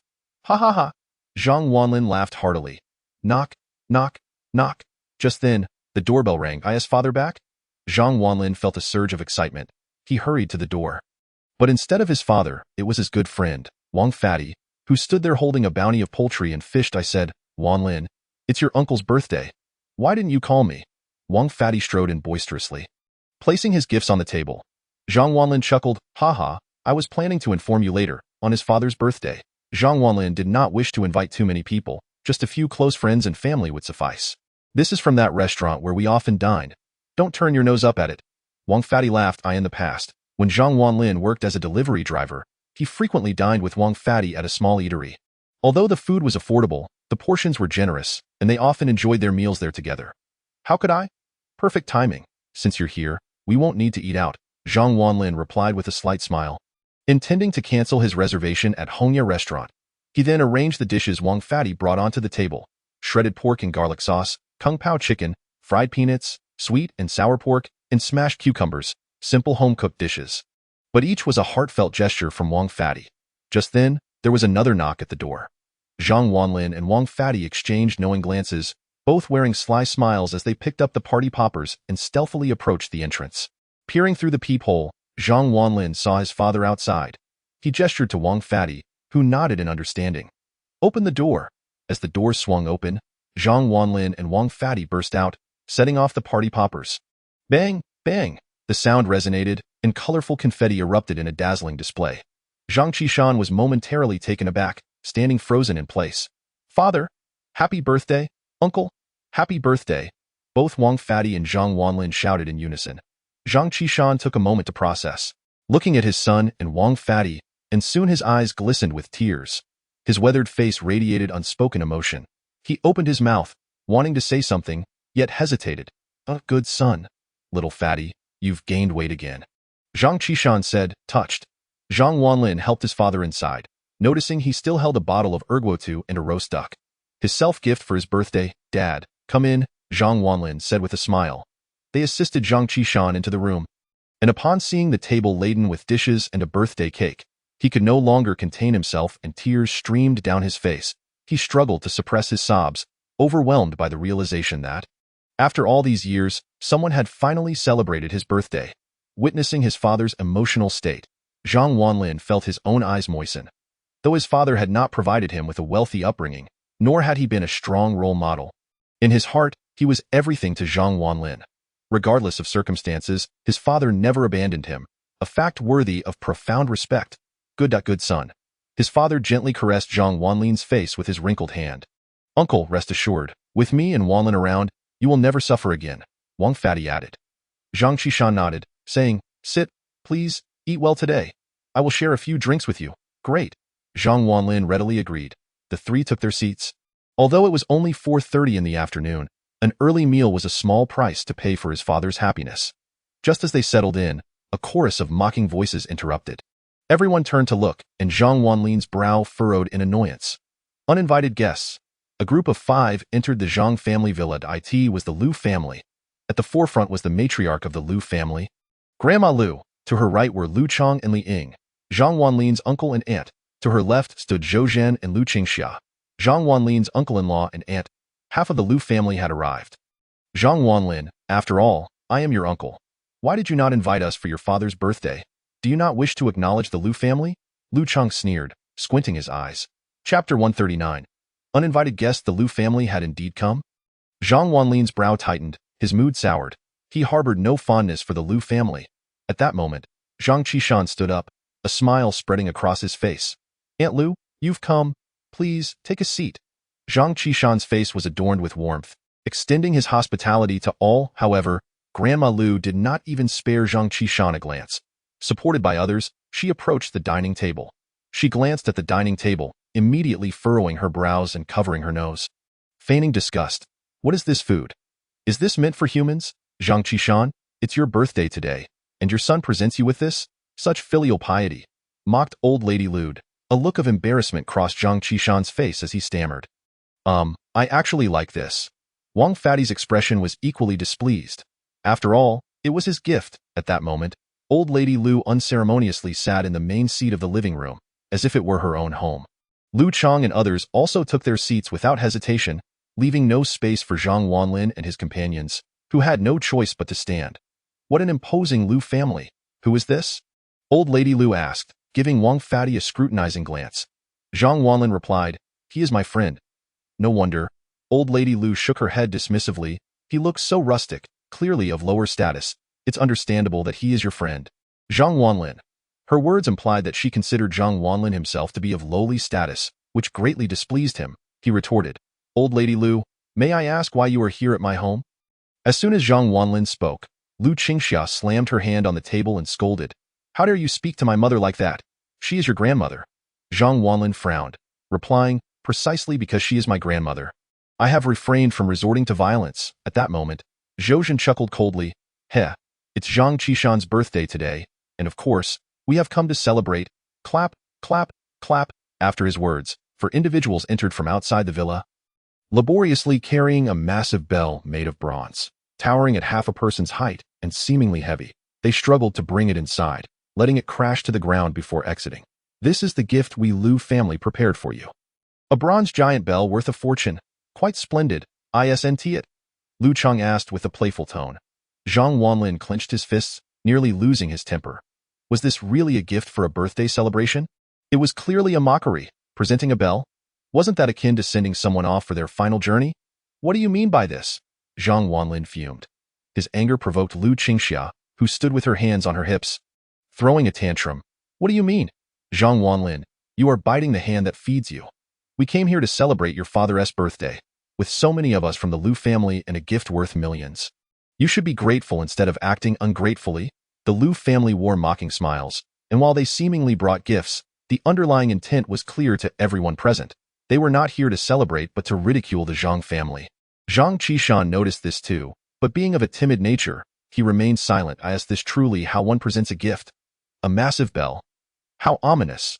Wang Fatty, unable to bear it any longer, spoke out, his words. Lu Chang sneered, what are you? This is none of your concern. You look like a street vendor, obviously poor. Get out. Wang Fatty's face flushed red with indignation, and he felt an urge to strike back. However, he knew the Lu family was not to be trifled with, and he suppressed his anger. This moment, Old Lady Lu turned her gaze to Zhang Wanlin, asking from her lofty position, Zhang Wanlin, have you given any thought to that matter? It was still about that issue. They had come once more to persuade Zhang Wanlin to acknowledge a thief as his father. Zhang Wanlin narrowed his eyes and raised a finger, declaring, I will say this one last time, I will never do it. Moreover, the Zhang family does not welcome you. Please leave immediately. Zhang Wanlin was truly enraged. Upon hearing his words, the Lu family members' expressions shifted. Ah, Zhang Wanlin has rejected us again, even telling us to leave. The smile vanished from Old Lady Lu's face, and she tapped her cane on the ground, coldly stating, do you know the consequences of your actions? I will bear all consequences. Zhang Wanlin shot back. You will bear them? What will you use to bear them? Do you know the fate of offending the Lu family? Allow me to be blunt. If you comply with our demands, I will ensure you a lifetime of comfort and your father a life of prosperity. If you refuse, the Lu family will make it impossible for the Zhang family to survive in this ancient city. We'll send you off for good. Old Lady Lu's sinister voice rang out. Think carefully, Zhang Wanlin. At that moment, Lu Chang stepped forward, hands in his pockets, wearing a haughty sneer. Surely you wouldn't want your father to suddenly collapse on the street, would you? Nor would you wish for your luxurious villa to mysteriously catch fire, would you? Even less would you want your beloved to be silently defiled. All of this is easily within the Lu family's reach. Such tyranny. Hearing their words, Zhang Wanlin's fury reached its peak. Family was his bottom line. He clenched his fists, his eyes reddening, veins bulging on his forehead. Try saying that again. He growled. Oh? Are you angry now? Embarrassed? Lu Chang smirked. Do you wish to fight? Do you believe you have the strength to do so? Clap, clap, clap. After speaking, Lu Chang clapped his hands 3 times. Suddenly, the Zhang family's door was kicked open, bang. Countless men in black surged in. A dark wave of over 50 muscular figures, each clad in black attire, all formidable fighters, the Lu family's hired muscle. They filled the living room, exuding an oppressive aura. Do you see? This is the strength of the Lu family. Lu Chang beamed with pride. These 50 henchmen were hired at a high price, each having tasted blood in their past. He had previously instructed them to break many legs, solidifying the Lu family's fearsome reputation. The Lu family was not here to negotiate. They were here to force Zhang Wanlin into submission. Wang Fatty had never encountered such a scene, his face turning pale. Nevertheless, he stood his ground. Zhang Qishan felt fear but remained in front of Zhang Wanlin. For though others saw him as useless, in Zhang Wanlin's eyes, he had to be a father. Old Lady Lu scoffed, "Zhang Wanlin, do you see? The arm cannot surpass the thigh, and you are hardly even an arm. You're merely a pinky. With a word from me, I can obliterate your Zhang family. Do you believe that?" At this point, Zhou stepped forward, smirking, "Zhang Wanlin, stop pretending in front of us. I've checked. You don't own a Lamborghini. You merely ride an electric bike to work every day. That Lamborghini was just a company car. You really had me fooled. I thought you had become a nouveau riche." Zhou's words elicited laughter from him and Lu Qingxia, their mirth dripping with derision. Old Lady Lu chuckled as well, her wrinkled face displaying a sinister grin. As the head of the Lu family, she believed she had Zhang Wanlin's life and death in her hands. Zhang Wanlin's capitulation was merely a matter of time. At this moment, Old Lady Lu waved her hand, and Liang promptly placed a contract on the table. Old Lady Lu turned to Zhang Wanlin. "Zhang Wanlin, this is your final opportunity. Sign this contract, and you will receive 10 million, a Porsche, and a property in the Yulong Mountain Villa. If you refuse, well, you know the fate of opposing the Lu family." Old Lady Lu said this with a smile, and the Lu family members wore confident grins. They had invested heavily. 10 million in cash, a luxury car, and a lavish mansion were not easily given out, even by the Lu family. With 50 henchmen present, Zhang Wanlin surely knew how to choose wisely. Everyone believed that this time, Zhang Wanlin would undoubtedly choose to compromise. Wang Fatty and Zhang Qishan also looked to Zhang Wanlin, eager to see his decision. However, at that moment, a smirk appeared on Zhang Wanlin's lips, a mocking smile. "Heh, I've realized that you Lu family members simply cannot comprehend human language. I've stated it before. No matter what, I will never acknowledge a thief as my father. Why can't you understand that?" As Zhang Wanlin's words fell, the room fell into an eerie silence. The atmosphere became unbearably tense, and the smiles on the faces of the Lu family froze. They were stunned. What? Zhang Wanlin rejected them again. This was a result none had anticipated. Heaven and hell, and he actually chose hell? Zhang Wanlin, you truly are shameless. At this moment, Lu Chong nearly bellowed in fury. Our Lu family has invited you numerous times, yet you remain obstinate? Do you truly believe yourself to be above us? Do you think the Lu family dares not move against you? This is utterly outrageous. Today, I, Lu Chong, shall obliterate the Zhang family. A flicker of malice shone in the eyes of old Lady Lu. Her grip on her cane trembled with rage, ignorance, and arrogance. My Lu family, esteemed in this ancient city, has been spurned by you, a mere wretch, time and again. Ha! Very well, today I shall show you the might of the Lu family. Old Lady Lu nearly roared, her wrath fully ignited. She shakily rose to her feet, supported by Lu Chong and Lu Qingxia. Old Lady Lu glared at Zhang Qishan and scoffed, "Humph, Zhang Qishan, this is your illustrious son. Truly, the apple doesn't fall far from the tree. A father is a useless waste, and the son is just as stubborn. Look, this is your birthday. With just you and your son here, Zhang Qishan, is this your network? Is this the extent of the Zhang family's connections? Reduced to such poverty, yet you fail to seize opportunities? You deserve a lifetime of destitution. You shall forever remain impoverished." Coughing violently, old Lady Lu grew increasingly agitated, prompting Lu Chong to pat her back. "Mother, it's not worth getting worked up over such lowly people." He cast a cold glance at Zhang Wanlin and Zhang Qishan. "How pathetic. No one even came to celebrate your birthday. It's truly pitiful, lacking even a semblance of connections. What is the point of celebrating?" Lu Chong coldly regarded Zhang Wanlin. "Who remembers your father's birthday? What significance does this birthday hold? It's merely a fleeting joy amidst poverty." He held Zhang Wanlin in contempt. Were it not for Zhang Wanlin's potential utility, he would never deign to speak to him in his lifetime. Now, with masks torn off, all manner of insults flowed forth. Lu Qingxia crossed her arms and stepped forward, condescendingly declaring, "Zhang father and son, remember this day? This day should forever be etched in the hearts of the Zhang family, for it is the day that the Lu family came to celebrate the birthday of Zhang Qishan, marking the pinnacle of his existence." Ha ha ha! Laughter erupted among the crowd. Zhang Wanlin clenched his fists, coldly observing them. "What of the few who came to celebrate?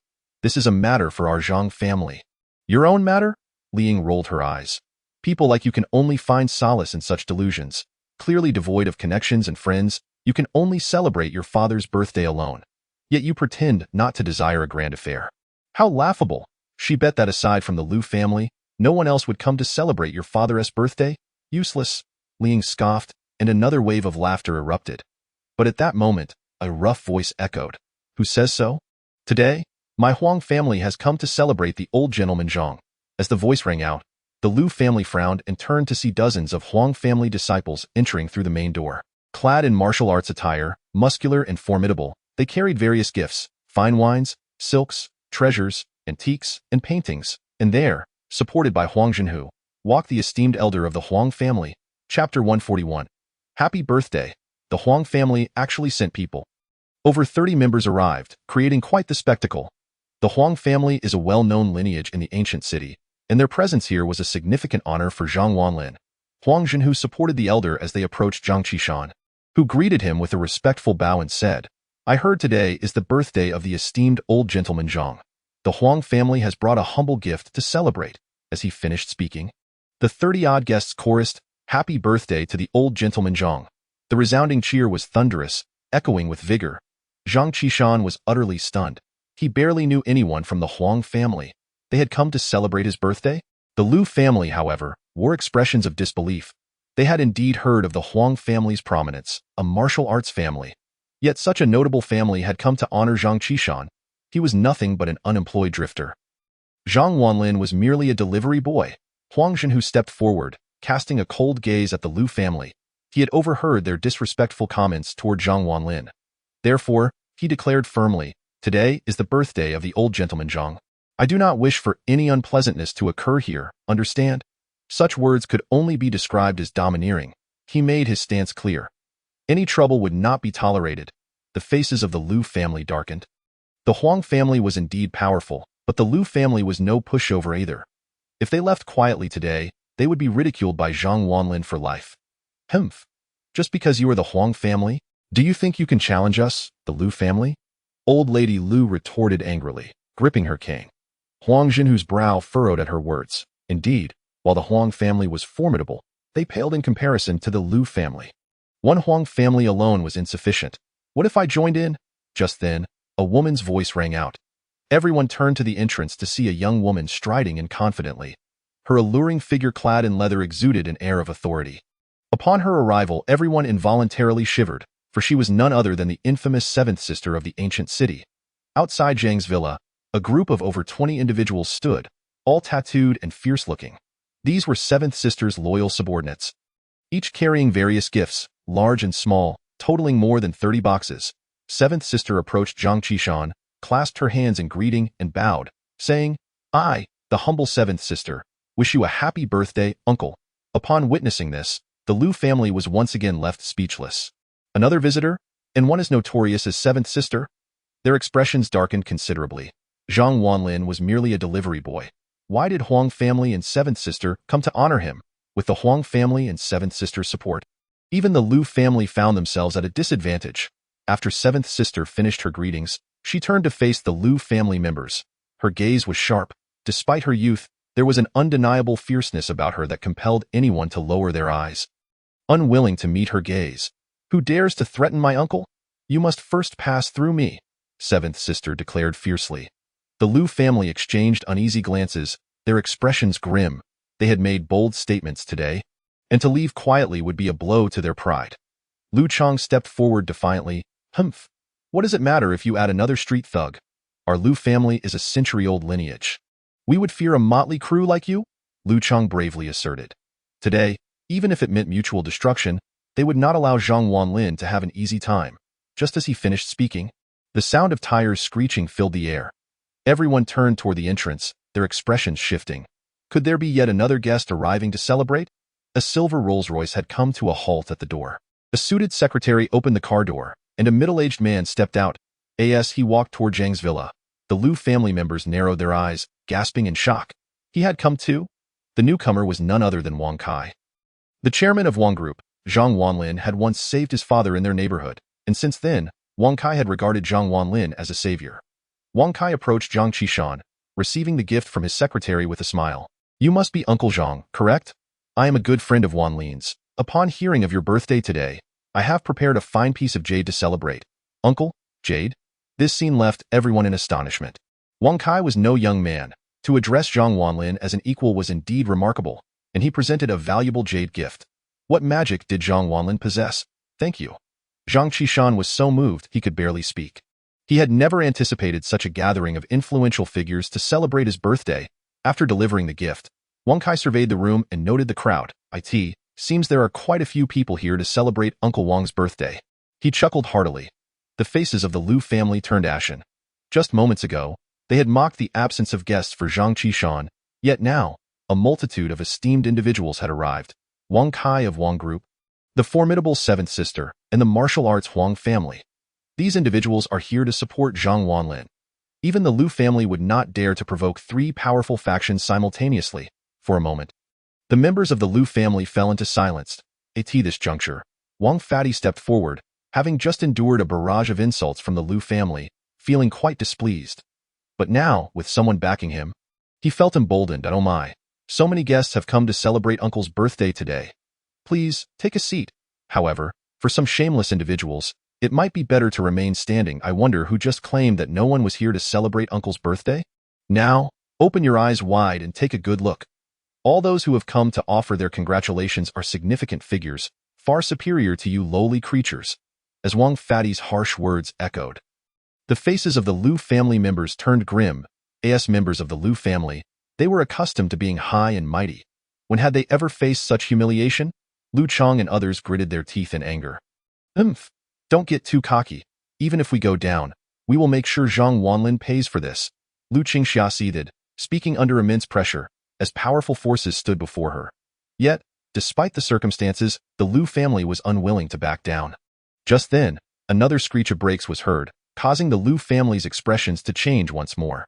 Could it be that more people had arrived to celebrate? Everyone turned to the entrance point. 2 rows of luxury cars were parked at the Zhang family's gate. One row consisted of 6 gleaming Mercedes, while the other featured 6 Audis. As the doors of the 12 luxury vehicles swung open, a multitude of individuals emerged.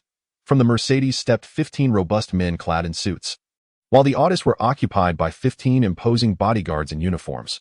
All 30 individuals carried gifts, an array of packages that dazzled the eyes. From the lead car emerged 2 figures. Upon seeing them, the Lu family members squinted, gasping in shock. It was yet another pair of significant figures.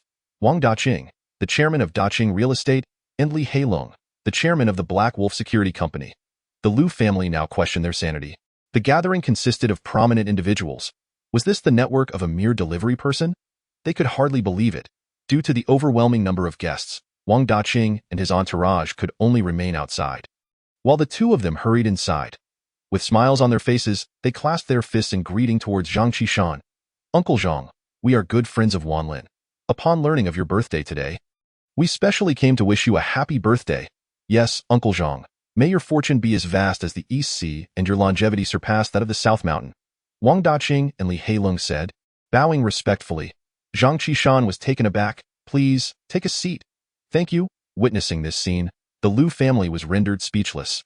They could hardly comprehend that so many prominent figures had come to celebrate Zhang Wanlin. Lu old madam's face turned pale. Wang Fatty, observing their stunned expressions, burst into laughter. Ha ha ha, fish die and nets break.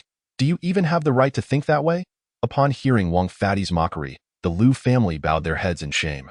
Indeed, they had been far too arrogant, leaving them with no escape route. They had never anticipated that a mere delivery person could have such extensive connections. Yet Lu old madam refused to relinquish her last shred of dignity. With a cold snort, she declared, Zhang Wanlin, don't be too proud. Even if you have a few connections, do not forget that behind the Lu family stands the Jiang family. The Jiang family, being the family into which Zhang Wanlin's mother had married, was a name that changed the atmosphere. As the mention of the Jiang family echoed, the crowd's expressions shifted. The Jiang family was one of the top families in the ancient city, wielding immense power. Although the factions present were formidable, they paled in comparison to the Jiang family's influence. Seeing the crowd's astonished faces, Lu Chang smirked. Zhang Wanlin, even if you know a few people, what does it matter? Compared to the Jiang family, you are still nothing more than a pest. Zhang Wanlin shook his head helplessly, unwilling to stoop to their level. Seeing his silence, Lu Chang assumed Zhang Wanlin was intimidated. Zhang Wanlin, Are you scared? They are not enough to shake our Lu family. Just then, a sudden honking sound drew everyone's attention to the villa's entrance. Upon seeing the approaching convoy, their expressions changed dramatically. It was a lavish Rolls-Royce convoy, consisting of 5 gleaming silver cars, their new bodies radiating opulence, with plates that were all eye-catching. 5 multimillion-dollar luxury cars came to a stop at the entrance of the Zhang family villa. The sound of doors opening echoed through the air. Approximately 10 individuals emerged from the 5 Rolls-Royces. While their numbers were few and they did not appear particularly strong, they exuded an aura of danger.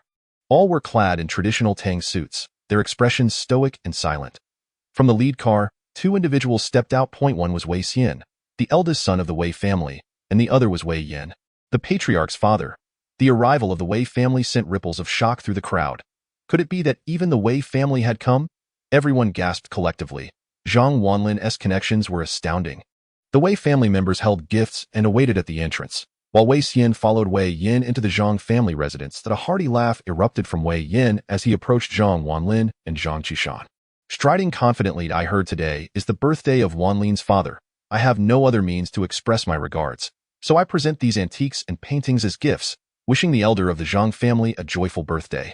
Wei Yan's humble approach astonished everyone. He referred to Zhang Wanlin as young friend, a stark contrast to the Wei family's notorious reputation for arrogance. What charm did Zhang Wanlin possess that could elicit such deference? Zhang Qishan was left speechless, astonished that so many significant figures had come to honor his son. What had his son accomplished outside? The members of the Lu family were left in a state of disbelief. If they had hoped to intimidate Zhang Wanlin with the Zhang family, that threat was rendered null by the presence of the Wei family and the multitude of other forces. They were at a loss. Unable to fathom the outcome, they had come to belittle Zhang Wanlin and his father, yet they found themselves the subject of ridicule. A mere delivery person's connections were far beyond what they had imagined. Was this truly the same Zhang Wanlin? The Lu family remained silent, with Lu old madam looking pale. She realized too late that she had underestimated Zhang Wanlin. He was far from the feckless individual they believed him to be. His silence did not denote cowardice, nor did his humility signify a lack of connections. The numerous influential figures present were all here for Zhang Wanlin. In the face of such power, what was the Lu family worth? Just then, another Audi A6 arrived at the entrance of the Zhang family villa. While the Audi A6 was understated, its license plate was exceptionally striking, capturing the crowd's attention. From the vehicle emerged a woman in her 30s, gracefully aging yet well-preserved. She assisted an elderly man as they entered the villa. Upon recognizing them, the crowd gasped once more. The newcomers were none other than Li Daoming, the patriarch of the Li family, the father of the county head. Everyone was wide-eyed, wondering if he had also come to celebrate Zhang Qishan's birthday. In full view of the crowd, Li Daoming approached Zhang Qishan. Despite his frail condition, he managed to clasp his fists in a respectful gesture. I humbly congratulate Elder Zhang on his birthday, with a small token of my esteem. With that, Li Zhenjin promptly presented a gift. The value of the offering from Li Daoming was undoubtedly immense. The crowd was left dumbfounded. What remarkable influence did Zhang Wanlin possess that so many distinguished figures would come to honor his father, even Li Daoming? Yet Zhang Wanlin's expression was one of displeasure. What brings you here? He asked, visibly annoyed. The crowd was left stunned. What? It seemed as though Zhang Wanlin was not particularly welcoming of Li Daoming. Then, a scene unfolded that left everyone speechless. Li Daoming, without hesitation, knelt down. The father of the county head was kneeling, regret etched on his face as he said, Zhang Shuni, we were wrong before. I beg for your forgiveness, for my daughter's ignorance. Li Daoming's face was etched with anguish and remorse. Over the past couple of days, he had endured the torment of the curse, feeling that life was scarcely worth living. If it were not so, why would he kneel and plead before Zhang Wanlin? Meanwhile, the usually lofty Li Zhenjin also found herself on her knees. She bowed her head and cried out, Divine Dr. Zhang, I was in the wrong before. I bow in apology. My father is truly suffering. I implore you, in your great mercy, to save him. This scene left everyone present in stunned silence. The father of the county head and his daughter were kneeling before Zhang Wanlin. What kind of charisma did this man possess? Divine Dr. Zhang. Could it be that Zhang Wanlin's medical skills had reached such an extraordinary level that even the father of the county head had to kneel for his help? The Lu family was utterly dumbfounded. Zhang Wanlin let out a cold snort. He was extremely displeased by Li Zhenjin's previous attitude. He had previously stated that he would never treat Li Daoming. He remembered his own words. Hemph. You are not welcome here. Take your congratulatory gifts and leave my home. I have already said that I will not treat your illness. Upon hearing Zhang Wanlin's declaration, a collective gasp filled the air. How impressive! He did not even give face to the father of the county head. How formidable! However, observing Zhang Wanlin's connections, it seemed he indeed had the power to disregard such matters. In truth, Li Daoming was acutely aware that the individuals present were all prominent figures in the ancient city. If he attempted to confront them directly, they would undoubtedly refuse. Thus, the only option was to plead for Zhang Wanlin's assistance. Divine Dr. Zhang, if you would only speak, we would willingly traverse mountains of knives or seas of fire. Li Daoming lamented desperately. The torment of the curse was unbearable, rendering him nearly lifeless. Just as Zhang Wanlin was about to refuse, suddenly, several choices appeared before him.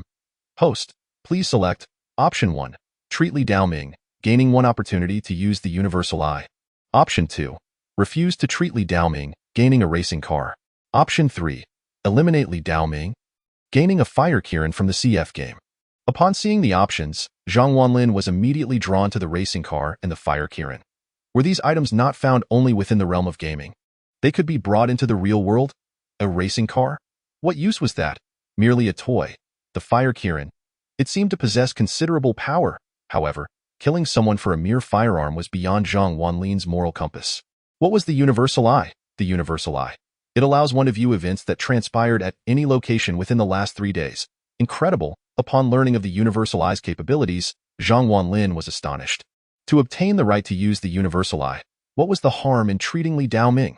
At that moment, Zhang Wanlin glanced at Li Daoming, who was kneeling before him with eager anticipation. Sighing deeply, Zhang Wanlin remarked, Alas, I initially had no intention of saving you. Yet, as a healer, I cannot turn a blind eye. Very well. Step outside and wait. I will call for you shortly. Upon hearing Zhang Wanlin's words, Li Daoming was overjoyed. He hastily nodded, exclaiming, Yes, thank you, Divine Dr. Zhang. The father of the county head was as ecstatic as a child. This scene left everyone astonished. In the ensuing hours, a continuous stream of guests arrived to offer congratulations. Among them were familiar faces to Zhang Wanlin, as well as those he did not recognize, executives from companies and friends alike. Wang Yuyan and Wu Sanqing were also present. It was not until 9:30 at night that the influx of guests ceased. The Zhang residence was now packed to the brim with well-wishers. The reason for this was the post Zhang Wanlin had shared on social media. Conversely, the Liu family wore expressions of dismay. When they arrived, they mocked Zhang Wanlin and his father for lacking connections, claiming that no one would attend Zhang Qishan's birthday celebration. Yet, in the brief span of time that had passed, numerous influential figures from the ancient city had graced the occasion with their presence. This left them feeling as if they had swallowed a bitter pill, unable to accept the reality of the situation. They could hardly believe that the Zhang Wanlin they had long looked down upon was, in fact, someone they could not afford to offend. At that moment, Zhang Wanlin finally turned his gaze towards the Liu family. Shaking his head, he said, Haha, I have long stated that I do not covet being that person's son. Yet you have always assumed that I, Zhang Wanlin, feigned superiority, refusing to drink the toast offered. Now, open your eyes wide and behold. Do I, Zhang Wanlin, need to grovel to anyone? The Liu family members lowered their heads in silence. Indeed, he did not need to. With the attendance of numerous influential figures, Zhang Wanlin was undoubtedly a significant figure himself. Did he need to acknowledge that person as his father? Did he need to recognize a thief as kin? Absolutely not. Yet, true to Zhang Wanlin's character, even if he were destitute, he would never choose to recognize a thief as his father. That was his principle. Old Lady Liu shook her head and sighed. Alas, it seems I misjudged the situation. Let us leave. In an instant, Old Lady Liu appeared to have aged decades, her face clouded with worry. The once arrogant crowd fell silent, behaving as meekly as grandchildren. Just as they were about to depart, Zhang Wanlin's icy voice rang out, Stop! With that single command, the 100-odd attendees turned their attention to the Liu family, their gazes sharp and predatory. Zhang Wanlin's word. The various factions present could easily tear the Liu family apart. The Liu family members trembled, their eyes filled with fear as they looked at Zhang Wanlin. Take back the congratulatory gifts you brought. Zhang Wanlin ordered coldly. The Liu family, upon hearing this, dared not utter a sound, obediently carrying the large bell away. A farewell? Haha. In the end, it was the Liu family who had brought this upon themselves. Bringing the bell in and taking it out soon, the Liu family vanished from sight. After their departure, Zhang Wanlin proclaimed, "First and foremost, I thank each of you for taking the time to celebrate my father's birthday. I never anticipated that you would honor me, Zhang Wanlin, with your presence, nor that you would place such importance on my father's special day. I, Zhang Wanlin, extend my heartfelt gratitude to all." With that, Zhang Wanlin bowed deeply. This gesture was sincere, expressing his gratitude to those who regarded him as a friend and to those who had lent him their support. He would forever cherish these kindnesses. The attendees nodded with smiles. Recognizing Zhang Wanlin's character, he was neither obsequious nor arrogant, acted with propriety, and was of good character. He was a friend worth making. "Dear friends, if I have not attended to you well today, it is my oversight. If you do not mind, I shall arrange a banquet at a restaurant shortly, and we shall not part until we are fully intoxicated," Zhang Wanlin declared. "Yes, not until we are drunk. Let us go." Quickly, a chorus of excitement erupted as Zhang Wanlin, alongside Zhang Qishan, exited the house. It was until 1 o'clock in the early hours of the morning that Zhang Wanlin assisted Zhang Qishan back home. Both had indulged in copious amounts of alcohol, and the elder had enjoyed himself immensely, even getting delightfully inebriated. Zhang Wanlin, although slightly tipsy, managed to maintain his clarity. Upon returning home, Zhang Wanlin was on the verge of tears. The gifts from the various dignitaries had piled up to form a small mountain. This left him quite troubled. How should he handle all these items? After a refreshing shower, he lay down comfortably on his bed and, before he knew it, drifted off to sleep. The next day arrived swiftly. After freshening up, Zhang Wanlin made his way to the company. Following a day of busyness, he contacted the director responsible for processing medical licenses through Wu Sanqing after work. According to protocol, Zhang Wanlin took the exam. Given his medical skills, obtaining the medical license was a straightforward matter.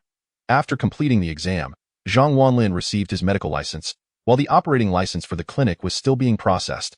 Expected to be finalized in a few days, the following week was uneventful, allowing Zhang Wanlin to enjoy a comfortable respite. One day, he lay in the office of the delivery company, reclining in his boss's chair with his legs propped up on the desk, leisurely browsing the news on his phone.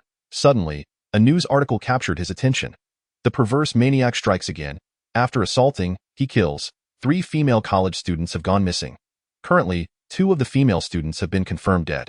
Citizens are advised to exercise caution, particularly female students, and to avoid going out alone at night. Upon reading this news, Zhang Wanlin raised an eyebrow. A perverse maniac, assaulting and killing, that was indeed quite depraved. Years prior, he had heard rumors of a perverse maniac in the ancient city, At that time. The maniac had assaulted and killed 5 female college students before disappearing into the city. Who would have thought that years later he would resurface? Moreover, the victims were all students from Ancient City University. Concerned for his sister's safety, Zhang Wanlin decided to call Pei Xiaoling.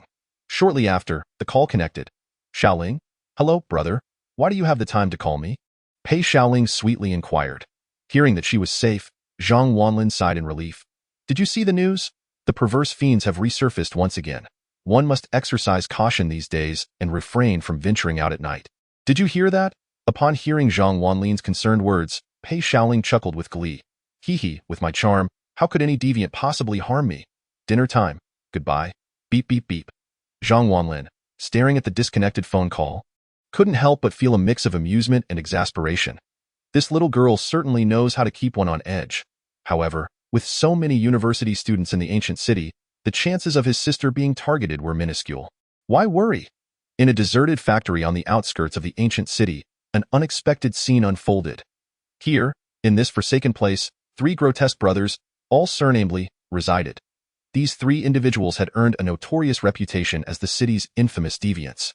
By day, they masqueraded as ordinary citizens, but when night fell, they transformed into predators, preying upon young female students, committing heinous crimes without remorse. They bore no names. They were mere orphans who had been abandoned by their parents at birth due to their unfortunate appearances. Growing up on the scraps of others in their village, deprived of parental love and identity, they only knew their father's surname, which they adopted as their own. Their dark upbringing had twisted their personalities into something grotesque.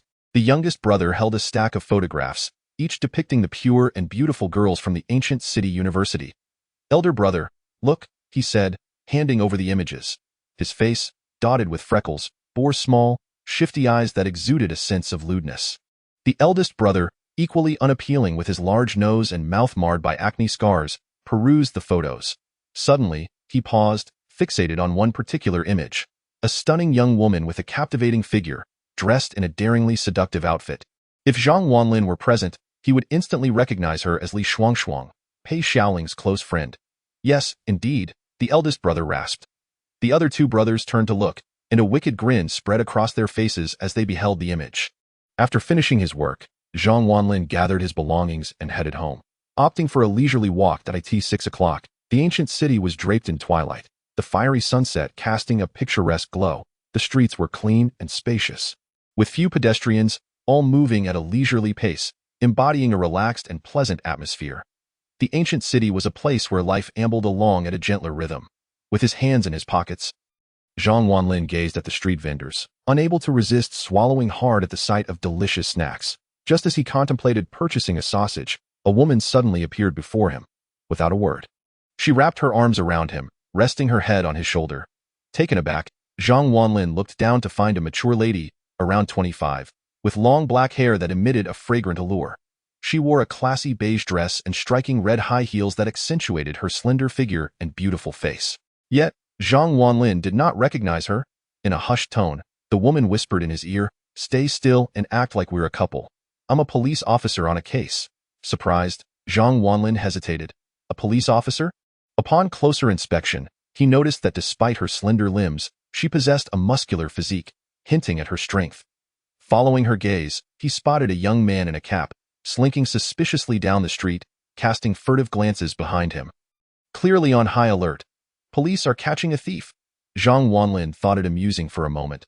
The female officer tightened her grip on his arm, urgently whispering, "Follow that man. Quickly." Her tone brooked no dissent, and Zhang Wanlin, bemused, complied, pretending to be her partner as they hurried after the suspect. However, he soon realized something was amiss. She walked unevenly, clearly struggling in her high heels. If not for his support, she might have fallen several times. "Miss, if you can't walk in those heels, perhaps you shouldn't wear them. How will you catch a thief like this?" he remarked, at his wit's end. "Silence," she snapped, furrowing her brow in annoyance. "I just happened to be on my way to a gathering when I spotted him. Otherwise, do you think I would wear high heels?" Quite the fiery temperament, Zhang Wanlin thought, rolling his eyes. Before long, they trailed the man into an alley, where he covertly met another individual. They exchanged a powdery substance for stacks of cash. Several thousand at least, a drug deal. Zhang Wanlin gasped, and just then, the policewoman snapped a picture with her phone. Having captured evidence, she leaped into action, shouting, "At last, I've caught them. Police, don't move." The two men turned, momentarily stunned by her sudden appearance. But in a heartbeat, they regained their composure and bolted. "Stop," the officer bellowed, showcasing her fierce nature as she sprinted after them. Yet, just as she took off, the heel of her shoe snapped, causing her to stumble and fall. "Ouch, that hurts," she exclaimed, quickly regaining her footing, discarding her heels, and sprinting barefoot after the criminals, surprisingly swift. Zhang Wanlin watched in astonishment at her dedication and fierceness. It was a sight to behold, despite her speed. The drug dealers were faster, and the policewoman was left panting in frustration. As they neared their escape, Zhang Wanlin approached her, suggesting, "Need a hand?" She shot him a glance, fuming. "What can you do to help?" "Use your mouth." Patting his back, he declared, "Hop on. I'll carry you." "What?" she exclaimed, momentarily taken aback. She scrutinized him, incredulous. "Are you serious? Do you know how much I weigh?" "Over 100 pounds. Fine, suit yourself," she retorted, darting off once more. Yet, the rocky ground proved treacherous, and with each stride, her feet bled. Zhang Wanlin, unable to stand by, scooped her up without hesitation. "What are you doing?" she protested. Without answering, he dashed ahead, his speed astonishing. The scenery blurred past them as if he had activated some latent superhuman ability. "Good heavens, he's fast," she murmured, astonished by the speed at which they flew past the fleeing dealers. The two drug dealers, thinking they had evaded capture, turned only to be met with a shocking sight. Zhang Wanlin, cradling a woman, was gaining on them with incredible speed. "Stop running. Surrender now," the policewoman shouted, her excitement palpable. The dealers, their expressions grim, exchanged warnings. "Don't follow us. You'll regret it." "Threatening me?" Zhang Wanlin responded with a smirk. "Regret? Let's see how you make me regret it."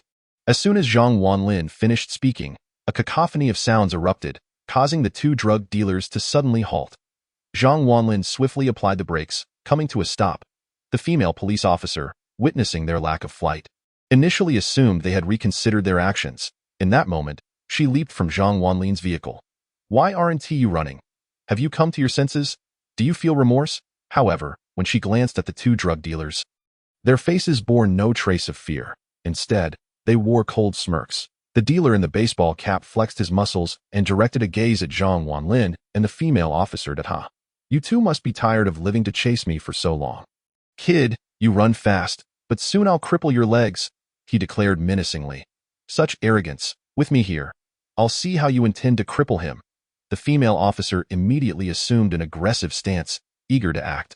Meanwhile, the other dealer sneered, clapping his hands thrice. Suddenly, the gate of the courtyard beside them swung open, and a horde of muscular men burst forth, about a dozen, each one more imposing than the last. Their faces radiating menace, brandishing steel knives. Realization dawned on the female officer. They had stumbled into the nearest hideout. The confidence that had adorned her features began to fade, and she instinctively took 2 steps back. Her expression one of shock. So many. The 2 drug dealers regarded her as if she were a fool. Have you lost your mind? You brought a pretty boy with you, without even a sidearm, and dared to pursue us? The dealer in the baseball cap chuckled coldly. I'm afraid. Once you see our faces, you won't survive. With that, the group of men advanced toward Zhang Wanlin and the female officer. Behind Zhang Wanlin lay a dead end. They had no escape. The female officer's face turned pale as she retreated to a corner, casting a glance at Zhang Wanlin, her expression laden with regret. I'm sorry. I've dragged you into this. If I hadn't foolishly brought you along for cover, you wouldn't be in this predicament. She had acted impulsively, driven by the desire to capture a drug dealer she had spotted on her way home, envisioning how apprehending them could elevate her from a 3rd-tier to a 2nd-tier officer. However, as fate would have it, her aspirations clashed harshly with reality. Zhang Wanlin sighed, disappointment etched across his face. With your current state, I am baffled as to how you became a police officer. At that moment, he displayed no fear. Aren't you scared, facing such imminent danger? The female officer's voice trembled. Zhang Wanlin chuckled. Just a bunch of insignificant thugs. What is there to be afraid of? His words ignited the fury of the dozen or so thugs before him. Kid, your bravado is amusing. Let us see if your bones are as tough as your words.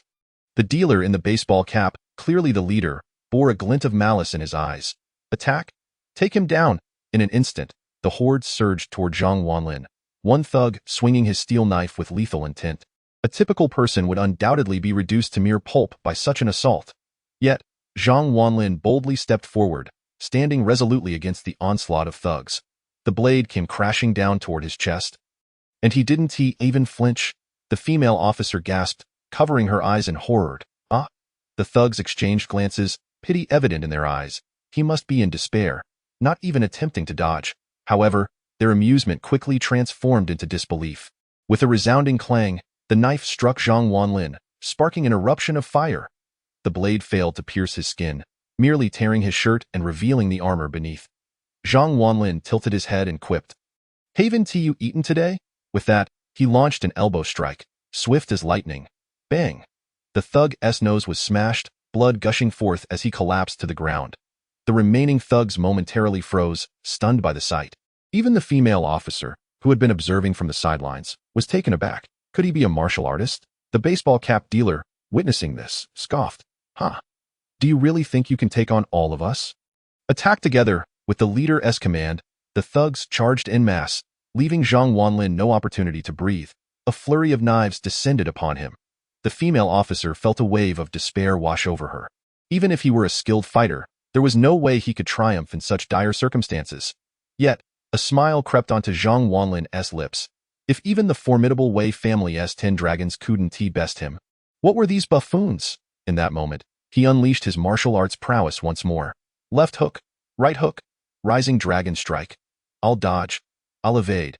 Can you pierce my armor? Crack, crack. Zhang Wanlin moved like a tiger amidst sheep, his fists flying at a blinding speed. One punch could topple a thug. The thugs couldn't even graze his clothing. Even if they managed to strike him, all they would witness was a cascade of sparks. Zhang Wanlin had truly perfected his fighting technique. Die! With a final roar, he knocked the last thug to the ground. The only sounds left were the groans of the fallen as the entire group lay defeated. Chapter 147. Bulletproof. At that moment, silence enveloped the scene. Apart from Zhang Wanlin, only the baseball cap dealer and the female officer remained standing, both staring at him in bewilderment, questioning their own existence. This man's skills were astonishing. With nothing but his bare hands, he had taken down over a dozen men. The dealer in the baseball cap found it hard to believe he wasn't in a film. The female officer, however, was even more astounded. She had never imagined that the seemingly random person she had pulled from the street was a martial artist. Not only was he fast, but he was also exceptionally skilled. One man against a dozen. Her previous despair rekindled a flicker of hope. "My goodness, you're incredible," she exclaimed in disbelief. Zhang Wanlin brushed off the dust from his clothes and smiled slightly. Just a piece of cake." They both turned their attention toward the dealer in the baseball cap, whose face had turned ashen. He hadn't anticipated encountering such a formidable opponent today. But Zhang Wanlin was fierce, and he was fiercer. At that moment, the dealer drew a handgun from his waistband. Though small caliber, it could still be lethal at close range. The dark muzzle was aimed directly at Zhang Wanlin and the female officer. A cruel smile crept across his face. "Oh, you think you're tough? Does it matter?" Both Zhang Wanlin and the female officer stood momentarily paralyzed, stunned to discover that the dealer was armed. Zhang Wanlin's victory over his subordinates had undoubtedly enraged him. He sneered, pointing the gun at the female officer. "So, you're a cop, are you? Relentless in your pursuit, are you? You intend to drag me back to the station? You've forced my hand. Prepare to die." With a crack, the gunshot reverberated through the alley. The dealer fired directly at the female officer. Terror marred her features as Zhang Wanlin, intent on saving her, realized that his speed could not rival that of the bullet. In that instant, time seemed to freeze, the world around them suspended in stillness. The bullet hung in midair, the female officer's face etched with fear, while the dealer's expression was one of cold determination. Although time had stopped, Zhang Wanlin's body remained immobile, yet his mind was alert. "Host, please choose. Choice 1. Shield the female officer from the bullet, gaining a hypnotist experience card. Choice 2.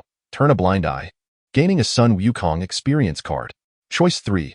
Kill the female officer, gaining a futuristic war vehicle." Without hesitation, Zhang Wanlin chose the first option, not even glancing at the rewards. For him, abandoning someone in peril was against his principles. In that moment, he lunged toward the female officer. The system chimed in his ear. "You have chosen option 1. The hypnotist experience card has been allocated to your inventory." Suddenly, the stillness shattered. With the system's aid, Zhang Wanlin positioned himself in front of the female officer just in time.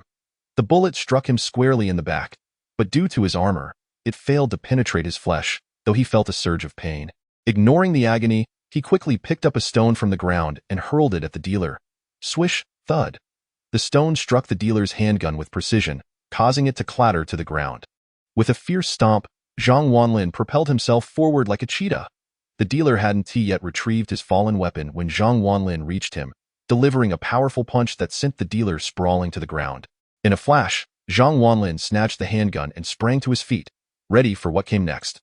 Zhang Wanlin transitioned from blocking a gunshot to incapacitating a drug dealer in less than 3 seconds, executing the maneuver with remarkable fluidity. Before the female officer could comprehend the unfolding events, the dealer was already on the ground, blood trickling from the corner of his mouth. He gazed at Zhang Wanlin. His eyes filled with astonishment. "How could you be so fast?" The drug dealer was utterly shocked. Zhang Wanlin's speed was the swiftest he had ever witnessed, like a flash of lightning. Zhang Wanlin let out a cold chuckle. Think about it in the police station." At that moment, the female officer emerged from her stupor, staring blankly at the fallen criminals around her, as if caught in a surreal dream. Although she was a police officer, she was merely an idealistic rookie. Yet now, so many criminals lay defeated before her, and she struggled to accept the reality of the situation. All due to that man with such incredible speed, that man with such formidable skill, that man who shielded her from a gunshot. Shielded her? He was shot? Suddenly, comprehension dawned upon her, and she hurried toward Zhang Wanlin, concern etched on her face. "Are you all right?" Zhang Wanlin glanced at her and replied nonchalantly, "I'm fine, not dead." Doubting his words, she moved behind him to inspect, and her jaw dropped in disbelief. The bullet had lodged in his protective vest, leaving him unscathed. This man was no ordinary individual. Who else would wear such a robust protective garment? Just then, the wail of police sirens filled the air. Reinforcements had finally arrived for the female officer, the drug dealer. hearing the sirens, pounded the ground in frustration. He had not anticipated that a mere passerby and an inexperienced female officer would disrupt his meticulously planned operation. "Don't move. Raise your hands." At that moment, a multitude of police officers stormed the scene. Shortly thereafter, several criminals and 2 drug dealers were escorted to police vehicles. Zhang Wanlin and the female officer were also taken back to the station. Inside an interrogation room, a burly male officer, armed with a pen and notepad, stared wide-eyed. "What? You say he carried you and caught up to 2 drug dealers, took down over a dozen of them? And he shielded you from a bullet? Do you think this is a movie?" The incredulity in the officer's voice was palpable. The female officer, visibly irritated, slammed her hand on the table and retorted, "Why would I lie to you? Everything I said is true. Ask anyone else." The officer's brows furrowed as he pointed a finger at her. "Li Shuang, if you dare deceive me, you'll regret it." Chapter 148. I want to try it out. It turned out her name was Li Shuang. While her name exuded elegance, her demeanor did not quite match. "Zhang Haonan, just wait. You'll soon see whether I'm lying or not," Li Shuang declared defiantly. The robust officer was named Zhang Haonan, a 3rd-level police sergeant and the leader of the criminal investigation team's 3rd squad. At just 24 or 25, he had already achieved such rank, a testament to his exceptional capabilities. Shortly after, an officer entered with a report. "Report. Speak," Zhang Haonan commanded. As Li Shuang stated, all the suspects confessed that he single-handedly took them down. Furthermore, he shielded himself from a bullet with his back. The officer reported. As he spoke, the officer's gaze toward Zhang Wanlin was tinged with curiosity. Hearing the report, Zhang Haonan's eyes widened. After years of service, he had never encountered someone so formidable. A look of triumph crossed Li Shuang's face. "Zhang Haonan, what do you think? I wasn't lying, was I?" Zhang Haonan opened his mouth, struggling to formulate a response, utterly speechless. Individuals of Zhang Wanlin's caliber were indeed rare. Just then, an officer rushed into the interrogation room, excitement and urgency evident on his face. "Captain, good news. We've caught the psychopathic killer." The trio turned to the officer. The recent notoriety of the psychopathic killer in Guqing had instilled fear in many, having committed heinous acts against several young girls. "Where? Take me there," Zhang Haonan exclaimed with enthusiasm. In the adjacent interrogation room, the officer promptly replied.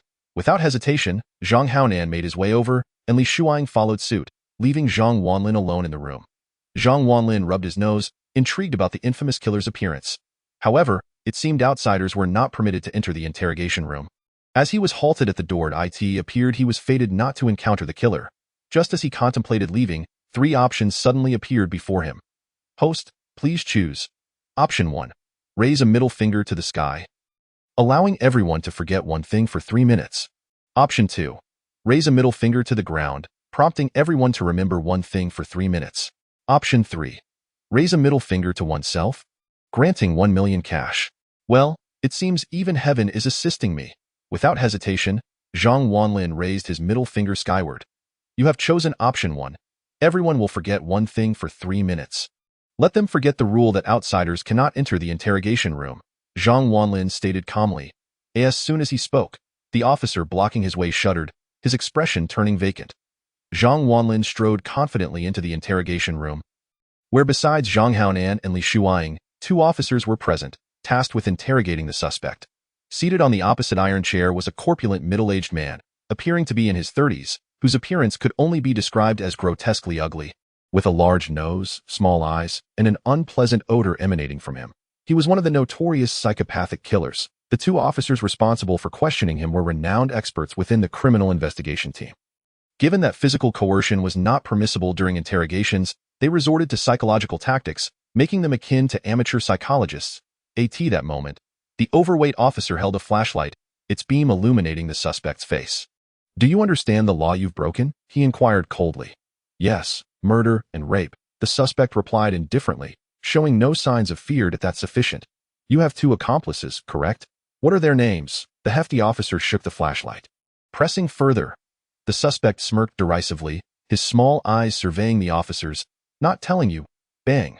The hefty officer slammed his hand on the table in frustration, exclaiming, "Not telling us? The crimes you've committed are punishable by death. If you don't speak now, prepare to be executed." A lean officer stepped forward, offering the suspect a cigarette. The suspect accepted it and began to smoke. The lean officer, adopting a more conciliatory tone, suggested, "Listen, my friend. Now that we've reached this point, it's not too late to turn back. If you confess, we might be able to lessen your sentence. Who knows, you might see the light of day again. The two officers played good cop and bad cop, attempting to extract information from the suspect. The suspect, however, disdainfully blew a smoke ring in their direction. You're wasting your breath. I know precisely what crimes I've committed. It's a dead end. If I don't talk, I can buy myself some time. If I confess, I'll be executed tomorrow, right? His words caused the expressions of both officers to shift dramatically. Interrogating a suspect who was fully aware of their situation was exceedingly challenging. Subsequently, the hefty and lean officers persisted in questioning for half an hour, yet the suspect remained tight-lipped, not offering even a single useful word. Zhang Wanlin, observing the scene, felt himself drifting off to sleep. Bang! The hefty officer slammed the table once more, this time genuinely furious. Are you going to speak or not? If not, expect to be executed tomorrow. The grotesque suspect merely glanced at the hefty officer. A look of disdain on his face. It was evident that psychological tactics were futile against such a resilient psyche. The hefty officer sighed. Sigh, it seems extracting any information from him will be an uphill battle. With that, the two officers considered conceding their efforts. Just then, Zhang Wanlin stepped forward. I want to give it a try. Upon hearing his words, all eyes turned toward him. The hefty and lean officers were taken aback, their faces reflecting displeasure. Who are you? You want to give it a try? If we can't handle it, what makes you think you can? Zhang Haonan, visibly annoyed, chimed in. Zhang Wanlin, what are you doing? It's already generous of us to let you observe. Don't make trouble, Li Shuang quickly added. Zhang Wanlin, don't stir the pot. Those two are the most experienced interrogators in the criminal investigation team. If they can't make progress, what can you do? Zhang Wanlin smiled slightly. I believe that capturing such remorseless demons should happen sooner rather than later. I have a method that will compel him to speak. Upon hearing Zhang Wanlin's words, a cacophony erupted. His statements were undeniably audacious. The portly police officer immediately expressed his discontent. Do you have any solutions? What can you possibly do? Interrogating a suspect cannot involve coercion. Can you charm them with mere words? Absurd. The slender officer squinted and shook his head, patting Zhang Wanlin's shoulder with a chuckle. Young man, don't assume that having watched a couple of crime dramas makes you an expert in criminal investigation. The intricacies involved are far more complex. At that moment, Zhang Haonan reprimanded him further. Zhang Wanlin, this is not a brawl. I am aware of your prowess, but interrogating a suspect requires meticulousness. We are calling in a psychological expert from the city for this task. Why are you causing a ruckus? Chapter 149. Hypnosis. Everyone believed Zhang Wanlin was merely causing trouble. None took him seriously. At that moment, Zhang Wanlin felt helpless. I am sincere. I actually know a bit about hypnosis, he explained with resignation. Upon hearing this, all eyes turned towards him, their gazes filled with incredulity. Hypnosis. Zhang Haonan sized up Zhang Wanlin, then burst into laughter. Ha! How old are you? You think you can hypnotize someone? Moreover, do you believe hypnosis resembles what is depicted in movies, where one merely waves a pocket watch? Wake up. Such magical hypnosis does not exist. The stout and slender officers exchanged glances, amusement gleaming in their eyes. They shook their heads, dismissing Zhang Wanlin's words entirely. Hypnosis? It can only be effective when the other party is completely unsuspecting. You claim to possess hypnosis in front of a suspect? That's just foolish. Scoffed the portly officer. The slender officer nodded, patting Zhang Wanlin's shoulder. Young man, go home, wash up, and get some rest. At this moment, the spirited policewoman, Li Shuang, was also displeased. Initially, Zhang Wanlin had left a good impression on her. But now, as he boasted in front of so many people, her opinion of him plummeted. Hey, Zhang Wanlin, if you keep spouting nonsense, do you believe I will have you arrested? Li Shuang scolded, glaring at him. Zhang Wanlin felt utterly dejected. Why does no one believe me? I genuinely wish to assist you, he lamented. His words elicited a chorus of laughter, and everyone shook their heads. Zhang Wanlin's claims resembled a 3-year-old boasting about defeating 10 robust men. Utterly unbelievable. The portly officer felt equally irked. After all, he had spent years in the criminal investigation unit, specializing in interrogating suspects. If he couldn't manage a suspect, he certainly didn't believe a mere youth could succeed. You want to give it a try? Go ahead. We'll all be watching.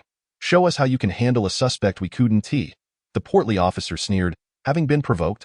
The slender officer wore a bemused expression, waving his hand. Hypnosis master, please. Zhang Wanlin, seemingly oblivious to their mockery, strode forward confidently. Zhang Haonan covered his forehead in exasperation. What a peculiar character. Hypnosis. Ugh. This is a disgrace to the Criminal Investigation Unit, a suspect that experts cannot handle. And you think you can? Li Shuiying furrowed her brow, baffled by Zhang Wanlin's intentions. Zhang Wanlin sat opposite the unattractive suspect, who glanced him over with disdain. Heh, kid. Whatever tricks you have, show them. The suspect reclined in his chair, eyes half closed. Even the criminal suspect scorned Zhang Wanlin. At that moment, Zhang Wanlin discreetly activated his hypnosis master experience card. Instantly, he felt a jolt, his mind brimming with newfound knowledge, and his eyes exhibited an unusual glimmer. Indeed, hypnotizing someone is quite challenging. However, the hypnosis master experience card granted Zhang Wanlin a pair of extraordinary eyes. Anyone who gazed into them would be compelled to obey. Look into my eyes, Zhang Wanlin commanded. Fixing his gaze on the portly suspect, the suspect snickered derisively. What's the point of looking into your eyes? But as soon as he locked eyes with Zhang Wanlin, he seemed to be struck by an unseen force. His body trembling slightly, his gaze lost focus, while onlookers remained oblivious to Zhang Wanlin's actions, assuming he was merely fooling around. Is this what they call hypnosis? The portly officer shook his head, sneering. If this is hypnosis, then I can do that too. The slender officer chuckled as well. Li Shuiying covered her forehead, feeling embarrassed. Zhang Wanlin, what on earth are you doing? At that moment, Zhang Wanlin didn't even turn around. He addressed them. Prepare pen and paper. The suspect is about to confess. His words were met with cruel laughter. Ha! Confess? Are you joking? Zhang Haonan couldn't contain his laughter. In a one move to fetch paper or pen. Dismissing Zhang Wanlin's statement as mere folly. Meanwhile, Zhang Wanlin looked at the portly suspect and inquired, "What is your name?" This was a question the portly officer had asked countless times without receiving an answer. The portly officer shook his head, thinking, if I can't get an answer, how could you? However, to everyone's astonishment, the portly suspect obediently replied, I'm called Li Lauer. Did he just confess? Everyone turned to look, their smiles turning to shock. Could it be that this young man truly possesses hypnosis? Zhang Wanlin queried. How many other depraved murderers are there besides you? 2. He replied candidly. What the heck? The portly officer's eyes widened in disbelief. The suspect had just confessed. Previously, they had tried every approach to extract a confession, yet Zhang Wanlin managed to get him to speak. Is this young man truly that formidable? Zhang Haonan began scrambling for paper and pen. What are the names of the other 2? Zhang Wanlin asked. The suspect, still dazed, replied, Li Lauda, Li Laosan. Where are they now? Zhang Wanlin squinted, pressing for the crucial question. Without hesitation, the portly suspect answered, to the north of the county. In the outskirts, at an abandoned factory. Got it? Zhang Haonan slammed the table, excitement radiating from him. They had a confession. Zhang Haonan's gesture jolted the portly suspect back to reality. He stared blankly at his hands. Bewildered. What did I just do? I just confessed my brothers. He looked at Zhang Wanlin, fear evident in his gaze. What did you do to me? Zhang Wanlin smiled slightly, his eyes gleaming with an unusual light. Nothing much, just a little hypnosis. Chapter 150. Don't move. Hypnosis. Li Lauer was stupefied. He believed his mental fortitude was unyielding, dismissing the notion of hypnosis. Yet, after encountering Zhang Wanlin, he was utterly defeated. Just a glance from Zhang Wanlin and he divulged the truth. This revelation shattered his perception of reality. Was it possible that hypnosis truly existed? The astonishment was mirrored in Zhang Haonan and the others. They had not believed Zhang Wanlin could perform hypnosis, let alone extract the truth from Li Lauer. Yet, Zhang Wanlin achieved this in under a minute. Li Shuiying's eyes widened. This man was not only physically formidable, but also possessed the ability of hypnosis. How extraordinary! Meanwhile, the portly and slender officers, who had mocked Zhang Wanlin's capabilities, were now rendered speechless in awe. Such prowess, to elicit the truth with but a glance. Even a psychological expert from the city would likely feel inferior in comparison. Although they were astounded, Zhang Haonan remained focused on their objective. Quick! Let us head to the location Li Lauer mentioned and apprehend the other 2. Zhang Haonan exclaimed, exhilaration coursing through him. Capturing those 2 would be a significant achievement. The Criminal Investigation Unit promptly organized their team, preparing to set out. Soon, Zhang Wanlin exited the Criminal Investigation Unit. He believed his involvement in the apprehension of the remaining 2 was unnecessary, trusting in the unit's capabilities. As he hailed a taxi, his phone suddenly rang. Checking his phone, he saw it was his sister calling. What is up? Missing your brother?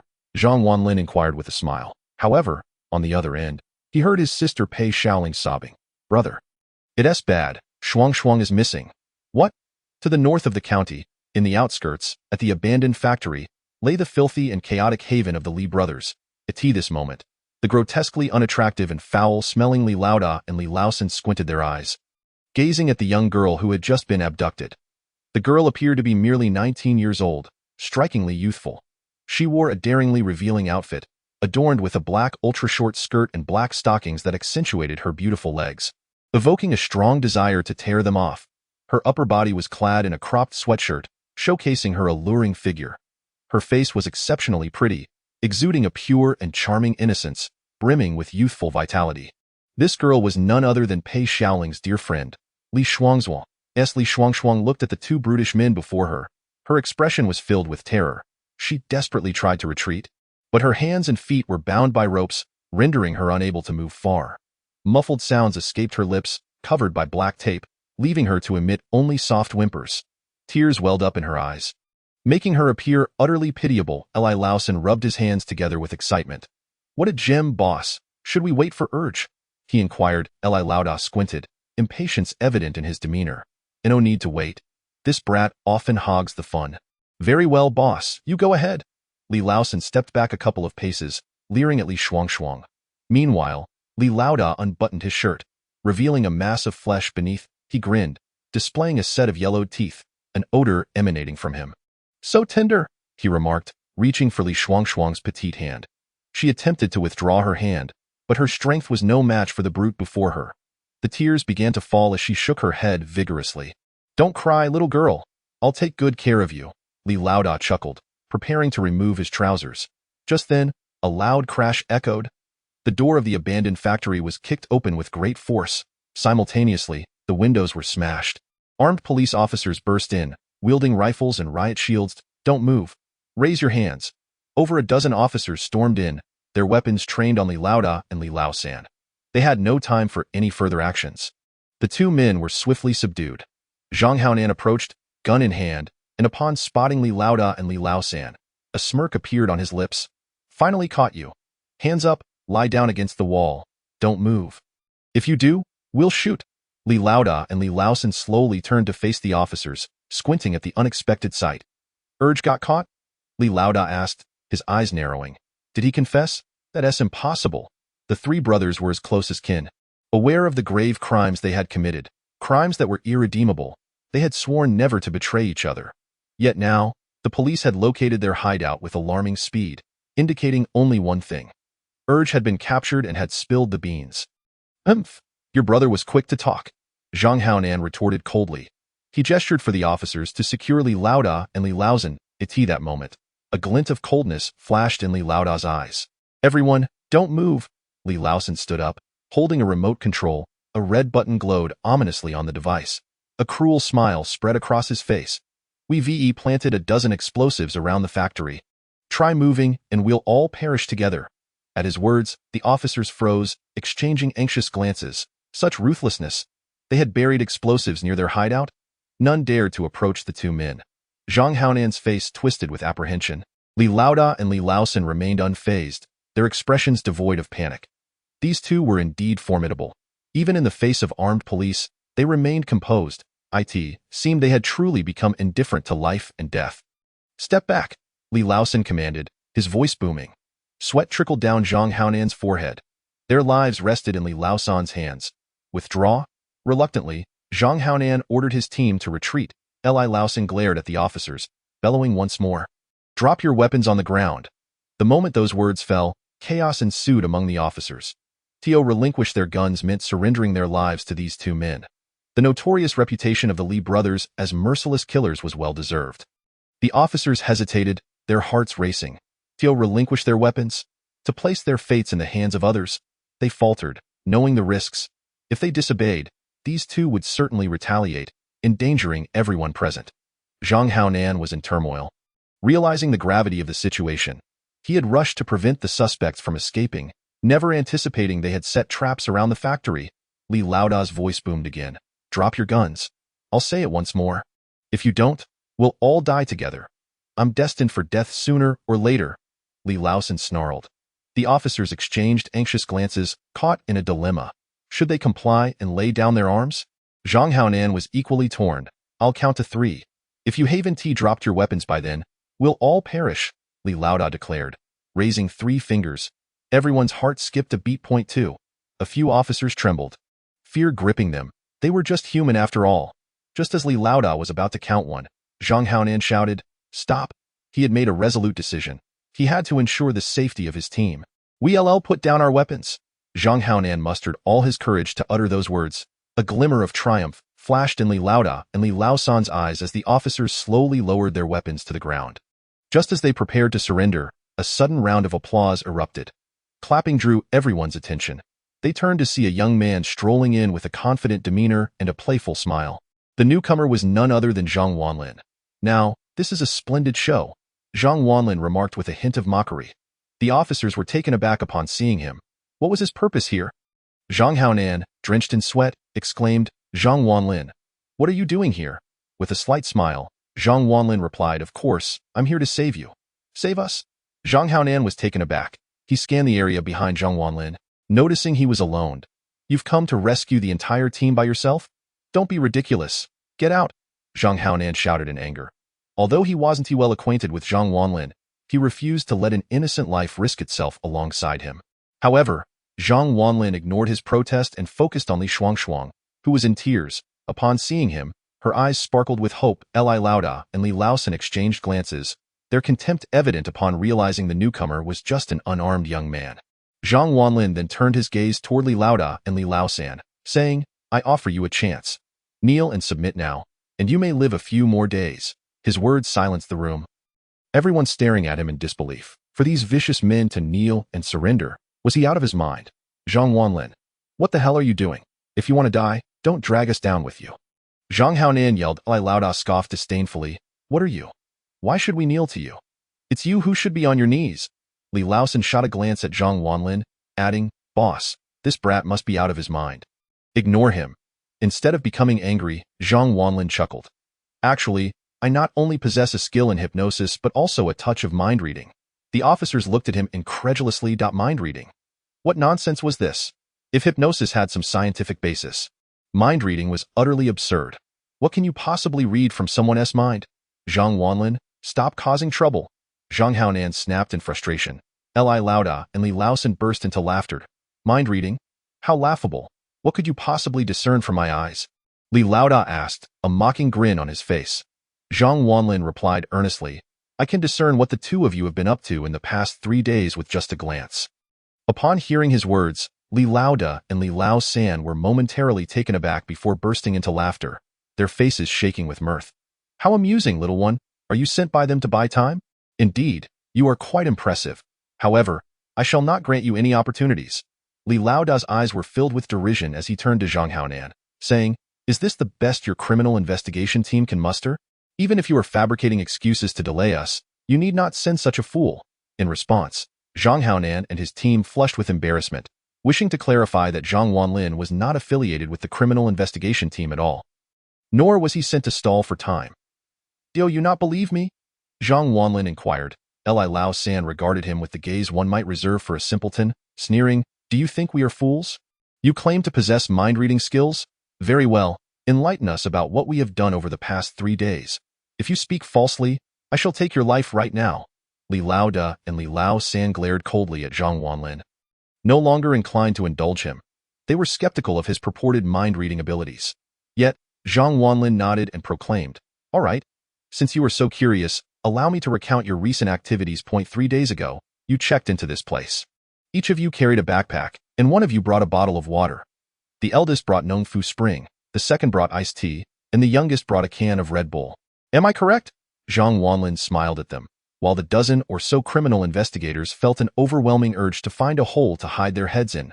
What a shame. Even if they were to buy time, they could have chosen a more credible excuse than claiming to possess mind-reading skills. To accurately recount what drinks they had consumed 3 days prior was utterly ridiculous. However, they failed to notice the simultaneous change in the expressions of Li Laoda and Li Laosan, as Zhang Wanlin's words were spot on. What? How do you know? Li Laosan squinted, astonished. His question elicited a gasp from the crowd. What? Zhang Wanlin was correct. Could it be that he truly has mind-reading abilities? Zhang Haonan's eyes widened in disbelief at the unfolding scene. Everyone held their breath, fixated on Zhang Wanlin. Yet, Li Laoda scoffed dismissively, "Humph. Perhaps he merely happened upon us buying drinks.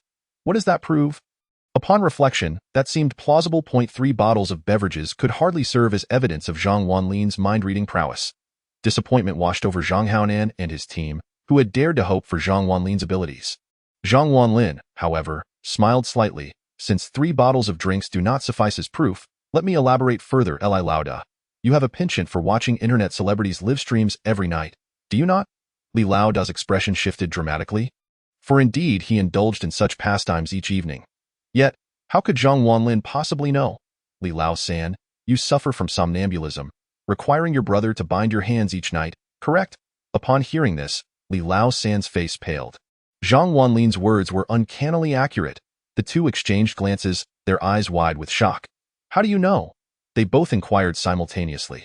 Their secrets were known only to their closest confidants, yet Zhang Haonan's team, having relinquished hope, suddenly felt a spark of optimism. Could it be that he truly possessed mind-reading skills? "Did the second brother inform you?" "Impossible. He would never betray us," Li Laoda shouted angrily. The 3 brothers were as close as kin, firmly convinced that the second brother would never turn on them. Zhang Wanlin smiled faintly and continued, "I have stated that I can read minds. I know that you bear a scar on your backside. Li Lao-san has a significant addiction to cigarettes, and I am aware that Li Lao-er is actually bisexual. He has even committed heinous acts against men. My knowledge extends further. The 3 of you have refrained from violence for 3 years. Yet in this brief span of 3 days, you have committed atrocities, taking the lives of 4 women and 2 men. The bodies of those 2 men lie buried beneath my feet, do they not?" Zhang Wanlin's voice resonated like thunder, causing Li Laoda and Li Lao-san to turn pale, their countenances drained of color. Each of Zhang Wanlin's assertions struck at their very hearts. They staggered back in unison, wariness etched on their faces. Zhang Wanlin's knowledge was far too extensive. How could he possibly know these things? Did he truly possess mind-reading abilities? Zhang Haonan and his team were ablaze with excitement. For Zhang Wanlin had unveiled a side of himself previously concealed. Indeed, he seemed to possess the uncanny ability to read minds. Moreover, Li Laoda, you suffer from erectile dysfunction. Every time you engage in intimate activities, you take 2 Viagra beforehand, am I correct? Zhang Wanlin said with a grin. Li Laoda stumbled back several steps until he collided with the wall, his face ashen. Zhang Wanlin was correct yet again. This was a secret even Li Lao-er and Li Lao-san were unaware of. How do you know? Li Laoda's eyes were filled with trepidation and fear. This individual was truly formidable. "I told you, I possess mind-reading abilities. Surrender now, and you may still have a chance," Zhang Wanlin said calmly. The criminal investigators tightened their grips on their weapons, their tension palpable. If the 2 were to surrender, they would immediately take control of the situation. Li Laoda and Li Lao-san exchanged wary glances. However, Li Lao-san soon chuckled. "What good does your talk do? Even if you can read minds. So what? The remote control is in my hands. Your lives depend on my whims." His words deflated the once invigorated criminal investigators. Indeed, even if Zhang Wanlin possessed extraordinary abilities, he could not control others. The remote control remained firmly in Li Lao-san's grasp, and with a mere touch, he could extinguish their lives. Li Laoda, regaining his composure, turned to Zhang Wanlin with a cold smile. "You are correct. But it is of no consequence as long as Lao-san moves his hand. Everyone here will perish." At this, Zhang Wanlin erupted into laughter. "You still do not grasp my meaning. I have stated that I can read minds. Do you think I am unaware of whether there are detonators nearby? Do you truly believe your remote works?" Zhang Wanlin's confidence radiated as he approached Li Lao-san. "Did you not claim that there is a detonator nearby? That the remote could trigger an explosion? I would not have entered if I feared your threat. Your remote control is a deception. The second brother swapped it out long ago." Zhang Wanlin's words struck like a sword, piercing the hearts of Li Lao-san and Li Laoda. As he advanced, the pressure upon them intensified. Zhang Wanlin's unyielding confidence left them daunted, his piercing gaze rendering them unable to meet his eyes. "If you dare, go ahead and press it," Zhang Wanlin challenged with a smile, casually advancing towards them. Li Lao-san's pallor deepened. He shook his head, his hand trembling as it clutched the remote. "Impossible. Lao-er is not that kind of person. The remote cannot be fake." Zhang Wanlin raised an eyebrow, chuckling. Who would willingly entrust their life to another? Lao Air would not rest easy without the genuine remote in his possession. Are you doubting me? Or my mind-reading abilities? As Zhang Wanlin drew nearer, his confidence rendered him nearly unapproachable. Lao San began to tremble, having come to believe Zhang Wanlin's words. After all, the mind-reading claims were far too fantastical. He knew all their secrets. Stay back. If you come any closer, I will detonate it. Lao San's voice quivered with fear as he threatened. Zhang Wanlin, hands in pockets, strolled leisurely forward. He raised an eyebrow and smiled.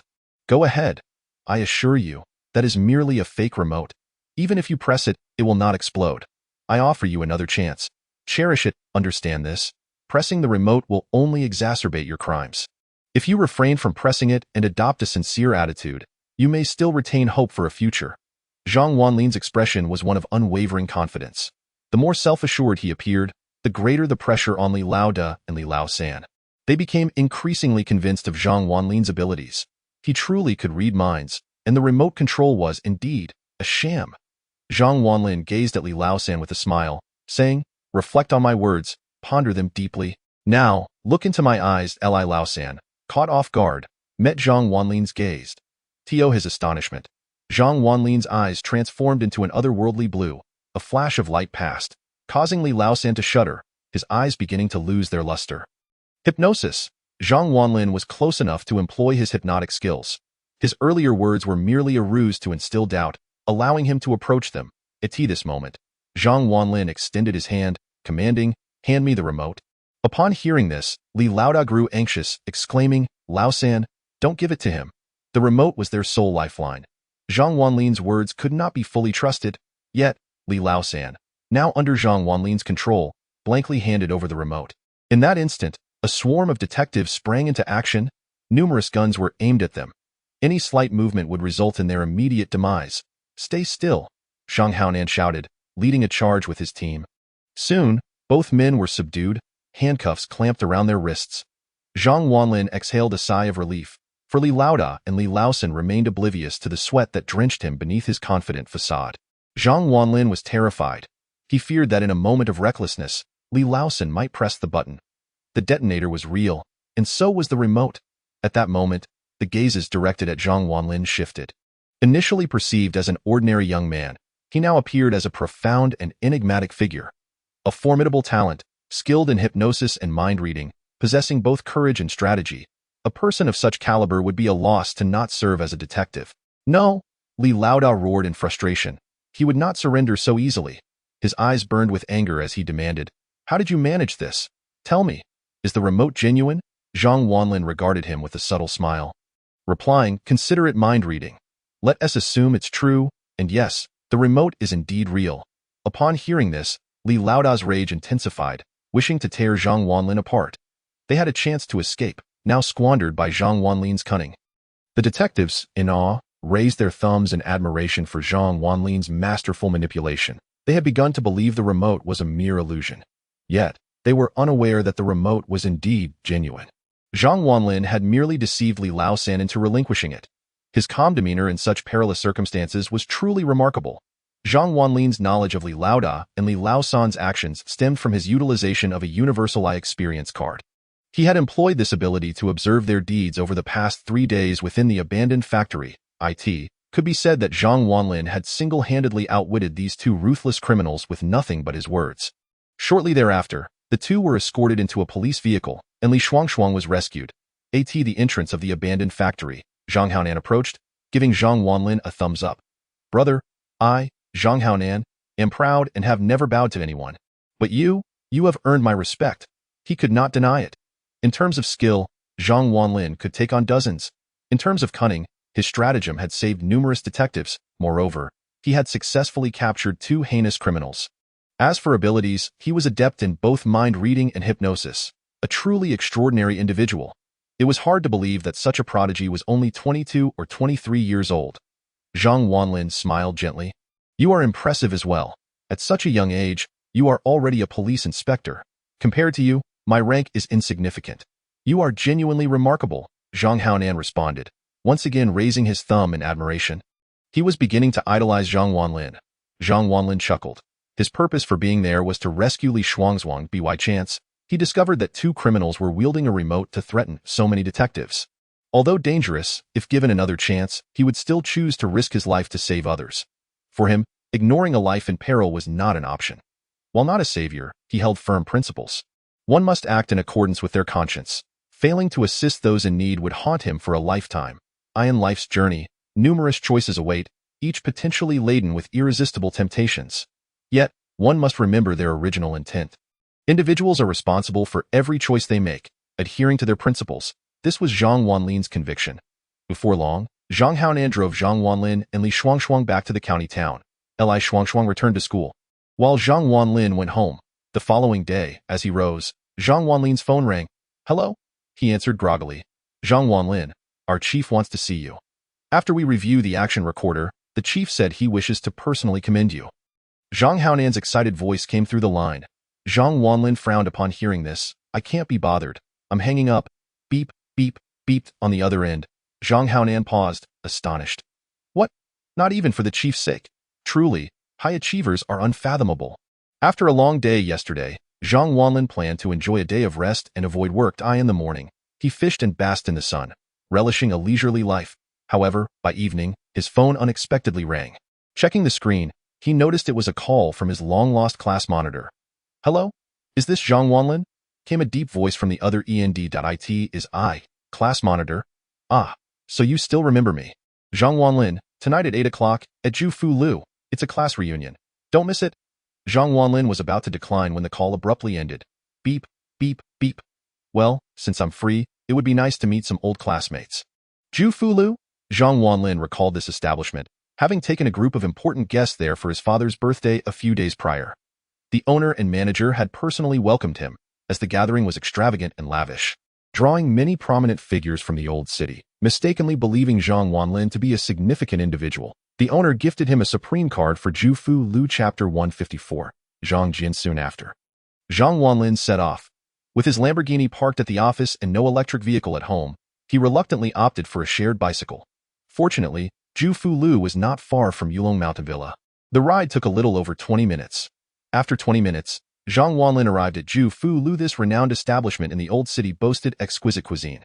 Although the prices were steep, only those with substantial means would dine there. As Zhang Wanlin arrived, preparing to dismount, a sudden honking echoed behind him. Beep, beep, beep. He turned to see a black Mercedes with its headlights glaring directly at him. The lights were blinding. Zhang Wanlin furrowed his brow. The area was well lit, and numerous parking spaces surrounded him. Yet, this car had chosen to approach him alone. Quite rude. "Oh, Zhang Wanlin, riding a shared bike, I see." As the window rolled down, a familiar face emerged, displaying a playful grin. "Zhang Jian?" Zhang Wanlin instantly recognized the man, his high school classmate. "Yes, it's me.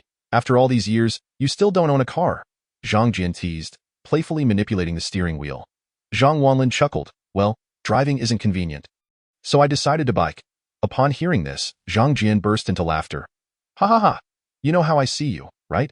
A delivery guy not being able to afford a car is quite normal." With that, he turned off the Mercedes and stepped out. Clad in an expensive suit, complete with a luxury watch, his attire radiated affluence. The contrast between Zhang Jian's lavish appearance and Zhang Wanlin's shared bicycle was stark, a clear divide between a wealthy elite and an ordinary individual.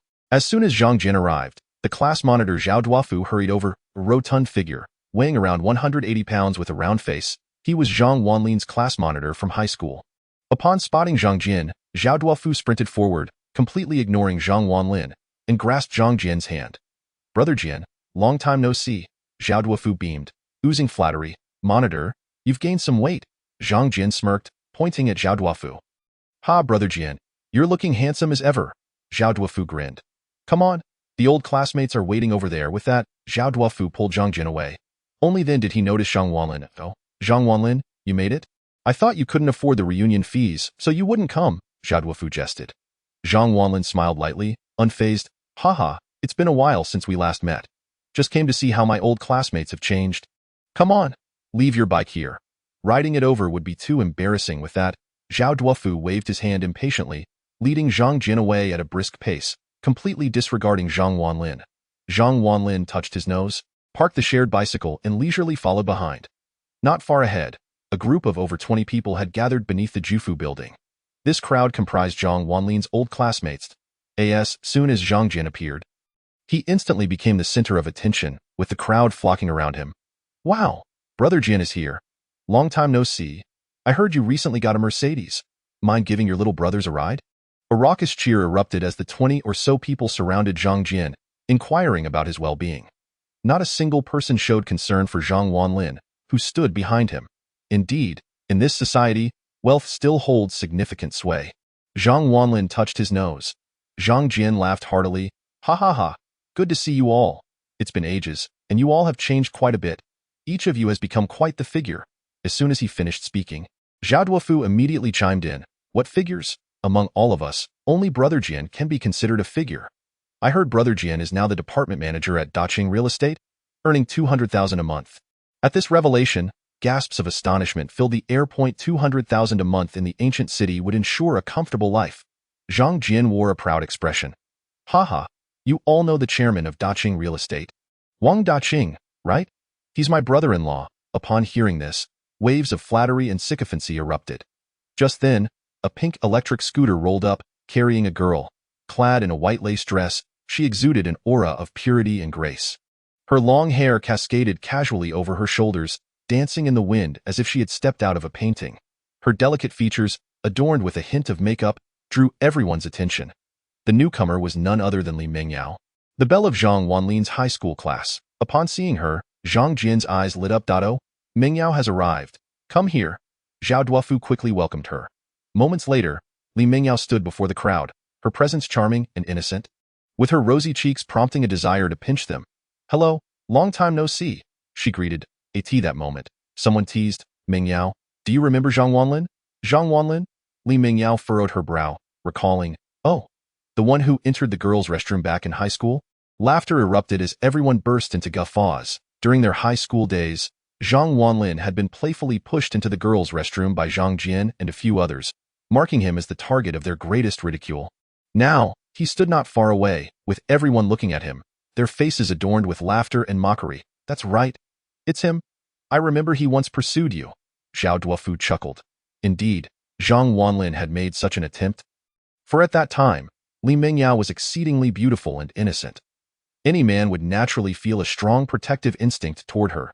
Li Mingyao then glanced at Zhang Wanlin, observing him standing aloof from the crowd, clad in what seemed like cheap attire, and her brow furrowed. Clearly, he wasn't faring well though that incident. I nearly forgot, Li Mingyao casually replied.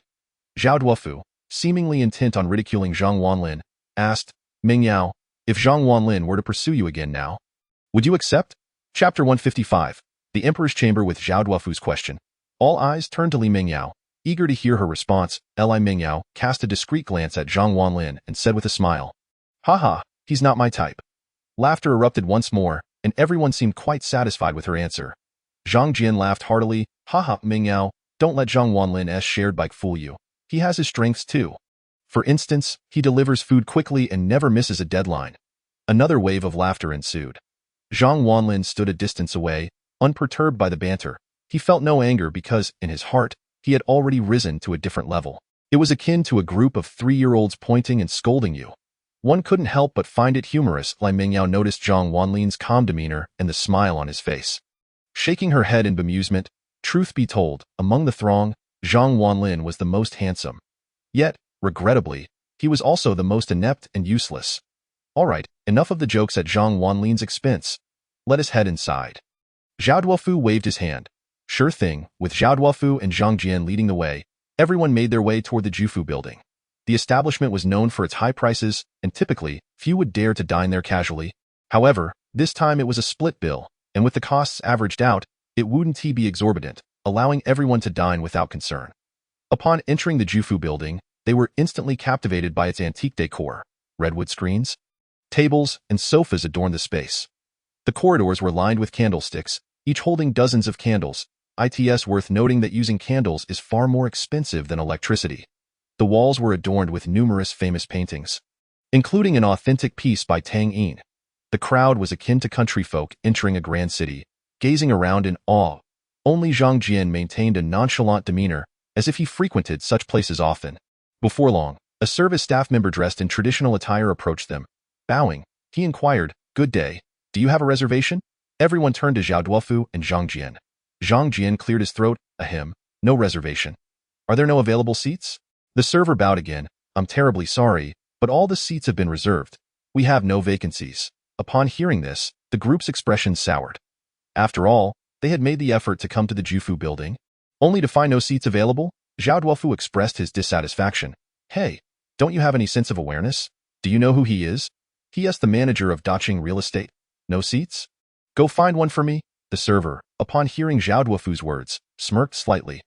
The manager of Daching Real Estate? If the chairman himself showed up, perhaps they would consider giving him a seat, but a mere manager? One must remember that the Jufu building has a formidable background. Just as he was about to refuse, the server caught sight of Zhang Wanlin. Recognizing him, the server trembled slightly. He recalled that night when Zhang Wanlin had brought a significant portion of the city's elite to dine at their establishment, leaving a lasting impression on all the staff. The server hastily bowed, his demeanor shifting to one of utmost respect. "That I apologize. I didn't realize it was young Master Zhang. That I'll consult our manager immediately." With that, the server quickly grabbed his walkie-talkie to make an inquiry. Zhang Jian was taken aback. His status held such weight? He was aware that the Jufu building had a strong background, and as a mere manager, he expected little respect. Yet, to his surprise, they treated him with such deference. Shortly after, the server returned and stated, "Our manager said that since young Master Zhang is here, please follow me to the Emperor's chamber on the 8th floor for your meal." Gasps of astonishment rippled through the crowd. The Emperor's chamber? The most luxurious room in the Jufu building? The establishment offered various price points. Some meals could cost a few thousand, while others could reach tens of thousands. The Emperor's chamber had always been the most prestigious suite in the Jufu building. One could not simply buy access. Only those with substantial status could be invited to dine in such a place. No one expected that Zhang Jian's status would be so advantageous, granting them entry to the Emperor's chamber. Brother Jian, impressive, indeed. Young Master Zhang has arranged it. Truly remarkable. The Emperor's chamber? My goodness, to dine there in my lifetime is a blessing.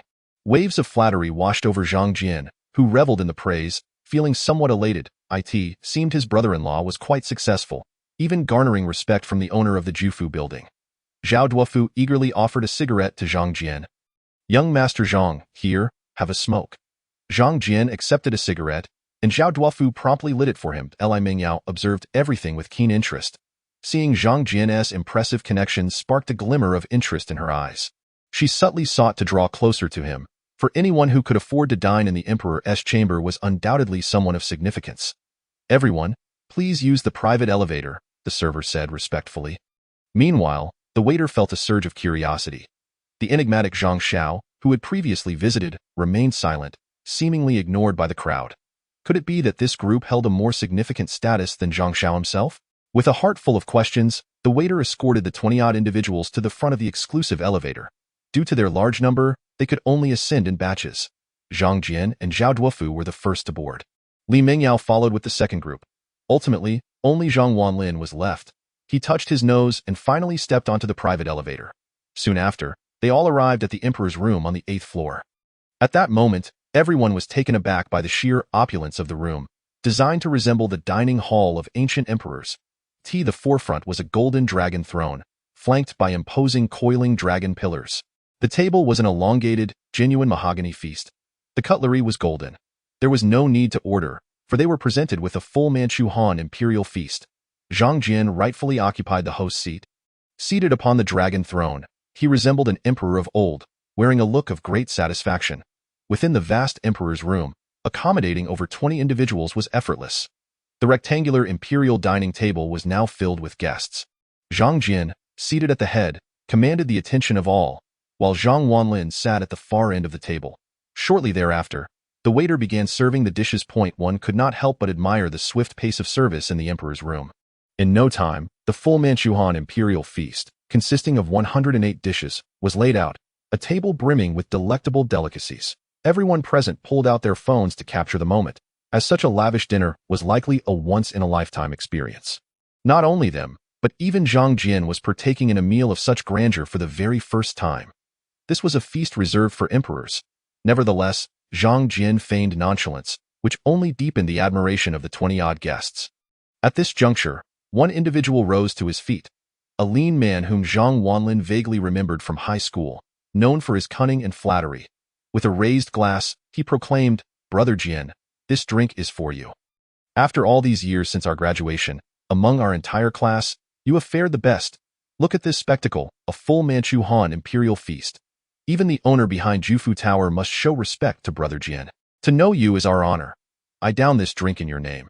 You may indulge as you wish." Upon finishing his words, the lean man gulped down a glass of liquor, prompting a round of applause and smiles from everyone present.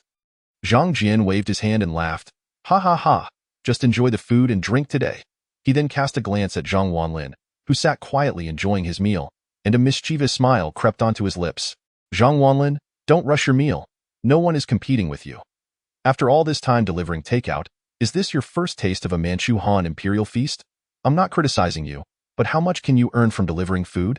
Why not join me? Become my driver. I'll pay you a salary of 6,000 a month, which is far better than your current gig." The moment Zhang Jian spoke, laughter erupted around the table, all eyes turning to Zhang Wanlin. Zhao Duofu chimed in, "Zhang Wanlin, why not thank Brother Jian?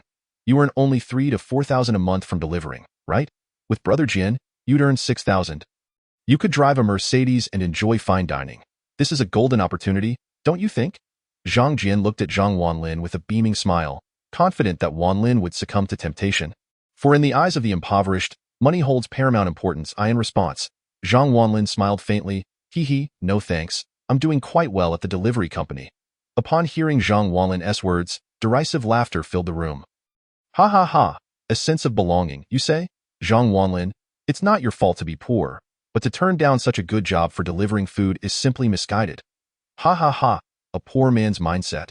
Waves of mockery ensued. In their eyes, Zhang Wanlin had not changed. He remained the same easily bullied, introverted figure from high school. Such individuals would not be afforded dignity. They were merely sources of amusement. For they would not resist or retaliate, and even if they felt anger, no one would regard them. After a round of ridicule directed at Zhang Wanlin, the crowd's attention shifted to Li Mingyao. As the class beauty, she remained stunning even after all these years. Zhao Duofu, grinning, asked, "Mingyao, have you found a partner after all these years?"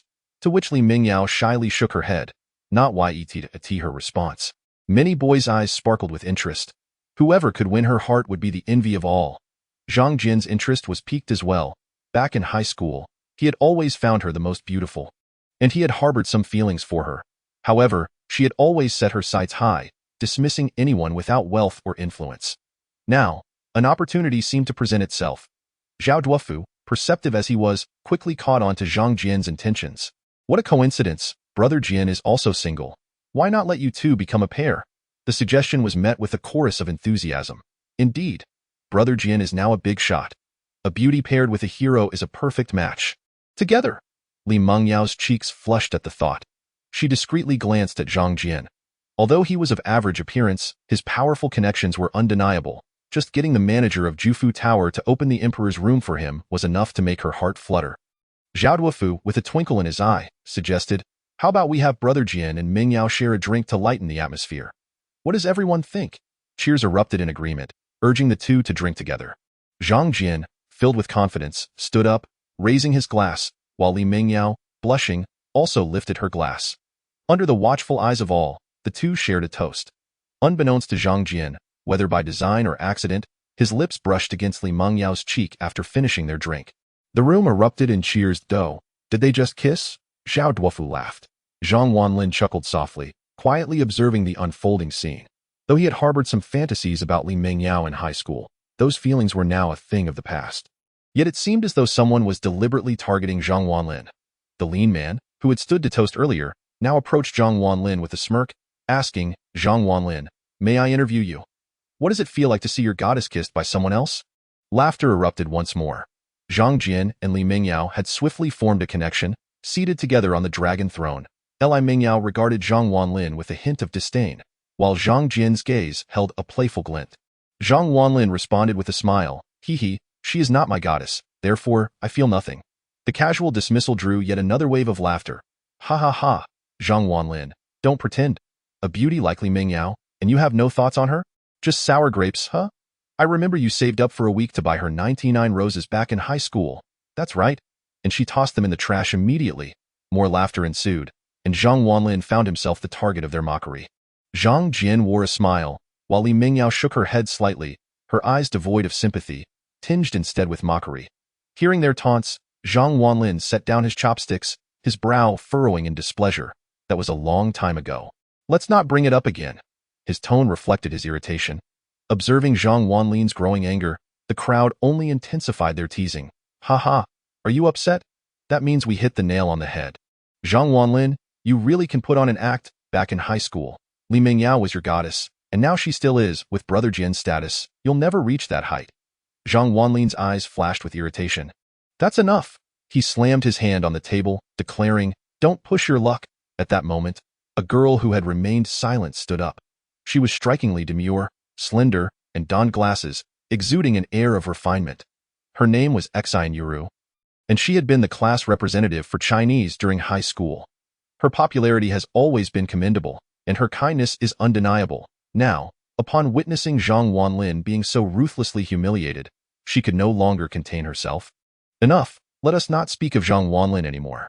Those are matters of the past, Exine Yurue declared. Upon hearing her words, the laughter of the crowd subsided. We have no intention of bullying him. It was merely a jest, said the slender man, smiling at Zhang Wanlin. What a clever twist of fate. If Zhang Wanlin were to take offense, they would label him petty. Yet, should he remain unperturbed, he would have to swallow his anger silently. Exine Yurue quickly came to Zhang Wanlin's defense, stating, Zhang Wanlin is far more mature than you all. How could he stoop to your level? Isn't that right, Zhang Wanlin? She turned to him, winking encouragingly. Zhang Wanlin offered her a slight smile in gratitude. After several years apart, Exine Yurue had grown even more beautiful, her fair skin and delicate features making her a beauty in her own right, though perhaps not as striking as Li Mingyao. The slender man snorted and took a seat, muttering under his breath, Ha! A useless being reliant on women for protection. His words were barely audible, heard only by those seated near him. However, Zhang Wanlin, having undergone significant transformation, caught every word distinctly. Just a group of immature children, he thought, shaking his head with a soft chuckle, choosing not to engage with them. At that moment, the door of the imperial chamber was suddenly knocked upon. Knock, knock, who is it? Come in, Zhang Jian responded. The door swung open to reveal two stunning maids clad in traditional attire, each carrying a tray with two exquisite bottles of red wine. They approached Zhang Jian. Seated on the dragon throne, the beauty of the maids, coupled with the grandeur of the imperial chamber, created an almost surreal atmosphere reminiscent of ancient times. You must be Mr. Zhang, one of the maids greeted with a bow. Indeed, Zhang Jian nodded. The maid continued, our boss instructed us to apologize for not properly hosting you during your last visit. Thus, we have brought 2 bottles from his private cellar as a gesture of goodwill. The crowd gasped in astonishment. Zhang Jian's status seemed to have reached remarkable heights. The owner of Zhu Fulu, a figure as elusive as a dragon, had dispatched 2 bottles of fine wine to honor him. Zhang Jian was momentarily stunned. To dine in the imperial chamber was already a shock, but now this unexpected gift left him flabbergasted. Was his identity truly so formidable? The last time he dined here, his expenditure was merely a few thousand yuan. It appeared that his brother-in-law's status had escalated, prompting even the owner of Zhu Fulu to curry favor. A proud smile crept across Zhang Jian's face as he waved his hand dismissively, saying, set them down and leave. Yes, sir.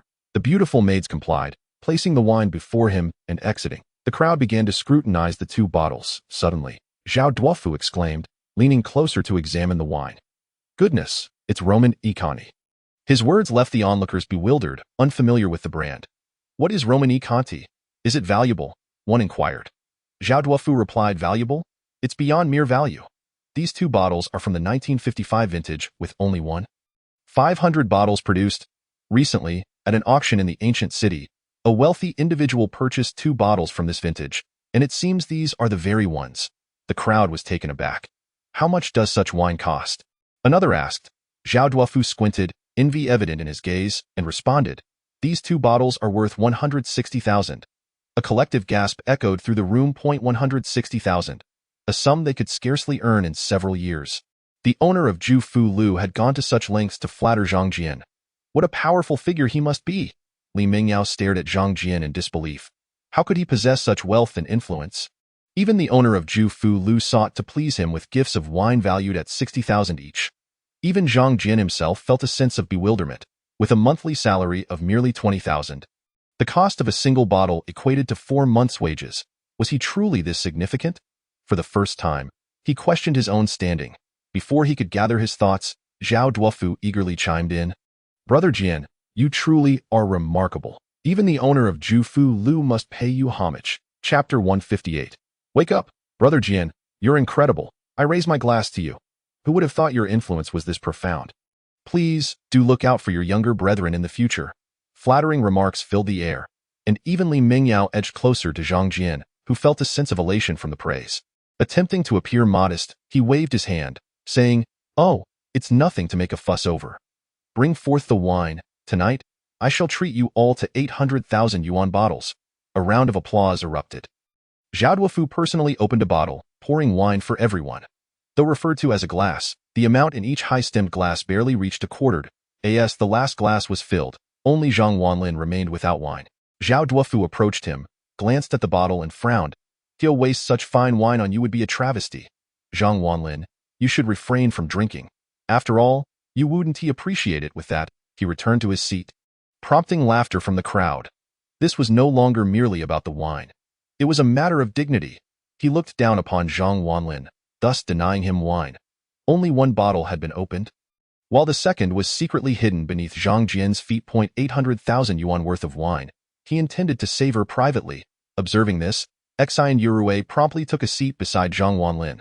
Without hesitation, she poured half of her wine into his glass. Zhang Wanlin, if you don't mind, please share mine. Let us enjoy it together, Exine Yurue said, her sweet smile radiating encouragement.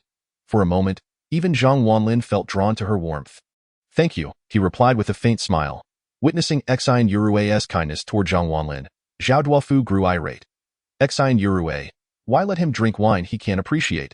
Each sip costs thousands, he scoffed. Exine Yurue, undeterred, retorted, we are all old classmates. If others can drink, why should he be excluded? Zhang Jian raised an eyebrow at her defiance. He had noted her repeated attempts to support Zhang Wanlin, interpreting her actions as a challenge to his authority. He stood, banging the table. Hey, Exine Yurue, you must understand. This wine was gifted to me by the owner of Jufu Lu. It is mine to share or withhold as I please. If I choose not to let him drink, then so be it. With that, Zhang Jian poured his wine onto the floor, a mischievous grin spreading across his face. His expression was one of provocation, delighting in the humiliation of both Exine Yurue and Zhang Wanlin, who became targets of ridicule. You? Exine Yurue was left speechless, her chest heaving with indignation. Zhang Wanlin, sensing her distress, furrowed his brow. While he was known for his patience, he would not tolerate the humiliation of a friend. He stood, knocking on the table. Enough. Zhang Jian, do you truly believe yourself to be so significant? As his words echoed, silence fell over the room. All eyes turned to Zhang Wanlin, shocked that he dared to speak out. Even Exine Yurue regarded him with surprise. Rather than becoming enraged, Zhang Jian smirked with amusement. If Zhang Wanlin continued his submissive behavior, he would have no reason to confront him. But now, he had the perfect justification. Oh? Are you addressing me? Is it bothering you to see Exine Yurue mistreated? Do you perhaps have feelings for her? Zhang Jian mocked, eliciting laughter from the crowd. Zhao Duofu chimed in with a disdainful tone. Zhang Wanlin, do you even realize who you're speaking to? Brother Jian is the manager of Daqing Real Estate. Even the owner of Jufu Lu shows him respect. Were it not for Brother Jian, would you even be allowed in this chamber? How dare you disrespect him? Get out. When Zhao Duofu spoke, several individuals at the scene shouted in unison, Get out. The force of their exclamation was overwhelming. Zhang Jian, meanwhile, assumed an air of superiority. Hearing this, Zhang Wanlin couldn't help but laugh. Ha ha ha, how absurd. The ones who should leave are you. Do you really believe that you were granted access to the Emperor's room due to Zhang Jian's influence? You are mistaken.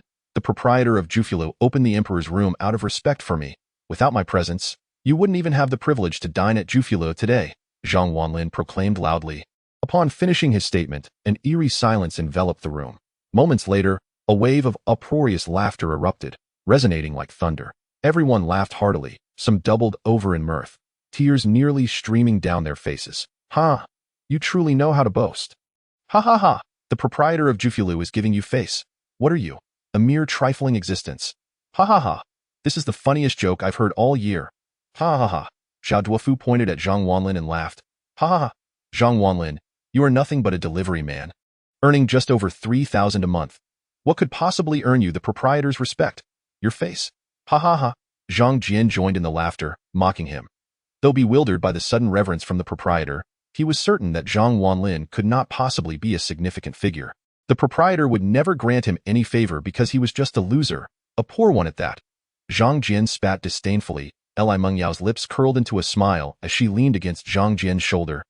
Looking at Zhang Wanlin with a hint of pity in her eyes, Zhang Wanlin was merely a clown, a fool who, in his embarrassment, began to imagine himself a person of importance. They all laughed. Xen Yuru stared at Zhang Wanlin. Also taken aback, she had always viewed him with sympathy, which prompted her to assist him.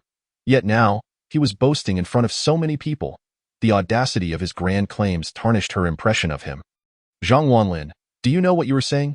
Wake up. One can be poor, but one must not lack ambition. Is there a difference between boasting and shamelessness? Chapter 159. Wang Xianqing boasting. Zhang Wanlin looked at Xen Yuru. Attempting to explain, I am not boasting. I speak the truth. Xen Yuru did not believe his words at all. At that moment, she wished she could strike him down. She had extended her kindness to help him, only for him to embarrass her in front of so many people, which filled her with anger. Hee, Xen Yuru. Now you see what kind of person he is. Xiao Duofu laughed gleefully.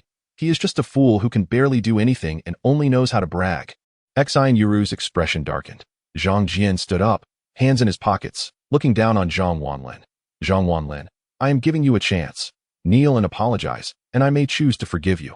Otherwise, you will learn the consequences of offending me. As soon as Zhang Jian finished speaking, over a dozen strong young men rose to their feet, their gazes fixed menacingly on Zhang Wanlin, their eyes gleaming with coldness. It was a prime opportunity to curry favor with Zhang Jian. To them, Zhang Wanlin was merely a pest that could easily be crushed. Zhang Wanlin looked at his former classmates, forcing a bitter smile. Indeed, good people are often taken advantage of. He considered them friends, yet they regarded him as less than human. Is this society truly governed by wealth? A glimmer of coldness flashed in his eyes. Fine. If words fail to convey reason, then I shall use my fists to illustrate it. Zhang Wanlin prepared to fight. The atmosphere grew tense, charged with anticipation, each person bracing for action. Just then, a knock resounded at the door of the emperor's room. Bang, bang, bang. Everyone turned to look, and Zhang Jian impatiently inquired. Who is it? A voice called from outside. Mr. Wang from Zhufilu has arrived. May I ask if Mr. Zhang is available to meet? Mr. Wang from Zhufilu? The crowd was momentarily taken aback, then excitement surged through them. For Mr. Wang was none other than the esteemed proprietor behind Zhufilu. To think he would come. This was a true figure of significance. Zhang Jian felt a rush of exhilaration, glaring at Zhang Wanlin. He said, Kid, didn't you claim that Mr. Wang opened the emperor's room for your sake? Now, let me show you whose favor he truly seeks. Come in, Zhang Jian called out. Moments later, the door swung open, revealing 4 burly bodyguards clad in suits. They stood at the entrance, wearing sunglasses, exuding professionalism. Following them was a man in his 40s, wearing a beaming smile and a gray suit, holding a redwood cane, emanating an air of authority. He was Wang Xianqing, the proprietor behind Zhufilu, known to the people of Guqingdao as Mr. Wang. Upon seeing him, everyone held their breath, afraid to make a sound. A man of Wang Xianqing's stature was beyond their usual encounters. The chance to meet him filled them with excitement. Even Zhang Jian looked thrilled. He had only heard of Wang Xianqing but never seen him in person. Now that he had, he felt immensely proud. Wang Xianqing glanced over at Zhang Jian, but upon spotting Zhang Wanlin, his eyes lit up and he strode over. Zhang Jian assumed Wang Xianqing was approaching him, so he straightened his clothes, donning a gentlemanly smile, and stepped forward. However, Wang Xianqing bypassed him entirely, walking past him without acknowledgement. Zhang Jian's hand froze midair. Everyone was taken aback. What was happening? Wang Xianqing quickened his pace, moving through the crowd until he stood before Zhang Wanlin. He grasped Zhang Wanlin's hands with enthusiasm. Ah, Mr. Zhang, I was previously tied up with matters, but have now come to greet you. My sincerest apologies, Wang Xianqing said with a smile. The entire venue fell silent. A deathly hush enveloping the room. Everyone gaped at the scene, utterly dumbfounded. What on earth was happening? Zhang Wanlin smiled slightly and replied, Hee, Mr. Wang, you are too kind. Thank you for your thoughtfulness. Wang Xianqing burst into hearty laughter. Ha ha ha, Mr. Zhang, You must be treated with the highest respect in the emperor's room at Jufilu. By the way, why are you not seated on the dragon throne? Sitting at the inn looks rather inappropriate. And how do you find the Romani Kani I gifted you? Wang Xianqing asked cheerfully. Upon hearing Wang Xianqing's words, the attendees struggled to process the revelation. It felt as though they were dreaming. So, he had not been boasting. Wang Xianqing had indeed opened the emperor's room out of respect for Zhang Wanlin. The Romani Kani was not a gesture of goodwill toward Zhang Jian, but rather towards Zhang Wanlin. Everyone fell silent, their minds racing with confusion. The cowardly, bullied boy from high school was now someone even Wang Xianqing sought to please. Li Mengyao's expression shifted to one of shocked. At that moment, she regretted her efforts to curry favor with Zhang Jian. What was he worth? The true figure of importance was Zhang Wanlin. He was humble, but that did not mean he lacked strength. Meanwhile, Zhang Jian's face burned with embarrassment. He wished he could sink into the ground. This was utterly humiliating. The thought of having flaunted the emperor's room and the fine wine in front of Zhang Wanlin made him wish for death. No wonder Zhang Wanlin had remained smiling and unperturbed. To him, Zhang Jian had merely been a clown. Zhang Jian was now filled with despair. Exine Yuru stared at Zhang Wanlin, dumbstruck. He had not been boasting. His words were indeed true. He needed no protection. This man, though modest, possessed tremendous strength. Zhang Wanlin looked at Wang Xianqing and smiled slightly. Hee. The emperor's room is splendid, and the wine is exquisite. Thank you for your consideration. Not at all, Mr. Zhang. Your presence at Jufilu is already a testament to my respect for you. Wang Xianqing exclaimed. Zhang Wanlin nodded in acknowledgement. While I appreciate your generosity, I must uphold the rules. I will cover today's expenses. With that, Zhang Wanlin produced his bank card. Wang Xianqing's brow furrowed at this. Feigning anger as he stated, Mr. Zhang, this is quite disrespectful. Although using the emperor's room entails a cost exceeding 1 million, I, Wang Xianqing, value you as a person and wish to sincerely befriend you. If you pay, it would be as if you are disregarding my respect. Chapter 160. I have a cleanliness obsession. Wang Xianqing's words granted Zhang Wanlin immense honor. The crowd was left in utter astonishment, for they had all heard that the cost of opening an imperial room exceeded 1 million, coupled with the exquisite wine valued at 160,000. Hosting Zhang Wanlin would nearly amount to 3 million. What profound background does Zhang Wanlin possess? Everyone was dumbfounded. Is this the same Zhang Wanlin from high school? The timid boy from class. He seemed like a completely different person. Observing the reaction, Zhang Wanlin finally put away his bank card and smiled. Since Uncle Wang holds me in such high regard, I shall graciously accept. Ha ha ha, that's more like it. Wang Xianqing chuckled heartily, glancing at the crowd. Young friend Zhang, please continue your festivities. If you need anything, just call for me. I'll be on the first floor. Enjoy your meal. Wang Xianqing spoke kindly, entirely contrary to the rumored aloofness attributed to him. Uncle Wang, take care, Zhang Wanlin replied with a slight smile. With that, Wang Xianqing departed the imperial room, accompanied by 4 bodyguards. At that moment, the atmosphere in the imperial room turned silent. The gazes directed at Zhang Wanlin had transformed entirely, and no one dared to point fingers at him any longer. Those who had mocked Zhang Wanlin just moments ago wished they could hide their heads in shame, fearing his notice. Exine Yuru also stared at Zhang Wanlin, mouth agape, while Li Mengyao looked at him with an unmistakable fervor. Zhang Wanlin raised his glass from the table, took a sip of the red wine, and nodded appreciatively, declaring, indeed, this wine, priced at 80,000 a bottle, is delightful. Upon hearing this, Zhao Duofu and Zhang Jian felt their faces flush with embarrassment. Just moments ago, they had flaunted the wine, unaware it belonged to Zhang Wanlin. After savoring the wine, Zhang Wanlin turned to Exine Yuru, patting her shoulder with a gentle smile. Hee, Exine Yuru, you remain as kind and lovely as in high school. To reward you, I'll gift you the remaining bottle of wine. What? Exine Yuru's expression was one of disbelief. An 80,000 bottle of wine, gifted to her. One could buy a luxury car with that or even acquire a modest home in the ancient city. Envious glances surrounded her. The crowd regretted not having endeavored to win Zhang Wanlin's favor earlier, for perhaps he would have gifted them a bottle as well. At this moment, Zhang Wanlin stood up, saying, dear classmates, enjoy your meal. I shall take my leave now. If you need anything, feel free to ask Wang Xianqing. He will assist you. With that, he showed no sign of resentment and turned to depart. Just then, Li Mengyao rushed to intercept him. Her cheeks slightly flushed with shyness. Fidgeting with her clothing, she murmured, Zhang Wanlin, are you free tonight? I'd like to invite you for coffee. At her words, the crowd gasped. How bold! How daring! What a direct proposition! However, given Zhang Wanlin's current stature, It was understandable. Zhang Wanlin, scratching his nose, replied, "Ah, perhaps not. I have a bit of a cleanliness obsession." With that, he brushed past Li Mingyao and strode away. Li Mingyao staggered back, her complexion paling. A cleanliness obsession? Did he find her unclean? Regret washed over her. Had she known, she wouldn't have been so flirtatious with Zhang Jian earlier. It felt as though she had thrown away a fortune for a mere sesame seed. The atmosphere in the imperial room grew oppressive, despite the lavish banquet laid out before them. No one had an appetite. At tea that moment, someone exclaimed, "Look, a Lamborghini!" Hearing this, everyone turned to the window. Outside the entrance of Zhu Fulu, a stunning black Lamborghini stood, exuding an aura of dominance, shining like the brightest star in the night.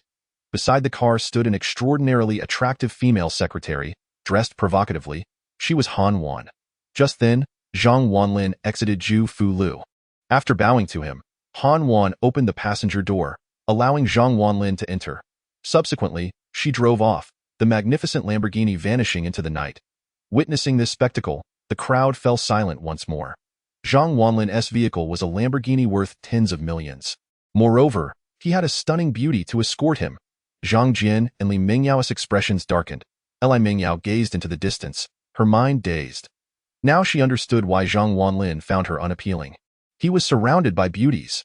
Zhang Jian's face turned crimson. He had mocked Zhang Wanlin for riding a shared bicycle and boasted about his own Mercedes. Yet now, it seemed a mere joke, a reflection of his own folly. Exine Yuru watched the departing Lamborghini, a glimmer of admiration in her eyes. Zhang Wanlin returned home. After a refreshing wash, he prepared for bed. Lying there, he suddenly felt a slight tremor beneath him. It was faint, lasting only a few seconds. Paying it no heed, he assumed it was merely a figment of his imagination, pulled the covers over himself, and drifted off to sleep. The next day, upon arriving at the office, Zhang Wanlin opened his computer and a news alert popped up. A 6.5 magnitude earthquake struck Daming County, causing numerous buildings to collapse and landslides. The casualty count remains unknown. What? An earthquake? Zhang Wanlin's eyes widened as he scrutinized the news. The earthquake had struck suddenly, catching the residents of Daming County off guard, resulting in heavy losses. Daming County was approximately 100 kilometers from the ancient city. No wonder Zhang Wanlin had felt the tremor last night. It was due to the distant earthquake. He shook his head, reflecting on the fragility of life. This earthquake could claim countless lives and disrupt many harmonious families. He sighed, lamenting that he was no deity, unable to alter the course of the world. At that moment, Han Wan knocked on the office door. "Chairman, I have an important matter to discuss with you." "Come in," Zhang Wanlin replied. Han Wan entered, carrying a document. Today, Han Wan looked stunning, donned in a fitted Armani suit that accentuated her alluring figure. With a hint of makeup, her sparkling eyes were captivating, and her complexion appeared as if it could glisten with dew. Tall and graceful, she embodied beauty. "Chairman, a 6.5 magnitude earthquake has struck Daming County, and the government of the ancient city has initiated a fundraising campaign, scheduled for the day after tomorrow afternoon at the county square. This event presents a fantastic opportunity to promote our delivery service company. Shall we participate?" Fundraising? Zhang Wanlin stroked his chin, pondering for a moment. In truth, promoting the company was not of paramount concern to him, as it was already the leading delivery service in the ancient city. What he considered was how much to donate. With around 10 million in his possession, he contemplated whether to contribute at all. At that moment, 3 options appeared before him. "Host, please choose." Option 1. Donate 1 million to acquire mastery of the 9 Sun Scripture. Option 2. Donate 10 million to attain proficiency in the Golden Bell Shield. Option 3. Donate 100 million to master the Taiji Sword. Upon seeing these options, Zhang Wanlin's eyes lit up. The 9 Sun Scripture? A remarkable skill. The Golden Bell Shield? That sounded impressive. The Taiji Sword? It seemed rather commonplace, as it was merely a form of exercise for the elderly. Which to choose? After much deliberation, Zhang Wanlin ultimately resolved to select the 100 million donation. Not because he was particularly fond of the Taiji Sword, but because he wished to contribute something meaningful to the world. The emergence of the system had transformed Zhang Wanlin's life, and he aspired to change the world through his own transformation. Perhaps his thoughts were naive, but Zhang Wanlin believed that performing a good deed would strengthen his spirit. 100 million. He did not possess such an amount. However, he would find a way to gather it. Zhang Wanlin was confident that with his connections, securing 100 million would be effortless. If all else failed, he could liquidate his assets, the Lamborghini and the villa at Yulong Mountain, along with his current funds. Would likely total to that amount. I choose option 3, Zhang Wanlin declared. You have selected option 3. Mastery of the Taiji sword has been granted. Please check your records. Instantly, Zhang Wanlin felt a jolt as new knowledge flooded his mind. Chairman? Han Wan called out, noticing Zhang Wanlin's prolonged silence. Ah? He responded, snapping back to reality. Chairman, shall we participate? Han Wan inquired. Zhang Wanlin nodded, stating, of course. Why should we miss such a noble opportunity? I will be there at the county square for the fundraising event the day after tomorrow. Upon hearing this, Han Wan felt quite excited.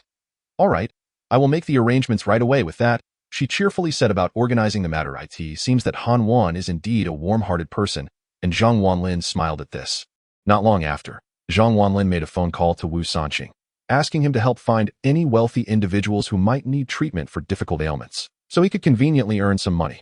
Subsequently, Zhang Wanlin began to look for flights to Macau if all else failed. Gambling in Macau was also an option, especially since he now possessed extraordinary gambling skills. As the evening approached and work was about to end, Zhang Wanlin's phone suddenly rang. Upon checking, he saw it was a call from Wei Yin. Could it be the old man Wei? Hello? Old Master Wei? Zhang Wanlin answered the call. Zhang Xiaoyu, it seems you still remember me. Ha ha ha, Wei Yin's voice came through the line. Of course, I remember. Zhang Wanlin replied with a smile. Zhang Xiaoyu, I have a matter I wish to discuss with you. I wonder if you are available. Wei Yin's voice sounded somewhat hesitant. Wei Yin was seeking his assistance. Wasn't he the father of the Wei family's head? What could he possibly need help with? Ah? What do you mean? Zhang Wanlin inquired. Well, there is a swordsmanship competition at the ancient city stadium. Renowned sword masters from nearby cities have gathered to exchange techniques. However, one particular swordmaster has defeated all the local experts and has been rather arrogant. Therefore, we would like to invite you to take action. Listening to his words, Zhang Wanlin felt puzzled. In a swordsmanship contest, losing was simply part of the game. Why would they need him to intervene? Wei Yin let out a wry chuckle. If the loss were to one of our own, it would be acceptable. However, this sword master is from the east and is exceedingly arrogant. An islander? Zhang Wanlin immediately understood. This individual had come to provoke the nation. Suddenly, he recalled his own financial situation. If he won, would there be a monetary reward? Ah? Wei Yin momentarily failed to grasp the implication. Money? It was clear that Wei Yin had not anticipated Zhang Wanlin would bring up the subject of finances. After all, someone of Zhang Wanlin's caliber should not be lacking in wealth. Yes, I am indeed in need of money, Zhang Wanlin replied. After a brief pause, Wei Yin responded, the organizers of this swordsmanship competition have several sponsors. If you can indeed defeat the swordmaster from the east, they should be willing to reward you. That's good to know. Send me the address, and I will head over immediately, Zhang Wanlin readily agreed.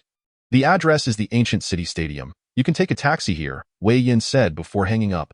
Upon leaving the company, Zhang Wanlin hailed a cab and made his way to the ancient city stadium, the largest venue in the area, capable of accommodating thousands of spectators. Tonight, the stadium, usually sparsely populated, was packed to capacity. The atmosphere was electric, as a grand swordsmanship competition was underway, featuring masters from across the nation competing for supremacy. In the center of the stadium stood a proud figure, a man of East Asian descent. He wasn't particularly tall, barely standing at 1.70 meters, yet his physique was robust and muscular, exuding power. With long hair tied back in a ponytail, he wielded a sleek, black katana that glinted ominously in the light. His name was Kudo Hanzo. Kudo Hanzo surveyed the crowd with disdain, his command of Mandarin awkward yet understood by all. Holding his katana aloft, he addressed the audience with bravado. Is there truly not a single capable fighter in your nation? Chapter 162. Kudo Hanzo, his voice resonated clearly, exuding arrogance and defiance. The crowd erupted in discontent. Voicing their dissatisfaction, in one corner of the stands sat a group of sword masters from various regions, all there to compete. Unfortunately, 8 or 9 of them had already fallen to Kudo Hanzo's prowess. Leaving the remaining few hesitant to challenge him, in the center of the stadium, Kudo Hanzo disdainfully regarded the group of masters, mocking, Huaxia Kung Fu is nothing but this with that, he raised his thumb, slowly lowering it to signify his contempt. The audience erupted in outrage, chanting, defeat the East Asian, defeat the East Asian. However, the remaining sword masters bowed their heads in shame, knowing they lacked the strength to confront Kudo Hanzo. Are there really no capable fighters among you, Huaxia? Kudo Hanzo taunted, his arrogance palpable. Finally, one individual could no longer contain himself. Let me take you on. A young man stepped forward from the crowd. This young man, standing around 1 meter 80, donned a long robe and wielded a sword. He was Zhang Han, a disciple of the Huashan sect, renowned for his exceptional swordsmanship, often referred to as the Little White Dragon of the Sword. Filled with indignation, he could no longer tolerate Kudo Hanzo's arrogance. Cheers erupted from the crowd, rallying behind Zhang Han as he boldly approached the center of the arena, locking eyes with Kudo Hanzo. The latter, still exuding disdain, raised one hand and said, "I will only use one hand. Come at me." This was a blatant insult to Zhang Han. Fuming, Zhang Han retorted, "I don't need that. Show me your true strength." With a flourish, he swung his sword, creating a dazzling display of sword flowers as he charged forward, embodying the speed that Huashan swordsmanship is known for. Kudo Hanzo remained unimpressed, his gaze fixed downward, seemingly uninterested in Zhang Han's approach.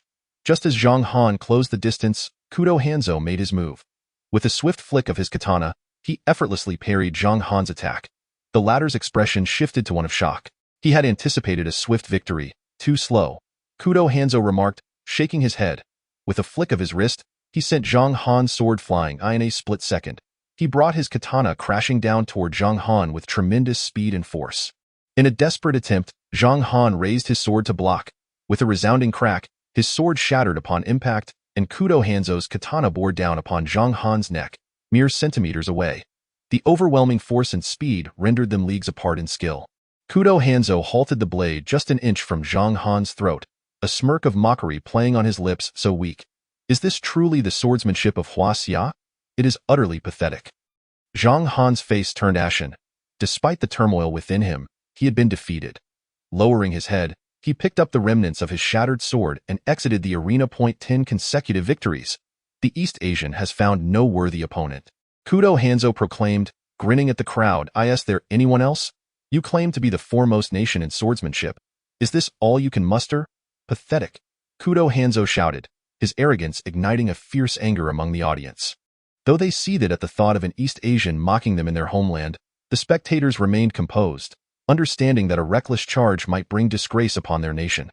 Meanwhile, backstage at the stadium, several organizers were drenched in sweat, their anxiety palpable. Among them was Wei Yin, alongside several influential middle-aged men who shared a passion for swordsmanship. They had organized this competition to promote Huaxia swordsmanship, but now found themselves overshadowed by an East Asian's disrespectful display. "Old Wei, when will the sword master you mentioned arrive?" asked a middle-aged man with a striking beard, his voice tinged with urgency. His name was Chen Jun, the primary organizer of the event. Wei Yin glanced at his watch and replied, "It should be soon." "Wei Lao, is that person you mentioned reliable? The strength of Kudo Han's is formidable."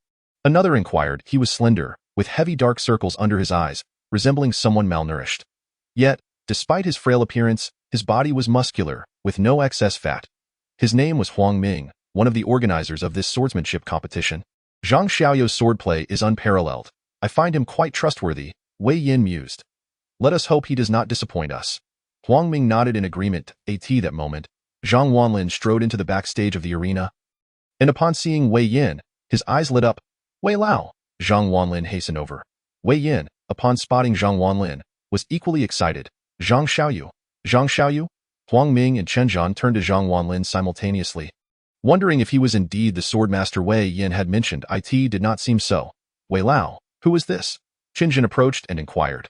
Huang Ming and the other organizers looked at Zhang Wanlin with curiosity. Wei Yin smiled gently and introduced him. "Haha, this is the Zhang Xiaoyu I mentioned."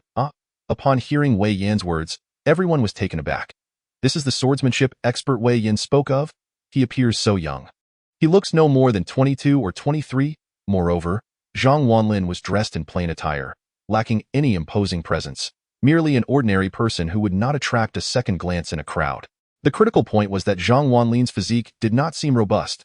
Zhang Wanlin clasped his fists toward the crowd and said, "Greetings, everyone. I am Zhang Wanlin." Huang Ming and Chen Jin frowned. Ignoring Zhang Wanlin die in their eyes, he could not possibly be a swordsmanship expert. Wei Yin smiled slightly and introduced him. "This gentleman is the swordsmanship master I spoke of. I believe he can contend with Kudo Han's. However, Zhang Xiaoyu is currently in need of funds. It may require contributions from several organizers to secure his participation." Upon hearing Wei Yan's words, everyone widened their eyes in disbelief. "What? He wants money?" It is known that many have desperately sought to participate in this swordsmanship competition. Numerous individuals wishing to pay for entry had been turned away by the organizers. And now, to invite this young man, he demands payment. What genuine skills could he possess? Oh, he wants money. Chun Zhan's expression soured as he asked, Zhang Xiaoyu, may I inquire about your asking price? Zhang Wanlin smiled faintly and raised his finger. 6. Huang Ming raised an eyebrow and asked, 600,000. 600,000. That is indeed a considerable sum. Yet, Zhang Wanlin shook his head. Not 600,000. The crowd's expression shifted. 6 million. Huang Ming's tone rose, incredulous. This young man is asking for 6 million? Zhang Wanlin shook his head again, smiling. Haha, no, it is 60 million. Upon hearing Zhang Wanlin's declaration, a collective gasp echoed through the crowd. 60 million. This young man is brazenly demanding an exorbitant sum. The expressions of the organizers turned grim. Haha, 60 million? Young man, you are too audacious. Even the top sword masters in the country do not command such a price. Chun Zhan's face darkened. Wang Ming was even more incensed. 60 million? Are you dreaming? Is your swordplay worth 60 million? This young man is far too audacious. Does he truly believe he can rival Kudo Hans? He seems too inexperienced. He might as well be asking to be obliterated by Kudo Hans. Whispers of disbelief filled the air. Wei Yin furrowed his brow, astonished by Zhang Wanlin's lofty demand. Kudo Hans is a master with profound swordsmanship. Wei Yin had merely hoped to test the waters by inviting Zhang Wanlin, yet he never anticipated such a steep price. Zhang Xiaoyu, 60 million is rather excessive. Isn't it? Wei Yin asked, frowning. Zhang Wanlin smiled gently. Haha, it is indeed somewhat high, but I am currently in dire need of funds. I have inquired about each of your backgrounds. If each contributes a little, 60 million should not be an issue. All the organizers hailed from wealthy and influential families, each on par with the Wei family. 60 million would be a trivial matter for them. Upon hearing Zhang Wanlin's words, the crowd grew even more displeased. Haha, you did your homework? Young man, do you know who Kudo Hans is? He is the disciple of the renowned master Miyamoto Musashi. Do you think you can match him? Asking for 60 million. Have you lost your mind? Chun Zhan exclaimed in anger. Miyamoto Hans's disciple. Zhang Wanlin's brows furrowed. He had heard of Miyamoto Hans, a famous sword master from the islands, of international renown. Haha, at this moment, Zhang Wanlin grinned broadly. In that case, my demand is even more justified. Defeating the disciple of an international master, is 60 million too much? Such arrogance. This was the consensus among the crowd. An elderly man scoffed. Haha, young man, do you possess such confidence? Zhang Wanlin nodded earnestly. If I do not defeat Kudo Hans, not only will I forfeit the 60 million, but I will also compensate each of you 60 million. Upon hearing his words, the organizers exchanged glances, hesitant. At this juncture, Wei Yin stepped forward. I will vouch for Zhang Xiaoyu. If he cannot deliver the 60 million, the Wei family will cover it. Upon hearing Wei Yin's declaration, everyone scoffed. This was akin to offering money on a silver platter. Chun Zhan readily agreed. Fine, young man. I am eager to see how you intend to defeat Kudo Hans. With the organizers' consent, Zhang Wanlin was elated. He asked, is there a sword available? A wooden sword will suffice. You didn't bring a sword? Huang Ming's voice rose incredulously. The organizers gazed at Zhang Wanlin as if he were a curiosity. You came to a swordsmanship competition without a sword? No? Are there no swords here? Zhang Wanlin scratched his head. Haha, at this moment, Chun Zhan sneered. Young man, do you know what kind of sword Kudo Hans wields? It is the infamous demon blade, one of the 10 legendary weapons of the islands, indestructible. You dare to compete in a swordsmanship competition without a sword. Furthermore, you seek a wooden sword. Bear in mind that Zhang Han's iron sword was shattered by the unsharpened demon blade. Seeking a wooden sword is tantamount to courting death. Zhang Wanlin, with his hands in his pockets, replied nonchalantly. To deal with him, a wooden sword will suffice. Humph. Such audacity? Huang Ming scoffed.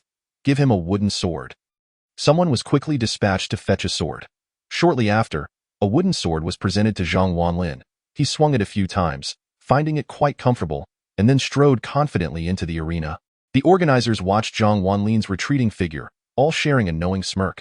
They believed this young man would soon be defeated, at which point they would each pocket a substantial sum. Wei Yin also smiled wryly.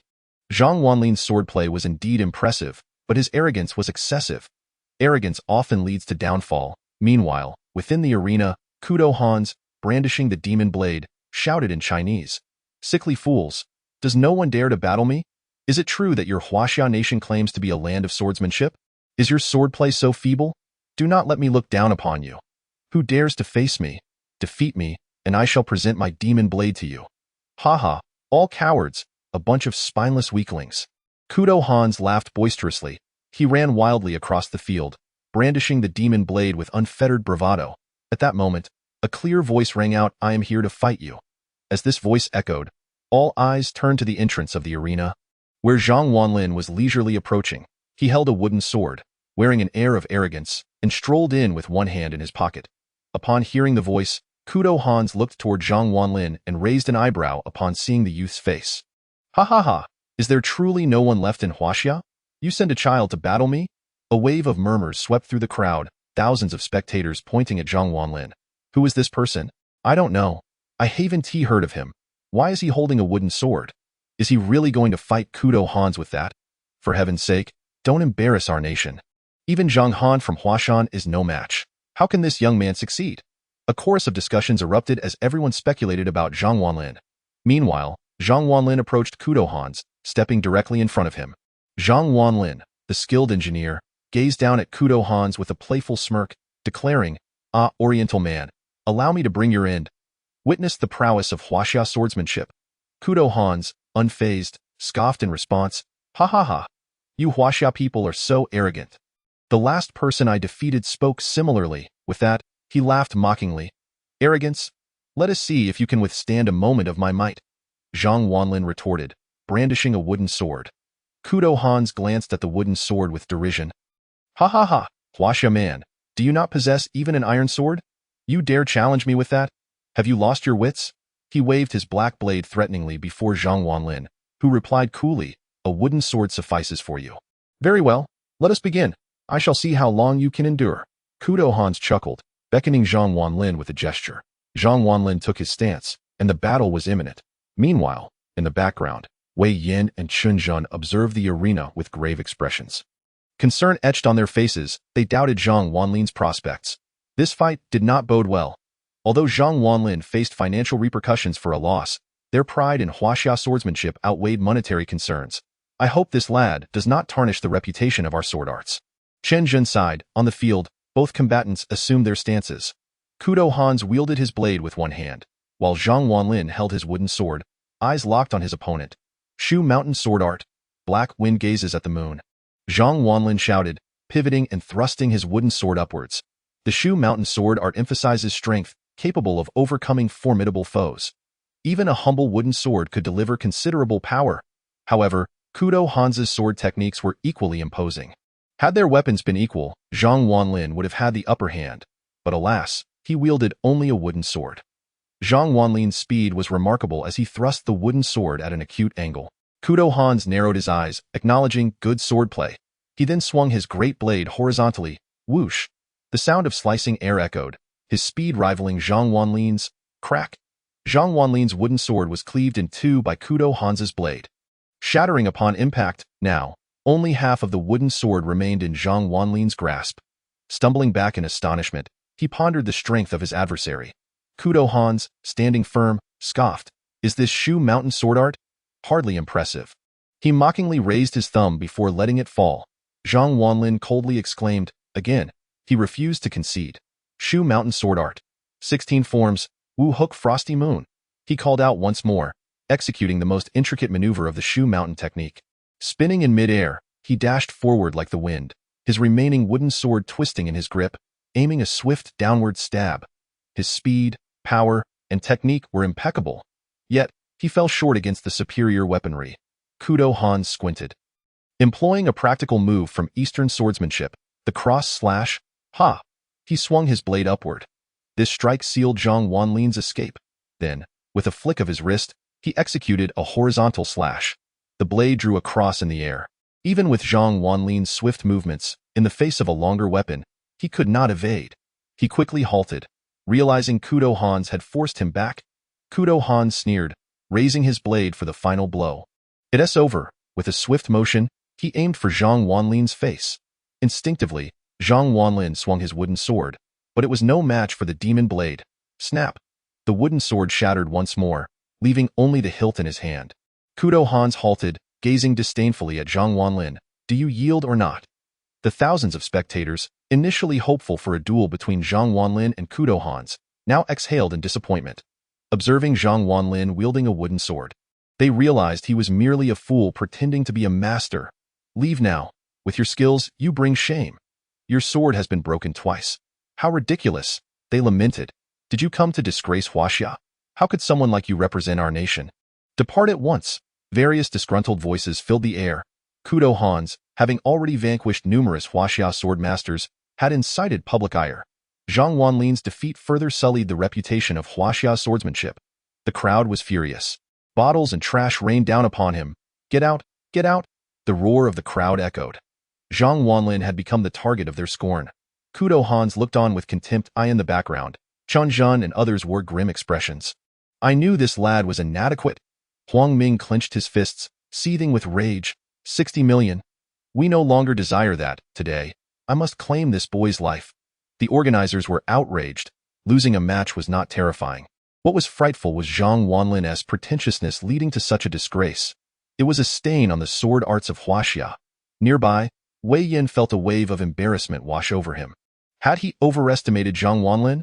Was his swordsmanship not as formidable as he had imagined? Recalling the exorbitant fee of 60 million, he regretted hiring him. On the stage, Kudo Hans, brandishing his demon blade, smiled slyly at Zhang Wanlin. You still refuse to concede, Chino? At that moment, Zhang Wanlin chuckled lightly, discarding the sword hilt and removing his upper garment. He twirled the garment in his hand and beckoned to Kudo Hans. Come again. What was he attempting? To wield his clothing as a sword? This was utterly ludicrous. A wave of outrage surged through the crowd once more, flames of anger igniting. Zhang Wanlin had lost miserably with a wooden sword, and now he would attempt to fight with his garment? The organizers gaped in disbelief. Chen Zhan shouted, Elder Wei, make him stop. He must not do this. Wei Yin's complexion drained. It's not too late, on stage. Kudo Hans's expression darkened. Boy, are you mocking me? Seeking death? Very well. I shall oblige. With that, Kudo Hans raised his demon blade, glaring fiercely at Zhang Wanlin. Finally, Zhang Wanlin unleashed his true potential. Swordsmanship is a unique art of mutual enhancement and counteraction. While the Shu Mountain sword art was formidable, it was fortuitously countered by the Eastern sword techniques. Zhang Wanlin had deciphered Kudo Hans's swordplay, and now he would employ the Taiji sword art. Specifically designed to counter Eastern sword techniques, the Taiji sword art, unique to the Wudong sect, embodies an extraordinary essence, drawing upon the quintessence of heaven and earth, utilizing the myriad of the world as weapons. Capable of both long-range and close combat, embodying the principles of yin and yang, and achieving the impossible. The Taiji sword art is characterized by its soft, flowing movements, emphasizing intent over force, advocating the principle of yielding strength with minimal effort. At this moment, Zhang Wanlin wielded his long garment as a sword, one hand grasping the hilt, the other the tip. He stood firmly in the stance of yin and yang, orchestrating the dance of the Taiji sword art. The atmosphere fell silent. The organizers in the background were captivated, their eyes glued to the spectacle. Kudo Hans sensed an unsettling shift in Zhang Wanlin's demeanor. To avoid complications, he bellowed, charging forward with his demon blade. Die! Kudo Hans's blade sliced through the air with incredible speed, creating a fierce gale. Yet, Zhang Wanlin moved leisurely, appearing slow but actually swift. He flicked his garment, intercepting the demon blade. Whack! The seemingly gentle motion concealed immense power. Zhang Wanlin's garment deflected the demon blade. Stumbling back, Kudo Hans retreated 3 steps, his face a mask of disbelief. What swordplay is this? Zhang Wanlin smiled slightly. Taiji sword art. With that, he advanced with a remarkable agility, seemingly walking yet embodying the essence of shrinking distance. In an instant, he was upon Kudo Hans. The garment, akin to a long sword, lunged fiercely. Crack! The sound of the garment echoed as it aimed for Kudo Hans's face. Cross slash, Kudo Hans shouted, wielding his demon blade to create a cross to block Zhang Wanlin's assault. Yet, all was futile, for the weapon in Zhang Wanlin's hands was simply too supple. The garment disregarded Kudo Hans's cross slash and fiercely struck towards his face. Caught off guard, Kudo Hans was hit squarely, letting out a cry of pain as he staggered back several steps. The fabric had struck precisely at his eyes, inflicting sharp discomfort that halved his combat prowess. Seizing the opportunity, Zhang Wanlin thrust the garment forward once more. Whoosh, crack! The yin-yang duality sword hung suspended in midair. Zhang Wanlin's movements were ethereal. Wielding the fabric like a long sword, he lunged forward. Kudo Hans, already at a disadvantage, found himself unable to defend against Zhang Wanlin's relentless pursuit. In a moment of carelessness, Zhang Wanlin struck his other eye. Ah, my eye? Kudo Hans roared infuriated. At this point, he was on the brink of collapse. Realizing that every attack he made felt as ineffective as striking a pillow, his opponent was simply too supple. In a fit of desperation, Kudo Hans abandoned all finesse, wildly swinging his katana. Observing this, Zhang Wanlin chuckled with amusement, whipping the fabric like a long whip. Crack! The garment ensnared the cursed sword, and with a strong pull, it flew from Kudo Hans's grip. Zhang Wanlin caught the sword and, with a swift turn, sent the fabric flying again. Crack! The garment tightened around Kudo Hans's neck. Zhang Wanlin shouted, "Will you not concede?" By now, Kudo Hans had relinquished his struggle, his eyes bloodshot, tears streaming down his face. The strikes from Zhang Wanlin had painfully affected his vision. He muttered to himself in a frenzy, "Impossible, impossible. How could that Chinese have such formidable swordsmanship? This cannot be." Zhang Wanlin shook his head with a smile, delivering a swift kick to Kudo Hans's rear, sending him flying. A gracious host, I allowed you to win a couple of rounds. Winning none would be too embarrassing for you Easterners. Oh, you truly believe I, a citizen of Huaxia, am without support? Let it be known, even if your master, Miyamoto Hans, were here, I would not hold back. Get out of Huaxia. Zhang Wanlin's words echoed throughout the stadium. At that moment, the entire arena fell silent. Each spectator stunned. Zhang Wanlin had triumphed. The citizens had emerged victorious. His swordsmanship had been nothing short of spectacular. Even Kudo Hans, the esteemed disciple of Miyamoto, had fallen to the Tai Chi swordplay. The audience erupted in a frenzy, their blood boiling with excitement. Zhang Wanlin had brought glory to his people. With his garment wielded as a sword, he had vanquished the Eastern adversary. He was the pride of the nation. Moments later, a cheer erupted, resonating through the stadium as thousands celebrated, their voices ringing out in jubilation. Excitedly, many tossed their popcorn into the air, igniting the crowd's fervor. In a corner, several swordsmanship masters applauded sincerely, recognizing the young man's strength. He not only excelled in Shushin swordplay but also mastered Tai Chi swordplay. It was simply breathtaking. Meanwhile, a few organizers backstage were left in awe, including Chen Zhen and Huang Ming, tears of joy streaming down their faces. As hosts of this swordsmanship event, they aimed to promote Huaxia's martial arts and restore national pride, and Zhang Wanlin had achieved this. He was a true master, not an ignorant youth. Rather, he was an adept skilled in both Shushan and Tai Chi swordplay, outmatching even Kudo Hans. Everyone smiled with relief, and even Wei Yin breathed a sigh of relief, as Zhang Wanlin was his guest. Had he lost, it would have reflected poorly on him. Fortunately, he had won. Now holding the cursed sword in his garment, Zhang Wanlin bellowed, "Do you concede?" Kudo Hans knelt, dazed. After a long pause, he looked at Zhang Wanlin, his eyes revealing a hint of reluctance, yet he knew he was outmatched. "I don't concede," he stammered. Hearing this, Zhang Wanlin replied, "You stated earlier that if I won, the cursed sword would be mine. Is that not a promise?" At this, Kudo Hans trembled. This sword was more precious than his life. It was his master's weapon.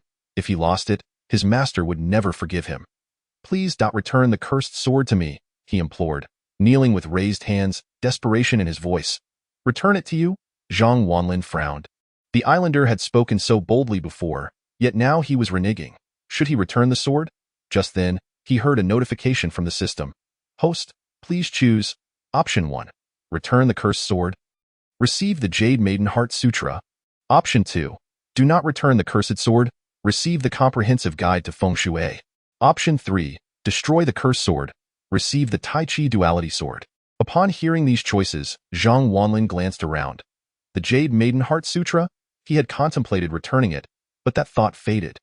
The Comprehensive Guide to Feng Shui? That piqued his interest. Destroying the sword? That blade was among Japan's top 10 famous swords. He had no confidence in his ability to ruin it. Thus, he had only one viable choice. "I'm sorry. This sword is yours no more. It is now mine," Zhang Wanlin declared loudly. "You have chosen Option 2? The Comprehensive Guide to Feng Shui has been issued. Please check your inventory." With that, Zhang Wanlin felt a rush of knowledge flooding his mind. As his words echoed through the arena, the crowd erupted in cheers. Everyone harbored disdain for the Easterners. They wished for Zhang Wanlin not to return the cursed sword. "Do not return the sword. Let the Easterners leave Huaxia. This is the consequence of provoking us. Huaxia is not a place for your recklessness. Leave Huaxia. Kudo Han's expression darkened as he glared at Zhang Wanlin, roaring, think carefully. My master will not spare you. Let your master come if he dares. Zhang Wanlin remained unfazed by Kudo Han's threats, turning to leave for the backstage area. Thousands watched as he departed, knowing this battle would echo through the ancient city. Sadly, no one knew his name. Soon after, he arrived backstage where Wei Yin and the organizers awaited him. Chen Zhan and Huang Ming were flushed with embarrassment, having underestimated Zhang Wanlin, who had swiftly proven his worth, showcasing to thousands what true Huaxia swordplay entailed. Previously indifferent, the crowd now surged toward Zhang Wanlin, praising him. What an incredible swordplay, Zhang! Your Shushan swordplay is truly masterful, and your Tai Chi swordplay is simply exquisite. May I ask, from which school do you hail? Zhang Wanlin waved his hands. Everyone, please don't crowd. I want to answer questions. Now, let us settle the payment. The organizers were taken aback, not expecting him to be so direct about wanting his payment. 6 million was no small sum, but they were all affluent individuals. With contributions from each, the amount was quickly gathered. For them, 6 million to promote Huaxia swordplay was a worthy investment. Shortly after, the funds were transferred to Zhang Wanlin's bank account, prompting a satisfied smile from him. Turning to Wei Yin, he said, Elder Wei, thank you for attending my father's birthday at the Zhang family. I have nothing of value to offer, so I present this sword to you as a token of gratitude. With that, he handed the cursed sword to Wei Yin. The crowd fell silent. What? You're giving the cursed sword to Wei Yin? This blade is one of Japan's 10 famous swords, worth a fortune. Wei Yin was immediately exhilarated. Zhang, are you serious? Absolutely, Zhang Wanlin replied with a slight smile.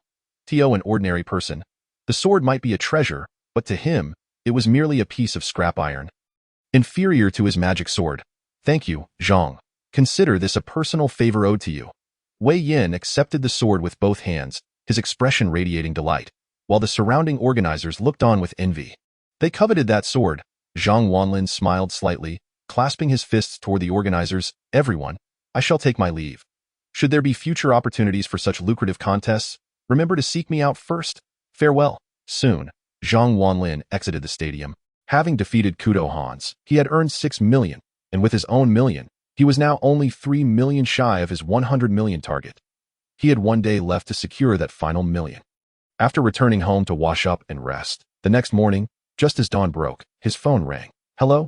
Zhang Wanlin answered groggily. Teacher, didn't you ask me to keep an eye on the wealthy elite in the ancient city for any intriguing challenges?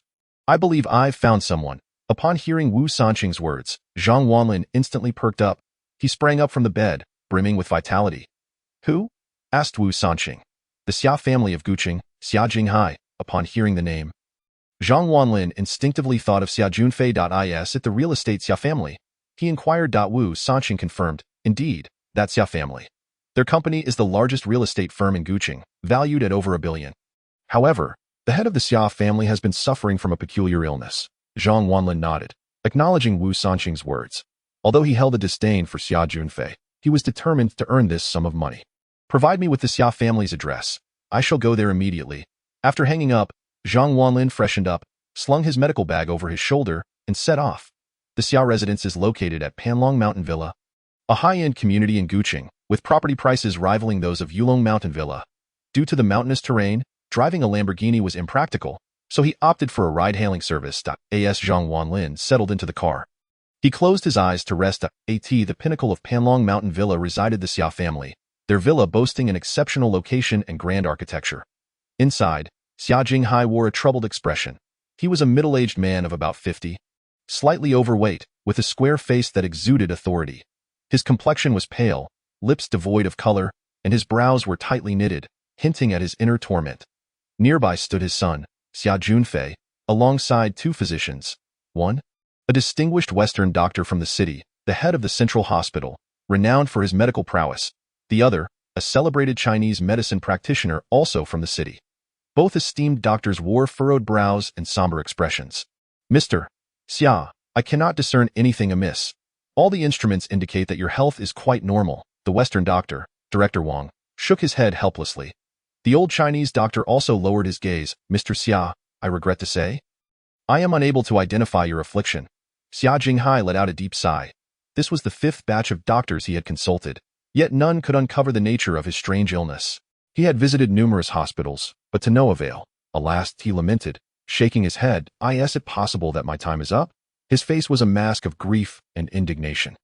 Dad, don't say such things. There must be a solution. Xia Junfei hurriedly reassured him. Just then, a housekeeper approached briskly. Mr. Xia, there is someone outside claiming to be referred by Dr. Wu. Xia Jinghai's eyes brightened at the mention of Wu Sanqing, a well-known physician in Guqing. The person he introduced could not be a mere charlatan. Please, show him in. The housekeeper complied, and soon Zhang Wanlin entered the Xia residence. Everyone's gaze turned to him, and upon seeing his youthful visage, they were momentarily taken aback. A renowned physician, yet so young. Director Wang and the old Chinese doctor exchanged skeptical glances, having heard of Wu Sanqing's reputation. They were surprised he would recommend such a young man. Xia Junfei exclaimed, You? Zhang Wanlin was unforgettable to him. Xiaofei, do you know him? Xia Jinghai asked. Xia Junfei gritted his teeth in anger. Dad, I know him. He was the one who beat me at the gambling stone competition. Xia Jinghai frowned, anger flashing across his face. Xia Junfei was his only son, whom he cherished dearly. How dare Zhang Wanlin lay a hand on him? You are the physician recommended by Wu Sanqing? Xia Jinghai questioned, his tone unfriendly. Zhang Wanlin smiled faintly and nodded. Indeed. Ha.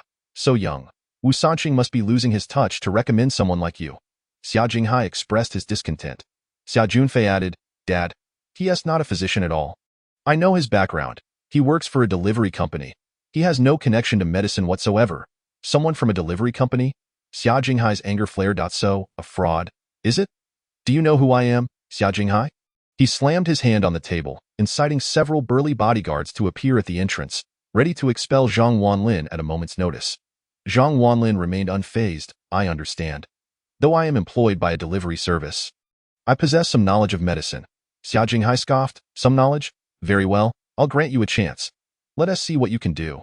But heed my warning, if you are incompetent, do not blame me for being unmerciful. Xia Jinghai was merely giving Wu Sanqing a courtesy, allowing Zhang Wanlin to take a shot.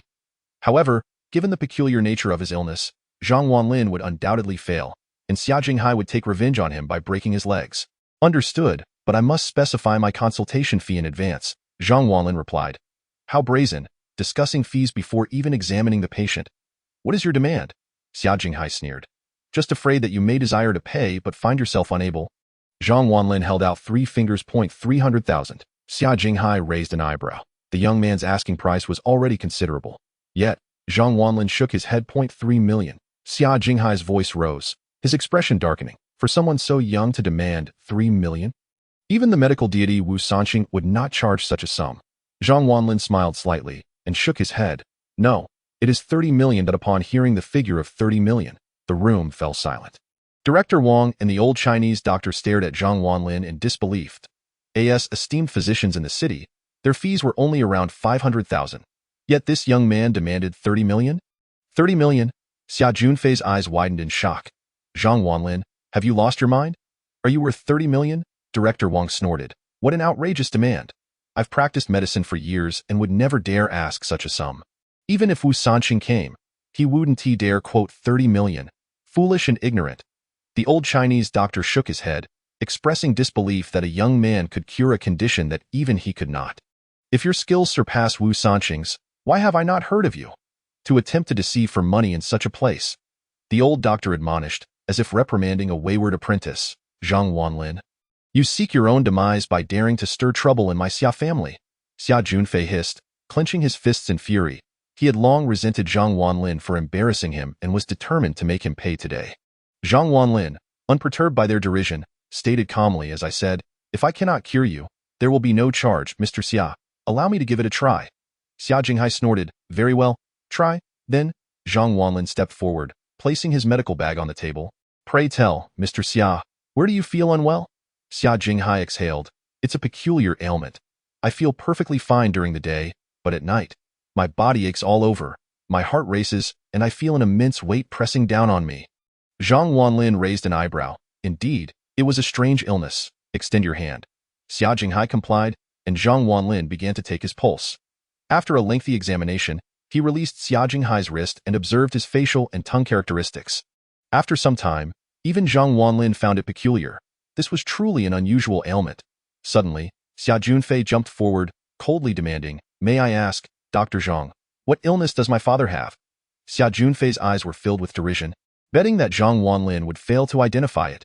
The old Chinese doctor and director Wang shook their heads, watching with cold eyes, fully expecting Zhang Wanlin to falter. "Your father is not ill," Zhang Wanlin replied nonchalantly.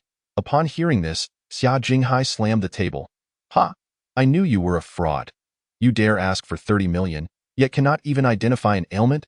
30 million? Do you even deserve it?" Xia Junfei let out a cruel laugh. "Zhang Wanlin, I finally have you cornered. Let us see what miracle you can conjure this time. Guards, first, cripple this brat's legs. This is the price of deception," Xiao Junfei bellowed. 4 burly bodyguards immediately entered, heading straight for Zhang Wanlin. The old Chinese doctor and director Wang shook their heads. They had long anticipated Zhang Wanlin's fate. It was one thing to be incompetent, but to be inept and still act tough by demanding 30 million. Who else could possibly take the beating? Wait. At that moment, Zhang Wanlin suddenly raised his hand. Xiao Junfei snickered. "Heh, do you have anything to say?" His eyes glimmered with arrogance. "Zhang Wanlin, aren't you impressive? Aren't you skilled at gambling on stones? Don't you sing? Aren't you good at dice? You've even caught Wang Yiyan's fancy. I wonder what excuse you'll find this time. Watching you like a stray dog truly brings me joy." Zhang Wanlin's gaze was fixated on a painting hanging on the wall. The artwork depicted a beautiful woman from ancient times, holding a pipa. Soaring skyward, to the casual observer, it appeared to be a mere painting of a lady, but to Zhang Wanlin, it held deeper significance. Having just mastered the intricacies of feng shui, he immediately discerned the hidden meanings within the artwork. "I've identified the cause of the ailment," Zhang Wanlin declared. Everyone was taken aback. "What?" Xiao Junfei shouted. "You've identified the cause? You are on the brink of death and still dare to spout nonsense? Many esteemed doctors couldn't diagnose my father's condition. And you think you can?" Director Wang stepped forward, angrily admonishing. "You dare speak such nonsense? I brought the most advanced medical equipment, and it couldn't determine Mr. Zhao's illness. You think you can just take a pulse and read faces to find the answer? Even the professional Chinese doctor beside me couldn't see it. And you, a mere delivery man, believe you can?" Xiao Jinghai nodded in agreement, his tone icy. "You must provide an explanation today." Zhang Wanlin chuckled, hands behind his back. "Who told you he is ill?" Upon hearing this, Director Wang and the old doctor exchanged puzzled glances. "Could it be that he isn't sick? What do you mean? Are you suggesting Mr. Xiao has no illness?" "He clearly showed signs of discomfort," Director Wang questioned. Zhang Wanlin strode to the painting of the lady and proclaimed, "It's all because of this." Everyone turned to follow his gaze, staring at the painting, bewildered. Wasn't it just an ordinary piece of art? "Zhang Wanlin, what do you mean? Are you saying this painting harmed my father? Do you think we're fools?" Xiao Junfei retorted angrily. Xiao Jinghai closed his eyes. Exhaling sharply, he felt utterly insulted, believing Zhang Wanlin had been treating him like a simpleton. Yet, Zhang Wanlin stood tall, declaring, "Panlong Villa is an exceptional place in terms of feng shui.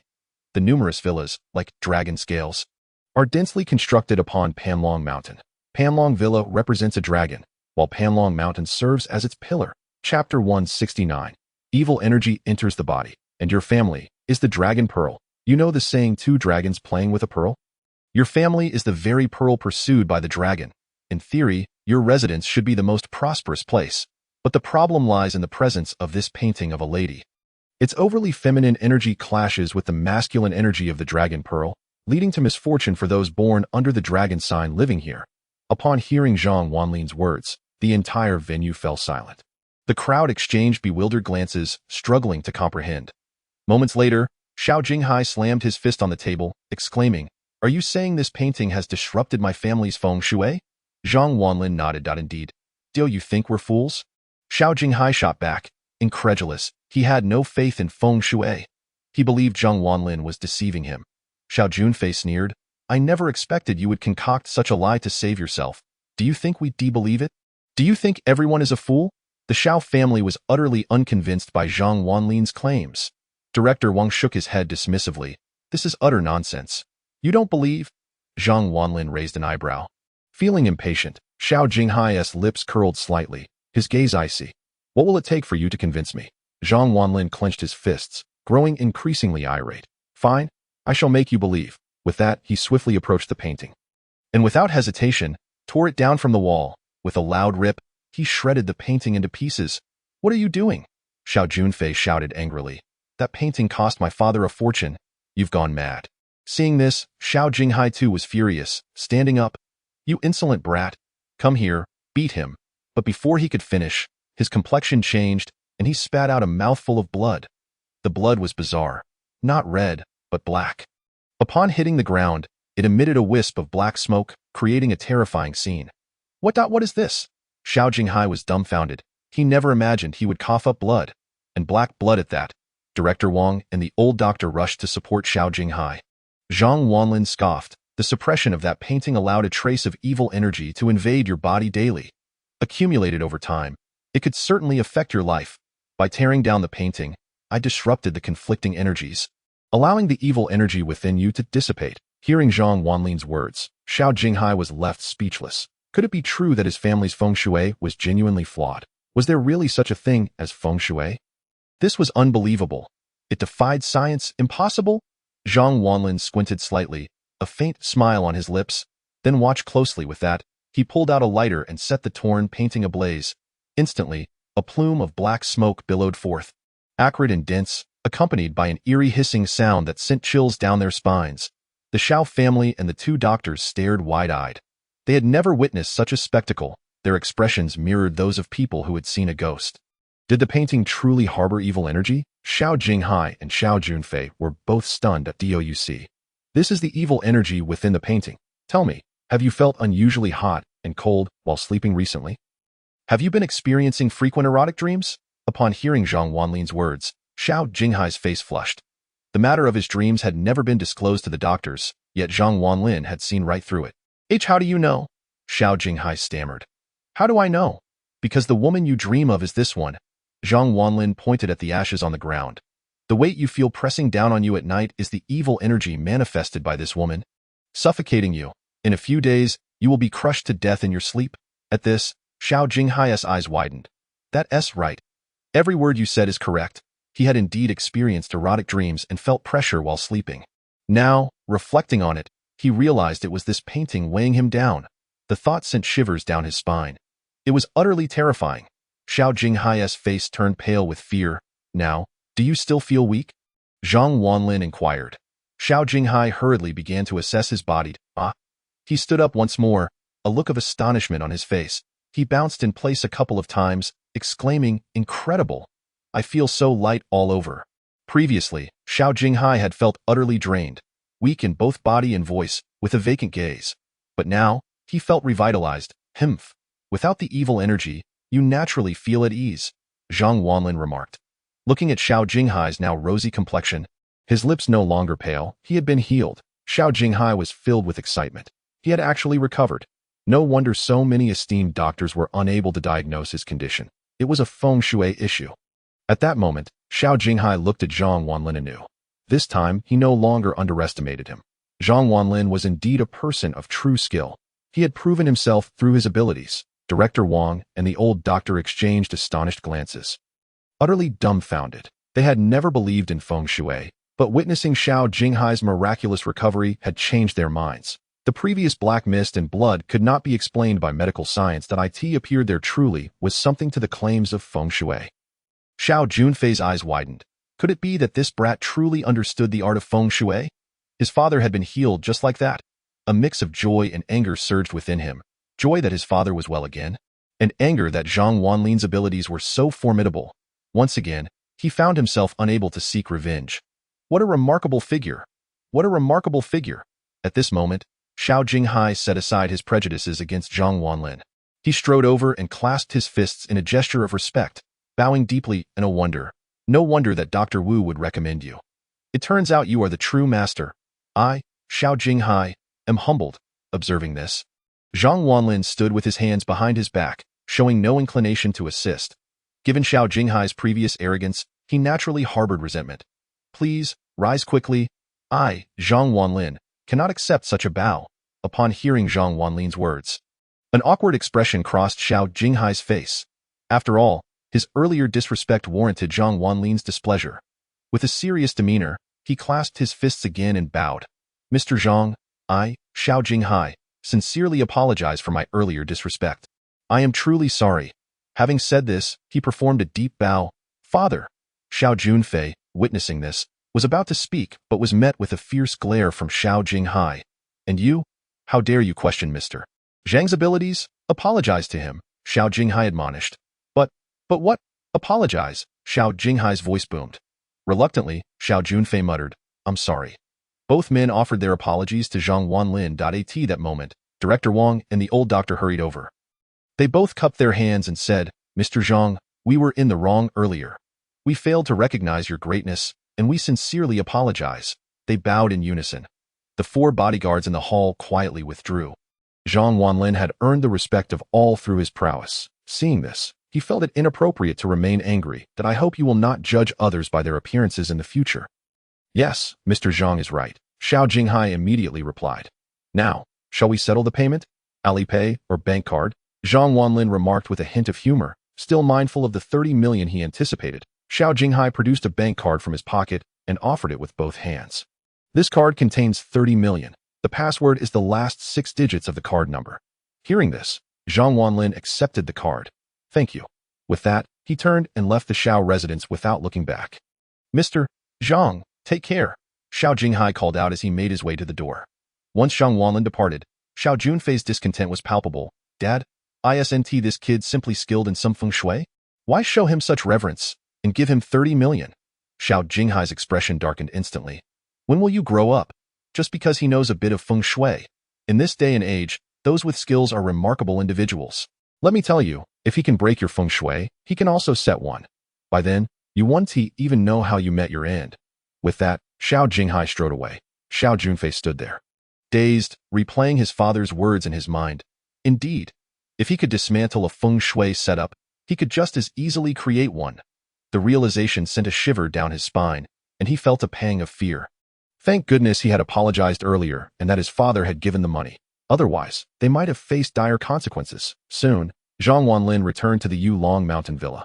The billion had been secured, and he felt a sense of satisfaction. He eagerly anticipated the charity gala the following day, yet his heart grew heavy thinking of the suffering endured by those in disaster-stricken areas. He longed to donate the billion immediately. Suddenly, a loud barking erupted from the yard. Zhang Wanlin glanced out the window. Lightning, his unusual dog, rarely barked unless something was amiss. To his amusement, he observed that the small locust tree in the yard had been completely destroyed by Lightning's antics. Unlike ordinary dogs, Lightning did not eat but rather charged himself. The urine he expelled was extraordinarily potent, and the little locust tree had succumbed to its effects. Lightning was now fully grown, resembling an adult husky. Zhang Wanlin couldn't help but marvel at how quickly this charging method outpaced traditional feeding. Just as he prepared to rest, 3 choices suddenly appeared before him. Host, please choose. Option 1. Reward Lightning and receive the shiny fruit tree. Option 2. Punish Lightning and receive the Dan medicine tree. Option 3. Ignore and receive the weapon tree. What distinguishes these 3 trees? Shiny fruit tree. A seedling that requires manual care to grow. It will produce a shiny fruit at intervals, with effects that are random. Dan medicine tree. A seedling that also requires manual care. It will yield a Dan medicine fruit at intervals, with effects that are random. Weapon tree. A seedling needing manual care. It will generate a weapon fruit at intervals, with types that are random. After reviewing the options, Zhang Wanlin decided to select the shiny fruit tree, for the unknown held the most excitement. He stepped outside to face Lightning and raised his thumb in praise, saying, Lightning, well done. You have chosen option 1. The shiny fruit has been distributed. Please check your inventory. In an instant, the small locust tree vanished, replaced by a small sapling. The sapling was bare, save for a few green leaves at its tip, hardly distinguishable. Lightning, upon spotting the new sapling, was overjoyed. It lifted its hind leg and happily urinated, producing crackling electric sounds. Zhang Wanlin face-palmed, genuinely worried that Lightning's urine might damage the sapling. Returning to his room, Zhang Wanlin lay on his bed with a sigh and picked up his phone to play a game. The next morning, just as dawn broke, Han Wan's call came through. Hello? Zhang Wanlin answered. Chairman, I am waiting at the entrance. All right, I'll be right out. After dressing and grooming himself, he stepped outside to join Han Wan in her car. They drove straight to the charity gala. The charity event was held at the County Emblem site, known as County Emblem Park, which featured a small squared. A high platform had been erected in the square, adorned with a banner reading, Guqing County Aids Daming County Charity Gala. The square was filled with chairs, already occupied by an audience. Media and reporters had also arrived. Han Wan parked the car in the nearby lot. Just as they parked, a thunderous roar erupted. Whoosh! A black shadow zipped past Zhang Wanlin at lightning speed. It was astonishingly fast. Upon closer inspection, it turned out to be a sports car, a red Ferrari, radiating an aura of luxury and power. This was a $10 million supercar. Zhang Wanlin had never seen a supercar in Guqing County. This was his first encounter. Indeed, Ferrari lived up to its reputation as a world-renowned vehicle. Exhibiting exquisite craftsmanship and a revving engine that stirred the soul, the Ferrari parked not far away, its butterfly doors opening as a girl stepped out. She wore a pure white gown adorned with sparkling diamonds. Exuding an air of sanctity, her high heels accentuated her long, alluring legs, and her face was strikingly beautiful, with rosy lips and large, delicate eyes. Her long, straight black hair cascaded down her back, adding to her elegance. Upon seeing her, Zhang Wanlin was momentarily stunned. Wasn't he that Pei Xiaowen? Indeed, it was her. Pei Xiaowen had undergone such a transformation. While she had always been pretty, she lacked any real presence. Now, she not only looked beautiful but also carried herself with the grace of a refined lady. Leaving Zhang Wanlin in disbelief at that moment, a handsome young man emerged from the driver's seat of the Ferrari. He wore a tailored white suit that accentuated his figure as he and Pei Xiaowen approached. She linked her arm with his, striding confidently toward Zhang Wanlin. Wow, has she moved on to a new boyfriend? Did she dump Hao Jian? Pei Xiaowen, spotting Zhang Wanlin, let a gleam of pride flash in her eyes. Oh, Zhang Wanlin, what a coincidence to run into you here. She halted in front of him, and the young man regarded Zhang Wanlin with curiosity. Xiaowen, who is this? He asked with a friendly smile. Oh, just an ex-boyfriend. Pei Xiaowen replied nonchalantly. Ex-boyfriend. A smirk crept onto the young man's lips as he scrutinized Zhang Wanlin, who appeared quite ordinary, standing beside a modest Volkswagen that he shook his head, mentally categorizing Zhang Wanlin as a mere pauper. By the way, let me introduce you. This is my boyfriend, Yang Tian. You've heard of him, right? Pei Xiaowen declared haughtily. The four young masters of the ancient city? The phrase slipped from Zhang Wanlin's lips. He had certainly heard of their illustrious names, among whom the second was known as Yang Tian. The hierarchy of the four young masters of the ancient city was as follows. Fourth was Wei Xian, third was Xiao Junfei, second was Yang Tian. While the identity of the first remained shrouded in mystery, it seems you are familiar with my boyfriend's reputation, Pei Xiaowen remarked with a triumphant smile. Zhang Wanlin, I have thoroughly investigated your background through my boyfriend. No wonder you drive a luxury car and reside in a villa. You've struck it rich by becoming the chairman of a delivery company. As she spoke, Pei Xiaowen rolled her eyes disdainfully. However, unfortunately, the leader of the beggars is still a beggar. Her words dripped with contempt. Since the last time Zhang Wanlin had put her down, Pei Xiaowen had harbored resentment. She had promptly kicked Hao Jian to the curb and began meticulously adorning herself, aiming to ensnare a wealthy partner. Soon enough, she had successfully caught Yang Tian, the second among the four young masters. This brought her immense joy. Oh, congratulations, Zhang Wanlin replied indifferently. To be honest, Pei Xiaowen was increasingly repugnant to him. For the sake of money, she would stoop to anything, changing boyfriends one after another, clearly not for love but for financial gain. Zhang Wanlin, what's this? A chairman of a delivery company attending a charity gala? How much can your so-called company earn in a year? You're here to collect donations? Truly a case of pretending to be prosperous. Pei Xiaowen scoffed, crossing her arms and rolling her eyes. Yang Tian too wore a sly smile. His family's enterprise dominated the ancient city, with an annual income exceeding 100 million. He had come to this charity event to make a name for the Long family. Brother, this charity gala is quite prestigious.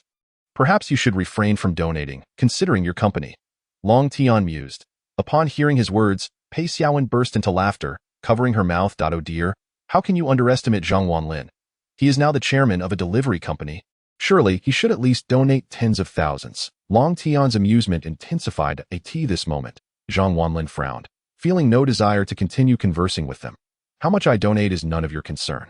With that, he strode away with Han Wan.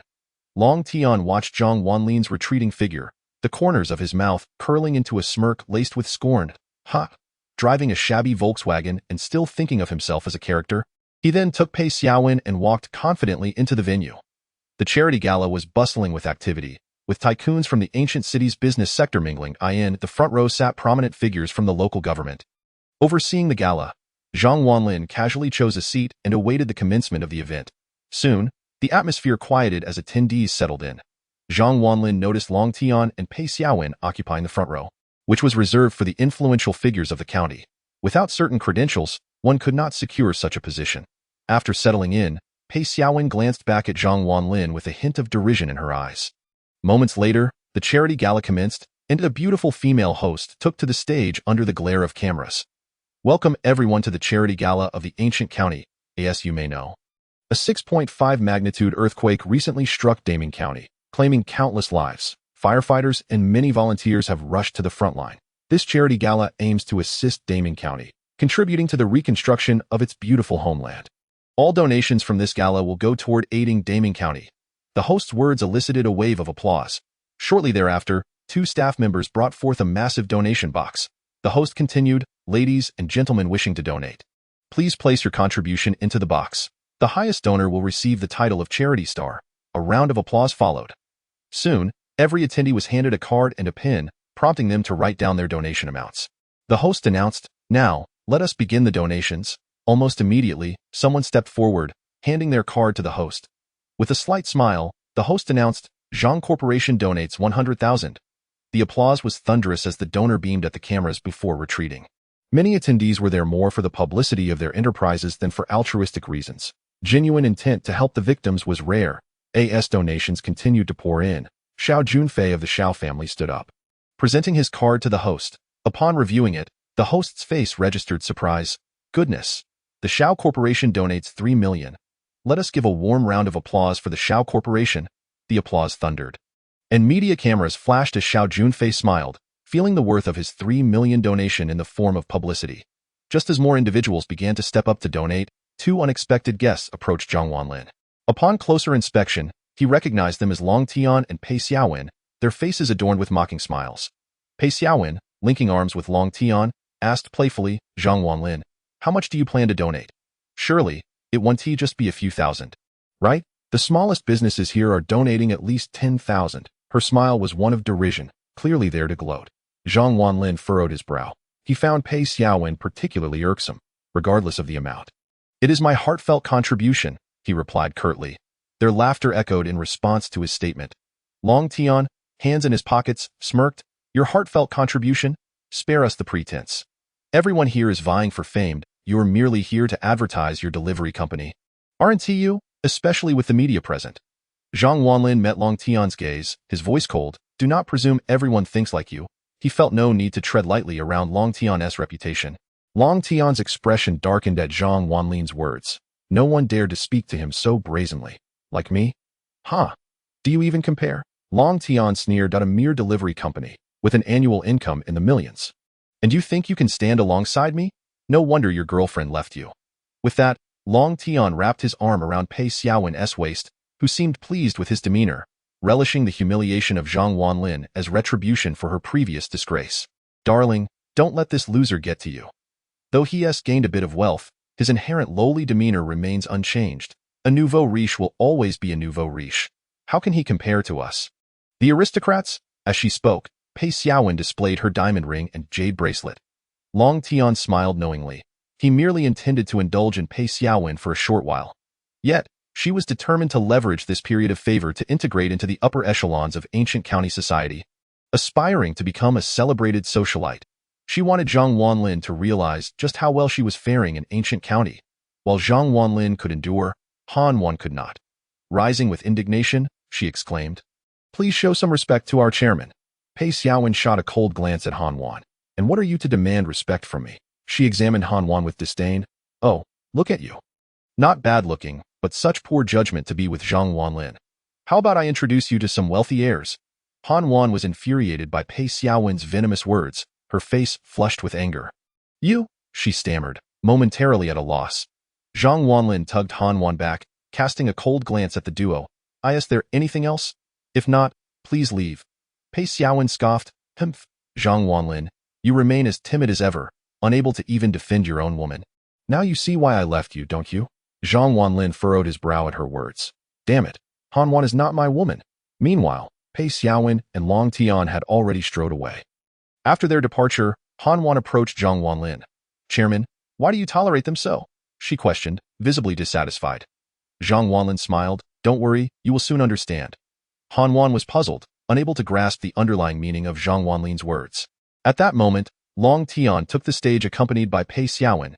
As they ascended, the media immediately began snapping photographs, the sound of shutters clicking incessantly, accompanied by a flurry of flashing lights. It is important to note that Long Tian is the esteemed heir of the Long family, renowned throughout the ancient city. Upon reaching the podium, Pei Xiaowen smiled and handed over a card. The host, upon seeing the number on the card, gasped in disbelief. She exclaimed, "Oh my goodness, the highest donation amount of this charity gala has finally been revealed.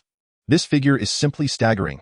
Hearing this, all eyes turned to Long Tian on stage, whose and Pei Xiaowen's lips curled into confident smiles. They were determined to secure the top spot in this charity event. The Long family had indeed invested significantly to promote their company. At this juncture, the host excitedly announced, Long Tian's donation amount is 30 million. As this figure was revealed, a wave of gasps echoed throughout the venue. 30 million. What a monumental contribution. The Long family truly lives up to its reputation. After a few moments of astonished silence, thunderous applause erupted, as everyone applauded. Who else could afford to donate such a sum? Even Xiao Junfei held Long Tian in high regard. Both Long Tian and Pei Xiaowen were beaming with satisfaction. At that moment, Pei Xiaowen cast a mocking glance at Zhang Wanlin, seemingly reveling in her triumph. A flurry of camera flashes illuminated the room as the media rushed to interview Long Tian and Pei Xiaowen. A reporter approached and inquired, "Mr. Long, Ms. Pei, what motivated you to donate such a substantial amount?" Pei Xiaowen replied with a subtle smile, "A devastating earthquake struck Daming County, claiming countless lives. Why heartaches? And it is our honor to contribute even a small part to aid the disaster-stricken area." Her words were deeply moving, and coupled with her genuine expression, a storm of applause followed. Upon witnessing this, Zhang Wanlin shook his head in disdain, muttering to himself, "How hypocritical." Shortly thereafter, the two descended from the podium. The Long family emerged as the leading contributors. Pei Xiaowen and Long Tian confidently approached Zhang Wanlin, their faces adorned with smug smiles. "Did you see that, Zhang Wanlin? This is true financial prowess," Pei Xiaowen exclaimed, wrapping her arm around Long Tian. "My husband is truly impressive. His first act was to donate 30 million. Thank goodness I ended things with you, or I would be suffering alongside a pauper like you," she taunted. Long Tian settled beside Zhang Wanlin, a playful smirk on his lips. "Did you not claim we are not alike? I look forward to seeing how much you will donate." With a chuckle, Long Tian added, "The Long family will undoubtedly be the largest contributors. Your delivery company barely breaks 10 million in annual revenue. There is no way you can match that," he anticipated, mocking Zhang Wanlin later. Pei Xiaowen chimed in, "Darling, you overestimate Zhang Wanlin. The difference is merely a matter of scale. You donate 30 million, and he might scrape together 30,000. His company is hardly significant. It pales in comparison to ours." With that, she tossed her hair, a sneer on her face. Zhang Wanlin listened quietly, choosing not to engage. Half an hour passed, and numerous families and enterprises from the ancient city had made their donations. The smaller contributions totaled around 100,000, while the larger ones reached several hundred thousand, and some even exceeded 1 million. Yet, only one family had surpassed the 10 million mark, the Long family. Altogether, the donations had soared to over 90 million. The charity gala was nearing its conclusion. At that moment, Pei Xiaowen glanced at Zhang Wanlin, mocking him, "Zhang Wanlin, why haven't you made a donation yet? Is it that your funds are too meager to contribute?" Long Tian chuckled at her words. As Zhang Wanlin noticed that no one else was donating, he stood up and strode toward the podium. Long Tian and Pei Xiaowen exchanged knowing smiles, envisioning Zhang Wanlin's meager contribution. As Zhang Wanlin approached the podium, all eyes turned toward him, but unfortunately, none recognized him. After all, a mere delivery company is hardly a prominent enterprise, and Zhang Wanlin was still quite young. He handed his card to the host, who initially dismissed him due to his youthful appearance. However, upon seeing the amount on the card, she was utterly taken aback. She rubbed her eyes, convinced she must have misread it. The host exclaimed in astonishment, "This gentleman's donation amount is a staggering 100 million. Upon hearing this, the crowd erupted in commotion. "What? This young man donated more than Long Tian. He contributed 30 million. Long Tian and Pei Xiaowen's smiles vanished as they simultaneously turned their gazes towards Zhang Wanlin.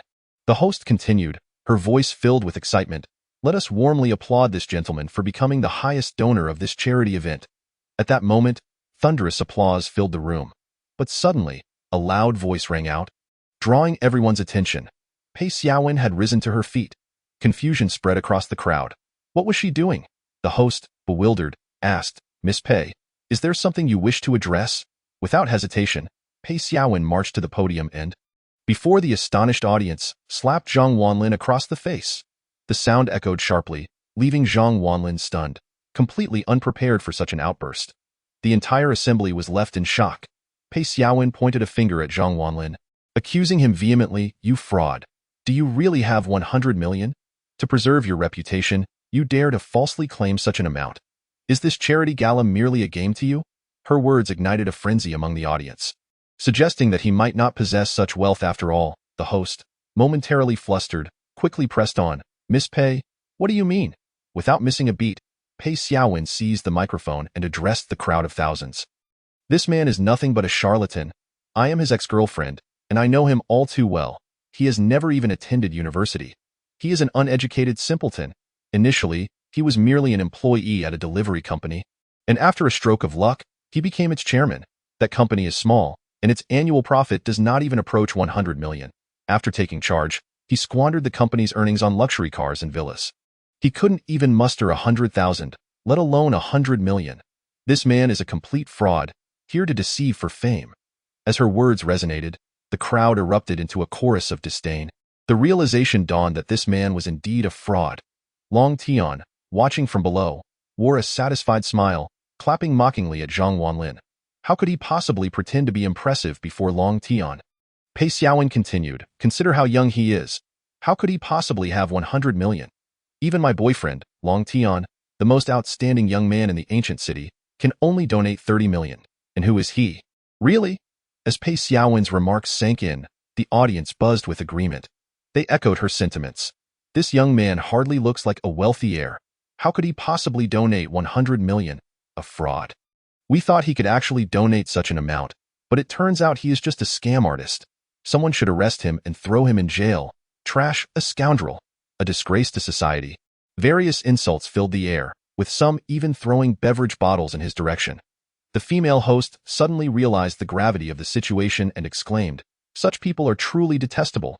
In the wake of such a devastating earthquake in Daming County, with so many compatriots perishing, there are still those who seek to gain fame from national calamity.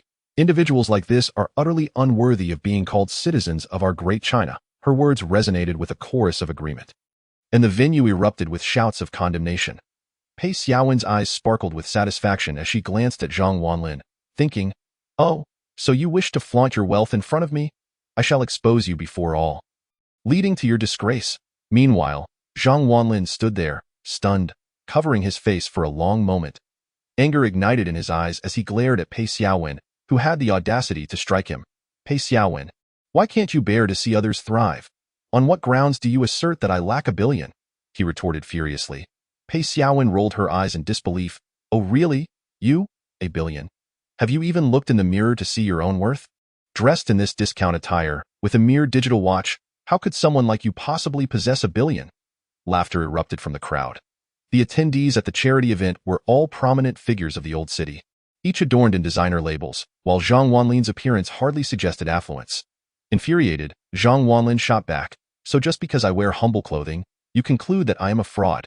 This is slander, Pei Xiaowen scoffed. Come on, Zhang Wanlin, stop the charade. No matter how you act, you remain a nobody.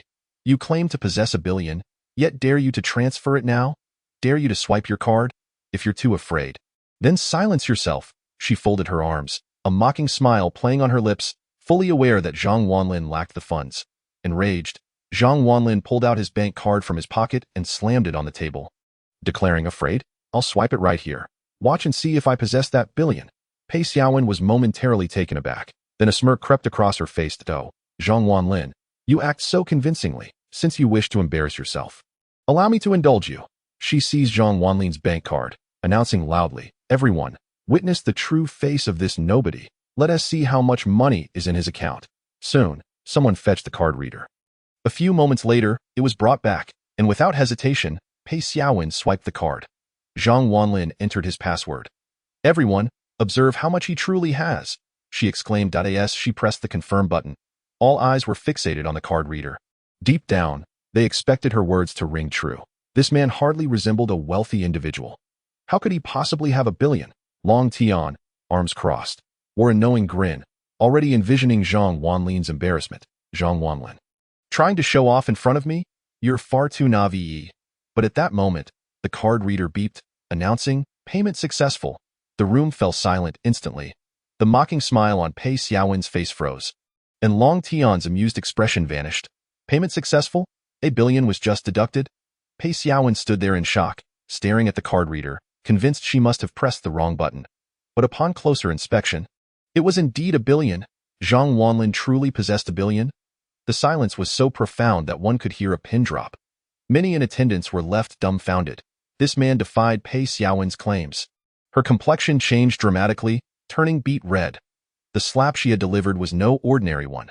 Just moments ago, she had ridiculed Zhang Wanlin, dismissing him as being without $1 billion, yet here he was, swiping $1 billion from his bank account.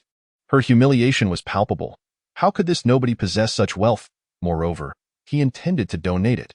Zhang Wanlin seized the microphone, his voice cold as he asked, "So now, do you have anything to say? Do I not possess $1 billion?" Pei Xiaowen, now crimson-faced, could utter not a single word. Zhang Wanlin scrutinized her and continued, "Do you presume that everyone must dress in designer labels to be deemed worthy? Do you think all individuals, like Long Tian, flaunt their wealth for show? You are mistaken. My donation is for my compatriots, for our nation and its people. I seek neither fame nor fortune. Do not look down on anyone. You lack the authority. And you are unworthy with that." Zhang Wanlin raised his hand and delivered a resounding slap to Pei Xiaowen, sending her sprawling to the ground. "This slap is a return for yours," he declared, casually placing the microphone on the table as he strode away, with Han Wan closely trailing behind. The crowd watched Zhang Wanlin's retreating figure in silence. Though he was not particularly imposing, he seemed remarkably dignified. Here was a mere chairman of a delivery company who had donated $1 billion without seeking recognition. He didn't even mention his company upon departing. Such resolve and selflessness were truly admirable. This individual possessed an extraordinary character. Chapter 175. Super Body Enhancement Card. Once Zhang Wanlin exited, a spontaneous round of applause erupted. Initiated by an unknown individual, everyone clapped wholeheartedly. The young man's actions deserved immense respect. Many attendees felt a sense of inadequacy, reflecting on their own lives, realizing they had yet to grasp the clarity that this young man possessed. In stark contrast, Pei Xiaowen could no longer bear to remain in the room. She hastily left, covering her face as tears streamed down her cheeks. She felt utterly wronged. Why had Zhang Wanlin become so exceptional after their breakup? Could he not have remained a nobody? Must he make her feel this way? Couldn't he at least allow her to look down upon him? How could he be such a man? Long Tian's expression soured considerably. Zhang Wanlin had publicly exposed him, suggesting that his motivations were to garner fame rather than genuine charity. This was a blatant slap to his face. Moreover, the Long family had invested $30 million for the sake of reputation and to claim the top spot at the charity event. Now, Zhang Wanlin had ruined that for him. All anyone would remember was Zhang Wanlin's $1 billion, while Long Tian's $30 million faded into obscurity. This meant a loss of $30 million for the Long family. Long Tian harbored a deep resentment toward Zhang Wanlin, vowing to exact revenge. After leaving the venue, Zhang Wanlin entered Han Wan's car, heading toward the company. Han Wan looked at him with admiration, having developed a profound respect for her chairman. Despite their age difference, she felt an overwhelming sense of security in his presence. To her, Zhang Wanlin was a prince charming. Moreover, Han Wan began to develop feelings for Zhang Wanlin. Shortly thereafter, the car arrived at the underground parking lot of the delivery company. As Zhang Wanlin attempted to exit the vehicle, he found the door would not budge. Han Wan, what is going on? He frowned, inquiring. At that moment, Han Wan exited the driver's seat and moved to sit beside him in the back. Confused, Zhang Wanlin asked, "What is the matter?" Han Wan's cheeks flushed as she nervously fidgeted with her clothing, stammering, "Chairman, I heard that you don't have a girlfriend." Zhang Wanlin's heart skipped a beat. "Indeed," he replied. Upon hearing this, Han Wan's hand brushed against Zhang Wanlin's. He felt a jolt as if he had been electrified. "Actually, I don't have a boyfriend either," Han Wan shyly confessed, her delicate hand gently massaging Zhang Wanlin's firm chest. The car filled with her enchanting fragrance. With her flushed cheeks pressed against him, any man would find it hard to resist. Zhang Wanlin struggled to suppress his excitement, as he too was still a Na'vi young man. Han Wan took the initiative, her hand gliding over Zhang Wanlin's chest as she began to unbutton his shirt. Surprised by her boldness, Zhang Wanlin closed his eyes, surrendering to her advances. Just then, A series of knocks on the window startled them. Bang, bang, bang. They both jumped and looked up to see a stunning woman with a frosty demeanor standing outside the car window. It was Wang Yuyin. Han Wan, flustered, quickly returned to her seat, her face glowing red. Wang Yuyin opened the car door, her expression filled with fury. What are you two doing? Zhang Wanlin felt utterly embarrassed. Han Wan appeared visibly timid. President, she stammered, unable to articulate her thoughts. Wang Yuyin was seething with anger. Even if your relationship is questionable, I can understand. But this is the company. It's work hours. What are you two doing? What will the other colleagues think if they see you like this? Zhang Wanlin, you have truly disappointed me. The expression on Wang Yuyin's face was filled with wrath, her chest heaving with evident agitation. Yuyin, it's not what you think. Do not explain. Wang Yuyin retorted fiercely. Pointing at Han Wan, she declared. From now on, you will be my secretary in my office. You are not to set foot in the chairman's office again. With that, Wang Yuyin stormed off in a huff. Han Wan, clearly frightened, lowered her head and said, Chairman, I'll get back to work, then. She hurried away as if fleeing. Zhang Wanlin sat alone in the car, scratching his nose in confusion. Even if I have an underground romance with my secretary, why are you so furious? It doesn't concern you. Just as he was about to exit the vehicle, 3 options suddenly appeared before him. Host, please make a selection. Option 1. Step out with your left foot to gain Spider-Man's genes. Option 2. Step out with your right foot to gain Batman's genes. Option 3. Step out with both feet to obtain a super body enhancement card. Upon seeing these choices, Zhang Wanlin was taken aback. Well, these rewards are quite impressive. Spider-Man's genes? Could he transform into Spider-Man? Batman also sounded enticing. However, Zhang Wanlin was particularly drawn to the super body enhancement card. Having used such a card before, he knew that after its application, his strength and speed surpassed that of ordinary individuals. This time, with the added super, it must be extraordinary. Without hesitation, Zhang Wanlin opened the car door and jumped out. Landing on both feet. You have chosen option 3. The super body enhancement card has been issued to your storage ring. Please check. Hearing this, Zhang Wanlin felt around his ring, and a card materialized in his hand. Since there was no one else in the parking lot, he decided to use it immediately. He climbed into the car and said, Use super body enhancement card. The card transformed into shimmering starlight, entering Zhang Wanlin's mouth and nose. The starlight morphed into an immensely powerful energy that coursed through his internal organs, reshaping every muscle in his body. Half an hour later, the transformation was complete. He opened his eyes, and at that moment, Zhang Wanlin's physique had undergone a dramatic metamorphosis. Previously, he had some muscle, but it was not particularly pronounced. Now, however, his muscles were exquisitely defined. Not a hint of excess fat remained. He could easily win a modeling competition. The most significant change was not merely Zhang Wanlin's appearance but his strength. While he could previously shatter walls with a punch, he could now slice through stone with a single palm strike. It is known that stone is far tougher than walls. This meant Zhang Wanlin possessed immense strength. Furthermore, his speed and reflexes had escalated to several tiers. Most importantly, his defense had significantly improved. Now, ordinary blades could scarcely penetrate his body. And with his Emperor's armor, even bullets posed no threat. This was the power of the super body enhancement card. Zhang Wanlin felt elated. Returning to the company, he resumed work. That evening, he arrived back at the Yulong Mountain Villa. Upon his return, he glanced at the shimmering fruit tree in the yard. The sapling was growing at a commendable pace, and it seemed that the urine from the lightning did not pose any threat to it. Noticing this, Zhang Wanlin felt reassured. After washing up, he went to bed. The next day, after his morning routine and breakfast, he intended to head to work. As he rode his bicycle to the gate, a black Hummer suddenly stopped in front of him. The window rolled down, revealing a familiar face. She had an air of chill about her, with her long black hair tied in a ponytail, clad in a form-fitting black leather outfit that exuded sensuality. Wearing sunglasses, the visitor was none other than Xiaoqi, also known as Sister 7. Oh, Xiaoqi? Zhang Wanlin smiled playfully. She never initiated contact with him. Boss, I need your help, Xiaoqi said with utmost seriousness.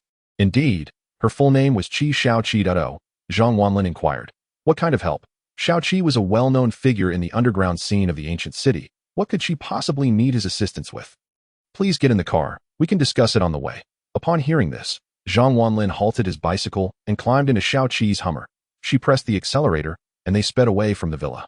Are you familiar with my boss, Chu Zhen? Xiaoqi asked.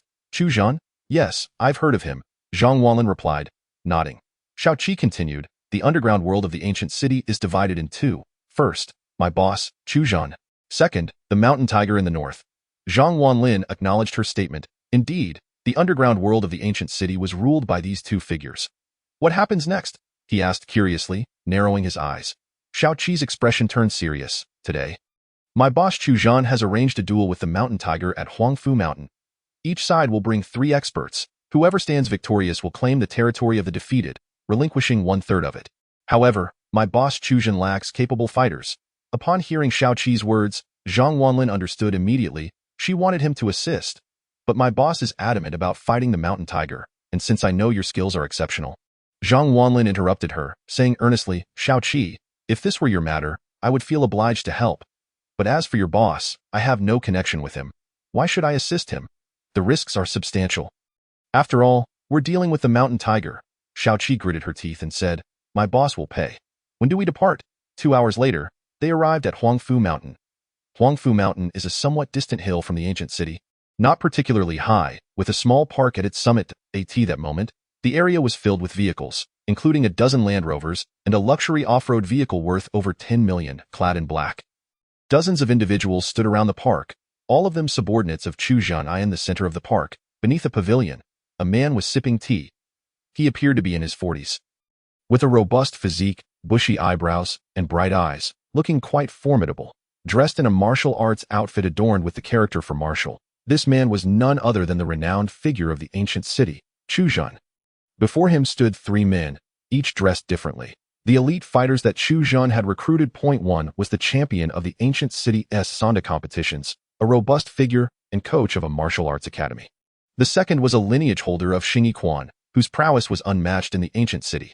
The last was Zhan's personal bodyguard, a retired special forces soldier and battle-hardened warrior, Huang Xiang. Do you have confidence in facing the mountain tiger's elite? Zhan inquired, taking a sip of his tea. Absolutely. Rest assured, Boss Chu. Even if the world champion were to come, we would ensure he leaves without a trace. Declared the muscular Sanda coach confidently. Zhan nodded in acknowledgement. Just then, a Hummer rolled up, and Xiaoqi and Zhang Wanlin quickly approached. Upon seeing Xiaoqi, Zhan's face lit up with a smile. Xiaoqi, you've arrived. Xiaoqi nodded and clasped her fists. Boss. Zhan then turned his gaze to Zhang Wanlin. And this is? Xiaoqi promptly responded, Boss, this is the expert I mentioned before. Zhang Wanlin. Zhan scrutinized Zhang Wanlin from head to toe, furrowing his brow. This is the expert? Young, with fair skin, and he doesn't he look particularly strong. He seems more like a pretty boy. The 3 elite fighters also regarded Zhang Wanlin warily. With only 3 spots available, if Zhang Wanlin joined, one of them would have to step down, which meant losing their earnings. An expert? Are you certain? Zhan raised an eyebrow and asked. Xiaoqi nodded firmly. Absolutely. Zhan's dissatisfaction was evident. The person Xiaoqi had brought seemed anything but a formidable expert, resembling a pretty boy instead. Nonetheless, Zhan smiled and asked, May I inquire about your lineage? Chapter 177. The clumsy martial arts. Upon hearing the question, Zhang Wanlin smiled slightly and replied, No school, no sect. No school, no sect. Have you practiced taekwondo or combat sports? Zhan inquired again. Zhang Wanlin shook his head once more. Chuckling, I have never practiced any martial arts, though I have a slight understanding of Sanzhou. Zhang Wanlin spoke the truth. Throughout his life, he had not engaged in any form of combat training. After listening to Zhang Wanlin, Zhan frowned deeply. Could such a person truly be a master? Then what martial arts do you know? Zhan asked, visibly displeased. Zhang Wanlin pondered for a moment. If it came to boxing, he indeed had practiced a form of martial arts. He then laughed. Well, aside from being a bit stronger and more resilient, I have practiced the 18 Dragon Subduing Palms. The moment 18 Dragon Subduing Palms left his lips, the entire venue fell silent. Following that, a wave of laughter erupted. The 3 masters laughed heartily. 18 Dragon Subduing Palms? I can throw a flying knife like Shaoli too. The Sanzhou coach mocked mercilessly. The Zingyi Yiquan disciple sneered in disdain, shaking his head. 18 Dragon Subduing Palms? Have you read too many novels? Although Huang Xiang, the retired special forces soldier, remained silent, his eyes were filled with contempt. Zhan's expression turned icy. 18 Dragon Subduing Palms. Is this person toying with me? 18 Dragon Subduing Palms? Do you take me for a fool? Bang! Zhan slammed his palm on the table, his anger palpable. Seeing this, Xiaoqi hurriedly stepped forward to mediate. Boss, he might really know the 18 Dragon Subduing Palms, Qi Shaoqi explained through gritted teeth. At that moment, Qi Shaoqi felt a pang of confusion, thinking, Boss, why are you boasting in front of Chu Zhan? He is a ruthless man who kills over trivial matters. Humph. Chu Zhan scoffed. Shaoqi, your judgment is becoming increasingly poor. You disappoint me. Upon hearing this, Qi Shaoqi bit his lip and lowered his head, saying, Boss, I will be more cautious in the future. Chu Zhan dismissed Zhang Wanlin entirely. The Sanzhou coach, with a playful demeanor, remarked, Boss Chu, this kid looks delicate and tender, with no signs of training. His hands are softer than those of a woman. He is clearly an outsider, if he can fight. I'll eat this pavilion. The Sanzhou coach stirred the pot, scrutinizing Zhang Wanlin with a dismissive shake of his head. Chu Zhan's expression darkened as he nodded, saying, clearly, a waste of space. After speaking, he glanced at Zhang Wanlin and waved his hand dismissively. Mountain Tiger will be here soon. I will deal with you later. Go stand aside. Upon hearing this, Zhang Wanlin frowned, feeling somewhat displeased. How could this group of people look down upon him so much? Just as he was about to explode, Qi Shaoqi quickly restrained him, subtly shaking his head to signal him to remain calm. Seeing this, Zhang Wanlin suppressed his anger and moved aside. The three boxing masters stood beside Zhang Wanlin, their eyes filled with amusement and disdain. Heh, little brother, what were you thinking, claiming to know the 18 Dragon Subduing Palms? Did a donkey kick your head? The Sanzhou coach asked with a smile. Zhang Wanlin let out a cold snort and replied, Humph, I truly know the 18 Dragon Subduing Palms. At his words, laughter erupted once more. The three of them chuckled. The Zingyi Yiquan disciple rolled his eyes, saying, Enough. Stop boasting.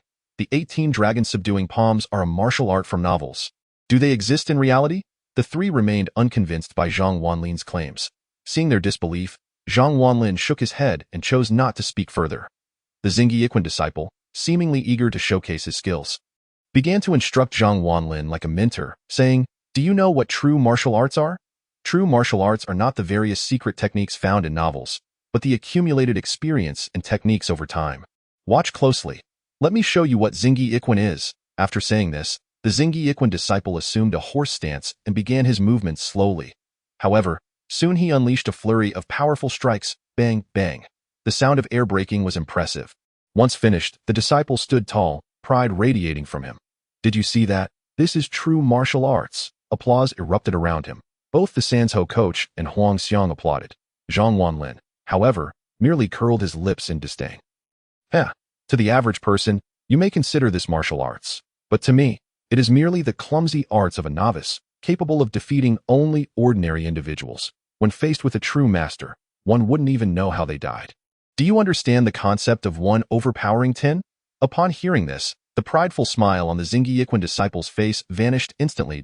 As a disciple of Zingyi Yiquan, he had heard numerous praises and believed he was worthy of respect. However, Zhang Wanlin, the younger generation before him, dismissed him entirely, igniting his anger. Nonsense. Your skills are subpar, yet your arrogance is immense. Ignorance. The Zingyi Yiquan disciple was furious. The Sanzhou coach, with his hands in his pockets, cast a glance at Zhang Wanlin, saying, Kid, he is the authentic heir of Zingyi Yiquan. He possesses the strength to take on 10 opponents. How dare you look down on his Zingyi Yiquan? He chuckled. Your standards are quite high. Huang Xiang also shook his head, his eyes filled with disdain. Yet, Zhang Wanlin's words were not a mockery. He spoke the truth. The Zingyi Yiquan disciple's skills are merely sufficient for dealing with ordinary individuals. I speak only the truth, he stated calmly. Oh. The Zingyi Yiquan disciple narrowed his eyes and rolled up his sleeves, with such bravado. Do you dare to exchange a few moves with me? He was eager to see just how skilled Zhang Wanlin truly was. He wanted to teach this arrogant young man a lesson with his Zingyi Yiquan. Zhang Wanlin, however, shook his head. You are not my match. Upon hearing Zhang Wanlin's response, the Zingyi Yiquan disciple found it utterly laughable. How absurd. I have diligently practiced Zingyi Yiquan for over 10 years and can achieve the unity of man and fist. What about you? You bear no signs of training, your hands softer than a woman's. And you claim I am not your match? I think you must be delusional. Or perhaps you're afraid to accept the challenge. The Zingyi Yiquan disciple ridiculed. Zhang Wanlin's eyes narrowed. He had not intended to engage. But these individuals were simply too arrogant. Just as he was about to respond, a loud bang resounded as Chu Zhan slammed the table, his displeasure evident. Everyone, be quiet. Mountain Tiger has arrived. At this announcement, All eyes turned towards the uphill path. Chapter 178. The moment Chu Zhan's words echoed, silence enveloped the venue. Only the sound of a car engine could be heard as everyone turned their gaze to the road leading up the mountain. Soon, a Toyota Land Cruiser led the way, followed by a convoy of over a dozen Mercedes-Benz G-Class vehicles, exuding an overwhelming presence. The luxury cars drove straight to the mountaintop parking lot. From the Mercedes vehicles emerged a multitude of muscular men clad in white, numbering in the dozens, each exuding an intimidating aura. Descending from the Toyota Land Cruiser was a man of unremarkable height, slightly over 1.60 meters, dressed in white. His appearance was rather unassuming, yet this inconspicuous figure was none other than the notorious overlord of Beicheng in Guqing County, Mountain Tiger. Trailing closely behind Mountain Tiger was a man whose presence captured the attention of everyone present. This individual stood at an impressive 2 meters tall, towering over Mountain Tiger. His muscular build was formidable. Resembling a small tank, though the unaware, one might even mistake him for the Hulk-S prototype. With such a robust physique and a fierce expression, he was clearly not someone to be trifled with. He was none other than Mountain Tiger's enforcer, Tai. Mountain Tiger, accompanied by his entourage, swaggered forward. "Ha ha ha! Chu Zhan, you old rascal, still alive, I see?" Mountain Tiger exclaimed with laughter as he approached. Chu Zhan responded with a cold chuckle. If you're still alive, how could I possibly be dead?" The atmosphere turned tense as the two faced each other. Mountain Tiger then cast a disdainful glance at the four behind Chu Zhan. "Hee, Chu Zhan, are these the fighters you summoned? They look like a bunch of monkeys. Can they fight?" His eyes gleamed with mockery, and when they fell upon Zhang Wanlin, his smile broadened. "Oh? And there's a pretty boy among them? He looks like he would topple over with a gust of wind. Chu Zhan, what were you thinking, bringing such lowly company?" Chu Zhan's face flushed with embarrassment. In comparison to Mountain Tiger's imposing enforcer, Zhang Wanlin appeared inconsequential. He is not my fighter," Chu Zhan retorted, refusing to acknowledge Zhang Wanlin. Mountain Tiger chuckled, stroking his chin. "Ha ha ha, stop pretending. I know none of your fighters have any real skills. Why not just acknowledge me as your boss? I guarantee you will be one man beneath thousands in Guqing," Mountain Tiger boasted, his laughter echoing through the air. With that, he and his followers erupted in laughter. Bang! Chu Zhan slammed the table again. Anger flaring. "You're dreaming. You think I would submit to you? Not a chance." Upon hearing this, the Mountain Tiger's gaze turned icy. He nodded and began to clap his hands. "Well, since that is the case, let us proceed as agreed, each presenting 3 fighters. The one whose fighters all fall will be the loser. What do you say?" With a playful expression, the Mountain Tiger turned his attention to Zhang Wanlin. Pointing at him, he laughed. "I want you to field 4. Include that pretty boy as well." The disdain in the Mountain Tiger's eyes directed at Chu Zhan was palpable. Chu Zhan's expression darkened as he glanced at Tai, who stood behind the Mountain Tiger, his brows furrowed. You only brought 1 fighter. Do you think so little of me, Chu Zhan?" In response, the Mountain Tiger smirked intriguingly. He circled around Tai, patting his firm shoulder with laughter. "For you few useless fish, 1 Tai is more than sufficient." "You?" Chu Zhan's face was filled with fury. The Mountain Tiger was exceedingly arrogant, not taking him seriously at all. He had brought only 1 fighter. "Ha ha ha, don't be angry. Allow me to introduce him, Tai." The Mountain Tiger proudly indicated Tai, a master of Muay Thai. He studied for 10 years in Thailand. Once a fighter in the underground boxing scene, he achieved an astonishing record of 58 consecutive victories. Eventually, due to his overwhelming prowess, the organizers had to expel him for fear of his guaranteed wins. Now, he serves as my personal bodyguard. Tai smiled, revealing a fierce grin at that moment. The faces of the Sonda coaches turned grim. Those who were knowledgeable could discern Tai's strength at a glance. His muscular build and calloused hands were clear indicators of a true expert. Moreover, Muay Thai is known for its lethal techniques, showcasing immense destructive power. No wonder the Mountain Tiger was so confident. He had a master like Tai backing him up. What do you think? Are you scared? Chu Zhan, if you are afraid, you should obediently cede the territory I desire, and your men shall not suffer. The Mountain Tiger laughed boisterously. Chu Zhan's expression was extremely unsightly. Those in power often suffer in silence, unwilling to concede even when faced with a formidable opponent. Despite knowing that Tai was not to be trifled with, he refused to lose face and was determined to confront the Mountain Tiger. Don't be too smug. A large frame does not guarantee prowess, Chu Zhan retorted. Very well, the Mountain Tiger replied cunningly. Let us see whose men can truly fight. He waved his hand, and Atai readily understood. Stepping onto the square to face the 4 Sanda coaches, with a dismissive expression, he extended his hand, beckoning. Which of you 4 will come first? The Sanda coaches exchanged glances, and with gritted teeth, one stepped forward. I will go first. Without hesitation, he leaped into the fray. All eyes were fixed on the 2 combatants. The Sanda coach was already quite imposing, but next to Atai, he appeared diminutive. Come on, let us settle this swiftly. Atai sneered.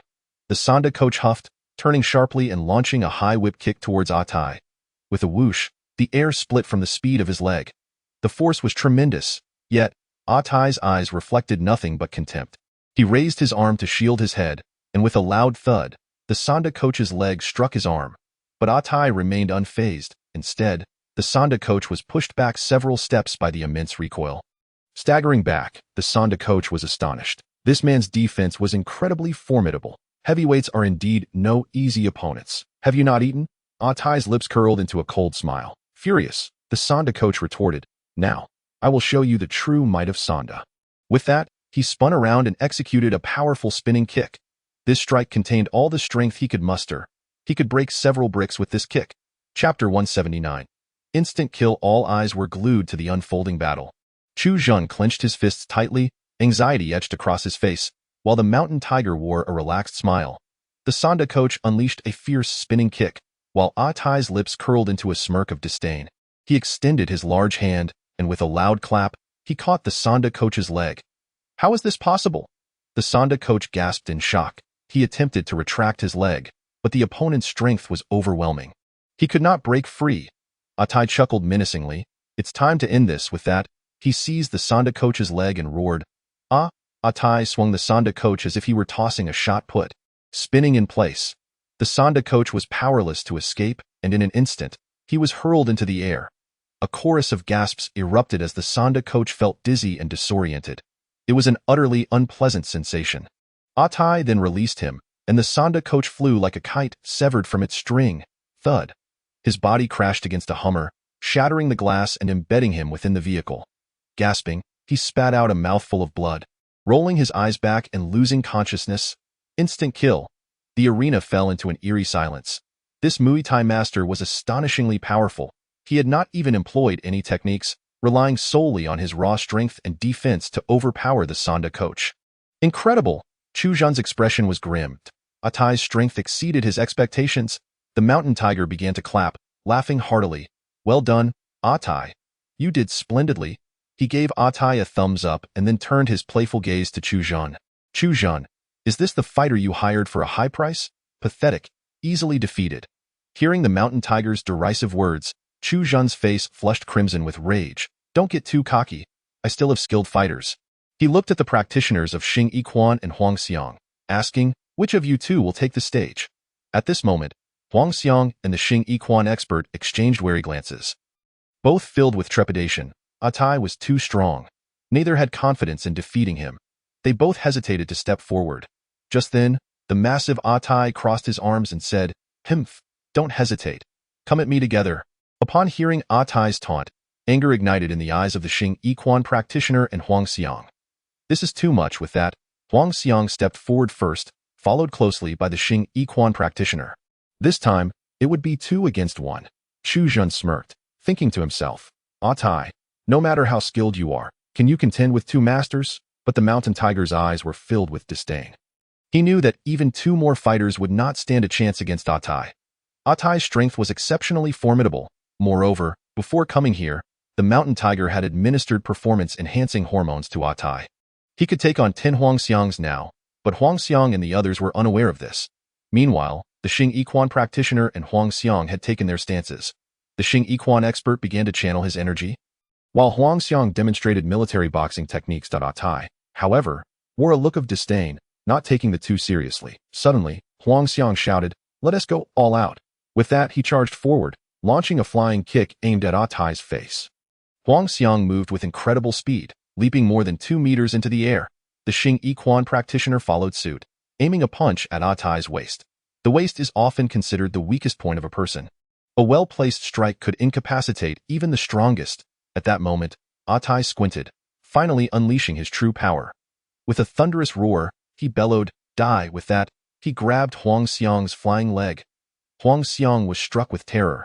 Then, Tai swung Huang Xiang and hurled him fiercely toward the Xing Yiquan practitioner. The speed was astonishing. The Xing Yiquan practitioner was caught off guard, unable to dodge in time, and was struck by Huang Xiang. Bang! A dull thud echoed as both collapsed to the ground. Another instant kill. The venue was engulfed in a deathly silence. Such raw power was overwhelming. Three masters had not even lasted a single exchange against him. No wonder the mountain tiger was so confident. Tai was indeed extraordinarily formidable. The expressions of Chu Zhan and the others were grim. Chu Zhan had not anticipated such a devastating defeat. Meanwhile, the mountain tiger wore a triumphant smile, clapping once more. Ha ha. Excellent, truly excellent, as expected of my subordinate. A smile adorned the mountain tiger's face as he turned to Chu Zhan, saying with a slight grin, So, Chu Zhan, do you submit? Chu Zhan's face was a mask of discontent. He remained silent. Oh, by the way, you still have one fighter left. The mountain tiger's gaze turned to Zhang Wanlin, his expression dripping with sarcasm. Shall we let your little brother join the fray?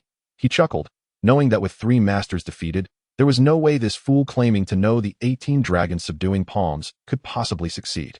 If he stepped up, it would only bring further disgrace upon himself. At this moment, the mountain tiger's men were emboldened, while Chu Zhan's subordinates hung their heads, unable to meet the gaze of the mountain tiger's crew. With their leader defeated, these underlings had no choice but to feel the weight of their shame. Humph, count me as defeated. Chu Zhan, you only desire those 3 bars, correct? I concede them to you. Chu Zhan scoffed. A wager is a wager. He must bear the consequences of his own negligence. However, at that moment, Shan Hu let out a cold snort. 3? Incorrect. It is 10. Shan Hu laughed derisively. 10? The moment that number was uttered, Chu Zhan's expression drastically changed. He actually demanded 10 bars from him. That would be a monumental loss for Chu Zhan. No way. The price has risen? Our bet was clearly for 3, Chu Zhan retorted angrily. Meanwhile, Shan Hu crossed his arms, and Tai slowly approached from behind. A smile crept onto Shan Hu's face. Hee, my bodyguard can take on 3. Is it excessive to ask for 10? With a slight grin. Shan Hu continued, Chu Zhan, let me be clear today. I intend to swallow you whole. Either you give me 10 bars, or none of you will leave here today. With that, Shan Hu's entourage stood up with menacing vigor. Their morale soaring, not to mention them. Even Tai alone was enough to take down Chu Zhan. At this moment, Shan Hu held all the advantages. In terms of numbers, his followers outnumbered Chu Zhan's. Regarding morale, Shan Hu's men were emboldened. Their combat prowess surged. Most crucially, Tai was incredibly formidable. He alone could rival dozens of Chu Zhan's subordinates. Shan Hu truly posed a threat to Chu Zhan. The latter's face darkened. He had not anticipated the situation escalating to this extent, being threatened by Shan Hu. This time, he was thoroughly defeated. Shan Hu wore a confident smile. Ha ha ha, Chu Zhan, do you see the situation clearly now? You are never my match. Submit obediently. Faced with such arrogance from Shan Hu, Chu Zhan clenched his fists. He had battled Shan Hu for years, remaining evenly matched. Yet today, Shan Hu had delivered a harsh lesson. Tai was simply too strong. In his current disadvantage, Chu Zhan had no other choice but to either submit or fight to the death. Shan Hu, do not go too far, Chu Zhan hissed. Lowering his voice in anger, Shan Hu, arms crossed, raised an eyebrow and laughed. Hee. With a powerhouse like Tai by my side, how am I going too far?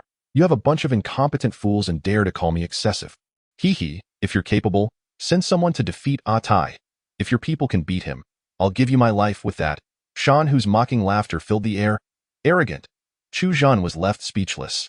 It was precisely because he lacked a master like Tai that he was so humiliated by Shan Hu. As Shan Hu's subordinates closed in, Chu Zhan's heart raced with anxiety. What should he do? Was he truly to compensate Shan Hu with 10 bars? If so, his influence would be drastically reduced, and from then on, the ancient city would indeed belong to Shan Hu. Just as tensions reached their peak, Zhang Wanlin suddenly stepped forward. He approached Chu Zhan, offering a slight smile. Boss Chu, I'll handle Tai for 100 million. The moment Zhang Wanlin's words were uttered, the entire venue fell silent. Everyone turned to look at him with expressions of disbelief, as though he were a fool. Moments later, a wave of laughter erupted. Ha ha ha, Shan Hu, Tai, and Shan Hu's entourage laughed heartily. Zhang Wanlin's words had genuinely amused them. Shan Hu laughed. Ha ha ha, pretty boy, your bravado is impressive.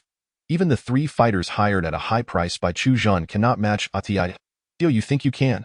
I fear Atai could crush you with a single finger. Ha ha ha, Chu Zhan. This little brother you hired is quite entertaining. Chu Zhan's face flushed with embarrassment. He had not anticipated that at such a critical moment, Zhang Wanlin would utter such words. Was he trying to humiliate him? Shut up, bang. Chu Zhan slammed the table in anger. Even my personal bodyguard, Huang Xiang, cannot defeat him. What makes you think you can? Look at your scrawny arms. One punch from him would flatten you. What do you intend to fight Atai with? At that moment, Qi Shaoqi also turned red. Though she knew Zhang Wanlin was capable, the opponent was Atai. Zhang Wanlin could not possibly be his match. She pulled Zhang Wanlin aside, saying, "Boss, don't be reckless." You re not his opponent. No one believed in Zhang Wanlin. Yet, he smiled slightly and turned to Chu Zhan. Boss Chu, I am serious. For 100 million, I will take care of these few individuals in front of you. Either give me 100 million, or watch your influence be swallowed by Shan Hu. Choose wisely.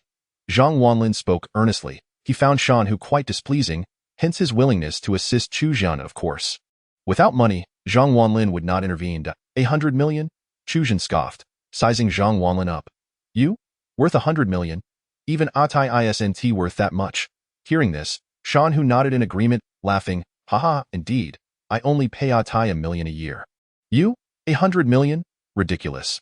Shan Hu shook his head, his eyes filled with derision. Seeing this, Zhang Wanlin nodded, saying, Haha, I know you don't believe I have the strength to defeat Atai. How about this? I'll fight first. And then you can pay me? If I lose, you owe me nothing. The audacity of Zhang Wanlin's words was astounding.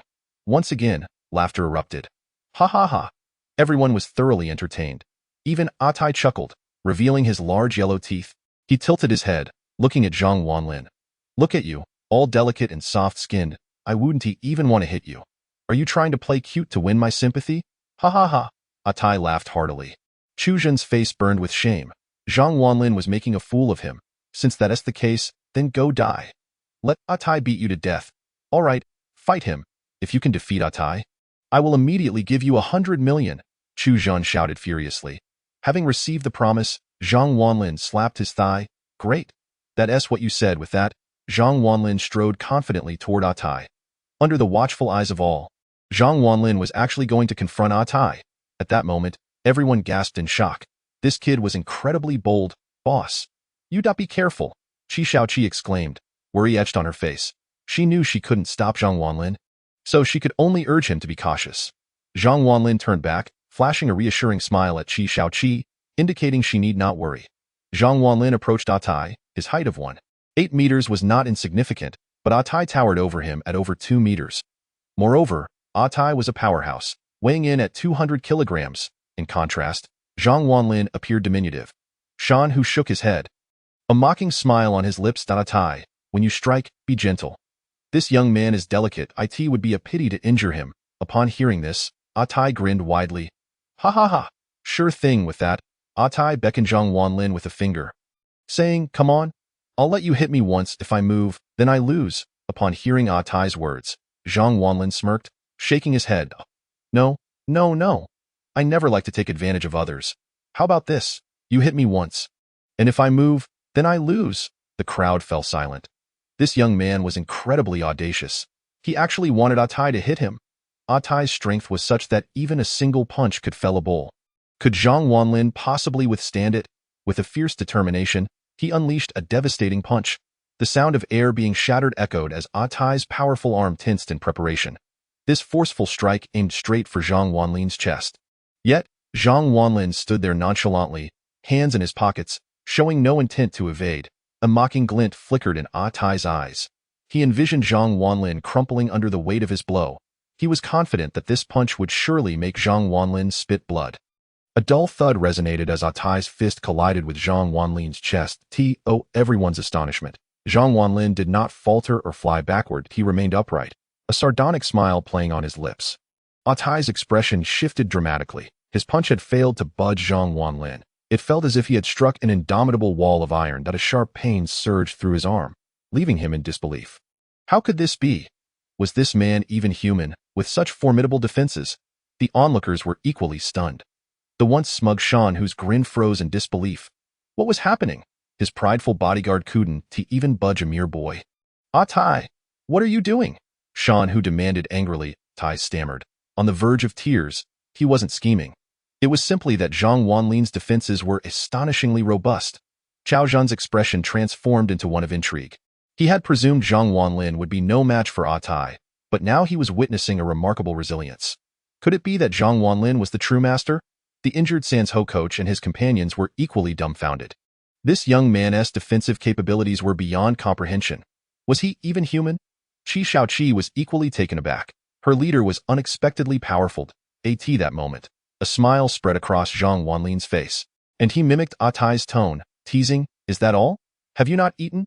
Ah Tai's face flushed with embarrassment. He had never anticipated Zhang Wanlin's formidable defense.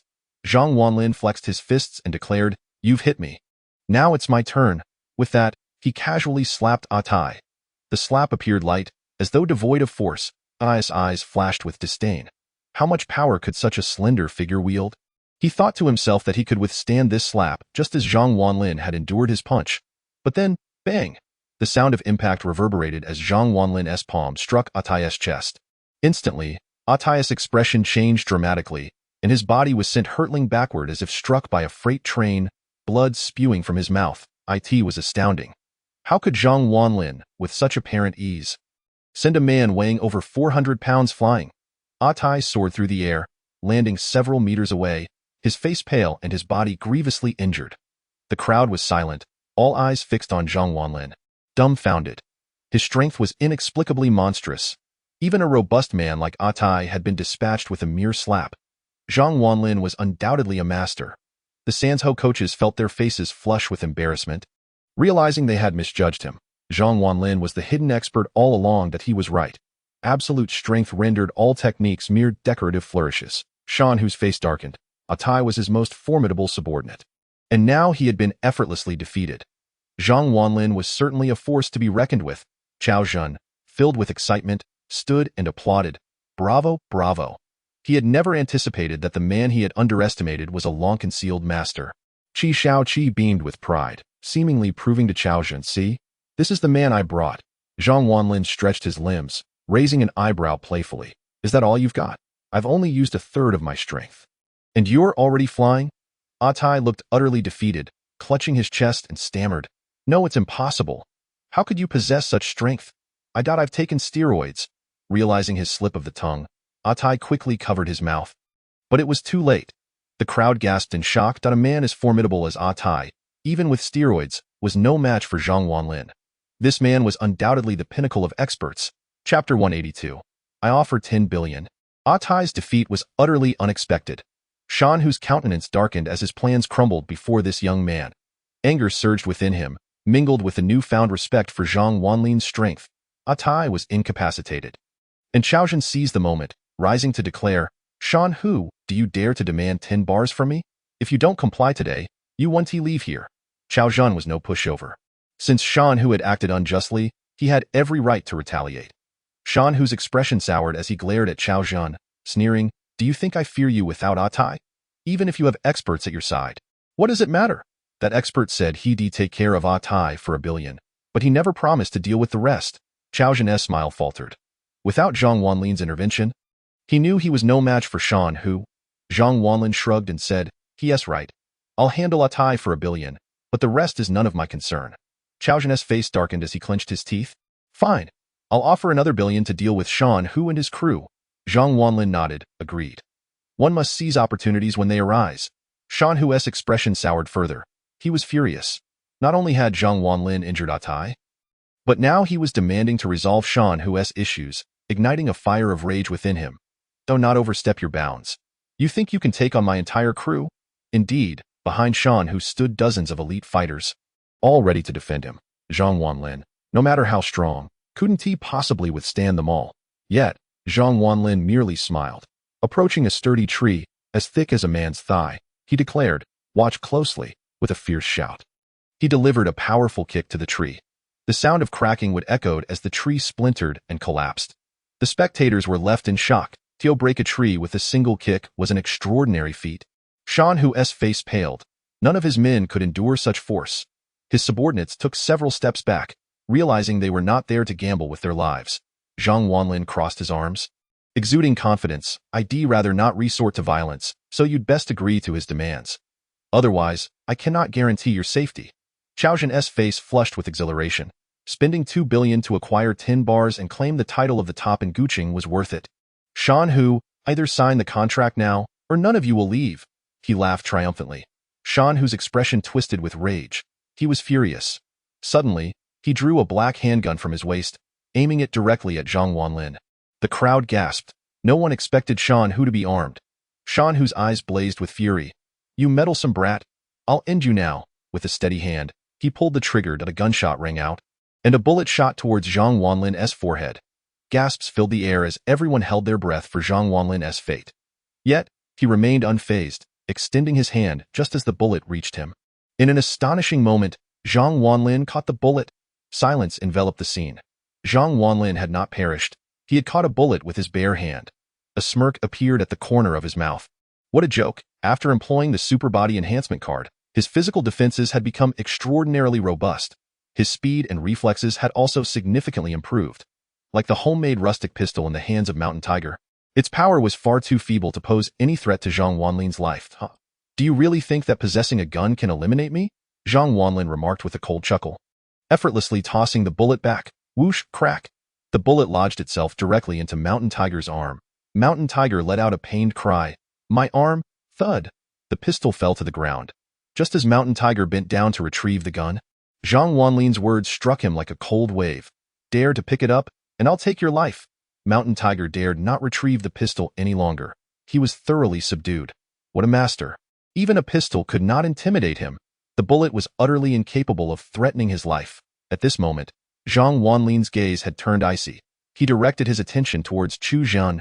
Brother Chu, I suggest you eliminate this man directly. Zhang Wanlin's principle was straightforward. Whoever sought his life, he would demand the same in return. Chu Zhan sneered. After witnessing Zhang Wanlin's prowess, all of Mountain Tiger's subordinates were left in awe. They no longer dared to oppose Chu Zhan. At that moment, Chu Zhan bellowed. Mountain Tiger's subordinates, I warn you once, today I, Chu Zhan, shall erase Mountain Tiger from this world. If you know what's good for you, get the hell out of here. Otherwise, I will not spare you. Hearing Chu Zhan's words, the dozens of people on site exchanged glances.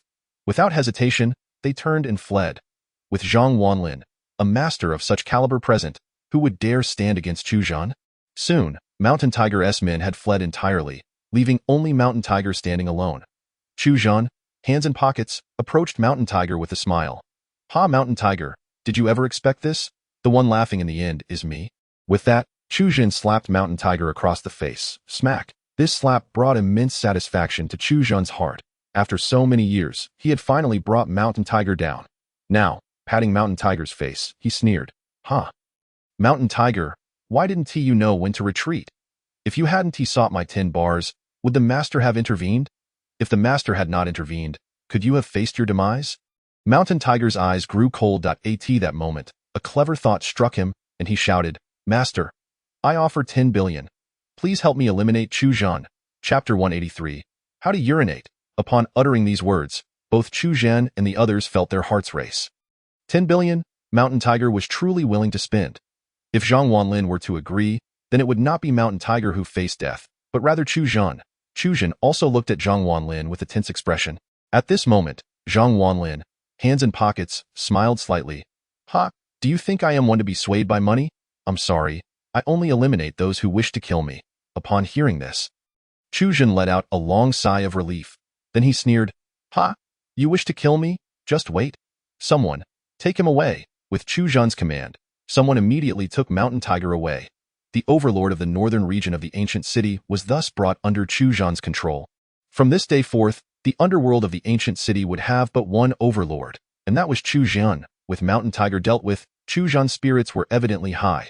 His attitude towards Zhang Wanlin also transformed. Chu Zhan respectfully stated, Master, please take a seat. Zhang Wanlin smiled slightly and sat beneath the pavilion. At this moment, Chu Zhan clasped his fists and bowed. Master, I was blind to your greatness and offended you. It was my fault. Moreover, you have rendered me a great service today, and I, Chu Zhan, shall forever remember your kindness. Chu Zhan treated Zhang Wanlin with utmost respect. for he understood that Zhang Wanlin was not someone he could provoke. His skills were simply too formidable. Chu Zhan realized that an ordinary person could never possess such extraordinary abilities. Thus, Zhang Wanlin was undoubtedly of significant stature. Zhang Wanlin chuckled. "Ha! There is no need for thanks. If you must, thank Xiaoqi. If it weren't for her, I would not have come." Upon hearing this, Chu Zhan turned to Qi Xiaoqi. A smile appeared on Chu Zhan's face as he patted Qi Xiaoqi's shoulder. "Xiaoqi, I knew I was right about you. Without you today, my life might have been lost." Qi Xiaoqi beamed with pride in front of her boss. She had performed admirably. "Mr. Zhang, this bank card holds 250 million. The extra 50 million is my tribute to you." Chu Zhan smiled slightly. For him, 250 million was not a trivial sum. It could be said to represent half of his fortune. However, spending such an amount to befriend a master like Zhang Wanlin was worth it. Zhang Wanlin raised an eyebrow. "Ha! I will not accept money without reason. If you give me 50 million more, I shall present you with a gift." Zhang Wanlin took the bank card and placed it in his pocket. Then, he produced a small wooden box and placed it before Chu Zhan. Inside were 3 divine strength pills. "I know, Brother Chu, that you suffer from impotence. 1 pill a week will guarantee a cure." Upon hearing Zhang Wanlin's words, Chu Zhan was taken aback. How did Zhang Wanlin know his secret? You need not be surprised. I have a modicum of medical knowledge. I can see your condition at a glance. After hearing Zhang Wanlin's words, Chu Zhan regarded him with even greater esteem. A person who understood both medicine and martial arts was undoubtedly a master. "Thank you very much, Mr. Zhang." Chu Zhan clasped his fists. Zhang Wanlin smiled slightly and stood up. "Ha, no need for thanks. If there is nothing else, I shall take my leave. Xiaoqi, see me off." Zhang Wanlin addressed Qi Xiaoqi. "All right, boss." After bidding farewell to Chu Zhan, Qi Xiaoqi went to escort Zhang Wanlin. After Zhang Wanlin left, Chu Zhan opened the box that Zhang Wanlin had given him. Inside were 3 dark pills. Seemingly unremarkable, Chu Zhan picked one up and swallowed it. 3 minutes later, his expression changed. "Holy cow! A divine medicine! A divine doctor!" Chu Zhan's face radiated joy. He had suffered from impotence for years, and today it was cured. This was monumental news for him. Zhang Wanlin's image in his mind grew even more grandiose. Not long after, Qi Xiaoqi returned Zhang Wanlin home. Zhang Wanlin lay in bed, playing a game on his phone. Unbeknownst to him, 3 days had slipped by. After 3 days, Zhang Wanlin saw the news that Daming County had received a 200 million donation from Guqing County. The disaster in Daming County was promptly alleviated. Within Guqing County, stories circulated about an anonymous 100 million donation. With this 100 million, Yang Tian's meticulous arrangements were laid bare. The millions he spent were in vain, as the entire ancient city remembered the anonymous donor. Utterly forgetting Long's family's contribution, there was another shocking event that rattled the entire ancient city. Mountain Tiger from the north was eliminated by Chu Zhan from the south. Chu Zhan was reorganizing the power structure of the ancient city. From this day forth, Chu Zhan's social standing in Guqing would rise significantly. After all, Chu Zhan commanded over 100 bars. His financial resources were also quite substantial. However, none of this mattered to Zhang Wanlin. In the courtyard, the shining fruit tree had grown considerably. The urine from thunder had not only harmed it, but had become its best fertilizer. In just a few days, it showed signs of budding leaves. It seemed that in just over a month, it would bear fruit. Zhang Wanlin eagerly anticipated what kind of fruit it would produce. With 200 million added to his bank account, Zhang Wanlin felt elated. The next morning, Zhang Wanlin prepared to go to work. While in the restroom, suddenly, 3 choices appeared before him. "Host, please choose." Choice 1. Stand to urinate. Gain the ability to communicate with animals. Choice 2. Sit to urinate. Gain the skills of a racing driver. Choice 3. Urinate upside down, cause the shining fruit tree to mature immediately. Zhang Wanlin was momentarily speechless. Just to relieve himself, I can trigger a choice? Urinating upside down? Although the reward was tempting, Zhang Wanlin knew that doing so would result in a mess. Racing driver skills? Sorry, life is too short. I don't wish to take shortcuts. He decided to stand and urinate. At that moment, Zhang Wanlin resolved his issue in a standing position. You have chosen 1, gaining the ability to communicate with animals. The system's voice echoed. Upon hearing this, Zhang Wanlin exited the restroom, just as he was about to head to work. Suddenly, he heard his dog mumble. "Holy cow, this idiot of a master looks utterly foolish. Still going to work? What a pity." Chapter 184. The Equestrian Center. Holy cow. This dog actually insulted itself? Zhang Wanlin was furious. Could such a dog be indulged? Who the hell are you calling a fool? Zhang Wanlin turned around, glaring fiercely at Thunder. Thunder, however, was taken aback. Its eyes widened in disbelief, clearly shocked that Zhang Wanlin could understand its words. At this moment, Thunder could hardly believe it, muttering to itself, "Holy cow, this idiot can actually understand me. No way. You dare call me an idiot?" Zhang Wanlin shouted angrily, grabbing a broom from the side and chasing after the dog. "Die!" he yelled, striking the dog repeatedly as it whimpered in pain. "Oh my heavens! The foolish owner is abusing the dog. Is there anyone who can help?" The farce quickly came to an end. After dealing with the dog, Zhang Wanlin tidied up his belongings and rode his bike to work. Upon arriving at the office, he began his tasks. Unfortunately, Han Wan could no longer come to his office unless there was an exceptionally important matter to discuss. As she had become distant ever since Wang Yuyuan witnessed the ambiguous interaction between Zhang Wanlin and Han Wan. Wang Yuyuan transformed into a cold figure, filled with jealousy, which left Zhang Wanlin perplexed. Could it be that she had developed feelings for him? Just then, a sudden knock echoed at Zhang Wanlin's office door. "Come in," he called out. To his surprise, it was Wang Yuyuan who entered, and peculiarly, she was not wearing her usual uniform. Instead, she donned a pair of tight jeans that accentuated her long legs, coupled with a white sweater that hugged her figure perfectly. Her black riding boots exuded both sensuality and authority, presenting a stark contrast to her usual demeanor. Upon noticing Zhang Wanlin's stunned expression, a triumphant glint sparkled in her eyes.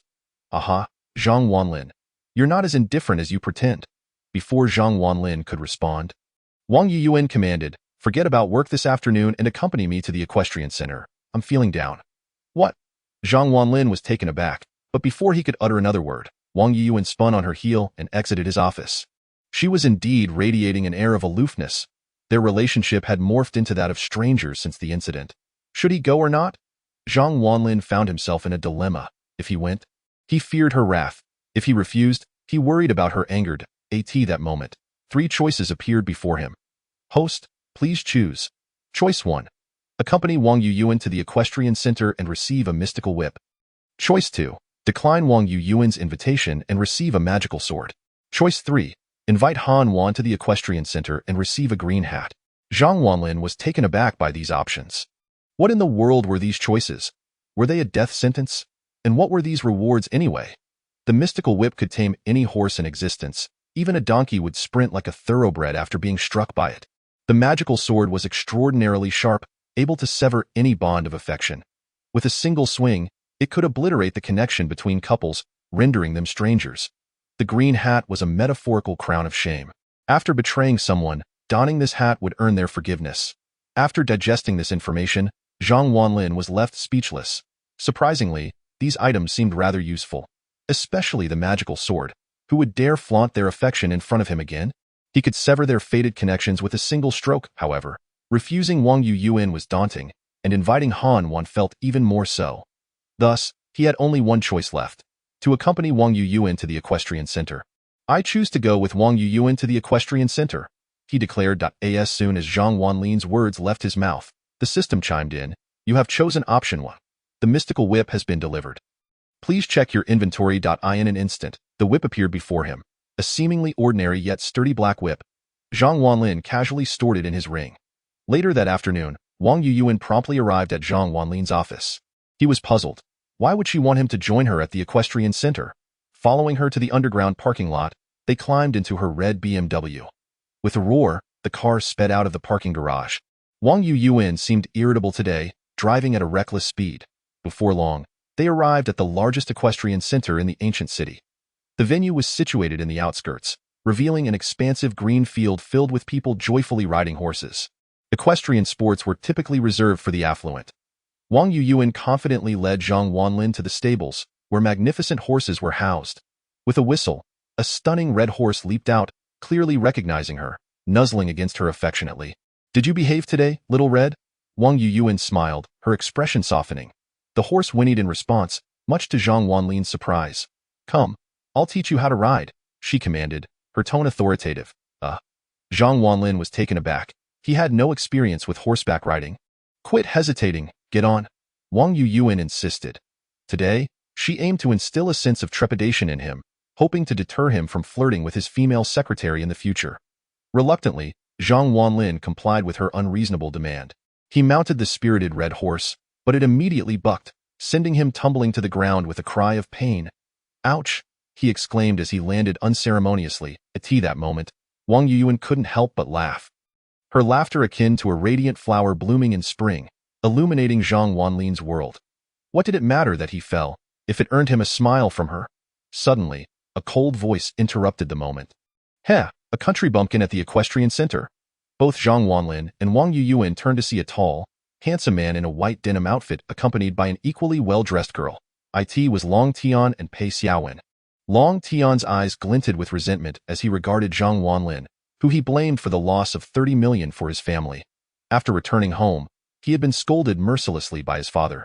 Fueling his animosity towards Zhang Wanlin, a delivery boy at the equestrian center. "Hilarious. You should stick to riding farm animals." Yang Tian sneered, while Pei Xiaowen clung to his arm, her expression dripping with disdain. "Such people are merely nouveau riche. They think they can indulge in the pastimes of the elite," she scoffed. Wang Yuyuan recognized Yang Tian and shot him an icy glare. Yang Tian smirked. "Ah, if it isn't Wang Yuyuan. How could you be seen with this bumpkin? When your father proposed, I rejected the offer. Thank heavens I did. I would never have imagined your taste to be so low."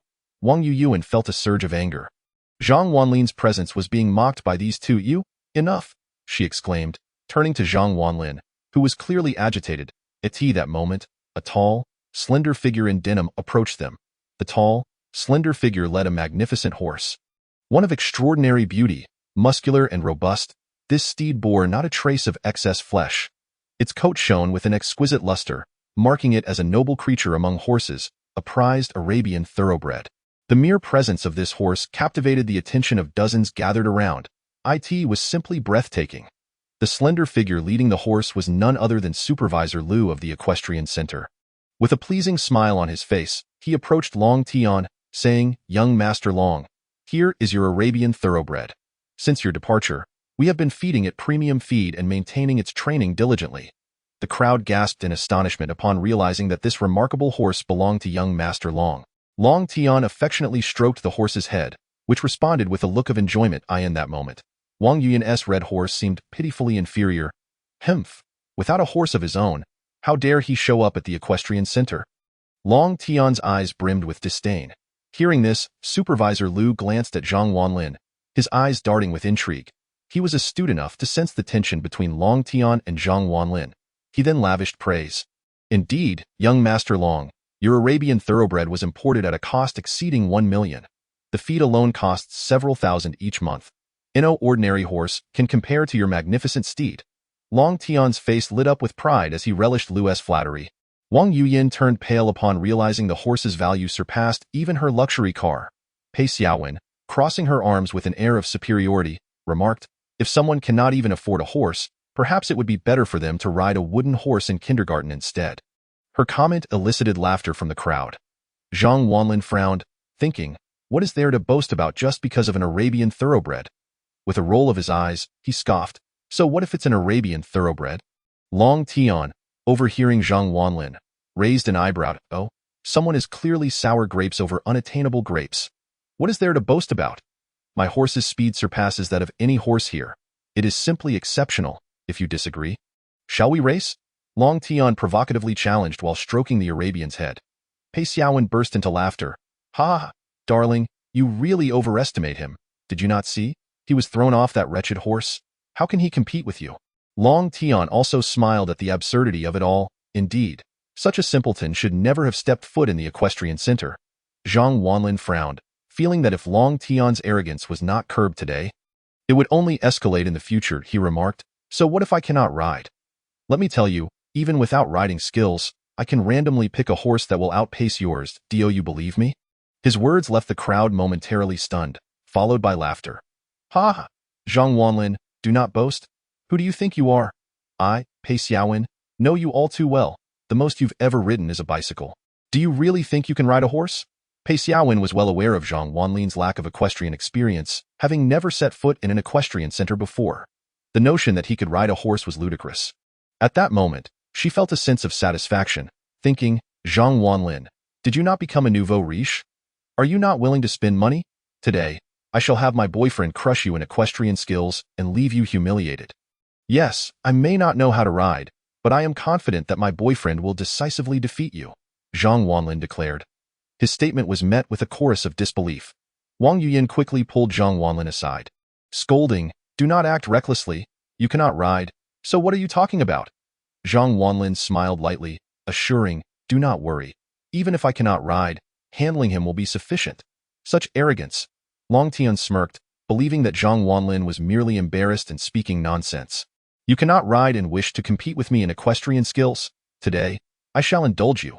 Long Tian's heart swelled with pride, looking forward to humiliating Zhang Wanlin in retribution for past grievances. Hearing this, Zhang Wanlin nodded. "All right, but merely competing in equestrian skills is rather dull. Let us add a wager, shall we?" Long Tian's smile widened. "What shall we wager?" Zhang Wanlin grinned as he pulled out the key to his Lamborghini Veneno. Valued at over 30 million, with current market prices soaring past 50 million, gasps erupted from the crowd at the audacity of his wager. Wang Yuyin's eyes widened in alarm as she frantically tugged at Zhang Wanlin again. Yet, he winked at her, signaling her to remain calm. Long Tian's eyes sparkled with excitement. The Lamborghini Veneno was truly a magnificent vehicle. He had long desired one, but they were currently in high demand.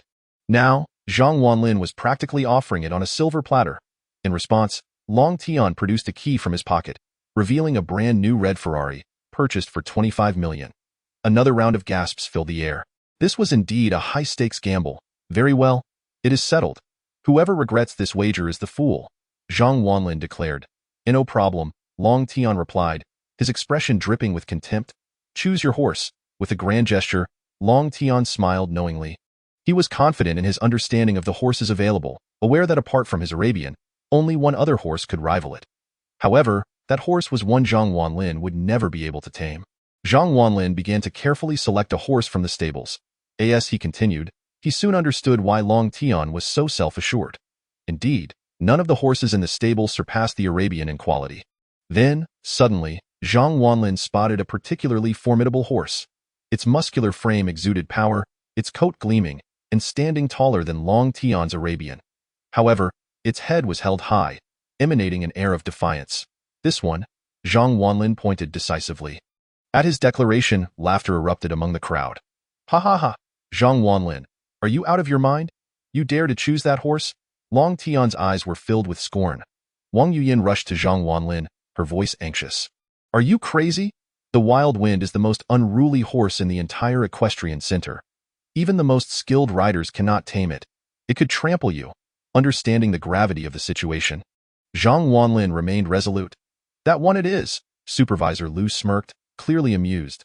If someone wished to court disaster, who were they to stop him? With that, he opened the stable and brought out the Wild Wind. Side by side with Long Tian's Arabian, both horses were magnificent, yet the Wild Wind's aura was undeniably more commanding. Its proud gaze suggested it was nearly impossible to conquer. Long Tian's eyes glinted with mockery. For he had once attempted to tame this horse but had failed miserably, and no one could tame it. Approaching the horse, Zhang Wanlin smiled and activated his ability to communicate with animals. "You can understand me now," he said. The Wild Wind paused, gazing at Zhang Wanlin with disbelief. Although it could not speak, it comprehended his words. "Though you desire freedom? Help me win this race, and I will buy you, granting you your freedom. Or, I can take you home, providing a comfortable life without being passed around." Upon hearing this, a glimmer of longing appeared in the Wild Wind's eyes. Laughter erupted once more. "Ha ha ha! Zhang Wanlin, are you conversing with that horse? This is utterly ridiculous. Do you think it can understand you?" Long Tian's mocking voice rang out. Yet, astonishingly, the Wild Wind nodded in agreement, accepting Zhang Wanlin's proposition. At that moment, Zhang Wanlin beamed with confidence. "Ha ha ha! Let the race commence." The two then approached the racetrack, which stretched for 3,000 meters. "The first to reach the finish line wins," Long Tian announced the rules. "Agreed," Zhang Wanlin nodded, expressing no dissent. As the corners of Long Tian's mouth curled into a mischievous smile. He taunted, "Well then, please mount." His eyes were filled with derision. The steed, fierce in temperament, was known to be unrideable by the average person. He envisioned the comical sight of Zhang Wanlin being thrown off by the spirited horse. Yet, in a moment that left everyone astonished, the wild stallion, unexpectedly, knelt down, inviting Zhang Wanlin to mount. Without hesitation, Zhang Wanlin climbed atop the horse, which then rose to its feet. The onlookers gasped in disbelief, including Supervisor Liu from the Equestrian Center, who exclaimed, "Goodness! What on earth is happening?" Chapter 187. The Wild Wind. This astonishing scene took everyone by surprise.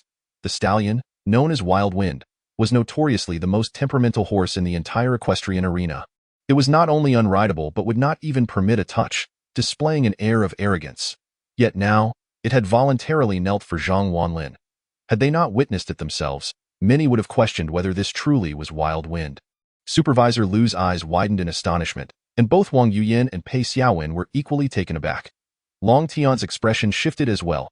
If this horse truly belonged to Zhang Wanlin, then his prize steed, the blood-sweat horse, would surely be no match. Humph. I refuse to believe he can master this horse. Even if he manages to ride it, it certainly won't run, Long Tian declared. Upon hearing his words, the crowd nodded in agreement. Humph. Just luck. Pei Xiaowen crossed her arms, scoffing. She had no faith that the horse would carry Zhang Wanlin swiftly. Supervisor Liu's surprise flickered in his eyes, and he shook his head slightly. If Zhang Wanlin managed to ride, it would be mere good fortune, but the horse would not move. At that moment, Supervisor Liu led 2 horses to the starting line. On my command, 3, 2, 1. The race begins. With the sound of his whistle, the 2 horses surged forward simultaneously, accompanied by cheers and whistles from the crowd. Long Tian's blood-sweat horse bolted ahead with remarkable speed, kicking up dust as it galloped away. Meanwhile, Wild Wind remained motionless, standing still. Seeing this, Pei Xiaowen burst into laughter. Ha ha ha, I told you so. This horse won't even be tamed by my husband. What makes you think a loser like you can? A hint of disdain gleamed in her eyes. Wang Yuyin covered her forehead, realizing that this time, Zhang Wanlin would likely lose his luxury car. The crowd sighed in unison, but none noticed the flicker of pride in Wild Wind's eyes. It had no intention of running alongside the blood-sweat horse. It wanted the other horse to lead by 1,000 meters.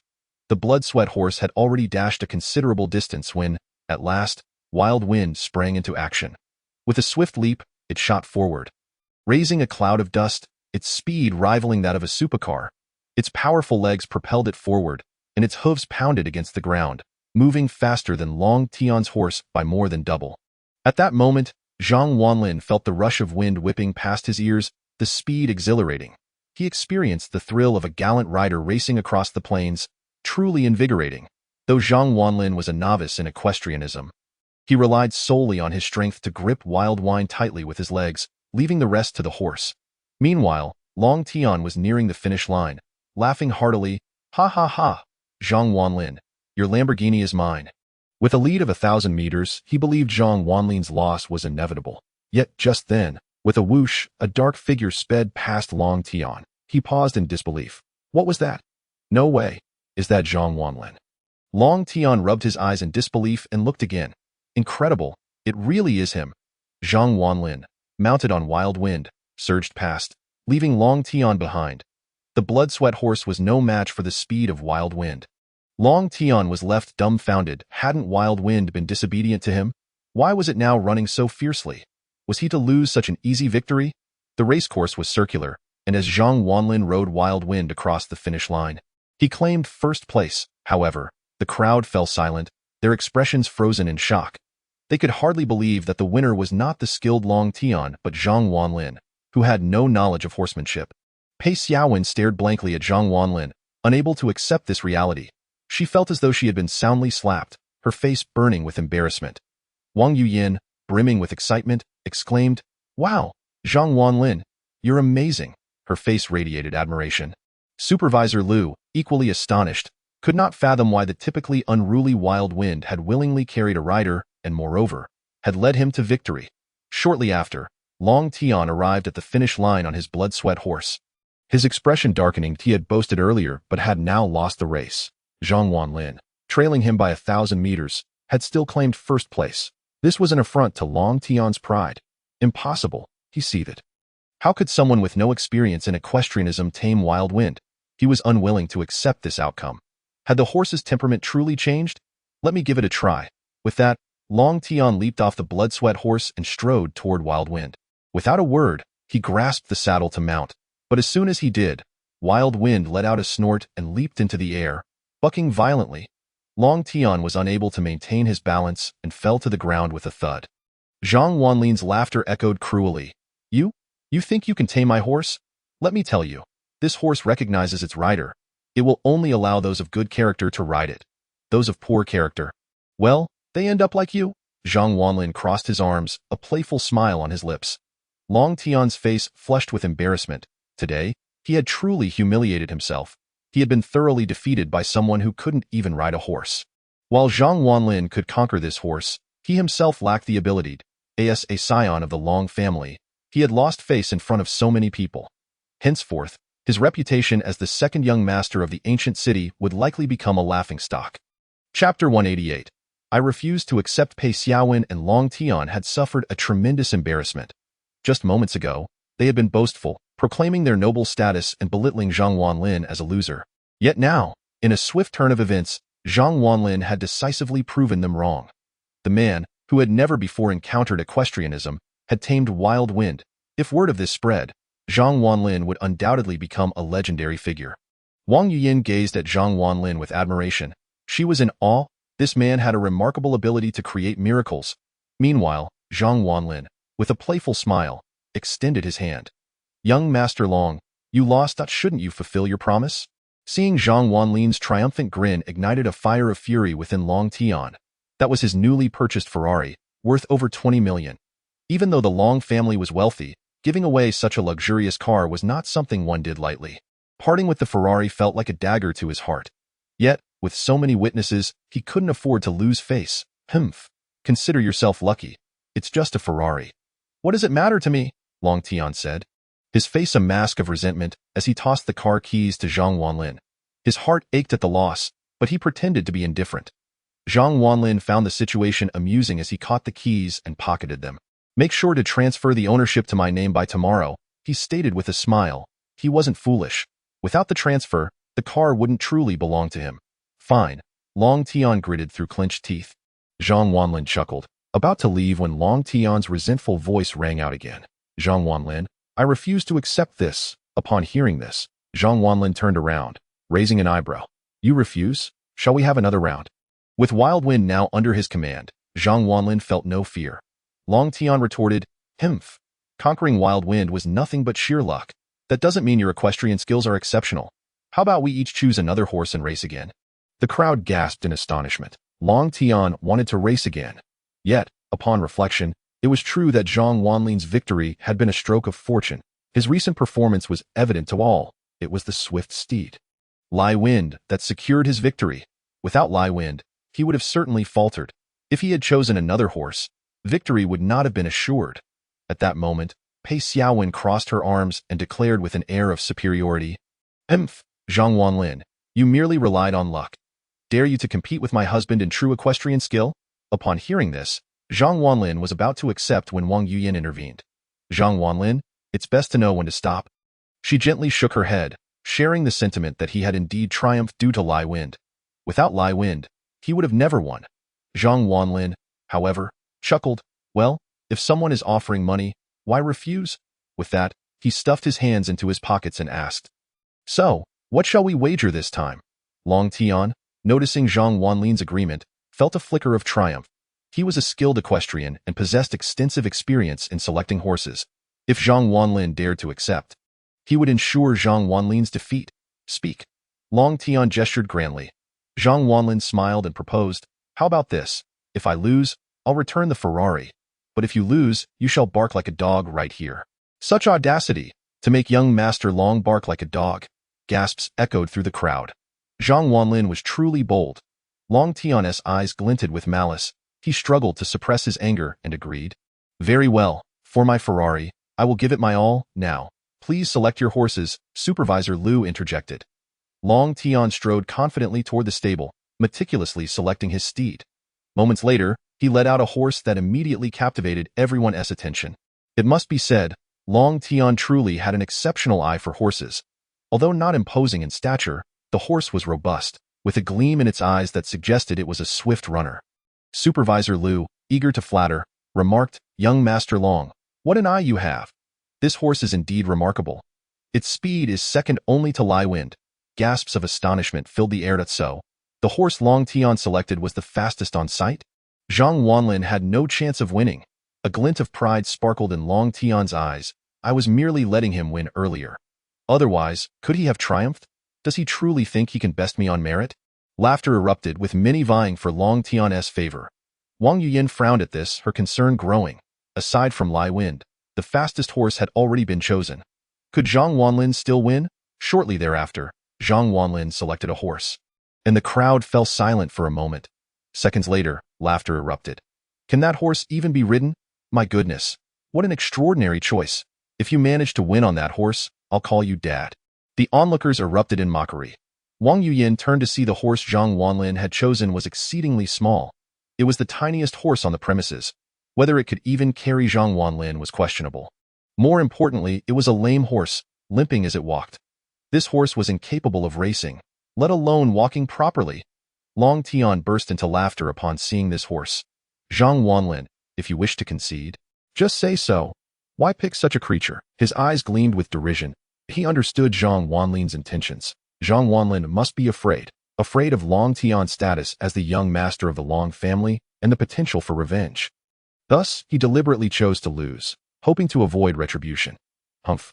Now he realizes fear. It's too late. Pei Xiaowen, arms crossed, coldly remarked. Humph.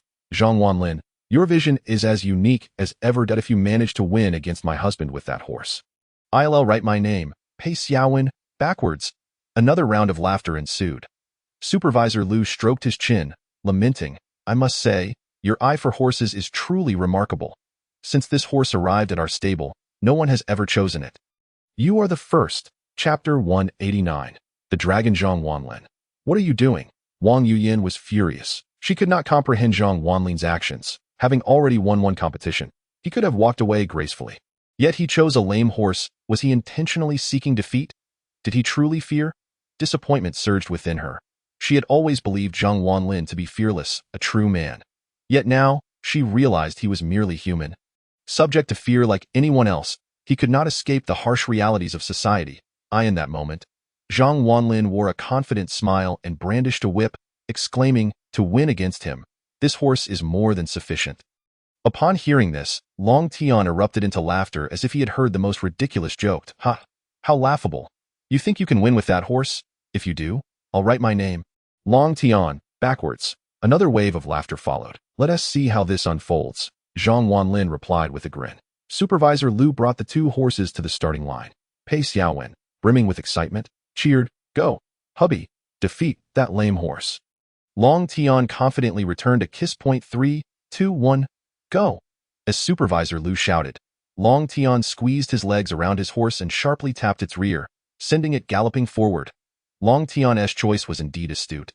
His horse was incredibly swift. The steed shot off, kicking up dust in its wake. Meanwhile, Zhang Wanlin's lame horse plodded along at a leisurely pace, drawing laughter from the crowd.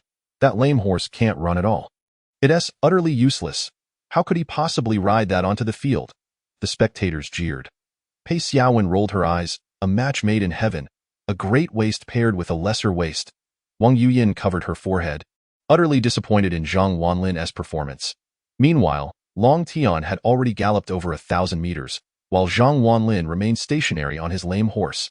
From his steed, Long Tian couldn't help but laugh. Zhang Wanlin, I'm eager to see how you intend to win this time. Zhang Wanlin, however, merely smiled. He cracked the whip against the horse's rear. With that single strike, the lame horse seemed to awaken, charging forward with newfound vigor. It let out a resounding neigh and began to gallop. The sound of its hooves echoed, and though its legs were short, it surged ahead like a racing car. Dust billowed around it. The laughter on everyone's faces froze. Could that lame horse truly be running this fast? Was this still the same lame horse? Not only were the spectators stunned, but even the renowned steeds.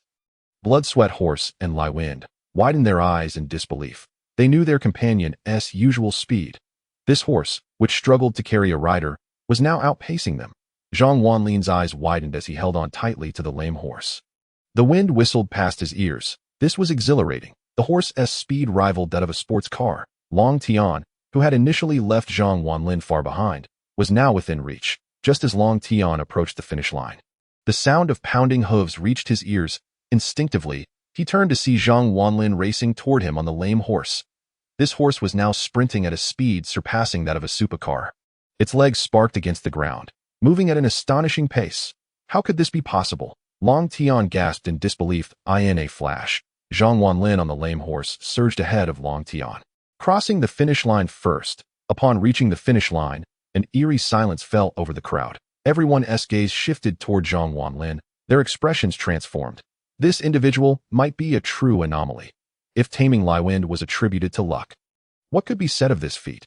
Was it still merely luck? A lame horse, under his command, had transformed into a swift steed. Was this luck? No, it was sheer skill. This man was likely one of the finest equestrians in the world. He could effortlessly tame Liwind, and now he had trained a lame horse to run at breakneck speed. Pei Xiaowen's smile faded, leaving her in shock. Was this still the Zhang Wanlin she knew? It was as if she could barely recognize him. Supervisor Lu stood dumbfounded, questioning whether he was still the supervisor of the stable. He believed he had an intimate understanding of all horses. Yet now he found himself feeling utterly ignorant. Just then, Wang Yiyan sprang forth, embracing Zhang Wanlin and bestowing upon him a sweet kiss. The unexpected kiss left Zhang Wanlin momentarily stunned.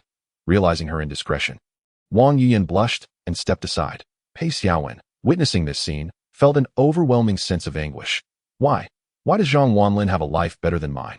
I, Pei Xiaowen, refused to accept this. At that moment, Long Tian rode into the finish line. His expression dark and stormy. He never anticipated that he would lose again under such circumstances.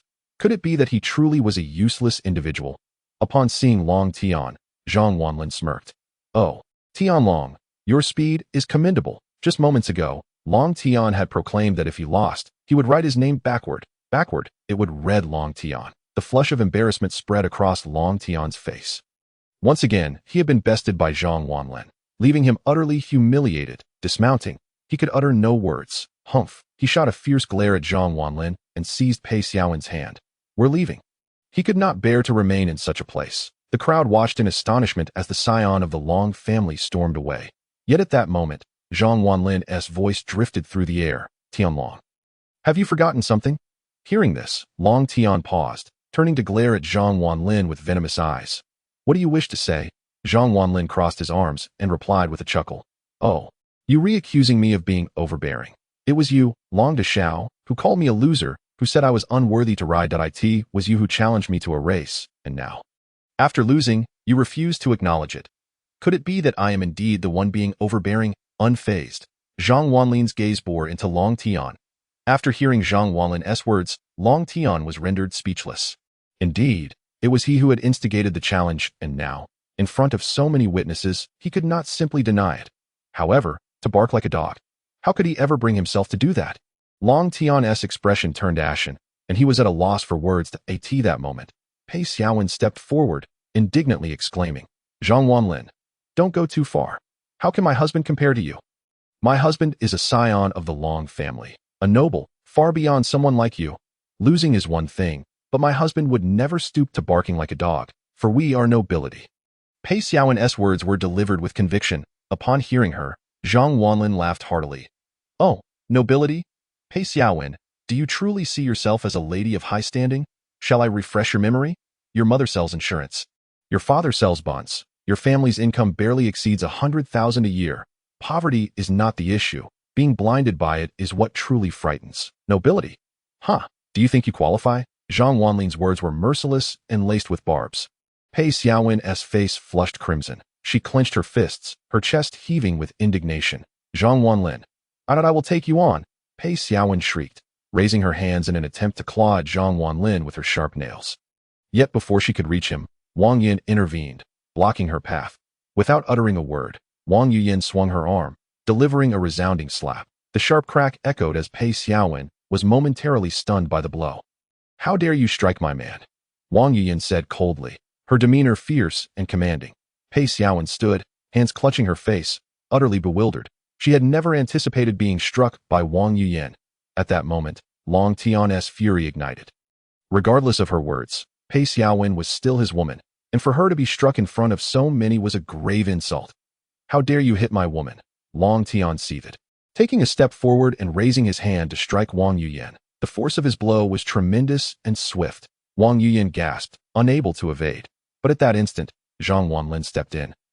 Catching Long Tian's hand mid-swing, Long Tian was taken aback, attempting to withdraw his hand, but found Zhang Wanlin's grip as unyielding as a vice. "How dare you strike my woman?" Zhang Wanlin sneered. Then he swung his arm, delivering a sharp slap to Long Tian's face. A clear imprint of 5 fingers appeared on Long Tian's cheek, his face flushed and a trickle of blood seeping from his mouth. He stared at Zhang Wanlin, incredulous. You dare strike me? From childhood to adulthood, no one had ever dared to lay a finger on Long Tian. Zhang Wanlin smirked. "Oh, what of it? Do you truly believe yourself untouchable? Today, I shall teach you what it means that there are always greater powers beyond your own." With that, Zhang Wanlin kicked Long Tian in the stomach, causing him to cry out in pain and collapse to the ground. Clutching his abdomen in agony, Zhang Wanlin glanced at Pei Xiaowen, chuckling. Truly, a match made in heaven, destined to last. With that, he wrapped his arm around Wang Yuyan's waist and strode away. The onlookers gazed at the departing pair, their eyes filled with admiration. Astonishing, he dared to strike Long Tian. Soon after, the two arrived at the parking lot. Behind Zhang Wanlin, a magnificent horse named Lai Wind followed. Zhang Wanlin had purchased this horse for 3 million. This steed was indeed the finest in the equestrian arena, unmatched in both appearance and temperament. Wang Yuyan looked at Zhang Wanlin with curiosity. "Zhang Wanlin, why did you buy this horse?"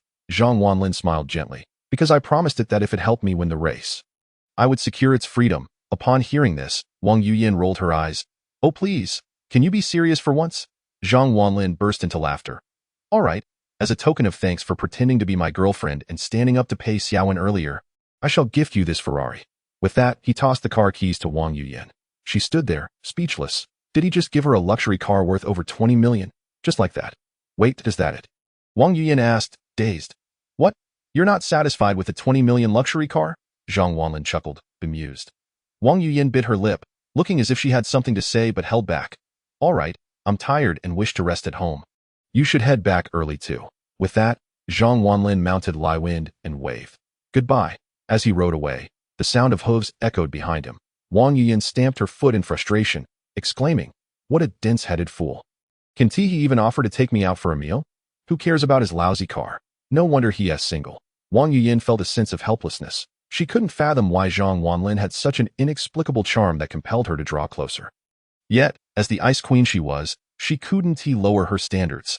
The fact that she had already taken the initiative to pretend to be his girlfriend was a significant step down for her. Yet, this dense-headed fool couldn't be a bit more proactive. Upon returning home, Zhang Wanlin freshened up and lay down to sleep. The next day, he received splendid news. His business license had finally been approved, meaning the Shuanglin Medical Clinic was ready to open.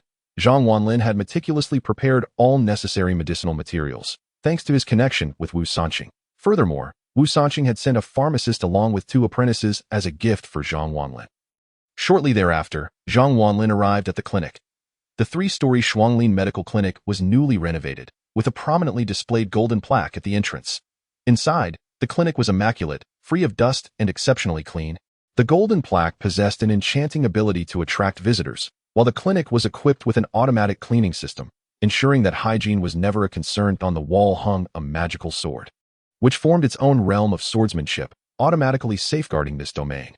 Inside the medical clinic, the shelves brimmed with traditional Chinese herbs, awaiting only the apothecary and an assistant. Zhang Wanlin sat quietly in the boss's chair, anticipating the arrival of the person dispatched by Wu Sanqing. Shortly thereafter, a vehicle came to a halt at the entrance, a pink Volkswagen Beetle. Upon sighting the car, Zhang Wanlin was momentarily taken aback.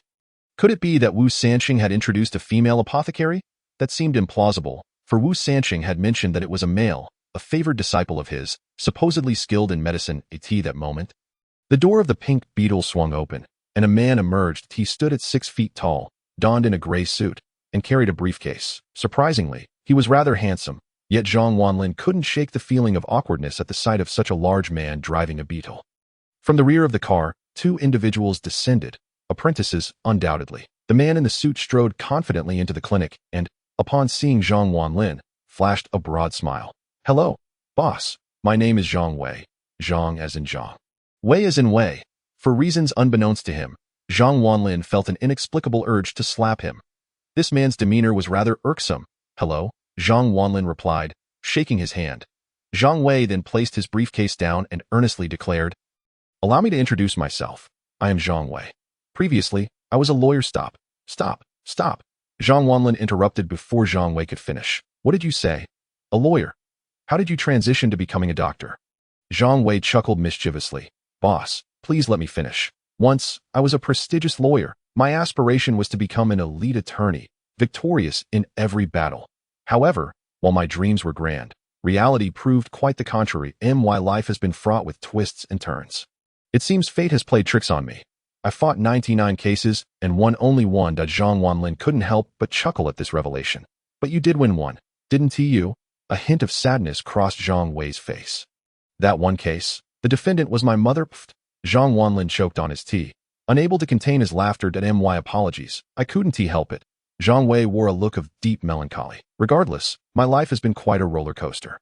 The client I defended ended up with a life sentence, while I managed to exonerate another who was indeed guilty. Eventually, I realized that the legal profession was not my calling, so I withdrew from that world. Then I met a mentor, Mr. Wu Sansheng, and discovered that being a doctor is also a noble pursuit. Alas, my performance seemed to disappoint my teacher.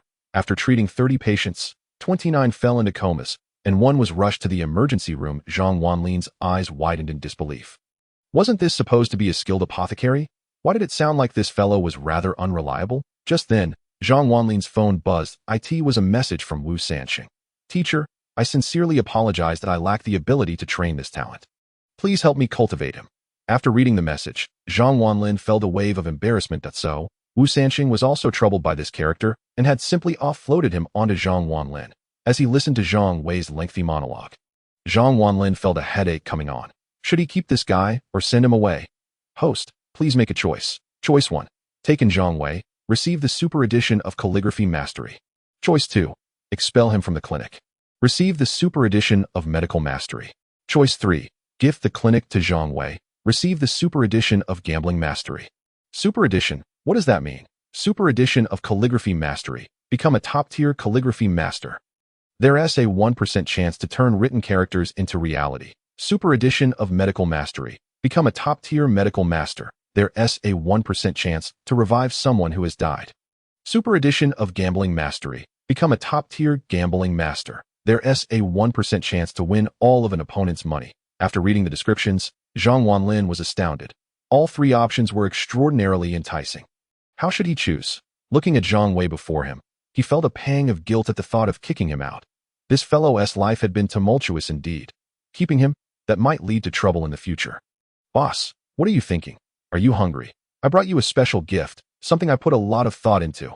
I knew you hadn't eaten breakfast, so I brought you hand-grabbed pancakes. With that, Zhang Wei pulled a gourmet hand-grabbed pancake from his briefcase, his eyes sparkling with excitement. This is the deluxe version, with eggs, sausage, and spicy strips. A complete feast. At that moment, Zhang Wanlin couldn't help but chuckle at his absurdity. This fellow seemed rather amusing. Very well, I'll take you in. Gather your belongings and head to the 3rd floor. That will be your residence. Upon hearing this, Zhang Wei's eyes lit up. Thank you. Boss, you're discerning. I truly recognize his talent. Apothecaries as dedicated and skilled as I am are few and far between. You have chosen option 1. To take in Zhang Wei, the super edition of calligraphy mastery has been granted. Please check your inventory, as the system's voice echoed in his mind. Zhang Wanlin felt a shiver coursing through him. A wealth of knowledge regarding calligraphy flooded his consciousness. Zhang Wanlin's understanding of calligraphy had now reached an unparalleled level.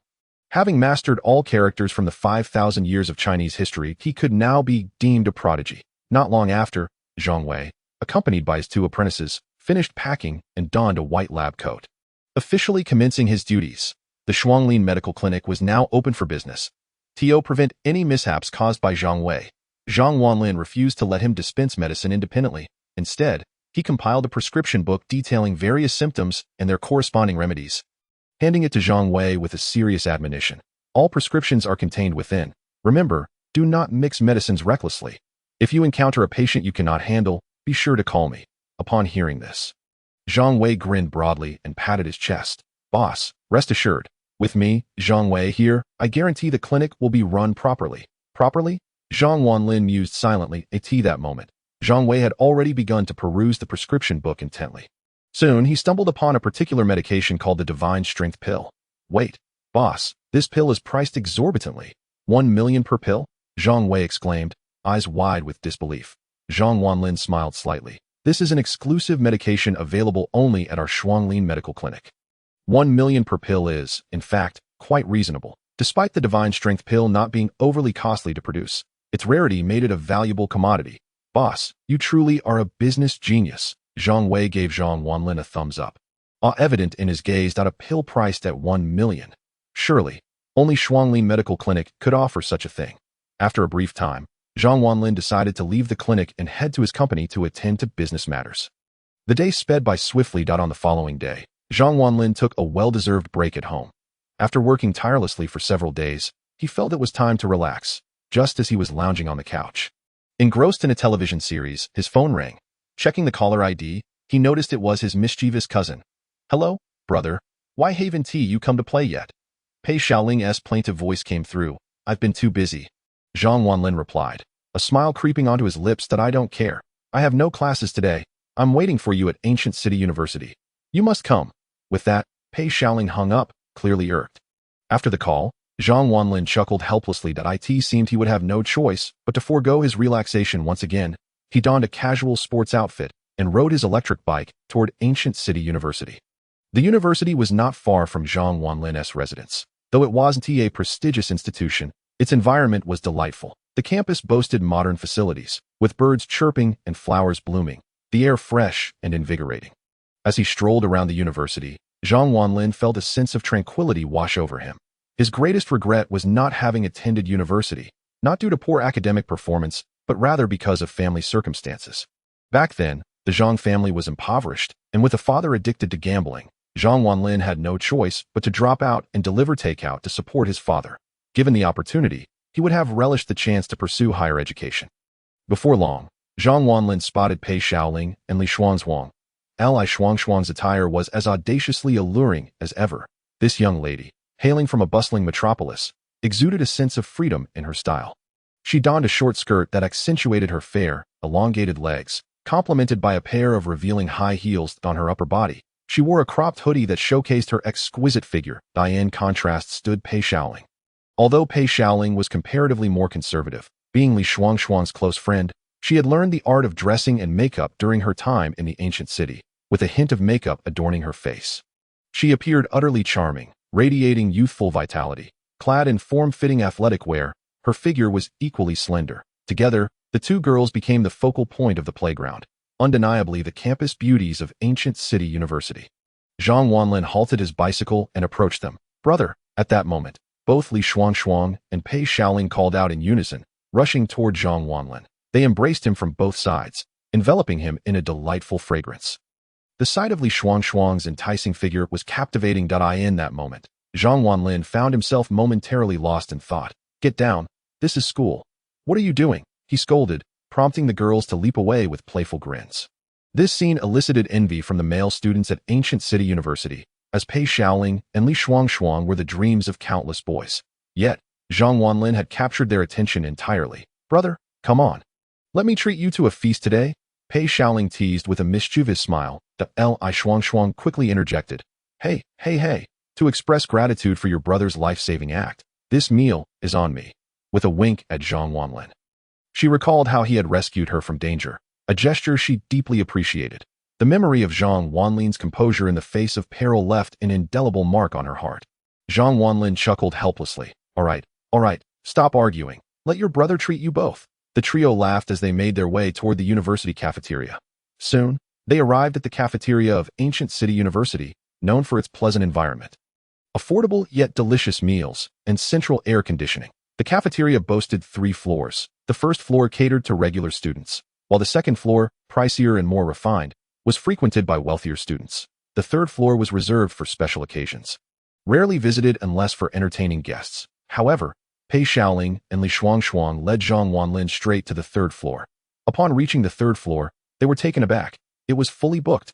A lively atmosphere enveloped them, with dozens of large tables occupied by a throng of students, predominantly male. Their appearances exuded a streetwise flair, adorned with flashy jewelry and tattoos, suggesting they were not to be trifled with. A banner hung above, proclaiming, "Happy Birthday, Zhang Kuang." Zhang Wanlin raised an eyebrow, intrigued by the commotion surrounding this Zhang Kuang. Li Xuanzhuang, crossing her arms, remarked, "Zhang Kuang, the most notorious figure at Ancient City University. Rumor has it his family is involved in the underworld, and he commands considerable respect on campus. Since the third floor is occupied, let us head to the second floor for our meal, she suggested, playfully linking her arm with Zhang Wanlin's. He smiled, preparing to descend the staircase with the two girls. Just then, a group of around 10 individuals ascended the stairs with commanding presence, hands in pockets, their expressions reminiscent of film gangsters. At the forefront was a young man in his early 20s. Clad in black pants and a tank top, his lean frame draped carelessly in an unbuttoned jacket. A smirk played at the corner of his mouth, his hair dyed red. This was Zhang Quang, the notorious leader of the university. As Zhang Wanlin and Zhang Quang crossed paths, Zhang Wanlin stepped aside, gesturing for him to pass. However, upon noticing Li Shuangshuang and Pei Shaoling, Zhang Quang's gaze lingered, captivated by their beauty. Pei Shaoling, Li Shuangshuang. What a coincidence, he exclaimed, halting his group and eyeing the two girls with amusement. Li Shuangshuang and Pei Shaoling furrowed their brows, offering a curt nod. Hello, Zhang classmate, they replied coolly. Zhang Quang, sensing their indifference, felt a flicker of annoyance. Are you here to celebrate my birthday? He asked with a sly grin. The girls exchanged glances, quickly shaking their heads. No, we were just here to eat on the third floor. Since it's full, we'll head downstairs. Don't be like that. Since we've met as classmates, let me extend an invitation. It's my birthday. How about joining me for lunch? Zhang Quang proposed with a mischievous smile. Pei Shaoling and Li Shuangshuang found themselves in a predicament. They were reluctant to dine with him, fully aware of his notorious reputation. Offending him could yield dire consequences. What's the matter? Is Zhang Xiao's invitation not good enough?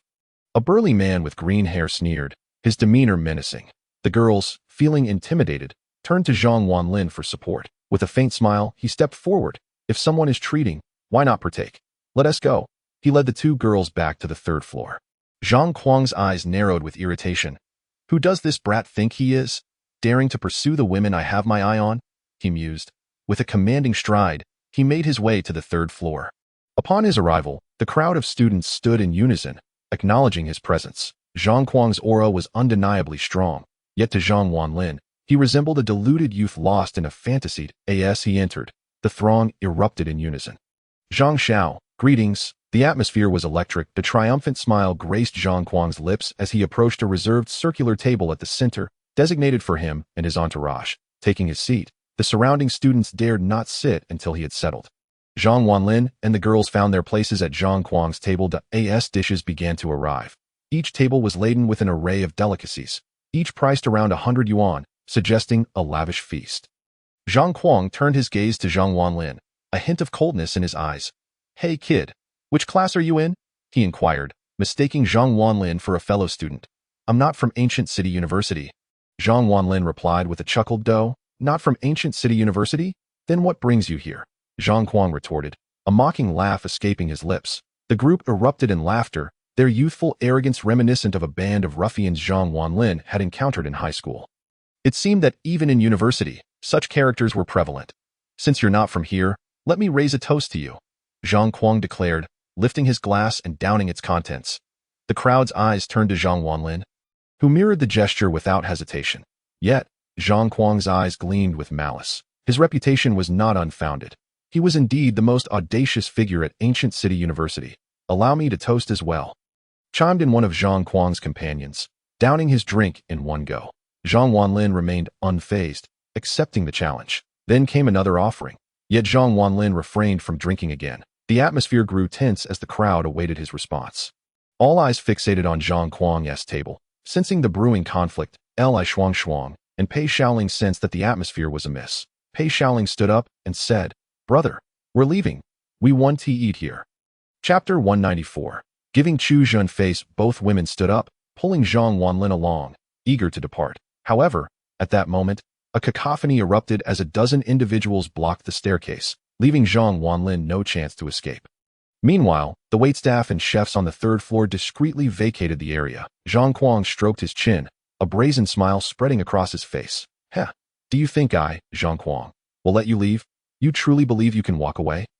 Zhang Quang was indeed audacious. The two women felt a twinge of fear. After all, they were merely girls. Zhang Wanlin, with his hands in his pockets, turned to Zhang Quang and inquired, So, you are Zhang Quang. What do you intend to do? In response, Zhang Kuang laughed coldly, rising to his feet. He grabbed several bottles of beer from the table and placed them before Zhang Wanlin. 1 bottle, 2 bottles, 3 bottles, until there were a total of 19 bottles lined up.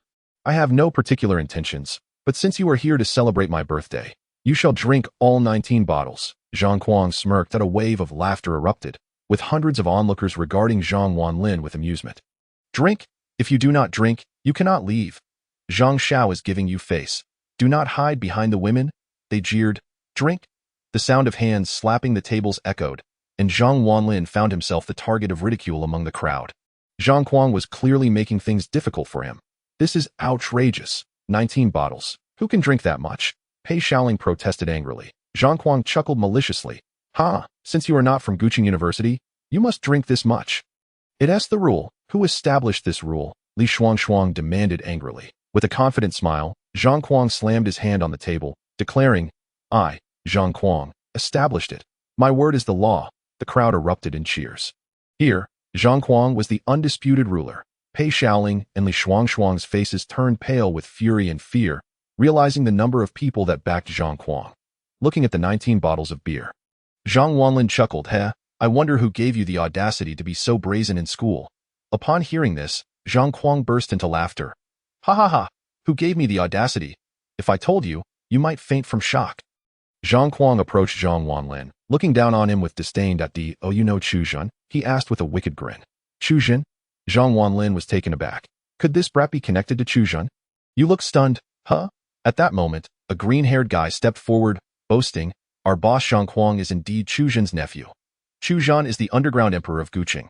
Even the fierce mountain tiger was dealt with by Chu Zhen.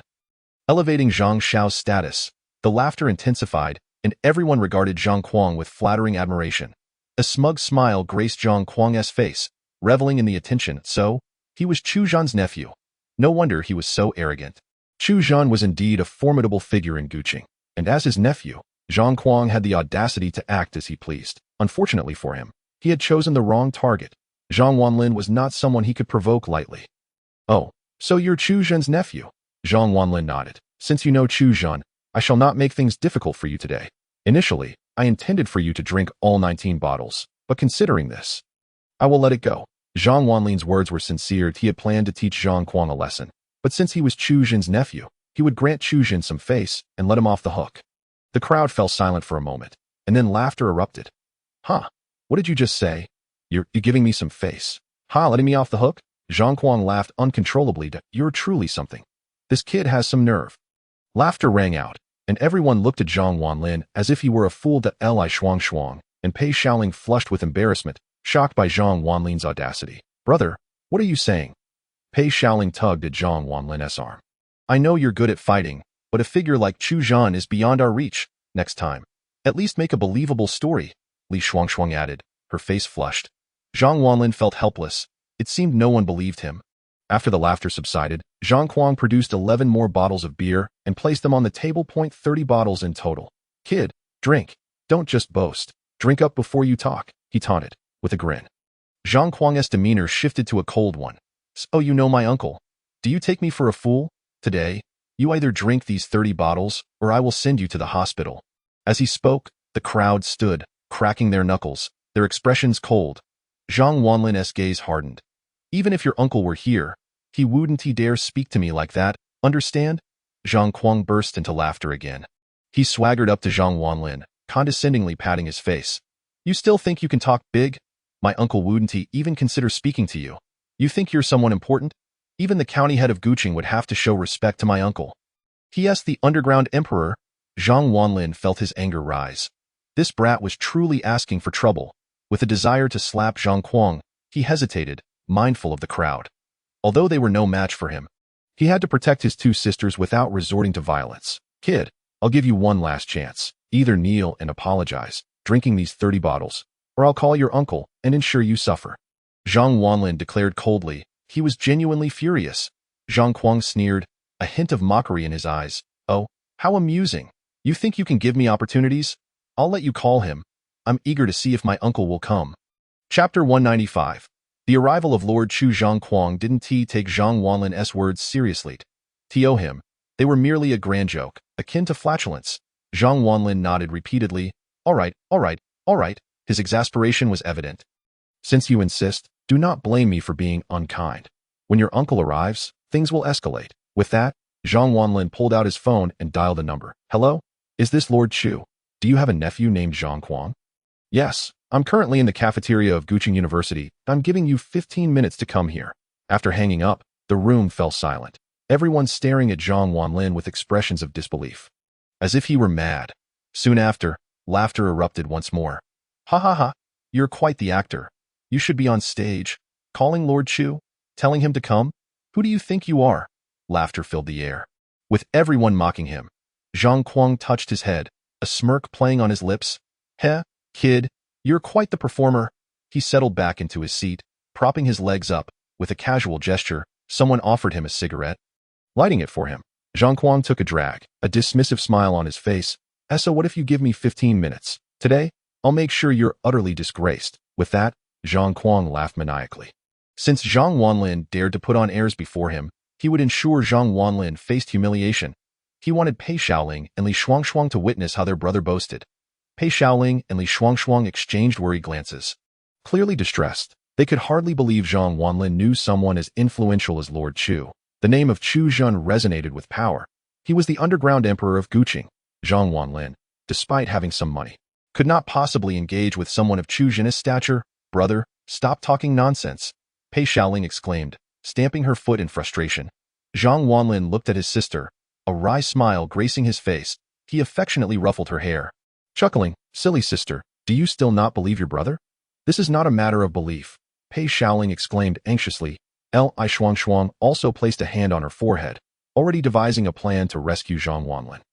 After all, she was beautiful and acquainted with several affluent heirs. Perhaps if she called upon them, Zhang Kuang would show some leniency and spare Zhang Wanlin. After all, Zhang Wanlin had saved her twice. And this time, she would consider it a means of repaying her debt of gratitude. Time passed, and soon 10 minutes had elapsed. This moment, Zhang Kuang grew somewhat impatient, rising to shake off his coat. Where is my uncle? Why hasn't he arrived yet? He squinted, questioning Zhang Wanlin. Glancing at his watch, Zhang Wanlin replied, he should be here soon, don't fret. Still pretending, huh? Bang! At that moment, Zhang Kuang kicked the chair in front of Zhang Wanlin aside with disdain, standing before him for a stare down. Kid, I truly admire your audacity. Your heart is remarkably bold. Let me make myself clear. If I don't see my uncle in 5 minutes, you will be forced to swallow this entire table of liquor bottles. With that, he tilted his head, flashing a wicked smile. Then, he turned his gaze to Pei Xiaoling and Li Shuangshuang. Upon seeing the two beauties, a smile spread across Zhang Kuang's face. Ladies, you must have seen what this boy is like. He is nothing but a boastful waste of space. Does he deserve to be called your brother? You would be much better off as my sisters. I, Zhang Kuang, would certainly treat you well.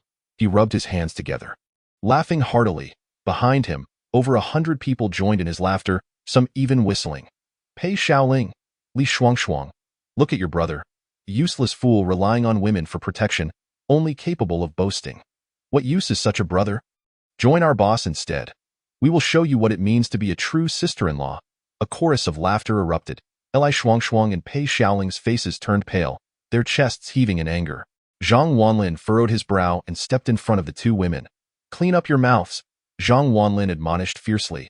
Upon hearing his words, impatience flashed in Zhang Kuang's eyes. He smashed his wine glass onto the ground. Damn it, you think you can shout in front of me? Zhang Kuang's face was filled with rage. Brothers, Zhang Kuang shouted, and over 100 people immediately stood at attention. Loosen this kid up with his command. Cruel smiles spread across the faces of the crowd. Just then, a figure rushed in from outside that he appeared to be one of Zhang Kuang's subordinates, running straight to him and shouting, Young Master Zhang. Lord Chu has arrived. Lord Chu has arrived? This statement caused everyone present to halt in their tracks. Why had Lord Chu come? Could it be that this boy had truly summoned him? All eyes turned to Zhang Wanlin. Zhang Kuang was momentarily stunned, sizing Zhang Wanlin up. Could it be that this boy had actually called his uncle? Impossible. Suddenly, a light sparked in Zhang Kuang's eyes. No need to panic. Do you really think my uncle was summoned by this waste? Humph. I texted him this morning, inviting him to my birthday party. He must be here to see his nephew. With that, Zhang Kuang wore a smug smile. Although Chu Zhan was his uncle, he often ignored him. Today, his sudden visit would surely elevate Zhang Kuang's reputation at school. As the crowd heard Zhang Kuang's words, understanding dawned on them. Many raised their thumbs in admiration. Young Master Zhang, you are indeed remarkable. Even a figure like Lord Chu has come to celebrate your birthday. Chapter 196. Uncle, why? The sounds of flattery filled the air as many admired Zhang Kuang. Meanwhile, Li Shuangshuang and Pei Xiaoling turned pale, realizing the gravity of the situation. With someone as powerful as Chu Zhen here, what hope did Zhang Wanlin have? At that moment, footsteps echoed as a group of burly men stormed in from the stairway. Approximately 20 muscular men clad in black tank tops and trousers entered, their imposing presence overwhelming. They were professional bodyguards. In comparison to the students before them, they were akin to heroes among mere mortals. The mere presence of these 20 men subdued more than 100 students in the room. Finally, a man appeared quietly. He looked to be in his 30s or 40s, dressed in a black Zhongshan suit. His stature upright, with a rugged complexion and a cigar in his mouth. The newcomer was none other than the infamous underground emperor of the ancient city, Chu Zhen. His aura was formidable. He strode forward with confidence.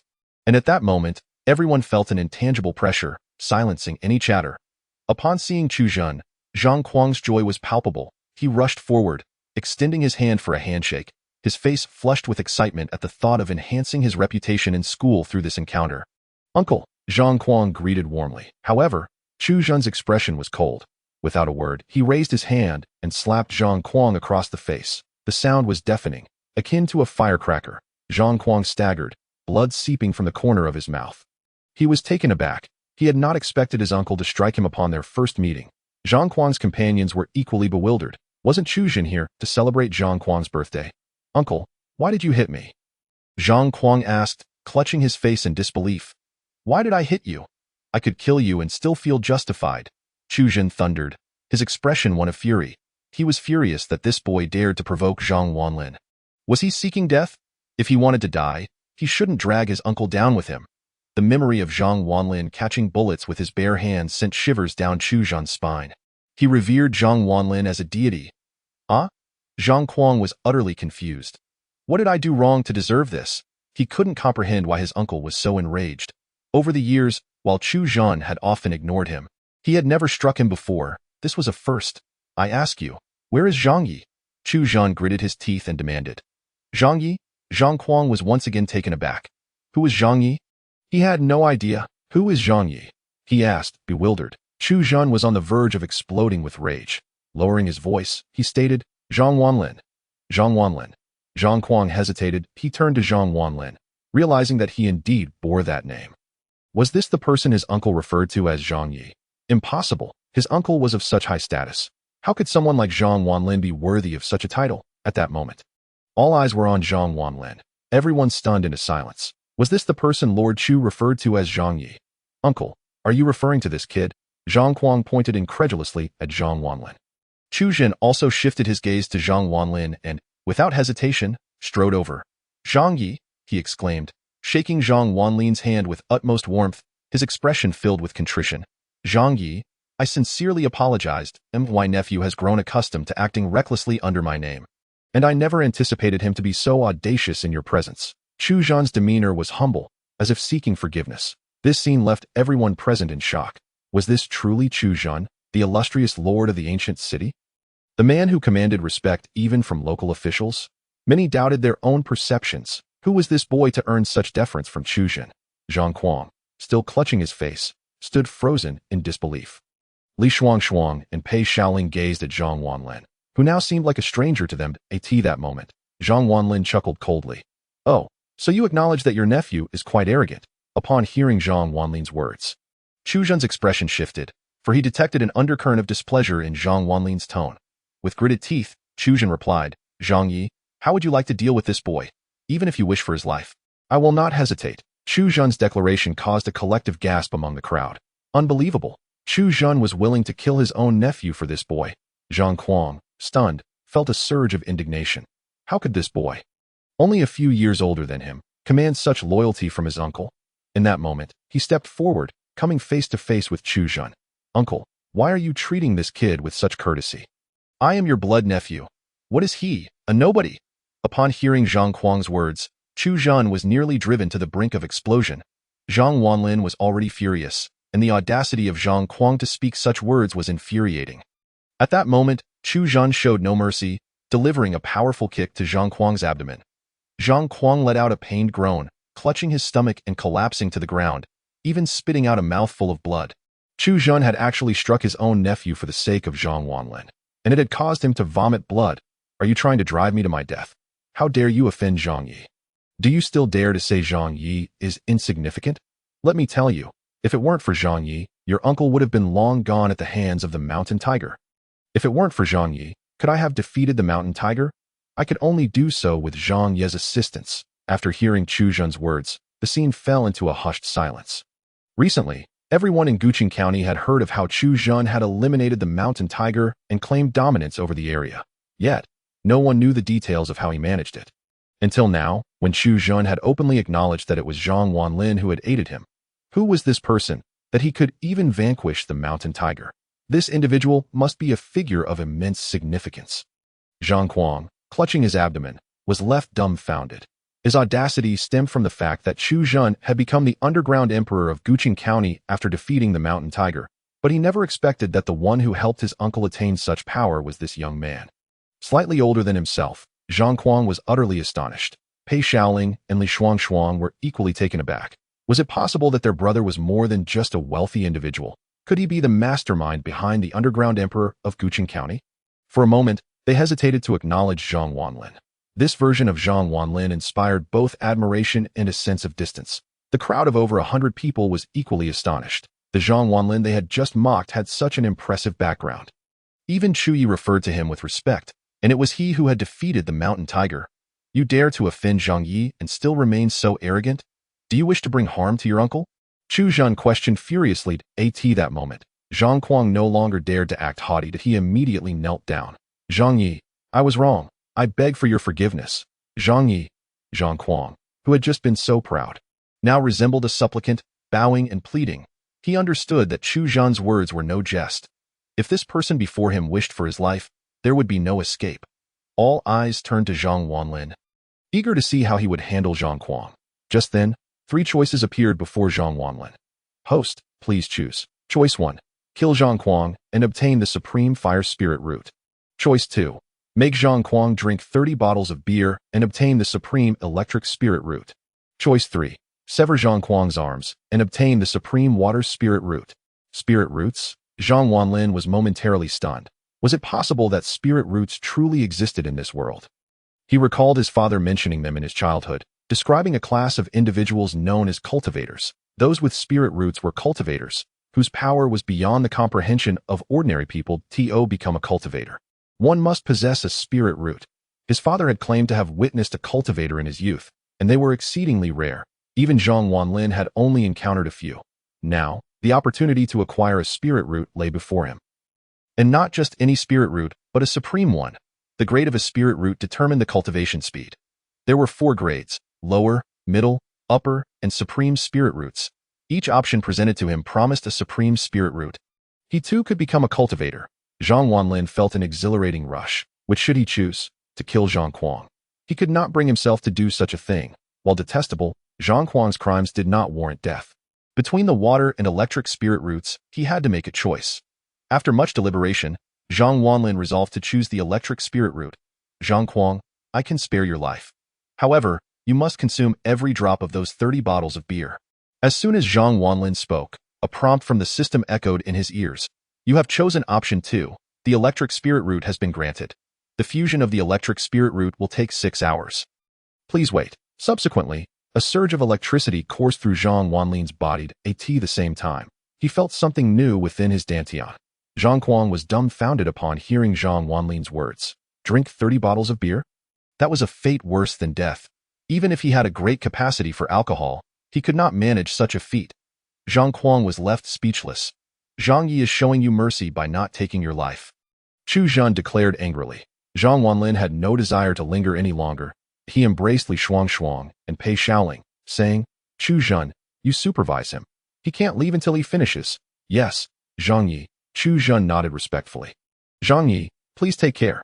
Chu Zhan and the others watched as Zhang Wanlin departed, while the crowd of over 100 also observed his exit. Chu Zhan admired Zhang Wanlin's retreating figure. giving a thumbs up and exclaiming, "Youth is truly remarkable. To handle two tasks at once, impressive." Once Zhang Wanlin had left, a grimace appeared on Zhang Kuang's face, more painful than tears. "Uncle, he's gone. Can I skip the drinking?" "Skip the drinking? If you leave even a drop, I'll take your life?" Xu Zhen sneered that he had experienced Zhang Wanlin's methods firsthand and dared not deceive him. Moreover, it was time for his arrogant nephew to learn that there were greater forces in the world. Zhang Wanlin took the two young women to a restaurant outside the school, where they enjoyed a hearty meal together. In the afternoon, he accompanied them for a full day of billiards. Later that evening, Zhang Wanlin rode his electric scooter toward Yulong Mountain Villa. Whistling cheerfully, he felt elated, for in just an hour, the fusion of his spirit root would be complete. He would truly become a cultivator. From the system's explanation, Zhang Wanlin learned that cultivators were ranked into 10 levels, from 1 to 10. Level 1 was the weakest, while level 10 was the strongest. Levels 1 to 3 were termed warriors. Levels 4 to 6 were called martial masters, levels 7 to 9 were known as martial saints, and level 10 was referred to as a grandmaster. It was said that upon becoming a grandmaster, one could unleash destructive power with a single strike and teleport hundreds of meters in an instant. Truly formidable. Before long, Zhang Wanlin arrived at the entrance of Yulong Mountain Villa. He parked his electric scooter and headed towards his home. However, upon arriving, he sensed something was amiss. It was already 6 in the evening, yet his house was dark. Was his father not home? Puzzled, he retrieved the villa key and opened the door. Just as he did, a swift black hand shot out from within the villa. The speed of that hand was astonishing. Zhang Wanlin had no time to react. With a loud smack, the hand grasped his chest and hurled him into the villa. Bang! The villa door slammed shut. Zhang Wanlin clutched his chest, his expression one of shock. His body had undergone tremendous enhancement, making him extraordinarily strong. Yet, this person had effortlessly pulled him inside with a single hand, showcasing their incredible strength. This individual was clearly a master. "Father? Where's my father? Who are you?" Zhang Wanlin asked warily. The figure, clad in black garb, obscured their face, revealing only a pair of cold, unfeeling eyes. "Go to the underworld and ask King Yan." With that, the black-clad figure launched a powerful punch at Zhang Wanlin. Crack! An explosive sound filled the air as the black-clad figure unleashed a ferocious strike aimed directly at Zhang Wanlin's face. Quick, ruthless, and precise. Undoubtedly a skilled fighter, Zhang Wanlin dared not underestimate him, summoning all his strength to counter with a punch. This strike encompassed Zhang Wanlin's formidable power, potent enough to shatter stone. Their fists collided in an instant. Bang! A dull thud resonated as the black-clad figure stood firm, unyielding, while Zhang Wanlin's complexion paled. It felt as though he had struck an iron wall. The immense recoil forced him to stagger back several steps. Zhang Wanlin's expression morphed into one of astonishment. How powerful! This was the first time he had encountered a worthy opponent. Who was this person, possessing such might? Regrettably, he lacked his magic sword. Had he possessed it, perhaps he would have had a chance to contend.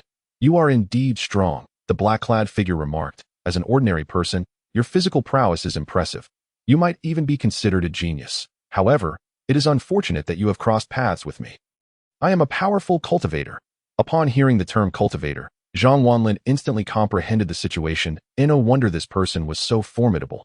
They were indeed a cultivator. It was clear he was no match for them. "Cultivator? Who sent you?" Zhang Wanlin narrowed his eyes, inquiring. "I won't hesitate to tell you. It was Long Shao who sent me." The man in black squinted and chuckled. "Regardless, you shall soon be a corpse. What harm is there in telling you?" With that, he advanced on Zhang Wanlin, delivering a powerful punch. The force of the blow created a sound that sliced through the air, and astonishingly, flames flickered around his fist, an adept of fire cultivation. Faced with such an oncoming assault, Zhang Wanlin dared not to withstand it directly. He could only retreat, yet his speed was no match for his opponent's. The man in black surged forward, landing a devastating blow to Zhang Wanlin's chest, causing his expression to shift dramatically. It felt as if a train had collided with him, and the immense force sent Zhang Wanlin hurtling backward. With a resounding crash, he slammed against the wall, blood spurting from his mouth as his shirt was burned through. Though the Emperor's inner armor remained intact, the impact had inflicted internal injuries. Well, the man in black raised an eyebrow, clearly astonished. Most would perish from such a blow. But Zhang Wanlin had not. "What a miracle! I did not expect you to possess such a protective treasure. Impressive. Unfortunately, it shall soon belong to me." The man in black smirked as he drew a dagger, advancing menacingly toward Zhang Wanlin. Zhang Wanlin could only brace himself against the wall, Unable to retreat further, he glared coldly at the man before him, his eyes filled with hatred. Zhang Wanlin never imagined that as a system owner, he would be cornered to such a desperate state by a cultivator. "Where is my father? You may kill me, but do not harm him." Zhang Wanlin's voice was icy. The man in black, with a smirk, replied, "Rest assured that old coot is merely unconscious in the bedroom." He then added mockingly, "You seem to be quite wealthy." Twirling the dagger in his hand, he continued, "Hand over the keys to Long Xiao's Ferrari and your Lamborghini as well. Comply, and I shall grant you a swift death. Resist, and I will carve your flesh piece by piece." His laughter was cruel, for he sought both blood and riches. Zhang Wanlin regarded the man with cold disdain. Did he feel afraid? Certainly. He was human, and fear coursed through him. Yet he would not submit. He feared death, but he would never bow to anyone. "You want my car keys? Come and kill me if you dare." He sneered. All of his valuables were stored within his spatial ring. Upon his demise, no one would be able to access it, and all of his secrets would vanish into the annals of history. "Huh."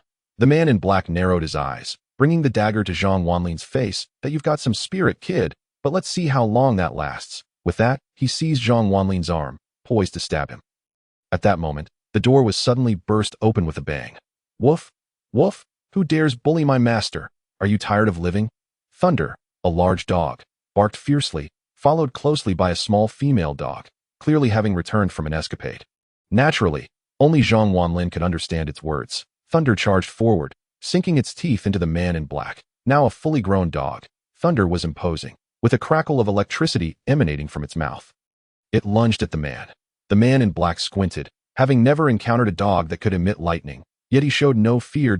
In a swift motion, he executed a spinning kick. His speed was unmatched, and Thunder could not keep up. The kick landed solidly on Thunder's face, distorting its features and sending it crashing against the wall, leaving it motionless on the ground. The small female dog, witnessing the scene, wasted no time fleeing, disappearing in an instant. Where did that foolish dog come from? The man in black clapped his hands, visibly irritated. He then turned his gaze back to Zhang Wanlin, the dagger once again glinting ominously in his hand. "Now it's your turn, my little treasure." However, at that moment, Zhang Wanlin suddenly shouted, "Wait." The man in black squinted. "What is it? Are you scared? Regretting your defiance? Seeking mercy?" Zhang Wanlin's lips curled into a cold smile. "Scared? I fear nothing. You dare to knock out my father, invade my home, injure my dog, and seek to kill me. Why would I beg you for mercy? My hatred for you runs deep." 10, 9, 8, 7. Chapter 199. Oh, damn. At this moment, Zhang Wanlin began counting down. The unexpected countdown left the man in black bewildered. "What the hell are you counting?" he demanded. Yet Zhang Wanlin paid him no mind, continuing his countdown. 5, 4, 3, 2, 1. As the countdown concluded, Zhang Wanlin's body trembled, and at that instant, he heard the system's notification in his ear. "Congratulations, your exceptional spiritual root has been fused. You are now a first-grade martial artist. I have finally become a cultivator." Zhang Wanlin felt an overwhelming urge to laugh aloud, but he opened his eyes, locking them onto the man in black. To his astonishment, a strange electric glow flickered within his gaze. With a crackle, his confidence surged back. His wounds began to heal automatically. This was the might of a cultivator, and his aura surged dramatically. The man in black was momentarily stunned, unable to comprehend the sudden escalation of Zhang Wanlin's power. "Look at you." The man in black felt a chill run down his spine under Zhang Wanlin's piercing gaze. Unable to contain himself, he unleashed a punch aimed directly at Zhang Wanlin's face. With a flash of fire, the man's fist blazed with flames as Zhang Wanlin extended his palm. With a resounding clap, he caught the man's fist effortlessly, rendering him unable to advance further despite his exertion. The man stared in disbelief. Suddenly, a crackling sound erupted as electric sparks surged from Zhang Wanlin's palm, invading the man's body with a fierce intensity. The man began to tremble involuntarily. What is this?" he gasped, finding that the flames in his hand could not harm Zhang Wanlin. Zhang Wanlin tilted his head with a cold chuckle. "I thought you were something formidable, but it appears you are merely a low-grade spiritual root. A first-grade martial artist." Rising to his feet, Zhang Wanlin loomed over the man in black, whose eyes were now filled with fear. You are also a cultivator and a top-tier spiritual root," the man stammered. His voice rising in pitch, he could feel that Zhang Wanlin's spiritual root was overwhelmingly powerful, capable of completely suppressing his fire root. Realizing this now, "It's too late," Zhang Wanlin declared, delivering a punch to the man's chest. A burst of purple lightning erupted, sending the man flying like a kite with its string cut.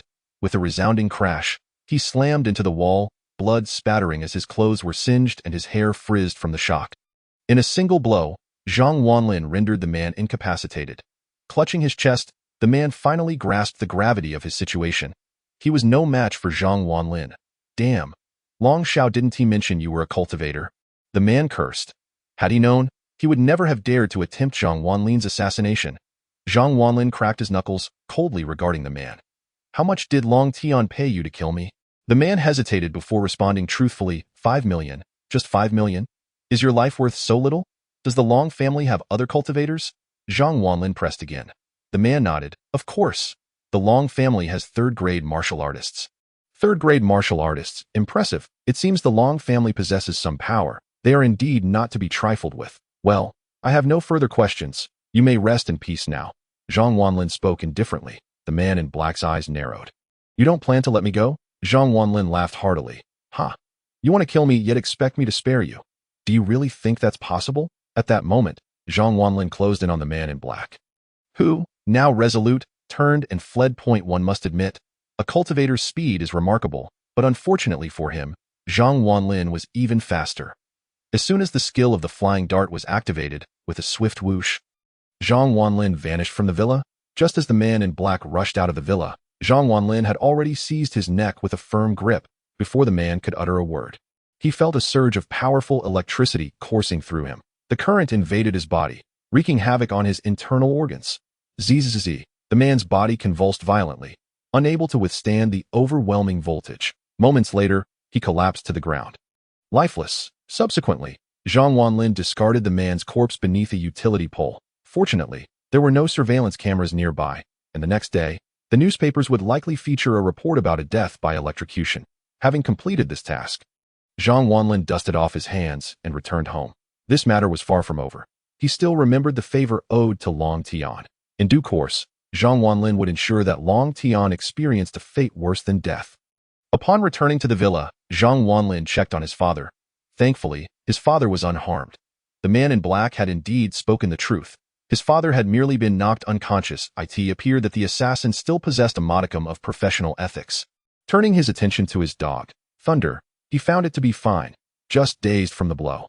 Though somewhat foolish, the dog instinctively knew how to protect its master, which brought Zhang Wanlin a sense of comfort. Wake up, you fool! Zhang Wanlin shook Thunder, but it remained unresponsive. He then channeled his own current into Thunder's body. Instantly, Thunder's body tensed, its eyes widening as it was revitalized. It gazed at Zhang Wanlin in disbelief, emitting soft groans of apparent delight. Oh, damn. This tingling sensation is absolutely exhilarating. Thunder barked excitedly. Zhang Wanlin, releasing his grip, playfully kicked its backside, commanding, go tidy up the room. If you don't clean it well, you won't be charged tonight. Thunder shot Zhang Wanlin an indignant glare. Oh, damn. How did I end up with such a useless master? Can't even tidy up the room. This dog, am utterly devoted to this household. Chapter 200. The Fraudster. Next, Zhang Wanlin summoned the property management staff. Fabricating a reason, he had them clean the house. Anything broken would be repaired, and if it couldn't be fixed, it would be replaced at one of the more upscale communities in Guqing County. The service attitude of the property management was commendable, given that the residents were either wealthy or affluent. The following day, after breakfast, Zhang Wanlin departed from Yulong Village. He rode his electric bike leisurely to work, his spirits buoyant as he had become a formidable cultivator. Before long, Zhang Wanlin arrived at the delivery company, Run Leg. After parking his bike, he strolled toward the nearby Shuanglin Medical Clinic. The clinic's business was rather lackluster. Despite having a fully automated cleaning system and a prestigious plaque, it still struggled to attract customers. Whether this was due to Zhang Wei or the clinic itself was unclear. Lacking the allure of a golden signboard, it was conceivable that the clinic was operating at a loss. However, Zhang Wanlin was indifferent to profit. He opened the clinic merely for amusement. After a long day at work, that evening, Zhang Wanlin walked alone along the pedestrian street. Purchasing some snacks and enjoying the nightscape of the ancient city was a delightful experience for him, as if he had stepped into a serene retirement. Soon, a group of people captured Zhang Wanlin's attention. On the side of the street, a crowd had gathered around two kneeling figures, an elderly man and a young girl. The elderly man, appearing to be in his 60s with white hair, and a weathered face. Wore tattered clothing. Beside him knelt a girl, seemingly 17 or 18, with a frail figure and a slightly yellowed complexion that suggested malnutrition. However, her facial features were striking, and with a bit of grooming, she could easily be considered a beauty. The eye in front of them stood a sign that read, "Due to my elderly partner's serious illness and having no children, I have only my adopted granddaughter. We need 100,000 for medical expenses. Desperate, we seek the kindness of strangers." The writing was crooked, but the message was clear enough for the onlookers to understand. They appeared genuinely pitiful. Zhang Wanlin stroked his chin thoughtfully. "Please, everyone, my partner has only 3 days left. If we don't raise the medical funds, he will be expelled from the hospital," the elderly man pleaded, bowing to the crowd, with his granddaughter following suit. Yet, the crowd remained unmoved. This is clearly a scam. In this day and age, such fraudsters are becoming increasingly common, Zhang Wanlin observed as he approached. The elderly man looked despondent, unable to articulate his suffering. Just then, a commotion erupted as a group of 7 or 8 individuals approached. Clad in uniforms, these burly men wielded rubber batons and wore stern expressions. City management, the team leader, towering at 6 feet tall, approached. "Who allowed you to kneel here? Do you realize you're disrupting the city's appearance? Take them away," the team leader barked. The onlookers quickly recoiled, fearing for their own safety. The city management swiftly moved to apprehend the elderly man and the girl. Zhang Wanlin furrowed his brow. At that moment, several choices appeared before him. Host, please select Option 1. Donate 10,000 to the elderly man. Receive bronze-level divine ability. Option 2. Donate 100,000 to the elderly man. Receive silver-level divine ability. Option 3. Donate 1 million to the elderly man. Receive gold-level divine ability. Divine ability? Zhang Wanlin was taken aback. The system would not present options if the elderly man were truly a fraud. What was divine ability? He was unsure, but the gold level certainly seemed superior to bronze. Instinctively, Zhang Wanlin shouted, "Stop!" As he spoke, all eyes turned to him. The city management paused, regarding him with curiosity. The team leader raised an eyebrow. "Do you have something to say?" Zhang Wanlin stepped forward, positioning himself protectively in front of the elderly man and the girl. "What gives you the right to apprehend them?" "What gives me the right?" The team leader laughed coldly. "He is disrupting the city's appearance. Is that not sufficient?" Zhang Wanlin pointed to the numerous street vendors nearby. "Why don't you say they're ruining the city's appearance?" His voice dripped with sarcasm. Gasps of surprise rippled through the crowd as they witnessed this audacious confrontation. The team leader's expression darkened as he assessed Zhang Wanlin. "Who do you think you are? Don't spout nonsense here. They are them, and this individual is separate. They are not the same. Keep talking, and I'll have you arrested too." Unfazed, Zhang Wanlin retorted, "With so many witnesses, do you really have the authority to arrest them?" The team leader narrowed his eyes. He had ruled Guqing County with an iron fist for years, and no one had ever dared to interfere with his affairs. Today, however, a bold individual had emerged. In front of so many people, the team leader hesitated to act against Zhang Wanlin. Yet, he sneered. "Even if he is not disrupting the city's appearance, he is out here scamming with his granddaughter. And I have the right to arrest him. What do you have to say now?" The crowd murmured in agreement, nodding along with the team leader's statements. "The city management is right. This fraud is despicable. Absolutely, they should be arrested. How dare this foolish young man aid a scammer?" As the crowd rallied against him, Zhang Wanlin chuckled softly. "Who says they are fraudsters?" His words drew everyone's attention. "Not fraudsters? Then what are they?" The team leader scoffed. "If you claim they are not fraudsters, then what proof do you have?" Upon hearing this, all eyes turned to Zhang Wanlin. He candidly remarked, "Firstly, look at those two. Their clothes are tattered. And the little girl has a pale complexion, clearly suffering from malnutrition.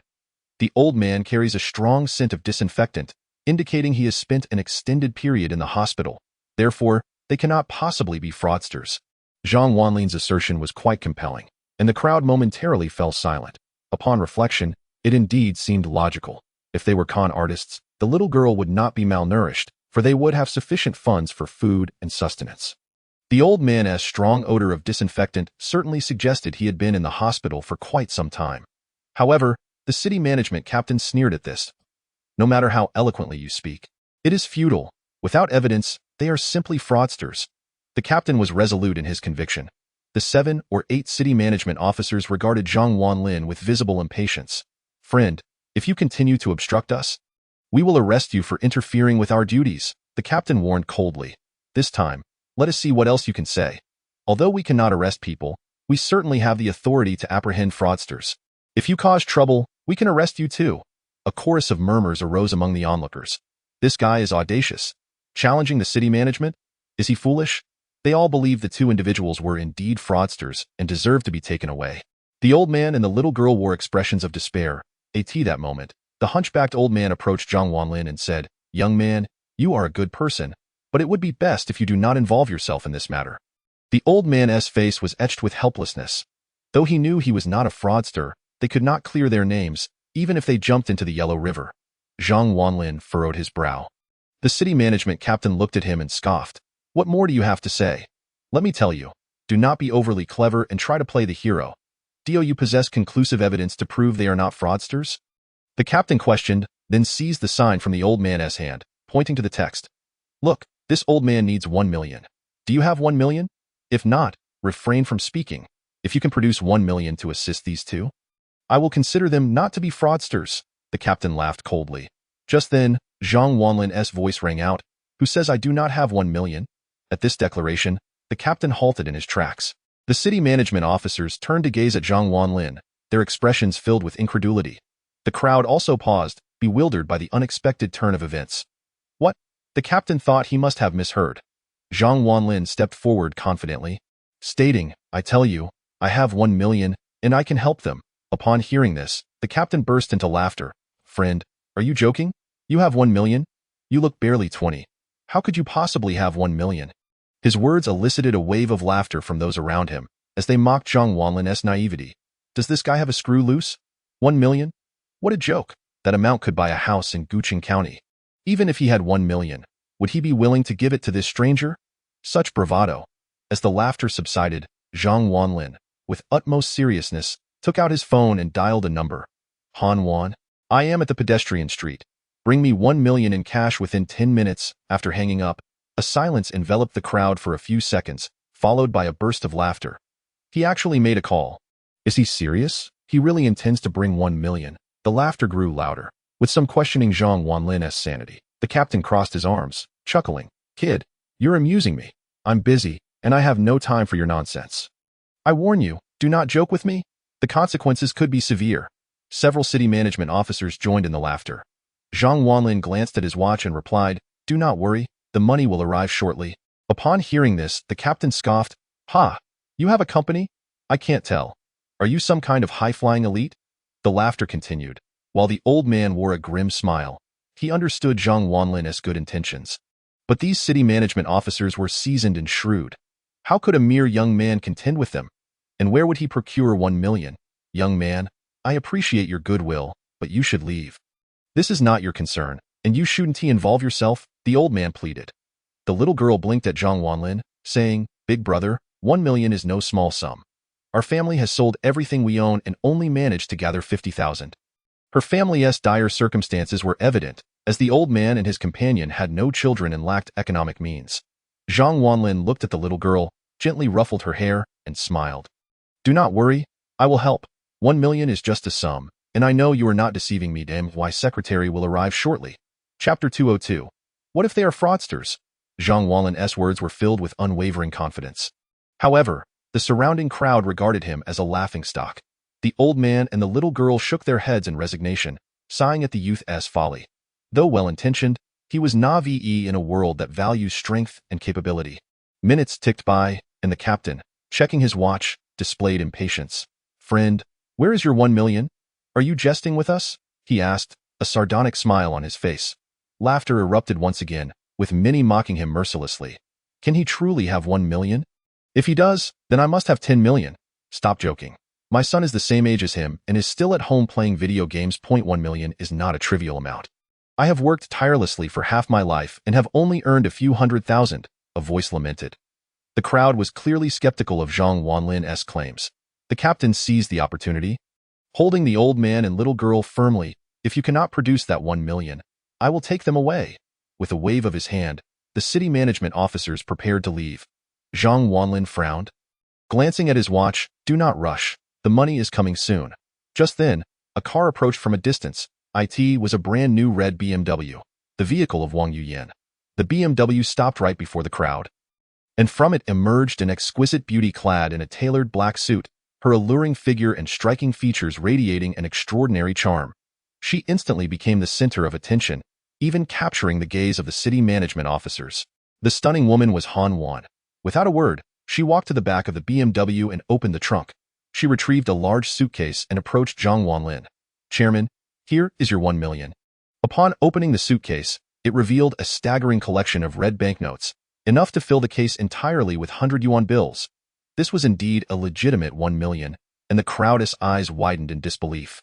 Cash is far more impactful than mere numbers, and the sight of the 1 million made many hearts race and cheeks flush. "My goodness, he really produced 1 million, someone exclaimed. All gazes shifted towards Zhang Wanlin, their expressions transformed. This young man was not merely boasting. He had genuinely brought forth 1 million, given his age, barely 21 or 22. How had he become a chairman of a company? Many swallowed hard, filled with admiration. Even the city management captain was taken aback. What began as a flippant remark had turned into reality, revealing Zhang Wanlin's significant standing. The old man and the little girl were left speechless. This day had seemed their most hopeless, as they could not possibly gather 1 million for medical expenses. They had presumed the elderly man in the hospital was beyond saving, for no one would willingly gift them such a fortune. Yet, hope had unexpectedly emerged. This young man had indeed produced 1 million.